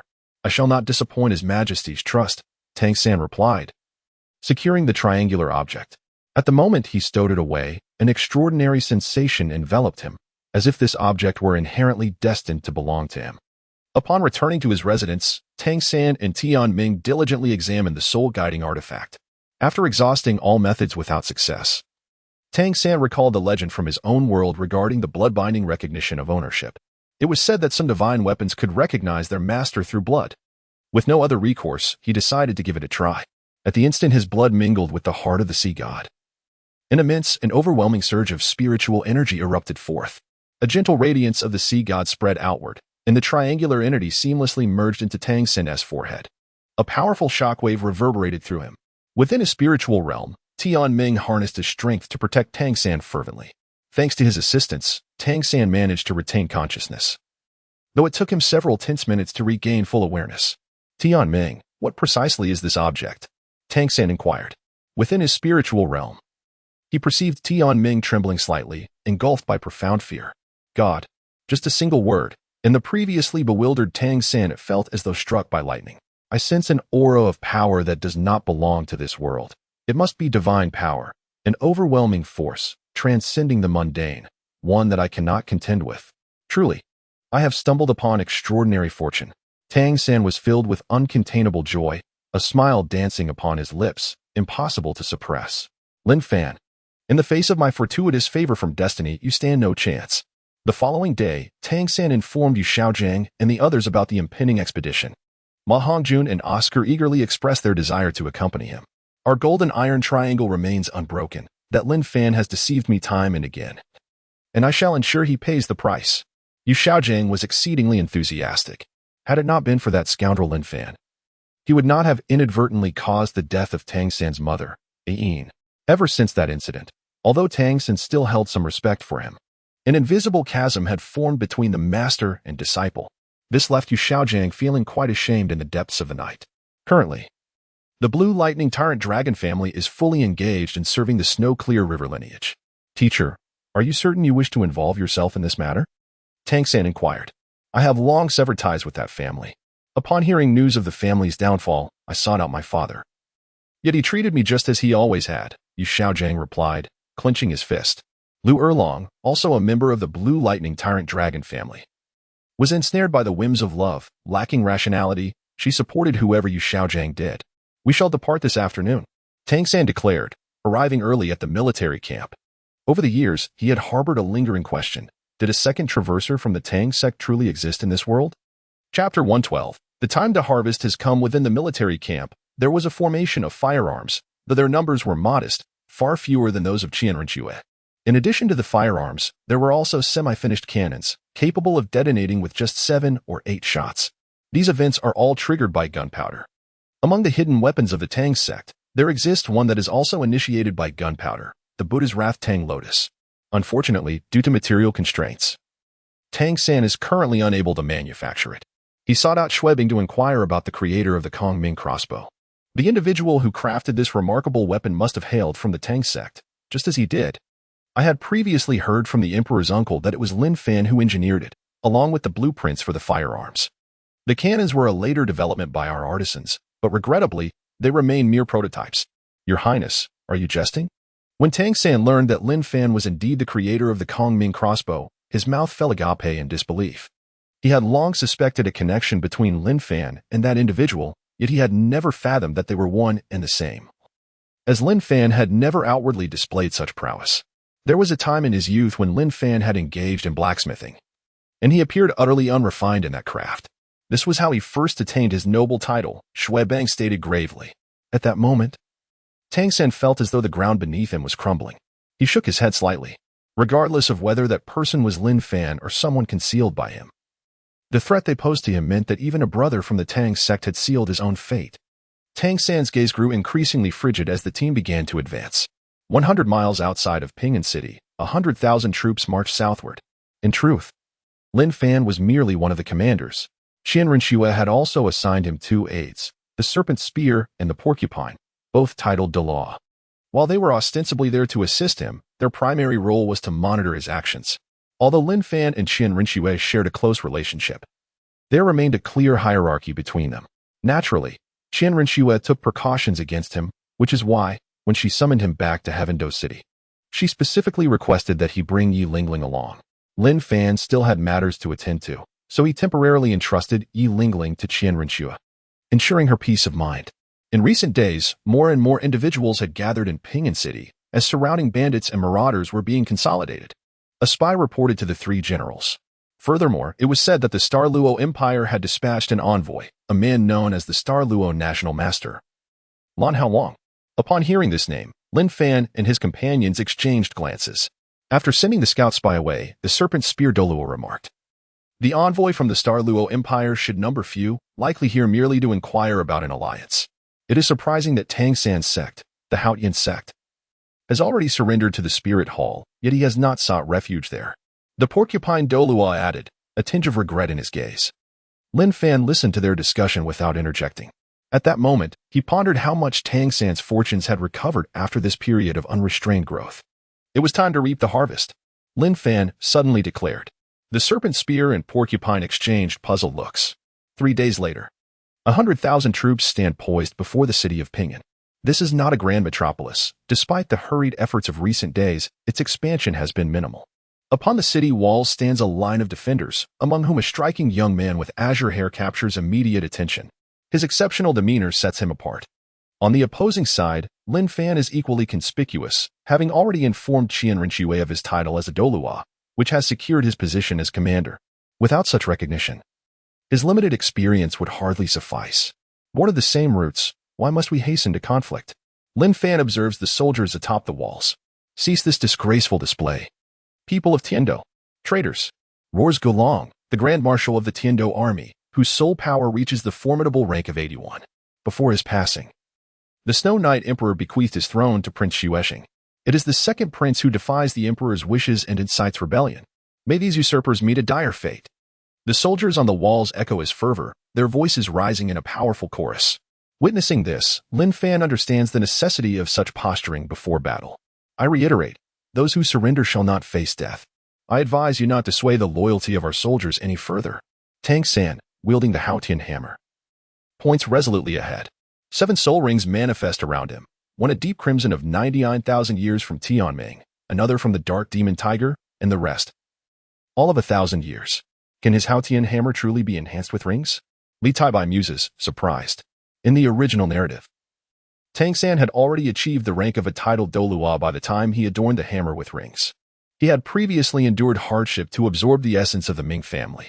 It appears he has encountered further opportunities. I hope he does not disappoint me. Lin Fan gazes calmly at Tang San. Follow me, let us annihilate the false army. Lin Fan raises the command flag and shouts. In the next moment, troops begin to withdraw in orderly succession, bringing forth 20 cannons to the forefront. Observing this, the defenders on the walls brace themselves. Boom, boom, boom. A barrage commences. The thunderous roar reverberated like a tempest, shrouding the air in swirling smoke. Shells relentlessly battered the city walls of Peace City, a place far from affluence, where the fortifications were predominantly composed of earth. Under the relentless bombardment, gaping breaches soon emerged. Opposite stood Tang San, Gulong, and other formidable soul masters, intercepting the cannon fire with deft precision. Lin Fan commanded the Serpent Spear and the Porcupine, both titled Douluo, to engage. Gulong found himself pitted against a single titled Douluo. Meanwhile, a radiant golden light surged forth, accompanied by the faint echo of the sun and moon's harmonious resonance. A colossal golden dragon, measuring 10 meters in length, roared into the fray, charging towards the Serpent Spear. Tang San, too, sprang into action, making a beeline for Lin Fan. The other vice commanders began to seize control of the battlefield, orchestrating the combat strategies. In this realm, the grand battlefield held little significance. It was the smaller skirmishes that truly mattered, particularly those among the titled Douluo. To safeguard their own, they shifted their duels to the skies or other remote locations.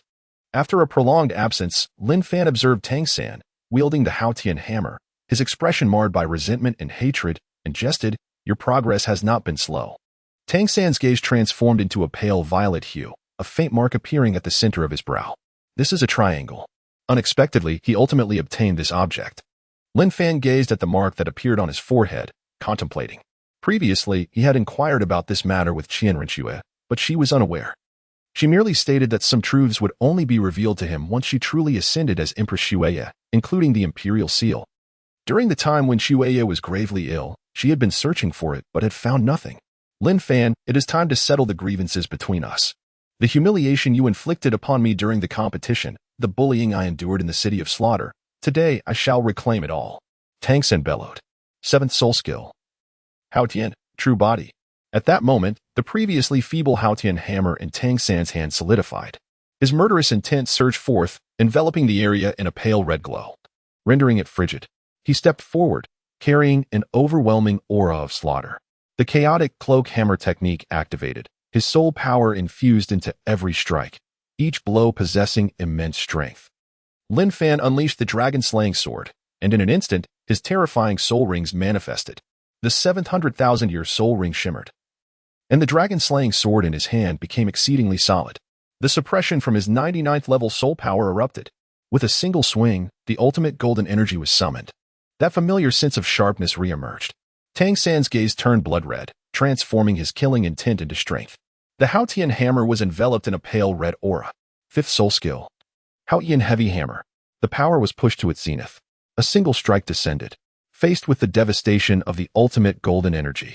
The fabric of Tang San's arms began to tear apart, revealing large patches of bloodied skin beneath. The Haotian hammer, infused with over 70 levels of soul power and enhanced by the 5th soul skill, manifested a crack at that moment. What? Tang San's icy gaze exhibited an unusual intensity. He thought he would never utter those words again in his lifetime. He believed he would never be astonished by Lin Fan's power again, yet now, he was mistaken. The ultimate golden sword energy swept across. Tang San was assaulted by the waves of sword energy, each impact leaving bloodied wounds on his body. Blood gushed forth. The pain emanating from various parts of his body caused him to emit muffled groans. Though he could endure, his pale complexion betrayed him. He was not an ordinary title Douluo. Since their last encounter in the City of Slaughter, he had undergone significant enhancement. As Tang San felt the agony coursing through his body, he confronted a reality he was reluctant to accept. Lin Fan's rate of advancement was beyond his imagination. Tianming, what level of soul power does this fellow possess? Tang San inquired. Within the sea of consciousness, Tianming was now utterly awed by Lin Fan's formidable prowess. Judging by the overwhelming force unleashed in the previous strike, the individual before him possessed a soul power level of no less than 98. Furthermore, he wielded the ultimate attribute of gold. As a soul beast ensnared within the core circle, he was all too familiar with the essence of this supreme golden attribute.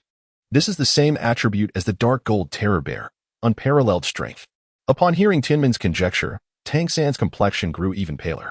Level 98. This is beyond his imagination. Even a genius like his father, who is lauded as the youngest title Douluo in the Douluo Continent, is not as formidable. During the more than 10 years he cared for Tang San, Tang Hao only neglected his cultivation for the first 6 years. Upon discovering that Tang San possessed twin martial souls, Tang Hao began to exert himself. Yet, despite the passage of so many years, he remains unable to break through the 95th level. Similarly, the head of the Blue Lightning Tyrant Dragon Clan, Xue Qinghe, has been stuck at the 95th level for over a decade. Gu Rong of the Seven Treasures Glazed Tile School has been halted for nearly 20 years. As the most exceptional individuals on the Douluo Continent, these individuals find it exceedingly challenging to continue their ascent. Tang San could scarcely fathom that a youth, barely in his 20s, could attain the formidable level of 98. Were he merely an ordinary title Douluo, with his current prowess, he could indeed resolve this matter. However, his conservative estimation of his own strength was also 98, leaving us with no chance of victory. Listening to the words transmitted by Tianming, Tang San's prior confidence and exhilaration dissipated, replaced by an overwhelming sense of peril.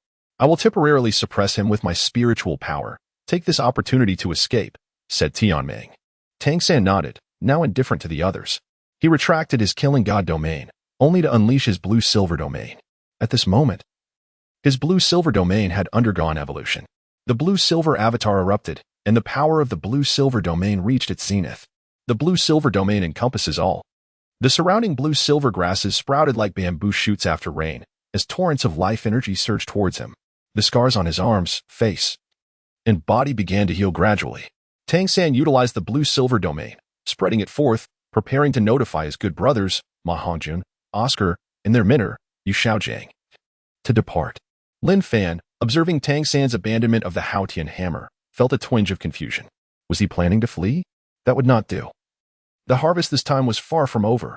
Lin Fan stowed away a property that Tang San had previously dropped without inspecting it, and in an instant, a pair of wings unfurled from his back, dragon wings. Infusing his soul power into them, he swung the dragon wings with great force. It was as if a sonic boom erupted, propelling Lin Fan forward with tremendous thrust. Purple extreme, divine light. Tang San's eyes instantly transformed into a mesmerizing blend of purple and white. Within a sea of consciousness, Tianming unsealed his primal power. An extreme chill radiated forth, simultaneously expanding a vast mental force akin to a boundless ocean.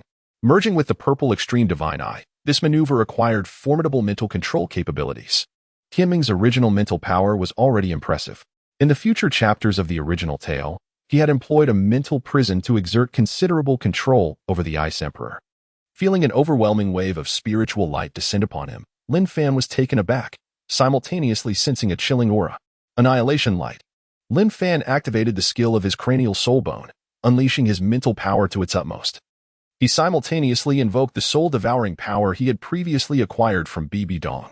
Under the combined strength, the annihilation light manifested. A vast expanse of spiritual light surged forward. The two formless mental forces collided. Ultimately, before the terrifying annihilation power of the annihilation light, the fervent combination technique of Tang San and Tianming was utterly shattered. In the realm of consciousness, Tianming emitted a piercing scream. How could it be? His mental prowess was astonishingly peculiar, and his psychic abilities were remarkably formidable. Tianming was taken aback. He had initially planned to use a psychic cage to subdue Lin Fan, allowing Tang San to escape in the commotion. Yet he never anticipated that his formidable mental strength would be utterly obliterated. There is something amiss about you, Lin Fan remarked, casting a piercing gaze at Tang San. His eyes glimmering with insight. Clearly, the protagonist, Tang San, had acquired an unknown fortune. Ninth soul skill, Dragon's Grievance of the Nine Springs. Lin Fan struck. The final 10,000-year soul ring upon him shimmering with brilliance. At the moment the soul skill was unleashed, the world dimmed. The air resonated with the mournful wails of true dragons. A pervasive aura of resentment, slaughter, and ferocity surged forth. Is this the breath of a dragon? In the realm of consciousness, Tian Ming was once again shaken. Having come into contact with true dragons, how could he forget such an aura? Yet now, he discerned that these dragonic energies were filled with profound sorrow, imbued with boundless fury. Run, Tian Ming urged. At this moment, Tang San also summoned every ounce of his speed for escape. His soul power surged to its utmost limit, and the Ghost Shadow Phantom skill was executed to perfection. A hasty glance back revealed a young man suspended in the heavens, 9 resplendent beams of sword light emanating from behind him. Numerous dragon phantoms materialized. Yet these dragons were either flayed, severed, or wingless, presenting a truly tragic sight. Chapter 114, Severing Tang San, a Tremendous Harvest. The dragon's grievance of the 9 heavens was unleashed. 9 terrifying slashes descended. The sword of true dragon's resentment was unleashed. Within the soul skill, it had the potential to exert a profound impact on individuals, disturbing their mental state. This is not something that can be withstood merely by mental fortitude. It necessitates the utilization of soul power. At this moment, as Tang San fled in a frenzy, his body suddenly froze, akin to a startled bird ensnared by an arrow. He yearned to move, yet the overwhelming dread immobilized him. It felt as though his legs were encased in lead. With a heavy swing, the sword of resentment descended. Tian Ming reacted instantly, unleashing his primordial power. However, he was utterly incapable of halting it. He was merely a formidable spirit-type soul beast. Tang San was struck soundly. The 8 spider lances behind him shattered completely. The pain jolted Tang San awake, pulling him from that paralyzing fear. No longer able to maintain his composure, he emitted a cry of anguish. The second strike, the true dragon's murderous intent. The force of slaughter erupted forth. Tang San unleashed the domain of the god of slaughter to defend himself. In his lifetime, he had taken fewer than 1,000 lives. Thus, the accumulated power of his killings was not particularly formidable, in comparison to the overwhelming murderous intent emanating from behind, reminiscent of a true dragon. It was akin to a mere novice confronting a master. A soft sound echoed once more. This time, Tang San's plight was even more tragic. He had been bisected. The scene before him transformed from a clear view to a distorted one. Agony rendered him completely numb. No, I cannot perish. I have yet to save Xiaowu. I have not avenged the Houtman sect, nor have I avenged my father and mother. A flame ignited within Tang San's heart. This is the flame of survival. A resplendent blue radiance emanated from the center of his brow. Now, even Tian Ming found himself at a loss. Alas, I hope I can escape. Tian Ming regretted that his inaugural escape plan had met with such failure. However, he was fortunate to have left a path for retreat. As long as his soul could flee afterward, there would be no issue. It was merely his physical form that needed to be reconstituted. A process that would require considerable time. This point is indeed present in the original work of Ultimate Tank Sect. Tian Ming had sought several hosts, including a titled Douluo, who ultimately succumbed to the overwhelming power after a day and perished. Despite such tribulations, when he encountered Hui Yuhao, he remained at his pinnacle. This underscores his unique nature. Tian Ming had already contemplated forsaking Tang San. I am sorry, I could not assist you successfully, Tang San murmured. Behind him, the third sword descended. Resentment and slaughter erupted in a cycle. Yet, just as this sword was about to bring an end to Tang San, a colossal phantom suddenly surged forth. With a resounding boom, an immense soul power instantaneously shattered the vast triangular form. Severed at the waist, Tang San did not perish. Instead, he was shielded. Following this, a formidable surge of divine consciousness erupted, and at the same time, a phantom appeared before him. A middle-aged man, with flowing long hair, donned in an elegant robe, stood commanding with a golden trident in hand, emanating a unique power that could only be unleashed by a deity. Spare those who deserve mercy, he uttered calmly. Lin Fan gazed at this scene with a hint of surprise, realizing the depth of the sea god's protective nature.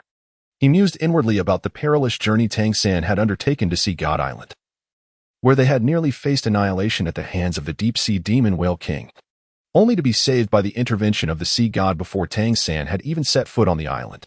Who are you? Lin Fan inquired, regarding the sea god with a composed demeanor. Upon the vast ocean, I reign supreme. I am the sea god. The resounding voice echoed powerfully, momentarily startling the reclining Tang San. Within Tang San's consciousness, the dream-eye silkworm was filled with immense joy. Could it be that the soul guiding device belonged to this divine being? The dream recalled the peculiar triangular entity Tang San had previously refined. What if I refuse? Lin Fan replied with a teasing smile, eager to test the waters. The sea god let out a cold snort, and at once, an overwhelming divine power surged forth from his being. Feel free to try. Without further ado, the sea god unleashed the brilliance of the golden trident, declaring, Golden 13 styles. First style, unstable winds. A massive circle of light materialized. As the sea god waved the trident, the circle disregarded distance and appeared directly above Lin Fan. By the time Lin Fan reacted, the dragon-slaying sword was already cleaving downwards in a brilliant flash, channeling the blood essence of the Golden Dragon King. He sought to shatter that formidable force. Yet, the disparity between mortals and deities was insurmountable, particularly with the seemingly invincible skill of unstable winds. As the circle enveloped him, Lin Fan felt his movements constricted. From over 10 meters away, the sea god struck once more. Golden 13 styles, third style, irretrievable departure. The golden trident was poised for a throw, infused with a vast amalgamation of divine power and faith. In a mere second, the sea god's trident descended upon Lin Fan. This strike, fueled by sheer force, amounted to an astounding 200,000 pounds. The original weight of Poseidon's trident was already 108,000 pounds. And with the enhancement of this power, it reached a staggering 200,000 pounds. This technique represents the most formidable single-target assault within the 13 styles of the sea god. This strike similarly disregarded distance, materializing above Lin Fan's head in the blink of an eye. However, Lin Fan was well prepared to counter the bug skill. He could only employ a bug skill of his own, invincible golden body. In an instant, his physical form transformed into a resplendent gold. The trident collided with him, producing a thunderous roar as an energy storm erupted. The seal that had bound him dissipated. He gazed into the distance, only to discover that the sea god had vanished. Alongside him, Tang San's two severed limbs had also disappeared. Yet, amidst the void, two attribute orbs materialized. Lin Fan's invincible golden body skill stemmed from a special skill drop during a match when he had decisively defeated Xiao Wu. Merely contending with a fragment of a level 1 deity had proven to be quite troublesome, and the God King would undoubtedly be even more formidable. A rare sense of anxiety washed over Lin Fan. He examined his recent gains, which amounted to 3 attribute orbs. The first, you severely wounded Tang San, yielding a special attribute, 2/10 of the Golden Dragon King's bloodline power. The second, you brought Tang San to the brink of death, resulting in a special method, devouring heavenly arts. The third, you faced the sea god, who regarded you with apprehension, granting you an excellent attribute, Sea God's Light, beginner's version. After reviewing these, Lin Fan felt immense satisfaction. This time, he has indeed achieved a bountiful harvest. Previously, he had acquired 1/10 of the Golden Dragon King's bloodline from Tang San, and with this additional 2/10. The power of the Golden Dragon King's bloodline in his possession has reached 1/3. As for the other 2, he needs to examine them in greater detail. It is evident that the protagonist is truly deserving of his title, as the rewards he garners are remarkable. Devouring celestial art, a unique method capable of absorbing any power and transforming it into divine strength. It is important to note that it can only be the power of divinity, such as the power of human belief, the power of human resentment, the power of human malevolence, and the power of human benevolence. Poseidon's light, a gentle divine power that can revive the dead, restore severed limbs, and resurrect the deceased. It can only revive entities beneath the divine level, with the initial version limited to souls of the king level and below. Chapter 115. A sword strikes like thunder. Unseen dragon slain. After witnessing the rewards, Lin Fan became indifferent to the matter of Tang San's rescue. While the light of the sea god possesses the ability to resurrect individuals, it comes with considerable prerequisites. For instance, the deceased must not have been gone for too long, as a fundamental essence must remain tethered to this world. In the original narrative, the resurrection of Yin and Xiao Wu by Tang San was possible only because their essences persisted in this realm, rather than manifesting from nothingness. Furthermore, the soul fusion skill employed by Ning Rongrong and Oscar to revive Tang San was reliant on the aid of a true deity, augmented by the power of faith generated from the prayers of the citizens of the Heaven Dou Empire. With the mastery of the devouring heavenly skill, Lin Fan's ascent to becoming a God King accelerated significantly. Among the 5 great God Kings of the divine realm, aside from the basic acquisition of faith power, they could also draw upon the energies of living beings. For instance, the benevolent God King gathers strength from the goodwill of the beings within her divine domain. By accumulating small amounts of energy, She can create an ocean of power. Conversely, the Shura god derives his strength from the murderous intent harbored in human hearts. Entities of their caliber require no active guidance. Merely allowing their realm to intersect with the divine world enables them to absorb the energies of the residing beings. Lin Fan did not rush to test the efficacy of the devouring heavenly skill, as pressing battles still required resolution. In another front, the ordinary soldiers embroiled in the bloodshed remained oblivious to the gravity of the situation. The golden sacred dragon roared as it clashed furiously with the serpent spear Douluo. Many years prior, a soul fusion skill unleashed by 2 soul saints and a grand soul master was sufficient to restrain a title Douluo of the 91st rank, such as Douluo. Now, both Flinder and Lu Erlong had attained the rank of soul Douluo. Furthermore, the previously inept Xue Qinghe, having consumed a 9th grade purple ginseng 5 years ago, had reached level 30 and now boasted a spirit power nearing 40. The soul fusion skill they unleashed as a trio, the golden sacred dragon, had significantly increased in strength compared to 5 years prior. The serpent spear Douluo, not even reaching level 95, found himself easily restrained. After all, in the original tale, he appeared to struggle against the likes of Yang Wudi. Meanwhile, on another front, Gulong found himself at a disadvantage against the porcupine Douluo. However, Gulong was not foolish enough to engage alone. With the support of elite soul masters and their weapons, he could barely hold his ground, though not for long. What was happening? At this moment, these formidable soul masters turned their gazes toward a certain direction, a kilometer away. Moments earlier, an anomaly had emerged there, releasing a powerful energy shockwave. Even from a distance of several kilometers, they could still sense the terrifying force within. To their astonishment, Tang San proved to be extraordinarily powerful, as did Lin Fan, though it was regrettable that he was unwilling to pledge allegiance to Avalanche. Gulong pondered, astonished by Tang San's formidable prowess. Both the serpent spear and the porcupine, esteemed title Douluos, were acutely aware of the terrifying power resonating from that battlefield. This force was of such magnitude that it made them tremble. It undoubtedly exceeded level 96, nay, it could very well be level 98. It was hard to fathom that the individual capable of unleashing such formidable strength was none other than Tang San. They distinctly recalled that this fellow had not yet attained the rank of title Douluo. The mere thought of Lin Fan and Tang San stirred a sense of envy within the hearts of the 2 title Douluos. Truly, it was a case of comparison breeds despair. These 2 young men, scarcely past their teenage years, exhibited prowess surpassing that of individuals in their 50s or 60s. For them, the initial 20 years of their lives merely constituted the prelude of a grand performance. They had yet to reach the fervent climax of the symphony. As the 2 sides continued their fierce clash, a sudden silence enveloped the distance. The boiling power dissipated. An awe-inspiring force erupted, seemingly harboring boundless destruction. Upon sensing this energy, the soul Douluo's expression shifted dramatically, while the title Douluos turned pale. Was this truly a force that a mere human could wield? The serpent spear murmured in disbelief. Lin Fan's aura had vanished. A tremendous explosion resounded, causing the earth to tremble violently. The unusual occurrences piqued the curiosity of the lower-ranked soldiers, who cast inquiring glances. Could it be? Had he perished? The serpent spear found it hard to believe, for he could no longer sense Lin Fan's vibrant presence. He and the porcupine sought to investigate, but the golden holy dragon and the golem immediately engaged them, preventing any interference. Just a little longer. Xiao San will surely triumph over that scoundrel. Yu Xiaozhang's eyes blazed with fervor. Meanwhile, the golem also displayed an excited expression, igniting his soul power.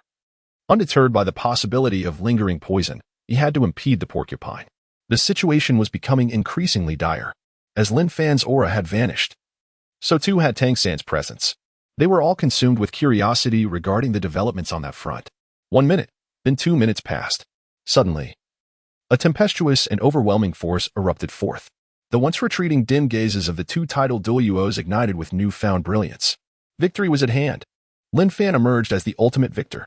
When they sensed Lin Fan's aura re-emerging, the previously jubilant Golden Iron Triangle and Grand Marshal Golem felt their expressions dim. Simultaneously, a shroud of fear enveloped their hearts. What was happening? Hadn't Lin Fan's aura just faded away? Yet, no one provided an answer. A resounding crash echoed. And then a shadow darted forward with astonishing speed. In mere seconds, the distance of 1,000 meters was traversed. A youth appeared, adorned with a pair of pure golden wings and wielding a long sword. 9 soul rings glimmered around him. A profound sense of oppression, akin to an abyss, suddenly descended upon Gulong and his subordinates. Witnessing the scene before him, Galong's pupils constricted sharply, and at that moment, he yearned to utter 3 words. Impossible. Absolutely impossible. Those who surrender shall not be harmed, Lin Fan stated calmly. I would rather die than yield. Galong roared, his beastly martial spirit enveloping him as he surged forward with immense power towards Lin Fan.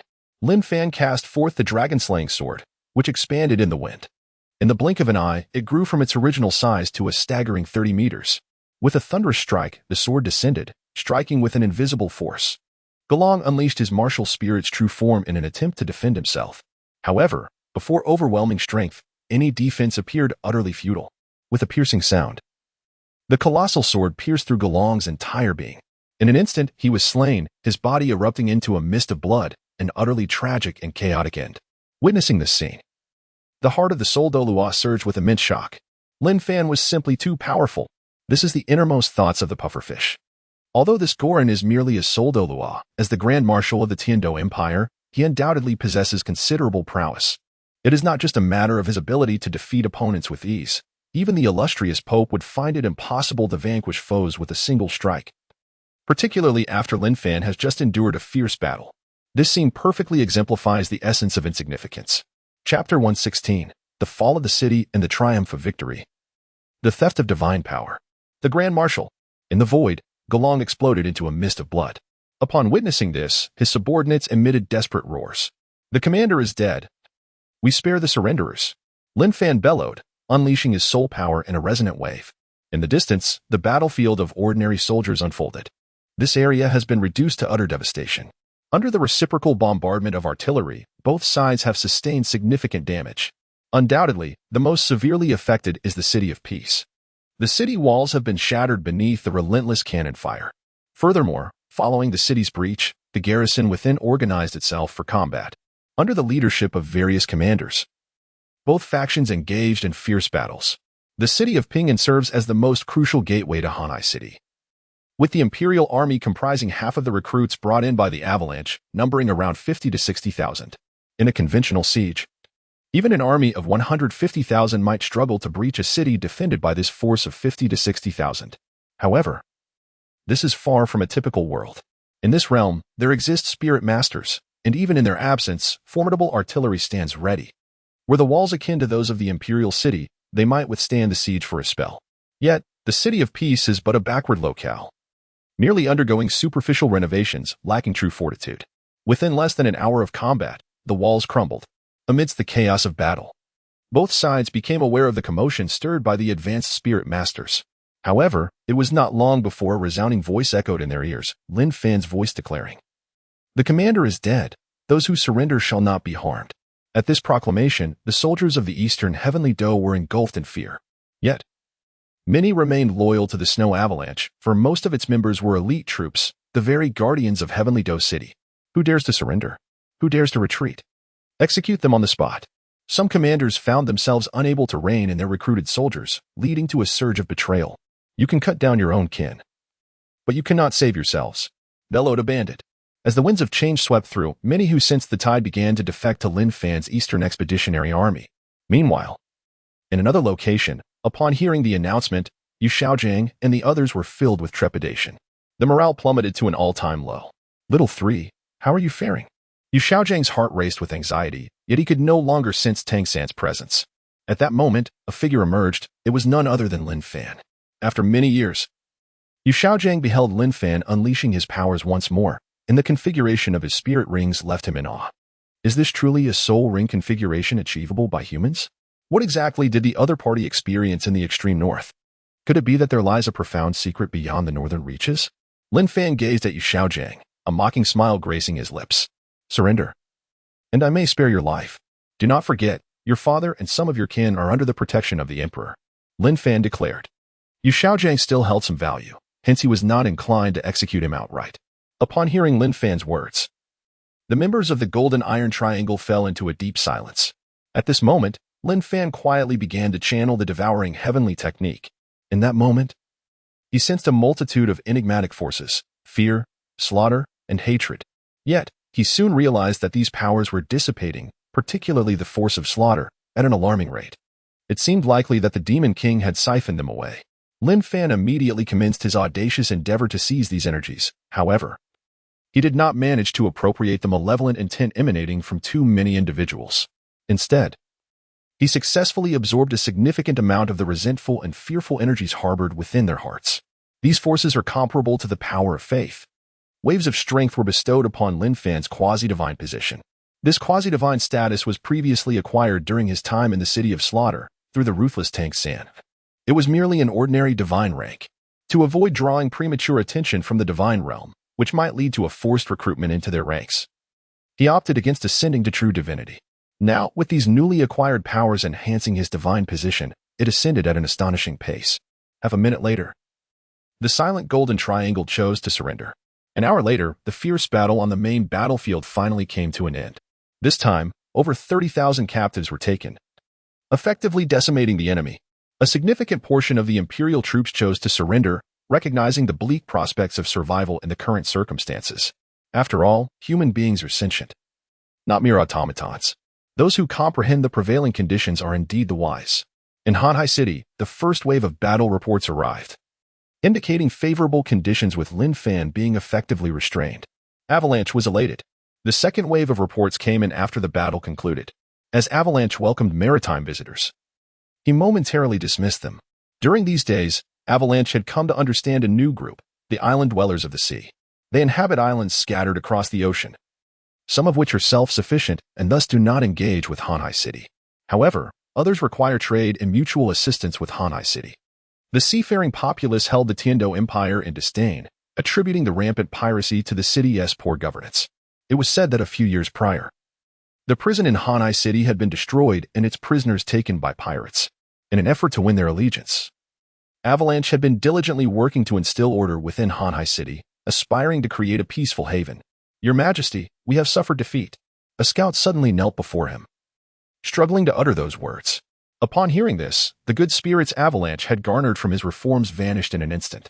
The smile on his face stiffened into a mask of disbelief. "What did you say?" he stammered, unable to comprehend. Just an hour prior, the intelligence indicated a stalemate. How could they have lost in such a short span? "We have been defeated," the scout reiterated with great difficulty.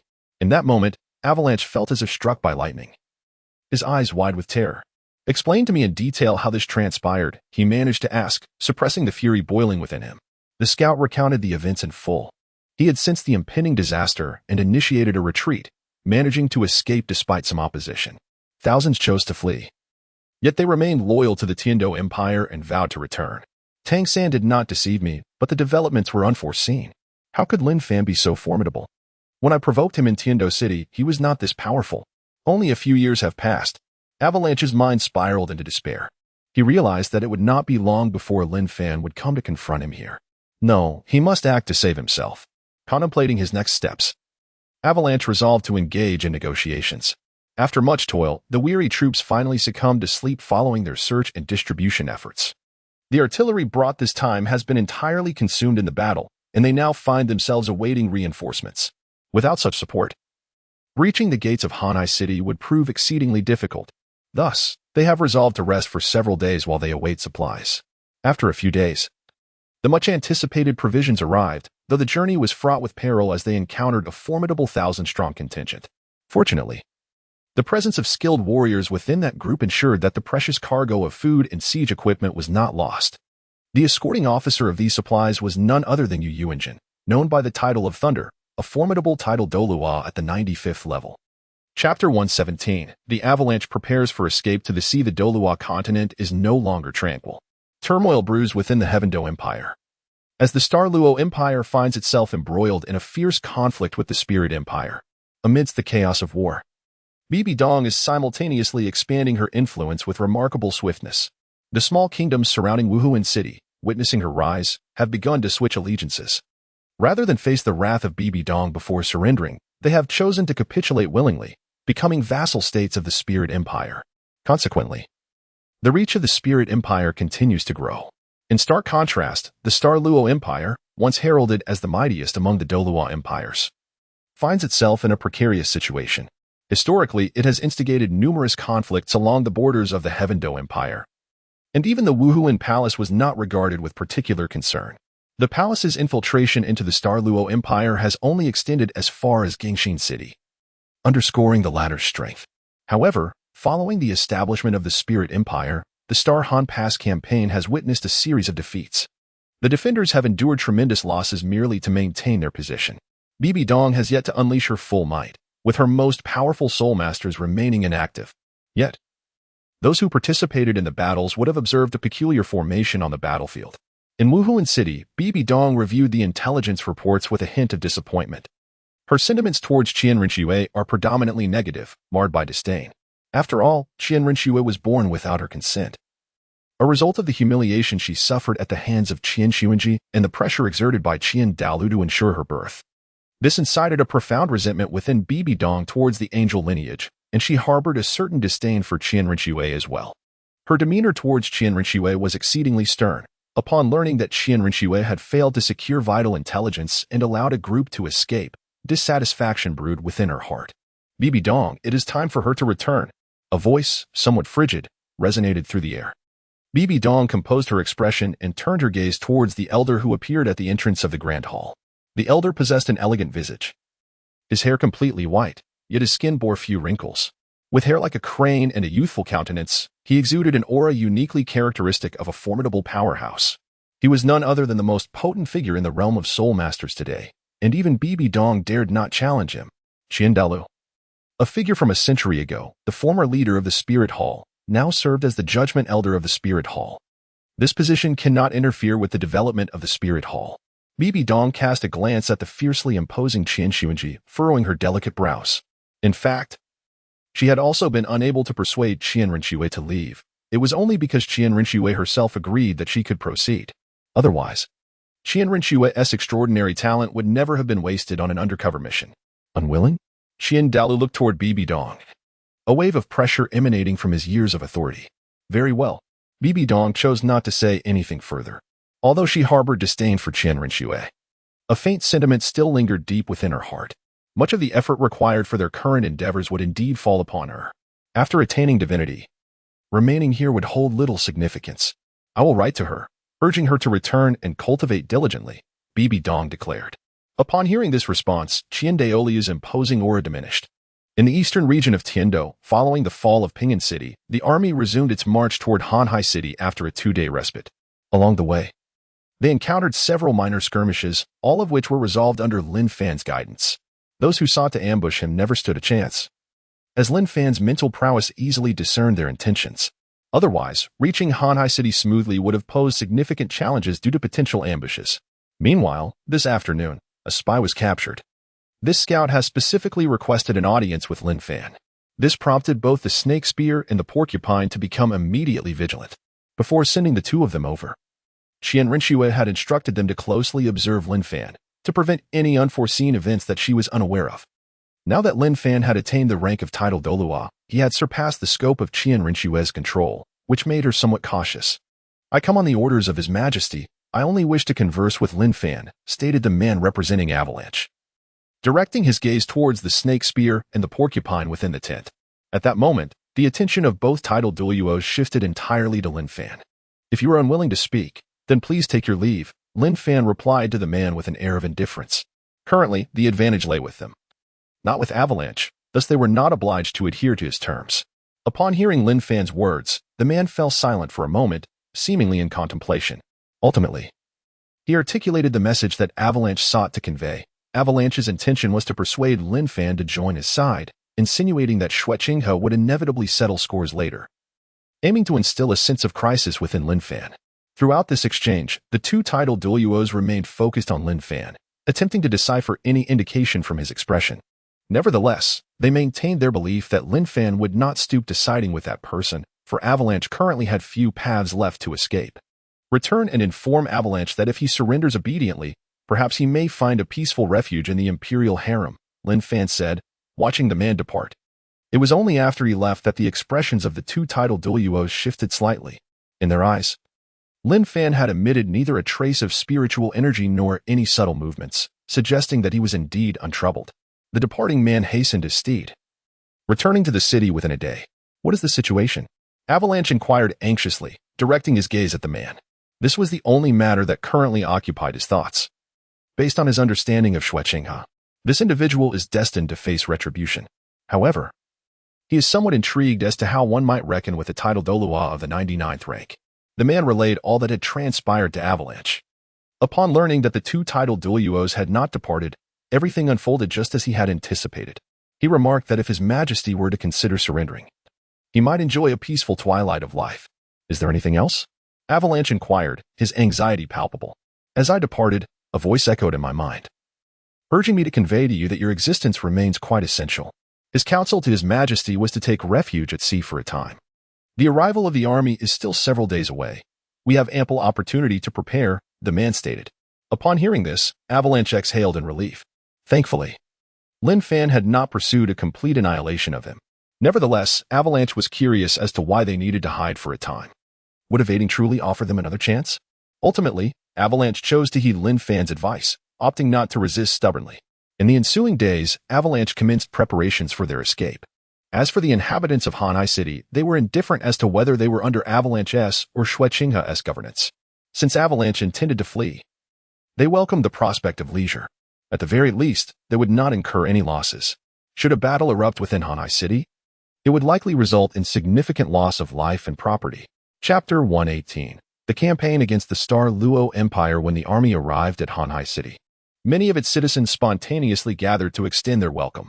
Regarding Avalanche's escape, Lin Fan, Snake Spear, and Porpoise were already aware of the plan on the day Avalanche enacted it. After all, they had numerous spies infiltrated within Hanhai City. The Tiandou army was quite pleased with this development, while Snake Spear and Porpoise felt a tinge of disappointment. Their assigned task from Qian Renxue was to eliminate Avalanche. Organize a fleet for reconnaissance. Madsword King, you have no further role here. You may return, Snake Spear declared after taking control of Hanhai City. Lin Fan nodded slightly, unsurprised by this outcome. Even without his reminder, he believed that Avalanche would inevitably seek refuge at sea. As for going to the ocean, he had no desire to do so. Having previously offended the sea god, he would undoubtedly become a target should he venture into the ocean. After spending a day in Hanhai City, Lin Fan departed with his 1,000-strong personal guard. In the Star Luo Empire, an unfortunate tidbit of news reached Bai's ears. What? The Imperial Master has vanished? Bai's brow twitched violently, his expression darkening considerably. This time, he allowed Tang San to approach, with the intention of forming an alliance with the Avalanche to confront the Spirit Empire. However, the outcome was unforeseen. Tang San, the very messenger, had inexplicably vanished. Yet, as Bai gradually unraveled the intricacies of the situation, he found himself in a state of astonishment. Tang San's prowess had surged to remarkable heights. Intelligence gathered from the battlefield indicated that he had engaged in combat with the enigmatic Lin Fan, wielding powers that rivaled those of a titled Douluo. Moreover, the Haotian hammer now bore a soul ring, a notable transformation since it had lacked such an enhancement during Tang San's previous visit. It appeared that this individual was indeed favored by fortune. A somewhat chilling voice echoed within Bai's consciousness. Do you believe that little San will meet his demise this time? A sense of unease lingered in Bai's heart. Rather than worrying about him, one should prioritize their own safety. I can sense an ominous force accumulating on the battlefield, likely summoned by a deity from the spirit hall seeking to ascend. Heeding the words of the evil Xue Qinghe, Bai was compelled to set aside his concerns for Tang San. As news of the fall of Xinghan Pass reached his ears in the afternoon, this only deepened his already troubled emotions. It was time for me to take action. Bai's gaze was grave.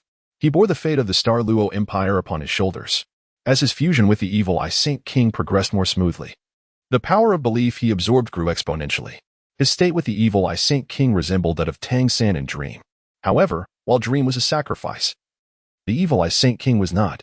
He had the option to directly fuse with those of the Dai lineage, either through possession or by strengthening together. With the fortunes of the Star Luo Empire at stake, Bai prepared to lead his forces into battle.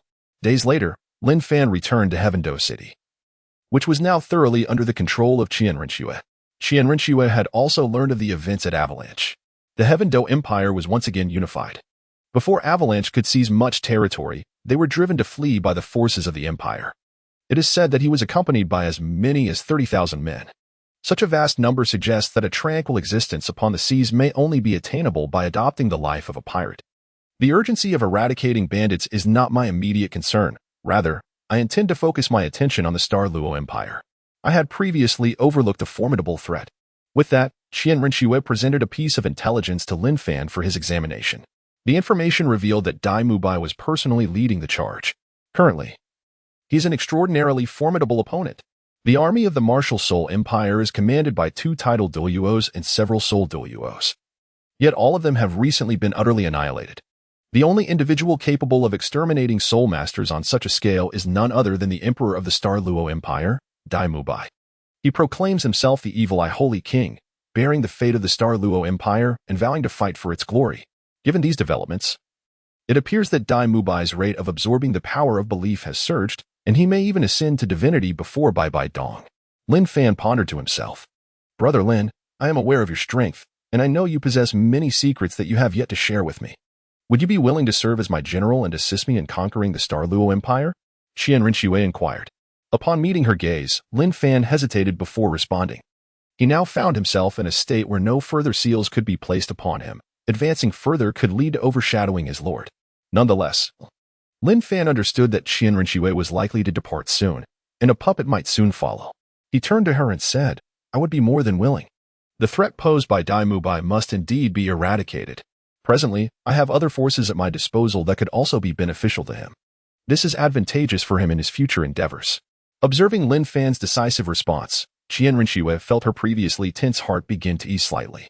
She gazed at Lin Fan, her lips parting as if to speak, yet ultimately, only a deep sigh escaped her. Lin Fan regarded her without revealing anything further. Although he commenced his endeavors with Qian Renxue, their paths would inevitably diverge. After several days of rest, the grand army of the Tiandou Empire once again set forth. This presents a remarkable opportunity, a chance to confront the Star Luo Empire. As for the Martial Soul Empire, although dissenting voices have been raised, no one dares to mention it in the court. After all, the last individual who advised Qian Renxue against taking action against the Star Luo Empire met a grim fate at the execution grounds. The army, resplendent and mighty, advanced. On the city walls, Lin Fan cast a glance at Yilingling, offering nothing more than a silent communication through his eyes. Understanding his unspoken words, Yilingling smiled gently, resolute in her determination to return safely.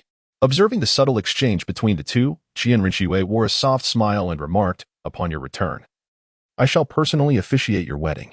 How does that sound? At these words, a blush graced Yilingling's delicate features. Your Majesty, you seem to have misunderstood. We have not yet reached that stage, Yilingling replied. It is rather close, nonetheless, Qian Renxue mused inwardly. Though she harbored no desire to relinquish Lin Fan, she recognized the differences between them. Perhaps it would only be on the day she truly wielded power that such a possibility could arise. Lin Fan waved his farewell to them. Qian Renxue personally struck the drum to send off the troops atop the city walls. Regardless of the era, when an emperor personally drums to send off the army, it is a tremendous honor for the generals.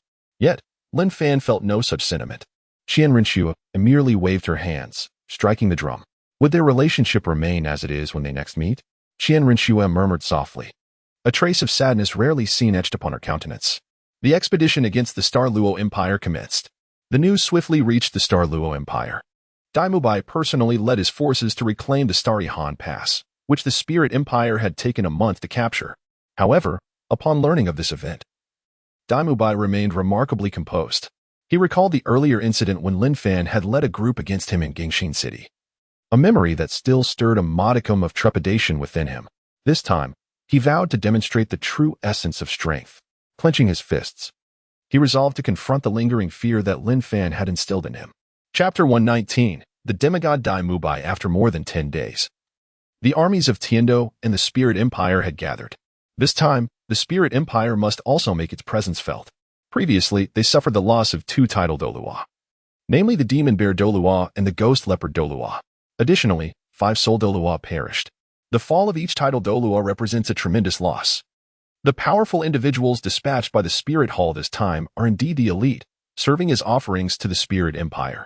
Their mission, apart from targeting the Star Luo Empire, also involves keeping a close watch on Lin Fan. Lin Fan is an unpredictable factor.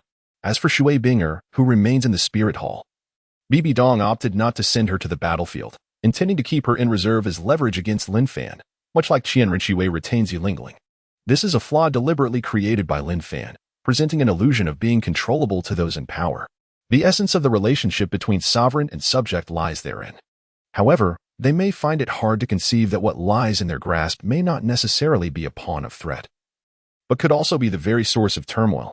Once again, we meet Sword Emperor. The demon slayer Douluo gazed at Lin Fan, a meaningful smile gracing his face. You have truly hidden yourself well. Qianjun also spoke up. The name of the Sword Emperor was previously employed by Lin Fan during their hunt for the two Ming. However, following Lin Fan's recall by Qian Renxue, he chose to lay all cards on the table. Qian Renxue was aware, and thus the Spirit Hall naturally knew as well. In this matter, the most profound shock to the people lies in the question of Lin Fan's remarkable prowess. After all, it was merely 6 years ago that he was still participating in competitions. Besides Qianjun and Jiangma, there was also the Lightwing Douluo. The three of them were all titled Douluo at the pinnacle level of 96. On Lin Fan's side, apart from him, there were Yu Yunjin and Jian Chenxin, whom Qian Renxue had previously accepted, while Gu Rong chose to remain in Tiando City. Dai-Mu-Bai has grown to such an extent in a short period. We must eliminate him next, Jiangma stated. This time, with so many of us present, the Xingluo Empire only has 2 titled Douluo left aside from Dai-Mu-Bai. And we can easily restrain them, Lightwing calmly remarked. So, who will take on the role of restraint? Yu Yunjin inquired. I have heard that after entering a peculiar state, Dai-Mu-Bai's strength has significantly increased, so we need elite fighters to confront him. The two of us must unite, and GND cannot be absent, Jiangmo replied. Taking a sip of his drink. I shall confront that white tiger Douluo, Yu Yunjin said reluctantly, for he was not pleased to collaborate with an enemy. Having previously faced the Blue Lightning Tyrant Dragon Clan at the hands of the Spirit Hall, Lightwing gaze turned towards Jin Douluo Chenxin. Due to the alteration of history, Chenxin had not lost his arm, and his soul power level had not risen. Thus, he remained at the peak of 96. Jin Douluo. You shall intervene against that tiger Hal Douluo, Lightwing instructed. Given Chenxin's enmity with the Spirit Hall, it was prudent to prevent him from covertly sabotaging their efforts against Dai-Mu-Bai. Chenxin maintained a serene demeanor. Within this camp, he was surrounded by enemies from the Spirit Hall, who had annihilated over 1,000 members of the 7 Treasure Glazed Tile School. If it were not for GND or Lin Fan's timely arrival, they might have faced total annihilation. However, Chenxin understood that this was not the moment to make his move, thus refraining from displaying the discontent evident in Yu Yunjin. After deliberating on the distribution of title Douluo, the group proceeded to inspect the military encampment. The army boasted a formidable strength of 200,000, 100,000 from Tiando, and 100,000 from the Spirit Empire. The fortifications at Xinghan Pass were on par with the Jialing Pass of the Tiando Empire. The Spirit Hall had previously captured this location due to their abundance of soul masters, yet it was swiftly reclaimed by Dai-Mu-Bai's direct intervention. After surveying the troops, the soldiers exhibited great enthusiasm. In this era, a time of peace equated to a lack of military merit. The soldiers of the newly established Spirit Empire were filled with anticipation, while the Tiando army was similarly inclined, with some eager to continue their achievements and others keen to establish their own military accolades. Thus, there were many who yearned for war. In this current era, aside from soul masters, the most expedient avenue for commoners to elevate their status is revealed. The following day, prior to the onset of battle, a fervent oration commenced. The crux of the discourse revolved around 3 pivotal points. Upon conquering the Star Luo Empire, wealth, beauty, and territory would be secured. The compensation for the wounded would also be substantial. Fueled by such enticing prospects, both generals and soldiers were resolutely prepared for sacrifice. At the Starry Han Pass, a formidable assembly of warriors stood in formation. Dai-Mu-Bai levitated before the city walls, his gaze enigmatic. One eye radiated a shadowy luminescence, while the other exuded a profound darkness. An eerie yet potent aura enveloped him, suggesting his ascension to divinity. Qianjun furrowed his brow slightly. The aura surrounding Dai-Mu-Bai bore a resemblance to the array orchestrated by Bibi Dong for her own divine elevation, a fact he was well aware of. Yet, the manifestation of such an aura in Dai-Mu-Bai was undeniably grave. Those who dare to offend the Star Luo shall face annihilation. Dai-Mu-Bai's presence resonated, his voice reverberating through the walls, penetrating the minds of the soldiers stationed at the gate, bolstered by his soul power. Previously, his combat prowess had revealed the emergence of a formidable talent within the Star Luo Empire, a single individual who had slain 2 titled Douluos and 5 soul Douluos. Such remarkable feats surpassed even those of the so-called youngest titled Douluo, Tang Hao. This inevitably instilled in them a sense of reverence, coupled with the turmoil of war. Dai-Mu-Bai emerged as their singular beacon of hope and solace. As his rallying cry resonated through the air, The soldiers rallied in fervent response. Those who dare to offend the starry sky shall face obliteration. The slogan reverberated like thunder, imbued with an inexplicable force of suppression. In the midst of this, Lin Fan observed a peculiar energy enveloping By, the true form of the Holy King. In midair, By unleashed his power, and a colossal rift materialized in the void behind him. Subsequently, a fierce and magnificent white tiger emerged. This peculiar white tiger is divided into two halves, one cloaked in darkness and the other adorned in white. Its body spans over 10 meters in length, and its eyes shimmer with an otherworldly light, reminiscent of Bai's. A pair of robust wings manifest two distinct powers. A formidable surge of energy resonates, accompanied by the resounding roar of the evil Xue Qinghe. Such an overwhelming force had never been heard of before. The twin brothers, Qianjun and Jiangma, gazed at the enigmatic white tiger with a sense of trepidation. What kind of force is this? Is it a spirit beast? Yu Yuan murmured. Meanwhile, two elderly men with white hair emerged behind By. These two individuals are the guardians of the Star Luo royal family. The Star Luo Empire is an empire established by soul master families, where the path to succession is a matter of life and death. In such an environment, many formidable warriors are bound to emerge. The royal guardians are the prodigies nurtured by past emperors. One possesses a soul power of level 96, while the other stands at 95. The one at level 96 has earned the pinnacle title of the Dai family, known as the White Tiger, while the other is titled the Tiger's Roar. Much like Tang Hao, who inherited the Houghton from the Houghton sect, Tang Xiao created his own title, the Howling Sky. Chapter 120, Bug Skill, Invincible Golden Body. As the Star Luo Empire prepares for battle, the coalition cannot afford to lose its spirit. The Star Luo Empire, having betrayed and repeatedly bullied our Tiandou Empire, has become a cancer on the Douluo Continent, unworthy of existence in this world. This disreputable kingdom must be obliterated. Exterminate the White Tiger, annihilate the Spirit Cat, and destroy the Star Luo. A man stood atop a high platform, shouting fiercely. The Martial Soul Empire did not send anyone, remaining nameless. While the Tiandou Empire had a rightful cause, thus, they should take the stage to challenge. The coalition responded fervently to the man's rallying cry. Exterminate the White Tiger, annihilate the Spirit Treasure, and destroy the Star Luo. Their momentum rivaled that of the Star Luo army. One side fights to protect their homeland, while the other seeks profit. The demon slayer Douluo stepped into the void, 9 soul rings manifesting around him, holding a spiral dragon staff. The 1,000-gene Douluo followed suit, exuding the oppressive aura of a titled Douluo. The light-feathered Douluo remained low-key, merely stepping forward, emanating a faint chill. Behind Lin Fan, a pair of golden wings unfurled with a thunderous sound, extending over 5 meters in length. Clearly, they were dragon wings. 9 soul rings appeared around him, displaying a configuration different from before, 2 black and 7 red. Previously, it had been 3 black and 6 red. This configuration emanated an overwhelming pressure that could dominate the entire arena. The evil Xue Qinghe? In my eyes, you are no different from a kitten. Lin Fan remarked to By. Lin Fan, the threats you posed to me before will be repaid in full today. With a single command, the battle commenced. The domain of the titled Douluo was the lofty skies, for the aftermath of their combat was formidable. While it could indeed inflict damage upon the enemy forces, it also posed a threat to their own troops. The assembled warriors transformed into a radiant beam and surged forward. Lin Fan lunged at By, while the other 3, wielding the celestial might of the Qianjun demon light feather, intended to eliminate By but were intercepted by a colossal tiger standing 10 meters tall. This singular beast instilled fear in the 3 titled Douluo, rendering them momentarily ensnared in combat. High above, in the skies, By donned a set of white tiger armor. His aura surged, reaching a semi-divine level. I am rather curious about what you have endured, Lin Fan mused as he drew his sword, parrying a claw that By had launched at him. The sound of metal clashing echoed as By was forced back several steps, his fist merely tingling with discomfort. That is something you need not concern yourself with, Lin Fan replied with a faint smile. If my conjecture holds true, soul beasts will come to your aid. Upon hearing this, Bai's expression shifted noticeably. Although he did not articulate how Lin Fan had come by this knowledge, his silence spoke volumes, confirming Lin Fan's suspicions. What of it? I stand but a step away from divinity, and even before a true deity, I shall not falter. As for you, in this lifetime, you shall only serve as my stepping stone. With that declaration, By unleashed a surge of semi-divine power.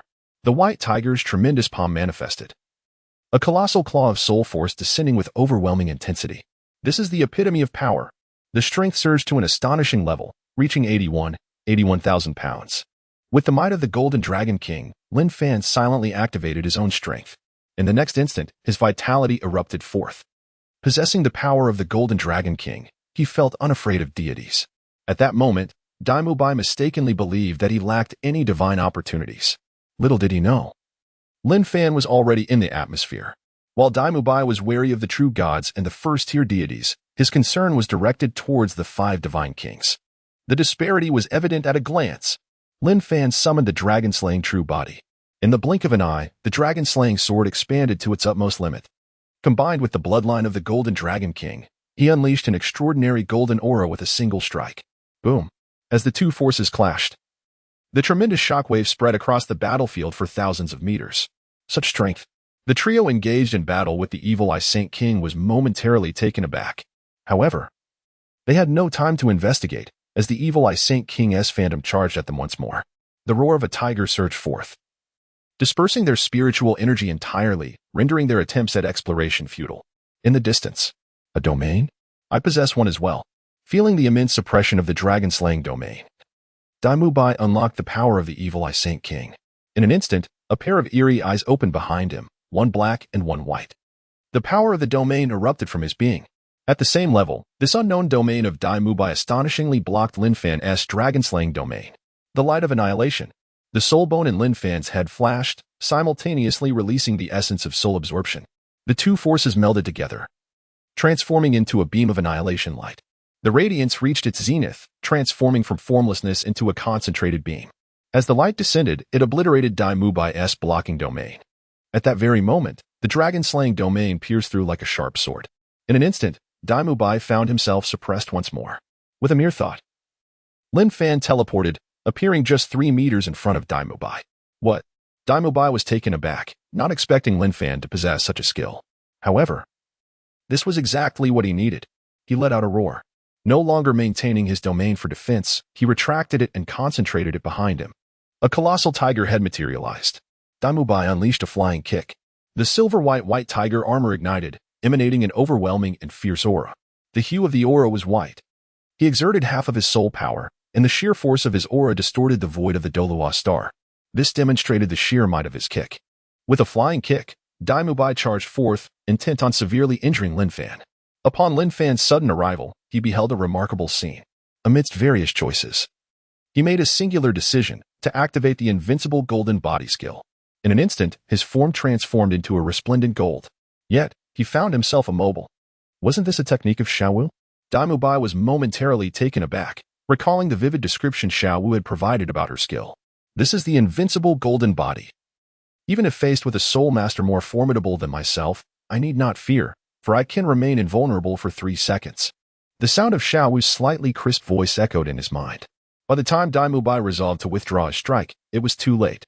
Although he was baffled as to how Lin Fan had acquired this skill, he was certain that prior to reaching demigod status, this ability was utterly ineffectual. With a thunderous crash reminiscent of a cannon's discharge, By's foot connected with Lin Fan's head. However, the impact felt akin to striking an impenetrable wall. A sharp crack resonated as his right foot was abruptly fractured, a surge of excruciating pain coursing through his entire body. Behind By, the head of the white tiger swept forward, ultimately engulfing Lin Fan's entire form and propelling him over 10 meters away. With a resounding explosion, the tiger's head shattered. Its soul power depleted. By hovered in the air, his right leg trembling from the pain. He promptly retrieved a healing cake, consuming it as the fractured bone began to mend, though complete recovery would take time. His gaze shifted to the distance, his taut heart still unrelaxed. Lin Fan stood there quietly, the golden radiance around him gradually fading, yet his aura remained robust, exuding vitality. Remarkably, even his garment showed no signs of damage. This scene left By feeling as though he might vomit blood. After unleashing a formidable attack, this was the outcome? Reflecting on his previous bravado, he suddenly felt a scorching heat rise in his cheeks. The boomerang returned to him in merely 3 seconds, delivering a critical strike, an experience that was exceedingly unpleasant. Chapter 121. By blocks the national fortune. Divine experience, is this really it? Lin Fan glanced at By, a hint of mischief in his tone. What was that skill of yours? How could it possibly be so? By retorted, somewhat irate. That's something you need not concern yourself with, Lin Fan replied enigmatically. The invincible golden body skill is akin to the sea goddess unstable winds, a bug-like skill, while unstable winds forcibly controls its target. The invincible golden body grants invincibility for 3 seconds. By gasped heavily, and once more, he let out a thunderous roar. His hands transformed into incredibly sharp tiger claws. With a burst of acceleration, he teleported forward, his claws reaching out as if the very fabric of space were about to shatter. Lin Fan, with a single hand, brought down his sword, releasing his 8th soul skill. An aura that sent chills down the spine emanated from him, quickly manifesting as a shadow. The vengeful spirit of the true dragon surged forth, and a shadow of resentment appeared behind Lin Fan. This is a dragon. The true dragon's claws are sharp, emanating an unparalleled aura of gold. The contest between the dragon's claws and the tiger's claws occurs in an instant. The shadow of resentment, possessing extraordinary attributes, effortlessly tore apart the enormous tiger claw that By had conjured. Simultaneously, a wave of malevolent energy that could influence one's mental state was unleashed. In that moment, By's gaze turned blood red. A multitude of images flooded his mind, visions of those he had once subdued, memories of Lin Fan's dominance. The scenes unsettled By's spirit, guiding his resentment. Within a sea of consciousness, the evil eye Saint King also sensed By's anomaly. A gentle energy surged into his mind, causing the images of resentment to shatter. In the tangible world, a layer of violet flames ignited upon By's form. Although it lasted but a fleeting 2 seconds, it proved sufficient. Lin Fan unleashed the Dragon Slayer sword, revealing his martial soul's true body. A sword descended directly from the heavens. The 10-meter-long Dragon Slayer sword cleaved down upon By, who was plummeting rapidly. Cracks appeared upon the silver-white tiger battle armor. Dragon Wing Whirlwind. Lin Fan did not hesitate, employing the external soulbone skill. The dragon wings behind him flared, generating an immense thrust. The whirlwind propelled him forward at an astonishing pace. In merely over a second, he closed the kilometer distance. Then, another sword strike followed. At this moment, By had only just regained his senses, the purple flames of resentment dissipating from his being. Instinctively, he deployed a skill to defend himself, releasing a beam of black and white light. Boom! The long sword effortlessly shattered the beam, sweeping horizontally with great force. In concert with the colossal Dragon Slayer sword, By was struck from an altitude of 3,000 meters down to the ground. Dust surged skyward as a massive crater formed upon impact. A web of cracks radiated outward, while a human-shaped indentation marked the earth where By had landed. He coughed up a mouthful of blood, mingled with bits of flesh.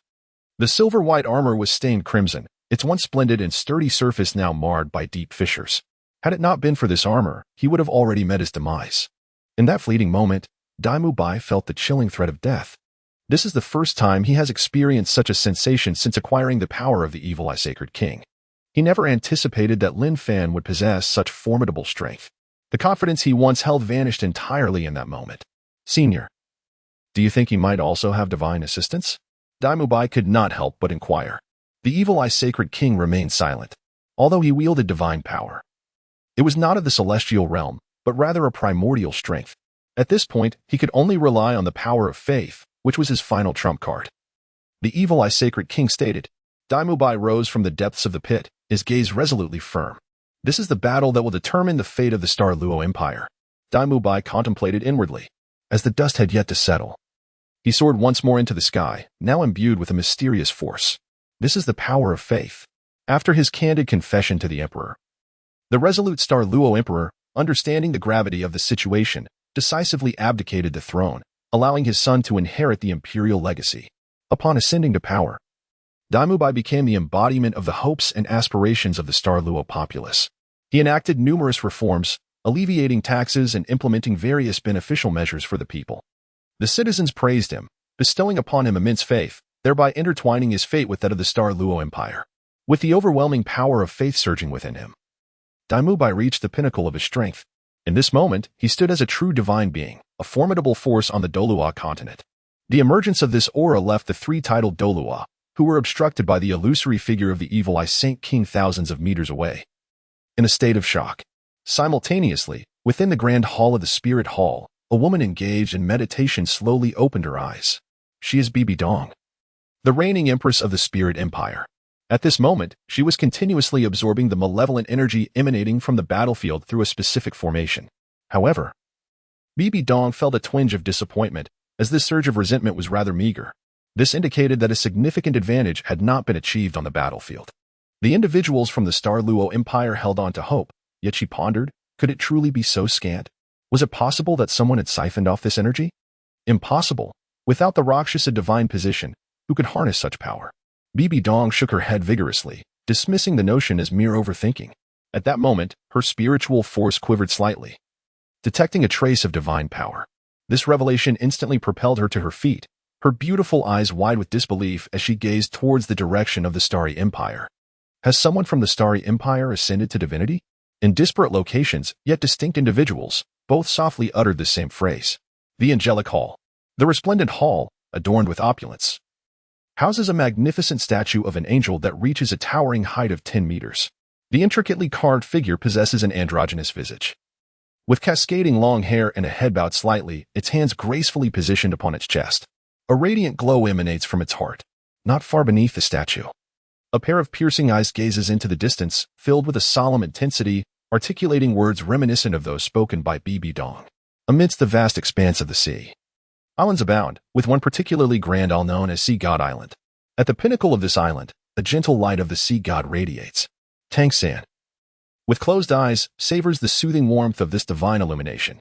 Beside him stands a slender figure clad in a flowing crimson robe, her silvery hair cascading like silk. Her beauty striking yet her demeanor aloof. She is Posy, the high priestess of Sea God Island. At this moment, she also turns her gaze toward the direction of the Star Luo Empire, murmuring to herself, "It seems my time is fleeting." Her eyes then fall upon Tang San. Yet her mind conjures the visage of another, a man bearing a semblance to Tang San. She ponders wistfully whether fate will grant her the chance to meet him once more in this lifetime. Chapter 122, The Activation of the Angelic Holy Sword. Qian Dou becomes anxious. At the Starry Han Pass, the armies clash in a fierce and brutal melee. In this era, the number of soul masters is scarce, and the battlefield for the ordinary populace is equally harrowing. Under the protection of the Star Luo forces, the combined armies of the Spirit Empire and the Heaven Dou Empire, numbering 200,000, have thus far gleaned no advantage in their relentless struggle. The spectral form of the evil Xue Qinghe, bolstered by formidable soul power, resembles that of a 10,000-year soul beast. For typical 10,000-year soul beasts, Qianjun, Jiangmo, and Guangling might have had a fighting chance. However, the evil Xue Qinghe is no ordinary creature. Its strength surpasses that of the Titan giant ape and the sky blue bull python. The 396th rank soul masters have found themselves at a disadvantage, sustaining injuries in the process. Little did they anticipate the existence of such a formidable presence within the Star Luo Empire, a grave miscalculation indeed. As Qianjun wielded the Pan Longstaff, his thoughts meandered. In the intelligence they had previously gathered, there was no mention of the spectral presence of the evil-eyed Sacred King. Initially, they had anticipated fighting alongside Lin Fan, for of them uniting against By. However, upon sensing the immense aura emanating from the battlefield, a sense of uncertainty began to creep into their hearts. They had not expected By to possess such formidable strength. In contrast to the other two battlefields, where the performance was rather unremarkable, the two other titled Douluos were faring significantly better. Yu Engine was effectively suppressing the tiger howling Douluo, boasting the might of the renowned beast spirit, the blue lightning tyrant dragon, endowed with potent lightning attributes. At the pinnacle level of 95, he could easily dominate the tiger howling Douluo. Meanwhile, the white tiger Douluo was entirely under the control of Chen Xin. High above, at an altitude of a kilometer, By, infused with immense faith power, had ascended to the realm of true gods. Distinct from ordinary true gods, he now existed as a god without a divine position. Unencumbered by the constraints of a divine seat yet brimming with colossal faith energy, his presence was both magnificent and terrifying, each strike unleashing torrents of divine power. A colossal golden tiger claw tore through the void, causing it to resonate with explosive sounds. As the golden claw approached with lightning speed, Lin Fan chose to reveal his true capabilities. He summoned a fraction of the divine power from his divine position, igniting the solar fire within him. A dazzling golden flame erupted. Under the sun's radiance, his strength surged. The dragon-slashing sword, his martial spirit, transformed into an artifact, the angelic sacred sword. Previously, he had crafted this artifact, entrusting the extreme cold banner to Xue Qinghe, while retaining the angelic sacred sword for himself, believing he would never need it. Yet, he had not anticipated By reaching such an extraordinary level. Empowered by the sunlight, Lin Fan surged forth. A brilliant ray of solar fire accompanied the angelic sacred sword as he swung it. The solar sword aura extended hundreds of meters, cleaving through the air. It collided with the colossal golden tiger claw. The impact reverberated with a thunderous roar. The golden claw erupted with resplendent divine power. Lin Fan continued to channel the solar fire, the force swelling as he unleashed a powerful strike. The tremendous sound echoed for miles, felt by those far away. Who could sense the might of this battleground? What overwhelming power! The onlookers in the midst of the battle were left in astonishment by the spectacle unfolding before them. Is this still the battle between the Soul Douluo? Qianjun, Jiangma, and Guangling were astonished that Lin Fan could actually exchange blows with the formidable By. How did he achieve this? What kind of power is this? Bai's eyes widened in disbelief, as he never expected that a strike imbued with divine energy could not defeat Lin Fan, but rather, it was thwarted. He directed his gaze towards the long sword, sensing the vast aura emanating from it. It was a magnificent righteousness, and he could also perceive that the sword's might intensified under the sunlight. This seems to be the power of the angel lineage from the Spirit Hall, the evil-eye Holy King remarked within his consciousness. Upon hearing this, By was even more astonished. How could this be possible? This should be a vital asset of those individuals. How could Lin Fan, who has no ties to them, wield it?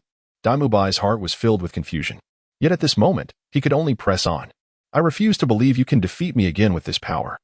Upon finishing his words, black and white energies erupted from his body, and claws emerged from his hands. Behold, his semi-divine artifact. By unleashed a tempestuous assault, akin to a swirling tornado. The divine power surged like an ocean, embodying the wrath of the evil king. A dark aura enveloped him, amplifying Bai's divine strength. With a single claw, he struck forth, compelling Lin Fan to defend with the fire of the sun. Though he sustained no injury, the essence of his divine power undeniably diminished. The second clash between the two formidable forces commenced. Thousands of miles away in the Spirit City, Dong and Qian Daolu, who had initially turned their gaze away from that direction, were once again drawn to it. Although they could not witness the battlefield's reality, they could distinctly sense the divine aura emanating from that locale. At first, it seemed inconsequential, but then the presence of the angel god's aura became apparent. How could this be possible? Could it be that Lin Fan is wielding the power of the angel god? Dong was astounded. The lineage of angels could only be inherited by those possessing the six-winged angel martial soul. How could Lin Fan possibly wield the holy sword of angels? At that moment, Qian Daolu was also somewhat bewildered. The holy sword of angels was still in his possession. How could such an aura emanate from the battlefield? Unable to suppress his curiosity, he felt compelled to investigate further. He approached Dong and expressed his desire to see for himself. The sole purpose of the position of the Elder of Judgment within the Spirit Hall was to adjudicate matters concerning the Pope and the internal offerings and elders. They would not intervene externally unless the enemy had breached the borders of Spirit City. Otherwise, interference was prohibited. Throughout his life, Qian Daolu adhered to this principle, upholding the rules far better than those from the divine realm. The foremost decree of the divine realm was to refrain from meddling in the affairs of the lower realms. Yet, the Shura god and the Sea god blatantly disregarded this law. After becoming the Elder of Judgment, Qian Daolu remained steadfast in his principles, which starkly contrasted with those deities. Dong was aware that Qian Daolu would only be intrigued by matters related to angels. Previously, she had sought to enlist his help on the battlefield, but he had been deterred by the regulations of the Elder of Judgment. Perhaps now was an opportunity. She granted him permission to observe the situation on the battlefield. Ideally, if Qian Daolu were willing to assist the army in confronting the Star Luo Empire, it would be even better. Subsequently, Qian Daolu unleashed his speed, his soul power reaching the pinnacle of 99 as his six wings unfurled behind him. He thought to himself, hoping that the battle would not conclude too swiftly. He yearned to witness the true nature of that angelic power. Returning to the battlefield, Lin Fan and By engaged in a fierce exchange, clashing over 100 times within a mere 10 minutes. With the blessings of national fortune and faith, By harnessed the power of a true god, temporarily suppressing Lin Fan's might. However, he still found it impossible to overcome his opponent. For Lin Fan possessed sufficient divine power and a force akin to that of faith to counter him. This left By in a state of bewilderment, as he could not comprehend how he had acquired such power. Chapter 123, A Bountiful Harvest. The battle continued unabated. The divine power wielded by Lin Fan was no match for the might of By, who commanded the strength of an entire nation. Thus, Lin Fan found himself at a temporary impasse. However, with the angelic holy sword in his possession, By would not easily prevail. Ultimately, after an hour of relentless combat, the signal was sounded to cease hostilities. Lin Fan, along with Guangling, Qianjun, Jiangmo, and the Heavenly Martial Alliance, retreated. The battle endured for over an hour, resulting in comparable losses on both sides. The morale of the Starry Empire remained steadfast. As the defenders, they possessed a distinct advantage. In the council tent, 3 titled Douluo reclined as they participated.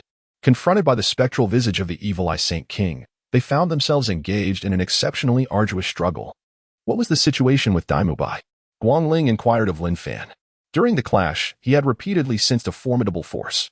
To be frank, he believed Lin Fan would be utterly overwhelmed, yet he was astonished to see him successfully retreat, bearing wounds lighter than their own. Moreover, they sensed an extraordinary power emanating from Lin Fan, reminiscent of an angel.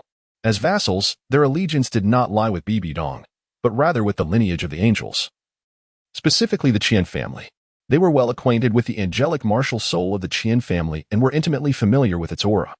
The righteous energy Lin Fan had previously unleashed bore a striking resemblance to the angelic force radiated by Qian Douluo. Nevertheless, they dared not inquire further. Perhaps due to some clandestine dealings between the two parties. This is not a matter of concern for them. Lin Fan observed the curious expressions of the 3 and offered a brief explanation of his conjecture. By is on the verge of becoming a deity. Upon uttering these words, an immediate silence enveloped the tent, so profound that even the sound of breathing seemed to vanish. Lin Fan then elaborated on the reasons behind Bai's impending ascension to divinity, national fortune, the power of belief, and so forth, though these were merely vague concepts. They found certain aspects somewhat unclear, yet one thing was evident. By was destined to become a god. This serves as a perilous signal for both the Spirit Empire and the Heaven Dou Empire. The Divine Realm, they are somewhat aware, is a domain beyond the 99th level. Their young master, Qian Renxue, possesses the potential to ascend, as does Pope Dong, although both require additional time. Should By attain divinity at this juncture, the two empires would undoubtedly face swift eradication. Yet, achieving divinity is not merely a matter of intent. We need not be so anxious. Qianjun gradually regained composure and forced a smile. Indeed, the Sword Emperor remains capable of resistance, remarked Jiangmo with a grin. Lin Fan chose not to voice further thoughts, allowing them a moment of respite before conveying the report to be addressed in a few days. With that, Lin Fan retreated to his tent. He accessed his system interface to examine the spoils acquired during the recent battle, having collected numerous items dropped by By. With the multitude of powers now at his disposal, By undeniably exhibited the momentum of a new protagonist, rivaling even that of Tang San in terms of the treasures he dropped. This was also the longest battle Lin Fan had ever engaged in. He ultimately acquired 5 treasures: exceptional attribute, evil power, semi-divine artifact, throne of evil, supreme attribute, divine power level 1, outstanding attribute, a soul ring with a lifespan of 500,000 years. Special skill, White Tiger of the 4 symbols. Firstly, the evil power is a divine force that can awaken the malevolence within one's heart. With this power, although one's mental state may become somewhat unstable, the intensity of strength will increase exponentially. Previously, Lin Fan had been significantly suppressed by the surge of this enhanced power. The semi-divine artifact, the Throne of Evil, enhances the evil attribute and can also gather malevolent energy to solidify the divine position of evil power. But it holds little significance for Lin Fan. This is due to the fact that he previously acquired a universal absorption ability from Tang San. Regardless of evil, belief, resentment, or slaughter, he can absorb them and channel them into his divine position. Supreme attribute, divine power level 1. This phenomenon had never been witnessed before. Previously, Lin Fan had only attained soul power levels and had never encountered divine power levels. Upon gaining this understanding, he realized that this divine power level could elevate him to 100. Upon reaching the 100th level, he would ascend to the status of a true god, a being of unparalleled strength. Ultimately, Lin Fan opted to enhance his level first. After a prolonged period of stagnation, he finally ascended to a new tier. Indeed, one must nurture their potential like tender shoots to flourish. The divine power level had been diminished by Bai's influence. If he were to rely solely on absorbing that power, his journey to godhood would be significantly prolonged. As for rapidly attaining divinity, that was merely a ticket to servitude in the divine realm, a fate he wished to avoid. Lin Fan meticulously allocated the attributes of his 500,000 years of soul rings. The higher the age of the soul ring, the more potent the skills it could unleash. After contemplation, he decided to enhance his most formidable soul skill, the 9th soul skill, Dragon's Grievance from the 9 Springs. In an instant, he could perceive a transformation in his 9th soul skill. When unleashed, his 100,000-year soul ring manifested as a 600,000-year soul ring, unlike the usual red hue. This soul ring glowed a deep crimson, interspersed with a faint golden radiance. The might of Dragon's grievance from the 9 springs was further amplified, evolving into a new control skill. Lin Fan bestowed upon this skill the name 9 Dragons Pulling the Coffin, a unique skill, the White Tiger of the 4 symbols. This power can be enhanced by the might of the Western White Tiger. East is the Azure Dragon, West is the White Tiger, South is the Vermilion Bird, and North is the Black Tortoise.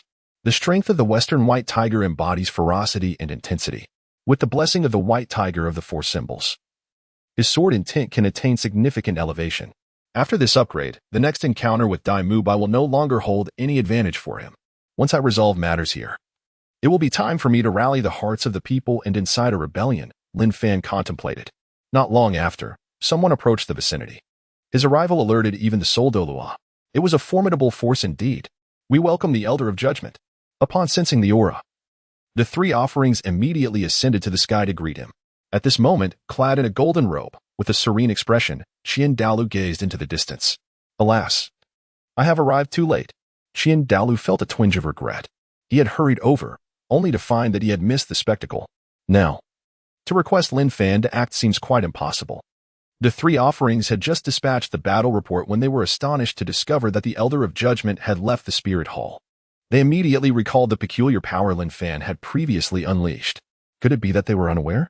The 3 offerings exchanged glances, a sense of dread creeping into their hearts. They had initially believed there were undisclosed secrets between Lin Fan and the higher-ups of the Spirit Hall. Little did they know. They were entirely uninformed. Had Douluo been aware, he likely would not have traveled such a distance. After all, the Elder of Judgment is the last bastion of the Spirit Hall. He cannot act while Spirit City remains unthreatened, both as a self-restraint and an opportunity for the Pope to demonstrate his prowess. Chapter 124, The Divine Realm Envoy, Rongying Bing. For some unknown reason, I feel as if a certain power has been siphoned away. Upon returning to a temporary residence after the Starhan Pass, Douluo suddenly sensed a void within him. I too feel as though a force has departed from your being, the Holy King of Evil Eyes remarked peculiarly. The faith has not vanished. The fortune of the Star Luo Empire still endures, yet the reason eludes me. Regardless, given the recent battle, I have somewhat attuned to that power. As long as I achieve true divinity next and attempt to consolidate my divine position, my strength shall not wane as long as the Star Luo Empire stands, Douluo reflected. Suddenly, just as he was about to solidify his breakthrough, an eerie voice echoed within his mind. Who are you? In his sea of consciousness, Douluo felt an immediate tension. I am a being from the divine realm. They call me the god of emotion. The voice grew clearer, belonging to a youthful tone. Douluo finally discerned the ethereal figure within his sea of consciousness. It was a striking young man, exuding an extraordinary demeanor. The divine realm? Douluo felt a sudden surge of anxiety. He inquired nervously about the purpose of the emotion goddess visit. The very name of the divine realm evoked thoughts of immense power, and he was reluctant to offend such a formidable entity. Douluo Star is one of the cores of our divine realm, the emotion god, Rongying Bing explained. Upon the emergence of a deity on this planet, we present 2 choices. One may join the divine realm, wherein we shall aid in solidifying one's strength and consolidating their divine position. However, this would mean becoming one of us, and after resolving earthly matters, one must ascend to the divine realm. In times of peril for the divine realm, assistance will be expected. Upon hearing this, Douluo acknowledged his understanding. Is this an attempt to win me over? He never anticipated that even in a realm as divine as the God realm, one could encounter peril. What advantages does the God realm offer? Douluo inquired. I currently face certain dilemmas. Can the God realm assist me? The God realm adheres to its own principles. We do not meddle in worldly affairs. However, at present, we find ourselves short-handed. We cannot simply allow a potential god to perish. Therefore, if you find yourself on the brink of death, we shall intervene to rescue you, yet you must refrain from involving yourself in matters hereafter. As for the benefits of residing in the God realm, they are indeed plentiful. In the God realm, you rise and fall with it, as long as it exists. So shall you, and if it were to perish, so would you. This could be considered a form of immortality, Rongying Bing articulated. Immortality, a temptation of considerable magnitude for Douluo. He nodded slightly. What, then, is the alternative choice you mentioned earlier? Douluo asked. Exile. Rongying Bing's tone was somewhat frigid. Douluo Star is one of the cores of our God realm. Should a god emerge here, we cannot allow them to continue sharing their power. Naturally, they would be banished to other corners of the universe, left to fend for themselves. However, I doubt anyone would be foolish enough to resist our God realm, right? Renxue remarked with a smile, exuding confidence in the God realm. Dai-Mu-Bai felt considerably more at ease. As long as disobedience does not lead to annihilation, it is acceptable. Joining the divine realm was mutually beneficial for him. The divine realm aided him in solidifying his divine status. I have made my choice to join the divine realm. After much deliberation, Dai-Mu-Bai conferred with the evil Xue Qinghe and subsequently responded to Renxue. Thereafter, Dai-Mu-Bai received the empowerment of the divine faith, rapidly consolidating his divine position. However, it would require some time to achieve successful consolidation, for Dai-Mu-Bai did not opt to inherit a divine status but rather sought to forge his own divine position. This duration represents a single day in the realm of deities, which corresponds to an entire year on the planet Douluo. This left Dai-Mu-Bai somewhat disappointed. Meanwhile, within Lin Fan's consciousness, the voice of Renxue emerged. Having recently arrived in the divine realm, his mission was not to expand territory, but rather to undertake a relatively simple task, to seek out talented individuals within the bounds of the divine realm. As for finding a successor, he felt no urgency. Lin Fan pondered over two options. The first was to serve as a mere pawn in the divine realm. He understood the nature of that place. Although it had not yet transformed into the Tang family's backyard, its inner workings remained convoluted. The Shura were languishing, destruction was rampant, and the forces of good and evil were entangled in their own romantic pursuits, while the goddess of life existed in a state of semi-dissolution.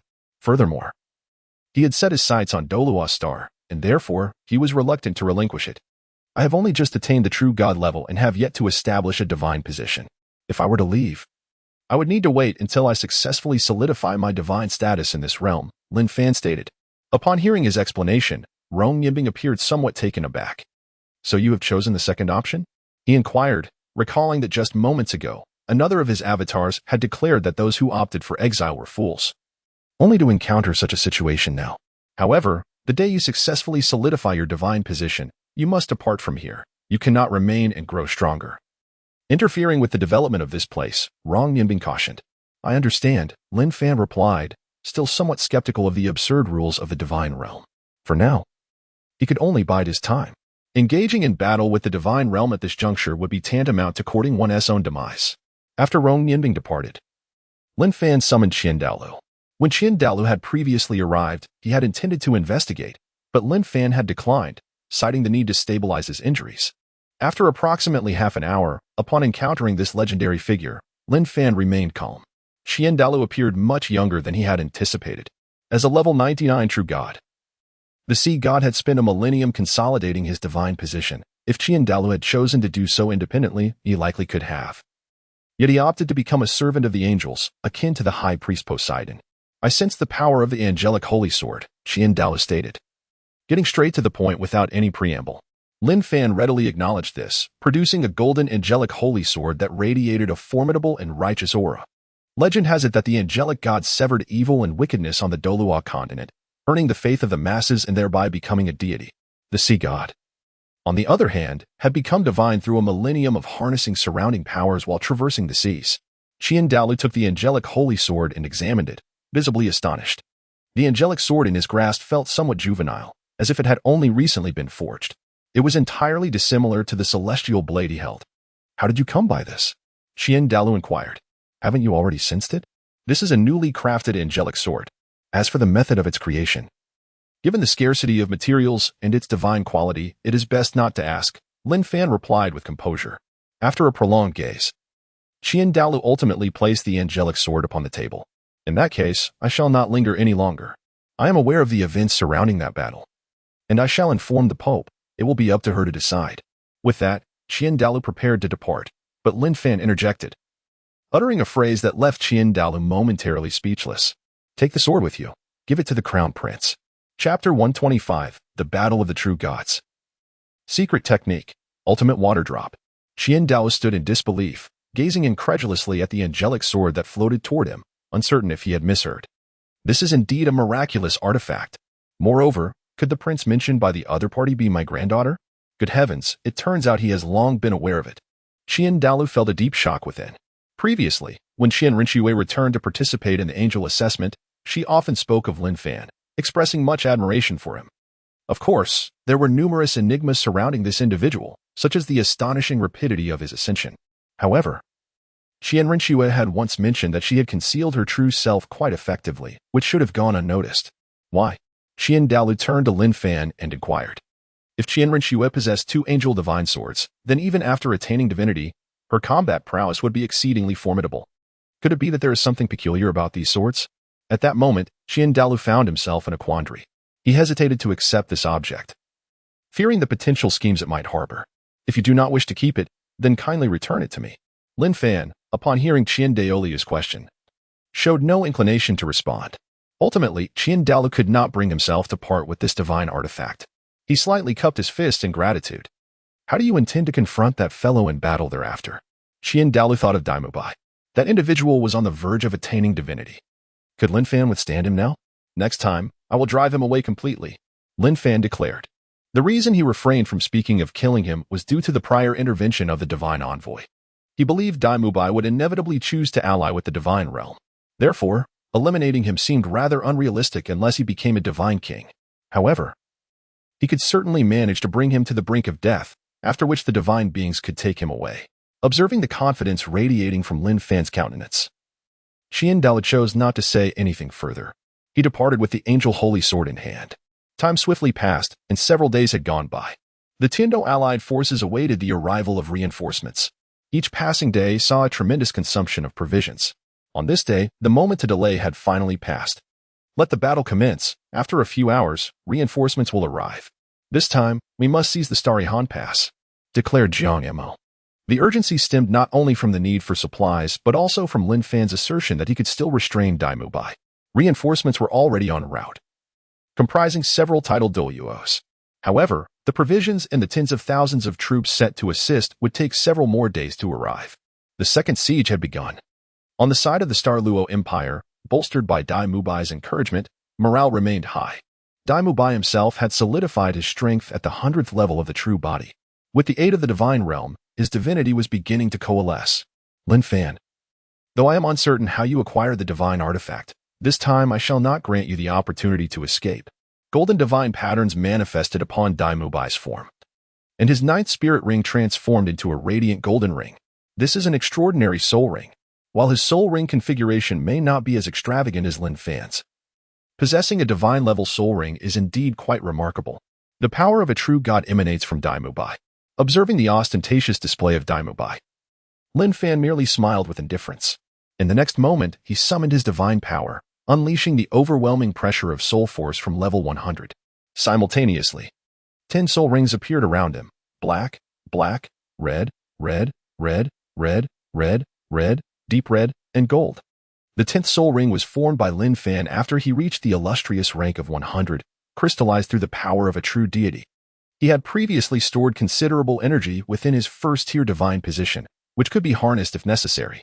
Lin Fan had already dispersed some undesirable forces, for instance.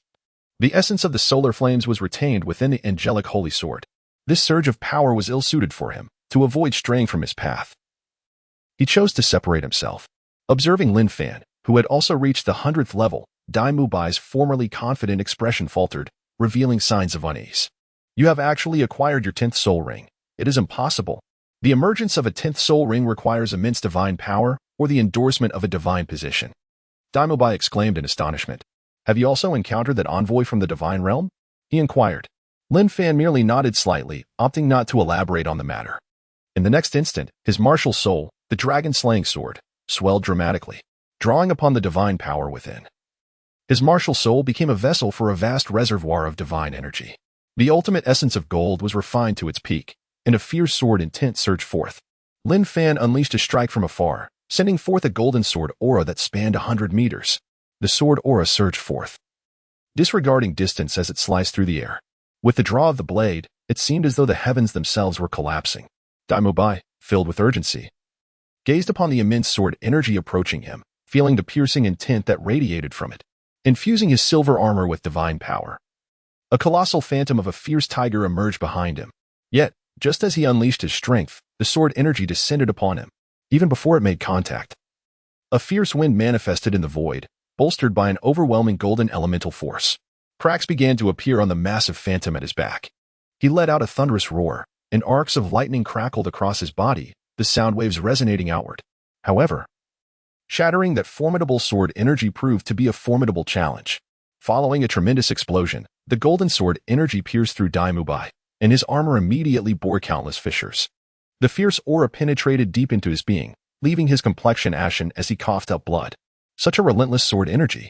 Steadying himself, Douluo channeled divine power to heal the internal wounds while witnessing Lin Fan unleash another 100-meter sword strike.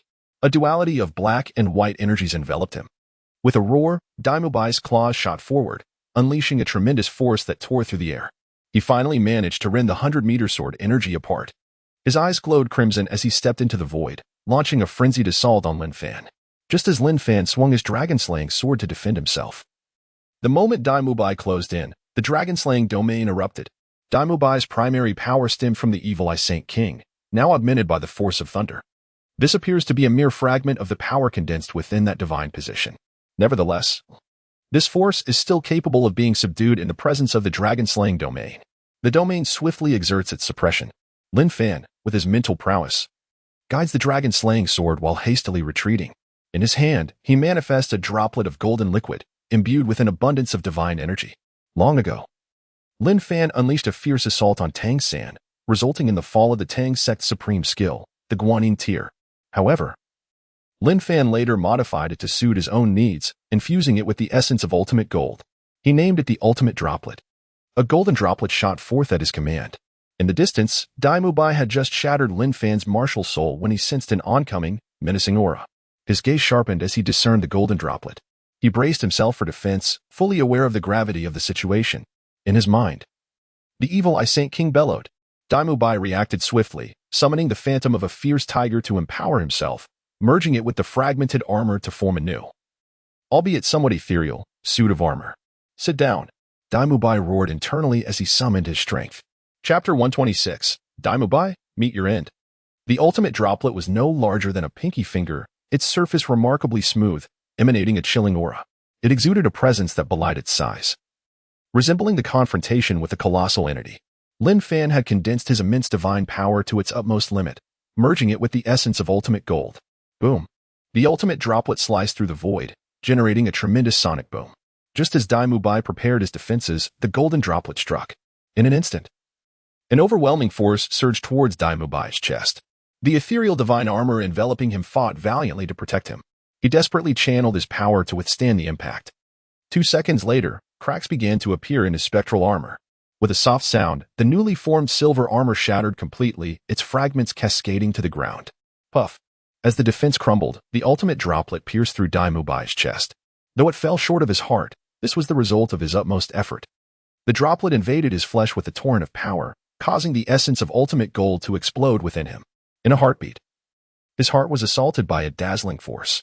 His internal organs were thrown into chaos. Bang! A gaping hole erupted in Douluo's body, blood gushing forth uncontrollably. Yet, he plummeted straight down to the ground. Meanwhile, Lin Fan, who had executed this powerful strike, appeared somewhat pale. Such was the might of exceeding power. Lin Fan silently praised and gazed into the distance. A singular, exquisite droplet of water that pierced through Douluo erupted in the far-off horizon, unleashing countless brilliant golden rays akin to resplendent fireworks. Above, the heavens roared with fierce winds, casting a cascade of light. Douluo's lifeless body plummeted rapidly towards the ground. A minute later, at a certain entrance of the starry Han Pass, fierce battles raged on. Yet, many noticed a shadow descending from the void, astonishing them. Before they could react, the figure crashed to the ground, reminiscent of meteor fragments colliding with the earth. The ground trembled thrice, kicking up a cloud of dust, while a shockwave sent nearby individuals sprawling. Those within a 10-meter radius were reduced to mere powder. A massive pit emerged, and as many rushed to the site, their expressions paled in horror upon recognizing the figure within. It was His Majesty. A gasp of disbelief escaped someone's lips. Douluo's form had been a true deity. A mere fall from several thousand meters could not have obliterated him. Yet, his body lay with a significant cavity, his complexion ashen, blood-drained, and his eyes wide open as if in disbelief of his demise. The once animated features of his face now reflected nothing but the stillness of death. In that moment, the soldiers of the Star Luo Empire crumbled. The fervor they had summoned dissipated. Panic ensued. His Majesty has perished. Voices echoed one after another. Many began to flee, abandoning any thoughts of continuing the battle. Some generals of the Luo Empire, upon hearing the rumors, initially refused to believe it as they attempted to restore order. However, when Bai's body was brought to the rear, chaos engulfed the leaders as well. The lower ranks descended into utter disarray. The Heavenly Martial Alliance launched a fierce offensive. The opponents of Qianjun, Jiang Imo, and Guangling dissipated when Bai was slain by the water droplet. They too were momentarily stunned, but soon enough, they heard the rumors and began their reckless assault. Meanwhile, the adversaries of Xue and Yu Yuanjin, sensing the dire situation, opted for retreat. The two-titled Douluo did not pursue. Their mission was not to eliminate the opposing Douluo but to breach the Starry Han Pass. A grand battle raged on, and hours slipped by. The Starry Han Pass was entirely captured by the Heavenly Martial Alliance. Over 8,000 surrendered prisoners were taken. The Luo army fled in chaos, while the Heavenly Martial Alliance began to secure the battlefield and regroup. Had you truly slain Bai? In the Lord's mansion of a small town behind Xue Pass, the demon slayers finally located Lin Fan. At that moment, Lin Fan was calmly sipping tea and reading a book. Upon seeing the return of a few individuals, he finally set down his reading. "I am not destined to perish," Lin Fan remarked. Upon the utterance of these words, the 5 individuals known as title Douluo below were momentarily taken aback. Why not pursue him at once? Seizing the opportunity to strike while he was vulnerable? Jiang Imo, feeling anxious, observed the composed Lin Fan and deemed him somewhat arrogant. If Bai were to recover later, would it not pose a significant dilemma? He was not destined to perish, yet could no longer interfere in these matters. Afterward, we can confidently advance into Luo City and divide this territory amongst ourselves, Lin Fan remarked with a faint smile. Qianjun, Jiang Imo, Guangling, Xue, and Yu Yuanjin listened to Lin Fan's statement, feeling a sense of bewilderment. Why could Bai not be involved in this affair even if he survived? However, seeing Lin Fan's lack of intent to elaborate, they refrained from pressing further, resorting instead to speculation. Perhaps this was a decree among the divine? Previously, Lin Fan had contemplated thoroughly annihilating Bai. Yet, the ethereal visage of the divine envoy, Rongyan Bing, resurfaced in his mind. The envoy had indicated that Bai had already ascended to the divine realm and was harnessing divine power to consolidate his faith. Rongyan Bing urged Lin Fan not to further harm Bai's corporeal form, assuring him that the divine realm could indeed restrain Bai. Though Lin Fan held skepticism towards this assertion, he opted not to confront the divine realm at this juncture. As evening fell, the 2 elders from the Spirit Hall, Yu Guan and Gue Mei, finally arrived to offer their support. This is a trusted confidant of Bibi Dong. Previously, in a moment of desperation, a plea for assistance was made, emphasizing the necessity of these 2 individuals to employ their martial soul fusion technique to restrain the illusory figure of the evil Eye Saint King. Bibi Dong had no choice but to acquiesce, as this period is of utmost significance. Upon the arrival of the 2 elders, they were profoundly astonished to learn that the location had already been breached. They expressed a desire to meet Lin Fan, but their request for an audience was regrettably denied. This transpires in the second largest city of the Luo Empire, White Tiger City. This place, rich in history, is the ancestral home of the White Tiger clan. The clan is divided into the main and secondary branches. Bai belongs to the primary lineage, predominantly associated with royalty, while the secondary branch serves as the sharpest sword of the imperial family. In addition to the White Tiger clan, the city is also home to the enigmatic Spirit Cat lineage. At this moment, Bai's lifeless body lay solemnly in the grand hall. Within the room, whether it be the elders or the children, their expressions were steeped in sorrow. The excitement that had recently filled the air had completely dissipated. As they gazed upon Bai's cold corpse, a profound heartache enveloped them. Bai was gone. What would come next? In the grand hall, silence reigned, punctuated only by the quiet sobs of the mourners. Just then, a radiant glow unexpectedly emanated from Bai's form. An ethereal blue figure emerged from his body. Unnoticed by those surrounding him, the apparition rose, surveying its surroundings, until it encountered a faint golden silhouette ahead. This was the divine envoy, Rong Yanbing. I have been defeated. Chapter 127. Turmoil resurfaces. Bai looked at Rong Yanbing, his fists instinctively clenching in frustration. I can grant you some time to settle your affairs, after which you must accompany me to the divine realm for resurrection, Rong Yanbing stated, locking eyes with Bai. Upon hearing this, Bai's discontent deepened. Was it to end like this? He realized that without him, the Luo Empire would likely be divided by the 2 great empires of Tiandou and Wuhuan. Could he truly defy the divine realm? Bai felt utterly helpless. He was already deceased, and resurrection required a journey to the divine realm. Yet, if they were to massacre his people, would he be able to intervene? Bai pondered his options. Once you enter the divine realm, matters here will no longer concern you. If the gods were to meddle in these affairs, chaos would have already ensued, Rong Yinbing remarked with a hint of cruelty. He could not manage his own homeland and had entrusted its governance to other deities. How long until I can be resurrected? Bai pressed on. One day, which equates to a year in this realm, Rong Yinbing replied. By then, your divine essence should have coalesced, allowing you to return and solidify your legacy. Though you may not wage war elsewhere. Bai felt a sense of acceptance upon hearing this. Moments later, the weeping in the grand hall ceased. With Rong Yinbing's assistance, Bai's spirit materialized. As he appeared, the sorrow etched on the faces of all present melted away. Esteemed guests, I have matters to discuss with you. Bai cast a glance at them, his clenched fist gradually unclenching. He let out a deep sigh. As his emotions shifted, several prominent figures from noble families present sensed an impending sense of doom. Subsequently, Bai conveyed to them the trials he was about to face. After I depart, you shall surrender, preserving our lineage. In 1 year, I shall return to assist you in stabilizing the situation. Should you choose not to surrender, I fear you may not live to see my return. As they listened to Bai's words, the sorrow etched upon their faces deepened. After struggling for so long, would they ultimately succumb to defeat? In the end, Bai's spirit dissipated and his corporeal form vanished. Just a few days later, with the arrival of the heavenly martial allied forces, the official members of the Douluo Empire opted for surrender. However, some individuals among the populace still resisted, proclaiming themselves as kings. Yet, they were swiftly eradicated. What followed was a discussion on how to divide the territory at hand. This time, Lin Fan's contributions were immense. It can be said that without him, Bai would undoubtedly have remained unrestrained. Lin Fan encountered Xue Qinghe once more. However, he could discern that this individual was not Qian Renxue. It seemed to be a meticulously prepared substitute puppet. This person displayed a commendable level of composure while imitating Xue Qinghe, yet the essence of his aura could not be deceived. Lin Fan could sense that Qian Renxue was a woman, while this individual was undeniably male.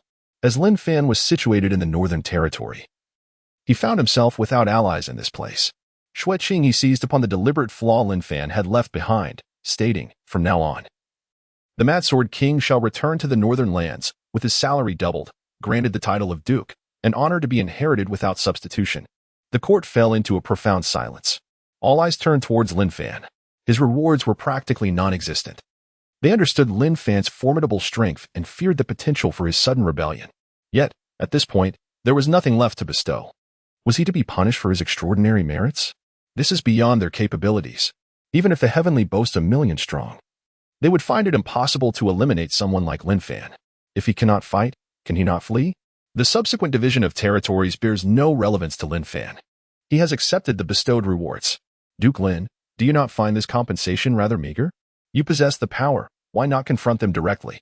In the court, a few clandestine members of the Avalanche Party approached Lin Fan. He was somewhat taken aback, as he did not expect their existence to endure. You may proceed to Hanhai City. Soon, the avalanche will rise. Lin Fan remarked with an air of indifference. Upon hearing this, they were left in shock. Indeed, this individual is unwilling to remain submissive indefinitely.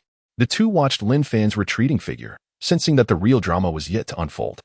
Lin Fan returned to the northern realm with Yilingling, yet her parents, along with 2 talented individuals Lin Fan had nurtured in the northern lands, remained in Tiandou City. This is precisely the method that the Tiandou royal family deemed most effective in threatening him. It is utterly unjust, despite exerting so much effort this time. The outcome remains unchanged. That fellow is so miserly that he does not even grant you a piece of land from the Douluo Empire. Yilingling spoke with a hint of indignation. He fears that I might secretly recruit troops with the land from the Douluo side. As a soul master, I am indifferent to such trivialities. Upon hearing Lin Fan's words, Yilingling experienced a moment of realization. However, chaos will certainly ensue in the future. The territories of the Douluo Empire were ultimately divided. The Tiandou Empire received 1 share, while the Wuhuan Empire claimed 2. In the face of such inequitable distribution, the Tiandou court remained remarkably silent, as if tacitly approving of this action. Although some members of the hidden Avalanche Party recognized the injustice, they dared not voice their concerns. They departed under the cover of a dark and stormy night. Douluo Empire. The Yiming Spirit Cat Clan. This clan has now succumbed to the Wuhuan Palace, becoming its lackey. Within this clan, a woman made her way to the Wuhuan Palace. This individual is none other than Xue Qinghe, whom Lin Fan had previously nurtured. Upon arriving at the Wuhuan Palace, Xue Qinghe encountered Xue Qinghe, who was being sheltered here. The two women naturally recognized each other. Xue Qinghe shared the intelligence she had gathered and the personnel she had prepared. She awaited Xue Qinghe's assistance. Xue Qinghe received the signal. "Let us start with Tiandou City," she said. Subsequently, Xue Qinghe stealthily departed, making her way to Tiandou City. She quickly allied with the Soul Master families within Tiandou City, specifically the Pa family. Yang Wudi, having previously received Lin Fan's celestial herbs, was secretly working for Lin Fan. Furthermore, the trio from the 7 Treasure Glazed Tile School were also Lin Fan's subordinates. Only the Blue Lightning Tyrant Dragon Clan remained untouched by Lin Fan's intervention. On that day, Xue Qinghe signaled for action. The once tranquil city of Tiandou was instantly thrown into chaos. The trio of Chen Xian, Douluo, and Yang Wudi unleashed their might, leaving the title Douluo who remained in Tiandou utterly defenseless against their assault. In a swift stroke, Chen Xian executed the two adversaries, causing immediate turmoil within the city. They seized 2 young individuals possessing the 3-phase refining fire tripod as well as some prior minor threats. Furthermore, they absconded with a substantial amount of wealth.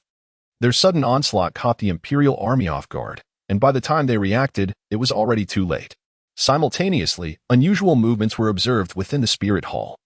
Xue Qinghe, who had long concealed her intentions, was not idle. Upon receiving the signal to act, she commenced her own offensive. Chapter 128, The Might of Xue Qinghe. Bibidong and Rage Boom. Cannons roared relentlessly against the Spirit Hall. In an instant, the officials dispatched to maintain order fell victim to the powerful artillery. Leading the charge, Xue Qinghe commanded her followers, who were originally blacksmiths from Gangshin City. These blacksmiths had been lured by Qian Renxue and subsequently integrated into the Spirit Hall, becoming exclusive members responsible for weapon manufacturing. Additionally, there were some unstable elements at play. The Haotian sect had previously been subdued by the Spirit Hall, yet they harbored grievances. The inability of Haotian sect members to act openly did not preclude them from scheming covertly. Titan, the vice president of the blacksmiths, directly allied with Xue Qinghe to instigate trouble. "What is your intention, Xue Qinghe? Can the Emperor truly condone Lin Fan's actions against us?" Bibidong confronted Xue Qinghe. Flanked by Qian Junwei and Gue Mei, her expression one of fury as she faced the raised cannons. "You may think so, Xue Qinghe." Her frosty visage betraying an air of tranquility, revealed 8 soul rings encircling her. The Ice Phoenix materialized behind her, unleashing an overwhelming chill as her ultimate icy power surged forth, instantly plunging the surroundings into coldness. Under the barrage of cannon fire, their defenses proved ineffectual. The blacksmiths, alongside Titan, stepped forward defiantly. "Are you blacksmiths now turning against us?" Bibidong glared at them, her countenance darkening. "Huh. The Spirit Hall targeted us relentlessly during its time in Gangshin City. While we do not comprehend His Majesty's reasoning for having us labor here, we refuse to serve that useless monarch any longer," Titan retorted vehemently. "Very well." Bibidong let out a chilling laugh, her expression darkening to an extreme.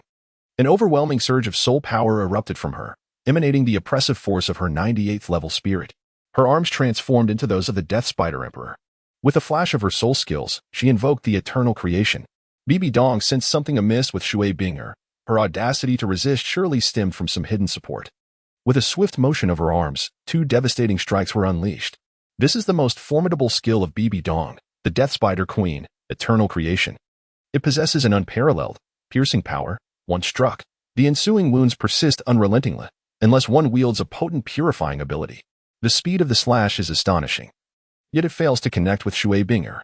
At this moment, a banner materializes in Xue Qinghe's grasp, emanating a powerful and overwhelming aura. The force of extreme cold bursts forth. This is a divine artifact. This is the extreme cold banner that Lin Fan previously crafted. As Xue Qinghe infused her frigid attributes into the flag, she waved it, unleashing a burst of azure light.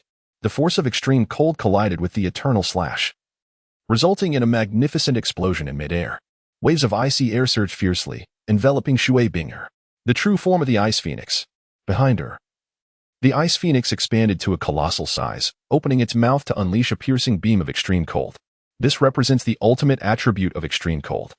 Coupled with the enhancement of the extreme cold banner, the intensity of this power has long surpassed the level of the Soul Douluo.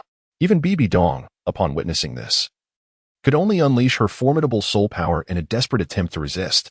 Around her, the two titled Douluo accompanying her, along with several soul masters who had come to provide support, were all invaded by the frigid aura, their complexions turning pale in an instant. Its soul skill, Ice Phoenix Storm. Without a breeze, the extreme cold tempest began to unfold as the Ice Phoenix flapped its wings. Low-ranking soul masters, upon encountering the icy wind, were instantly covered in frost. Their blood seemed to be on the verge of solidifying. In just a matter of seconds, some were transformed into ice sculptures, succumbing to death. Bibi Dong continued to withstand the piercing rays of cold. With a tremendous roar, a bolt of thunder erupted forth. This is the power she acquired after absorbing the Azure Bolt Python. Meanwhile, Yuguan and Gue may unleash their martial soul fusion skill, the domain of polar stasis. As their powers merged, a formidable force surged towards Xue Qinghe. Yet, she remained unperturbed. Extreme Cold Banner, formation of Extreme Cold. Countless runes erupted from the banner, instantly enveloping their faction. An eerie wave of energy radiated outward. The domain of polar stasis could not penetrate their defenses. Within the formation, Titan and other spirit masters, alongside the blacksmith, began to infuse their meager soul power into the array, enhancing its strength. Xue Qinghe commanded the Ice Phoenix to cease its attack, channeling the energy into herself. The extreme cold banner seamlessly integrated into her being. In the blink of an eye, the Ice Phoenix expanded once more, reaching a towering height of 100 meters. Xue Qinghe perched atop the Phoenix's head, exerting control over the majestic creature. With both herself and the formation, she soared into the sky. Bibi Dong immediately pursued, unleashing her soul skill, Fury of Thunder. The thunderous might of the Azure Bolt Python surged through her arms, crackling with power. High above, Xue Qinghe retaliated with a blast of extreme cold, shattering the thunderstorm. Simultaneously, the martial Soul City was once again shrouded in a chilling aura. Extreme Cold Ray. The colossal Ice Phoenix exhaled a peculiar blue cloud. This cloud hovered in the air, from which an incessant shower of ice shards began to descend. The ice shards descended like a torrential downpour, seemingly imbued with life, targeting only Bibi Dong. Faced with such an onslaught, Bibi Dong could no longer concern herself with her image and unleashed her martial soul's true form. In an instant, her lower half transformed into that of a spider, while her once exquisite visage morphed into something grotesque and fearsome. Titan's Might. Bibi Dong summoned the gravitational power of the Titan Great Ape, shattering the multitude of ice rain that rained down upon her. Upon glancing into the distance once more, she beheld the colossal Ice Phoenix soaring away. Witnessing the scene filled her with an explosive rage. She turned her gaze toward the martial Soul City, only to find that no one had come to her aid. What was Qian doing? Was martial Soul City under siege? Why had he not intervened? The strength of Xue Qinghe had exceeded Bibi Dong's expectations, primarily due to that enigmatic banner. Without the enhancement it provided, how could she have found herself in such a dire predicament? Fueled by wrath, Bibi Dong returned to the martial Soul City, which had descended into chaos akin to that of Heaven Dou City following the recent attack. She stormed into the Angel Hall, confronting Qian, who sat meditating with his eyes closed, demanding to know, why do you not take action? Qian, looking at Bibi Dong, could only respond with a sense of helplessness. He could hardly divulge that he had received the angelic holy sword from Lin Fan some time ago. Although Lin Fan had said nothing at that moment, Qian had grasped the implications. The purpose of bestowing the angelic holy sword upon Qian Renxue was twofold. First, to repay the favor for having promoted her previously, indicating that Lin Fan was about to instigate significant changes. Second, to ensure that Qian Renxue possessed sufficient power to reclaim control of the martial Soul Hall. This was a realization that Qian came to after his return and witnessing the sudden upheaval today. A sense of dread enveloped him as he contemplated the depth of Lin Fan's understanding of the inner workings of the Spirit Hall. Furthermore, he sensed the fluctuations of a divine artifact, indicating that even if he personally wielded the angelic holy sword to confront the enemy, he would still be unable to subdue Xue Qinghe. Weighing all these factors, Qian chose to remain uninvolved. He thought to himself, if I depart and he emerges victorious, I hope he grants Xue a chance as well. Enough of the noise. Our sect has its reasons for not intervening. Yet you, who cannot even contend with the Soul Douluo, dare to claim the title of Pope. Qian remarked. This statement only intensified the fury of Bibi Dong, who was already seething with rage. You old wretch, you are truly infuriating. Bibi Dong clenched her fists, unable to contain her wrath. Chapter 129, The Descent Southward. The turmoil within the Spirit City and Heaven Dou City quickly spread far and wide. This left many in a state of disbelief. What on earth is happening with the puppet, Xue Qinghe? Previously, during the chaos in Tiandou City, he happened to be away, never anticipating that those whom Qin Renxue had entrusted to him would turn against him so abruptly. He was completely unaware of the connections that existed among them. Take the trio, Ning Fingxi and his companions, for instance. He himself was a disciple of Ning Fingxi. How could they have allied themselves with outsiders? And what of Yang Wudi, who had previously been diligently serving the Tiandou Empire?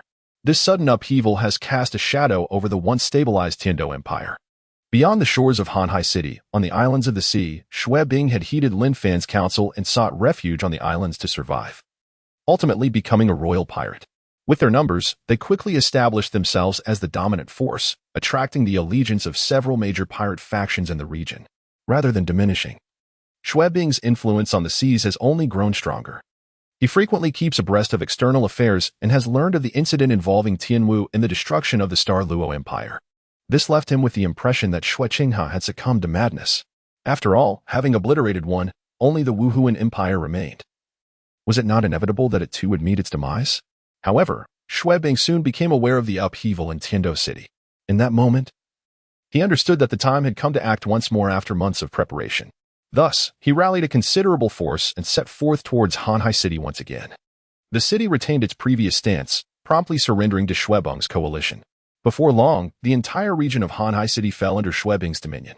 He began to recruit soldiers and win the hearts of the populace. The rapid militarization initiated by Xue Qinghe, shortly after assuming power, stirred discontent among many who longed for the stability of the era under Xue Yi. With Xue Qinghe's emergence, these individuals chose to align themselves with him, thereby fortifying his ranks. By the time Xue Qinghe realized the gravity of the situation, he found himself in a predicament of considerable proportions. During Xue Qinghe's period of expansion, in the northern territories, there were those who, without Lin Fan's intervention, urged him to strike against the Tiandou Empire. These individuals hailed from the smaller northern kingdoms, who began to rally in support of Lin Fan. Naturally, he embraced their backing wholeheartedly. With the people's allegiance, the influx of belief power surged within him. As a level 100 deity, he could sense a magnitude of strength surpassing that which he experienced at the previous level of 99. As the number of gathered supporters swelled, they elevated Lin Fan to the status of emperor. The transformation from the upheaval in Tiandou to the turmoil in Wuhuan City, culminating in Lin Fan's ascension, transpired in merely a little over a month. Observing the fervor of his supporters, Lin Fan did not disappoint them. He promptly instituted a feudal system. This system only emerged in the unparalleled era of the Supreme Tang sect, millennia later. In the present, however, slavery still prevails. Following the abolition of slavery, Lin Fan was directly endowed with a tremendous amount of faith power. His divine power level began to ascend. And within merely a month of claiming the title of emperor, he reached the remarkable level of 101. At this moment, Xue Qinghe was beset with headaches and fury. When he allied with Tiandou, he discovered the emergence of a vast Ming dynasty, also known as the Sun Moon dynasty, in the north. Meanwhile, in the eastern region of Hanhai City, the remnants of the avalanche were reignited, leading to the establishment of a new Tiandou Empire, referred to as the Eastern Tiandou. Spirit Hall, save me. Xue Qinghe urgently sought assistance. At that time, the internal affairs of Spirit City were gradually stabilizing within the vast territories they had acquired. Upon learning of these developments, Bibidong was infuriated. They currently possessed no means to threaten Lin Fan. She had long recognized the boy's rebellious intentions, yet found herself powerless to restrain him. Bibidong felt quite helpless, as she still required time to ascend to divinity. Thus, she resolved to lead an army against the formidable Ming dynasty, fully aware that it was likely a death sentence. Previously, she had relied on the resentment power of her enemies as experience for her ascension. But now she could only depend on the resentment generated by those who perished on her side to absorb for her own elevation. She did not dare to dispatch even a single title Douluo. They had already lost both the snake spear and the porcupine title Douluos. Even if she sent out a worshipping Douluo, it would likely meet a grim fate. After all, Lin Fan had already attained the level of a true deity. Once Lin Fan was elevated by others, he refrained from actively displaying his strength. He began to utilize his previous weaponry, specifically the artillery produced by the system, combined with the results of Ning Rongrong's extensive mining efforts over the past 6 months. As long as the enemy did not deploy any title Douluo, he himself need not intervene. On their side, they currently had several title Douluo, including Gu Rong, Douluo.Qian Renxue, and the formidable Yang Wudi, whom he had promoted. On the battlefield, Yi Lingling's great healing technique ensured that his army sustained minimal casualties in every engagement. This continuously sustained the power of faith he had acquired. During the turmoil engulfing the heavenly, the Star Luo Empire, under the leadership of Zhu Zhuyun, raised the banner of rebellion against the heavenly forces to restore the Star Luo. Initially, only a handful responded to the call. However, upon hearing intelligence regarding Lin Fan from the outer realms, prominent families disregarded Dai Mubai's admonitions and chose not to endure for another year, instead seeking to claim a small territory. The White Tiger Clan and the Nether Spirit Cat, the two most powerful families within the Star Luo Empire, began to rally behind Zhu Zhuyun. Chaos reigned supreme throughout the land. What are your intentions? A squad of soldiers from the eastern heavenly confronted a large group preparing to head north, their gazes menacing. We merely seek to escape the ravages of war. Will you? Like the Snow Emperor, turn your weapons against us, the commoners? A leading figure responded. Upon hearing this, the crowd fell silent. The avalanche now required the support of the populace, and such actions were untenable. Are you intending to head to the Great Ming of the Sword Emperor? One soldier inquired. The leading man paused, offering no reply. Following Lin Fan's abolition of slavery, many former slaves began to migrate northward, yearning to escape the trepidation of their previous lives. Ultimately, these individuals departed. Upon realizing the repercussions of this event, avalanche began to follow suit. The benefits could not be monopolized by Lin Fan alone. After emulating Lin Fan, he found himself increasingly adept at attracting others. Yet, Avalanche remained reluctant to take action. This time, he aims to be the cunning yellow bird. After all, their side merely boasts numbers without possessing any elite combat prowess. Xue Qinghe has come to a resolution. He will solely focus on defense. Ultimately, he must seize this land. Should the city fall once more, he would resort to piracy to survive and develop. He has lived a life of evasion, once masquerading as a dandy in his youth. And now he merely returns to a familiar vocation. In stark contrast to Xue Qinghe's entrenched position, Lin Fan's forces from the Sun Moon dynasty commenced their campaign with remarkable swiftness. The Heavenly Battle Empire faced repeated defeats. Under the might of Lin Fan's advanced artillery, they were met with utter devastation. It took merely a day to breach a city. The artillery barrage rendered the walls of that era utterly ineffective, a clear demonstration of overwhelming force. The soldiers of the Heavenly Martial Alliance found themselves at the mercy of their adversaries. Stop, we surrender. General, I used to run with you.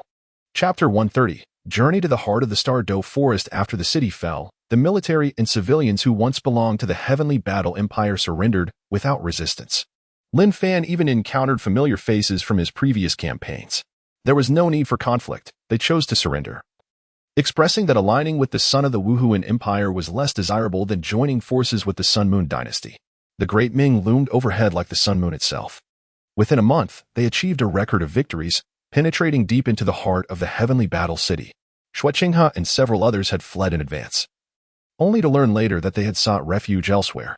The Heavenly Battle Empire had been rendered impotent. It took 2 months, and soon they would collapse without any further intervention from us, Xue Qinghe remarked. Is there anything else you wish to attend to now? Lin Fan inquired with a smile, glancing at the formidable female general he had nurtured. In recent days, he merely followed the faith emanating from people, the kindness and malice that resided within their hearts, as well as their grievances and murderous intent. The ones taking action were Xue Qinghe and the soldiers from the northern realms. During my time at the Spirit Hall, I had heard of their aspirations to attain divinity. Van, are you waiting for them?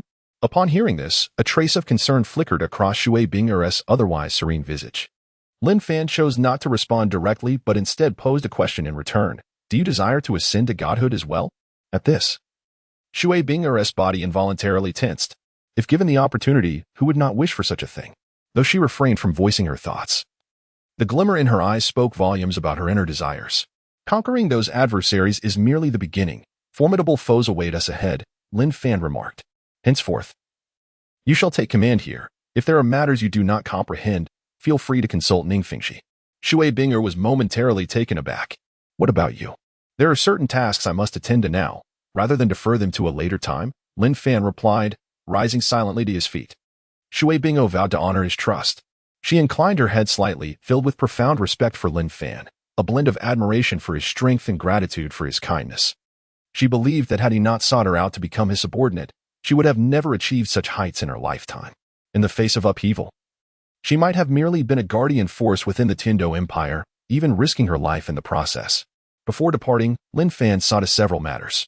According to his estimations, it would be a considerable time before Qian Renxue achieved divinity, and the same held true for Bibi Dong.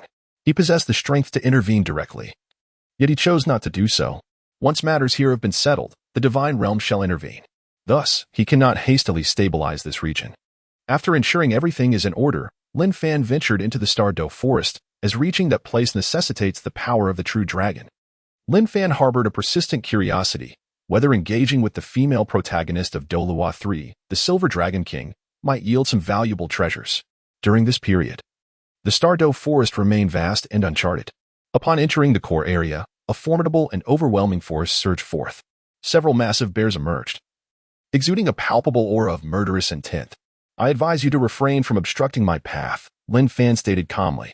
The soul beasts, upon sensing the immense power radiating from Lin Fan, were momentarily daunted yet mustered the courage to retort, "Human, this is not a place for your kind. Firstly, I am not human. Secondly, I am a deity." In the next instant, Lin Fan summoned his martial soul, unleashing an intense aura of ultimate gold. In that moment, even the most obstinate of soul beasts were intimidated. The overwhelming pressure instilled a profound fear within them, both externally and internally. As the soul beasts fled in terror, Lin Fan continued on his journey. Beyond Douluo Star, several divine consciousnesses were probing the situation. It was evident that the emergence of a new deity on Douluo Star was imminent, and they could not afford to ignore it. What could this person possibly intend by entering the soul beast forest? A deity radiating an eerie glow sensed something amiss. They were well aware of the Silver Dragon King, and seeing Lin Fan approach that area raised their concerns. Let us observe for now. If our boundaries are crossed, we shall intervene then, remarked the sea god's consciousness indifferently. Previously, Lin Fan had shattered one of his divine thoughts, leading to his aversion towards Lin Fan. After learning from Rong Yin Bing that Lin Fan would not be coming to the divine realm, he contemplated teaching Lin Fan a lesson in due time. The fire god of the divine realm scoffed. Even if he does encounter that individual, what can he achieve?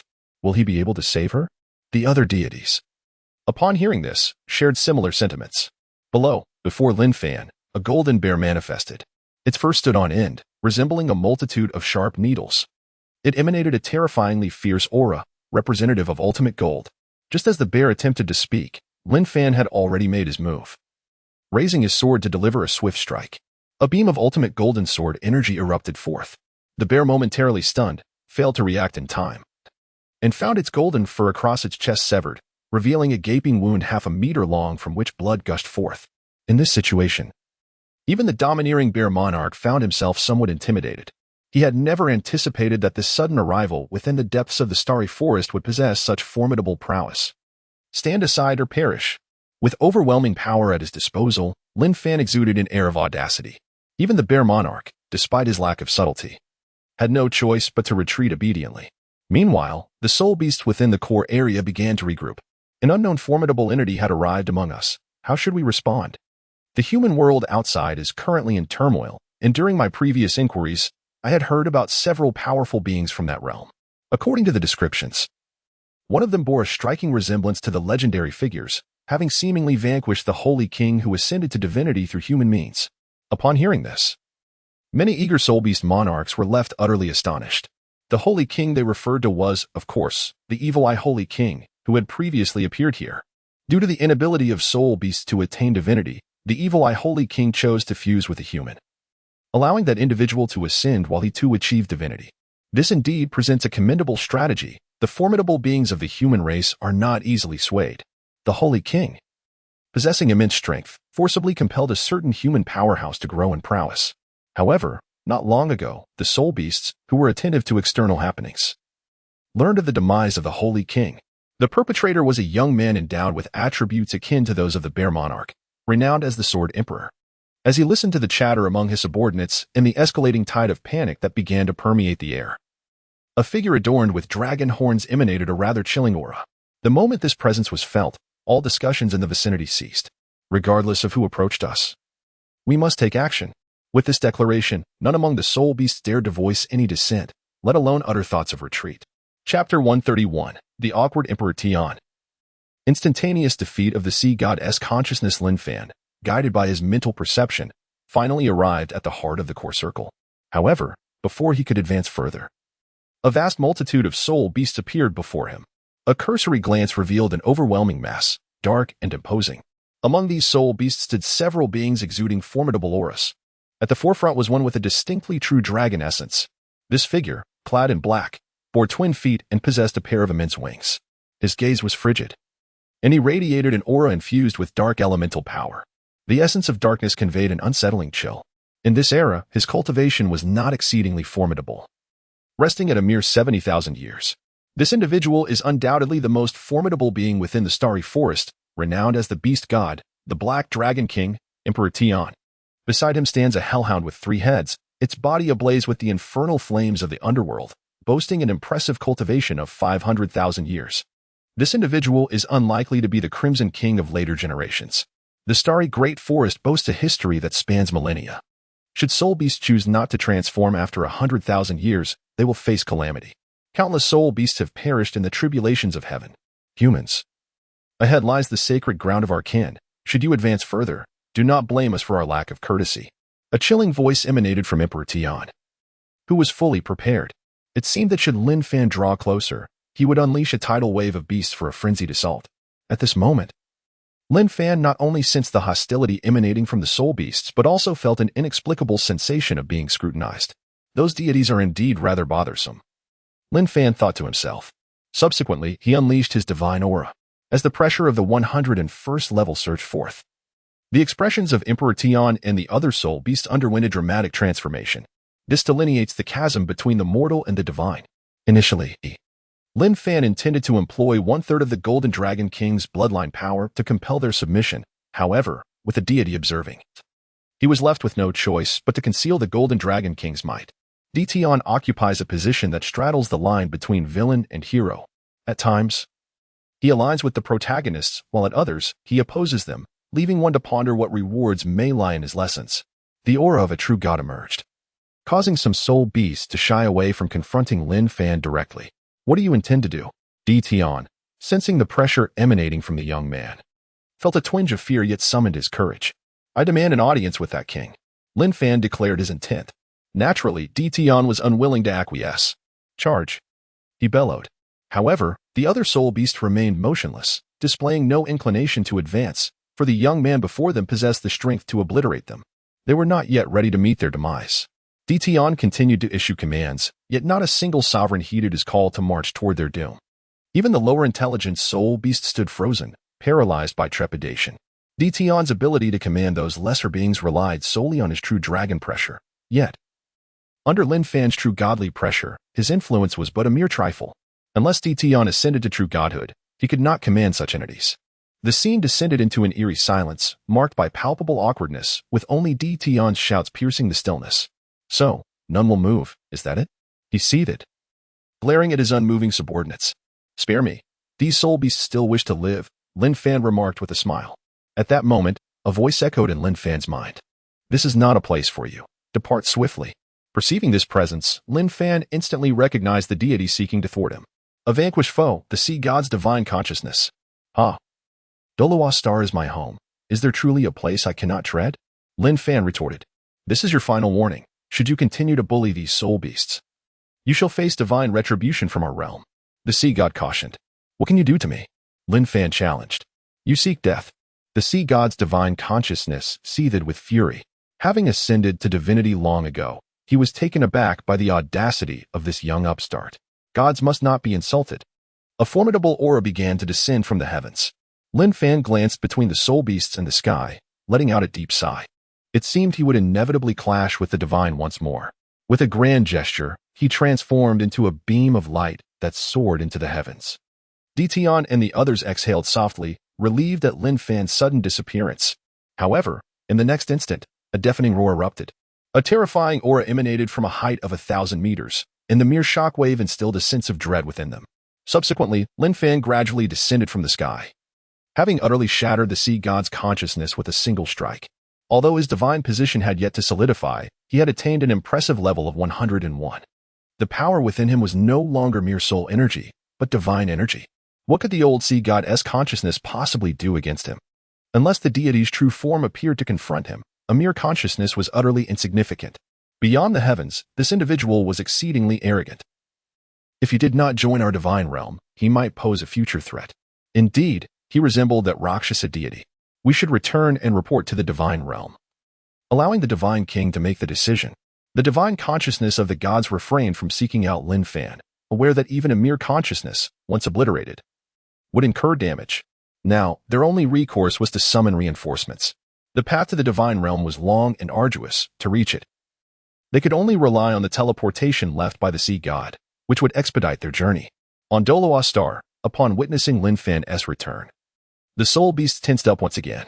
Lin Fan unleashed his divine-level spiritual power to scan the surroundings. Noticing the absence of prying eyes, he directly approached the heads of the soul beasts. Feeling Lin Fan's overwhelming strength, Tian found himself at a loss for what to do. Suddenly, an immense aura radiated from the young man. This is an exceptionally potent force of vitality, imbued with the unparalleled might of the true dragon. Upon the release of this formidable power, the other spirit beasts were momentarily stunned, finding it utterly inconceivable. The aura of a true dragon? What could this possibly mean? The spirit beast monarchs were left in a state of bewilderment.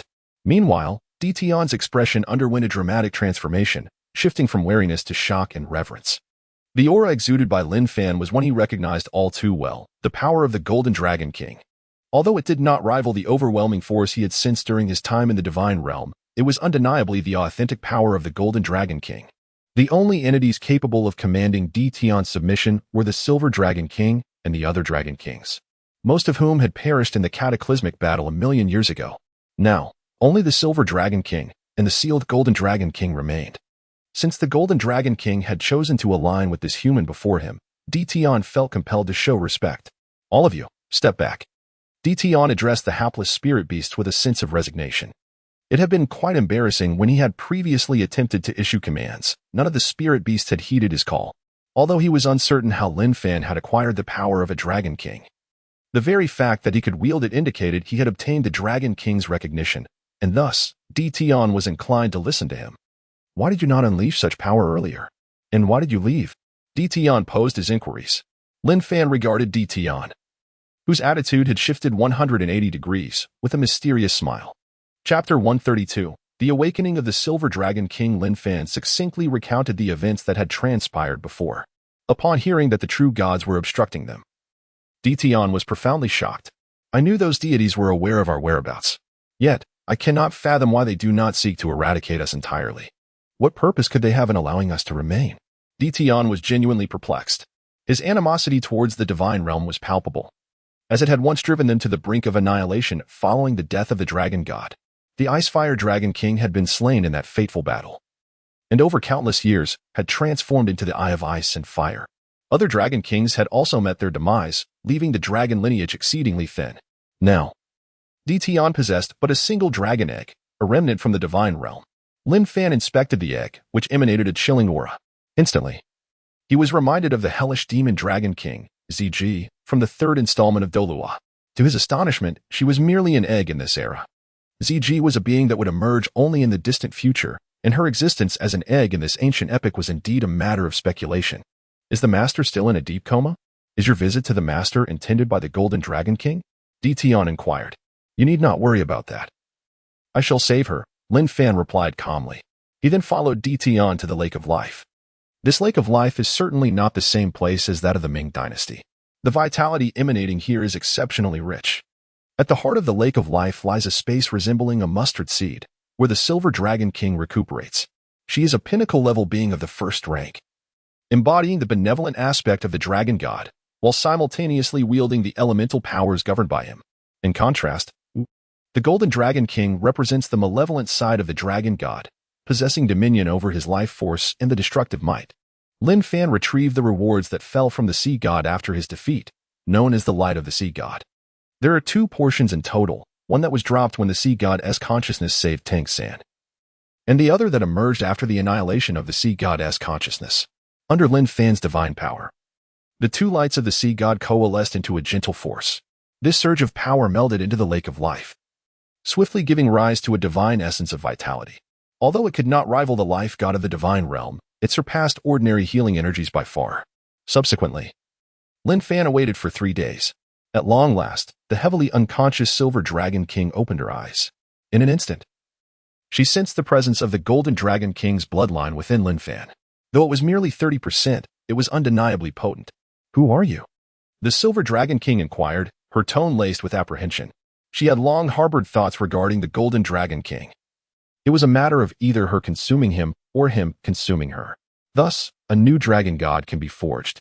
However, there is another aspect to consider, which is the legacy of future generations becoming dragon gods.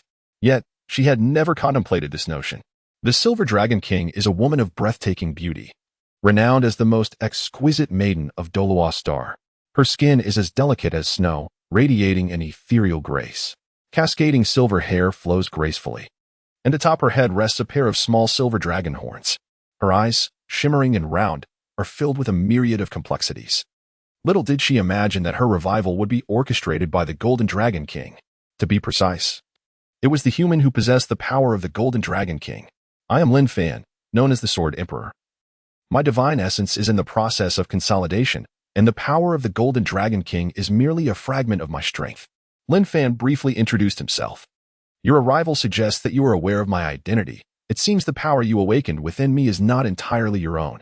The Silver Dragon King, feeling the gentle radiance of the sea god, discerned that this power differs entirely from Lin Fan's own. He recounted the preceding events to her with simplicity. The Divine Realm, she instinctively clenched her fist. What purpose does the Divine Realm have in retaining me? The Silver Dragon King's confusion mirrored that of Emperor Tian.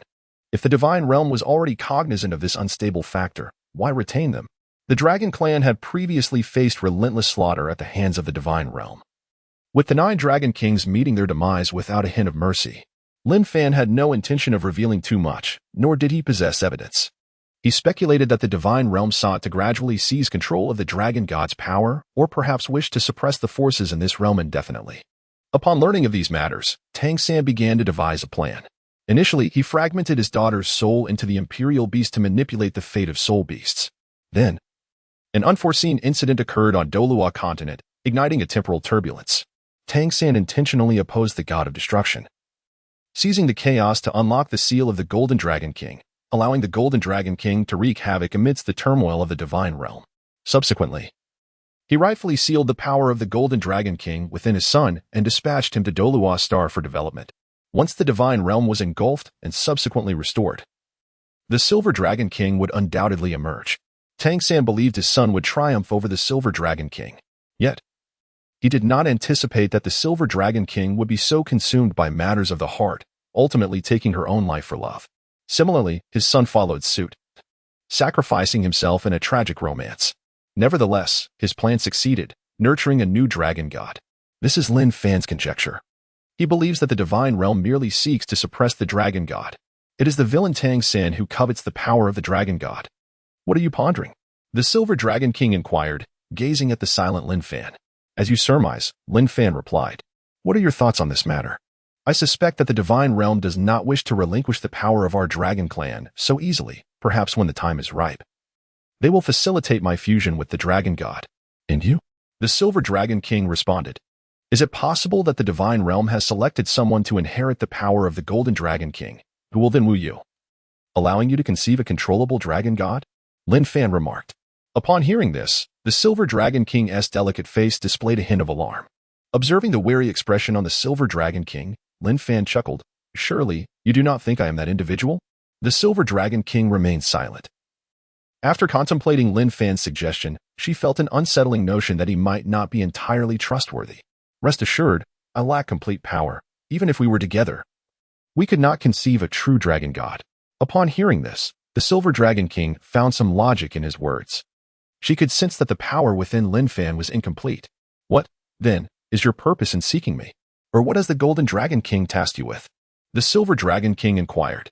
Lin Fan understood that they believed the Golden Dragon King had chosen him, which could be advantageous. I have little desire to submit to the Divine Realm, yet I recognize their might. Therefore, I seek to borrow your strength, specifically, the power of the Dragon Clan. The Golden Dragon King informed me that there is a dragon tomb on Douluo Star, where the divine artifact of the Dragon Clan, the heart of the Dragon God, resides. Lin Fan explained. The Dragon Tomb? After so many years, I find it difficult to sense its location. With your Golden Dragon King power, you could go there yourself. Why do you need to seek me? Naturally, I wish to take you to heal and recover. You are a true deity and can assist me. Or have you abandoned any thoughts of resistance? Do you wish to live this way indefinitely? Lin Fan replied. I did not expect it to be so. I have only just awakened, and my previous injury struck at my essence. It would be exceedingly difficult to aid you. Even if we were to reach the Dragon Tomb, recovery would not be so simple. The Silver Dragon King sighed heavily, a trace of sorrow glimmering in her beautiful eyes. At that moment, Lin Fan suddenly noticed a luminous orb falling from the young woman's delicate form. This is the Attribute Sphere. Chapter 133, The Soul Beast Treasury, Preparing to Repair Bearlord. The remarkable attributes, bestowed by the Silver Dragon King out of a sense of gratitude, granted a divine power of the first rank. Lin Fan examined the description, and after reading it, he was somewhat taken aback. Was this truly the source of such emotion? Lin Fan then scrutinized the somewhat frail silver-haired woman. Her expression was serene, revealing no signs of emotional turmoil. Lin Fan was not particularly intrigued by the attributes of the Silver Dragon King, as the latter's primary prowess lay in elemental manipulation. These powers hold significance for him not in quantity, but in essence. He merely needs to master the exquisite attributes of his specialized golden element. However, he finds himself quite intrigued by the treasures dropped by the Silver Dragon King, having attained a level of divine power. Lin Fan's rank has ascended directly to 102. The advancement at the true god level is monumental, far surpassing the disparity between levels 95 and 96. Do you know the location of the Dragon Tomb? The Silver Dragon King inquired, gazing at Lin Fan. She had been in seclusion for an extended period, and this planet had transformed significantly since her slumber. In her era, humanity existed only in tribal societies, and soul masters were a rarity. It was a time dominated by spirit beasts. However, from what she had gleaned previously, it was evident that the human race now holds the principal role on Douluo Star. Having just regained her strength, locating the Dragon Tomb would require considerable time. I can only speculate a rough estimate of its whereabouts. However, with your assistance, I believe we can ascertain its location with greater precision, Lin Fan replied. This was also one of his purposes for seeking the Silver Dragon King. When shall we depart? The Silver Dragon King nodded slightly, her impatience evident. Since she had awakened earlier than anticipated, there were indeed matters to attend to. The Dragon Tomb represented the legacy of the Dragon Clan's power. First, you should consolidate your own strength. I have some affairs to address, Lin Fan stated. Subsequently, Lin Fan exited the space within the Lake of Life and returned to the outside world. Emperor Tian and the powerful soul beast had been waiting for quite some time. Emperor Tian had also received the Silver Dragon King's command to fully comply with Lin Fan's arrangements. Upon arriving at this location, Lin Fan naturally intended to seize an opportunity for substantial gains. In the core region of the Star Dou Forest, the abundance of soul bones was unparalleled. This holds an external value of 1,000,000 gold coins, yet exists as a rarity with no market. Over the years, countless soul beasts have perished in the calamities of the heavens within the core region. Those capable of surviving such tribulations must be of at least 100,000 years of age. Upon their demise, they invariably yield soul bones. Take me to your repository of soul bones, Lin Fan requested, gazing at Tian. Shortly thereafter, Tian escorted Lin Fan into the cavern where the soul bones were stored. At this juncture, the Emperor Beast, the three-eyed golden lion, had yet to be born. Aside from the soul bones, the only other treasures of note were the Heavenly Dream Eye silkworms. Lin Fan noticed the absence of the Heavenly Dream, unaware that it had long since accompanied Tang San. It seemed that it had not yet manifested during this period, likely still adrift upon the seas, Lin Fan mused. The soul bone repository was arranged from the lowest to the highest tiers, comprising over 1,000 soul bones. In the external world, this would be regarded as an astonishing treasure trove. Tian categorized the soul bones according to their bloodline powers. For instance, the bloodline powers of the Titan Giant Ape and the Azure Bull Python could be found on the penultimate tier, while the foremost tier consisted of soul beasts with unparalleled attributes. In addition to soul bones, there were also inner elixirs left by ancient exotic beasts, alongside some bones imbued with mysterious powers, Tian explained. Ancient exotic beasts are not classified as soul beasts upon their defeat. They do not yield soul bones but do leave behind inner elixirs. Examples include the flying giant centipede that Lin Fan encountered in the extreme north, as well as the 10-headed sun serpent within the city of Slaughter. A distinction had been established between ancient exotic beasts and soul beasts. Find me a set of soul bones with extreme cold attributes, Lin Fan instructed. The extreme cold attributes were naturally intended for Xue Qinghe, having already attained a divine form. Acquiring them would merely serve to enhance her powers further. Tian set off to search, while Lin Fan approached the section containing the ancient exotic beasts to examine the inner elixirs available, contemplating their potential uses for his loyal subordinates. Currently, aside from those he had nurtured like Xue Qinghe, there were also young Wudi and Xu Zhuyan among his devoted followers. Xu Zhuyan's talent was not inferior to that of Xue Qinghe, and thus she was worthy of cultivation. Lin Fan discovered a majestic inner elixir imbued with fiery energy. After some contemplation, he deemed it unnecessary for himself. There was, however, a candidate in mind, Ma Hongjun. Back in their academy days, Ma Hongjun had been a close friend among the seven monsters, often treating Lin Fan to performances. Yet, in the end, Ma Hongjun did not side with him. And reflecting on it now, much time had elapsed since then. He chose not to take this item. Lin Fan then came across an inner elixir with a gentle aura, suffused with healing powers. This was an inner elixir left behind after they vanquished a fierce Qinglian beast. Despite its gentle nature, this power could disrupt the soul energy within living beings. It had once been a formidable menace a millennium ago. At that moment, Tian approached and offered a brief introduction. I shall take this one, Lin Fan decided. Lin Fan carefully placed the item into his storage soul guide, then took a moment to examine it. He proceeded to select several materials. The soul beasts have indeed gathered a considerable array of valuable items, including rare ores and unique materials from extraordinary creatures. Tian entrusted Lin Fan with a carefully selected set of soul bones, and Lin Fan further instructed him to choose another set with a gentler power. Tian did not inquire further and continued with his selection. Lin Fan began to examine the set of soul bones brought by Tian, which comprised 6 distinct areas: the head, both arms, the torso, and both legs. Although the types of soul beast varied, the piece designated for the torso was particularly commendable, possessing the ability to harmonize the powers of the other bones. It was feasible to integrate them into a unified whole. After accepting this set of extremely cold attribute soul bones, Lin Fan also received the healing set brought by Tian. Subsequently, he independently selected a right arm soul bone that amplified attack power, intending to enhance young Wudi later. Once these tasks were accomplished, he departed from the treasury. Are there still numerous soul beast factions that have yet to join you, such as the Bear Clan I encountered previously? Lin Fan inquired. Indeed, the Bear King has not allied with me. And there are also the Bai Ji lineage that remains unaligned. However, with the arrival of the Golden Dragon King, they will undoubtedly be compelled to join, Tian replied. Smiling. With the emergence of the 2 great Dragon Kings, do those soul beasts dare to defy us? It is time to unify the various soul beast clans. I heard that you assisted the humans recently? Lin Fan brought up the matter regarding the evil Saint King. Upon hearing this, Tian appeared somewhat embarrassed. It was merely a collaboration. The evil Saint King provided us with some strength, and his primary partner was the Bear King. As for what he gained, I am not privy to that, Tian explained. All right, let us first subdue that bear, Lin Fan declared. Without further delay, the two swiftly arrived at the territory occupied by the Bear King under Tian's guidance. Chapter 134, Unification of the Star Dou Forest. Tian. What brings you here again? And you, did you really think this king would fear you after invading my territory? The Bear King, whose fur gleamed golden, addressed Lin Fan and his companion. Lin Fan glanced at him, noting that the wound on his chest had yet to heal. It seems you are eager to receive another blow, Lin Fan remarked, observing the still arrogant Bear King with a smile. Upon hearing this, the Bear King's previously brash demeanor instantly dissipated. What do you want? I have not wronged you in any way, he retorted. Nothing much. Merely that the Soul Beast faction should be integrated, Tian stated. Upon hearing this, the Bear King sighed deeply. That day had finally arrived.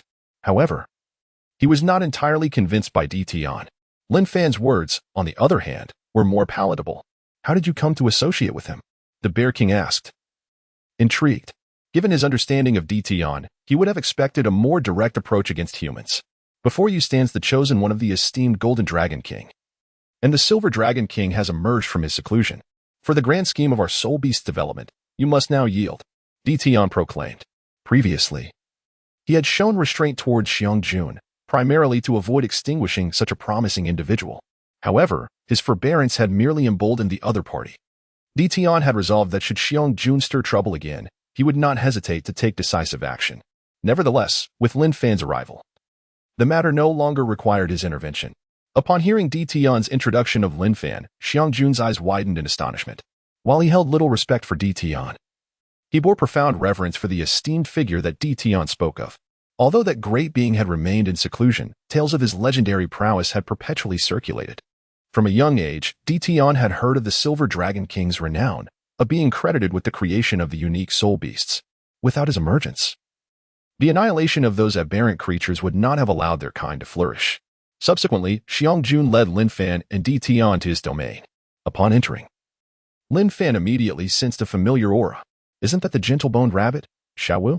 At this moment, Xiaowu gazed at the young man with astonishment.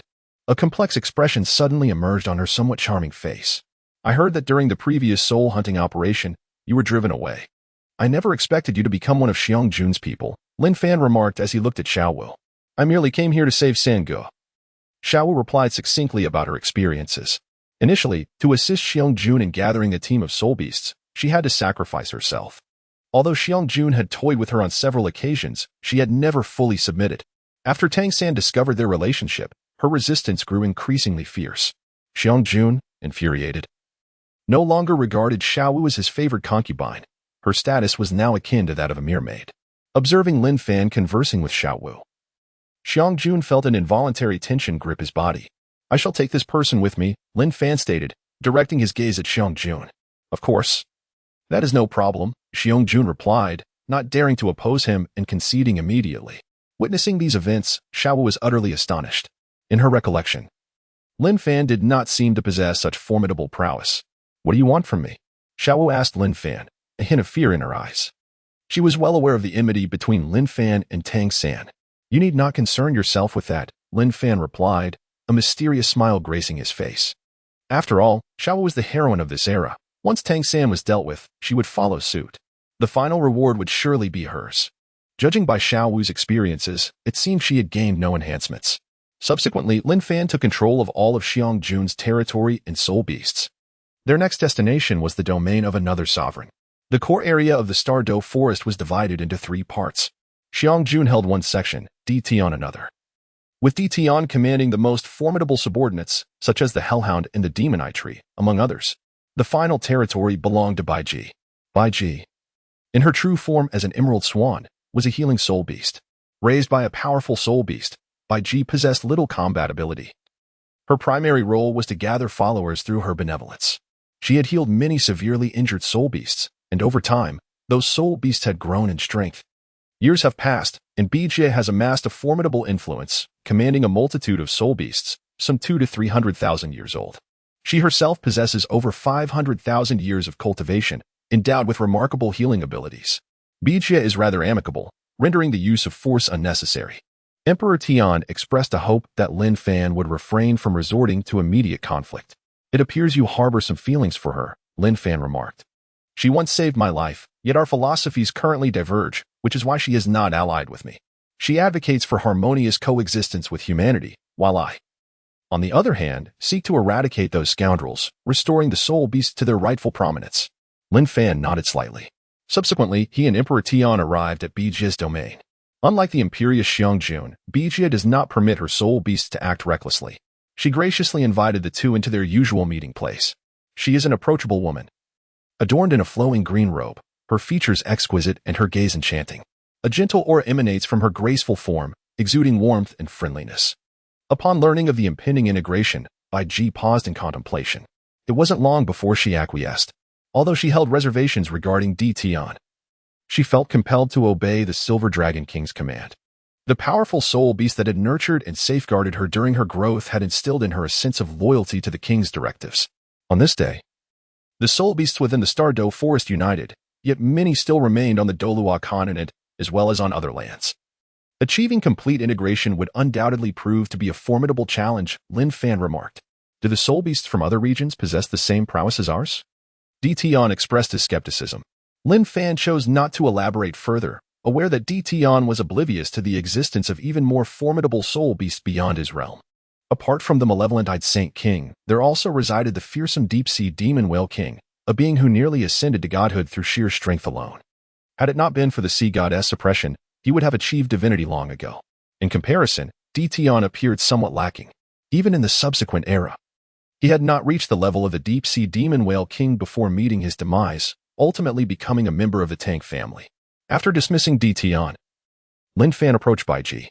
The young man initiated the conversation with, Bai Ji, do you aspire to attain godhood? The woman paused in surprise at his inquiry. I feel that overcoming the next heavenly tribulation will be a daunting task, let alone the requirement of reaching 1,000,000 years of cultivation to become a deity. By replied, her expression tinged with melancholy. If one could become a god, who would not desire it? The primary obstacle lies in the lack of capability. Are you aware of the notion previously mentioned by the eyed Saint King? Lin Fan inquired. At his words, By recalled a tale that had circulated among the soul beasts, the concept of soul beasts ascending to godhood alongside humans. This is naturally undesirable for many soul beasts. In the eyes of numerous soul beasts, humans are merely seen as sustenance. However, Biki does not dismiss this notion.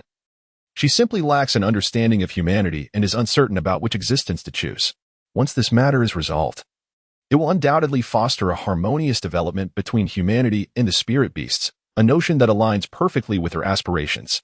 Might the esteemed one have a candidate in mind? Bijia's beautiful eyes suddenly sparkled as she spoke. Since Lin Fan had broached this subject with her, it surely signified promising prospects.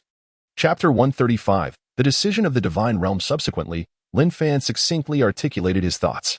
At present, he was naturally endeavoring to secure the welfare of Yilingling.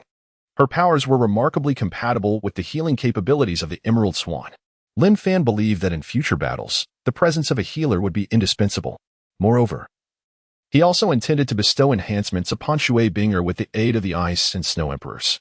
It remained to be seen how much joy that would bring. Bijia expressed her willingness to heed the esteemed one's arrangements. She spoke softly, harboring faith that Lin Fan would not lead her astray.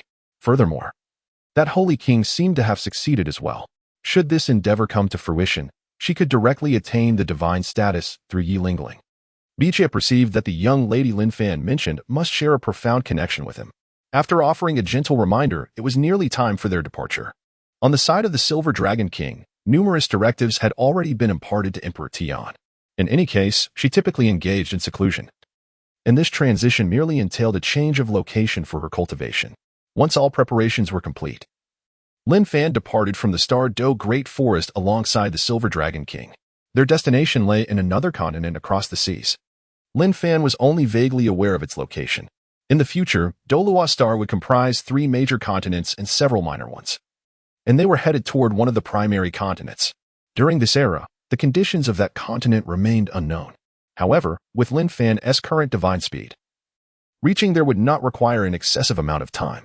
During Lin Fan's journey to the Dragon Tomb, the external world remained tumultuous. All parties were in a state of reflection. The Spirit Hall, under the leadership of Bibi Dong, observed Lin Fan's Great Ming dynasty with a cautious eye, refraining from aggressive actions and withholding the deployment of its offerings, primarily out of concern for potential slaughter should they venture forth. Everything hinged on her ascension to divinity before further actions could be contemplated. Many within the Great Ming were composed of individuals from the far northern kingdoms, alongside a significant number from the once mighty Heaven Dou Empire. In a mere few months, their power had burgeoned considerably. The supreme commander was Xue Qinghe. Meanwhile, internal strife within the Star Luo Empire was being managed by Zhu Zhuyun, who had successfully reclaimed numerous territories, albeit still fewer than in times past. As for the Heaven Dou Empire under Xue Qinghe, it had dwindled to a size comparable to the avalanche-stricken Hanai city, and it even boasted fewer personnel than the forces of the avalanche. Xue Qinghe's series of actions in compliance with the Spirit Hall had incited widespread discontent, prompting many to either join Lin Fan's ranks to the north or align themselves with the avalanche in Hanai city. Xue Qinghe now commanded a territory that could rival the former Heaven Dou Empire, encompassing the former northern nations and a substantial portion of the Heaven Dou realm. Having achieved this, Xue Qinghe chose not to advance further, instead allowing the avalanche to address the faction loyal to Xue Qinghe, while she focused on solidifying her rule. The name under which she operated was none other than the Sword Emperor, Lin Fan. Xue Qinghe was increasingly engaged with various matters, aware of the requirements for attaining divinity. Thus, she continued to stabilize the hearts of the populace within her domain, working diligently to cultivate the power of faith in Lin Fan. This is not her forte. It relies heavily on Yilingling. Under the mutual governance of the two, they navigate their challenges together. In the past half-month, a palpable sense of stability has emerged within the realm, alongside a continuous influx of new members. Their current task is to await the return of Lin Fan. The Spirit Hall, having secured vast territories of the Star Luo Empire, has adopted a consolidatory stance, forsaking any aggressive maneuvers. In response to the Tian Dou Empire's pleas for assistance, they have chosen to disregard them entirely, as the Tian Dou Empire has significantly diminished in its relevance. Presently, The Spirit Hall regards Lin Fan as their foremost adversary, alongside the illustrious Angel Hall. Qian Renxue has successfully passed several preliminary assessments. Upon emerging from her seclusion, she swiftly acquainted herself with the external circumstances, which left her profoundly astonished by the complexity of the situation. She had long anticipated Lin Fan's rebellion, yet she did not expect it to unfold so swiftly and with such intensity. It was as if he had meticulously prepared his moves in secret, merely biding his time until her departure. It seems that everyone is now recuperating, and the moment of decisive confrontation is drawing near. I must hasten my preparations. Qian Renxue contemplated. After a brief respite of 2 days, she resolved to continue facing the subsequent challenges. Qian Douluo has not disclosed much regarding Lin Fan to Qian Renxue, having sensed her peculiar fixation on that rogue. To prevent any potential complications during her assessments, he has chosen to keep certain matters to himself, including the incident involving Qian Qinghe and Bibi Dong, as well as the reasons behind Bibi Dong's apparent disdain for him. On Sea God Island, Tang San, having narrowly escaped previously, has been fervently striving to enhance his abilities within its confines, fueled by a deep-seated fury. This is the fire of vengeance. Besides Lin Fan, there is also the unwilling Xiao Wu. Furthermore, there is the quest for retribution against the sea god. The divine consciousness of the sea god has already been shattered twice by Lin Fan. This is an unparalleled humiliation for a deity. Although the sea god frequently transgresses the divine laws, such egregious behavior cannot be tolerated. Thus, he could only hastily support Tang San in his endeavor to eliminate Lin Fan. The gods have finally returned to the divine realm, where the fire god, sea god, and others reported the events witnessed on Douluo Star. This matter naturally pertains to Lin Fan's journey to the Dragon Clan's gathering place.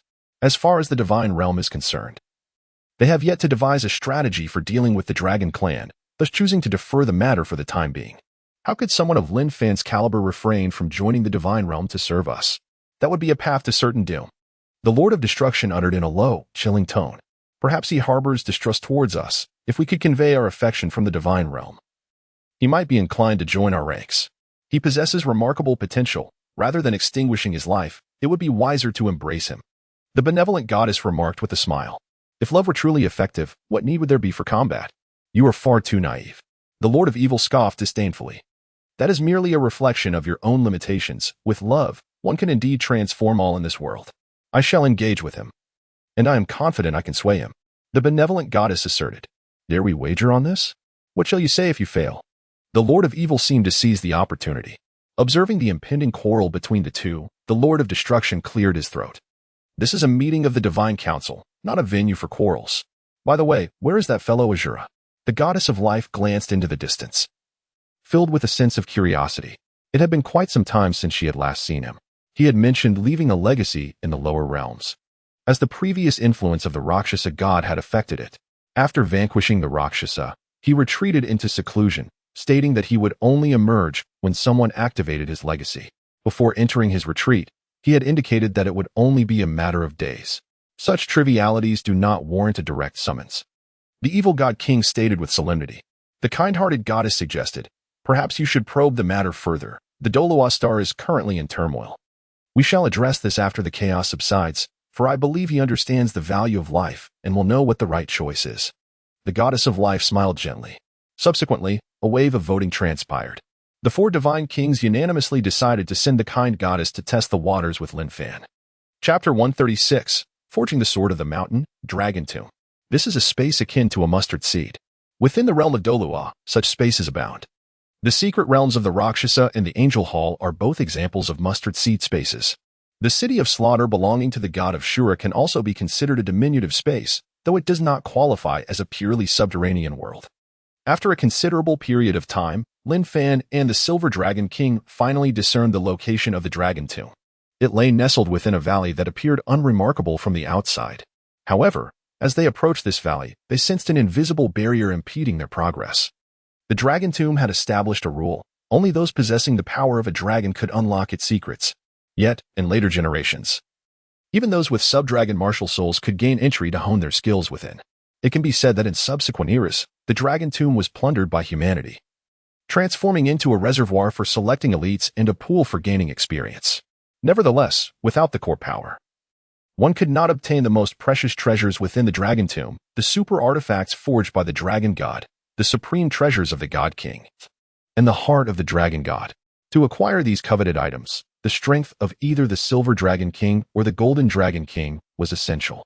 The Silver Dragon King donned a resplendent silver robe that clung tightly to her exquisite form, accentuating her perfect curves. Her long, silvery hair was elegantly tied up, and within her delicate hand, she grasped a long spear. This is the artifact of the Silver Dragon King, the Silver Dragon Spear. The Silver Dragon King summoned the might of his bloodline. As his power melded into the valley, the invisible barrier dissipated. Subsequently, the two ventured into a new realm. Here, mountains and rivers coalesce beneath a cerulean sky. The void is suffused with a pure essence of heaven and earth. Additionally, there exists a unique force. In the distance, curious clouds linger on the horizon, harboring a tremendous power within. This place indeed facilitates my cultivation after accumulating years of experience. The power within the Dragon Tomb is quite abundant. The Silver Dragon King, basking in the energy of this realm, remarked with a sense of enjoyment. Conversely, Lin Fan refrained from absorbing the energies here, choosing instead to observe quietly. Absorbing the power of this realm would not yield him significant enhancement. The bloodline power of the Golden Dragon King cannot be replenished in such a manner. Now, at the 102nd level of divine power, he must draw from the energies within the clouds to achieve any elevation. The two explored the Dragon Tomb, and after nearly half a day's cultivation, they ventured deeper into its depths. Before long, they arrived at a region where an immense dragon, resembling a mountain, loomed before them. Before him lay the magnificent corpse of a dragon, devoid of scales, instead exhibiting a semblance to a layer of rock. The overall appearance resembled a formidable mountain range. The Mountain Dragon King. The Silver Dragon King, sensing the essence within, felt the joy that once graced her delicate features dissipate. Throughout her journey, she had encountered numerous fallen dragon corpses, many of which had long become one with the very fabric of this realm. Yet, the corpse of the Dragon King remained, unyielding and intact. I must absorb the power left by the Mountain Dragon King. Do you see anything you require? The Silver Dragon King inquired. Once you have absorbed it, I shall utilize its remains as materials. It should enable me to forge a divine artifact, Lin Fan replied.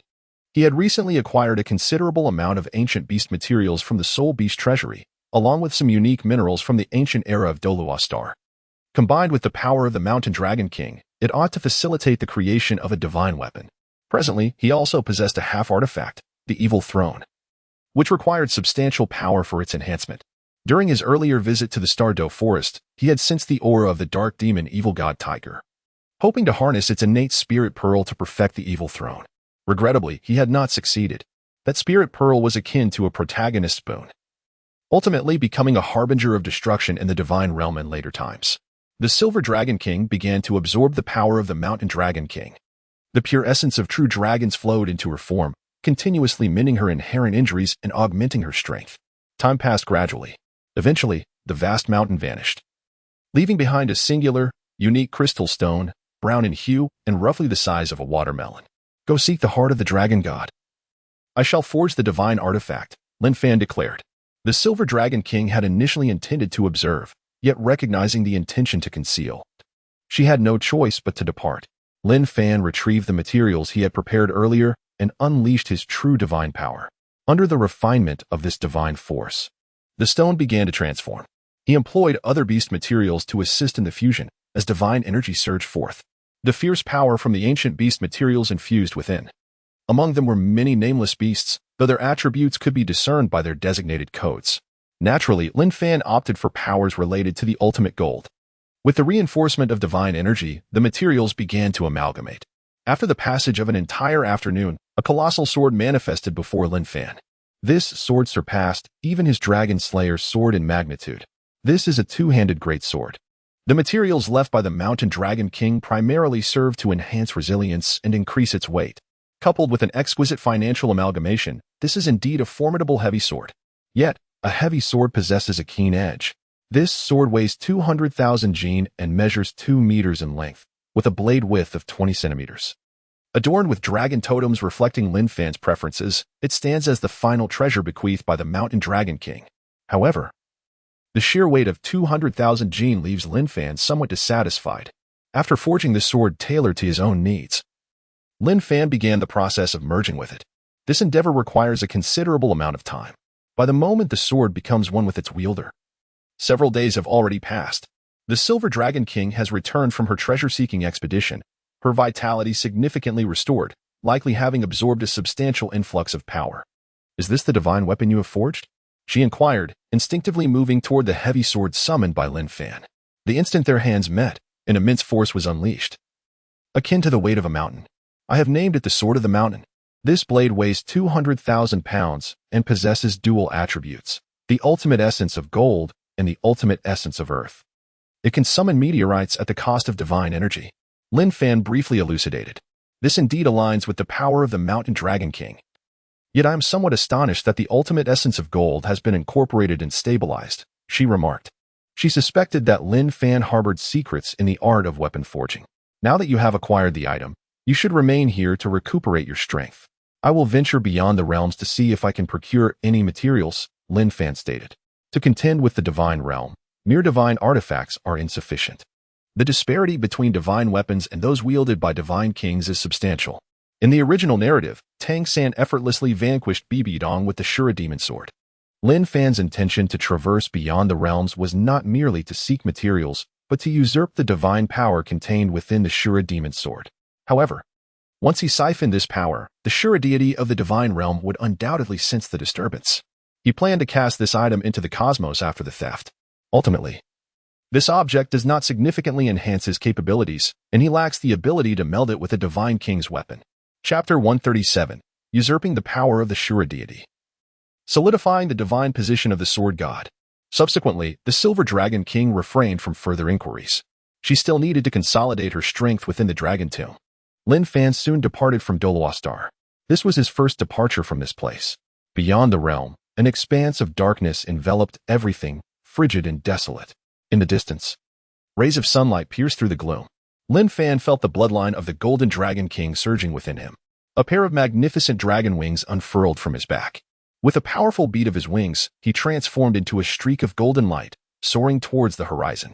Empowered by the essence of the Golden Dragon King's vitality, he could navigate this foreign domain with ease, without the need to harness divine power. Lin Fan silently calculated that he had flown for approximately half a month before alighting upon a colossal meteorite. This location was already exceedingly distant from Douluo. He retrieved the Shura demon sword from his storage space, a gift bestowed upon him by Tang San, the king of slaughter. This sword bore similarities to the Sword of the Mountain. Even before activation, he could sense the potent aura of slaughter contained within. Lin Fan summoned the power of slaughter from within his being. This was the domain of the god of death he had previously attained. The murderous intent surged forth, its brilliance coalescing and merging into the Azura demon sword. In an instant, the hilt of the sword unfurled, resembling a pair of wings. An icy, chilling aura of death was unleashed from the blade. The crimson light dazzled, and in that fleeting moment, Lin Fan sensed a formidable force invading his sea of consciousness. Simultaneously, a blood-red phantom materialized within his mind. The figure, with its back turned to him, spoke in a voice steeped in the weight of ages. "At last, the day has come. It seems you are my successor. The slaughtering power within you is remarkably pure." The phantom continued, its tone imbued with a sense of ancient sorrow, as if it had endured for eons. However, Lin Fan soon realized something was amiss, as he felt the presence of divine power.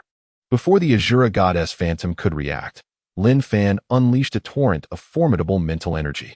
The true god-level mental force, combined with his divine power, was directed straight at the phantom. Annihilation light. This is a force born from the fusion of spiritual power and the devouring of the primordial essence. Even in the presence of a divine king's consciousness, it can still obliterate. The divine consciousness of the Azura god had yet to register its demise before it was utterly obliterated by the annihilating light. As the essence of the Azura god dissipated, Lin Fan sensed a multitude of sealed powers within the Azura demon sword beginning to unravel. Without hesitation, he unleashed the soul absorption technique, seamlessly integrating it with the devouring heavenly art he had previously mastered. In that very moment, the murderous power of the Azura surged relentlessly into Lin Fan's form, continuously fortifying his corporeal body. Lin Fan then retrieved a divine position he had acquired earlier, channeling all his faith energy into it through a unique method. The divine position is in a state of continuous elevation, yet it has yet to fully merge with Lin Fan. Thus, at present, even the true gods perceive him merely as a powerful entity of the true god rank without divinity. Lin Fan employed the devouring heavenly technique, infusing the immense divine power stored within the Azura demon sword into that divine position. The divine force of Azura was fervently siphoned away by him. Lin Fan unleashed his utmost speed, feeling his divine position rapidly ascending. The divine power emanating from it grew increasingly potent. After a considerable duration, the blood-red radiance of the Azura demon sword dimmed, its energy completely drained by Lin Fan. He then embedded the Azura demon sword into the meteorite. Subsequently, he retrieved the mountain sword, forged within the dragon tomb. As he infused it with divine power, he commanded the meteorite to soar towards the distant abyss, until it reached a realm beyond the reach of his current spiritual perception, at which point he ceased his efforts. Having accomplished this, Lin Fan turned to examine his divine position. It had undergone a tremendous evolution, now attaining a level that surpassed the first-tier god rank. Although it still fell short of the divine king status, it could be regarded as a semi-divine king-level divine position. Lin Fan, bearing this divine position, journeyed towards the direction of Douluo Star. Time continued to pass, and Lin Fan arrived on a relatively desolate planet. He prepared to assimilate his quasi-divine king status. With the augmentation of this divine position, he would be capable of receiving the replenishment of faith power at any moment. Even now, he could access it, as the immense faith power amassed by the Ming dynasty on Douluo Star bestowed its blessings upon him daily. However, upon departing from Douluo Star, that influx of faith power would no longer be conferred upon him, but rather would be directed towards a vessel he had set aside. This vessel may take the form of a statue, an image, or similar entities. However, upon attaining divinity, one can disregard the constraints of Douluo Star. For even in the expanse of the cosmos, the faith of the multitudes can be garnered. As Lin Fan's divine position began to merge with his corporeal form, a magnificent surge of power instantaneously coursed through him. The surrounding void erupted with a fierce aura of sword energy. The divine position he had condensed was aptly named Sword. The semi-divine king, sword god. The vast divine force imbued within him bestowed upon Lin Fan not only strength but also the burdensome ache of bearing such power. With the might of a third of the Golden Dragon King's bloodline already rendering his physique formidable, the agony of embodying the semi-divine king's divinity was still profound. Had he attempted to merge with the divine king's position, it is likely that his current divine power level, augmented by a third of the Golden Dragon King's bloodline, would have proven insufficient, risking catastrophic failure of his body. Lin Fan felt a sense of relief that he had merged with his divine position at this juncture. During this period of Lin Fan's divine integration, the divine realm underwent another upheaval. Following the previous assembly of the four divine kings, the intended course of action was for the benevolent goddess to engage with Lin Fan. Yet, just as she was en route, she was summoned back to the divine realm. As news of the Azura King's emergence reached her, with no alternative, the goddess was compelled to return. At this moment, within the divine realm, the aura of slaughter emanating from the Azura god surged with intensity. Upon awakening, he discovered that the divine consciousness he had left within the Azura demon sword had been obliterated, and his treasured Azura demon sword had been cast into the vastness of the universe. This enraged the Shura god beyond measure. After a thorough investigation, he traversed the city of slaughter and learned from Tang San who had taken the Shura demon sword. "What do you intend to do?" inquired the kind goddess, who was equally astonished by Lin Fan's audacity to insult even a god king. "Proceed further. If he refuses, eliminate him without hesitation," commanded the nurturing god. For one who insults the legacy of Shura, the Shura god must enact retribution. The previous Rakshasa god had perished, and this second Lin Fan must not be allowed to live. Now, there were three advocates for Lin Fan's demise: the Shura god, the god of destruction, and the evil god king. Alas, the minority must yield to the majority. The kind goddess expressed her confidence in resolving this matter flawlessly before once again soaring towards Douluo Star. Meanwhile, the Shura god found himself in quite a predicament. He still needed to journey far and wide to recover his treasured Shura demon sword. Moreover, he distinctly felt the power he had bestowed upon his successor within the sword dissipating. His strength had been stolen. Chapter 138. The Flourishing Ming Dynasty.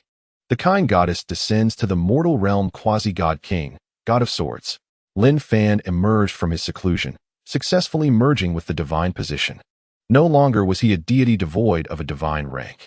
Although his divine power level stood at 102, with this quasi-god king status, he could vanquish even a level 1 deity exceeding 130. This denotes the transformation brought about by the divine position. Upon returning to Douluo Star, Lin Fan immediately arrived at his royal palace. He infused the several months' worth of faith power accumulated within the statue into his divine seat. Although he is currently a quasi-god king, ascending to the status of a true god king is no simple feat. There are only 5 god kings within the divine realm. Nevertheless, he possesses confidence that after unifying Douluo Star, he may attain sufficient faith power to become a genuine god king in less than a decade. Presently, if one were to inquire which empire on Douluo Continent enjoys the most favorable conditions, it would undoubtedly be Lin Fan's Sun and Moon Empire. After all, it is the only place that has abolished slavery. The Avalanche faction attempted to emulate this, but upon the abolition of slavery, the families supporting Avalanche immediately turned against them. Currently, Avalanche relies heavily on the maintenance of its noble families. While Lin Fan also ascended to emperor supported by numerous northern kingdoms, he possesses sufficient strength to suppress dissent. The smaller kingdoms that had invested in the northern territories believed they could rise to become noble families of the empire, only to discover that their profits were significantly slashed shortly after their support began. By the time they wished to withdraw, it was already too late. Thus, the Sun and Moon Empire currently stands as a relatively favorable place for the common populace to live, with the land having been restructured. Many individuals have acquired their own territories, becoming commoners. The privileges of the nobility have been abolished, and the indiscriminate slaughter of commoners is no longer a matter of merely compensating with a gold coin. It results in swift execution at the market square. This can certainly be regarded as a delightful event. The greater the number of individuals gathered, the more robust the power of belief bestowed upon Lin Fan becomes. Presently, the 2 most formidable families in the realm of the Great Ming are but 2. One is the Xue Academy, presided over by Xue Qinghe, and the other is the lineage of Yilingling. Although the Yi family is not numerous, they command a considerable following. Yang Wudi, for instance, is under the aegis of Yilingling. Transformed by Lin Fan, he has now ascended to the rank of a titled Douluo, and the Pa family has similarly soared to prominence. However, as they belong to the clan of Soul Masters, their influence on ordinary citizens is rather minimal. Lin Fan summoned the 2 women to ascertain the current situation. The nation is ablaze with fervor and flourishing vibrantly. Yet, Lin Fan feels that this fire lacks sufficient vigor. Bing'er, Lingling, I urge you to disseminate the technique I have imparted to you, allowing the citizens of the Great Ming to cultivate it. I firmly believe that within a few years, a multitude of soul masters will emerge. Upon hearing these words, both women were taken aback. The technique bestowed upon them is the Xiantian skill, which has the potential to elevate the innate soul power of less gifted soul masters. During Yilingling's tenure in the north, assisting Lin Fan in the management of Winter City, she had already attempted this strategy. It can be described as a vital asset of the nation, capable of fostering imperial prosperity or dismantling the empire altogether. Our reputation has now become sufficiently formidable. Should we withdraw from this technique, it is likely that people from all corners of the world will flock to us, and we may find ourselves unable to support them. Yilingling remarked, this flame is still insufficient. If we cannot sustain it, let the Tiandou Empire and the Wuhuan Empire bear the costs, Lin Fan replied. Prolonged reliance on this may not yield favorable outcomes. If you were to depart in the future, it is conceivable that the rising soul master families would swiftly usurp power. Xue Qinghe contemplated, considering a more lasting solution.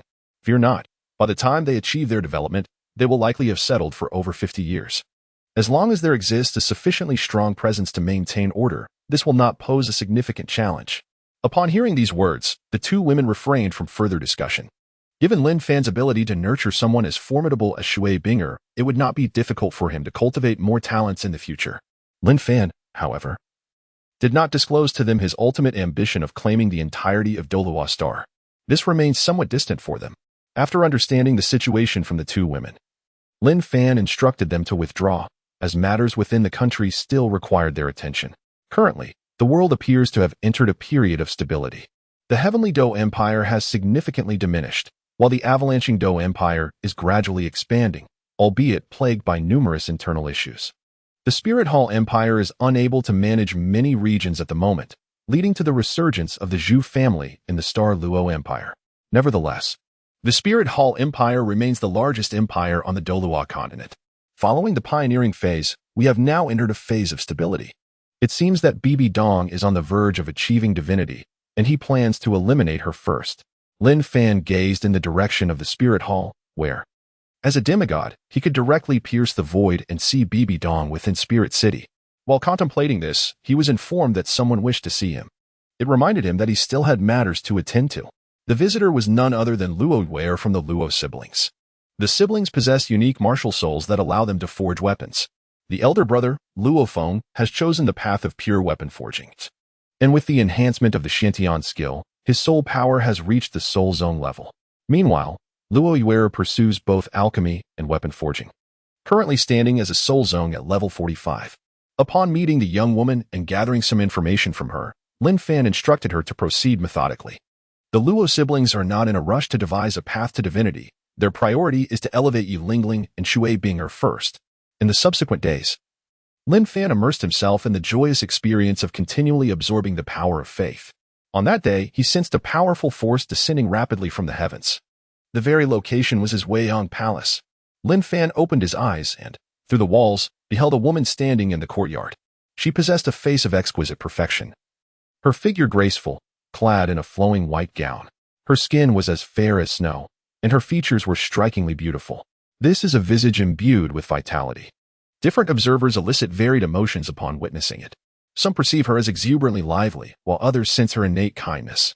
Almost every conceivable attribute of perfection seems to grace this woman, evoking affection and instilling a sense of reverence that deters any thought of disrespect. Has she truly reached such an extraordinary level? It appears that the Azura has lost considerable power, she murmurs softly. But has one gazed long enough?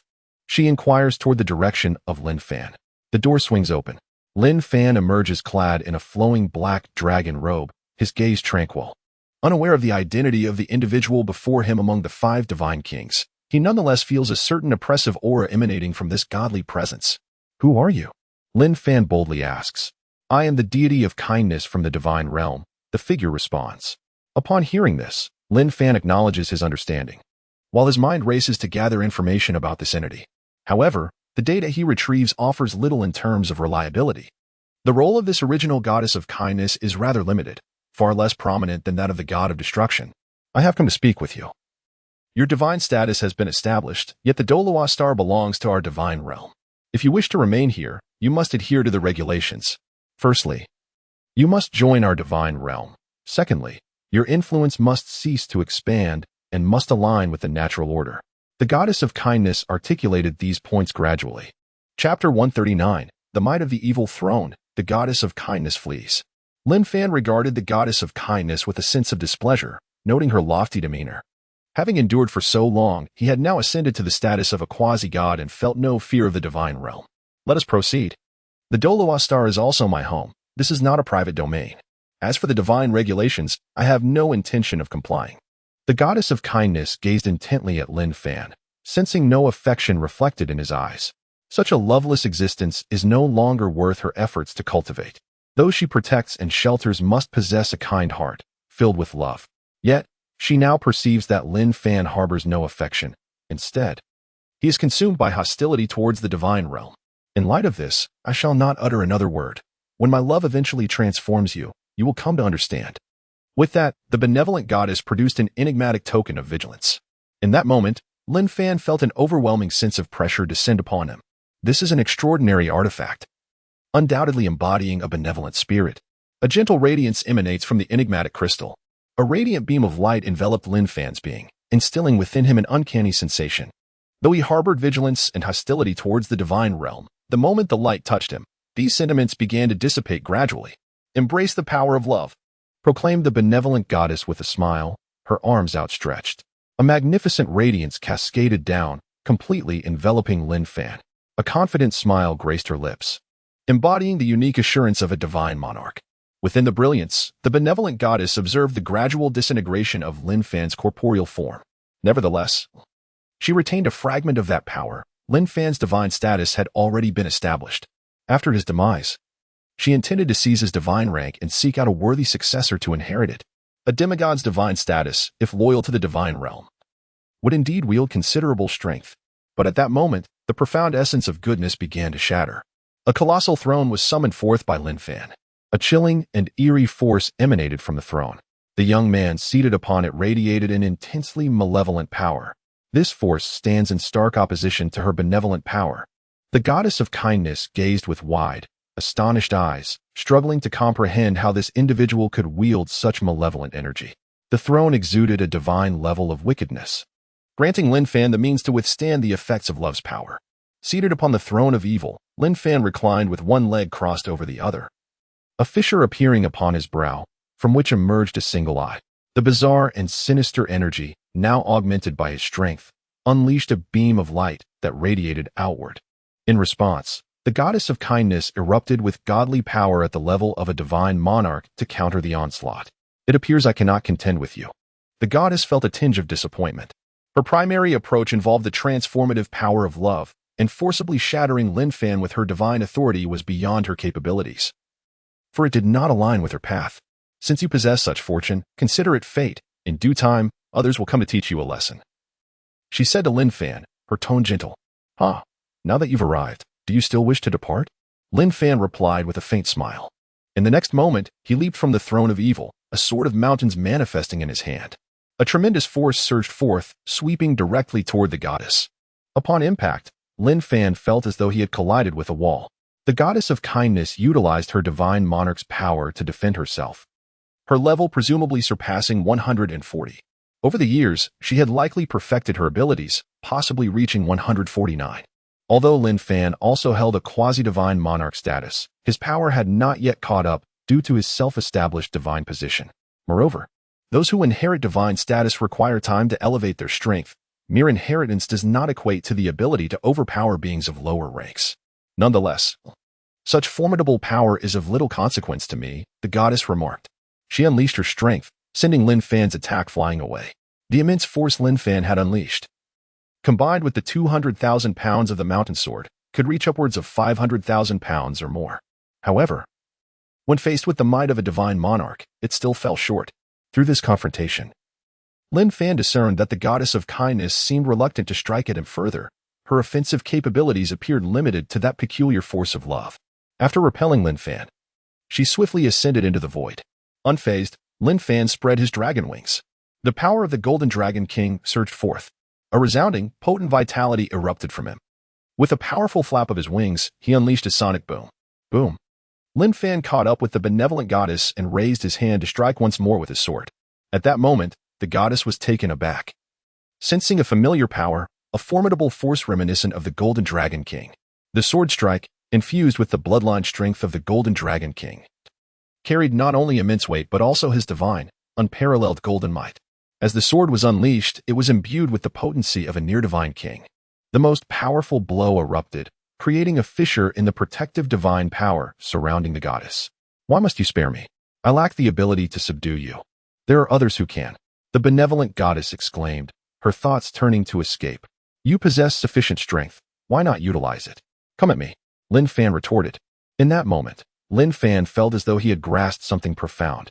The benevolent goddess appeared unable to wield the pure power of the divine king against him. He could only appeal to her kindness to purify and enlighten. Should this approach prove ineffective, retreat would be his only option. I am the deity of kindness, and I act according to my own principles. Might it be that employing my power would render it futile? Without waiting for her to finish, Lin Fan unleashed a sword strike. Divine energy surged forth. The benevolent goddess, left with no choice, once again radiated the light of love to defend herself. However, Lin Fan had anticipated this move and prepared to counter with the throne of evil. The throne before him was but a rudimentary construct, had it reached its full potential. Lin Fan harbored the confidence to subdue the malevolent goddess, impervious to the wicked forces. Alas, it remained unachievable. The benevolent goddess ultimately broke free from her restraints. Her ire palpable though she refrained from unleashing it. You are far too vile. This realm cannot accommodate your darkness, she declared fiercely. Are you seeking reinforcements? When next we meet, I shall surely subdue you and unveil your secrets. I am curious to witness the exalted goddess reigning as a mere plaything before me. Lin Fan's voice emanated an icy and sinister tone. You. The benevolent goddess felt as if her ears might shatter upon hearing such nefarious words. She chose to ignore the scoundrel and swiftly departed. The speed of a divine monarch was beyond Lin Fan's capacity to contend with. Had it been the newly ascended and insignificant character from the original tale, he would have felt capable of defeating 10 such beings. Yet, the benevolent goddess was an established divine monarch, not so easily vanquished. Lin Fan raised his hand, collecting the attribute orbs that had fallen from his earlier assault on the benevolent goddess. In addition to the offensive drops, he also gathered orbs reflecting her emotional state. A sense of anticipation brewed within him. What treasures might this divine monarch yield? Chapter 140. The Art of the Taoist Duel, Stars Shimmering Previously. After vanquishing the sea god's consciousness, Lin Fan had acquired a plethora of valuable items, including divine power levels and a preliminary version of the sea god's light. He surmised that the sea god had bestowed these benefits due to a favorable relationship with the inconsequential character. Upon reflection, it seemed the benevolent goddess did not share such a bond with the insignificant figure, nor held any significant sway over him. Earlier, he had also obtained orbs from the slain consciousness of the Azure god, yet he had refrained from activating them in haste. In terms of importance, the Azure god certainly outweighed the sea god. After all, without the Azure god, the original protagonist had been swiftly obliterated by Bibidong. Lin Fan gazed upon the 3 orbs and clicked to activate them.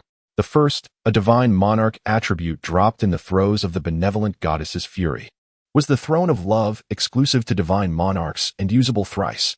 The second orb, a divine monarch attribute resulting from shattering the defenses of the benevolent goddess, was the Eye of Goodness. The third, an extraordinary attribute from the Azure god's consciousness, was a lottery ticket of otherworldly power. As Lin Fan examined each orb, he discerned an anomaly. The benevolent goddess had dropped a divine monarch attribute, distinct from any classifications he had previously encountered, such as excellent, average, or exceptional. If divine monarchs drop such items, then the Azure god too should possess a divine monarch attribute rather than an extraordinary one.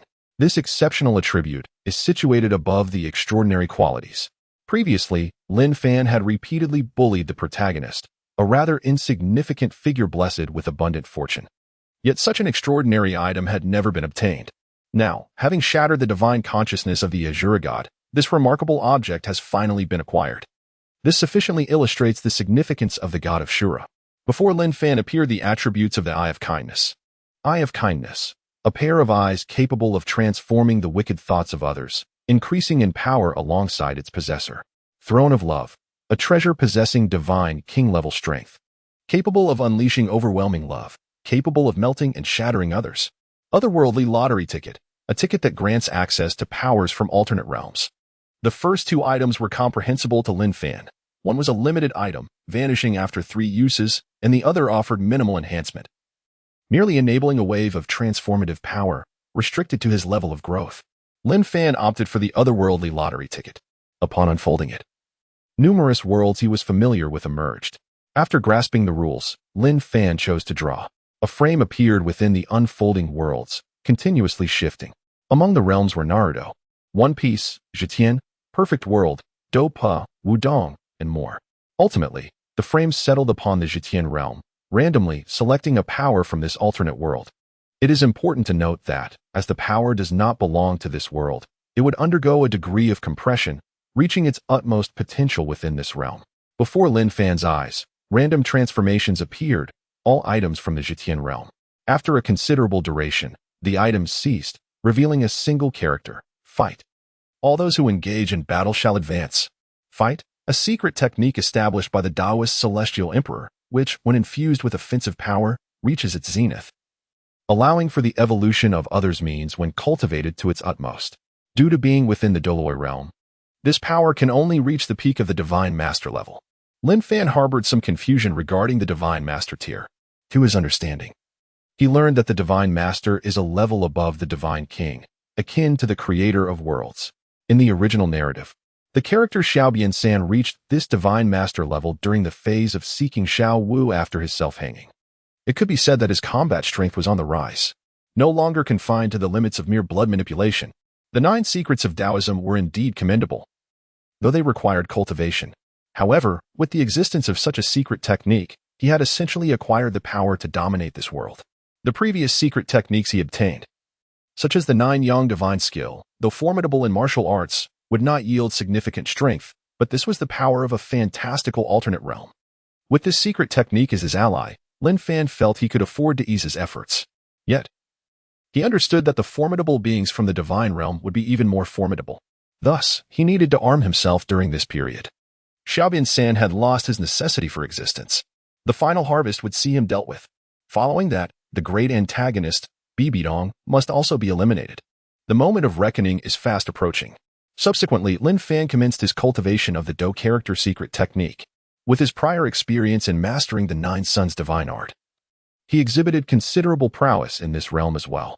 Lin Fan also infused the ultimate water droplet into the Dou character's secret technique.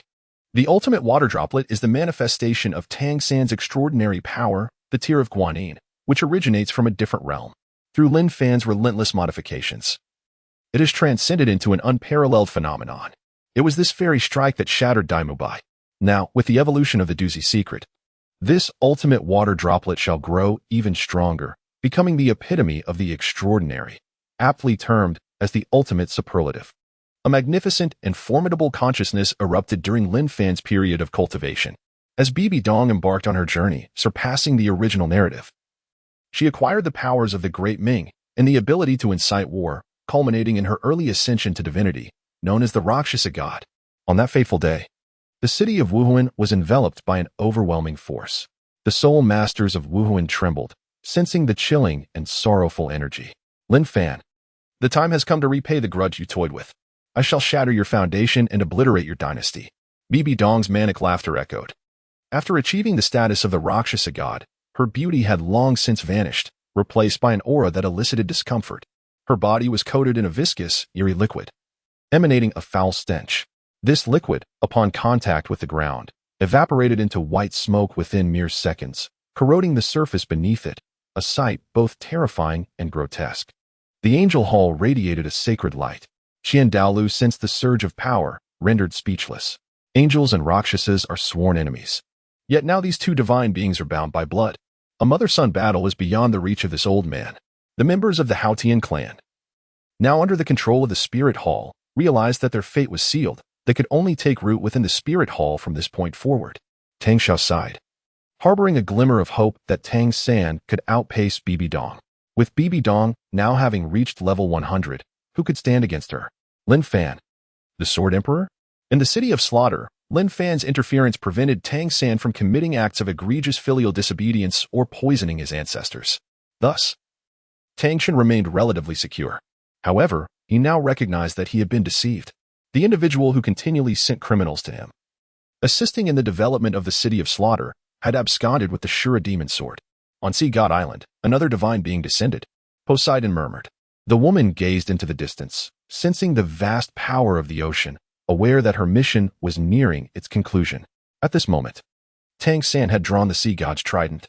Due to the sea god's desire for him to inherit swiftly, his examination process was unusually smooth. Moreover, Tang San himself was favored by great fortune.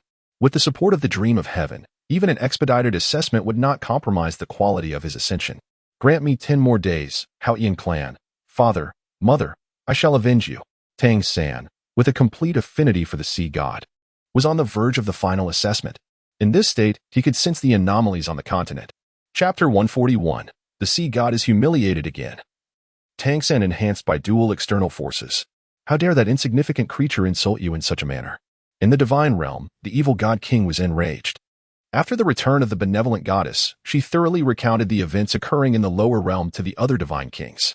Currently, there were only 4 divine kings in the divine council, as the Shura god king was still traversing the universe in search of his Shura demon sword. The evil god king, being the closest ally of the benevolent goddess, was infuriated upon hearing Lin Fan's utter humiliation of her. Although he often quarreled with the benevolent goddess, he had never spoken such degrading words as Lin Fan had. Do not restrain me. This time, I shall personally descend to eliminate him. The evil god king declared in rage. Do not be hasty. Let us wait for the Shura god to return before proceeding, the god of destruction replied, casting a dispassionate glance at the evil god. While he also advocated for Lin Fan's demise, the benevolent goddess had not returned empty-handed. Through her encounters with Lin Fan, she had acquired considerable intelligence. Previously, Lin Fan had been disregarded, but now he possessed the status of a quasi-divine king. The god of destruction acted solely in consideration of the divine realm. He now believed that Lin Fan deserved to be treated as an equal in negotiations, hoping the latter would join the divine realm to aid in its expansion and the establishment of divine stars. Naturally, if he obstinately refused, they would have to regard him with due seriousness. That quasi-divine king's status must be preserved. If Lin Fan proved uncooperative, they would find another compliant individual to inherit his position and assist in the divine realm's development. If the furious evil god king were to descend alone, even if he managed to kill Lin Fan, he could not guarantee that Lin Fan would not destroy his divine status before his demise. Thus, They needed to dispatch at least 2 divine kings to resolve this matter. The god of destruction, wary of the divine realm's affairs, would not choose to leave it for the outside world. He awaited the Shura god's return to accompany the evil god king on this venture. Listening to the god of destruction's words, the evil god king's ire remained unabated. After all, that villain had insulted his goddess. Just as the discussion unfolded, a voice suddenly resonated from outside the grand hall. "See God, what brings you here?" The god of destruction inquired, perplexed as he observed the man entering the conference hall. At this moment, the sea god appeared slightly pale, his expression revealing a trace of fury. Given his condition, it seemed that his divine consciousness left on Douluo had been shattered again. That scoundrel came to my sea god island and shattered my divine consciousness. I wish to descend personally to provide assistance, the sea god proclaimed. In the divine realm, he was merely a first-level deity. Although he had a good relationship with the Shura god, such matters required reporting before descending to the lower realm. You may descend. The flow of time on Douluo differs from that of the divine realm. We need someone to curb his development. In the name of the evil god king, I command you to meddle with the forces of the lower realm. However, remember one thing. Do not confront Lin Fan directly. The evil god king's words, once uttered, left the other divine kings in silence, tacitly acquiescing to his decree. The flow of time in the 2 realms differed, and they were apprehensive that by the time the Shura god king returned, Lin Fan might have grown even stronger. Thus, a measure of suppression was deemed necessary. Upon receiving the command, the sea god returned to his dominion in the divine realm. There stood a palace reminiscent of the sea god island in the lower realm. From this palace, he could transport himself to the sea god temple below. This method proved to be far more time-efficient than traversing the cosmos directly to reach Douluo. The sea god summoned his divine power, channeling the energies of the divine realm surrounding him into a portal within the sea god temple. With the infusion of divine might, the portal emanated a soft blue light, exuding a majestic aura. The sea god stepped boldly into the portal. In that instant, the environment around him transformed into a void, propelled by a mysterious force that rapidly advanced him forward. Just as the sea god was en route to Douluo, the guiding force ahead suddenly vanished. The very power that had been propelling him disintegrated in an instant. Subsequently, this bizarre passage of emptiness collapsed and shattered. "Damn it, that scoundrel!" the sea god roared inwardly, his heart racing with anxiety. Without his protection, he feared for the life of his chosen heir, Tang San, who might perish just like that. At long last, the long-awaited heir has been discovered. Lin Fan, you have repeatedly shattered my divine essence, and now you dare to desecrate my sea god palace. I vow that I shall grind you to dust in this lifetime. The sea god's heart seethed with a bitter curse. As the void passage collapsed, the sea god plummeted into the cosmos. He unleashed his divine consciousness, locking onto a particular star, and erupted with formidable divine power, propelling himself in that direction. At this very moment, on Douluo, in the sea region on Sea God Island, after completing his training in the Dou character secret, Lin Fan chose to launch an assault on Sea God Island, intent on annihilating Tang San and completing his final harvest. Upon arrival, Lin Fan discovered that Tang San was engaged in battle with the deep-sea demon whale king.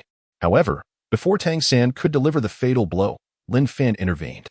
Following Lin Fan's interference, the sea god's divine essence within the sea god palace surged forth. Yet, compared to a true deity, divine consciousness was nothing of consequence. As expected, Lin Fan once again crushed the sea god's divine essence with overwhelming force. Above the ocean, tranquility had descended. It was hard to fathom that mere moments ago, there had been a fierce battle. In the void, Tang San gripped a golden trident, emanating an aura of the most peculiar nature. This malevolent aura is imbued with the murderous intent of the Azure god. The fusion of these two forces gives rise to an intensely destructive energy. This also enabled Tang San's domain to evolve into a realm of destruction. The power of the sea god, intertwined with this peculiar force, rendered Tang San's presence quite uncanny. At this moment, Lin Fan, who had already attained the quasi-divine rank and possessed a divine power of 132, discerned the entirety of Tang San's essence at a mere glance. He sensed the source of Tang San's destructive force, which emanated from an enigmatic orb residing within his sea of consciousness.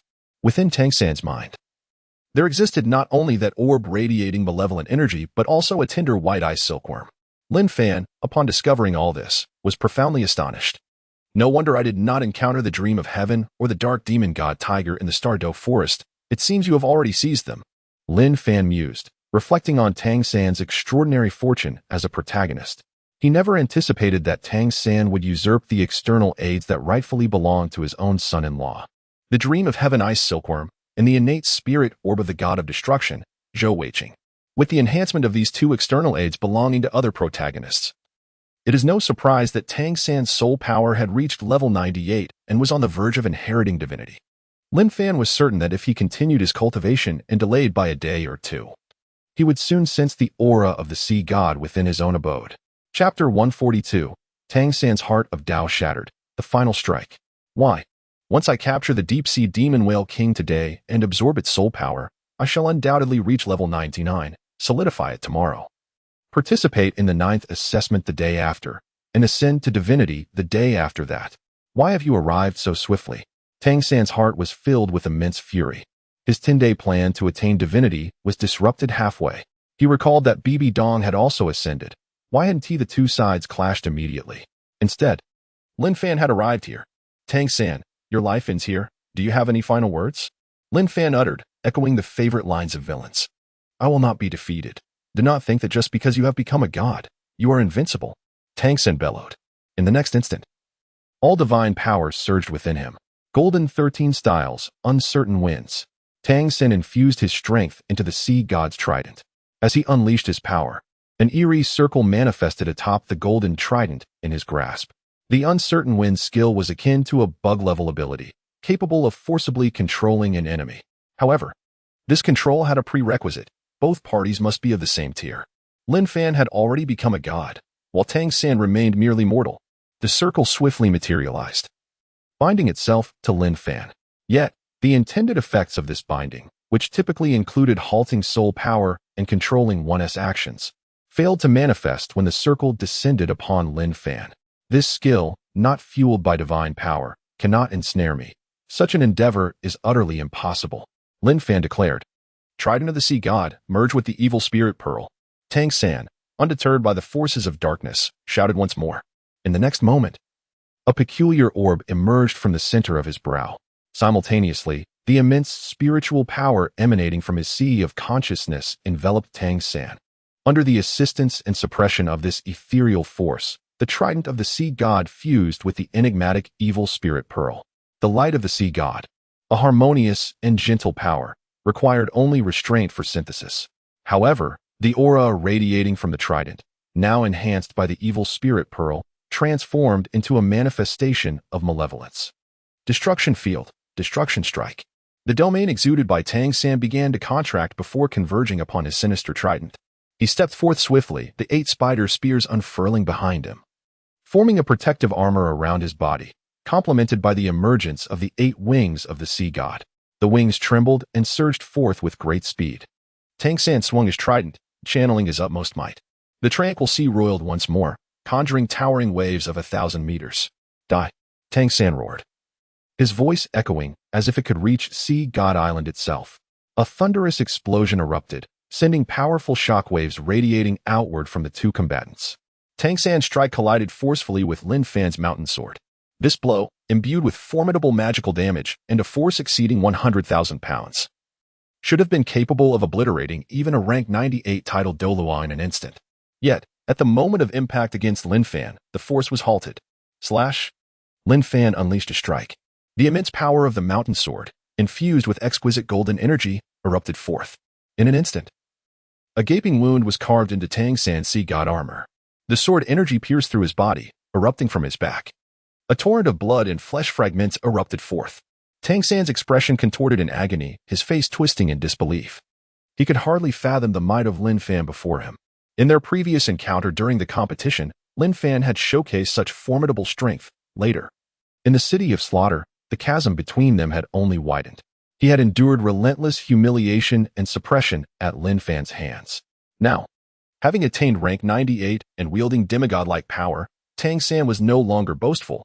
He believed he could annihilate even a rank 99 titled Douluo with ease, completely dominating the encounter. In his eyes, a rank 98 titled Douluo was but a slightly larger insect. A full-force strike could eradicate them in a heartbeat, and even without exerting his full strength, he could effortlessly dispatch them. Yet, despite reaching this pinnacle, He found himself merely a minor character before Lin Fan. The pain in his chest paled in comparison to the despair swelling within Tang San's heart. His resolve began to crumble, no matter how hard he pursued. He remained unable to surpass Lin Fan. Still subjected to tyranny and humiliation, this epitomizes the chasm between the divine and the mortal. Yet even should you ascend to divinity, I, the sword god, shall not regard you with reverence, Lin Fan proclaimed, channeling his energy once more from afar. At this moment, Tang San lay upon the sea, the crimson waters staining the surrounding expanse. He felt an overwhelming disinclination to move, his expression frozen, pallid. The light had ebbed from his eyes.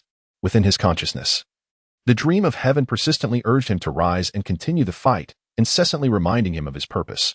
However, Tang San remained unmoved. His resolve had been shattered by Lin Fan's strike. At that instant, a resounding surge of divine energy erupted from the sea god palace in the distance. Lin Fan's gathered power faltered as he turned his gaze toward the source. Could it be that the sea god himself was about to manifest? No matter. First, he would shatter the sea god palace. With that thought, Lin Fan disregarded Tang San and swiftly collected an attribute orb, teleporting away with great speed. Meanwhile, the voice of the sea god suddenly resonated in Tang San's mind. Persevere, I am on my way. Upon the utterance of those words, Tang San's shattered resolve experienced a momentary reprieve. He was suddenly reminded of the secret divulged to him by the sea god, the passage between the divine realm and Douluo Star. As the native being of Douluo Star, the sea god possessed the authority to establish such a conduit. However, should the core of the sea god's temple be compromised, the passage would inevitably disintegrate, necessitating a painstaking reformation that would demand considerable power from the divine realm. This must not come to fruition, Tang San proclaimed with fervor. He had prepared for the final contingency. Tianming, you must depart now. I fear I can no longer assist you. With that, he did not wait for Tianming's reply. His left hand manifested the blue-silver Emperor Martial Soul, upon which 9 soul rings erupted forth in a dazzling display. The configuration of these 9 soul rings differs significantly from that in the original work, with only one being red. On his other hand, the Haotian hammer is adorned with 8 soul rings, many of which are bestowed by the gods, alongside some he has personally collected. The spectacle is vibrant and far more visually appealing than that of the blue-silver emperor. Tang San gritted his teeth and decisively shattered the 17 soul rings. Boom! A tremendous surge of energy coursed through Tang San's body as he raised the sea god trident once more. The overwhelming power from the explosive rings augmented his physical form and the trident itself. Cracks began to appear upon his skin, and blood erupted violently from his pores. The sheer magnitude of the 17 soul rings' power was overwhelming. Even after undergoing body refinement, he could scarcely endure it. You shall not succeed with this final blow. Tang San roared to the heavens. The 8 wings of the sea god erupted with unparalleled speed, fueled by the influx of soul power. At this moment, Lin Fan also appeared before the sea god palace. He sensed a sudden surge of energy behind him, yet he paid it no heed. With a sweeping stroke of his sword, boom, the magnificent sea god palace was obliterated under Lin Fan's strike.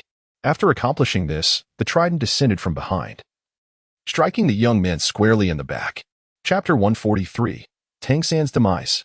The light of the sea god extinguished. Boom. The mightiest blow from Tang San, unleashed after the explosion of the 17 soul rings, erupted forth. Combined with the golden trident and his malevolent destructive power, this strike rivaled that of a true god. It could indeed be regarded as the most formidable skill beneath the divine. A powerful wave of energy surged forth. The fissures on Tang San's body multiplied, and blood sprayed uncontrollably from his pores. Following this terrifying assault, his aura began to rapidly diminish. He fell backward like a kite severed from its string, unable to check on the impact he had inflicted upon Lin Fan. With a dull thud, Tang San crashed heavily to the ground. His bones shattered, and his flesh split open, blood pooling around him in a grim spectacle. In the distance, amidst a dazzling burst of energy, Lin Fan merely raised a hand. At that moment, an ethereal visage materialized upon his palm. The secret of the Dou character manifested, the claw of the Golden Dragon King. With a mere flick of strategy, he effortlessly neutralized Tang San's assault. Lin Fan surveyed his surroundings as the fierce winds howled. The sea god palace lay in ruins, utterly decimated by his might. At this moment, the formidable beings upon Poseidon Island began to awaken to the unfolding events. The first to emerge was the venerable High Priest Poseidon, now graced with the marks of age. In recent days, in preparation for bestowing strength upon Tang San, Poseidon's own power has been steadily waning. She awaits the impending sacrifice in just a few days. However, unforeseen complications have arisen as the moment draws near. As Poseidon channels her energy to strike at Lin Fan, dark-robed guardians begin to materialize around her. These individuals are the second-in-command of Sea God Island, each bearing the title of Douluo. The 7 guardians of the sacred pillars have emerged, their eyes filled with rage and hatred as they glare at Lin Fan in the distance. With a mere flick of the golden dragon claw in his hand, the immense power of the ocean unleashed by Poseidon is instantly shattered by the claw of the golden dragon king. The once formidable Poseidon now appears frail and weakened. "I can offer you an opportunity," Lin Fan suddenly declares, having sensed the malevolent energy emanating from the guardians of the sacred pillars and Poseidon. Through his cultivation of the devouring heavenly technique, he can assimilate this energy, transforming it into a power akin to faith. The more they harbor hatred, the greater the strength he can amass. Whether they be foes, spirit masters under his command, or ordinary people, all can contribute to his power. If they were to realize this, they would surely be left aghast. No need for such thoughts. We are bestowed with the powers of the Sea God, granted a second life by him. Even in death, we shall never betray Sea God Island. One of the Douluo, known as the Sea Dragon, retorts darkly, glaring at Lin Fan with resentment. "Since that is the case, come and seek your revenge. I shall be waiting." Lin Fan responds, a sardonic smile gracing his lips. The remnants of the Sea God pose no threat to him. Rather, their provocation only fuels their own malevolent energy toward him. This surge of power could be harnessed to refine his demigod status. It would be a waste not to utilize it. With that thought, Lin Fan made his way directly to the location where Tang San lay. At that moment, Tang San was sprawled on the ground, resembling a lifeless dog. In the distance, Poseidon observed this scene, yearning to move, yet her parched skin could no longer support her actions. She could only be assisted by the sea spirit Douluo. Her bloodshot eyes fixed upon the villain who approached Tang San step by step. Yet, there remained a glimmer of life within Tang San. Beside him lay a sphere of pure golden light, radiating an ethereal aura. This was the first time Lin Fan had encountered a light orb exhibiting such colors. Previously, the attribute orbs were a pale blue, and even the exceptional attributes he had acquired before had never manifested in this manner. "Lin Fan, I shall not rest until you are vanquished. If I were to be reborn, I would surely ensure your demise," Tang San declared, his eyes filled with venomous rage. The pallor had drained from his face entirely. "I too hope you can continue to be reborn." Lin Fan's response took Tang San completely by surprise. Why you? Tang San's pupils constricted sharply. He had only intended to vent his pent-up resentment, but unexpectedly he had stumbled upon a significant secret. However, he had not completed his statement. Before he could utter another word, Lin Fan's resplendent golden claw descended upon him. In an instant, Tang San's head was struck by the golden claw, exploding into a gruesome mass of blood and flesh.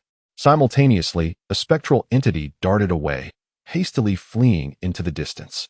It was an ice silkworm accompanied by a peculiar orb, adorned with faint purple phantoms that bore a resemblance to a tiger. "Bring it here," Lin Fan commanded, gesturing towards the fleeing Tian Ming. An overwhelming surge of divine power enveloped Tian Ming, and in an instant, he was drawn into Lin Fan's grasp, along with the primordial spirit orb of the dark demon evil god Tiger. This object serves as the external aid for the future god of destruction. It was through this fateful spirit pearl that he experienced rapid ascension. However, everything has changed now, as I sense the faint spiritual energy residing within the dream of heaven. Although it is feeble, I can still feel its presence. In contrast, the spirit pearl of the dark demon god, the tiger, emanates a formidable aura of malevolence. "The throne of evil is nearing completion," Lin Fan murmured. He then soared to a height of 100 meters and unleashed a claw upon the area housing the sea god temple. The colossal claw of the golden dragon king descended with immense force. At this moment, the 7 sacred pillars Douluo chose not to retreat, launching themselves towards the claw in a desperate attempt to counter the attack. Yet, before such overwhelming power, they stood no chance. Ultimately, a magnificent beam of light erupted forth, revealing a massive illusory figure. The surrounding seawater was stirred, and the skin of Poseidon, now dry and resembling that of a desiccated corpse, summoned her final strength. The primal force manifested as her apparition, ultimately safeguarding the 7 sacred pillars Douluo. The immense dragon claw struck the area, causing the ground to tremble and crack. The statue of the sea god shattered into pieces. The light of the sea god extinguished. Poseidon lay on the ground, slightly raising her head, knowing she was nearing death. She never anticipated that death would feel this way. She never forgot Tang Chun. Her thoughts transformed into regrets, dissipating with the gentle breeze that caressed her face. Her physical form turned to ash, vanishing without a trace. Great priest, a heart-wrenching cry echoed. Among the 7 sacred pillars Douluo, only the sea dragon Douluo remained barely conscious, while the others had succumbed to unconsciousness. Had it not been for Poseidon's sacrifice, they would have perished earlier. Farewell, great priest. The sea dragon's eyes reddened as he knelt, gazing at the last place Poseidon rested. Lin Fan, our sea god island shall stand by you for generations. If you do not annihilate us, we shall ensure you do not find peace. An unending wave of resentment erupted from the sea dragon. The populace in this region is rather sparse. Naturally, the inhabitants of other areas of Sea God Island have sensed the peculiarities of this place. Within their hearts, feelings of resentment, fury, murderous intent, and even fear have begun to fester. Chapter 144, The Interdimensional Traverse, The Ambush by BB Dong. What a formidable force! Lin Fan felt the overwhelming energy emanating from Sea God Island. He immediately channeled this power into his sword God Divine position. The quasi-divine status was undergoing a continuous metamorphosis. Ascending steadily, Lin Fan arrived at an open expanse and retrieved 2 attribute orbs that he had collected. One was the orb dropped by the severely injured Tang San, and the other was the golden orb that fell before Tang San's demise. Upon activation, relevant rewards materialized before Lin Fan. Having incapacitated Tang San, his fury soared to unimaginable heights, culminating in exceptional rewards. The divine power accumulated by Tang San along with the belief energy of the sea god. Lin Fan gazed at this reward with a hint of disappointment. It was not that he had previously sought to absorb the sea god's power, but rather that it had all been depleted by Tang San. Additionally, the sea god's divine consciousness had been thoroughly squandered. Now, being able to obtain this power felt somewhat like a consolation. Lin Fan infused all of Tang San's accumulated divine power and belief energy into his divine position, and the sword god divine position coalesced into existence. Before him hovered a substantial longsword, elegantly suspended behind Lin Fan. The blade unfurled like a folding fan, its multitude seemingly infinite. Yet, peculiarly, anyone attempting to tally its number would find it an impossible task, as no count could ever be conclusive. At this moment, the longsword was continuously absorbing power, while the divine rank ascended at a rapid pace, activating the golden orb of law. Lin Fan maintained his state of absorption and summoned the final attribute orb of Tang San. The vanquishing of the protagonist, who met his demise at the peak of his prowess, awarded him a unique reward, a universal traversal voucher, and the power of Tang San from the original timeline. Upon inspection, Lin Fan noted that Tang San's strength in this timeline barely reached the 2nd level of Douluo, far from the 5th era of Douluo. This left him somewhat disheartened. However, having obtained the universal travel voucher indicated that after he had traversed the world of Douluo, he could venture into a new realm to continue his relentless pursuit of the protagonist and subsequently elevate his own power. This truly aligns with Lin Fan's intentions. After inheriting a portion of Tang San's powers from the legendary Tang sect era, Lin Fan's divine strength soared to a remarkable level of 130. He also acquired the powers of the sea god and the Shura god. However, he had no desire for these 2 forces. Thus, he sought to dismantle these powers, dispersing their attributes entirely, and then channeling them onto his divine position. Perhaps, this could elevate his sword god status to that of a true divine king. Resolute in his decision, Lin Fan commenced his seclusion. The process of renouncing the powers of the sea god and the Shura god proved to be no easy feat. As time gradually slipped away, Lin Fan, while relinquishing these forces, began to utilize the life essence pearl of the dark demon evil god Tiger to merge with the evil throne. Not only that, but he also adeptly resolved the matters concerning Tian Ming. Currently, Tian Ming was in a weakened state due to the profound connection with Tang San. Regarding Lin Fan, Tian Ming harbored little animosity, for there was no enmity between them. After all, what did Tian Ming have to do with the grievances between Tang San and Lin Fan? This exemplifies the mindset of Tian Ming. He merely serves as an auxiliary to Tang San, and now that the plan has faltered, it is time to commence anew. Currently, Tian Ming remains restrained within Lin Fan's consciousness, as Lin Fan intends to designate him as the spirit of the extreme cold banner belonging to Xue Qinghe. Given their similar attributes, 10 days hence, the powers of the Shura god and sea god were ultimately abolished. Divine energy surged fervently, augmenting the position of the sword god. A majestic force began to facilitate the transformation of the sword god's status. Let us rewind to 10 days prior, the very day Tang San met his demise. On that fateful day, the ominous disturbances from Sea God Island inevitably captured the attention of the Rakshasa god, Bibidong. Initially, Bibidong contemplated seizing the opportunity to claim territory while Lin Fan was otherwise occupied. However, on the day of her intended departure, she sensed something amiss at Sea God Island. With no alternative, Bibidong ventured forth to investigate. Upon her arrival, the reigning empress beheld a spectacle of astonishing magnitude. Golden dragon claws ruthlessly descended upon Sea God Island, emanating an overwhelming and terrifying aura that left Bibidong in disbelief. Although she had contemplated Lin Fan's ascension to divinity, she had not anticipated that, as a fellow deity, Lin Fan's strike would instill such a profound sense of pressure upon her. Consequently, Bibidong chose to conceal herself, employing all her strength to remain hidden. She observed from the shadows, and eventually discerned that Lin Fan appeared to be augmenting his prowess. The ethereal sword behind him seemed akin to her own Rakshasa divinity, embodying the essence of divinity itself. After 10 days of waiting, Bibidong finally witnessed Lin Fan cease the crafting of that peculiar throne. Her beautiful eyes fell upon the young man 1,000 meters away. At that moment, he stood with his eyes firmly shut, the sword shadow hovering behind him swirling incessantly. With each rotation, the divine aura emanating from the sword grew increasingly potent. This could not be allowed to continue unchecked. Bibidong mused. The opportune moment had arrived. She must strike while he was vulnerable. This delineates the code of conduct of Bibidong. The divine artifact, the Rakshasa demon scythe, materialized in her grasp. A colossal skull phantom loomed behind her, signifying her divine position as a Rakshasa. The intense malice coalesced upon the enormous scythe as Bibidong unleashed a devastating strike from afar. In this moment of profound meditation, Lin Fan made his move. Boom! Nearly 100 violet slashes surged forth from a kilometer away. As the attack drew within a mere 300 meters, Lin Fan opened his eyes. In an instant, the secret of the Dou character activated within him, and he transformed his hand into the claw of the Golden Dragon King. A torrent of vitality surged through him, and with a powerful swipe, he met Bibidong's scythe strike head-on. What? You were able to respond?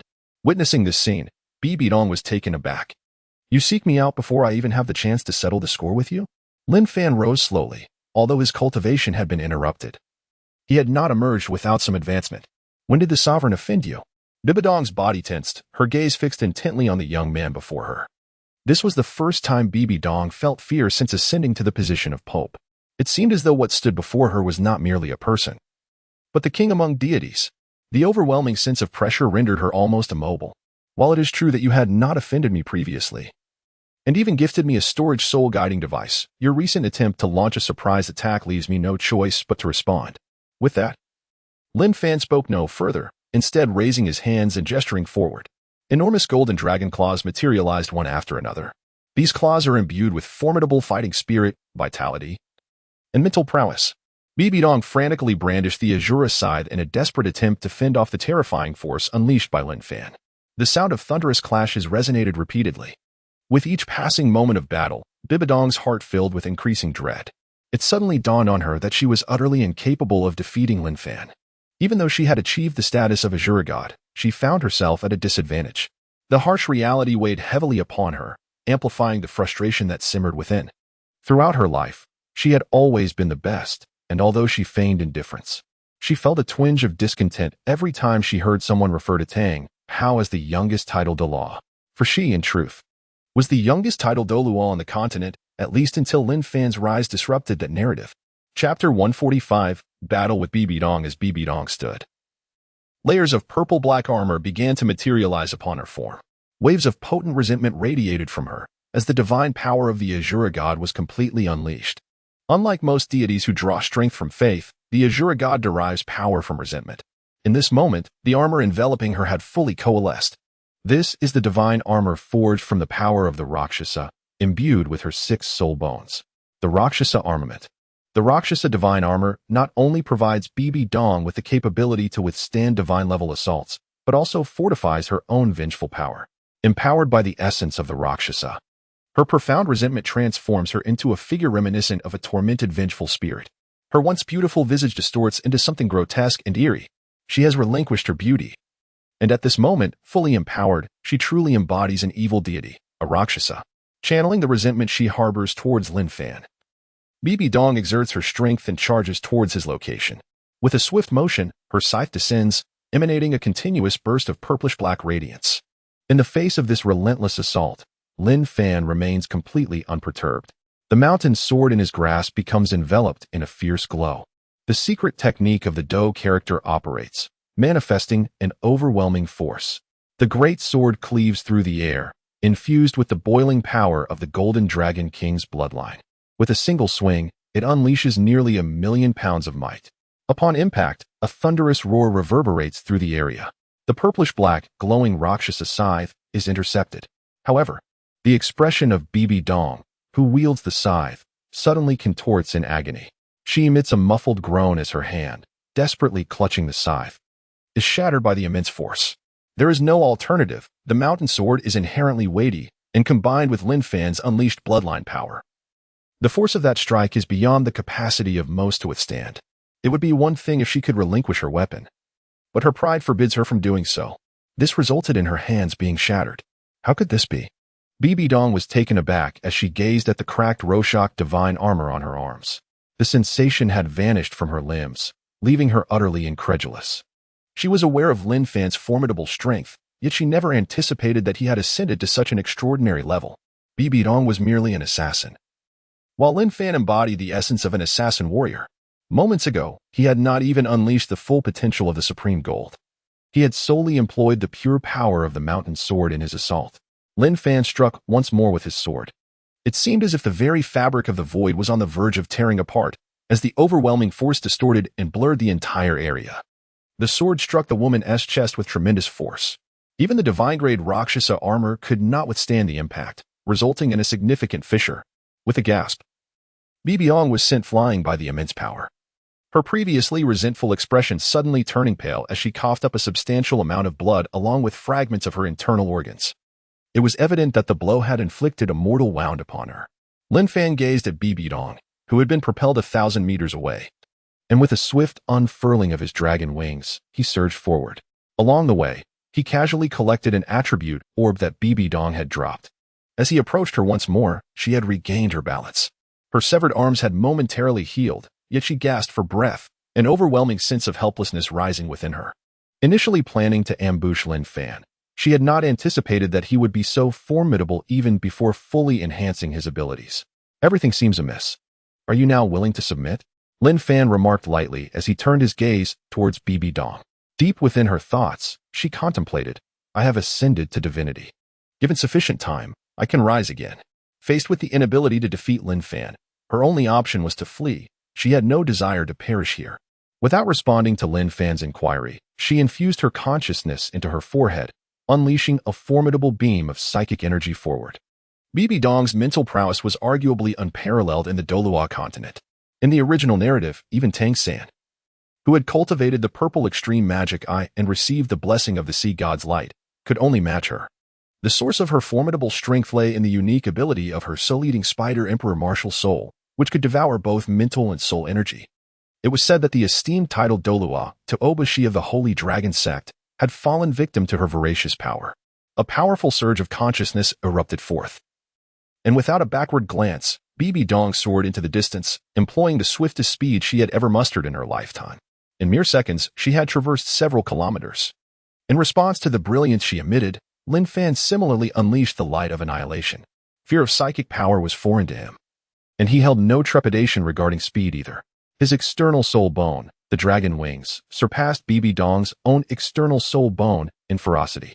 In a mere half-minute, Lin Fan had caught up to Bibi Dong once more. Lin Fan, do you truly intend to pursue this matter to such an extreme? Bibi Dong exclaimed as she glanced back. Did you not seek to ambush me earlier? Why are you afraid now? Lin Fan retorted with derision, his longsword slicing through the air once again. Across the distance of several dozen meters, a golden sword chi erupted forth. With no alternative, Bibi Dong could only wield her Reaper's scythe to unleash her vengeful divine power. This time, she did not force herself to endure. She relinquished her strength and cast aside the demon's scythe she had wielded. Yet, the piercing sword aura, imbued with an extreme golden attribute, still sliced through her form, exacerbating the damage to her already compromised divine armor. Bibi Dong had no choice but to flee in a frenzy. However, her escape would not last long. With a divine technique, the Sword of Order's Destruction, the 10th golden soul ring appeared around Lin Fan, accompanied by an unusual inscription that flickered upon his brow. A beam of sword light, stretching 1,000 meters, surged forth before him. This marks the 10th soul skill enhanced by the power of the word Do. Its speed is astonishing, transcending the limitations of distance. In one fleeting moment, Bibi Dong was in flight, and in the next, her surroundings began to shift dramatically. It was only when she sensed the change that she realized her body had been cleaved in two. Blood gushed forth in a frenzied torrent. While Bibi Dong's divine energy swiftly diminished, her entire divine attire shattered into fragments. A colossal and enigmatic divine position emerged in the void where she lingered, enveloping the severed halves of her body in a protective embrace. This is the deity of the Rakshasa. Its form resembles an eerie Rakshasa apparition. The Rakshasa, known as a man-eating malevolent spirit, manifests here as a female Rakshasa, possessing an exquisite visage and an alluring figure, crowned with flowing crimson hair. The male Rakshasa's form, though merely a severed head, rests upon the shoulders of the female, bearing the same fiery locks, closed eyes, and protruding fangs. A divine force shields the gravely injured Bibi Dong. To utterly vanquish a god, one must extinguish its divine essence, much like the original tale where the insignificant figure shattered Bibi Dong's divine status and likewise dismantled Qian Renxue's. However, the destruction of the corporeal form is of little consequence, for resurrection is possible after many years. Lin Fan approached the apparition, and amidst Bibi Dong's terrified cries, he cleaved the divine essence in twain. Chapter 146, Returning Home? The despair of Bibi Dong boom. A terrifying shockwave radiated from Lin Fan, spreading in all directions. For half a minute, the Rakshasa apparition was completely obliterated, leaving this world devoid of Rakshasa gods. Bibi Dong, once under the Rakshas's protection, plummeted toward the ground. Her body was restored to its complete state, yet she remained alive. Ultimately, under Lin Fan's deliberate control, she gently descended onto the earth, where a golden sphere of light emerged from her form. This left Lin Fan somewhat astonished. Bibi Dong is the ultimate antagonist in the Douluo world. Previously, the rewards he had obtained from her were rather meager. However, her treasures were not inferior to those of Tang San, the protagonist. Lin Fan had acquired 2 spheres of light this time, even without vanquishing Bibi Dong. Merely shattering her divine status had granted him a golden sphere. As for how to deal with Bibi Dong, Lin Fan intended to leave that to Qian Renxue. Initially, he had entertained the notion of sparing her, considering that he would soon engage in war against the divine realm and could use some assistance. Yet, reflecting on how Bibi Dong had nearly obliterated his path to divinity, he resolved to sever her divine status. After enduring for so long, this was the outcome. He wondered if she would come to regret it. Lin Fan gazed at the unconscious woman and gently raised his hand. A divine power prison descended, enveloping her entirely. He then resumed the task he had previously left unfinished. He first expended a bit of time to restore his divine energy before continuing to draw upon the dual divine powers of Tang San from the unparalleled Tang sect era. An unceasing flow of strength surged into his divine status, magnificent and boundless. As night fell, a colossal illusion of a long sword materialized above his head. A formidable and terrifying aura radiated in all directions. The evolution of his divine status was a success. He had ascended to the realm of the Divine King. With his divine status now at the level of a Divine King, Lin Fan felt the influx of power becoming even more grandiose. He already possessed the enhancement of devouring heavenly merit, allowing him to harness any force for his own use. At this moment, the boiling resentment from the entirety of Sea God Island, the benevolent energies from the hearts of ordinary people, the malevolent forces, the slaughtering power from rogue cultivators, and the belief power from his great Ming Empire converged upon him, resulting in a monumental transformation of his aura. His divine power level had experienced a significant elevation. In that moment, Lin Fan comprehended the benefits bestowed by the divine title of the God King. The power of faith he absorbed would be more pristine, surpassing the quality of that gathered from ordinary divine positions. Having ascended to the rank of God King, he felt an unwavering confidence in the face of any crisis that might threaten the divine realm. Lin Fan contemplated this with great resolve. Subsequently, he examined the 2 orbs of attributes bestowed by Bibi Dong. One appeared ordinary, while the other radiated a golden light, reminiscent of the moment when Tang San faced death. This time, Lin Fan chose to activate the golden orb first. It represented Bibi Dong's final hope, shattering her divine position and undermining the efforts of a formidable antagonist. Congratulations! You have received a ticket home. Upon gazing at the ticket, Lin Fan was left in awe. This was something he had never anticipated. Since his arrival in the world of Douluo, he had been fully engaged in his endeavors, battling monsters, leveling up, tormenting the protagonists, and charming angels. He never imagined he could actually return home. Defeating the great villain would grant him passage back? After vanquishing Tang San, what he received was instead a dimensional travel scroll. Lin Fan felt as if he had uncovered a hidden rule. He was in no rush to return home. He had little desire to leave, preferring to linger here for a while longer. Now that he had a fallback, he felt completely unfazed by the impending dangers of the divine realm. If he could not contend with the 5 great divine kings, he could simply choose to return home. It must be said that with this escape route, the tension that had once gripped his heart had entirely dissipated. Lin Fan activated the second magic orb. From the severely injured villain Bibi Dong, he obtained a supreme artifact, the Heart of Rakshasa. The Heart of Rakshasa can be used to reshape a divine position upon completion. The divine rank will be at the level of a divine king. Lin Fan was somewhat taken aback, never expecting to encounter such an item. As he pondered this, Bibi Dong, imprisoned within a divine power cage a few meters away, opened her beautiful eyes, gazing around in confusion. She had thought she was dead. But after a moment of reflection, she realized she was indeed still alive. However, her heart was no longer ablaze with fervor. Rather, it was shrouded in despair. Having lost her divine position, what difference was there between that and death? Her divine rank was something she had toiled her entire life to attain. And now, before it had even warmed, it was lost. To live was worse than death. At that moment, Bibi Dong fully comprehended the meaning of this phrase. The anguish and despair within her seemed to materialize into something palpable. "Kill me," she cried out in the direction of Lin Fan. "Since I have spared your life, I will not kill you. If you wish to survive, go plead for mercy from your daughter," Lin Fan retorted with a hint of mockery. Upon hearing this, Bibi Dong's body grew even colder. Plead for mercy from Qian Renxue? The mere thought of it elicited a pained scream from her. She appeared to be losing her sanity.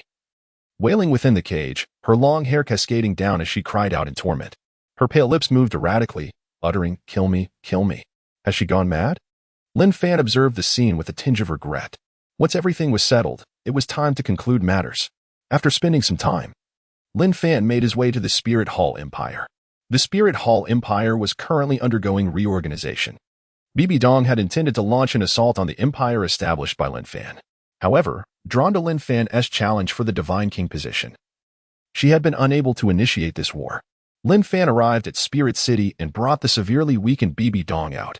Around him, countless individuals surrounded him. The 6 great offerings made their appearance, including the second offering, whom Lin Fan had never encountered before, the golden crocodile Douluo, with a soul power of 98. What has become of the Pope? The 6 reverent figures fixated intently on the disheveled woman, shackled by divine chains beside Lin Fan, their gazes tinged with crimson. "It is nothing. She attempted to launch a surprise attack on me, and thus I enacted my retribution. This newly ascended Pope has been rendered powerless by my hand." Lin Fan calmly articulated the truth. Upon his utterance, an eerie silence enveloped the room, broken only by the sound of breath, rising and falling in unison. Moments later, a voice pierced through the stillness, exclaiming, "Impossible. Absolutely impossible. I brought her here with the intention of allowing another sovereign to deal with her. Furthermore, let it be known that I am poised to unify the world. Should you wish to avoid annihilation, align yourselves accordingly and engage in earnest discourse," Lin Fan declared, shattering the divine chains.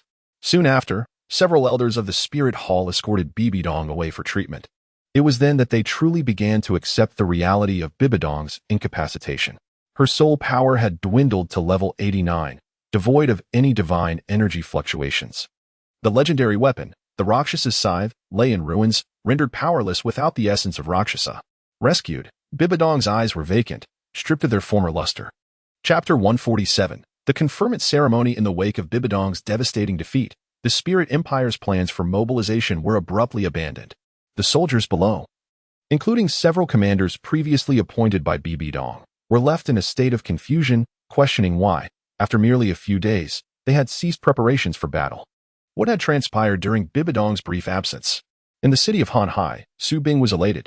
Today, he had welcomed 7 titled Douluos into his fold, along with nearly 2,000 soul masters. This is merely the number of soul masters. Once he sees his Douluo star back from the divine realm, he shall choose to absorb them all.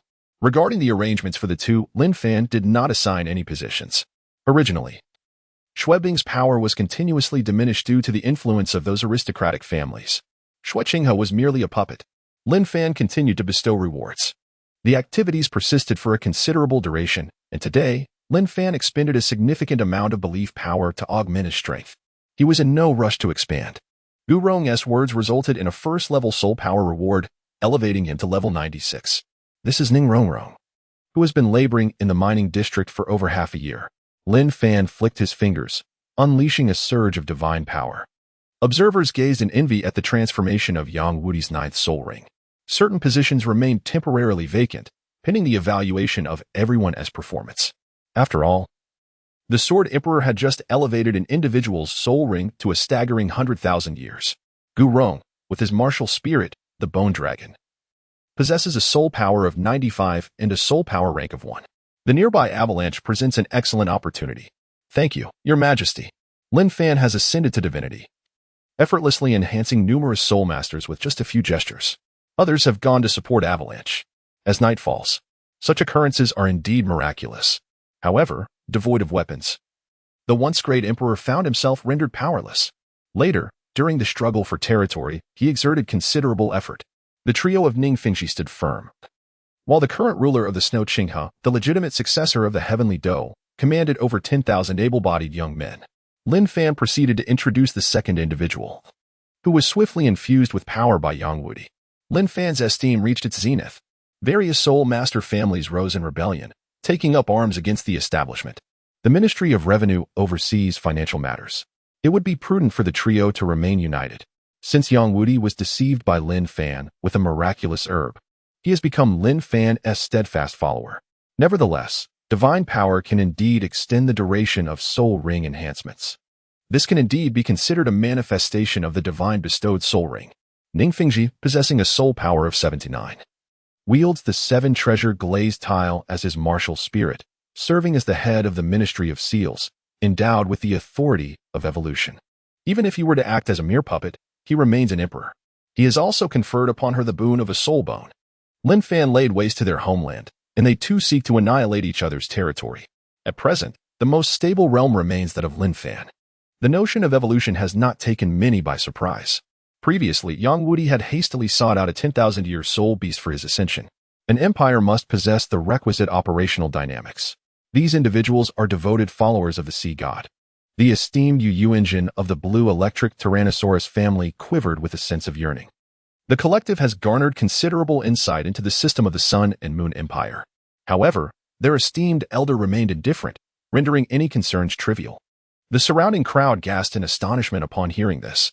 Shortly thereafter, they beheld Yang Wudi's 9th spirit ring transforming into a resplendent red, signifying a 100,000-year grade. Xue Qinghe accepted the items with a placid demeanor. The former Blacksmith Association, through their concerted efforts, had also been drawn into their fold. Today, they could only observe. Within the assembly, certain spirit masters, upon hearing these words, began to stir restlessly. At this juncture, they naturally had dedicated resources for research. During the conference, Lin Fan offered a brief introduction before commencing the bestowal of rewards. Ning Fingxi's 7 treasure glazed tile directly evolved into the 9 treasure glazed tile, akin to that of his daughter, Ning Rongrong. Jian Qinshin, with a martial spirit of the 7 killing sword and spirit power at level 97, was granted the divine spirit ring. Yet, Qian Renxue was taken aback, as the trio had already been preempted. Yang Wudi grasped his hand, conjuring a long spear. Xue Qinghe spent some time stabilizing the situation within the eastern heavenly fighting region. After being subdued by Lin Fan, the trio had been serving as undercover agents under Qian Renxue's command, not out of ambition for the throne, but rather for the rewards bestowed by Lin Fan. Yang Wudi sought out a few old acquaintances. This is a set of spirit bones I previously acquired from a spirit beast. Please imbue them for a while and observe the effects. When the time is ripe, there will be matters for you to attend to. Lin Fan stated as he produced the set of spirit bones obtained from the spirit beast. It would have been easier had there been a great elder behind him to provide guidance. According to the sea dragon Douluo, amidst the crowd, a reserved young girl did not exhibit her usual boisterousness, but instead wore a gentle smile, feeling joy for her father and 2 grandfathers. Yang Wudi, with spirit power at level 91, wielded the martial spirit of the soul-breaking spear, designated as the Prince of Heaven Dou, and was granted a divine spirit ring. A set of spirit bones no longer elicited excitement in her. They must exact vengeance. After speaking, 3 beams of light infused into the 3 individuals. The surroundings erupted with fervent cheers. Qian Renxue still harbored some trust in this master, as they were gradually diminishing without the aid of the spirit hall. Preparations for the northern expedition commenced. Although not bestowed with a position of great significance, the treatment was quite commendable. Divine Spirit Ring? What might that be? This is an unfamiliar term for them. Subsequently, the trio made notable contributions during the battle in Heaven Dou City. Though he had only recently joined and had yet to make his mark, amidst the chaos of Heaven Dou, the 3 slightly bowed. In addition to uniting all 4 elemental clans, the Blue Lightning Tyrant Dragon clan, previously allied with Qian Renxue, chose to side with Lin Fan upon witnessing Heaven Dou's inability to defend itself. The clans that had once been courted by Qian Renxue, including the Min and Yu clans, as well as the Titan Strength clan, returned to their allegiance. Upon returning to his chamber, Lin Fan encountered Xue Qinghe and Xue Qinghe, who had been waiting for him for quite some time. With the support of these individuals from Sea God Island, few in the aristocracy would dare to provoke him. He had now attained the rank of God King. Life in the mines had brought significant changes to Ning Rongrong. Henceforth, Yang Wudi would bear the responsibility of guarding the south. Lin Fan had not forgotten the healer, Xue Qinghe. After returning to the Great Ming, he began assembling the strongest individuals within the empire to enhance their prowess. In an instant, a tremendous force erupted from the man's being. However, Lin Fan still found himself somewhat short-handed. Xue Qianghe's 9th spirit ring had turned a deep crimson. Lin Fan now commanded a considerable number of spirit master families. I feel as though I have unlocked a new skill. Brother Fan, will you stay the night? After Xue Qinghe departed, Xue Qinghe shyly stood at the door, speaking softly. Lin Fan nodded slightly, choosing not to refuse. After years of restraint, it was time for him to indulge. Chapter 148, The Divine Arms of the Sea God. The battle resumes. The tranquility did not last long. Lin Fan was now awaiting the arrival of the true gods. Perhaps due to the destruction of the Sea God Temple and the acquisition of the power of the Sure God, the Divine Realm had lost its teleportation capabilities. Their arrival was somewhat delayed.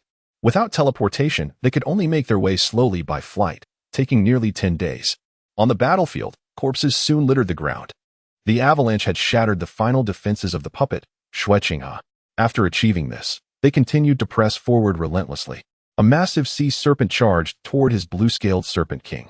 At that moment, with the enhancement of a 100,000-year spirit ring, the colossal soul-piercing spear seemed poised to pierce through the void. Meanwhile, the avalanche had already fainted, a small blood hole in its chest. Having elevated his poison to its pinnacle, he witnessed the 7 killing swords soaring through the skies. The golden trident compelled the sea dragon Douluo to activate his true martial soul. The nefarious Great Ming Empire was to be vanquished. Compared to the title Douluo, Lin Fan's faction held no fear. At this moment, Lin Fan, observing the scene from the lofty heights, need not harbor any concerns. The golden trident descended with immense force. One wielded poison, while the other relied predominantly on illusions. In the rear, the commander and soldiers responded fervently, unleashing a resounding battle cry. The main battlefield was engulfed in a green haze of toxins, spreading over 100 meters. In mere seconds, thousands fell lifeless to the ground. A beam of light was hurtling downward at great speed. However, controlling the average person was an effortless task. Ultimately, a shot was fired, fortunately missing any vital areas. Raising a hand, a vast body of water coalesced into a formidable wall. Only a faint light flickered in the distance, but it was not upon Douluo's star. Rather in the outside world. Recent victories had imbued their spirits with tremendous vigor. Lin Fan did not await the arrival of the true god. Instead, he encountered the circumstances of the external world. A colossal phantom of a sea dragon manifested, clashing with the 7-kill sword unleashed by Xue Qinghe. The 9th spirit ability. The Peerless Spear. This 9th spirit ability unleashed a toxic explosion, his most potent poison technique. In the original timeline, this move had significantly contributed to Douluo's legacy. The green mist of poison began to dissipate. Let me test the might of my 9th spirit ability. Following Lin Fan's previous threats, the spirit hall had retreated like a turtle, vanishing entirely in recent times. Yang Wudi was formidable, in the original story, at level 89. He could contend equally with the porcupine Douluo. Flames erupted. They now publicly declared themselves as the divine weapons of the sea god. Wielding his decree to restore the Tiandou Empire, he was violently propelled by the immense impact of the soul-breaking spear, sending him flying far away, shattering the spear in his hand. The cries of anguish were incessant. An elderly man with white hair stood atop the colossal serpent. Battles erupted across various fronts. With a thunderous crash, they successfully reclaimed some of their former territory. 100 meters away, Xue Qinghe's soul power surged. Empowered by divine strength, he became even more valiant. The 8th spirit ability, Time Stasis, primarily served to control enemies. With soul power at level 95, possessing the sea dragon martial soul, akin to the thunder Tyrannosaurus. The great battle commenced. Under the accumulation of divine power, the wall still retained some fortitude. For the moment, no one noticed him. Praise the sea god. Someone shouted. The control type, akin to Douluo, matched his soul power at level 93. Thousands of soldiers began to wail in agony. Some soul masters hurried to catch him. But upon witnessing the avalanche's severity, one cried out. Immediately, everyone began to assault the forward city wall. Sea Dragon Douluo. These artillery pieces are indeed incomparable to those of the outside world. Countless longswords surged forth, aiming directly at the sea spirit Douluo, who unleashed a sonic wave in an attempt to assault the innocent civilians. However, before the swords could reach their target, a powerful wave of water erupted forth with a resounding crash, deflecting the incoming sea spear. Moreover, he had received the blessings of the sword god, elevating his 9th soul skill to a 10,000-year level. Continue your assault, but you must first subdue those ordinary people. Upon finishing his words, the seahorse spirit Douluo soared towards Yang Wudi, intent on joining forces with the sea spear Douluo to eliminate this adversary. Currently, the most significant action in the outside world was the avalanche. Healing soul masters hastened to attend to His Majesty, a soul gun capable of shattering mountains. Recently, troops had been stationed at the borders of the Great Ming. That land was once our home, yet it has now been seized by them. Lin Fan, without hesitation, ventured forth from this place to await the arrival of the sea god's true form. In the vast, cold darkness of the universe, some soul masters attempted to take flight towards the city walls, only to be shot down by firearms. Having endured countless battles, Xue Qinghe had also ascended to the 97th level, just as described in the original tale. Observing the increasingly dire situation, the 7 sacred pillar Douluo began to take action. Empowered by divine strength, he hurled his attack in that direction. At that moment, an avalanche fell directly from the highest platform. Do not worry, for we have the protection of Lord Sea God. The Sword Emperor is of little concern. Follow me, and let us besiege the city. In front of the crowd, the avalanche on the highest platform stood with spirited determination. This region is rife with resentment, coupled with several months of recuperation and relentless enhancements from the Blacksmith Association. It has grown exceedingly formidable. An anomaly suddenly emerged from the distant army. The title Douluo on Lin Fan's side also began to take action. With the title Douluo manifesting on the battlefield, he unleashed his combined technique, causing countless soldiers to fall under the barrage of the mighty artillery. The Sea Spear Douluo, possessing a soul power of 93, although bestowed with some trifling remnants of divine favor, remains incomparable to Yang Wudi. Influenced by toxins, suppressed by 2 levels, the Sea Dragon Douluo could not stir any significant turbulence. Moreover, Xue Qinghe was capable of targeting yet another adversary. He brandished his Tiendo sword and bellowed. As a multitude surged forward, attempting to erect a siege ladder, the cannons atop the city walls began to unleash their fury. Muskets followed suit. Boom, boom, boom. Yang Wudi struck, launching an assault against the Sea Spear Douluo. Observing this situation, Lin Fan swiftly retrieved the spoils from his storage space, the trophies from slaying Tang San. He could already sense the presence of divinity. The 7 kills thunder erupted, a sword cleaving through the heavens. Yet, at present, the muskets lacked such precision.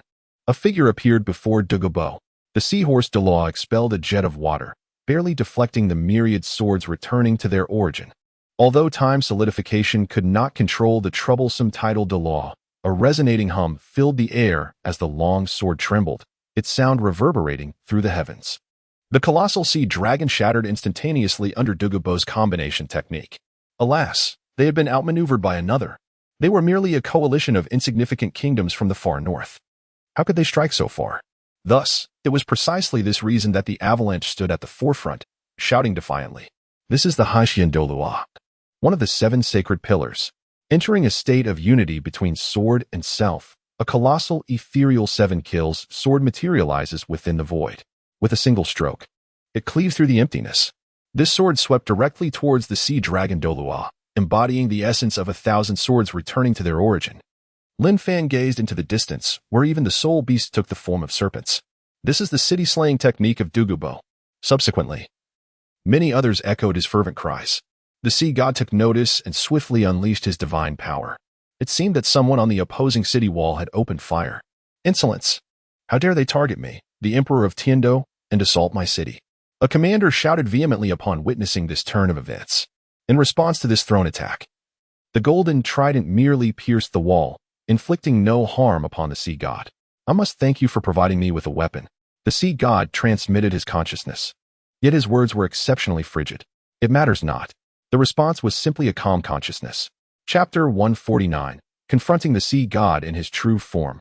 Unyielding control. In the boundless starry sky, an eerie silence prevailed.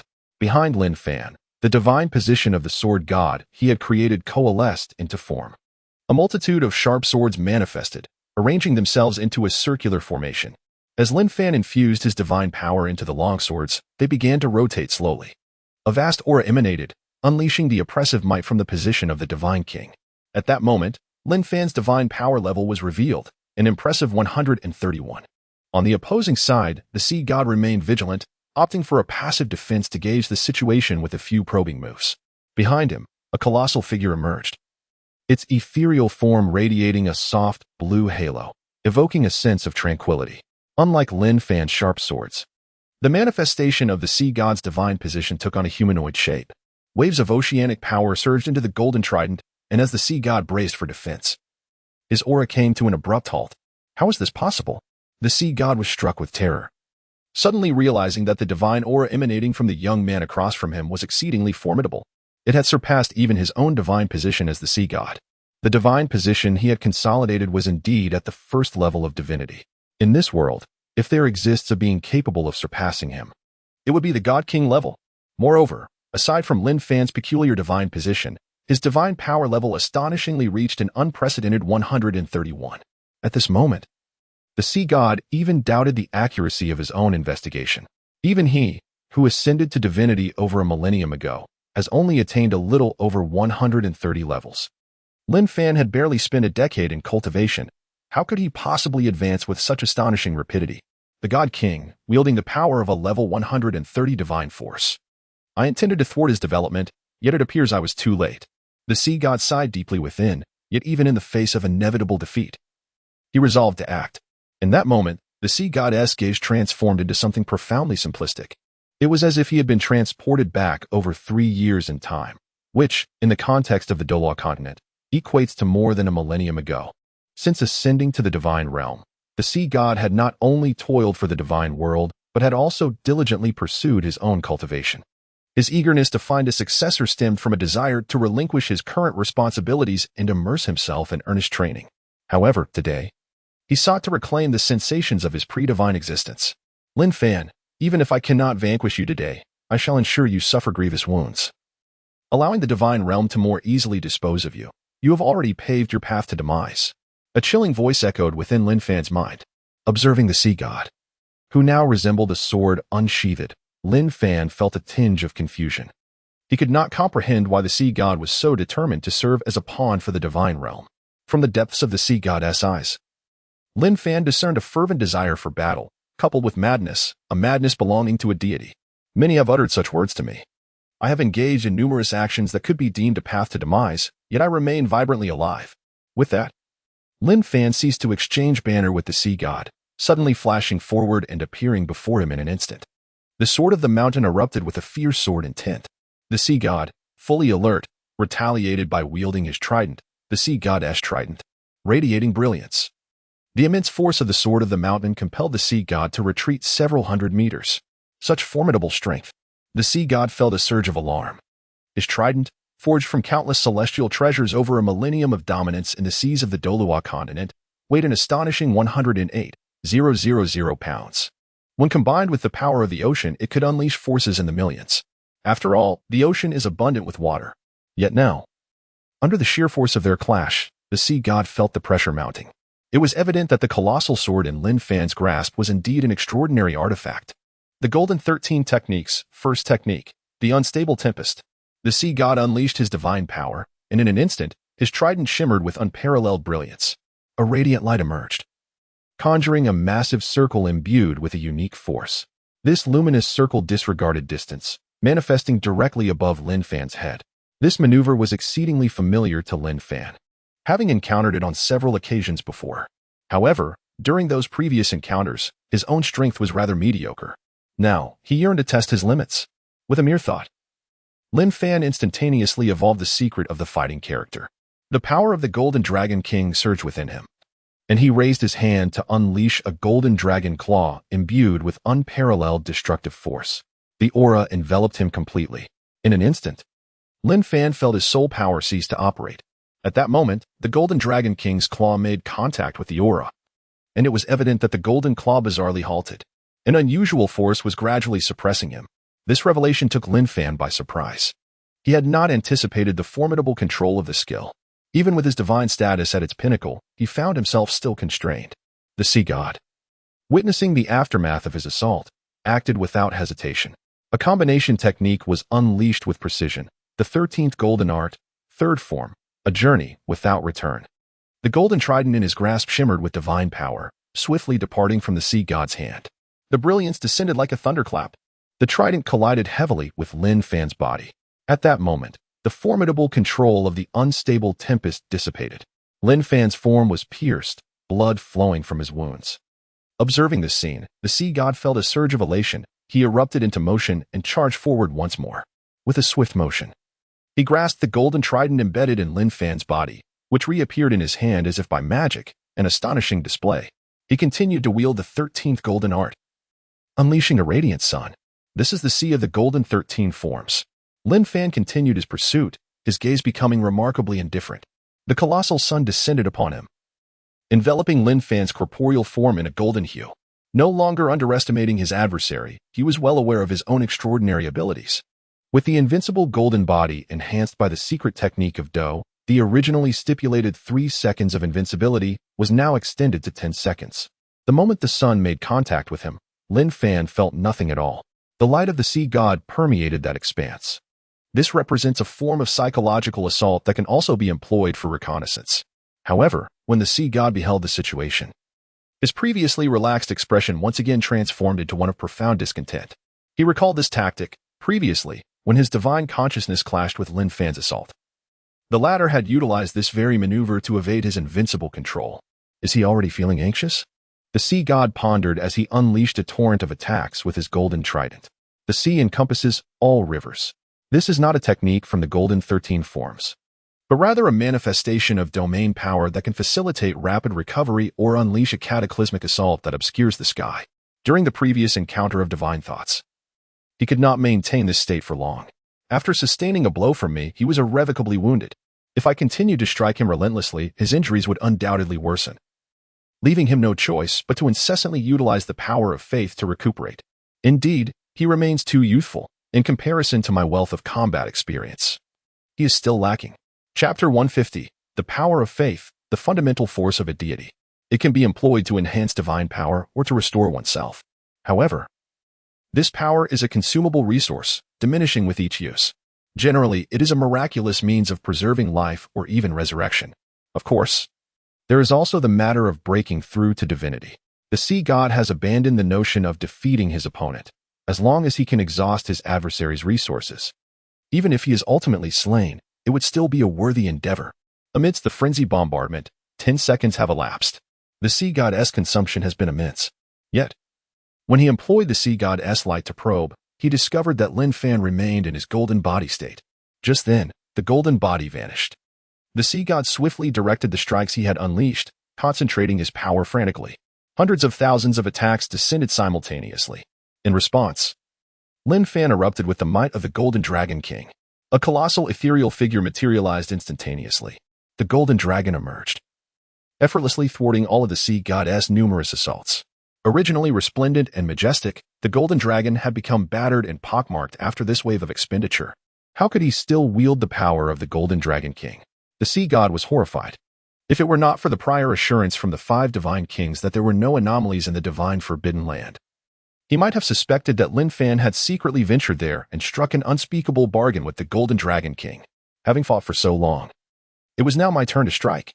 Lin Fan unfurled his dragon wings, transforming into a streak of golden light as he surged into the distance. The sea goddess light. The sea god had long been prepared, and the mental energy he had amassed surged forth. He could not believe that Lin Fan was so well-rounded. He thought, surely his mental fortitude could withstand my own. After all, he was merely a cultivator with less than 50 years of experience. Perhaps he had encountered some fortuitous event that allowed him to reach this level. Yet, his foundation was ultimately insufficient. Having lived for so many years, they undoubtedly possessed their own strengths. The pale blue radiance descended. Lin Fan secretly activated the soul-devouring power, enhancing his mental strength. A beam of annihilation descended directly. Regardless of the sea god's grandiose display of power, the moment it came into contact with the annihilation light, it bizarrely vanished. What? The sea god was aghast, attempting to retreat. Yet, unbeknownst to him, a massive meteor had appeared behind him.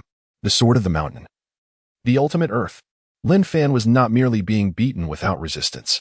He had already harnessed another form of power from the sword of the mountain. This is, after all, a divine artifact forged with the power of the mountain dragon king, not an ordinary item. The strength of the earth is undeniably formidable. Among the 7 elemental deities of the divine realm, there exists a deity of earth. The 7 paramount elements are undoubtedly the second in command of the divine realm, possessing a seniority that surpasses even that of the sea god. As meteors obstruct the path ahead, the sea god contemplates a change of course to escape. Yet, within a mere fleeting moment, Lin Fan has already arrived. Meanwhile, the meteors in the distance continue to converge, varying in size and form. With a decisive stroke, he strikes. The surrounding meteors begin to encircle. Faced with this dire situation, the sea god is compelled to unleash his divine resistance, wielding his trident to its utmost capacity. Twilight descends, casting a hue upon the heavens and the earth. An immensely formidable force descends from afar, shattering the meteors that dare to obstruct its path. Just as the sea god creates an opening to retreat, a sudden tension grips his mind as he recalls a crucial thought. This could very well be a deliberate act by Lin Fan. However, by the time he realized it, it was already too late. As he burst through the gap, an exquisite golden sword aura descended upon him. Today, I shall reveal to you the true essence of the myriad swords returning to their origin. The sword above the divine position behind him began to vanish. 1 gives rise to 2, 2 gives rise to 4, 4 gives rise to 8. In the blink of an eye, thousands of swords emerged, adorned with a resplendent golden hue and an unsettling sword intent. Countless longswords surged forth, one after another. The sea god fought desperately to fend them off. The trident shattered sword after sword, yet his 2 fists were no match for the onslaught. He now felt the same predicament that Lin Fan had previously experienced. The only difference was that Lin Fan's attacks were far more formidable than those of the sea god. A single sword pierced through the sea god's body before he could even react. Divine blood gushed forth. Another sword penetrated directly through the back of the sea god's head, with the blade emerging at his visage. The number of long swords has increased exponentially. The wrath of the sea god. The deity has been riddled with countless wounds. His power has coalesced perfectly. The divine seat hovering behind him begins to emanate. Golden 13 styles, shield of the sea. A colossal phantom wields the now magnified golden trident, swinging it with fervor. A radiant golden shield materializes. The long swords strike the shield, creating successive fissures. With a cough, the sea god spews forth blood. Divine technique, heaven-covering sword. Lin Fan's 10th soul ring consolidates its power. The doozy secret has been elevated to its zenith. The dragon-slaying sword in his hand expands to a staggering length of 1,000 meters. With a mere gesture, he directs the sword towards the sea god, who can no longer withstand the force. The shield of the sea shatters instantly. He is hurled away, devoid of any color in his face. His breath is utterly depleted. The sword intent, forged from the pinnacle of gold, relentlessly ravages his corporeal form. One can observe the sea god's body beginning to disintegrate. The will of the sea god. Yet, he continues to struggle. From the divine seat behind him, he channels an immeasurable amount of faith accumulated over countless years into his flesh. Astonishingly, his injuries rapidly mend under the immense infusion of faith. Naturally, Lin Fan cannot simply stand by and watch. He unleashes his power in pursuit. The sword intent surges forth once more. Despite his evasive maneuvers, the sea god ultimately finds himself struck. A familiar sensation of fragmentation returns to his flesh. Damn it! The sea god is infuriated, utterly unprepared for Lin Fan's capabilities. His 12th soul ring erupts, unleashing a torrent of boiling seawater. The oceanic waters exude a gentle yet formidable power, continuously aiding him in mitigating the damage inflicted by the overwhelming sword intent. The sea god, in a frenzied retreat, seeks an opportunity to retaliate against Lin Fan. Yet, Lin Fan clings to him like an unyielding adhesive, occasionally striking with his sword. "I will fight you to the end." The sea god roars in fury. The divine power rooted in his faith swiftly dissipates, and as his own essence reaches its zenith, he abandons the notion of fleeing, decisively charging towards his adversary. Is he contemplating self-detonation? A sense of bewilderment envelopes Lin Fan. This impetus for mutual destruction with the enemy is not something he has never heard of. However, unlike ordinary beings, a deity would not perish through such means, as long as he retains a fragment of divine consciousness. And as long as there are individuals who continue to believe in him, or provide him with the power of faith, he can be resurrected. The sea god, having ascended to divinity with great difficulty, certainly does not wish to meet his demise so easily. It is precisely because of this safeguard that he dares to gamble with his life. Even if he were to be slain by Lin Fan, he remains unperturbed. He firmly believes that the esteemed powers of the divine realm will surely resurrect him. Chapter 151. The fall of the sea god. The sea god's aura surged violently as he charged towards Lin Fan. Upon contact, he decisively unleashed the entirety of his power.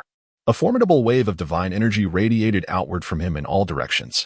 The overwhelming force erupted, causing even the surrounding meteors to shatter into fragments. At that moment, even those on Douluo Star could witness a resplendent light illuminating the distant sky, an inexplicably beautiful sight. He arrived at the dwelling of the sea god. The death of a deity is always announced. It has only been 3 days since the commencement of battle, yet his provisions were already running low. Lin Fan activated his invincible golden body. At that moment, Lin Fan perceived an anomaly on the resource planet. All the deities in the divine realm, from the divine kings to the third-rank gods, found their gazes involuntarily drawn towards a single direction. The power of the Golden Dragon King was pushed to its utmost limit. That place was the foundation upon which Lin Fan intended to build his enterprise. And it must not be compromised. Several minutes had elapsed since the cooling period. When the angel god fell, a similar announcement was made. The resurrection of the sea god was commencing. After a day of combat, everyone temporarily ceased their assaults. As for the number of titled Douluos on his side, there were many. They were backed by the sword god, and they believed that the sword god would not be defeated by the sea god. Even if 1,000,000 troops were to attack, they could repel the assault without his interference. It was not unusual to attract some formidable entities from beyond the realms. The powerful energy fluctuations dissipated. Their skirmish had long since moved far away from Douluo Star. Now, their reliance on artillery and weaponry was nearly exhausted, and their ranks were primarily composed of individuals desiring a peaceful existence, severely lacking in military strength, utterly incapable of competing with our divine forces. It would likely take the divine realm half a year for him to be resurrected. Thus, the number of those willing to join was not substantial. Here, a profound vitality permeates the atmosphere. Now, influenced by the sea god, although not as formidable as the 1,000,000-strong army during the peak of the Heaven Dou Empire, there remain a robust force of 800,000 warriors prepared for battle. The people, no longer opting for a defensive stance, venture forth to confront their foes. Has the sea god truly fallen? Confronted by the polluted Shura demon sword, tainted by malevolent entities, he finds himself in a stalemate. They too wish to protect their homeland and possessions. In the infirmary, the sea god is presently engaged in combat with them. At the epicenter of the explosion, Lin Fan remains utterly unperturbed. However, the materials at hand are undeniably precious, embodying the pure essence of a super-divine artifact. The cooldown period is determined by the duration of invincibility. Beyond the realm, he merely needs to sketch a few grand visions, and the people will not succumb to fear. The faith, resentment, and murderous intent he accumulates daily are immense, representing the forces sought by the divine. On the battlefield, the cries of battle resonate thunderously. He crushes his adversaries solely through the might of his weaponry. It must be noted that the multitude drawn by Avalanche is indeed considerable. This organization thrives not on patriotism, but on self-interest and animosity. The entire nation boasts merely 100,000 troops. Thus, he deliberately retains a portion of his primordial power within the sea god's domain. Upon the establishment of the Great Ming Empire, he implemented policies favorable to the populace. Avalanche delivers speeches daily, bolstering their morale. The surrounding soldiers, now rejuvenated, continually bow in gratitude. However, observing Lin Fan's prolonged absence, they grow increasingly confident, feeling no apprehension of annihilation. Under the onslaught of the sea god's deathly assault, he has summoned thousands of meteors, now rendered non-existent. As night descends, this encapsulates the essence of faith and the formidable power of religion. Although the might contained within the Azura demon sword has been entirely exhausted, even in the absence of divinity, one can still attain a significant longevity and numerous advantages. He departed first, intending to return once the Azura god arrived. Such a notion seems implausible, even if Lin Fan has experienced extraordinary growth during this interval. It is inconceivable that he possesses the strength to vanquish the sea god. In the Grand Assembly Hall, behind them lay a realm in the throes of development. The demise of the sea god could hardly remain concealed. When that area is subdued, the sea god shall surely bestow generous rewards upon us. To him, the benefits are manifold. At last, the Azura god has located the Azura demon sword cast aside by Lin Fan. A wave of melancholic energy began to permeate the atmosphere. On this day, the cannonballs previously manufactured by the Blacksmith Association had been fully expended. On Lin Fan's side, the soldiers' morale was equally formidable as that of the avalanche. He did not actively seek to recruit more soldiers, yet this situation would undoubtedly exert a certain influence on Douluo. For the outside world, such matters were still a distant concern. The prowess of this bug skill in defense is truly remarkable.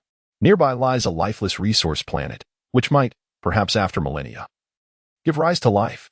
Lin Fan returned to Douluo, where he examined the achievements of his faction. The grand battle had commenced and stretched on indefinitely. Lin Fan refrained from involving himself in the conflicts of others. They had been waiting here for quite some time, yet the Shura god had not yet returned. Below, the soldiers listening to Xue Qinghe's grandiose proclamations erupted in exclamations. 10 seconds passed. They had already dispatched several elemental gods to support the sea god. Besides the soldiers from the Tiando region, there were also inhabitants of the ocean. Their motives were not driven by self-interest, but by a desire to protect. Upon inquiry, it was revealed that the Shura god had encountered some minor troubles, necessitating their continued wait, faced with the unleashed power of a first-level deity. These individuals felt no need for Xue Qinghe to incite them. They charged forth directly. A woman stood amidst the crowd, radiating an aura akin to that of a celestial body. Should a battle occur near Douluo, they would not boast of their ability to annihilate it. They strove to attain divinity and earn divine favor. Lin Fan's forces were indeed limited. In the divine realm, one could only speculate about the sea god's achievements. The god of destruction remarked that yet another formidable being had been lost in the divine realm, which displeased him. However, the sudden ill tidings had induced a sense of tension. The sea god had prepared for death prior to his departure, yet this object was snatched away. In the divine realm, as time passed, Xue Qinghe's strength waned. He had been invincible for 10 seconds. Thus his cooldown period was a mere 10 seconds. We are the warriors of the gods. We shall undoubtedly triumph over them. The power of the Golden Dragon King must also be shattered, enveloped in a golden radiance. Lin Fan remained composed as he observed his surroundings. In the future, these events would be explored by the rising Douluo. Xue Qinghe remained unaware of the sea god's situation. However, internal operations were proceeding smoothly. Layers of golden light enveloped him, directing his gaze toward the dwelling of the sea god.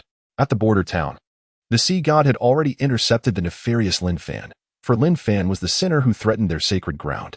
The god kings exchanged glances, with the god of destruction displaying a look of disbelief. On Douluo, one voiced, "My lord, with countless affairs to attend to, you still find time to treat us at the border. We shall not disappoint you." Regarding all of this, Yi Lingling said little. She understood that Lin Fan had nurtured her for such moments. Chapter 152. 1 against 6. Yi Lingling has now attained remarkable strength. With the support of her healing soulbone set, her healing skills have reached their zenith. Within a camp of wounded soldiers, numbering around 5,000 to 6,000, she employs the 9-star begonia. With a single skill, she restores the entire group.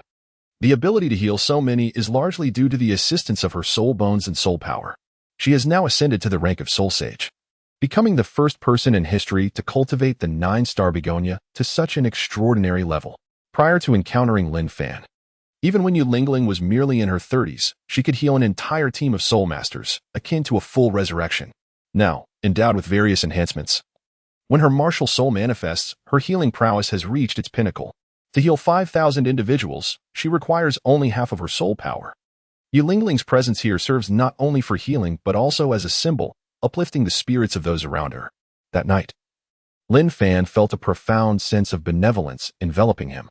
Without a doubt, he understood that it stemmed from his own side. He was not in haste to unleash destruction, for such an action would yield him no advantage. The longer the battle was prolonged, the greater the benefits he would reap, besides acquiring the power of belief for himself. He could also cultivate a formidable army to safeguard this realm. As dawn broke, the great conflict reignited. The cacophony of battle echoed as if it could rend the very heavens asunder. Within a few days, having fortified his strength and accumulated the power of belief, Lin Fan once again sensed the approach of extraterrestrial visitors. Their movements were alarmingly swift. They likely arrived shortly after the departure of the sea god, he surmised. Upon reaching the outer realms, the deities had not yet set foot on Douluo Star when Lin Fan intercepted them. They exchanged incredulous glances, their eyes reflecting disbelief. Lin Fan, merely standing there, exuded an overwhelming aura that belied the intelligence they had previously received. He was far more than just a quasi-divine king, with a soul power barely exceeding 100 levels. This individual possesses a soul power exceeding 130 levels, placing him on par with them. Coupled with the enhancements bestowed by divinity, they are unequivocally outmatched. Their only advantages lie in their abundance of treasures and numbers. After all, our purpose here is merely to hold them at bay while awaiting the arrival of the God King. There is no need for concern. They cannot overcome us. A man, standing with his back to the masses, spoke with an air of unparalleled arrogance.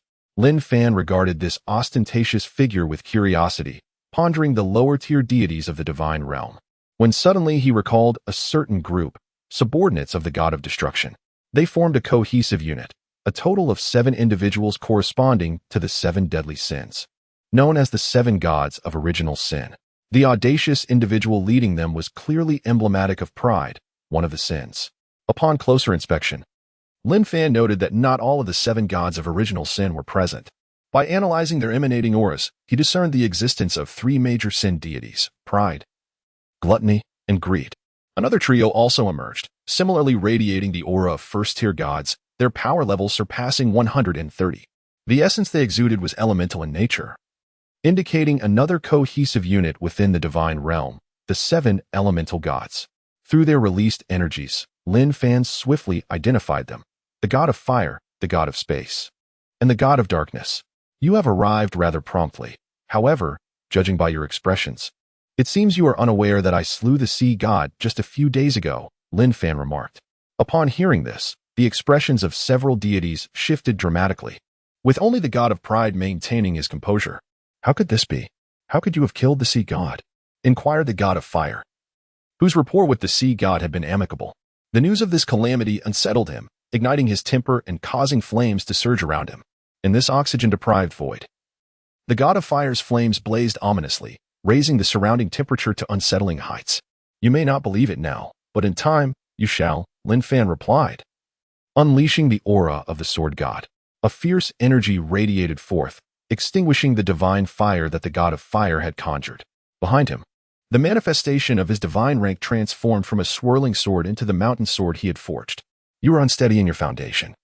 Yet to attain the true level of a god king, facing us 6 true gods, you may find yourself lacking, the god of pride stated nonchalantly. Despite being merely a first-tier deity, he felt justified in looking down upon others' divine ranks. With that, the god of pride initiated the attack, instantaneously appearing behind Lin Fan.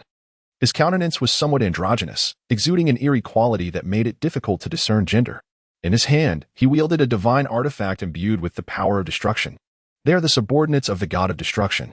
In addition to their inherent powers, they wield a devastating force bestowed upon them by the god of destruction. This force can be regarded as the most formidable offensive power within their divine realm. The spear sweeps forth with unparalleled swiftness. The bullet pierced through Lin Fan's flesh with unerring precision. Simultaneously, a peculiar force rapidly began to influence him. The power of destruction was wreaking havoc upon his divine form. With a fierce surge, Lin Fan propelled the god of pride away. He realized that the earlier anomaly was not mere speed, but rather the force of swift teleportation. Likely a combination skill of the god of pride and the god of space. With dragon wings unfurled behind him, Lin Fan surged forth at breakneck speed into the distance. The 6 deities, undeterred, pursued him relentlessly. With the aid of the god of space's teleportation, their velocity was more than sufficient to surpass Lin Fan. Then, the god of fire took action, wielding a colossal axe engulfed in flames, radiating not only searing heat but also an aura of annihilation. This appears to be yet another combination of skills. The sword of Lin Fan's Han is unleashed, merging immense power with that formidable axe. Following a thunderous roar, the fire god retreats, pursued once more by another deity. In an instant, a chaotic melee ensues. Lin Fan, confronting 6 opponents, swiftly finds himself at a disadvantage. There is a saying that holds true. His current state cannot be regarded as that of a true god king. Nevertheless, his divine strength remains formidable. Shortly after falling into a precarious position, Lin Fan rises once again. He has discerned the patterns of these adversaries, and his responses become increasingly adept. His mental energy radiates outward, while the dragon-slashing domain bursts forth, enveloping all 6 deities within its confines. With the bolstered power of the mental domain, his reaction speed matches their onslaught. In a flash, he appears before the haughty deity, bringing down the sword of the mountain with force. The arrogant god can only defend with his long spear, summoning destructive power. Yet, under the influence of the dragon-slashing domain, his strength is significantly diminished. The sharp intent of the sword surges forth, sending him hurtling away. Simultaneously, various attacks rain down upon him. Lin Fan's form transforms into pure gold, evading the concentrated assault. He remains invincible for a brief moment before regaining his composure. This is intolerable. The domain must be shattered, or else his reactions will remain too swift. The Dark God conveys telepathically. Chapter 153, severely wounding the Fire God and the Space God. The power of domains is relatively rare along the Douluo Continent. Yet who among the gods lacks a domain? However, there exists a hierarchy among them. Take, for instance, the ultimate version of the Azura God's killing domain. Within this domain, one can harness the intent to kill, unconditionally suppressing the enemy's divine power by 20%. Lin Fan's dragon-slashing domain is not limited solely to dragons. It can target all, though it exerts a tremendous influence on dragons specifically. Typical domains struggle to subdue the true dragon's domain. With his ascension to the sword god, the power of his domain has also evolved. His dragon-slashing domain now spans 1,000 miles. The 6 first-tier gods initially intend to persist in their assault despite the domain's presence, as breaching the domain incurs significant energy expenditure. After all, they outnumber him. What harm can come from a forced attack? The outcome was far from favorable. Their divine power was suppressed to a staggering extent. One could assert that the intensity of their divine energy plummeted to a mere level of 128 or 9. Moreover, within the realm, Lin Fan experienced a notable enhancement in his various attributes, including reflexes and divine strength. It was the Dark God who initiated the assault, unleashing his shadowy domain. Dark energy, a rather abstract force, possessed a relatively low attack intensity, primarily utilized for suppression and assimilation. Previously, when Lin Fan was targeted by the Dark God, he discerned a significant dampening of his senses, as if enveloped by an impenetrable darkness. The Dark God was the first to wield the power of his domain. Yet now they found themselves ensnared within Lin Fan's own realm. Escaping this domain was no trivial endeavor. Darkness surged forth, expanding wildly. Within this realm, layers of domains intertwined, necessitating a more formidable force to breach them. The Dark God wielded a scythe imbued with dark energy to weaken his adversary's strength. A razor-sharp strike directly impacted Lin Fan, who was currently engaged in battle with the Fire God. In that fleeting moment of impact, Lin Fan felt no immediate sensation. However, he soon recognized a shift in his once mighty divine power, which had been diminished not only in intensity but also in defensive capabilities. The Fire God unleashed a torrent of flames, wielding a mountain-splitting axe aimed squarely at the area assailed by darkness. As Lin Fan attempted to defend himself, another deity intervened, thwarting the attack originally intended for the Dark God. In the blink of an eye, their collaboration came to fruition, yet ultimately, it was a mere miscalculation. The golden trident soared from behind Lin Fan, intercepting the devastating blow of the fiery axe. With a grand display of power, Lin Fan invoked the strength of the sea god. This surge of power emanates from the sea god. After vanquishing the deity, he did not acquire anything particularly novel, only a few of the sea god's skills. He initially intended to refine these abilities. However, the arrival of these individuals was far too swift. With the golden trident spinning forth, it deflected the fire god's colossal axe, while the Sea of All Rivers synergized with Lin Fan's devouring heavenly technique. The Sea of All Rivers could only absorb gentle energies to mend itself and restore divine power, whereas Lin Fan's devouring heavenly technique was capable of absorbing the essence of faith, that profound inner strength. The fusion of these two powers empowered the devouring heavenly technique with unparalleled absorption capabilities, enabling Lin Fan to counter many of the assaults directed at him. Refinement was of little consequence. As long as he could withstand the attacks without injury, there lay a chance for retaliation. This bizarre spectacle left the other gods momentarily stunned. At that moment, 3 figures flanked the Dark God, collaborating to expand his domain, intent on shattering Lin Fan's dragon-slaying domain. The fire god and the space god exchanged glances before continuing their assault to buy time for their four companions. The second divine stratagem, the manifestation of an exterior avatar.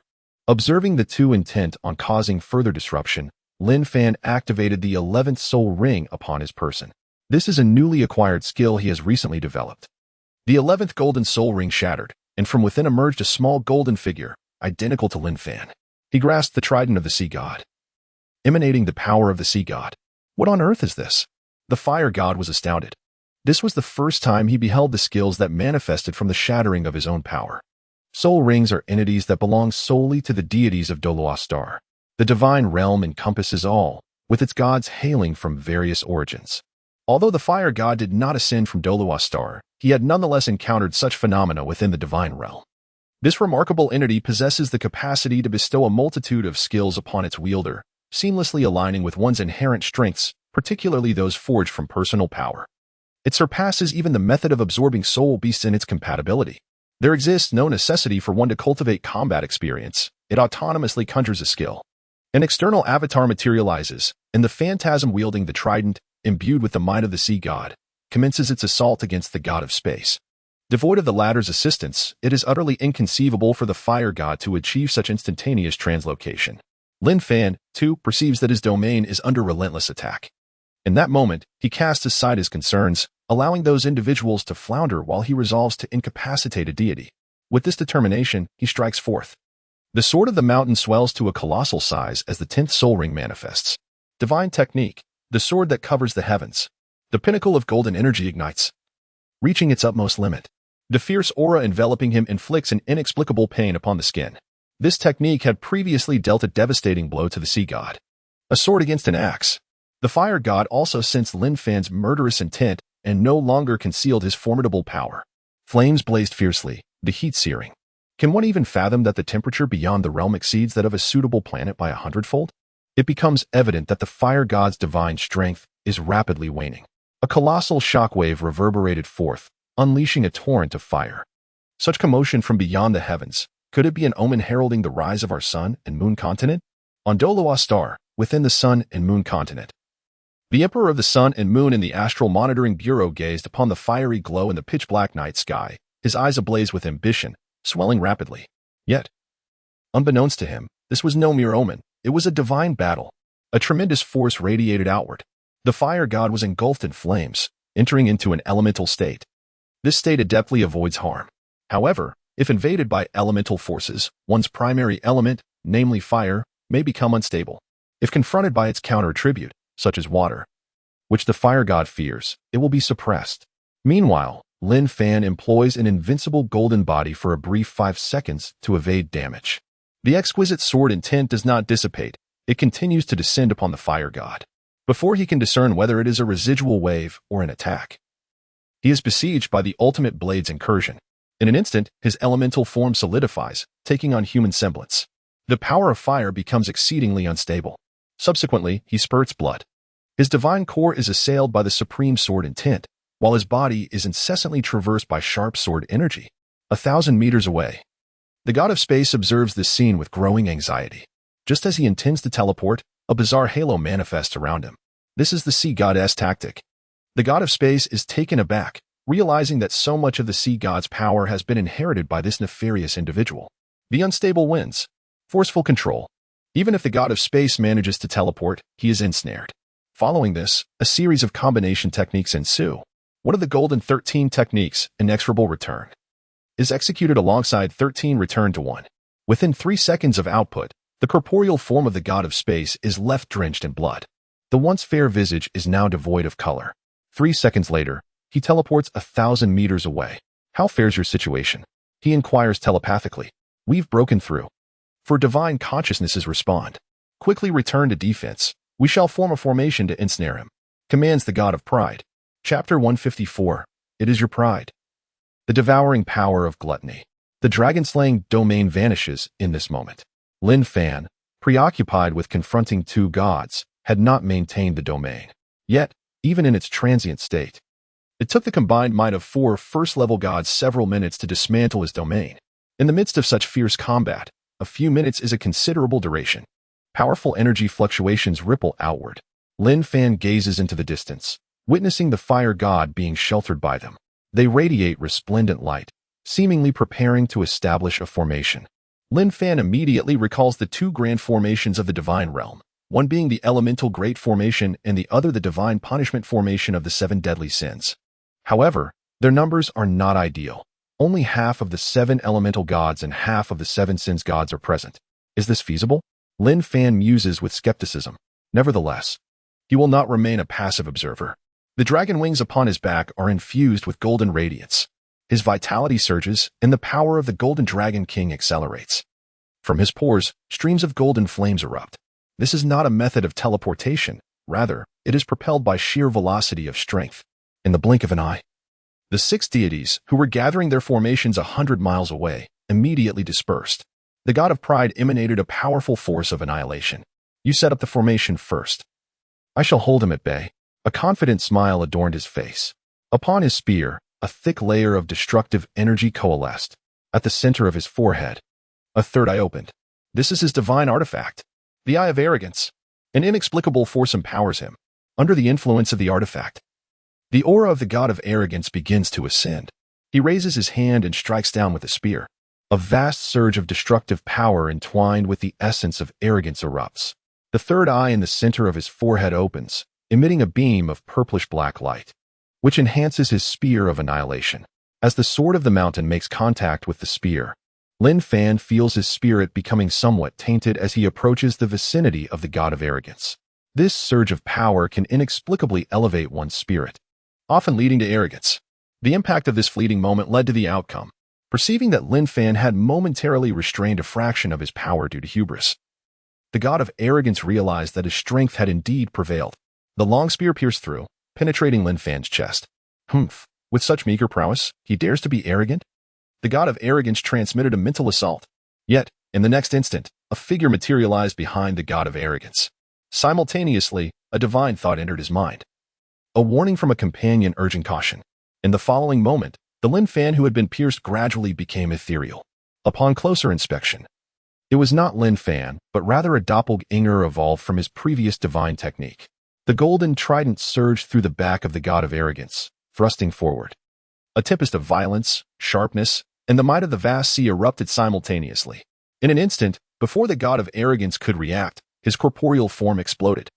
A phantom fled into the distance. This is the essence of the god of arrogance. The divine is distinct from the mortal. The spiritual force has ascended to a godly level, giving rise to this unique existence known as the divine soul.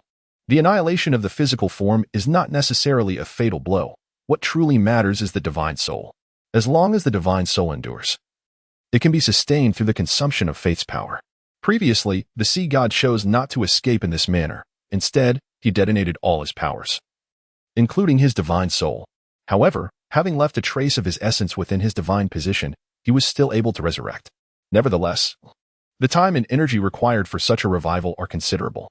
At this moment, the god of arrogance fled without a backward glance, retreating into the distance. This time, he had underestimated his opponent. Previously, he had failed to discern that the figure wielding the sword of the mountain, Lin Fan, was merely a counterfeit. Is he fleeing? What a fool! Lin Fan projected his voice towards the distance. The embodiment of arrogance had been eradicated, leaving only the essence of his soul, which posed little threat to him now, akin to a fallen being with no chance of resurrection. He gazed back, over 100 miles away, where 5 deities positioned themselves in various directions. The formation had already coalesced, casting a celestial net that descended upon him. A phantom of the god of arrogance materialized in the realm that once belonged to him, though it was not a manifestation of his soul returning for aid. Rather, it was a fragment of his power left behind in anticipation. With the successful culmination of the formation, escape was now rendered nearly impossible for Lin Fan. In the distance loomed the celestial net, its presence becoming increasingly vivid and strange as the surrounding force drew nearer, as if an entire world were enveloping him. Intent on consuming the void beyond, the divine fires 6 reincarnations. In the domain of the fire god, he unleashed his divine technique. A swirling wheel of flames emerged, and as it revolved, a tempest of wind erupted forth. A colossal fire tornado ignited, producing a cacophony of thunderous roars. The searing heat was unbearable. There were 6 of these fire tornadoes in total. Witnessing this spectacle, Lin Fan ceased his probing. Since you have resorted to employing a formation, it would be foolish for me not to exert some of my own power, lest I be regarded with disdain." With that declaration, behind Lin Fan appeared a magnificent throne shaped like a heart. This is the experience card dropped after defeating the benevolent goddess, the throne of kindness. Lin Fan began to channel his divine power, fully infusing it into the throne of kindness. The surrounding fiery tornadoes relentlessly assaulted him, yet the darkness began to slow. Impossible! How could he wield the power of the kindness god? The eye of space widened in disbelief, questioning its own perception. The gentle force of kindness began to influence the surroundings. No, this is real, not an illusion. Could it be that he had stolen the power of the benevolent goddess during their last encounter? Gluttony, you must maintain control over the grand formation. We cannot allow that force of love to affect us. Allow me to suppress this power of love first. A cold glint flickered in Gluttony's eyes as he decisively entered the realm of the grand formation. At this moment, Lin Fan sat upon the divine seat of kindness, continually urging the power of love. As he harnessed this force, he distinctly felt a calming tranquility enveloping his heart. Just then, an odd figure appeared. It had a somewhat rotund physique yet moved with surprising agility, emanating a peculiar aura. Devour. Gluttony summoned his power. In the blink of an eye, he opened his gaping maw, resembling a bottomless abyss, voraciously drawing in the power of love. The energy that had been directed elsewhere suddenly shifted its course, succumbing to Gluttony's devouring force. Lin Fan observed this scene and murmured, "Let me see how much you can consume." With that thought, he activated the faith power consolidated within the sword goddess divine seat. At that moment, the throne of kindness radiated a delightful pink hue, and the gentle power of love surged forth. Gluttony initiated his super devour, his mouth swirling like a vortex, intent on consuming this loving energy to suppress it and then expel it. He could not allow the adversary to wield this force against their assault. A vast expanse of soft pink light was swallowed by Gluttony. Lin Fan sought to accelerate the process, only to witness the formation S offensive manifest. Sin of greed.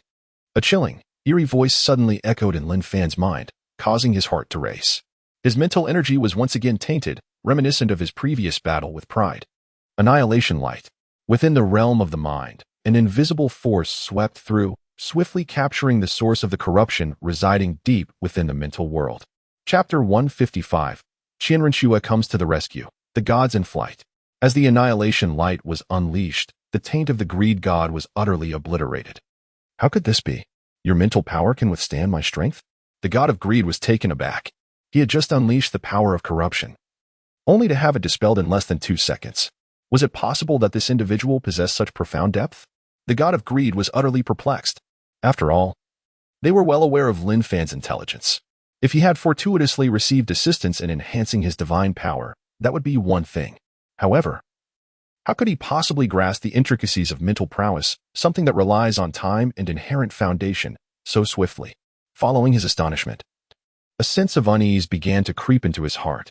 Simultaneously, a bold hypothesis emerged. Perhaps this person possessed some invaluable treasure within his consciousness. As this conjecture took form, his eyes turned a shade of crimson, reminiscent of a gambler consumed by avarice. Within the formation, power once again surged. They had banded together.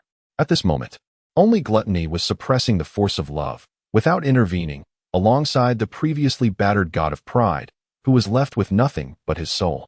The remaining few also joined the fray, unleashing the formidable strength of the formation. Flames began to roil, spreading across the expanse under the control of the god of fire. In tandem with the powers of the god of space, the fiery sea rapidly approached. The predominant force of this inferno is not merely the act of burning, but rather the suppression it exerts. Lin Fan could distinctly sense a diminishment in the intensity of his divine power. The sword of the mountain met the edge of a formidable weapon. The attack from the god of greed descended once more. He unleashed the annihilating force of the god of destruction. Under the weight of suppression, Lin Fan's surge of power was similarly affected. A broad beam of light pierced through, concealed by the sea of flames. Engaged in a clash of destructive forces, Lin Fan was momentarily oblivious to its arrival. The beam erupted, delivering another wave of dark suppression upon him. The power of the sea goddess avatar was depleted, returning to its original form. Lin Fan wielded the sword of the mountain in his left hand and the golden trident in his right, incessantly battling the god of greed. With the assistance of the god of space, the god of fire, and the god of darkness, Lin Fan's strength had been significantly diminished. Thus, the god of greed found it feasible to contend with him. Gradually, the god of greed gained the upper hand. The force of annihilation disintegrated one of Lin Fan's hands entirely. Observing the increasingly dire situation, Lin Fan had no choice but to employ the power he had intended to conceal. From the center of his brow, a colossal throne emerged. An aura of malevolence and the uncanny began to emanate. This was precisely the artifact that Lin Fan had forged using the Massage Evil God Tiger Spirit Pearl alongside his own semi-divine weapon. An ominous surge of power erupted forth, tearing asunder the sea of flames. The god of greed, caught off guard, was unexpectedly sent flying by the force of this malevolent wave, not anticipating that Lin Fan possessed such an artifact. The essence of evil power, akin to that of benevolence, primarily serves to influence others. It is a blend of both supportive and offensive capabilities. Witnessing the continuous emergence of Lin Fan's artifacts, the deities within the formation, as well as the god of greed opposing him, were expressions of dismay. They had not foreseen that this adversary would prove to be so formidable. Were it not for their numbers, a one-on-one confrontation would likely result in their annihilation, akin to what had befallen the god of pride. Indeed, it could be likened to the fate of the sea god, who had perished without their aid, as Lin Fan's prowess was undeniably lethal. Seated upon the evil throne, Lin Fan surveyed everything below with an indifferent gaze. The weapon in his hand was tainted with a sinister force capable of influencing minds. The throne amplified Lin Fan's divine power, sending waves of evil energy radiating outward. The sword of the mountain was wielded with might, and its colossal blade cleaved through the formation, creating an opening through which Lin Fan surged forth. The deities huddled together, refraining from approaching the sphere of influence emanating from the evil throne. This throne was not merely a domain. It possessed the ability to diminish adversaries and corrupt their very spirits. In combat against an entity like Lin Fan, even a moment of contamination could lead to the utter destruction of one's physical form. At that moment, from a distance, the gluttony that suppressed the power of love suddenly erupted with a spurt of blood as a brilliant golden light pierced through its abdomen. At this moment, all the individuals present suddenly became acutely aware of an unusual occurrence. Unbeknownst to them, someone had stealthily entered their battlefield. Just moments ago, their attention had been solely fixated on Lin Fan, rendering them oblivious to the approaching presence. Lin Fan, however, felt a sense of surprise, for he sensed a familiar power, the power of the sun. As he turned his gaze, a colossal golden apparition gradually materialized behind the gluttonous figure. It bore the likeness of a divine being, radiating an aura of righteous energy, coupled with a luminous force. The divine figure resembled a being that appeared androgynous, with a pair of eyes ablaze with golden flames. Its wings quivered gently behind it, while its immense arms spread wide, as if to embrace the entire world. Angel God, why do you disrupt us? The god of greed thundered, pointing an accusatory finger at the entity. At that moment, it became evident that a woman was orchestrating the immense apparition from her position upon its forehead. She possessed long and delicate golden hair, her gaze serene. Clad in an opulent golden gown, her exquisite features were striking, and her skin, as white as jade, glowed with an ethereal luminescence. With a statuesque form and long, flawless legs, she was undeniably captivating. This woman was Qian Renxue. Previously, when Lin Fan was on Douluo Star, he had sensed unusual activity emanating from the spirit hall. However, he had not anticipated that someone would ascend to divinity so swiftly. During his earlier endeavor to intimidate the spirit hall, he had discovered that the divine power within the angel hall was remarkably feeble. This signifies that most of the divine power has been taken away by the inheritor. Qian Renxue, wielding the dual angelic holy swords, cast her gaze upon Lin Fan, a faint smile gracing her lips. Is this surprising? Qian Renxue conveyed her thoughts telepathically while approaching his location. The several first-level deities across from her exchanged glances, all sensing the imminent danger. They realized that while they could achieve a stalemate against Lin Fan if they acted together, should the angelic deity restrain one of them, they would swiftly be defeated one by one. This predicament left them in a state of unease. They were simply outmatched, utterly incapable of contending. Ultimately, after a rapid discussion, they decided to flee into the distance without a second thought, heads held high and without hesitation. Lin Fan, however, chose not to pursue, for he felt no motivation to do so. These adversaries remained somewhat formidable for him at present. Most importantly, engaging with these individuals does not yield any attribute loss. Previously, he had inflicted severe damage upon the god of pride, yet reaped no rewards. Battling these foes is merely a squander of time and divine energy, resulting in minimal gains. In the enchanting realm of Douluo, these extraordinary beings hold a rather insignificant status, all merely transient characters. Once utilized, they fade into obscurity. their presence of little consequence to the protagonists. Chapter 156, The Angelic Commander, Avalanche's Demise. Some individuals, though their roles may be diminutive, possess profound importance. Take, for instance, the village elder of Holy Soul Village, Jack. Lin Fan reminisced about the days long past when he sought Jack for wisdom. Now, these individuals are even inferior to Jack. Let us descend, Lin Fan thought, as he gazed at Qian Renxue before soaring towards the direction of Douluo Star. Soon, atop a towering peak on Douluo Star, a man and woman stood in serene silence, gazing at the distant landscape. Why is it that upon my transformation, you have nothing to say? Or perhaps you have risen to such heights that I no longer pique your interest? Qian Renxue inquired softly, her beautiful eyes fixed on Lin Fan's profile. Savoring this long-awaited tranquility, Lin Fan replied calmly, "It has been approximately 2.5 years. I did not expect that after my departure, you would become so restless, though I had sensed it would come to pass sooner than anticipated." Qian Renxue reflected on the past as she spoke. "I must express my gratitude to you," she suddenly declared, her gaze unwavering upon him. Qian Renxue felt a significant change in Lin Fan, a newfound aloofness that rendered him somewhat unfamiliar. "For what?" Lin Fan glanced at her, as if everything was within his grasp. "You entrusted that individual to my care." Qian Renxue referred to Bibi Dong, who had previously attempted to ambush Lin Fan. "And how did you handle the matter?" Lin Fan inquired, curiosity piqued. "Though she treated me poorly, we share a bond of blood. I merely ensured her a peaceful existence," Qian Renxue explained. Lin Fan nodded. "Are you aware of the consequences of your actions today?" Qian Renxue's divine status as the angel god is that of a legitimate deity within the divine realm. It is reasonable to assume she has gleaned considerable intelligence regarding the divine domain from the remnants of the angel god's power. She is now openly defying the divine realm. "I am aware. However, I refuse to be subjugated by the divine realm," she declared. The previous angel god had established a remarkable legacy on the Douluo Continent and garnered the people's admiration, solidifying the angel god's status. Yet, upon entering the divine realm, he never truly relished his existence, ultimately perishing in his quest to vanquish the Rakshasa god. Qian Renxue murmured, "Opposing the divine realm could lead to death. And in that case, there would be no immortality. That matters not.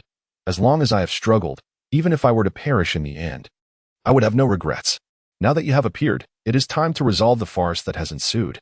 Lin Fan remarked that on the Douluo Star, battlefields inevitably erupted, particularly as the Avalanche led forces to assault the Great Ming. The Avalanche boasted a considerable number of warriors, gathering numerous noble clans. In this world, mortals ultimately constitute the majority. The ranks of soul master families are scant, and those willing to engage in trade are even fewer. Many soul master clans thrive on the support of mortals, enjoying opulent lifestyles without exerting much effort. Conversely, merchant families flourish in tumultuous times. Success elevates them to new nobility, while failure merely necessitates a withdrawal, yielding to the new sovereigns. The Avalanche is thus bolstered by such individuals, with the wealth wielded by merchants. Recruiting soldiers proceeded with remarkable ease, further supplemented by the propaganda of the sea god and the devotees from the islands. This naturally fortified their morale. After a series of fierce battles, the border defenses of the Great Ming have succumbed. Ultimately, in terms of numbers, Lin Fan's forces are limited. He chose not to recruit soldiers, but rather to let events unfold naturally.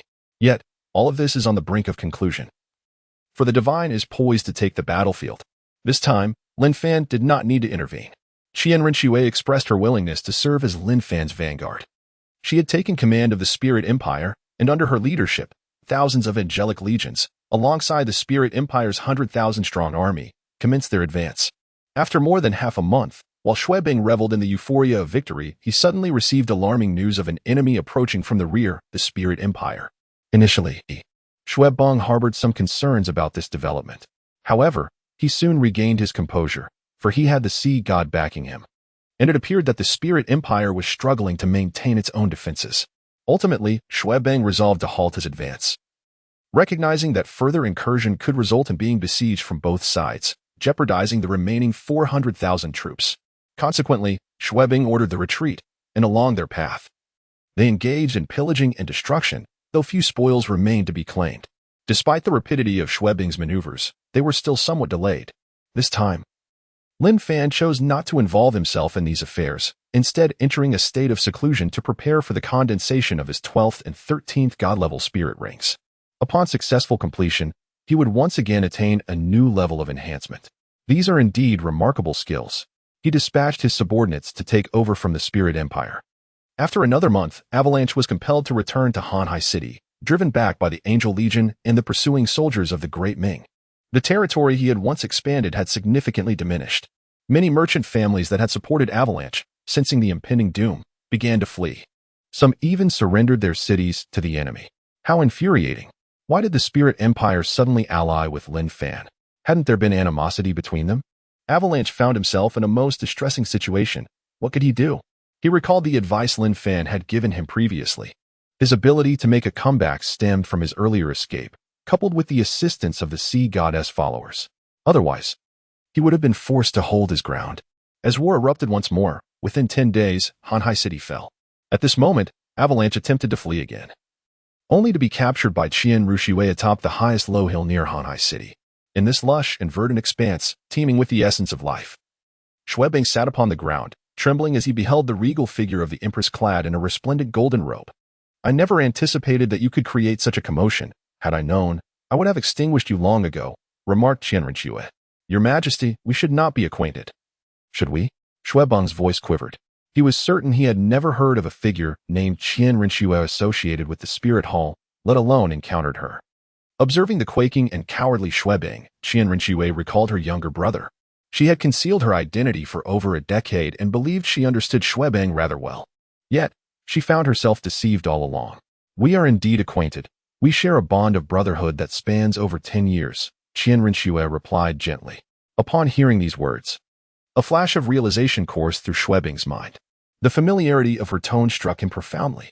He suddenly lifted his gaze to the extraordinarily beautiful woman before him, his pupils constricting rapidly. In that moment, he seemed to have grasped many truths. He understood why Xue Qinghe had committed so many foolish acts after ascending to power, willingly choosing to be a sycophant of the Spirit Empire. At this moment, everything became clear to him. No, it couldn't be. Xue Qinghe still found it hard to accept reality. There is nothing impossible. After Qian Renxue spoke, Taisho produced a white cloth. In the next instant, this cloth was wrapped around the branch of a large tree 10 meters away. This is your final dignity, a gesture of our long-standing brotherhood, Qian Renxue declared. Xue Qinghe trembled as he gazed at the white cloth in the distance. His heart raced, fear reached its peak, and tears streamed from his eyes. He rose to his feet, as if recalling the words of his uncle, Xue Qinghe restore the Heaven Dou. Xue Qinghe wept. He had failed to accomplish this task. Following a crisp sound, the 36th Emperor of Heaven Dou, Xue Qinghe, perished. Chapter 157. The Three Divine Kings Engage, The Tale of the Silver Dragon King. Divine Realm. Supreme Plaza. This is the most solemn occasion in the realm of deities. Each time the divine realm is embroiled in external warfare, the gods gather at this sacred location. For countless millennia, this place has witnessed the emergence of numerous formidable beings. In the previous gathering, the dragon god stood at the forefront wielding his sword, yet this time, the exalted position remains unoccupied. Once, the supreme square was filled with deities ready for battle, but now only half of them stand present. The 5 sovereign kings have convened to announce a momentous decree. Just hours ago, the god of pride and others returned, yet their fate was exceedingly tragic. The god of fire was grievously wounded, the god of space was severely injured, and the god of gluttony suffered tremendous damage. The god of pride was even vanquished to the point of losing his corporeal form. Such a catastrophic defeat has incited the wrath of the 5 sovereign kings, declaring Lin Fan as the greatest enemy of the divine realm.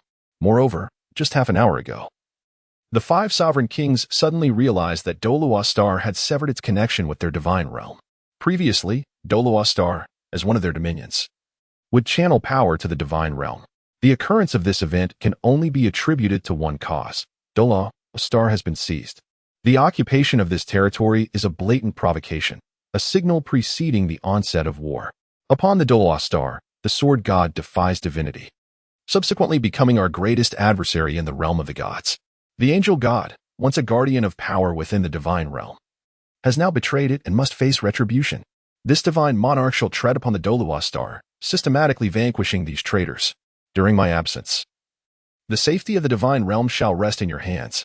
The Azura god, wielding the Azura demon sword, proclaimed with a resonant and commanding voice.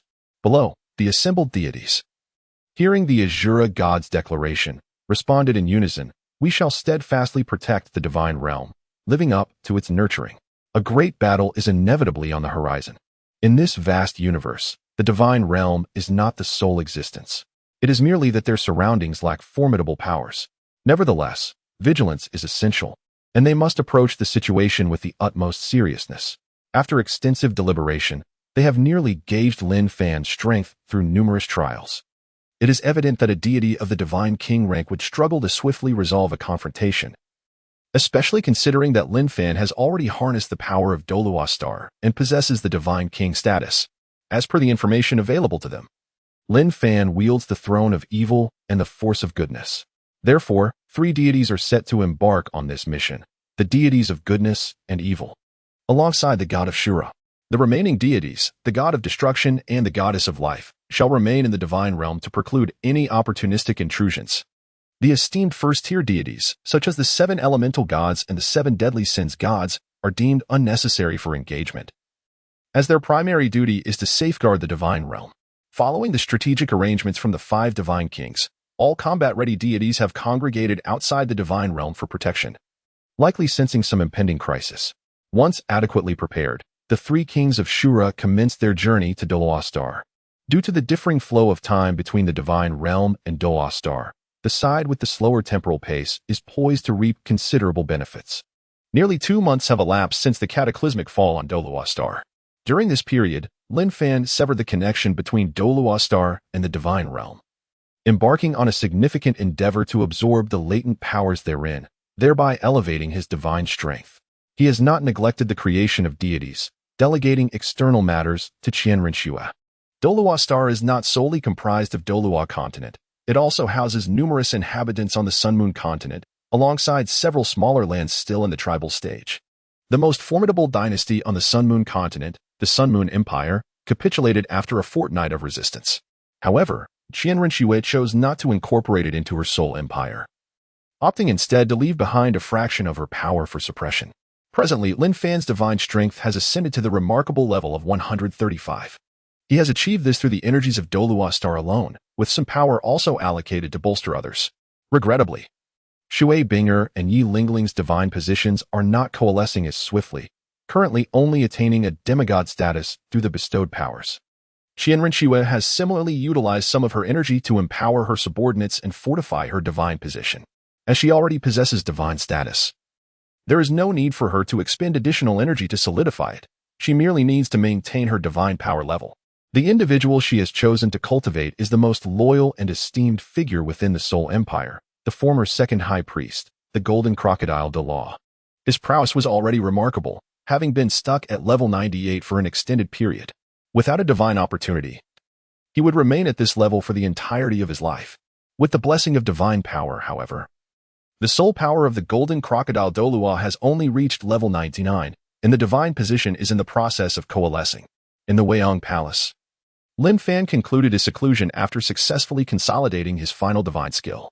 He was acutely aware that the god realm was teeming with formidable beings, yet he understood that it was unlikely for all deities to be dispatched en masse.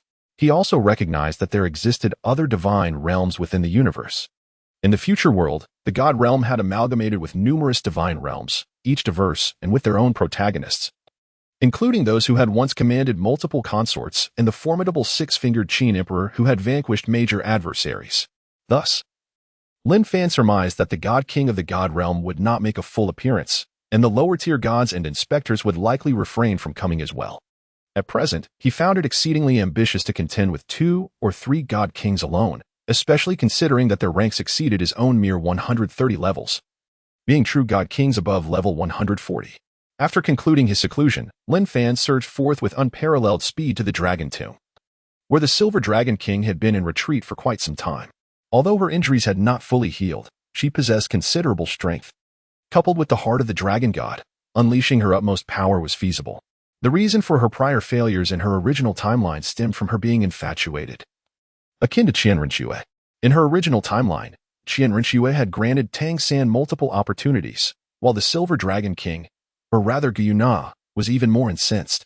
After attaining absolute strength, she contemplated how to perish at the hands of a mere grandson of a petty thief, thus ending the conflict between humanity and soul beasts.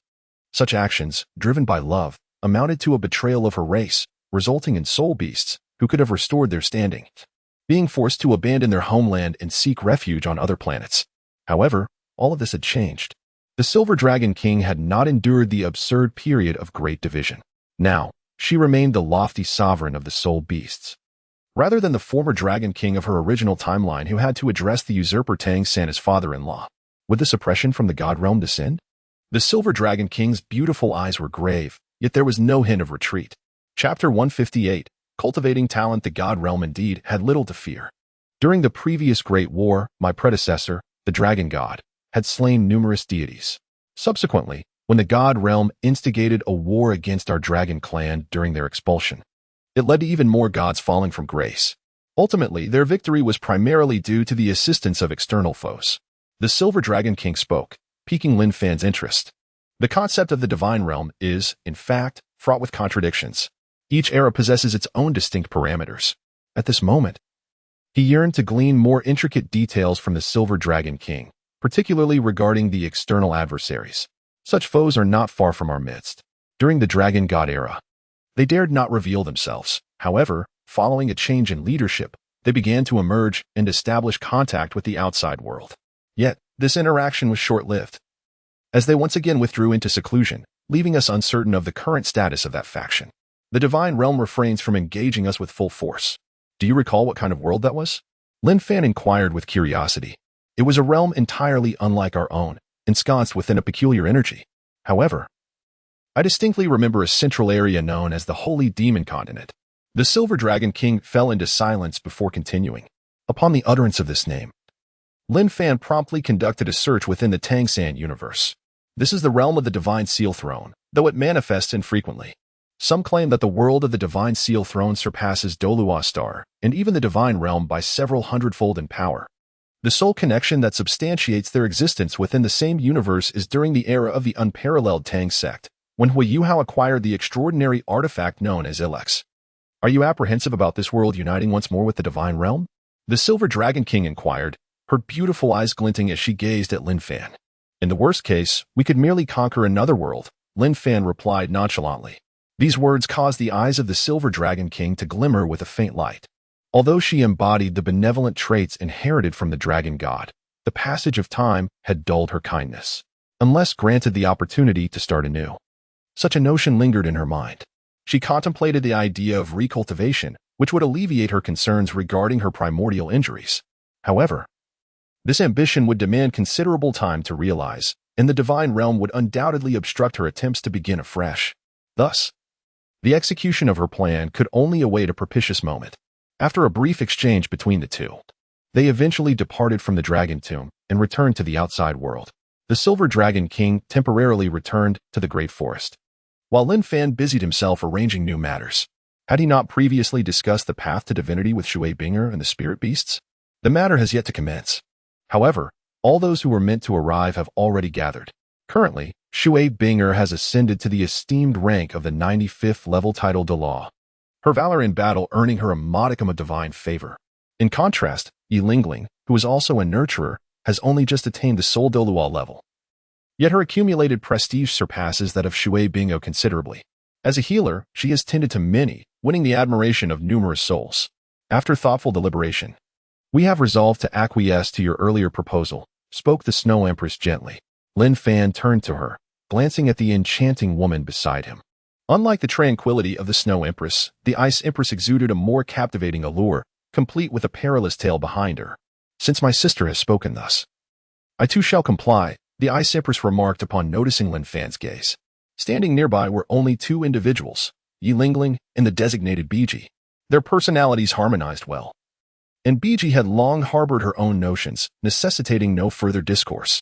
Subsequently, under Lin Fan's guidance, the fusion commenced. Initially, Lin Fan intended to have Tian Ming empower Xue Qinghe. However, Tian Ming was currently too feeble, having only recently liberated himself from Tang San over half a year ago, and requiring considerable time for cultivation. Moreover, he preferred to enhance Lin Fan's consciousness instead. As the fusion began, one could observe the corporeal forms of the Ice Empress and Snow Empress disintegrating, transforming into waves of energy that surged into Xue Qinghe's back. A grave expression etched itself upon her delicate visage as she sat cross-legged, a massive ice phoenix unfurling its wings behind her, emitting an intense chill that radiated outward. The two empresses, one on each side, became streams of energy flowing into Xue Qinghe's being, their souls merging into her third eye. The infusion of spiritual power fortified her consciousness, allowing her to unleash formidable strength to stabilize herself. Since the energies were all of the ice element, there was no risk of rejection. Furthermore, Xue Qinghe's soul power had reached a substantial level, currently harmonized with Lin Fan's divine energy. Thus, the quality of the fusion naturally surpassed that of Hui Yuhao's, requiring no suppression of power.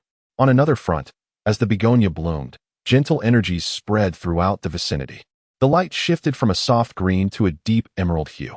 The audience was sparse, consisting only of Lin Fan as trusted confidants whom he intended to cultivate.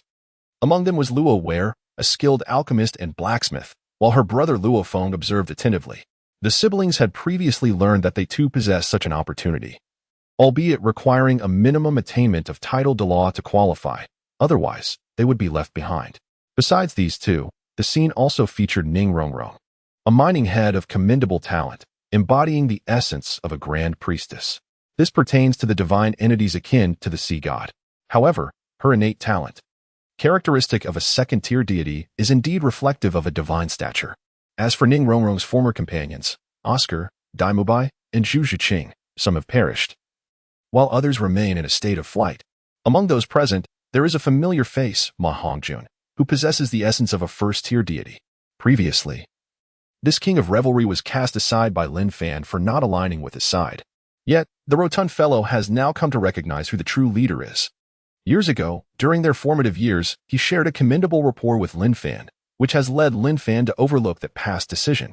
If one possesses potential, it is worth nurturing. After all, not everyone can embody the essence of a first-tier deity. Although the golden generation observes from the sidelines, they are not candidates for cultivation, destined only to become formidable beings on Douluo Star, rather than deities of supreme caliber. Currently, the talents within Lin Fan's grasp are limited, with no further exceptional individuals yet discerned. Lin Fan single-handedly sustained the fusion of the two women, and after a considerable span of time, their amalgamation reached an impressive level of perfection. It became evident that Xue Qinghe's rank escalated from 95 to 98, drawing upon the immense power of two formidable beasts. The Ice Emperor boasts over 100,000 years of existence, while the Snow Emperor surpasses 500,000 years. Such monumental power, forcibly assimilated, granted her an elevation of 3 ranks. Xue Qinghe herself felt a sense of satisfaction, though Lin Fan harbored a tinge of regret.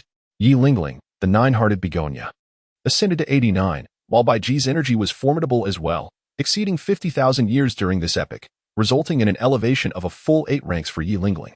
In addition to these observable enhancements, there were also imperceptible advancements.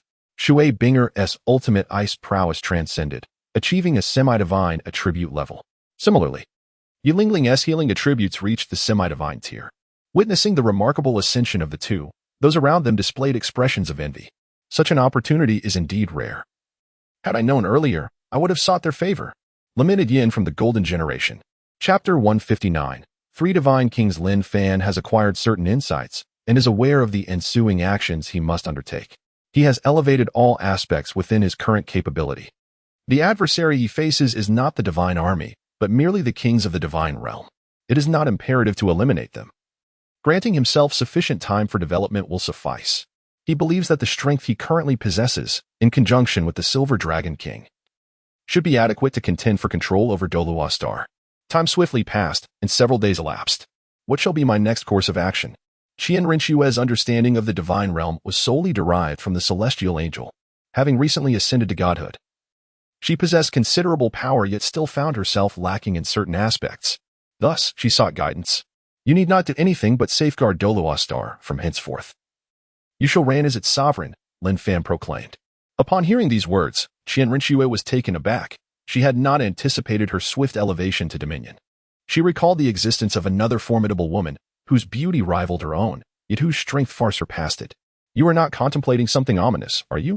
Qian Renxue's eyes filled with concern, as Lin Fan's statement bore a semblance to a final directive. That is inconceivable, based on our conjectures. The divine realm will not mobilize en masse, but will dispatch a powerful divine king to engage us in battle. This confrontation shall be protracted and may draw the attention of other worlds beyond our own.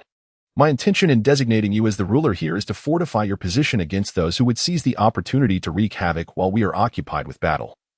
Lin Fan elucidated earnestly. "What is your confidence level in this impending conflict?" Qian Renxue inquired, her delicate visage etched with anxiety. The oppressive force emanating from the divine realm, particularly from the 5 divine kings, was profoundly daunting. "Do not worry, we shall not meet our demise," Lin Fan reassured her with an air of unwavering confidence. Qie Renxue had encountered that smile numerous times. Back when she was still a spy, the other party exuded such confidence in their endeavors, whether it was striving for victory or pursuing other goals. At least from her perspective at the time, the situation appeared unfavorable for him. Yet, against all odds, he ultimately succeeded. For reasons unknown, Qian Renxue felt a wave of reassurance wash over her. "Even in death, I shall safeguard Douluo," she declared solemnly. "If you perish, I shall resurrect you. Go forth with confidence." Lin Fan replied with a smile. Upon hearing these words, Qian Renxue wore a peculiar expression. She was not inclined to hear such sentiments. However, judging by Lin Fan's demeanor, she held no expectations for him to utter anything particularly uplifting. In the past, he might have offered a few kind words, albeit only in praise of Xue Qinghe. Meanwhile, the spirit beast realm underwent a significant reorganization. The Silver Dragon King appointed Emperor Tian to command the spirit beast lineage. The deep-sea spectral king, who had previously managed to escape, was directly captured by the Silver Dragon King. Not only him, but the most formidable spirit beast, the evil emperor, residing in the vast spirit beast forest of the Sun Moon Continent, was also summoned by the Silver Dragon King. The evil emperor, known as the Tyrant of Evil Eyes, possessed a cultivation level exceeding 600,000 at this time. In later generations, he became a source of experience for the protagonist. Among the top 10 assassins of Douluo, he ranked second, holding a status comparable to that of the deep-sea spectral king of this era. Both shared a common trait. They served as repositories of experience for the protagonist. In addition to the known spirit beasts, the ocean harbored several spirit beast species that had yet to emerge in this epic. Under the guidance of the Silver Dragon King, these soul beasts have assembled. Subsequently, the soul beast took charge of one side, while the other side was overseen by Qian Renxue. This can be considered a remarkably rare instance of collaboration between humans and spirit beasts. Cultivation, organization, and strategizing have consumed a considerable amount of time. This time, the arrival of the divine presence is swifter than that of the sea god in the past. After all, it is a sovereign-level deity who has come forth. A formidable wave of spiritual energy emanates from beyond the realms, permeating the Douluo. Only those who have attained the rank of title Douluo possess the qualification to perceive this fluctuation. Rebel Sword God, Angel God, and Silver Dragon King. If you wish to avoid harming the innocent, hasten to the outer realms and refrain from engaging in battle on Douluo. Within this tumultuous wave, an icy, lethal intent surged forth. The formidable title Douluo, upon sensing it, immediately felt an overwhelming pressure akin to an abyss. It was as if a sharp sword hovered above them, threatening to extinguish their lives in an instant. Upon hearing the challenge from the Outer God King, Lin Fan and the Silver Dragon King prepared to confront him, while the named Angel God remained behind to safeguard Douluo. In the outer realm, tranquility reigned. At the forefront stood the Xue God, a towering figure clad in blood-red armor, emanating a chilling and formidable aura. He gripped the hilt of his sword, its tip directed downward, exuding an air of gravitas that made his divine authority unmistakable. Flanking him were two others, one, a gentle and benevolent goddess known to Lin Fan, and the other, a sinister being whose malevolent demeanor was palpable. In comparison to the Xue goddess' imposing presence, this evil deity appeared somewhat lecherous, his aura evoking a sense of revulsion. His features were unremarkable at best. "Are you three the only ones?" Lin Fan communicated telepathically. At that moment, among the trio of divine beings before him, only the benevolent goddess's gaze was fixed upon Lin Fan, while the other two were focused on the Silver Dragon King. They were, after all, familiar acquaintances. Silver Dragon King, I did not expect you to ultimately choose to oppose my divine realm. In the days when the Dragon God was still present, we coexisted in harmony, did we not? The Xue God transmitted, his eyes harboring malice. The so-called peace you speak of was merely the suppression of my dragon kin. My clan has fought valiantly across the realms. The divine realm itself is the fruit of our labor.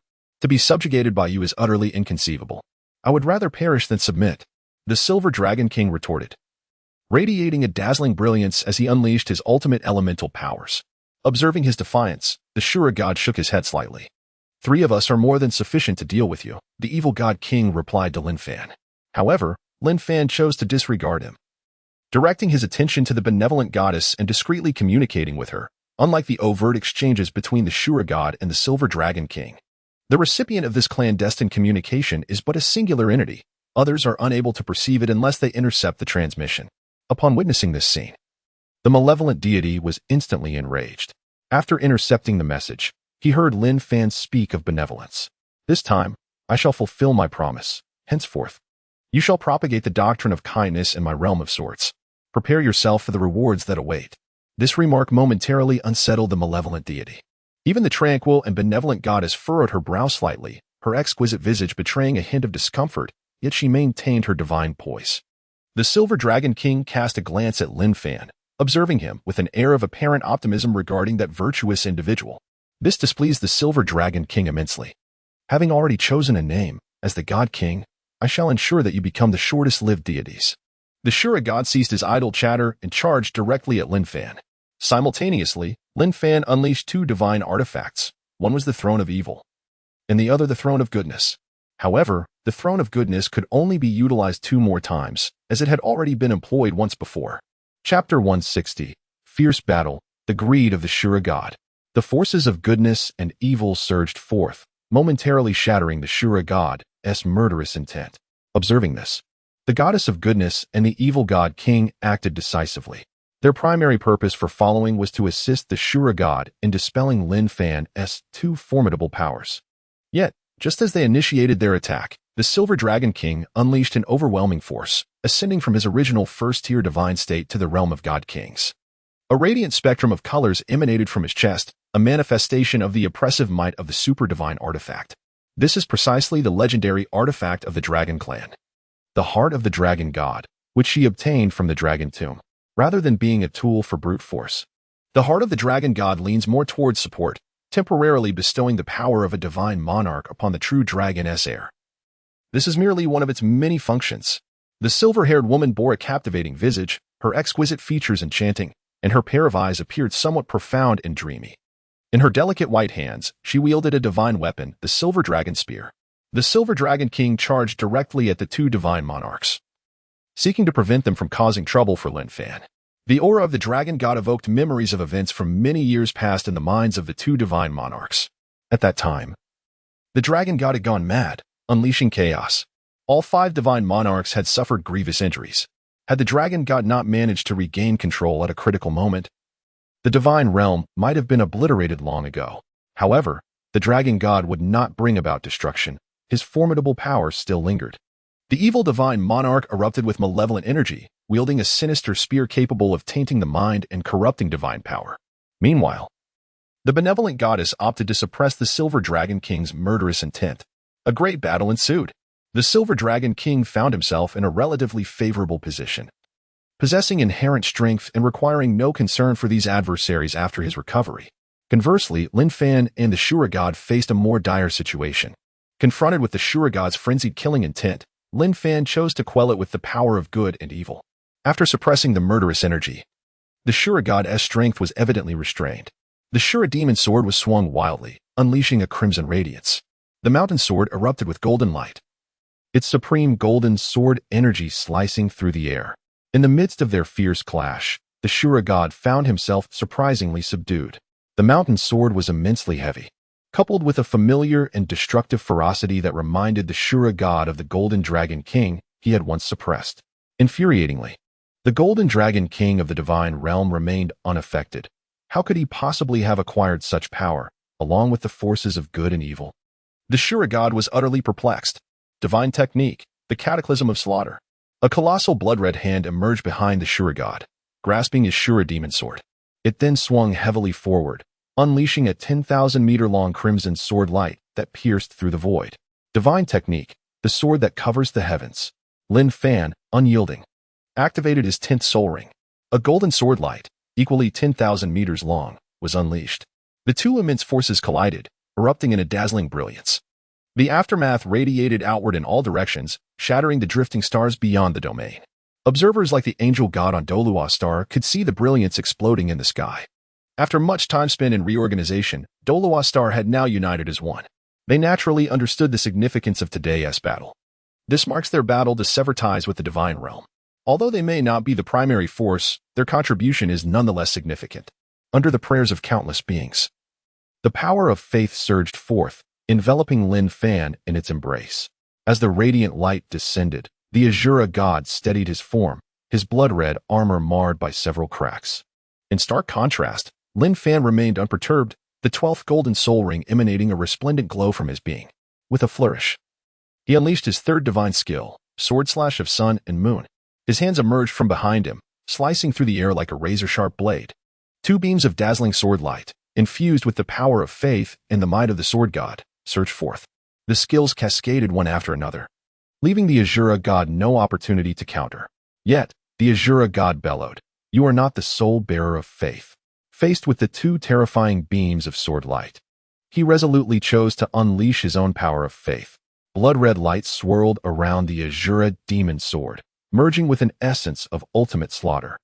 The crimson light intertwined with the golden radiance, and the shockwaves spread wildly. Even the three divine kings engaged in battle miles away could not help but extend their divine senses to investigate. This individual has grown stronger in such a short span. How is this possible? Could he truly be the fated one? The good goddess was taken aback, realizing that Lin Fan now surpassed the strength she had previously encountered. Not merely by a small margin, but significantly so.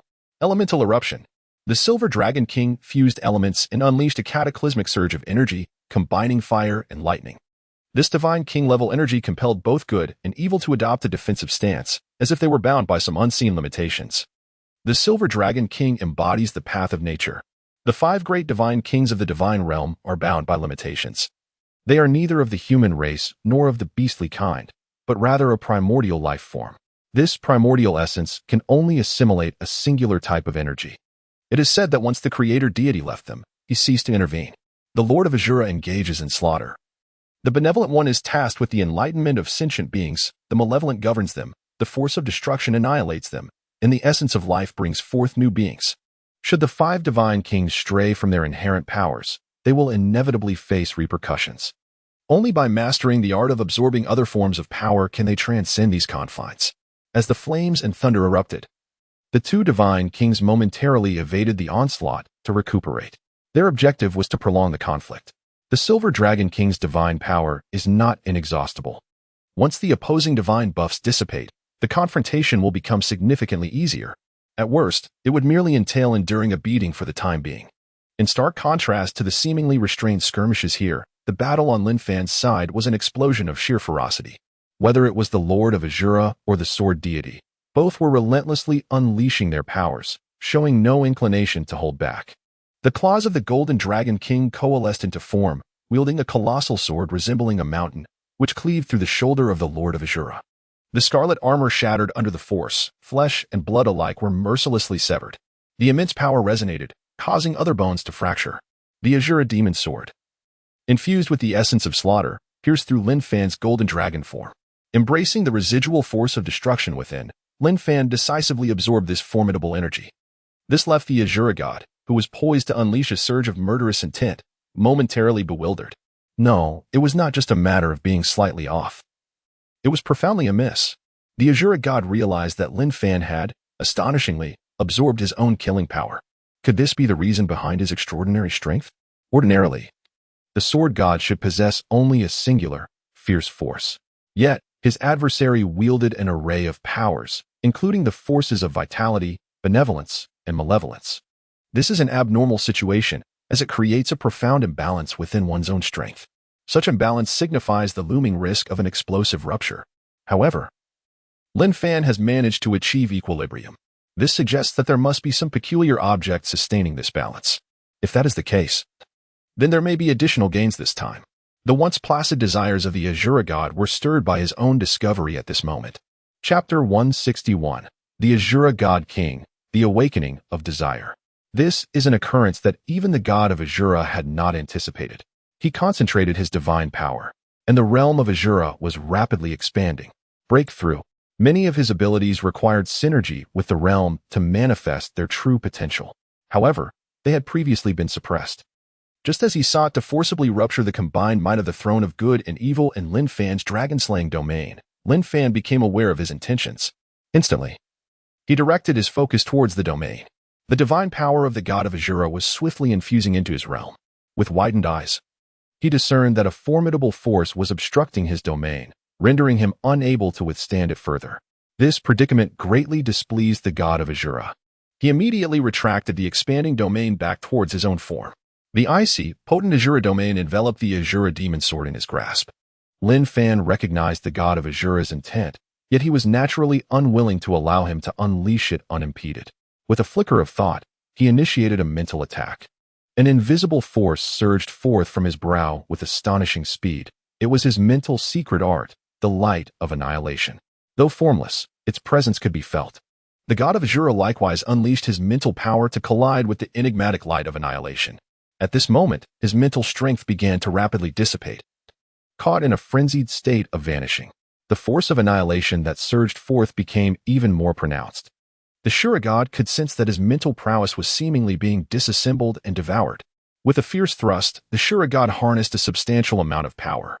Clutching the Shura demon sword, he surged forward, his speed reaching its zenith, leaving a trail of crimson brilliance in his wake. From a distance, it resembled a meteor streaking across the sky. Swiftly, he evaded the relentless onslaught of the annihilation light and approached Lin Fan from another direction. With a powerful downward slash, he unleashed an attack. Although he remained in a suppressed state, the skill empowered by his domain was now exponentially more potent than before. A tremendous force reverberated through the air.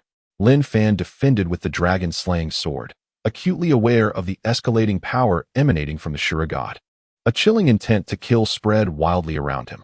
Behind him, 6 blood-red Shura arms materialized, ominously poised. Upon these arms, each grasps a phantom Shura demon sword, albeit with an ethereal appearance. The divine technique, 6 paths Shura slash. The original Shura demon sword has vanished, seemingly imparting its essence to those illusory blades. The speed at which these swords strike is astonishing, each slash imbued with the profound intent of annihilation. In the dragon-slaying domain, myriad transformations occur. Lin Fan, in a remarkably brief moment, augmented himself with the domain, harmonizing his own strength to unleash a domain skill. Countless beams of sword light surged forth from his back, incessantly intertwining, colliding fiercely with the frenzied, blood-soaked strikes of the Shura divine power. The battles here have grown increasingly fierce, with the power of faith surging uncontrollably. On the battlefield of the Silver Dragon King, a palpable pressure has begun to mount. Though he is merely at a level of just over 130, he already possesses such formidable offensive capabilities. Should he reach a level comparable to that of the god of Azura in the future, he may prove exceedingly difficult to contend with. The evil god, taken aback, realized he could no longer be restrained by the Silver Dragon King and must hasten to aid the god of Azura. With this thought, he communicated telepathically and prepared to move. Upon learning of this, the benevolent goddess felt the weight of divine authority gradually enveloping her. The supreme artifact, the heart of benevolence, floated above her head, imbued with waves of immense divine power. Evil shall not prevail. A radiant light erupted from the benevolent goddess, spreading with fervor. Simultaneously, her domain was unleashed. As her domain infused the artifact, its power was amplified and expanded. The Silver Dragon King flicked his silver dragon spear, transforming into a shimmering silver essence that evaded the incoming attacks and then thrust forward. His strike was aimed directly at the evil god, who sought to assist the god of Azura. The spear struck the evil god's form. However, at that moment, a surge of power emanated from the evil god. These forces began to emanate from the silver dragon spear, swiftly coalescing into a diminutive prison for the Silver Dragon King. Seizing this opportunity, the evil god rushed forth into the distance. As the Silver Dragon King shattered the bizarre cage, the radiance of the good goddess swept in. With no alternative, the Silver Dragon King could only address the immediate threat before seeking a chance to assist Lin Fan. The throne of evil? In this realm, only I possess the ability to wield such power. What you command is but a mere semblance. The evil god roared, exuding his divine consciousness and unleashing a vast surge of malevolent energy. The overwhelming brilliance descended, intent on tainting the majesty of the dual thrones. Yet, at that moment, the essence of goodness seized the upper hand. An immensely powerful wave of benevolence erupted, effortlessly shattering the evil god's assault. Good and evil are two forces that mutually counteract each other. Previously, Lin Fan had utilized the throne of evil to obliterate the power of goodness. Now, he could naturally reverse the process. Moreover, the throne of goodness was a fully realized experience, equating to the might of the good goddess herself. With such a magnificent surge of benevolent energy unleashed, the once confident evil god was left utterly bewildered. What is the situation? Why am I at a loss? At this moment, a formidable battle intent emanated from afar. The conflict between the god of Shura and Lin Fan had reached a pivotal outcome. Ultimately, Lin Fan unleashed the power of combat, known as the fighting character technique, amplifying the potency and perfection of his moves.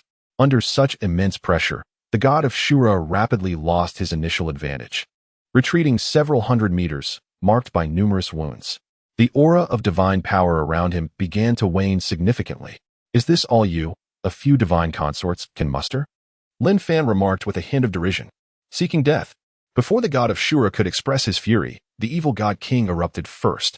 Let us combine our domains and first dismantle his. The domain of evil began to spread. Lin Fan's fighting character technique evolved, and the dual thrones that hovered above him materialized. He harnessed the power of belief continuously flowing from Douluo to augment his strength. The forces of good and evil reached their zenith. You need not unravel it. I shall contain it myself. With that, the dragon-slaying domain above the god of Shura dissipated. As the domain vanished, the intensity of the suppressed divine power reverted to its original state. With the dissolution of the previous domain, new domains enveloped the area, the god of Shura's Shura domain and the evil goddess domain. Within this space, the god of Shura's strength was bolstered. However, as he scrutinized Lin Fan, he was astonished to discover that the suppression capability of his Shura domain seemed to have vanished entirely, proving ineffective against Lin Fan. Chapter 162, Sword Bamboo. The Dual Battle God Kings. Lin Fan emanated a pure aura of combat from his being, further enhanced by the power of annihilation. The fusion of combat power and annihilation rendered him impervious to the constraints of the domain, as his strength held precedence over the Shura domain. Moreover, as the force of slaughter descended, Lin Fan conjured a sword, transforming the lethal energies directed at him into his own power. This is the formidable essence of the Douluo. It manifests boundless power. The vitality of the Golden Dragon King is surging fervently, provoked by the might of combat. It has transformed into an overwhelming force. Behind Lin Fan, the ethereal figure of the Golden Dragon emerges. Witnessing this spectacle, both the god of Azura and the evil deity are momentarily bewildered. Is Lin Fan truly unleashing the power of slaughter before their very eyes? How is this possible? This power is not merely a learning resource that one can grasp at a glance. It is a reflection of the path one chooses. Clearly, the Lin Fan of the past did not opt for the path of slaughter. Otherwise, his divine position would undoubtedly be infused with the essence of lethal force. Yet, even when his divine position bore no connection to such power, the other party was still capable of unleashing a force of slaughter, which appears exceedingly peculiar and strange. Before Lin Fan lies a luminous orb. This is a remnant from the fierce battle with the god of Azura. It consumes the divine attributes of the Scholar King, which were obtained from his defeat. This time, Lin Fan chose to initiate the battle without hesitation, utilizing every resource at his disposal. Upon witnessing the attributes that had dropped, specifically the power of the Divine King, he felt a twinge of disappointment. Had it been the power from another realm, the experience would have undoubtedly been exhilarating. The luminous screen before him also underwent a transformation. This time, the divine attributes he relinquished bore little connection to the Azura deity itself. Instead, he acquired a bamboo staff. This is a formidable bamboo of the highest caliber, primarily utilized for the forging of treasures. Naturally, it possesses an extraordinary and piercing strength of its own. A slender section of bamboo materialized in Lin Fan's hand, exuding a fierce aura the moment it appeared. Under the infusion of the ultimate gold, this mere 1.5 meter bamboo seemed to be activated. He unleashed his soul technique, wielding the mountain sword in his left hand and the bamboo sword in his right. Enormous golden dragon claws manifested behind him, grasping the ethereal blades. With a powerful slash, 2 colossal beams of light were unleashed, intertwining to form a crosscut. What is this? The Shura god, who was currently employing the power of faith to mend his wounds, was taken aback. The evil god king, however, charged forward without hesitation. The essence of malevolence surged forth, enveloping him in an overwhelming dark power. Behind him, the void split, revealing a gaping maw. Assimilate it. The evil god king silently cried, intent on absorbing those 2 attacks, much like how Lin Fan had previously assimilated the Shura god's slaughtering power. The enormous mouth devoured the crosscut of swordlight. which had initially radiated a fierce aura and unparalleled strength, only to vanish as if it had been swallowed by the sea. Is that all? The evil god king scoffed. Empowered by the essence of malevolence, he executed a series of instantaneous movements, finally arriving before Lin Fan. At this moment, he too was recuperating, having expended considerable energy during his earlier battle with the Xue god. Seizing the opportunity, he aimed to restore his strength. Once he closed the distance, the evil god king unleashed a massive handprint that enveloped Lin Fan in an instant. He relentlessly manipulated his power to invade Lin Fan's physical form and penetrate his spirit. As the invasion progressed, the Xue god could assimilate the divine power of others. Upon reaching a certain threshold, the enemy's attacks would become ineffective against him, allowing him to effortlessly control his foes. Continue. The evil god's heart surged with excitement. He could sense the emergence of dark power within Lin Fan. A smile crept across his face as he intensified his release of power. Yet suddenly, a piercing force erupted from within him, causing his expression to become somewhat unnatural. The two beams of sword light he had previously consumed reappeared. This time, their emergence cleaved the evil god's physical form in two. One ethereal shadow had already fled to a distance. Had he not acted swiftly, his very soul would have been annihilated. How infuriating! How could his power be so formidable? The evil god king, steeped in dissatisfaction, found himself at a low point. Behind him, the resurrection of the Xue god had reached fruition, and it was now his turn to take action. The evil god king need not rush into the fray just yet. There remained the task of confronting the malevolent throne, along with the necessity to reconstitute his corporeal form. After all, without a physical body to engage in battle, one was merely a soul, a rather fragile existence. Aside from possessing extraordinary speed, there were few advantages to be had, unless his mental fortitude surpassed that of everyone present, even in a soul state. He would be incapable of indiscriminate slaughter. Alas, he was not the mightiest entity on this battlefield. In the distance, amidst a surge of malevolent energy, Lin Fan raised his hand and thrust it forward. The power of combat erupted, turning the very evil forces that had once targeted him into instruments of his will. The Xue god, within his domain, was as a fish returning to the ocean. With a mere thought, he appeared before the newly manifested Lin Fan. With a swift motion, he struck down with his sword, aiming for Lin Fan's head. With a single stroke, Lin Fan lost half of his head, blood gushing forth as an excruciating pain erupted within him. Observing this scene from a distance, the malevolent deity was elated, exclaiming with delight. After such a prolonged struggle, they finally witnessed a moment of advantage. The Xue god did not relent after a mere strike. Instead, he continued to assault Lin Fan's secondary defenses. In his grasp, the Xue demon's sword resembled the legendary Qinglong Yingyue blade. One swing would obliterate all opposing forces. Lin Fan continuously retreated, seeking an opportunity. Suddenly, his gaze transformed, taking on an enigmatic quality. In that instant, the bamboo sword and the mountain sword in his hands seemed to resonate with one another. The mountain sword swelled to an immense size, reaching the height of a mountain in the blink of an eye, while the bamboo sword rested upon the colossal blade, sprouting vibrant green segments. The fusion of divine artifacts birthed the mountain bamboo sword. A vast aura radiated outward, compelling a holy brilliance to manifest upon the Xue god's form. Divine technique, Xue's 1/. The divine power within him began to drain rapidly, and the void behind him tore open. A sword light spanning miles erupted forth, manifesting effortlessly without the need for further motion. The immense intent of slaughter collided with the mountain bamboo sword. This time, their attacks did not result in a mere stalemate. At the moment of impact between the mountain and bamboo swords, the fighting spirit reawakened. In an instant, the Xue sword, which should have been capable of annihilating Lin Fan, was shattered.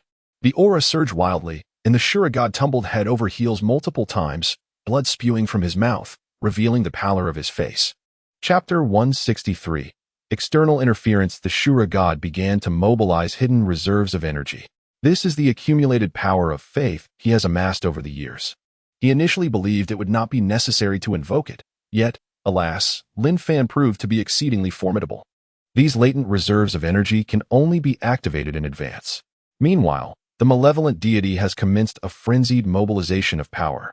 Lin Fan possesses his own hidden reserves as well. As long as the inhabitants of Douluo Star continue to bestow their strength upon him, he retains a glimmer of hope. On the other hand, the Silver Dragon King also draws upon the power provided by soul beasts. In the face of the benevolent deity's might, the Silver Dragon King is still able to cope. She has entered a divine king state, safeguarding her consciousness with the heart of the dragon god. Thus, She would not be swayed by the influence of a benevolent heart. The methods of the goddess of kindness could only harness the power of goodness. Yet now, she no longer adhered to the established rules and began to unleash the might of the God King. Lacking offensive techniques, she could only suppress using this divine power. However, employing such force would inevitably affect her as well. It became evident that the benevolent heart hovering above her head had begun to fissure. Without offensive skills and relying solely on this power, you still cannot extinguish me. The Silver Dragon King communicated. I do not need to obliterate you. I merely require your restraint. Together, we shall undoubtedly eradicate that evil, the goddess of kindness declared. At this moment, her visage no longer exuded warmth and friendliness. Instead, it appeared somewhat frigid. This marks her metamorphosis. She begins to harness the benevolent power of the kind deity, for soon after her transformation is complete, she will no longer be able to draw upon such goodness. For her, this represents both an advantage and a flaw. The advantage lies in her ability to absorb all the virtuous intentions that permeate the realms governed by the divine. The flaw, however, is that she can only wield these benevolent intentions against her foes. Yet, once her adversaries devise countermeasures, this becomes her vulnerability. The Silver Dragon King is acutely aware of this, which is why he does not fear the goddess of goodness. Not every divine monarch possesses the martial prowess akin to that of the Shura of destruction. Nonetheless, those who may lack offensive capabilities can still subdue even the mightiest of warriors, provided that such warriors lack the means to counteract their approach. The battle rages on in the land of Douluo. As the conflict endures, many have shifted their focus away from it, turning instead to the emergence of a new world. With the rise of the Daming dynasty having supplanted the Tiandou Empire, this territory has entered a new epoch, transforming into a feudal monarchy where power is concentrated in the hands of a singular ruler, rendering the kings obsolete. The Spirit Empire has adopted a similar approach to governance as the Daming dynasty. Following her successful restoration of the Xinglua Empire, Zhu Zhiyun has continued to utilize its name while implementing a new operational framework. Presently, only the region of the Sun and Moon continent remains under the feudal system. Many years have elapsed, nearly a decade. Currently, the administrators of Daming are two subordinates elevated by Lin Fan. They serve merely as temporary figures. And aside from upholding Lin Fan's ideals, they are also harnessing their powers to consolidate divine status. Over the years, their divine statuses have successfully solidified. Although these statuses correspond merely to the second tier of the divine realm, they can still be regarded as true deities. Xue Qinghe holds the position of Ice Goddess, a status unprecedented in the divine realm, which is otherwise limited to the 7 elemental powers. Currently, her level stands at 111. Meanwhile, Yilingling's divine status is uniquely named after life itself, establishing her as the goddess of life on Douluo Star. They too are nurturing talent and assisting in governance. As the years have passed, many have forgotten the battle beyond the realms. However, those true deities who can still sense the power of faith are aware that Lin Fan continues to exist, still battling in the outer domains. Nevertheless, today heralds the emergence of a crisis that belongs to their Douluo Star. This matter was conveyed to them by Qian Renxue. In the northern region of Douluo Star, a mysterious space has emerged. According to Qian Renxue's conjecture, it is likely an invasion from another world. I shall accompany you to investigate. Xue Qinghe eagerly volunteered. Qian Renxue consented, and soon the two women, along with a middle-aged man, arrived at the area in the north of Douluo Star where the disturbances were occurring. The man was a true god cultivated by Qian Renxue, previously known as the Golden Crocodile Douluo, now holding the divine title of Crocodile God. His current level was merely 101. As the trio ventured into the depths of the abyss, they were immediately enveloped by an ominous aura that permeated the surroundings. Strange entities emerged before them, in response to the mental communication from Qian Renxue and her companions. These beings did not acquiesce, but instead launched an assault. Observing this, Qian Renxue wielded her dual angelic swords, channeling the power of angels, and unleashed 2 brilliant sword lights. The divine sword radiance shattered the peculiar abyssal creatures ahead. However, an unforeseen force soon emerged, repelling them all back. It appears to be an exploration by these beings. After the departure of the 3, the abyss gradually receded, as if it had never manifested at all. This situation has left them feeling rather perplexed. It is likely that they have become aware of the existence of a true deity among us and have retreated, Xue Qinghe remarked. It seems that Lin Fan's decision to have them remain here as guardians was indeed wise. Qian Renxue also concurred with Xue Qinghe's perspective. Should we venture into the outer realms to ascertain the nature of their battles? The crocodile god inquired. After all, as long as the issues in the outer realms remain unresolved, they will continue to be in peril. It has become increasingly challenging to gather intelligence on the situation, and we are unaware of what they have endured. Qian Renxue stated. She had previously been responsible for observing the conflict. However, several years ago, those individuals ventured further away and are now lost to us. The only indication we have is the gradual depletion of faith power from Douluo, which suggests that Lin Fan is still harnessing these energies. Unlike the tranquility of Douluo, the divine realm has become the target of other celestial domains, leading to several fierce confrontations. These battles have been orchestrated by the god of destruction, who, in conjunction with the deities of the divine realm, has repelled the relentless onslaughts from other realms time and again. Perhaps it is time to allow them to return, for we have now been exposed, and further disturbances from other worlds are inevitable, remarked the goddess of life. However, this implies that Douluo will sever its ties with us, countered the god of destruction, who was not inclined to concede so easily. He had never anticipated that the three deities would engage in such a prolonged struggle without a decisive outcome. While the strength of the divine realm continued to wane, this indicates that the hidden reserve of faith energy possessed by the Azure god and his ilk has been entirely depleted. It is now time to leverage the power of the divine realm. The vibrant life force of Douluo continuously provides strength to the sword god. I believe that a measured release will not yield adverse consequences. That place will inevitably be exposed, and when the time comes, they will find themselves in a precarious position. They will still opt to ally with my divine realm, and at that juncture, we can negotiate some form of collaboration to gradually reclaim Douluo, and perhaps even subjugate the sword god. The goddess of life remarked, contemplating the distant future. With the probing actions of other divine realms, several sovereigns from various planes have recently conveyed intelligence, indicating encounters with unfamiliar forces, all of which possess considerable strength. If we do not fortify our defenses and regroup, the divine realm risks losing another plane. Chapter 164. A millennia's promise. The once gentle visage of the kind goddess has lost its original warmth. Due to her transgressions against the established rules, she finds herself in a most unsettling state. As her kind power gradually transforms, she now appears somewhat fallen. With this descent, she has also mastered a greater arsenal of lethal techniques. From initially being able to contend with the Silver Dragon King, she has now been compelled to invoke the Dragon God's heart. In this brief moment of adjustment, the kind goddess received intelligence from the divine realm. Yet she is reluctant to return. The annihilation of the Silver Dragon King has become her obsession. Without vanquishing him, she cannot revert to her former state. She is now acutely aware of the substantial depletion of the Silver Dragon King's power. After a few more battles, he is bound to be defeated by her. What began as a series of individual confrontations has escalated to an all-out team battle. The Silver Dragon King has fought alongside Lin Fan for an extended period, receiving considerable strength from him.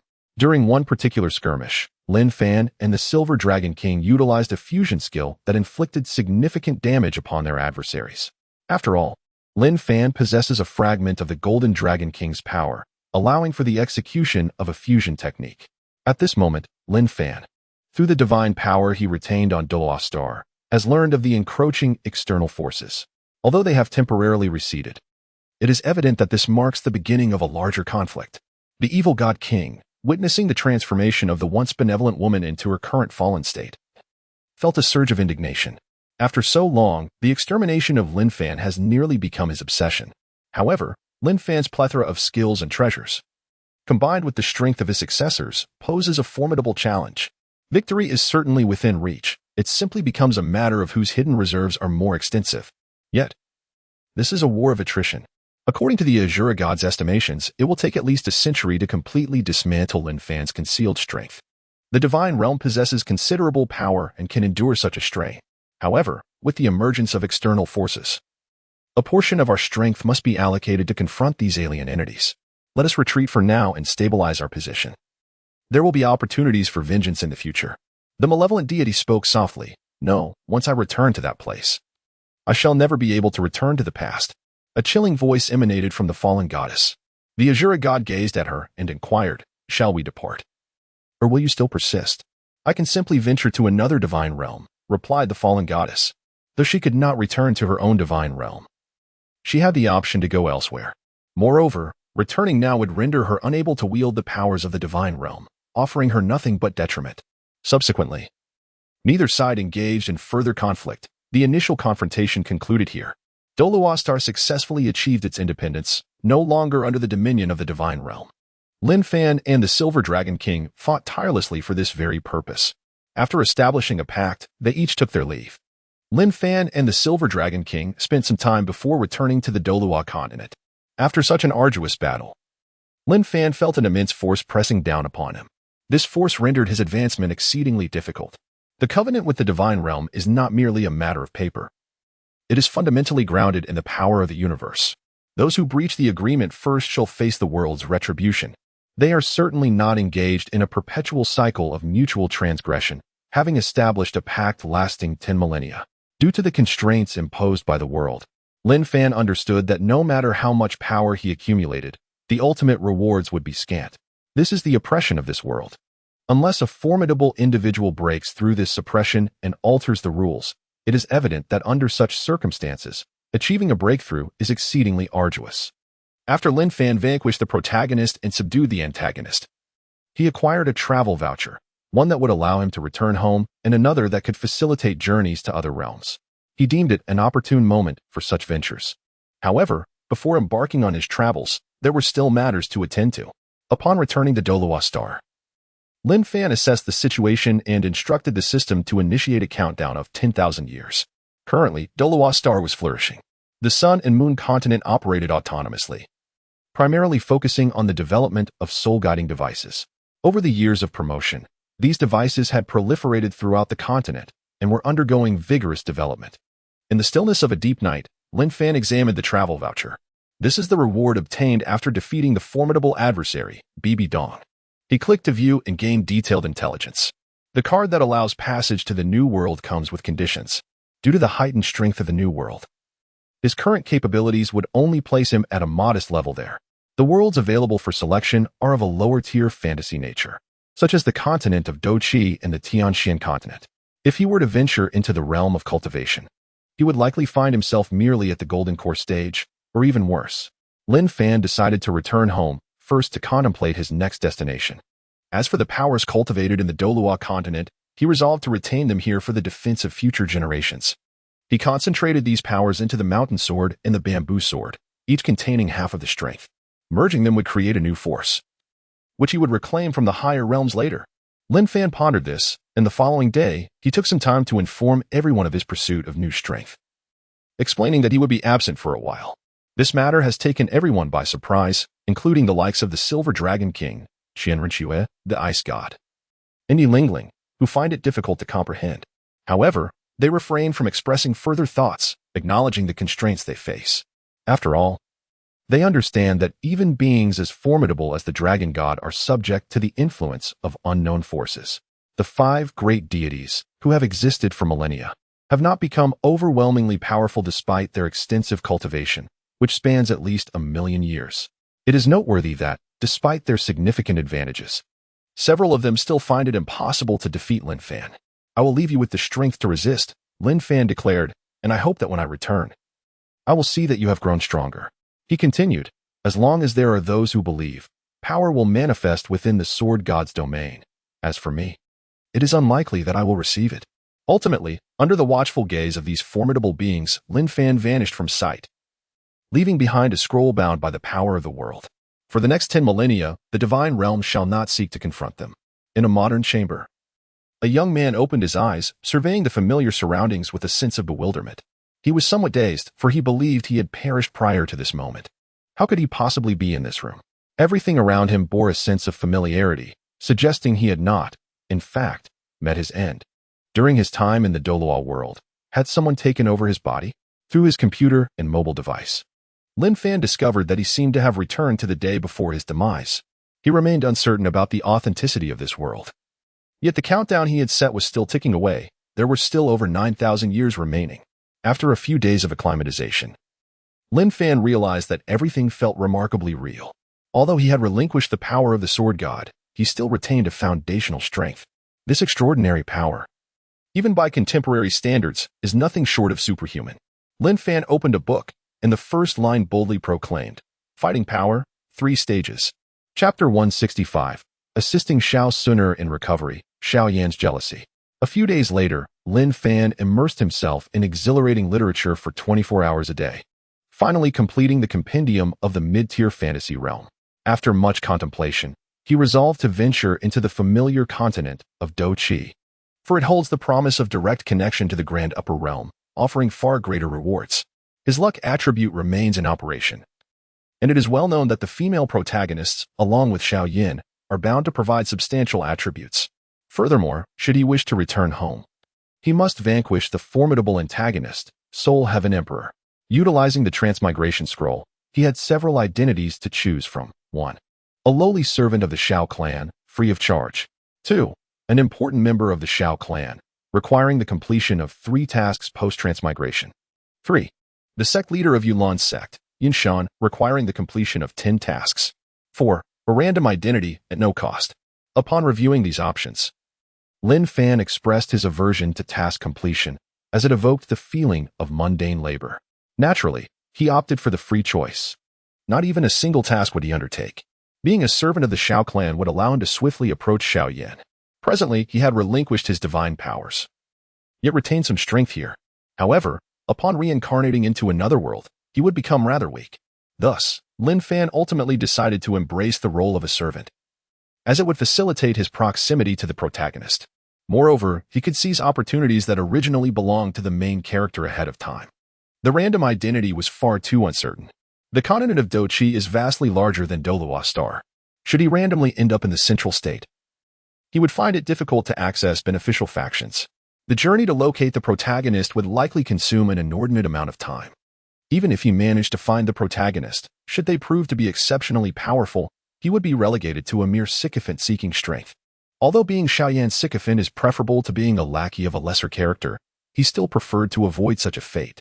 As time passed, the countdown reached 987 years, and on this day, he chose to embark on his second transmigration.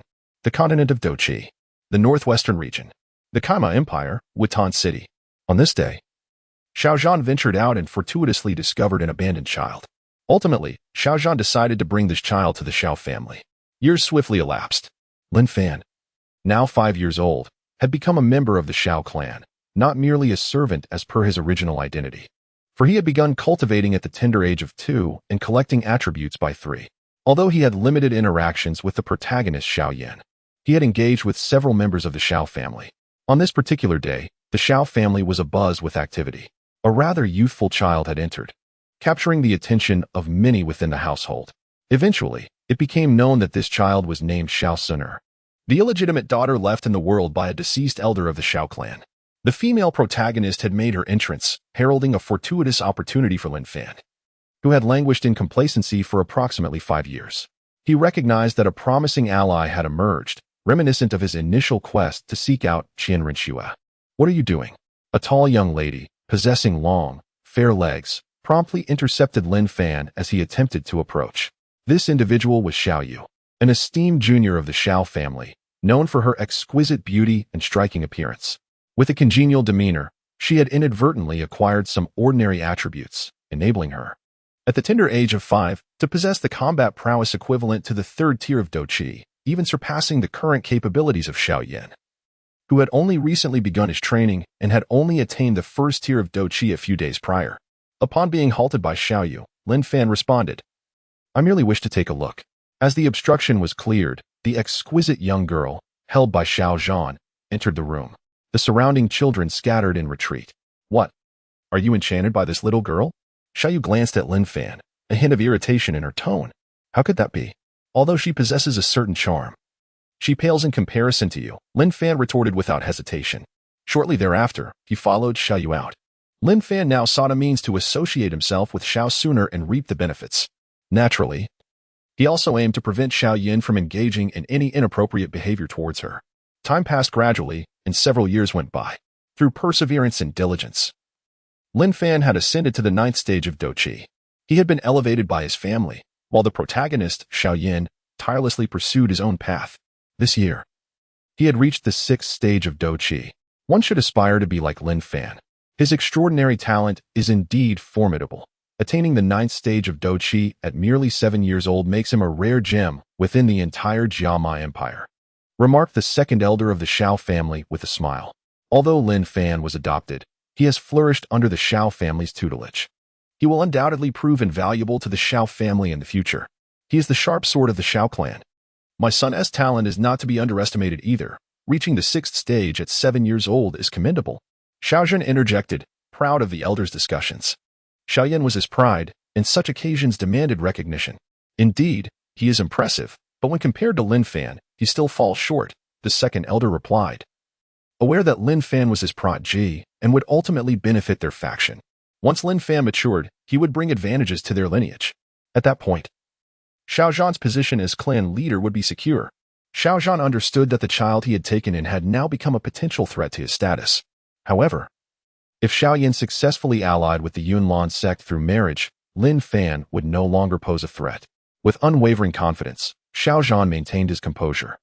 Undeterred by the second elder's remarks, "Brother Lin Fan, there is someone peeking at us," Xue Qinghe said, her adorable face displaying a hint of displeasure as she glanced back. A small child was curiously spying on them from a distance. Lin Fan recognized him as the protagonist, Xiaoyan, due to Lin Fan's continuous rise in status. The once shining aura that rightfully belonged to Xiaoyan had now shifted entirely to him, leaving the original protagonist relegated to merely observing beautiful girls, a rather unfortunate fate. "Let him look. I find that boy rather mischievous," Lin Fan responded nonchalantly, revealing a maturity and composure beyond his years. This is also a facet that attracts Xue Qinghe. Her acquaintance with him is naturally attributed to her remarkable talent for cultivation. Otherwise, it would be quite challenging to draw attention to her. Xue Qinghe exhibits a rapid progression in her training, bolstered by the support of an elder. When the time for recuperation arrives, they venture to a secluded area. The two meander for a while, and as the sky begins to darken, Lin Fan suggests they should take action. Upon hearing his words, a slight flush graces Xue Qinghe's delicate complexion, and she nods gently. The essence of recuperation lies in the fact that Xue Qinghe's fighting energy is somewhat unstable, necessitating the assistance of another to aid her in healing with their own energy. This point was highlighted by Lin Fan during their initial encounter a few months ago. At first, Xue Qinghe was taken aback, but she eventually embraced the other's nurturing. The nurturing was ineffable. In the room, Lin Fan began to channel his power to assist Xue Qinghe in regulating her Dou Qi. Although he had lost much of his strength from the Douluo Continent, he had not forsaken his cultivation techniques. This is one of the reasons for his rapid cultivation. His cultivation technique is a modified version of the devouring heavenly skill, tailored to suit this world, with a system rating of high-tier celestial skill. His divine ability, the secret of the duel, can manifest the power of combat, rated by the system as exceeding standard power, surpassing the strength of this realm. Thus, he possesses a considerable advantage. After a series of interactions, Xue Qinghe let out a genuine soft hum. Once it concluded, the young girl, her face flushed with embarrassment, hurriedly fled. However, unbeknownst to her, a pair of eyes was watching intently. How infuriating! What had they done to make Sun Er's face so red? Could this fellow truly be so wicked as to engage in such actions with a young girl? No, he was just a kid himself, with the soul of an adult. Xiaoyan's mind suddenly filled with troubling thoughts, leaving him quite displeased. Although he had previously interacted with Xue Qinghe due to her beauty, he had not left her with a particularly favorable impression. In contrast, Lin Fan's interactions had been remarkably smooth, which irked Xiaoyan considerably. Before long, Xiaoyan also departed. Lin Fan, on the other hand, activated his attribute absorption. The attribute orbs left behind from Xiaoyan's spying merged into Lin Fan's possession. An announcement soon followed. "You have incited Xiaoyan's jealousy, resulting in the acquisition of excellent attributes." Lin Fan opened his panel, which contained a wealth of power accumulated over the years. To maintain a semblance of reasonableness, he had not accelerated his growth too quickly. He had stored a significant amount of fighting energy. Currently, the fighting energy he possessed could elevate him to a 5-star fighter. Chapter 166. The frantic pursuit of Xiaoyan. Lin Fan's fighting attribute is gold, akin to that in Douluo, the ultimate gold. However, what is considered formidable in Douluo holds little merit here, merely offering slightly higher damage than the average fighter. It pales in comparison to the fire attribute fighting energy that can be used for alchemy. As Lin Fan perused the options, he chose the alchemy attribute among the various selections. Reflecting on alchemy, he felt a pang of nostalgia for Luo Yu's alchemical martial soul, which required only the materials to successfully concoct potions without the need for meticulous control. The profession of an alchemist holds significant importance, and he intended to learn more about it in the future. No, there is no need to seek out a mentor. One is already at hand. Lin Fan immediately recalled Xiaoyan's golden finger, Yaochen. However, acquiring Xiaoyan's spatial ring at this moment posed a challenge. He resolved to retrieve it after Xiaoyan's fighting energy diminished, conveniently avoiding the need to provide his own fighting energy to revive him. Lin Fan mused, feeling quite pleased with this plan. Not only would he not need to supply fighting energy himself, but he would also gain auxiliary support. With the system and the old man with the ring backing him, how could he possibly fail? He had never encountered such a splendid beginning. Several days have passed, and Lin Fan's cultivation plan remains in progress. Xiao Suner has now taken on his form. However, retaining her presence necessitates formidable strength. After all, she hails from one of the ancient 8 clans. During these days, Lin Fan has observed that whenever he and Xiao Suner indulge in leisure, there are always prying eyes lurking in the shadows, which has greatly displeased her. The accumulated frustration has finally reached a breaking point. Xiaoyan, why do you always follow us? Xiao Suner exclaimed, pointing at the rather lecherous youth. I'm not following you. I am merely strolling about. Besides, do you believe it? You seem somewhat familiar, Xiaoyan replied. Xiao Suner was momentarily taken aback by his words. However, she quickly regained her composure, her anger flaring as she warned him to leave at once. Watching the boy's retreating figure, she inexplicably felt a sense of loss. The kind-hearted Xiao Suner then called out to Xiaoyan, softening her tone as she offered him a few words of counsel. This transformation brought a subtle joy to Xiaoyan's heart, dispelling his earlier sense of loss. Indeed, she was the woman destined for him. Observing her playful interactions with Lin Fan had always left him with a lingering feeling of loss. It seemed she was the fated heroine he had crossed realms to find. Xiaoyan pondered, realizing that perhaps he had been too hasty. Once he began his cultivation, there would surely be opportunities for their paths to intertwine again. Resolutely, he vowed to enhance his own strength, determined to surpass Lin Fan. Thus, one could capture the attention of the destined heroine. Perhaps Lin Fan, much like the antagonist, serves as a stepping stone for me. In the days that followed, during outings with Xiao Suner, the two found themselves devoid of any unwelcome interruptions. Brother Lin Fan, if one day I were to suddenly disappear, what would you do? Xiao Suner asked sweetly, her enchanting eyes shimmering with anticipation, eager to learn his response. Lin Fan maintained his composure, exuding an air of maturity beyond his years. He refrained from questioning why she might vanish, simply stating, if you were to disappear, I would undoubtedly seek you out, traversing the depths of the earth and the heights of the heavens until I found you. Under Lin Fan's formulaic charm, Xiao Suner's heart raced, her admiration for him intensifying. Yet, a shadow of melancholy lingered, as she was acutely aware of the painful visions that the future might hold. Nevertheless, she had already become deeply enmeshed in her circumstances. Children often harbor fewer concerns, but as a successor, her contemplations were more intricate, albeit still limited. She resolved to cherish each day, determined to embrace joy. Concurrently, she yearned for Lin Fan to fulfill his promises. Time flowed swiftly, and another year had passed, heralding the annual assessment. Xiaoyan, fighting strength, 9th rank. The crowd of onlooking youths erupted in astonishment. Several elders displayed satisfied smiles. Clan leader Xiaozhan gazed proudly at his son, Xiaoyan. With his head held high, Xiaoyan descended, his gaze shifting towards another youth present for the evaluation. That boy, visibly displeased by Xiaoyan's demeanor, was none other than Xiaoning, his cousin, who would later become a relentless adversary. There was no unprovoked hostility. After Xiaoyan's fighting spirit surged, many who had previously been targets of his ridicule began to rally against him. What is there to boast about? You're still not as good as my brother Fan. In this year, Xiaoyan is 8 years old, a year ahead of his original timeline. Perhaps it is due to his diligent training. Xiaoyan disregarded others and approached Xiao Suner. Sister Suner, what do you think? I have become quite formidable now. Xiao Suner glanced at him, giving a slight nod, though she did not exhibit much enthusiasm. Her beautiful eyes scanned the surroundings, failing to locate Lin Fan. After Xiao Ning's assessment, it was Xiao Suner's turn. She was reasonably restrained, currently at the 5th stage of combat power. In the Xiao family, at her age, she was indeed quite a prodigy. Elder, wait a moment. Why hasn't Lin Fan come to be tested? Someone raised a question. After observing the entire event, they realized Lin Fan was absent. Lin Fan reached the rank of fighter a few days ago and has recently gone hunting magical beasts with some companions to hone his skills. Spoke the second elder of the Xiao family. Upon hearing this, the crowd erupted in surprise. A fighter? But Lin Fan is only 8 years old this year. How could he have advanced so rapidly to such a level? The young men were astounded, and even the confident Xiaoyan clenched his fist involuntarily. Despite his relentless pursuit, he still fell short.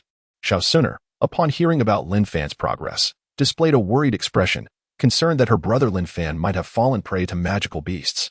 Observing her expression, Xiaoyan's heart sank further. How infuriating! Despite my strenuous efforts to catch up, it remains futile. Perhaps she is not destined to be my fated partner. Xiaoyan sighed deeply. In his era, the concept of a dog-like admirer had yet to emerge. In a time when love-stricken families were abundant, such devotion equated to deep feelings and admirable qualities. Xiaoyan naturally shared this sentiment. He resolutely chose not to give up and to continue his arduous training. Xiaoyan was ensnared in his own predicament. Even a mere smile from Xiaosuner would bring him immense satisfaction. If a good friend were to forcibly offer him advice, only then might he awaken to his circumstances. Little Yin, it seems Suner is not inclined to engage with you. Why do you persist in approaching her? Xiaoli watched his younger brother come over and unhesitatingly mocked him. Brother, I merely wish to protect her. That Lin Fan seems like a rogue, Xiao Yin retorted, displeased. I understand you appear to be comparing yourself to him in secret, but do not do so. There are many geniuses in this world. Focus on your own path. Your talent is commendable. Xiao Ding, the elder brother, offered a more mature perspective compared to Xiao Li's ridicule. Xiaoyan nodded but did not take it to heart. He believed himself to be the fated child of destiny, surely possessing something extraordinary within him. Regrettably, after all these years, Xiaoyan has yet to discover anything particularly extraordinary about himself. At most, he has merely cultivated at a slightly accelerated pace, a fate befitting a protagonist. I must grow stronger, otherwise, the agony of betrayal would be unbearable. A sense of anxiety began to envelop Xiaoyan as he recalled numerous tales of martial heroes, many of whom faced the humiliation of infidelity. Merely contemplating such scenarios fills him with distress. The pain is truly excruciating. Chapter 167. The Richness of Sun Er's Wool. Xiaoyan begins to retreat. The Xiao family possesses few significant enterprises. In the bustling city of Wutan, they own merely 2 streets. However, this wealth surpasses that of the average person. Their primary offerings consist of daily necessities, sustenance, and the magical cores required by cultivators. Today marks Lin Fan's inaugural outing with family members to undertake a mission. Unfortunately, they encountered a second-tier magical beast. This is a confrontation with a formidable Dou master. Presently, the disciples of the Xiao family are engaged in battle ahead. Lin Fan, you should proceed first and inform the elders of the family, Xiaoli instructed. Now a 2-star Dou fighter, Xiaoli had come of age. Their initial objective for the day was merely to hunt first-tier magical beasts. Yet they had not anticipated the appearance of a second-tier creature. Surprisingly, the anticipated cries of despair did not ensue. They were spared from total annihilation. With a swift stroke, a sword pierced the skull of the Gale Hound.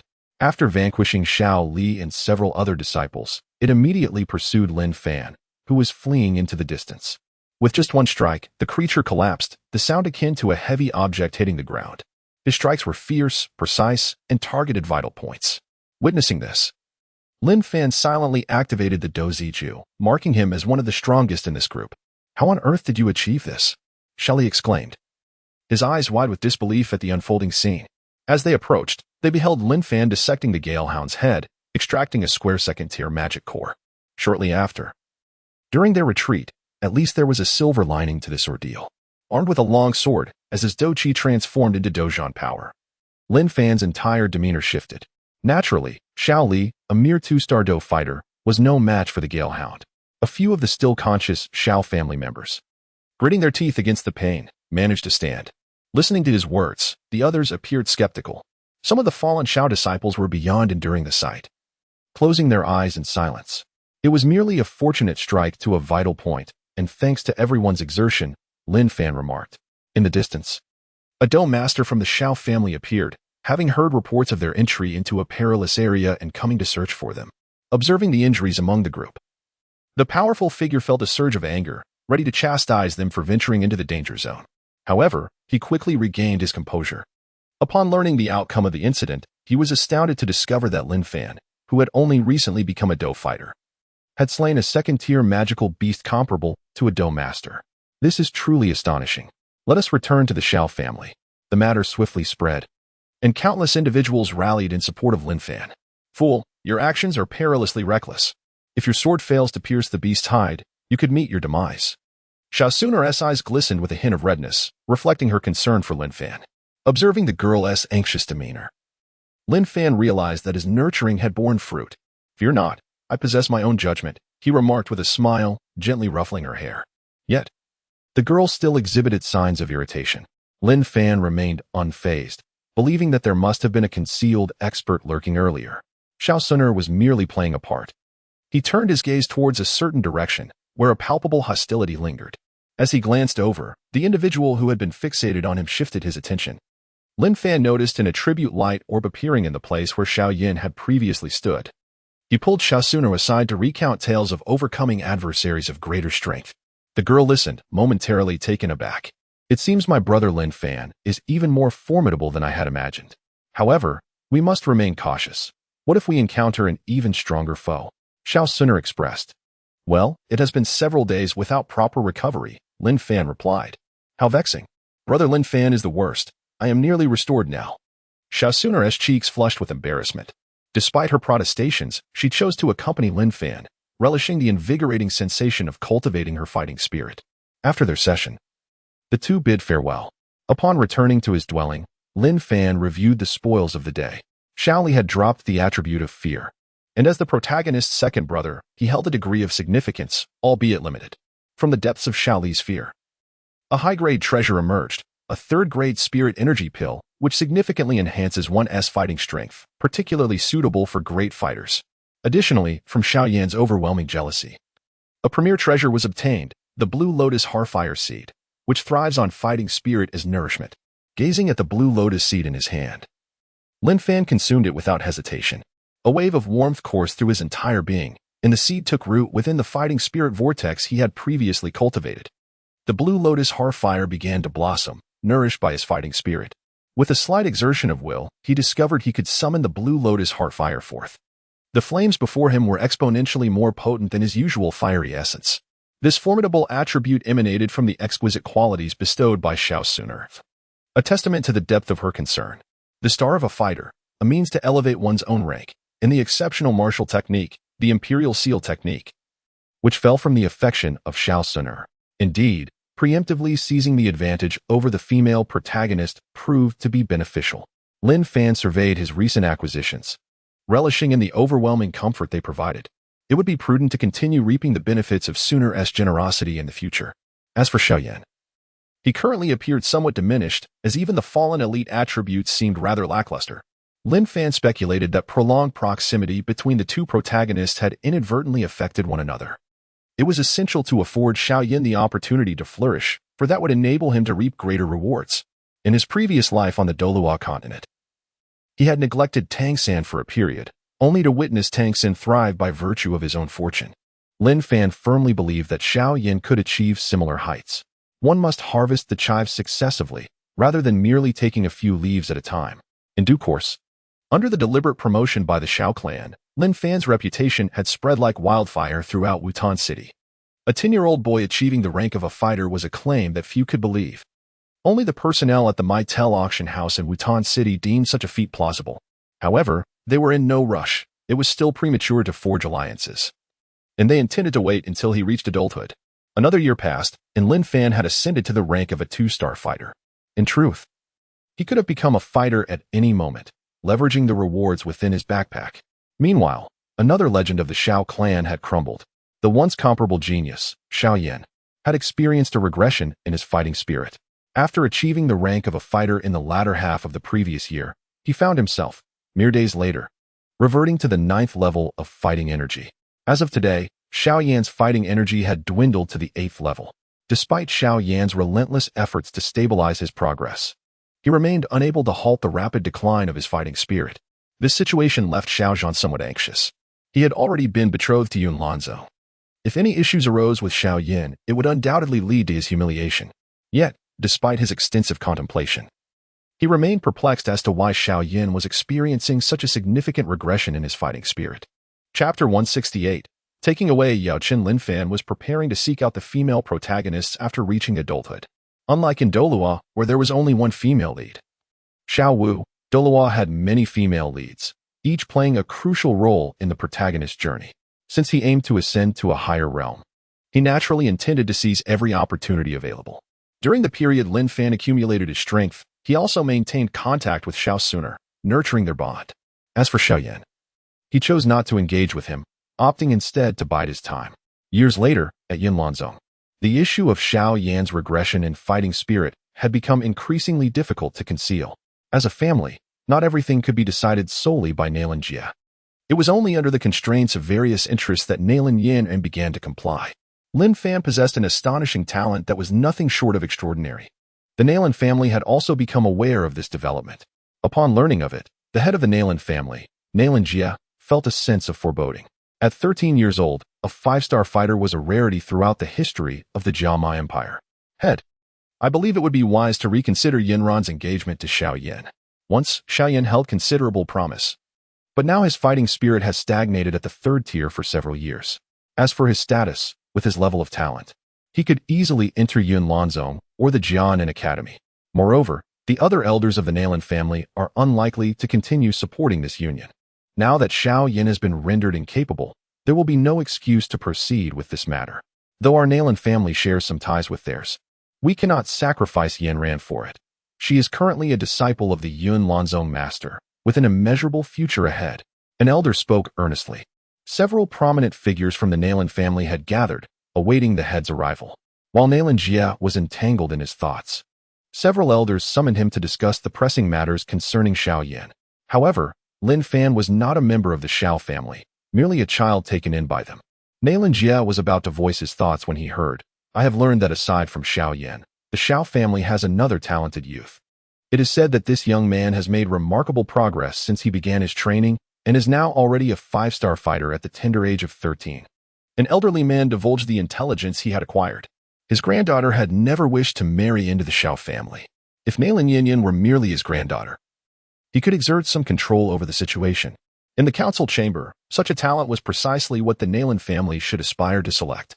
However, not long ago, Lin Yin had become a disciple of the Yunlan sect, and what was more, she had caught the attention of the current sect master, Yun, who took her under her wing. Her status had thus transformed dramatically. The once promising young genius had now plummeted. Over the course of several years, she had regressed from a formidable fighter to merely the 3rd stage of Dou Qi. Patriarch, I understand your connection with the Xiao family, but times have changed. Yin has become the hope of our clan. Do you truly have the heart to see her wed to a useless man? Coldly scoffing at Lin Jie, who remained hesitant, he spoke. Just as the discussion unfolded, a young girl clad in a green dress, approximately 1.60 meters in height, appeared at the doorway. She possessed fair skin and exquisite beauty, her long hair cascading like a waterfall, and her delicate features exuded a sense of discontent rather than joy. Esteemed elders, I wish to take charge of my own marriage. Be it Xiaoyan or Lin Fan, I shall choose for myself, Lin Yin declared earnestly. Her small chest puffed with determination. Yin, you are not even a fighter yet, and you disdain Lin Fan, who is a 5-star fighter. Are you aware of his potential? One elder remarked. Upon hearing this, Lin Yin chose to remain silent. This is indeed a reality, although she aspires to pursue a liberating marriage. It seems she currently lacks the means to do so, unless she can surpass that individual named Lin Fan. Does this mean that Xiaoyan is no longer worthy of me? Can I initiate an annulment? A spark of inspiration flickered in Lin Yinran's mind as she inquired. Nonsense. Lin Jie was instantly enraged upon hearing her words. Observing her grandfather's fury, Lin Yin instinctively recoiled, feeling a twinge of fear. The other elders promptly shielded the young woman. After a prolonged discussion, no conclusion was reached. However, Lin Jie sternly warned Lin Yin against causing any disturbances, particularly regarding matters such as annulments. Years passed.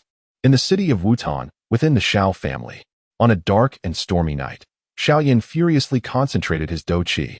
He was infuriated, for no matter how diligently he trained, his Dou Qi inexplicably vanished the following day. This left him, an ambitious soul, in a state of despair. For today, this shall suffice. I hope that when I awaken tomorrow, my resolve does not inexplicably wane. Xiaoyan thought fiercely, as if issuing a warning to an unseen entity. With his eyes closed, he descended into the realm of dreams. An eerie fragrance permeated his room. Before long, Xiaoyan succumbed to a profound slumber. A shadow materialized beside his bed. It was Lin Fan. The time marked the beginning of the tale, during Xiaoyan's 16th year. Lin Fan understood that the moment had come to claim the fruits of his labor. In recent years, his reluctance to take action was undoubtedly a ploy to coax Xiaoyan into aiding him in awakening Yao Chen. He had no desire to use his own dou qi to rouse that old fellow. Seizing the opportunity while Xiaoyan was ensconced in a deep slumber, Lin Fan discreetly pilfered his spatial ring. This is a relic of Xiaoyan's mother, which he carries with him every day. After Lin Fan took the item, he returned to the opulent courtyard that he now calls home. He has become a prominent figure in Wutan City, a 9-star and alchemist. In the city, not only the younger generation but even many adults dare not challenge him. With the staunch support of the second elder of the Xiao family, Lin Fan's position within the clan has become increasingly solidified. Having obtained the spatial ring, Lin Fan released his soul power. As a transmigrator, his soul strength naturally surpasses that of the natives of the Douluo Continent. Furthermore, having previously cultivated mental power, which is of a similar nature to the soul, he retains an advantage.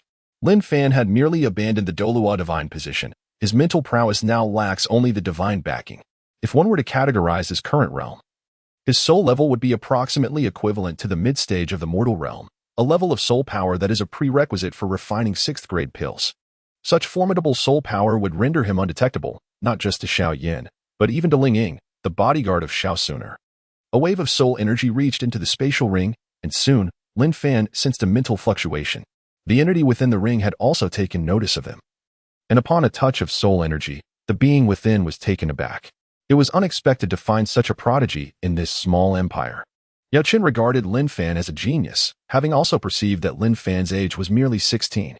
At 16, achieving the mid-stage of the mortal realm is a rarity in the central state. Chapter 169, The Golden Emperor's Burning Heaven Flame. It seems you have long sensed my presence. I wonder why you have brought me away from that young man? Yao Chen's voice resonated in Lin Fan's mind. Firstly, to prevent you from seizing Xiaoyan's body. And secondly, I see potential in you, leading me to consider a collaboration. Lin Fan promptly accused Yao Chen of being a potential villain. Upon hearing this explanation, Yao Chen was somewhat speechless, yet he did not elaborate further. It is indeed commendable for this youth to possess such caution. Then, shall we move into my spatial ring? Lin Fan proposed. After a moment of silence, Yao Chen acquiesced. Although he was not well acquainted with Xiaoyan, he felt a twinge of guilt. However, reflecting on Lin Fan's talent, he concluded that choosing Lin Fan would be the wiser decision. After successfully transferring Yao Chen, Lin Fan returned Xiaoyan's spatial ring. The following day, this is the most delightful news in recent years. Many around him are mocking him with scornful jests. For reasons unknown, he feels an inexplicable sense of having lost something of great significance.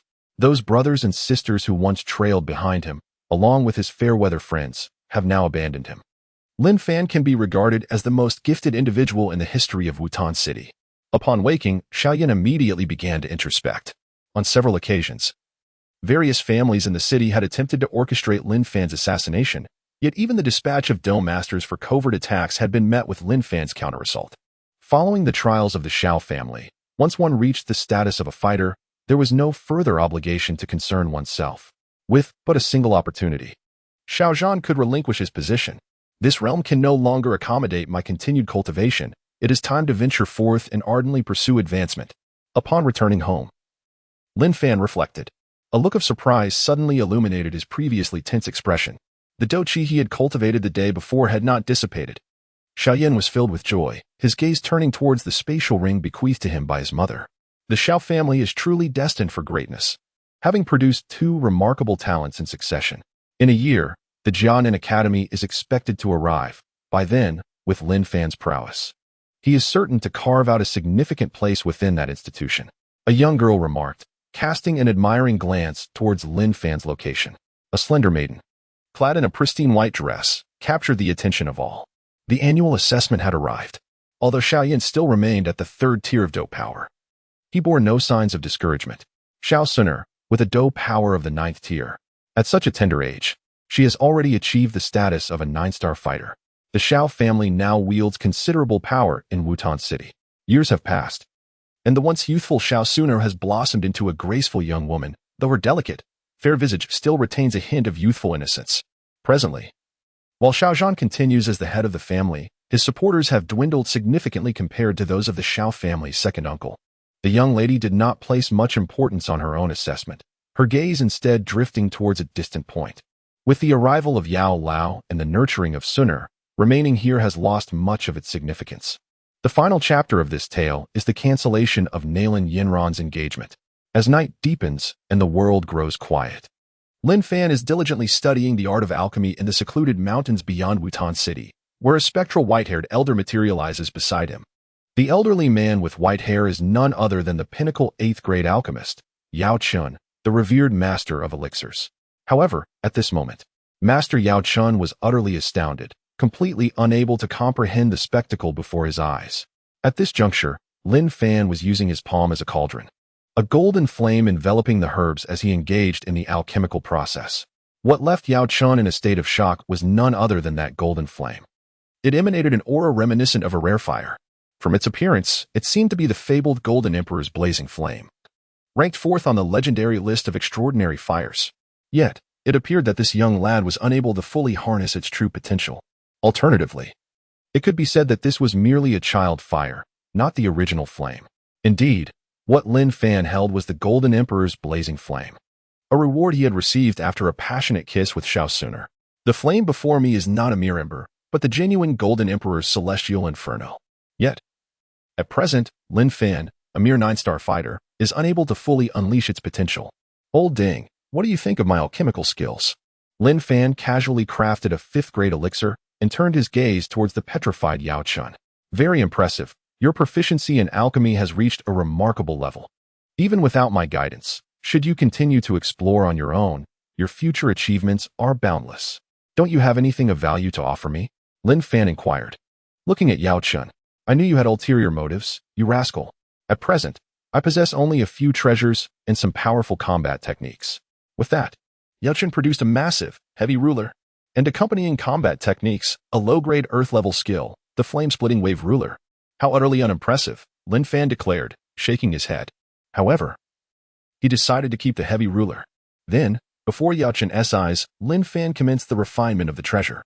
As the terrifying heat of the Golden Emperor's celestial inferno erupted, the ruler, reputed to be forged from a fallen star, was swiftly melted, enveloped by Lin Fan's fighting spirit. It began to take shape. Ultimately, it was transformed into the semblance of a sword. Yao Chun employed the Bone Age cold fire to assist Lin Fan in tempering the blade. The 2-meter-long heavy ruler, through their collaboration, metamorphosed into a grand sword. Its weight, while not as fearsome as tens of thousands of pounds, was a mere 1,000 pounds. Nevertheless, with commendable defensive capabilities and the fusion of the Golden Emperor's celestial inferno, the sword's strength saw a notable enhancement. Ah, I see you are adept with the sword. I have one here as well. Yao Chun produced another fine item. As the master of the Starfall Pavilion, he possessed no shortage of treasures. A mid-grade, earth-level combat technique, the Azure Sky Sword Art. However, with your current 9-star fighter's fighting spirit, it may prove challenging for you to fully wield it. Yet, with the intensity of your Golden Emperor's celestial inferno, even if a battle emperor sought to eliminate you, you could obliterate them, Yao Chun remarked. Observing that Yao Chun was reluctant to part with the burning technique, Lin Fan did not press the matter. After all, with the devouring celestial art at his disposal, he did not require the enhancement of the burning technique. He merely wished to understand what this skill entailed. In the dead of night, Lin Fan arrived at the Mitre auction house, retrieving the 5th-grade golden light elixir he had crafted. This is the elixir formula and some medicinal herbs previously provided by Yao Chun. Otherwise, in the remote and impoverished city of Wutan, where would one find such materials and formulas? The golden light elixir, a type of medicinal pill from the Central Plains, effectively enhances physical strength. Even those at the Do Huang or Do Zone levels would experience improvement upon consumption. In the Central Plains, it is regarded merely as a delightful snack, capable of bolstering one's physical prowess. The head of the Wutan branch of the Middle Auction House is Yue, an important supporting female character who has significantly aided the protagonist. She established contact with Lin Fan several years ago. Yue is a remarkably mature and alluring woman, clad in a red Tang San, her fair and long legs elegantly exposed. She enjoys considerable fame in Wutan City. Were it not for her connections with the Middle Auction House, such a beauty might have been abducted long ago. Lin Fan's younger brother, where did you acquire this? Yue gazed at the elixir radiating a pure golden glow, utterly astonished. Chapter 170. The Golden Lotus of all things. This was concocted by my alchemy teacher. Sister Yue, could you estimate its value? Lin Fan inquired. Previously, he had also refined some lower-tier elixirs for sale. In this secluded locale, even second-tier elixirs command a commendable price. Yue is well aware of Lin Fan's abilities. Besides elixirs, he often sells magic beast cores, making him a reliable customer. With the emergence of fifth-tier elixirs, not only at this branch, but even at the main auction house of the Jiamu Empire, fifth-tier elixirs are a rare sight indeed. As for the price, I fear I cannot make a decision without some time, Yue replied, her beautiful eyes sparkling as she looked at the young man. It's no trouble. I can wait for a time. I only hope that Middle does not undervalue my elixir, Lin Fan chuckled. How could that be? The Middle auction house values integrity above all else, Yue assured him. Although he was taken in by Xiao Zhan, it is only natural that Xiao Zhan prioritizes his own son. Lin Fan was summoned to the conference hall. Second elder.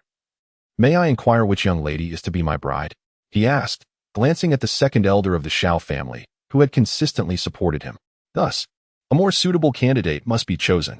The following day, a letter arrived from the Lin family, stating that Lin Yan had become a key disciple under the Yunlan sect's cultivation program, and the Lin family now had no authority to make decisions. Subsequently, Lin Fan returned to the Xiao family, intending to use this elixir as startup capital, for traversing the world without funds is unfeasible. Could this be the matter at hand?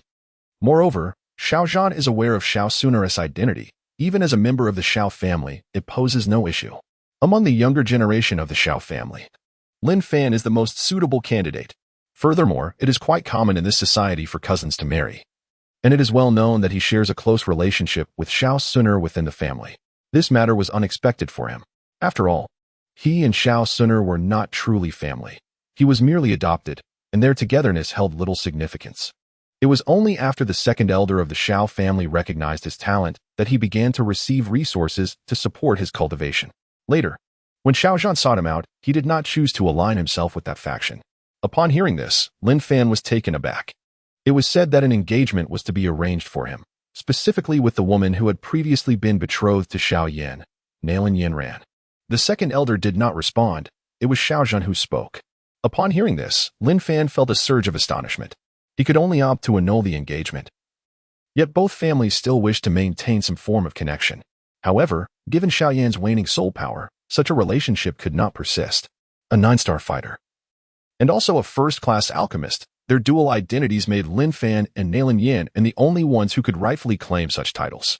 Lin Fan understood that this was not a choice being presented by the Xiao family, but rather a notification directed at him. He recalled the information regarding Lin Yanran. She offered no assistance to Xiao Yan. She was merely a catalyst for hostility.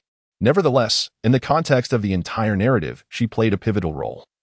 As the preceding plot revolved around her, Lin Fan was curious whether Lin Yan could provide him with any advantages. I am aware, and I shall endeavor to interact with her, Lin Fan stated, neither agreeing nor refusing. The Xiao family currently possessed a rather myopic perspective, compelling them to adopt such measures to enhance their standing. After all, they could not afford to offend the Lin family while unwilling to relinquish this connection. What shall be done about Xiao Yan? Lin Fan inquired. He felt that if Xiao Yan discovered he had usurped his fiancée, it would undoubtedly lead to an irreconcilable conflict. What else could be done but to inform him? Anyway, this matter has yet to fully circulate and will likely not cause any significant repercussions, the second elder of the Xiao family replied. The meeting was temporarily adjourned. Later that day, Lin Fan approached Xiao Sun'er to discuss his impending engagement. Xiao Sun'er appeared remarkably composed, her beautiful eyes gazing into the distance. I know how my brother Lin Fan will choose. One is a fiancé yet to be met, and the other is a companion by his side each day. Can I not have both? Lin Fan revealed a mischievous smile. Upon hearing this, Xiao Sun'er puffed up her cheeks and playfully struck Lin Fan with her hands. Brother Lin Fan, you are such a lecher. I shall ignore you, she exclaimed, somewhat irritated, before running off. Lin Fan went after her, lifting the young girl into his arms and earnestly explaining, the Xiao family is in desperate need of aligning with other forces. And if they wish to acquire more resources to elevate my status, they will also require assistance from either the Yunlan sect or the Lin family. Xiao Sun'er understood this well. She regarded Lin Fan's analysis and suddenly felt that he, too, was left with no other option. At that moment, she was overwhelmed with an impulse to reveal her own feelings. Alas! Ultimately, Xiao Sun'er let out a deep sigh. If that fellow treats you well, I have no objections. However, I fear she may look down upon you, brother Lin Fan, and it is you who will be hurt in the end. Lin Fan, observing the slight concern etched on Sooner's face, chuckled softly. There is no one in this world who dares to underestimate me, not even an empress of battle. As he spoke, an air of formidable authority naturally emanated from him. In other realms, he had engaged in battles far beyond his level, cultivating an indomitable spirit. Even though he was merely a fighter at present, the confidence radiating from him captivated Xiao Sooner. It was as if she beheld a figure who commanded her respect and a sense of defiance. Only he had ever instilled in her such an unparalleled aura of invincibility. Xiao Sooner gently covered her face and smiled. Unlike that person, she felt no oppression. Instead, she was enveloped by an inexplicable sense of security. Sometimes, I truly feel exceptionally fortunate, she murmured, resting her head on the young man's shoulder. Lin Fan adeptly collected the attribute, orbs that had fallen from Xiao Sooner, having become exceedingly familiar with the process through his previous experiences. This time, Xiao Sooner has dropped a precious treasure. Previously, during a fervent kiss, another treasure was relinquished, namely the Golden Emperor's blazing flame. The exquisite artifact that has fallen this time is known as the Golden Lotus of all things. The Golden Lotus of all things possesses the remarkable ability to contain any form of energy and subsequently release it, serving as a universal repository of power.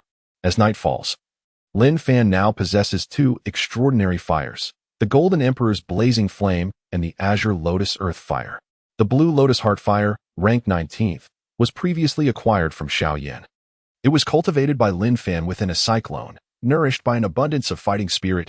Otherwise, had he been engaged in his regular training, he would have already attained the level of a great Dou master. The flame has successfully matured, and Lin Fan infused both flames into the Golden Lotus of all things. Once infused, they seamlessly merged without the need for any suppression on his part. This phenomenon is akin to a fusion device of the Buddha's Wrathflame Lotus, requiring only the infusion of power for amalgamation.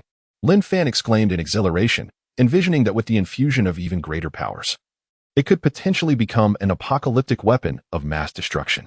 Chapter 171. Qingshan Town, Little Medicine Sage. As the days passed, Xiaoyan's fighting spirit had also returned since losing Yao Chen. This brought him great joy, instilling in him the belief that he could still rise within his lifetime. However, today, an unwelcome piece of news emerged. Xiaozhan entered Xiaoyan's chamber, inquiring about his recent circumstances. Father, my Douqi has recovered in just half a month. I have reached the 4th stage of Douqi. I am confident that I will soon return to my previous level, Xiaoyan exclaimed, brimming with excitement. Upon hearing this, Xiaozhan exhibited a look of astonishment. Yet, that expression of surprise quickly faded into a shadow of gloom.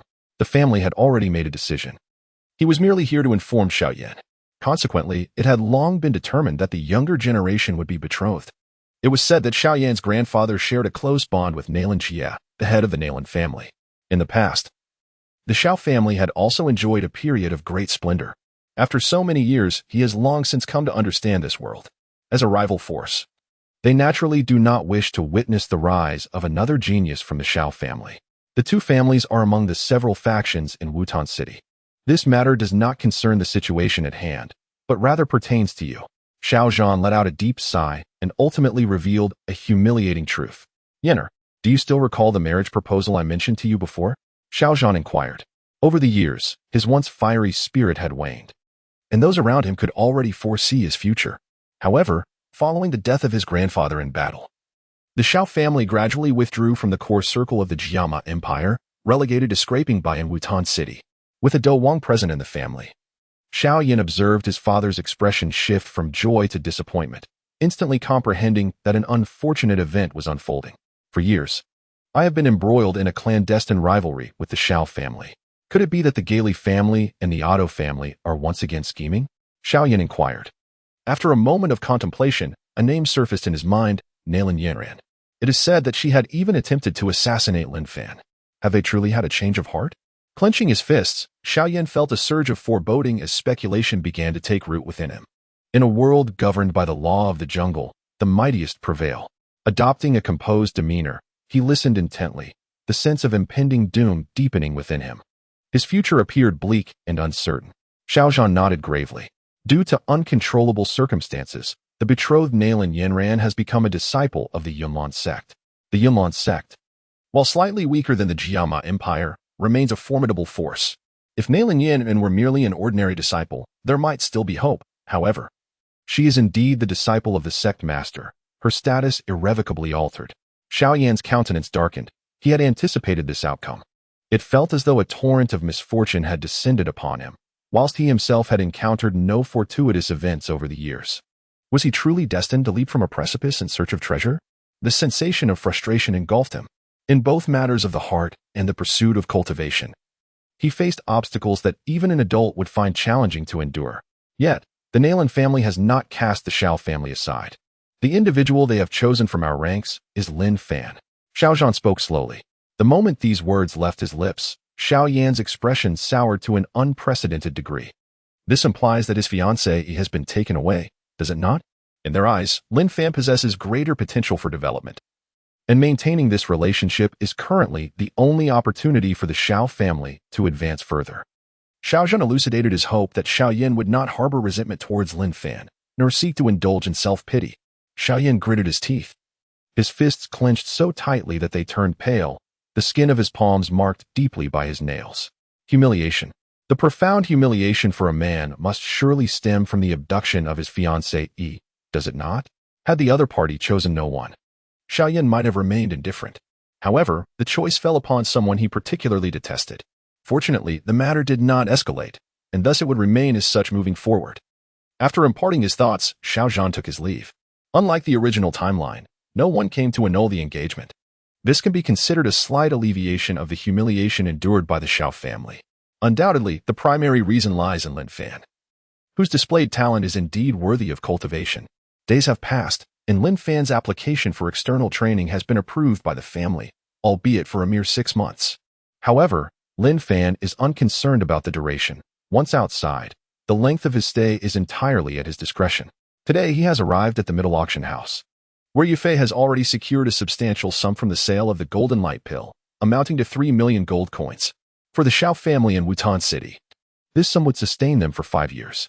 Yet, for Lin Fan, it is merely the price of a single pill. It is no wonder that one might assert that alchemists are the most lucrative profession on this continent. Lin Fan had previously discussed his intent to train with Xiao Suner, so he harbors no concerns on that front. With all preparations complete, Lin Fan's journey of training commences. First and foremost, he must acquire a combat technique that enables flight. Having grown accustomed to soaring through the skies, the sudden inability to do so is somewhat torturous for him. Achieving the rank of Do Wang is not an endeavor accomplished in a year. Thus, he requires a technique to serve as a bridge. Lin Fan has set his sights on Xiao Yan's original opportunity, the purple cloud wings, as well as Xiao Yan's former companion in the timeline, the little doctor. Qingshan Town. The distance to Wutan City is not particularly great.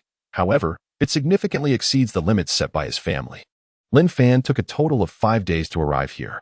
In Qingshan Town, there exists a congregation of mercenary groups, all of whom earn their livelihood by hunting magical beasts. Most of them possess strength at the level of Doushi or Doushi. Lin Fan did not choose to recklessly venture into the mountains immediately. The route outlined in the original work is rather chaotic, and he feared that finding his way would be a futile endeavor. Therefore, he sought out someone knowledgeable, the little doctor. In the realm of Doupu, the little doctor is a pivotal character. Though not the female lead, her significance is comparable to that of the protagonist. It can be said that without her, Xiao Yan would have perished numerous times throughout his journey in the Central Plains. During the time of the Magical Beast Mountain Range, the little doctor is a renowned physician in Qingshan Town. A physician is distinct from an alchemist. It refers to a doctor skilled in medical arts. The little doctor's Douqi attribute is wood, making her adept in healing, complemented by her studies in medicine, thus leading her down this path. She commands considerable respect within Qingshan Town. How do you know there are treasures in the mountains? Upon hearing this from Lin Fan, the little doctor's expression immediately turned serious. The young woman grasped Lin Fan's wrist and swiftly led him into a room, closing the doors and windows behind them. In the dimly lit environment, the little doctor scrutinized Lin Fan with caution. He is a strikingly handsome young man, tall and well-proportioned, exuding a unique charm. Lin Fan is also observing the young girl before him. Chapter 172. The Eruption of the Cursed Poison Body, the Golden Emperor's Fiery Inferno Suppression. The young healer, now just coming of age, possesses a delicate complexion and a pair of exceptionally bright, sparkling eyes. Dressed in a flowing emerald green gown, her long black hair cascades freely, and her exquisite features evoke a sense of first love. Moments ago, Lin Fan had mentioned the treasures hidden within the mountains at the doorstep, which caused the girl to grow increasingly anxious. Regardless of how I came by this knowledge, would you be willing to collaborate with me in the search? Lin Fan inquired, gazing at the young healer. Are we really going to venture into the mountains? Just the two of us? Doesn't that seem rather perilous? She replied, her tone tinged with caution. Being a vulnerable maiden, she naturally feared that Lin Fan might eliminate her after gaining any potential benefits. Moreover, it was indeed dangerous for just the two of them to enter the mountains. Encountering a third-tier magical beast would spell certain doom. Even facing a second-tier beast would pose a significant challenge. Rest assured, I am currently a first-star Dou master. Few can pose a threat to me, Lin Fan replied nonchalantly. Upon hearing this, the young healer's expression shifted to one of astonishment. She observed that the young man before her was merely on the cusp of adulthood. How could he possibly possess the strength of a Dou master? Noticing her disbelief, Lin Fan concentrated his energy, summoning his Dou Qi to form an imposing armor around himself. Shall we proceed? He asked, looking at the girl. By the way, you must have heard of me, Lin Fan from Wutan City. To ease her worries, Lin Fan revealed his identity. Though not an entirely reassuring assurance, it was certainly better than nothing. Wutan City was merely 5 or 6 days' journey away, which was not overly distant. As for Dou practitioners, their defense was limited to Dou Qi garments, which could not compare to the protection offered by Dou Qi armor. You should return for now. We will set off in the afternoon, he suggested, urging her to secure a written agreement. She had encountered several mercenary leaders in this vicinity, all of whom were masters at the Dou master level and capable of manifesting such armor. The young healer, despite her awareness that this assurance might prove futile, remained a good-hearted individual. After some contemplation, the girl meticulously pinned the agreement, reflecting on the significance of the name she had just written. This identity can still be revealed to the little healer. At that time, she was quite curious and inquired further. Realizing that Lin Fan was not the type to be arrogant due to his exceptional talent, his character was commendable. I understand now. I previously heard from some mercenary groups heading to Wutan City about the renowned genius in the city. The Dou Qi armor is the finest testament to a Dou master's prowess. You are truly remarkable. The little healer's beautiful eyes sparkled, captivated by Lin Fan's strength. After much contemplation, she ultimately decided on a 50-50 split. Initially, she had hoped to gain an advantage, but upon considering the potential dangers they might face in the mountains, she opted for equality. Although I am unsure how you learned of my treasure clues, we must clarify things before we depart, the little healer stated. Wait, why the rush? She interjected. I need to change my clothes and prepare some provisions, she added. As she spoke, the girl's complexion grew increasingly pale. A peculiar force emanated from her delicate form, causing her to feel weak and collapse onto the ground. Seeing Lin Fan approach, she instinctively reached out, weakly imploring him not to come closer. However, Lin Fan disregarded her request entirely. A layer of Dou Qi ignited around him, revealing the formidable Golden Emperor's flame. This extraordinary flame possesses the ability to incinerate Dou Qi. The little healer was currently in a state of eruption due to her cursed physique. With the protection of the Golden Emperor's flame, Lin Fan had no cause for concern. He gently lifted the girl and, under her astonished gaze, carefully placed her onto the bed. Subsequently, Lin Fan began to channel the Golden Emperor's flame, suppressing the turmoil within her cursed body. A warm sensation enveloped her limbs and core, bestowing upon the ice-cold girl a long-awaited sense of security. The aura emanating from her gradually diminished. The little healer's complexion regained its color as she watched Lin Fan's hands move rhythmically over her delicate form. Her cheeks flushed with warmth, biting her soft, pink lips. Her eyes sparkled with allure. She recognized that Lin Fan was aiding her, thus she refrained from interrupting him. Yet, the comfort of his treatment made her feel shy. Soft, contented sounds escaped her lips, causing her heart to race even more intensely. Instinctively, she covered her mouth, feeling both anxious and concerned as she glanced at Lin Fan. Meanwhile, Lin Fan remained focused on stabilizing her condition. Though he inadvertently brushed against some of her soft curves and felt her increasingly rapid heartbeat, he maintained a serious demeanor. After a minute, Lin Fan withdrew his hands.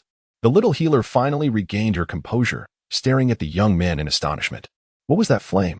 How could it suppress my strange physique? The little healer gazed at Lin Fan with a look of bewilderment.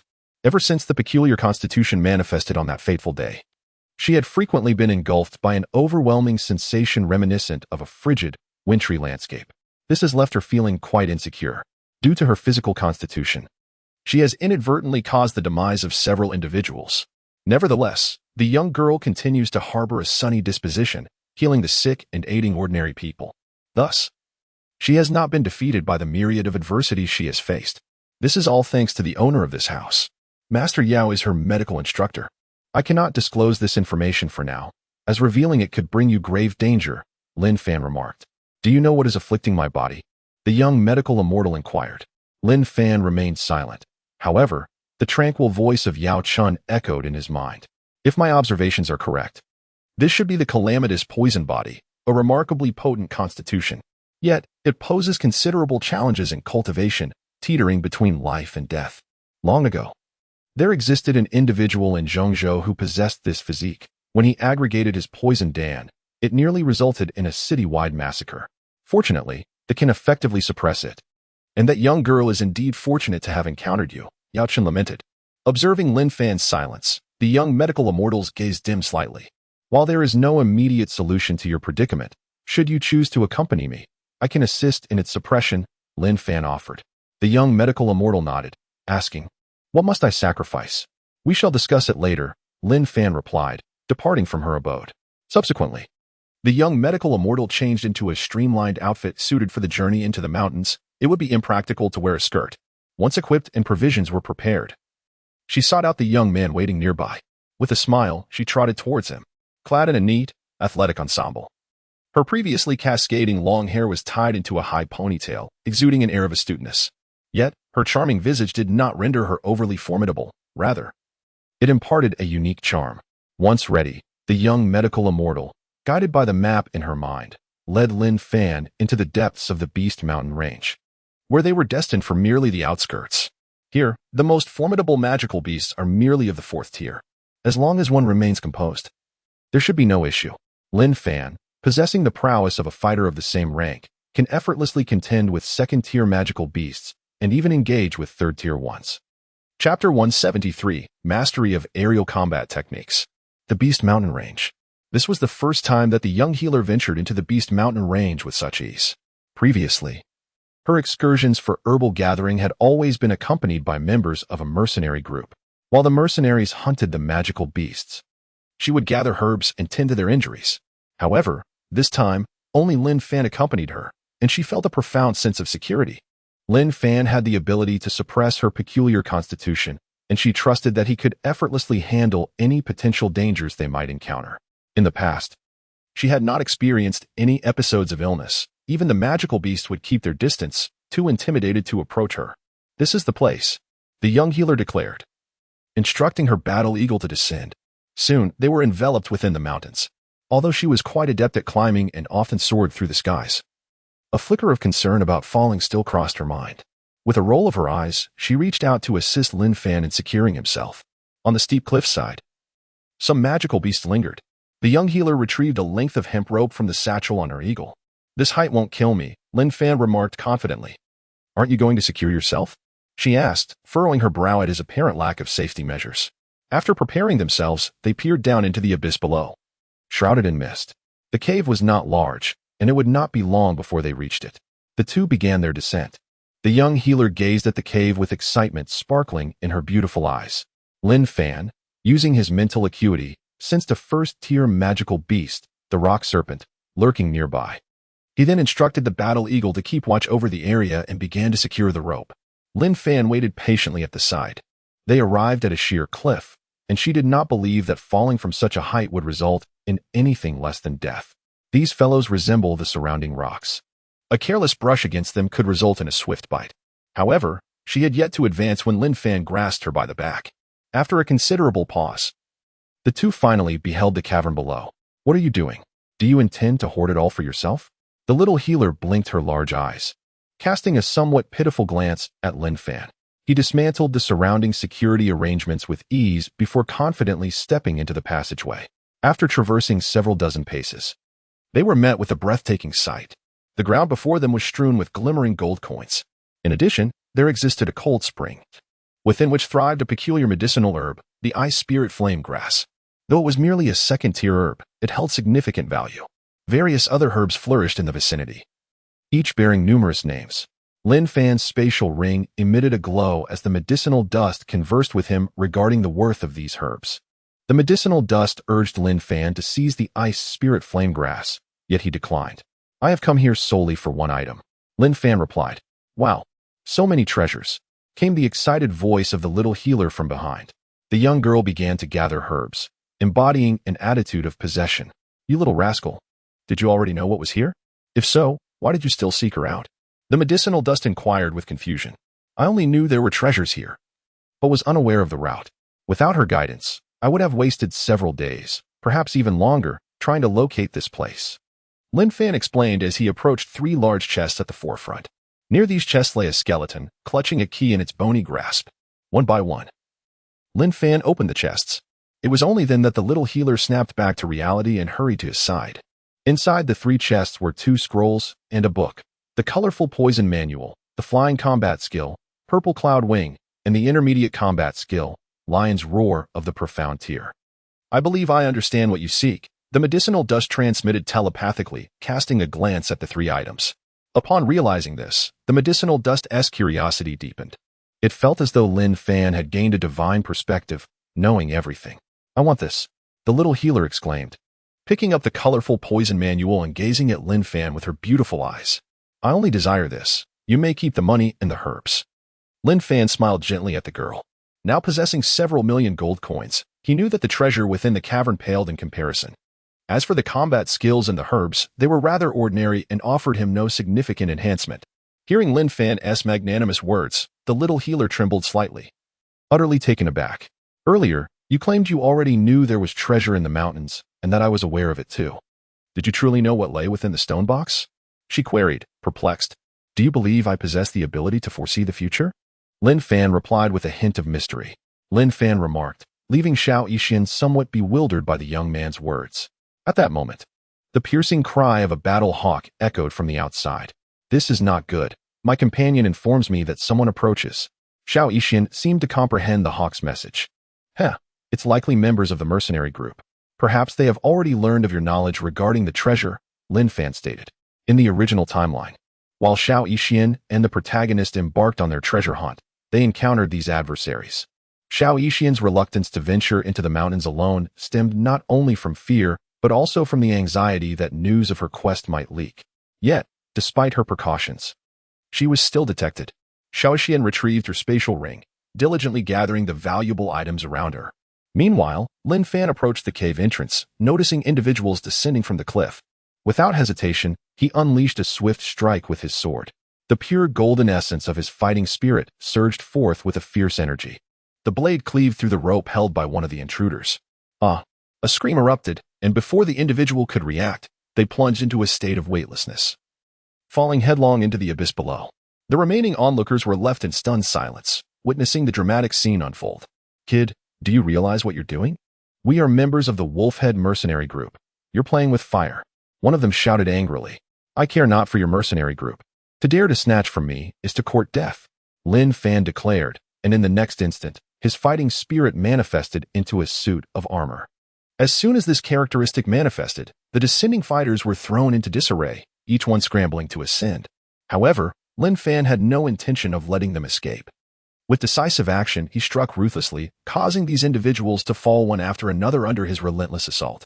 At this moment, the young healer finally appeared, observing the situation outside. Her eyes sparkled with brilliance, filling her with an overwhelming sense of security. How impressive! The young healer shook her head, suppressing her expression. She produced a flute and emitted a high note. Hearing the sound, the battle eagle soaring above flapped its wings and swooped down to retrieve them. On the cliff, several mercenaries were still climbing up. Their faces appeared somewhat pale.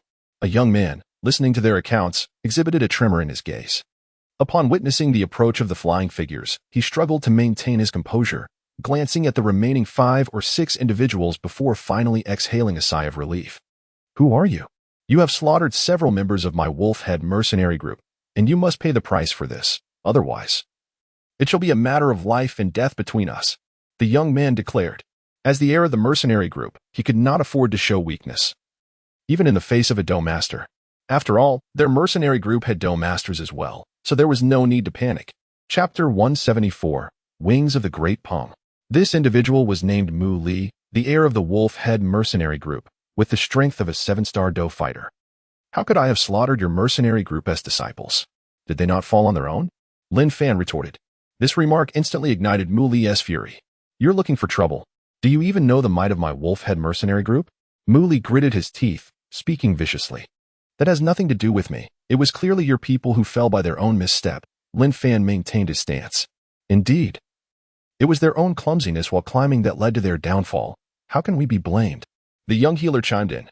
Upon witnessing this, she sighed in relief. Young healer, you two side with outsiders? Mu Li glared at the girl, his anger intensifying. It is you who coveted the treasure I discovered. How can you blame me? The young healer scoffed. Otherwise, how could a mere girl lead such a comfortable life? However, considering Lin Fan had the backing of the Xiao family, she felt a bit less anxious. The young man widened his eyes, completely unprepared for Lin Fan's audacity to launch a surprise attack. He was the heir of the Wolf Head mercenary group, the son of a 2-star Dou master. How could this individual take such extreme measures? Apologies. But you have already chosen your path to death. Do you think I would easily let you go? Lin Fan replied calmly. The young healer was also taken aback by this scene. As a member of the Wanyao Zhai, she had traveled to many places and had her own connections in Qingshan town. What will you do then? Lin Fan inquired. The other mercenaries scattered in flight. Lin Fan, you should leave first. It would be troublesome if they come back with members of their mercenary group to cause trouble later. The young healer expressed her concerns. Acknowledging that within the families of Wutan City, there were not only fighters but even grandmasters. I never claimed I would spare them, Lin Fan replied. As he effortlessly penetrated Mu Li's chest, in the next instant, the sword of the mountain flew from his grasp under his precise command, dancing through the air. Lin Fan did not target them, but awaited the arrival of the Wolf Head Mercenary Corps to present their offerings. A single mercenary group would hardly stir any significant trouble. I am a member of the Wanyao Zhai. They dare not act against me, the young woman declared. Very well. Excellent. Mu Li's hands trembled with anger as he gestured to his companions to depart. We shall spend the night here. Once I resolve this matter, you may return. Lin Fan stated. The young healer nodded and began to set up a tent, preparing to spend the night in the mountains. Meanwhile, Lin Fan turned his attention to the martial techniques. Yachin also appeared, inspecting the purple cloud wings and uncovering some of its inherent dangers. Yet for Lin Fan, such risks posed little concern. Within this martial art lies the residual soul of a 5th-tier magical beast.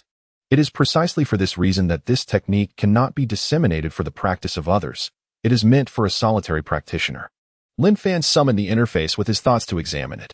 At this moment, the panel displayed an attribute orb emanating from the little medicine fairy. Firstly, it was a gratitude orb bestowed for aiding her in suppressing the calamity of the poison body, an exceptional attribute indeed.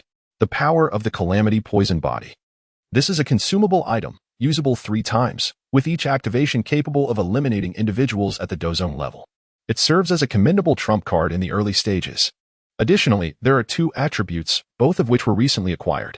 The bones and essence of the 7th-tier magical beast, the rock, and 1 star of Dou Master. Lin Fan currently possesses a total of 20 stars. He also holds 10 stars of Dou Fighter and another 10 of Dou Master.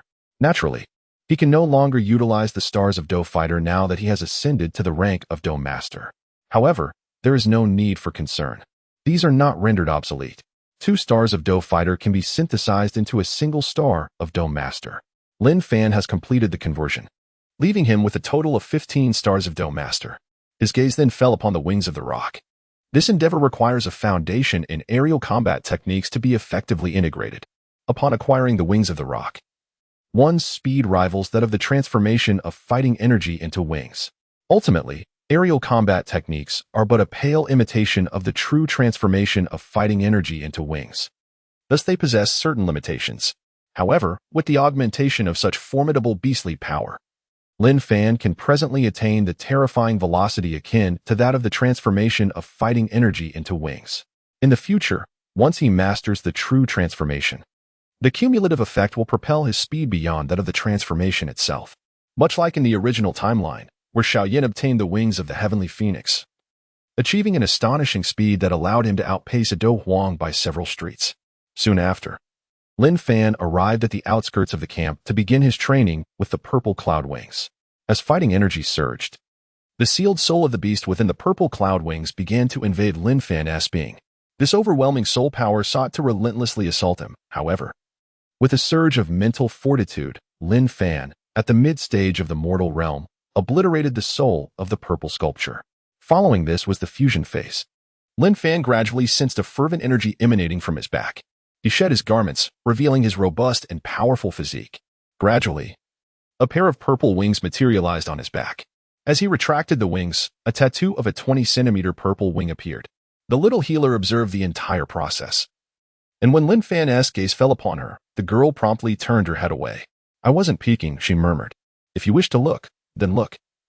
"It is not something that cannot be seen," Lin Fan replied with a smile. The little healer felt that Lin Fan was teasing her, and immediately concealed her slightly guilty expression, redirecting her gaze. Then, she witnessed Lin Fan extracting a pair of enormous wings. The wings measure a staggering 10 meters. "My goodness! From where did this come?"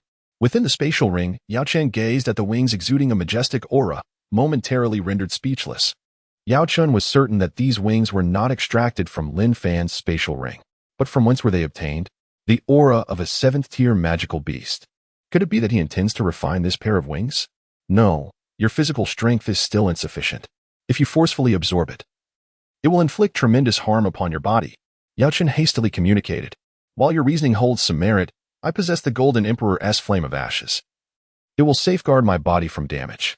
Upon hearing this, Yao Chen suddenly realized that he had overlooked Lin Fan's possession of the Golden Emperor's Flame of Ashes. This left Yao Fan feeling somewhat awkward. Lin Fan then produced a vial of essence blood.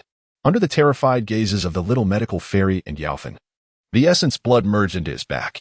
In an instant, a surge of formidable vitality erupted. The purple wing tattoo on Lin Fan's back began to transform. A force connected with Lin Fan's nerves, altering his physical constitution through the essence blood. The powerful vitality surged through his limbs and meridians. Yao Fan scrutinized closely. Just as Lin Fan's physical body seemed on the verge of collapse, the raging vitality began to be subdued. At the youth's cyclone, golden flames erupted explosively. Then, a pair of rock wings floated beside Lin Fan and directly merged into his back. New flesh was growing, connecting. The nerves within the wings swiftly established a connection with Lin Fan. With a thought, the wings contracted. The purple tattoo on his back transformed into a crimson one. Chapter 175. I am Lin Fan, my son. The Wolf Head Mercenary Corps. Mushi had learned from his subordinates about the demise of his son. A surge of rage soared to the heavens. "Wan Yao Zhai, and that Dou master, you shall pay the price," Mushi declared furiously. He chose not to enter the magical beast forest to confront Lin Fan. After all, the latter was backed by the forest and was a Dou master himself. If pressed too hard, Lin Fan could easily retreat into the depths of the magical beast mountain range, making capture exceedingly difficult. Mushi's strategy was to wait for him to emerge. "Then let us return and see what the Wolf-Head Mercenary Corps intends to do," Lin Fan remarked. Sensing the girl's accelerated heartbeat and the warmth of her breath, Lin Fan felt immensely satisfied. After soaring through the skies, Lin Fan did not depart but followed her into Wan Yao Zhai. The vendetta for a slain son is an eternal grudge. "Are you ready to try?" Lin Fan unfurled his rock wings. This was indeed her first encounter with such a peculiar perspective. Arriving at the pharmacy of 10,000 remedies, she felt an overwhelming certainty that the combat master must meet his demise. Lin Fan, accompanied by the young healer, entered the quaint town of Qingshan. He believed that the mere Wolf-Head Mercenary Corps posed no real threat to him. Upon hearing this, the pharmacy of 10,000 remedies hesitated to continue shielding the young healer. She had come to procure some poisonous herbs, which were associated with a rather unusual cultivation method. The personnel at the pharmacy recoiled from the young healer's presence as if she were a venomous serpent. This left him somewhat disheartened. Mushi conveyed the impending events to the leader of Wan Yao Zhai. Grasping the petite figure of the little healer, he instinctively drew her into his embrace. "Should the little healer return, we shall certainly inform you at the earliest opportunity, regardless of whether it involves monetary exchange or other means." Upon hearing these words, Mushi relented. Subsequently, Lin Fan took flight from the ground. The young lady even contemplated that perhaps Lin Fan was sent by the heavens to rescue her. His immense wings lent him an air of authority. "Brother Lin Fan, are we to return now?" the little healer inquired. She felt that she might as well give it a try. The little healer was convinced that even if her affliction were to manifest at this moment, it would pose no threat to Lin Fan. In the beastly forest, she then proactively extended her small hand. She nodded gently. After witnessing the formidable nature of Lin Fan's new wings the previous night, Her worries had dissipated. Nestled in Lin Fan's arms, the little healer gazed upon this vast world. The hand that encircled her slender waist was remarkably strong. He then began to devise a plan. He intended to gather individuals from nearby mercenary groups. For this could be a path to becoming stronger. Last night, she had perused some colorful poison scriptures. The little healer's cheeks flushed slightly. For the other party possessed the ability to suppress her constitution. After a night of rest, Lin Fan did not wait for the people from the Hammer mercenary group to seek him out for retribution. This instilled an immense sense of security in the young girl. Those who did not know her were led to believe that the little healer's toxic constitution had erupted. This situation naturally prompted the young healer to contemplate a certain matter. The Wolfhead mercenary group had commenced their exertions. Master of the apothecary, what is the meaning of this? The young healer inquired, casting a puzzled glance at the proprietor of the Wan Yaozhai. Although the proprietor knelt swiftly, he nonetheless conveyed some intelligence to the little medicine fairy. The Wolfhead mercenary corps Mushi is now allied with the Blood Serpent mercenary corps and the Beast War mercenary corps, intending to target the individual beside you. Little medicine fairy, it would be prudent for you to offer them an apology. This matter should not concern you, the owner of Wan Yaozhai suggested. Upon hearing this, the little medicine fairy gently shook her head. With Lin Fan by her side, she had no reason to harbor any worries. While I may not have been the one to slay Mushi, there remains a connection to me, the little medicine fairy remarked. Just then, outside the door, Lin Fan noticed several individuals approaching.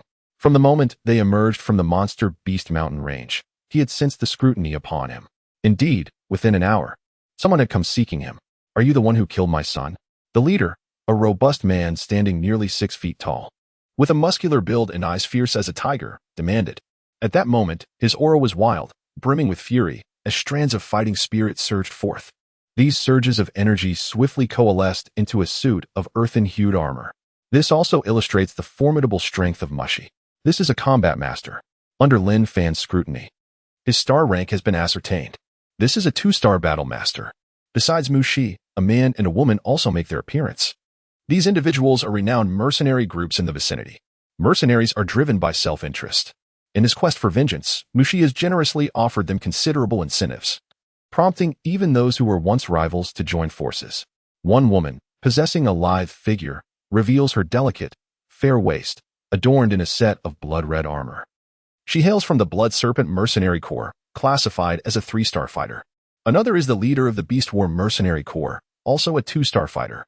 In addition to the main forces, 4 to 5 dozen combatants have emerged, encircling the area. Nearby, the residents of Qingshan Town, drawn by the spectacle, dare not utter a sound as they witness the unfolding scene. A multitude of individuals gathered, resembling a dark cloud hovering ominously. The personnel of Wan Yaozhai were rendered utterly disheartened.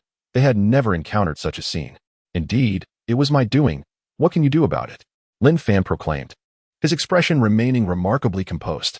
This youth exuded confidence and serenity. A voice emerged from the crowd. At such a tender age, he had already ascended to the rank of a 1-star battle master. Such prodigious talent was indeed worthy of arrogance. Alas, it seemed today might be his last. An elder remarked, should we not intervene? His talent is indeed rare. A young woman suggested, patience, let us observe the situation before taking action. The elder replied, state your name. Mushi, wielding a hefty blade, pointed it threateningly at Lin Fan. What, do you wish to settle scores with my family? But with wretches like you, it's hardly worth the effort. Lin Fan scoffed. My name is Lin Fan. Remember it well, for this soldier shall bring about your demise. His youthful visage retained an air of calm. Upon hearing this, Mushi fell into contemplation as the name struck a familiar chord. Not only he, but the leaders of the Blood Serpent Mercenary Corps and the Beast Warrior Mercenary Corps also exhibited expressions of deep thought.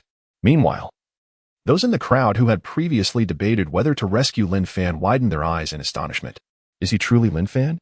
A young woman covered her mouth in shock, her eyes brimming with disbelief. She recalled that the last intelligence indicated Lin Fan was merely a 9-star fighter. How little time has passed for the other party to ascend to the rank of Dou Master. It turns out they are from the Shao family of Wutan City. My apologies. The leader of the Beast War Mercenary Corps offered a slight bow and then retreated. The young master indeed possesses remarkable spirit. A woman from the Blood Serpent Mercenary Corps cast a flirtatious glance at Lin Fan before also withdrawing. As these two leaders stepped back, mercenaries affiliated with them followed suit.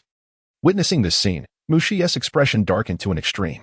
Chapter 176. Decapitation of Mushi. Mushi glared at his retreating allies, his anger palpable. He felt as if he had been struck harshly across the face. Initially intent on eliminating the opponent, the revelation of their identity complicated matters. While mercenaries prioritize profit, they also weigh risks. As a roaming mercenary group, they were well aware of certain intelligence about Wutan City. After all, it was not far from their current location. The Xiao family in Wutan City boasts several formidable Dou masters, and the reputation of two prodigies from the Xiao family had spread far and wide in the past few years. Although the name Xiao Yin has faded into obscurity, Lin Fan's rise continues to be a topic of discussion. Once again, a sword aura descended. This comical scene left the onlookers in stunned silence. Hearing those words, the young woman's cheeks flushed slightly. Lin Fan unfurled his wings of the great rock behind him. Mushi brandished his blade to parry, barely managing to withstand the blow. In the distance, a young girl grew anxious, wishing for the elder beside her to intervene. Surrounded, yet unperturbed, such an aura of invincibility was something she had only imagined in her mind. However, seeing it today, she was indeed quite impressed with Lin Fan. After all, the youth was still rather inexperienced. Come on, if you're capable, step up, Lin Fan taunted, facing Mushi and a dozen others charging forward. He flew directly into the fray. It was essential to assess his capabilities. After all, he was to be her husband. Although he had a significant reputation, practical experience was paramount, the elder remarked. Some managed to narrowly evade the attack. What of the Xiao family? Today, I shall obliterate you. No matter how powerful the Xiao family is, they cannot possibly track me down. Mushi roared, stepping forward and rallying his comrades to charge. The striking woman from the Blood Serpent Mercenary Corps felt her heart race, relieved that she had decisively withdrawn. Aminos, why don't you come down here if you're so capable? He brandished a machete, pointing it towards the sky, where Lin Fan stood, bellowing with fervor. Yet today, the young girl indeed beheld her dream lover. However, almost immediately, a 10-meter-long golden sword aura descended upon the very spot he had occupied moments before. Someone had employed their battle energy for defense. After all, this was a feat only achievable by a Douwang. They were utterly unprepared for the revelation that Lin Fan possessed the ability to fly. Mushi, witnessing Lin Fan ascend to a height of 100 meters, was seething with rage, cursing vehemently. Lin Fan, wielding the sword of the mountain, activated his dizzy secret technique, not daring to gather his full strength. How bold could he possibly be? I have yet to give my consent, she remarked with a hint of pride. A dozen individuals had already closed in, attempting to exploit their advantage. If she were to engage with someone capable of flight, the consequences would be dire for her. The area he had formerly occupied had turned into chaos as people scattered like birds and beasts. Even a Dou Ling could only manage a brief flight. Those dozen or so fighters, caught off guard, were directly struck by the sword aura. Enhanced by their formidable battle energy, the sword aura descended. Yet it was ultimately repelled by an elder. One individual suffered a severed hand, while another mercenary shared the same sentiment as the young woman. Astonishing. In the distance, the girl's eyes sparkled with wonder. Her mouth agape, she stared at the youth soaring high above. Who could have imagined that a Doucher could fly? And at such an impressive altitude.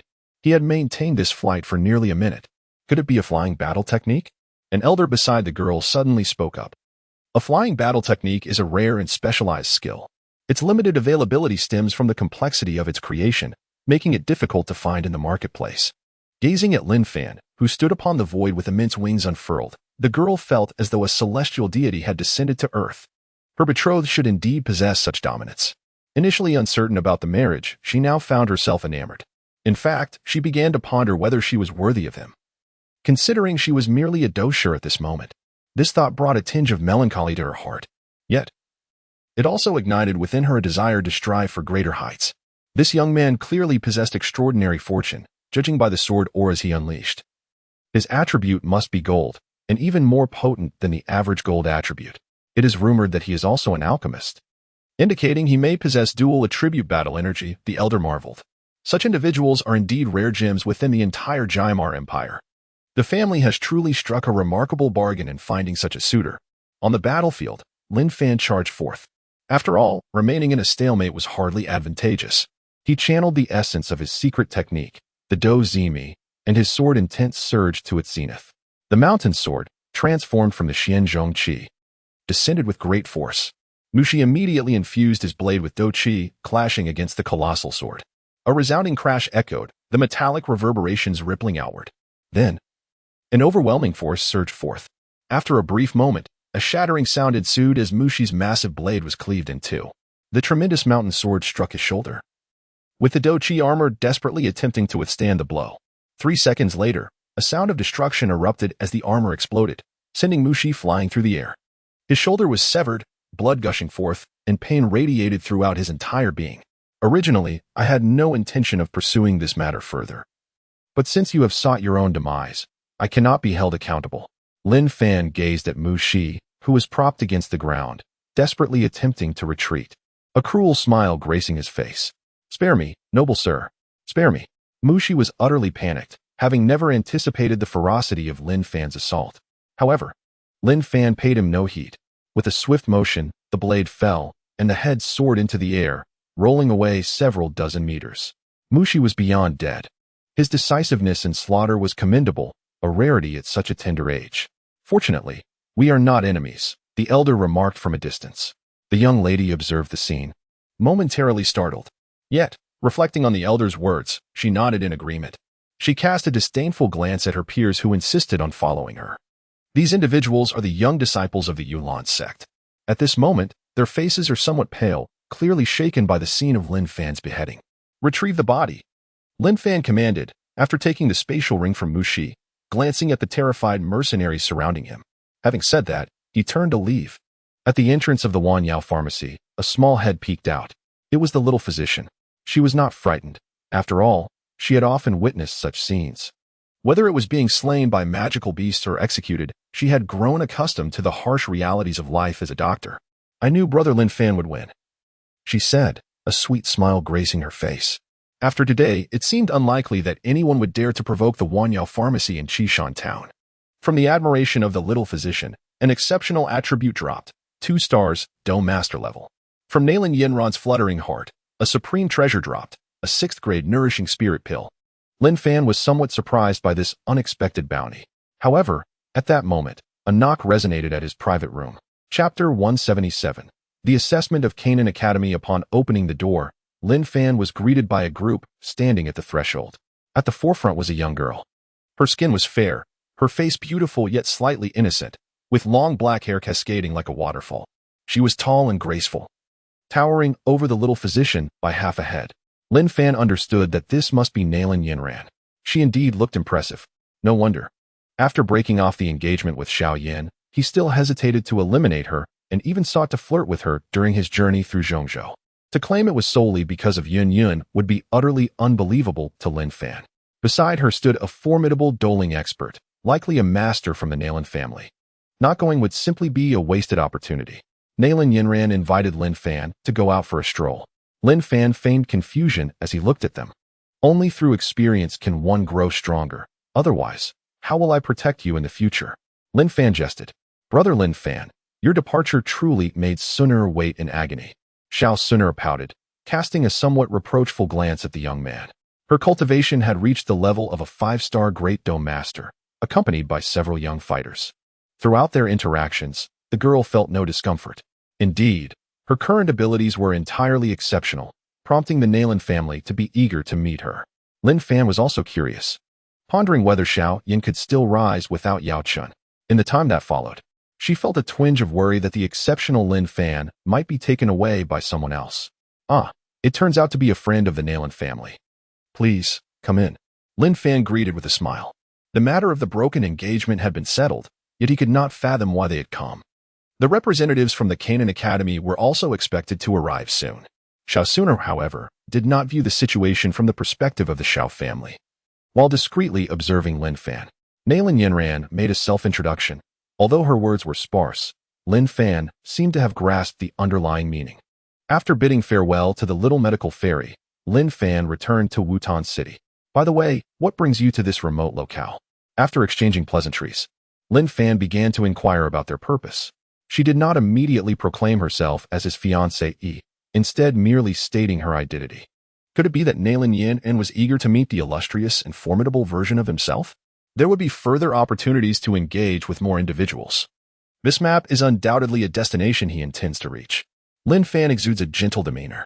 As he contemplated the individuals he has encountered thus far, he decided to reserve the protagonist, Xiao Yan, for later.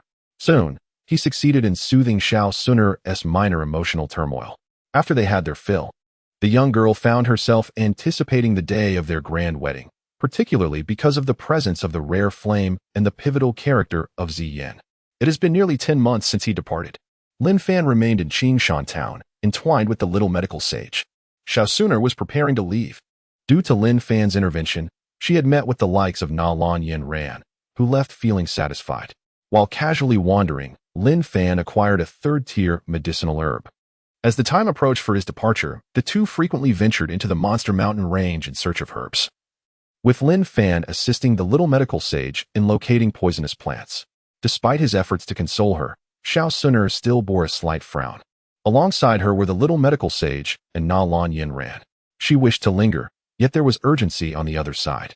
Lin Fan spoke little, merely ruffling the girl's hair. Regardless of the outcome, I shall grow stronger to protect you well in the future. You must not be taken away by another, otherwise I shall unleash my demonic power, Li Bai jested.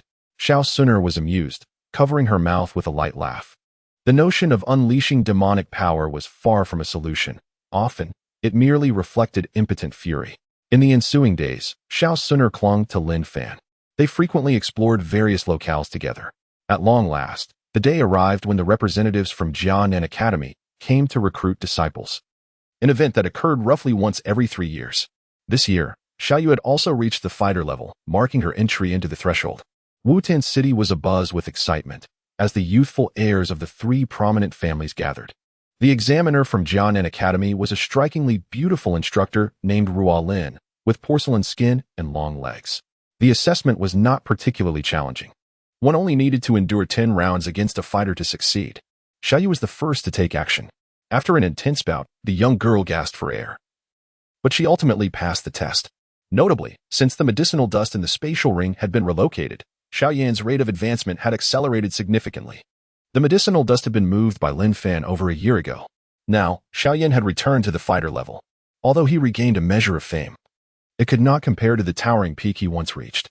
Lin Fan, I have heard of your exploits. They are quite commendable. In just over a year, you have returned to the fighter level. I hope you do not disappoint me.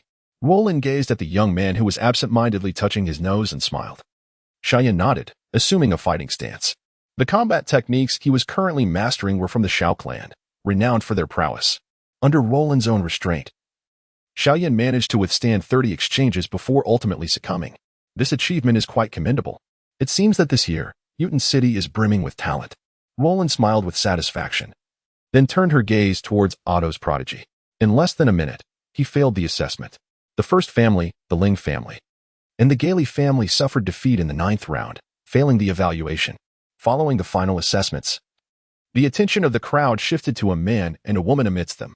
Xiao Suner shook her head slightly, declaring her intention not to participate in the evaluation. Without providing further explanation, Xiao Yan cast a glance at Xiao Suner, feeling a hint of confusion, yet refrained from saying more. Since the events of the past, Xiao Yan had ceased to pursue Xiao Suner, and the two had become as strangers to one another. Finally, it was Lin Fan's turn. I have heard your name beyond the borders of Wutan City. A 5-star Dou master, truly a rare talent. Even within the Canaan Academy, you are quite formidable, Roland remarked. Her most anticipated candidate for this visit was indeed Lin Fan. I wonder how the mentor will assess me? Lin Fan inquired. Approximately the duration of an incense stick. Roland replied. I have some matters to attend to as well, and I may not be able to go to Canaan Academy immediately. Would it be possible for you to grant me a leave of absence? Lin Fan asked. Upon hearing this, those around him were momentarily taken aback, their eyes widening in surprise. Even Roland did not expect Lin Fan to request a leave of absence before undergoing the assessment. After pondering for a moment while stroking her smooth chin, Roland acquiesced. Lin Fan was indeed a genius, and granting him leave was not unreasonable. After all, it was not a significant issue, and she did not believe that Lin Fan would neglect his training. Individuals of this nature typically possess their own unique rhythm. I hope that a year from now, I shall witness you transformed into a formidable warrior at Canaan Academy. Subsequently, there will be a trial for Roland. Lin Fan's influence remains unchallenged for the duration of an incense stick. Once the trial concludes, several acquaintances of Lin Fan approach him. Xiao Fan, why did you take leave? Xiao Yu inquires, puzzled. Now that the family has firmly established itself, there is no need for that. Lin Fan responds. I wish to spend a year honing my skills in the empire of Jiama. After all, being constantly protected hinders true growth. His explanation surprises everyone. Chapter 178. A new trial. The Xiao family does not oppose Lin Fan's decision. They are now reliant on him. They have heard of his previous exploits in Qingshan town, where he single-handedly annihilated a mercenary group and beheaded its leader. Such a decisive and resolute character will undoubtedly face no difficulties in undertaking practical experience. Furthermore, they have received a response from the Lin family, expressing their utmost satisfaction with Lin Fan and extending an invitation for him to explore the sacred city. Presently, Lin Fan is presented with numerous paths to choose from, with Canaan Academy being but one of them. Xiao Suner did not elaborate much. Of course. But where shall I find you? Lin Fan inquired. The following day, there was no need for the young man to lose heart, for under the guidance of the elder, he too would have the opportunity to soar upon the grand stage of the central continent, as Yao Qin cheerfully remarked. Lin Fan was advised to reach the Duke of Combat realm before resuming his cultivation, and he had already acquired a wealth of treasures from Xiao Suner. The tranquil days were ultimately drawing to a close, as the opposing party also required a period of recuperation, even with limited roles. Their fortuity was not inferior to that of the male protagonist, continuously augmenting the ancient clan's combat techniques, the Imperial Seal technique. The next day, Lin Fan learned that Xiao Suner had departed. Upon hearing this familiar line, he immediately comprehended the contents of the scroll. Subsequently, the two remained in quietude for a time. Lin Fan, upon hearing her words, instantly perked up, for she was the female lead, supported by the Lin family and the Mitre auction house. Their journey of training commenced. If I do not return within a year, will you come to find me? Xiao Suner asked, her eyes brimming with reluctance. There was no way for him to contend against the ancient clan at present. Now, the entire Xiao family relied significantly on Lin Fan. As they prepared to part, Xiao Suner produced a scroll, as if it were a final farewell. Had Yu Qian delayed for so long only to pass on the burning technique? Lin Fan had presumed that the old fellow would keep it hidden for a lifetime. It was likely that she had also taken the fragment of ancient jade from the Xiao family. Those who had passed the assessment from the Xiao family, including Xiao Yu and Xiao Yin, departed from Wutan City alongside Ruo Lin. Observing Xiao Suner, who was about to go offline for a time, Lin Fan felt a sense of helplessness. I possess a precious item. Would you be willing to learn? Yao Chen said with a hint of a merchant's persuasion. You rascal. Yao Chen responded with some displeasure. However, the absence of the burning technique would not significantly affect him, as he had fortuitously learned it long ago. As night descended, he possessed the devouring heavenly skill, capable of absorbing while maintaining stability. It remains uncertain whether the ancient family, having acquired two fragments, would encounter different fortunes in the future. At present, the Xiao family stands as the largest entity in Wutan City. Brother Lin Fan, Suner must leave for a while. I believe that even without your assistance, I can carve out my own path. There is no need for him to toil in arduous training. To his surprise, the young girl hails from the Central Plains. As they departed, Yao Chen remarked with intrigue. Just as he anticipated, Yao Chen produced the burning method and elucidated its significance to Lin Fan.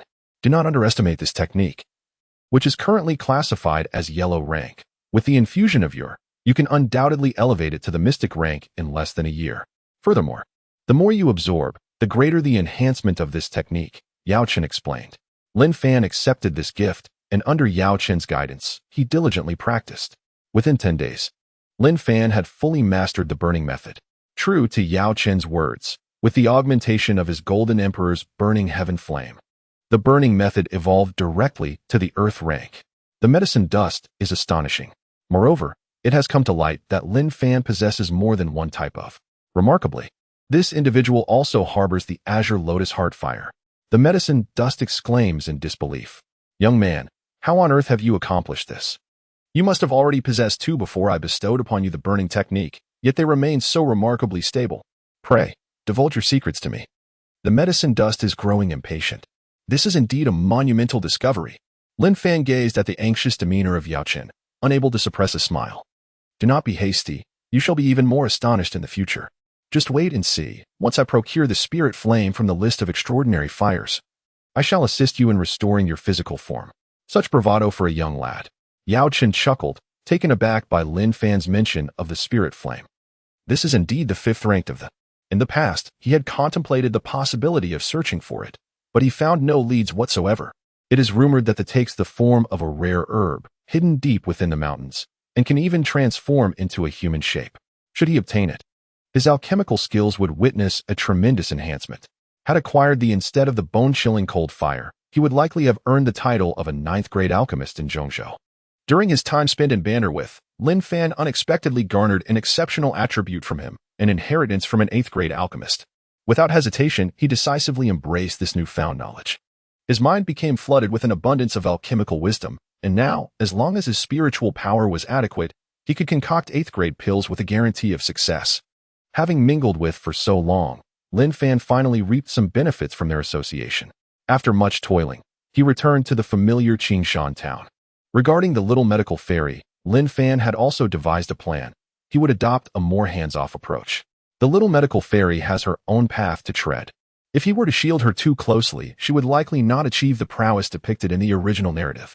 Currently, the little medical fairy is advancing in her cultivation of the 7-colored poison scripture even earlier than in the original timeline.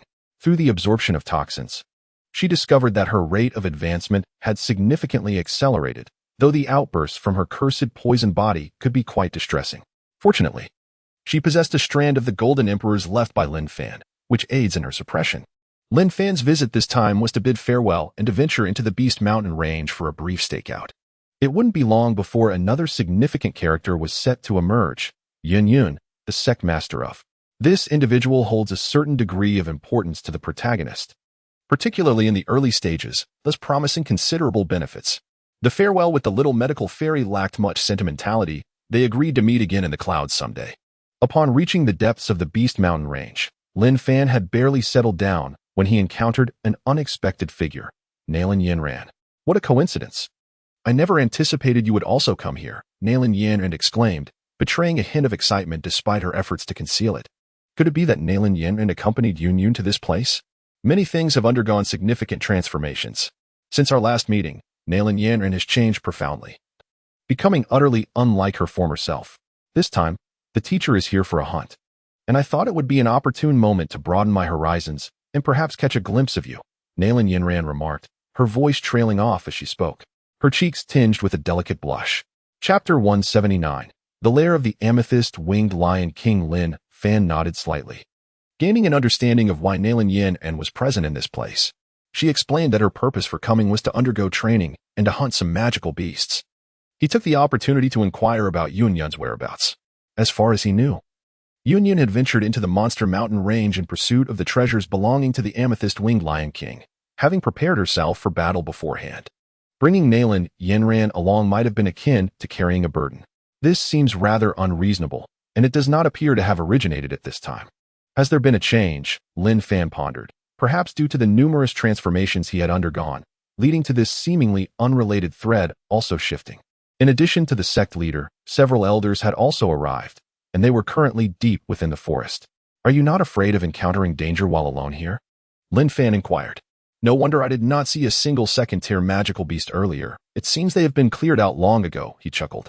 Nalin Yanran appeared somewhat astonished. She had long anticipated that their interactions would unfold this way.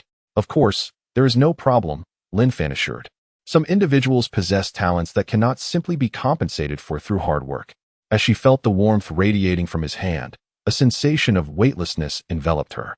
Consequently, her training had become even more diligent than before. Third-tier magical beasts? I am now headed to the depths of the Magical Beast Mountain range to hunt them.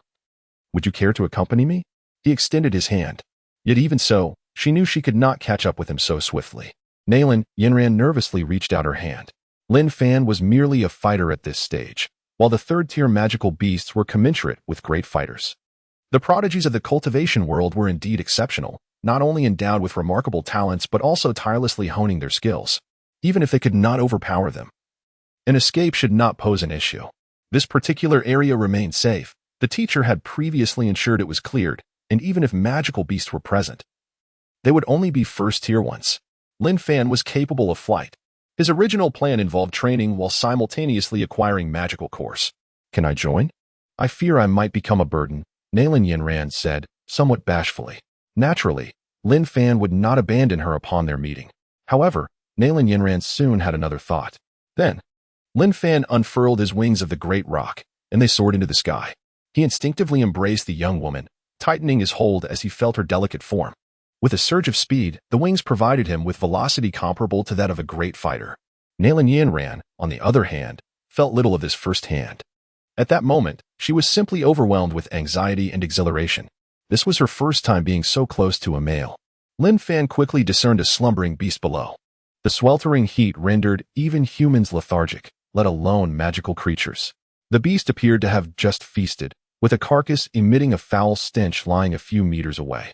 It was evident that the magical core had been extracted from the creature. This was a three-headed wolf, possessing wind attribute attacks and remarkable speed. As the girl in his arms drew nearer, she too recognized the slumbering beast. Just as she was about to request to be set down on a tree, she noticed a colossal sword materializing in Lin Fan's right hand. A surge of formidable fighting spirit propelled the sword downward. Sensing impending danger, the wolf instinctively sensed the threat and began to flee, enveloped in a greenish glow. However, the heavy sword descended with such swiftness that the wolf barely had time to react before it was pinned down. Lin Fan formed a hand seal, rapidly condensing his fighting spirit. A powerful aura emanated from his left hand as he held the girl's slender waist with one hand, while the other unleashed a combat technique. A small seal was propelled forward, breaking the air with force. This is an advanced technique of the Earth rank, comprising a total of 5 moves. When combined, these 5 moves are comparable to a basic technique of the Heaven rank. To master this technique, one must attain the status of a Douwang. Prior to her departure, Xiao Suner had mentioned this as well. However, Lin Fan's Imperial Seal technique was not cultivated through practice, but was directly inherited. Thus, while he can currently employ it, its power is somewhat diminished. With a powerful strike akin to the opening mountain technique, he effortlessly dispatched the 3rd-tier magical beast, the two-headed wolf, on the spot. Upon witnessing this scene, Lin Yanran could not help but gasp in astonishment. This is indeed a 3rd-tier magical beast, comparable to a grand duelist. Yet, Lin Fan managed to eliminate a grand duelist with merely 2 strikes. Lin Yanran recognized Lin Fan's formidable strength and extraordinary talent. But the scene unfolding before her surpassed her expectations significantly. Upon descending into the depths, Lin Fan commenced the extraction of the magic core, while Lin Yanran observed in silence. You had previously gifted me gold coins. Consider this my return gesture. The wind attribute magic core will be of some benefit to you. Lin Fan rinsed the core in a nearby stream before presenting it to the young lady. Lin Yanran's cheeks flushed as she graciously accepted Lin Fan's offering. Subsequently, the duo embarked on a quest to hunt magical beasts together. At times, Lin Fan would take the lead, while at others, Lin Yanran would join the fray, making for a joyous existence. As evening approached, a formidable aura erupted suddenly. Both Lin Fan and Lin Yanran, who had ventured deep into the magical beast forest, exchanged glances of concern. It seems a battle is imminent. Young man, the ruler of this mountain is the amethyst-winged Lion King. I advise you to flee quickly. A 6th-tier magical beast, akin to a battle emperor, can summon vast numbers of soul beasts, making an escape quite troublesome. Echoed the voice of Yao Chan in Lin Fan's mind. Why should we flee? Given that the amethyst-winged Lion King is preoccupied with combat, I believe it would be wiser to seize the opportunity and raid his lair, Lin Fan countered. Yao Chan paused, momentarily taken aback. You truly possess a natural affinity for adventure. I must admit, I had not thought of that approach myself, he remarked with admiration. Brother Fan, where shall we go next? Lin Yanran, having spent the day with Lin Fan, had grown more comfortable with him. The young lady instinctively sensed an impending unease.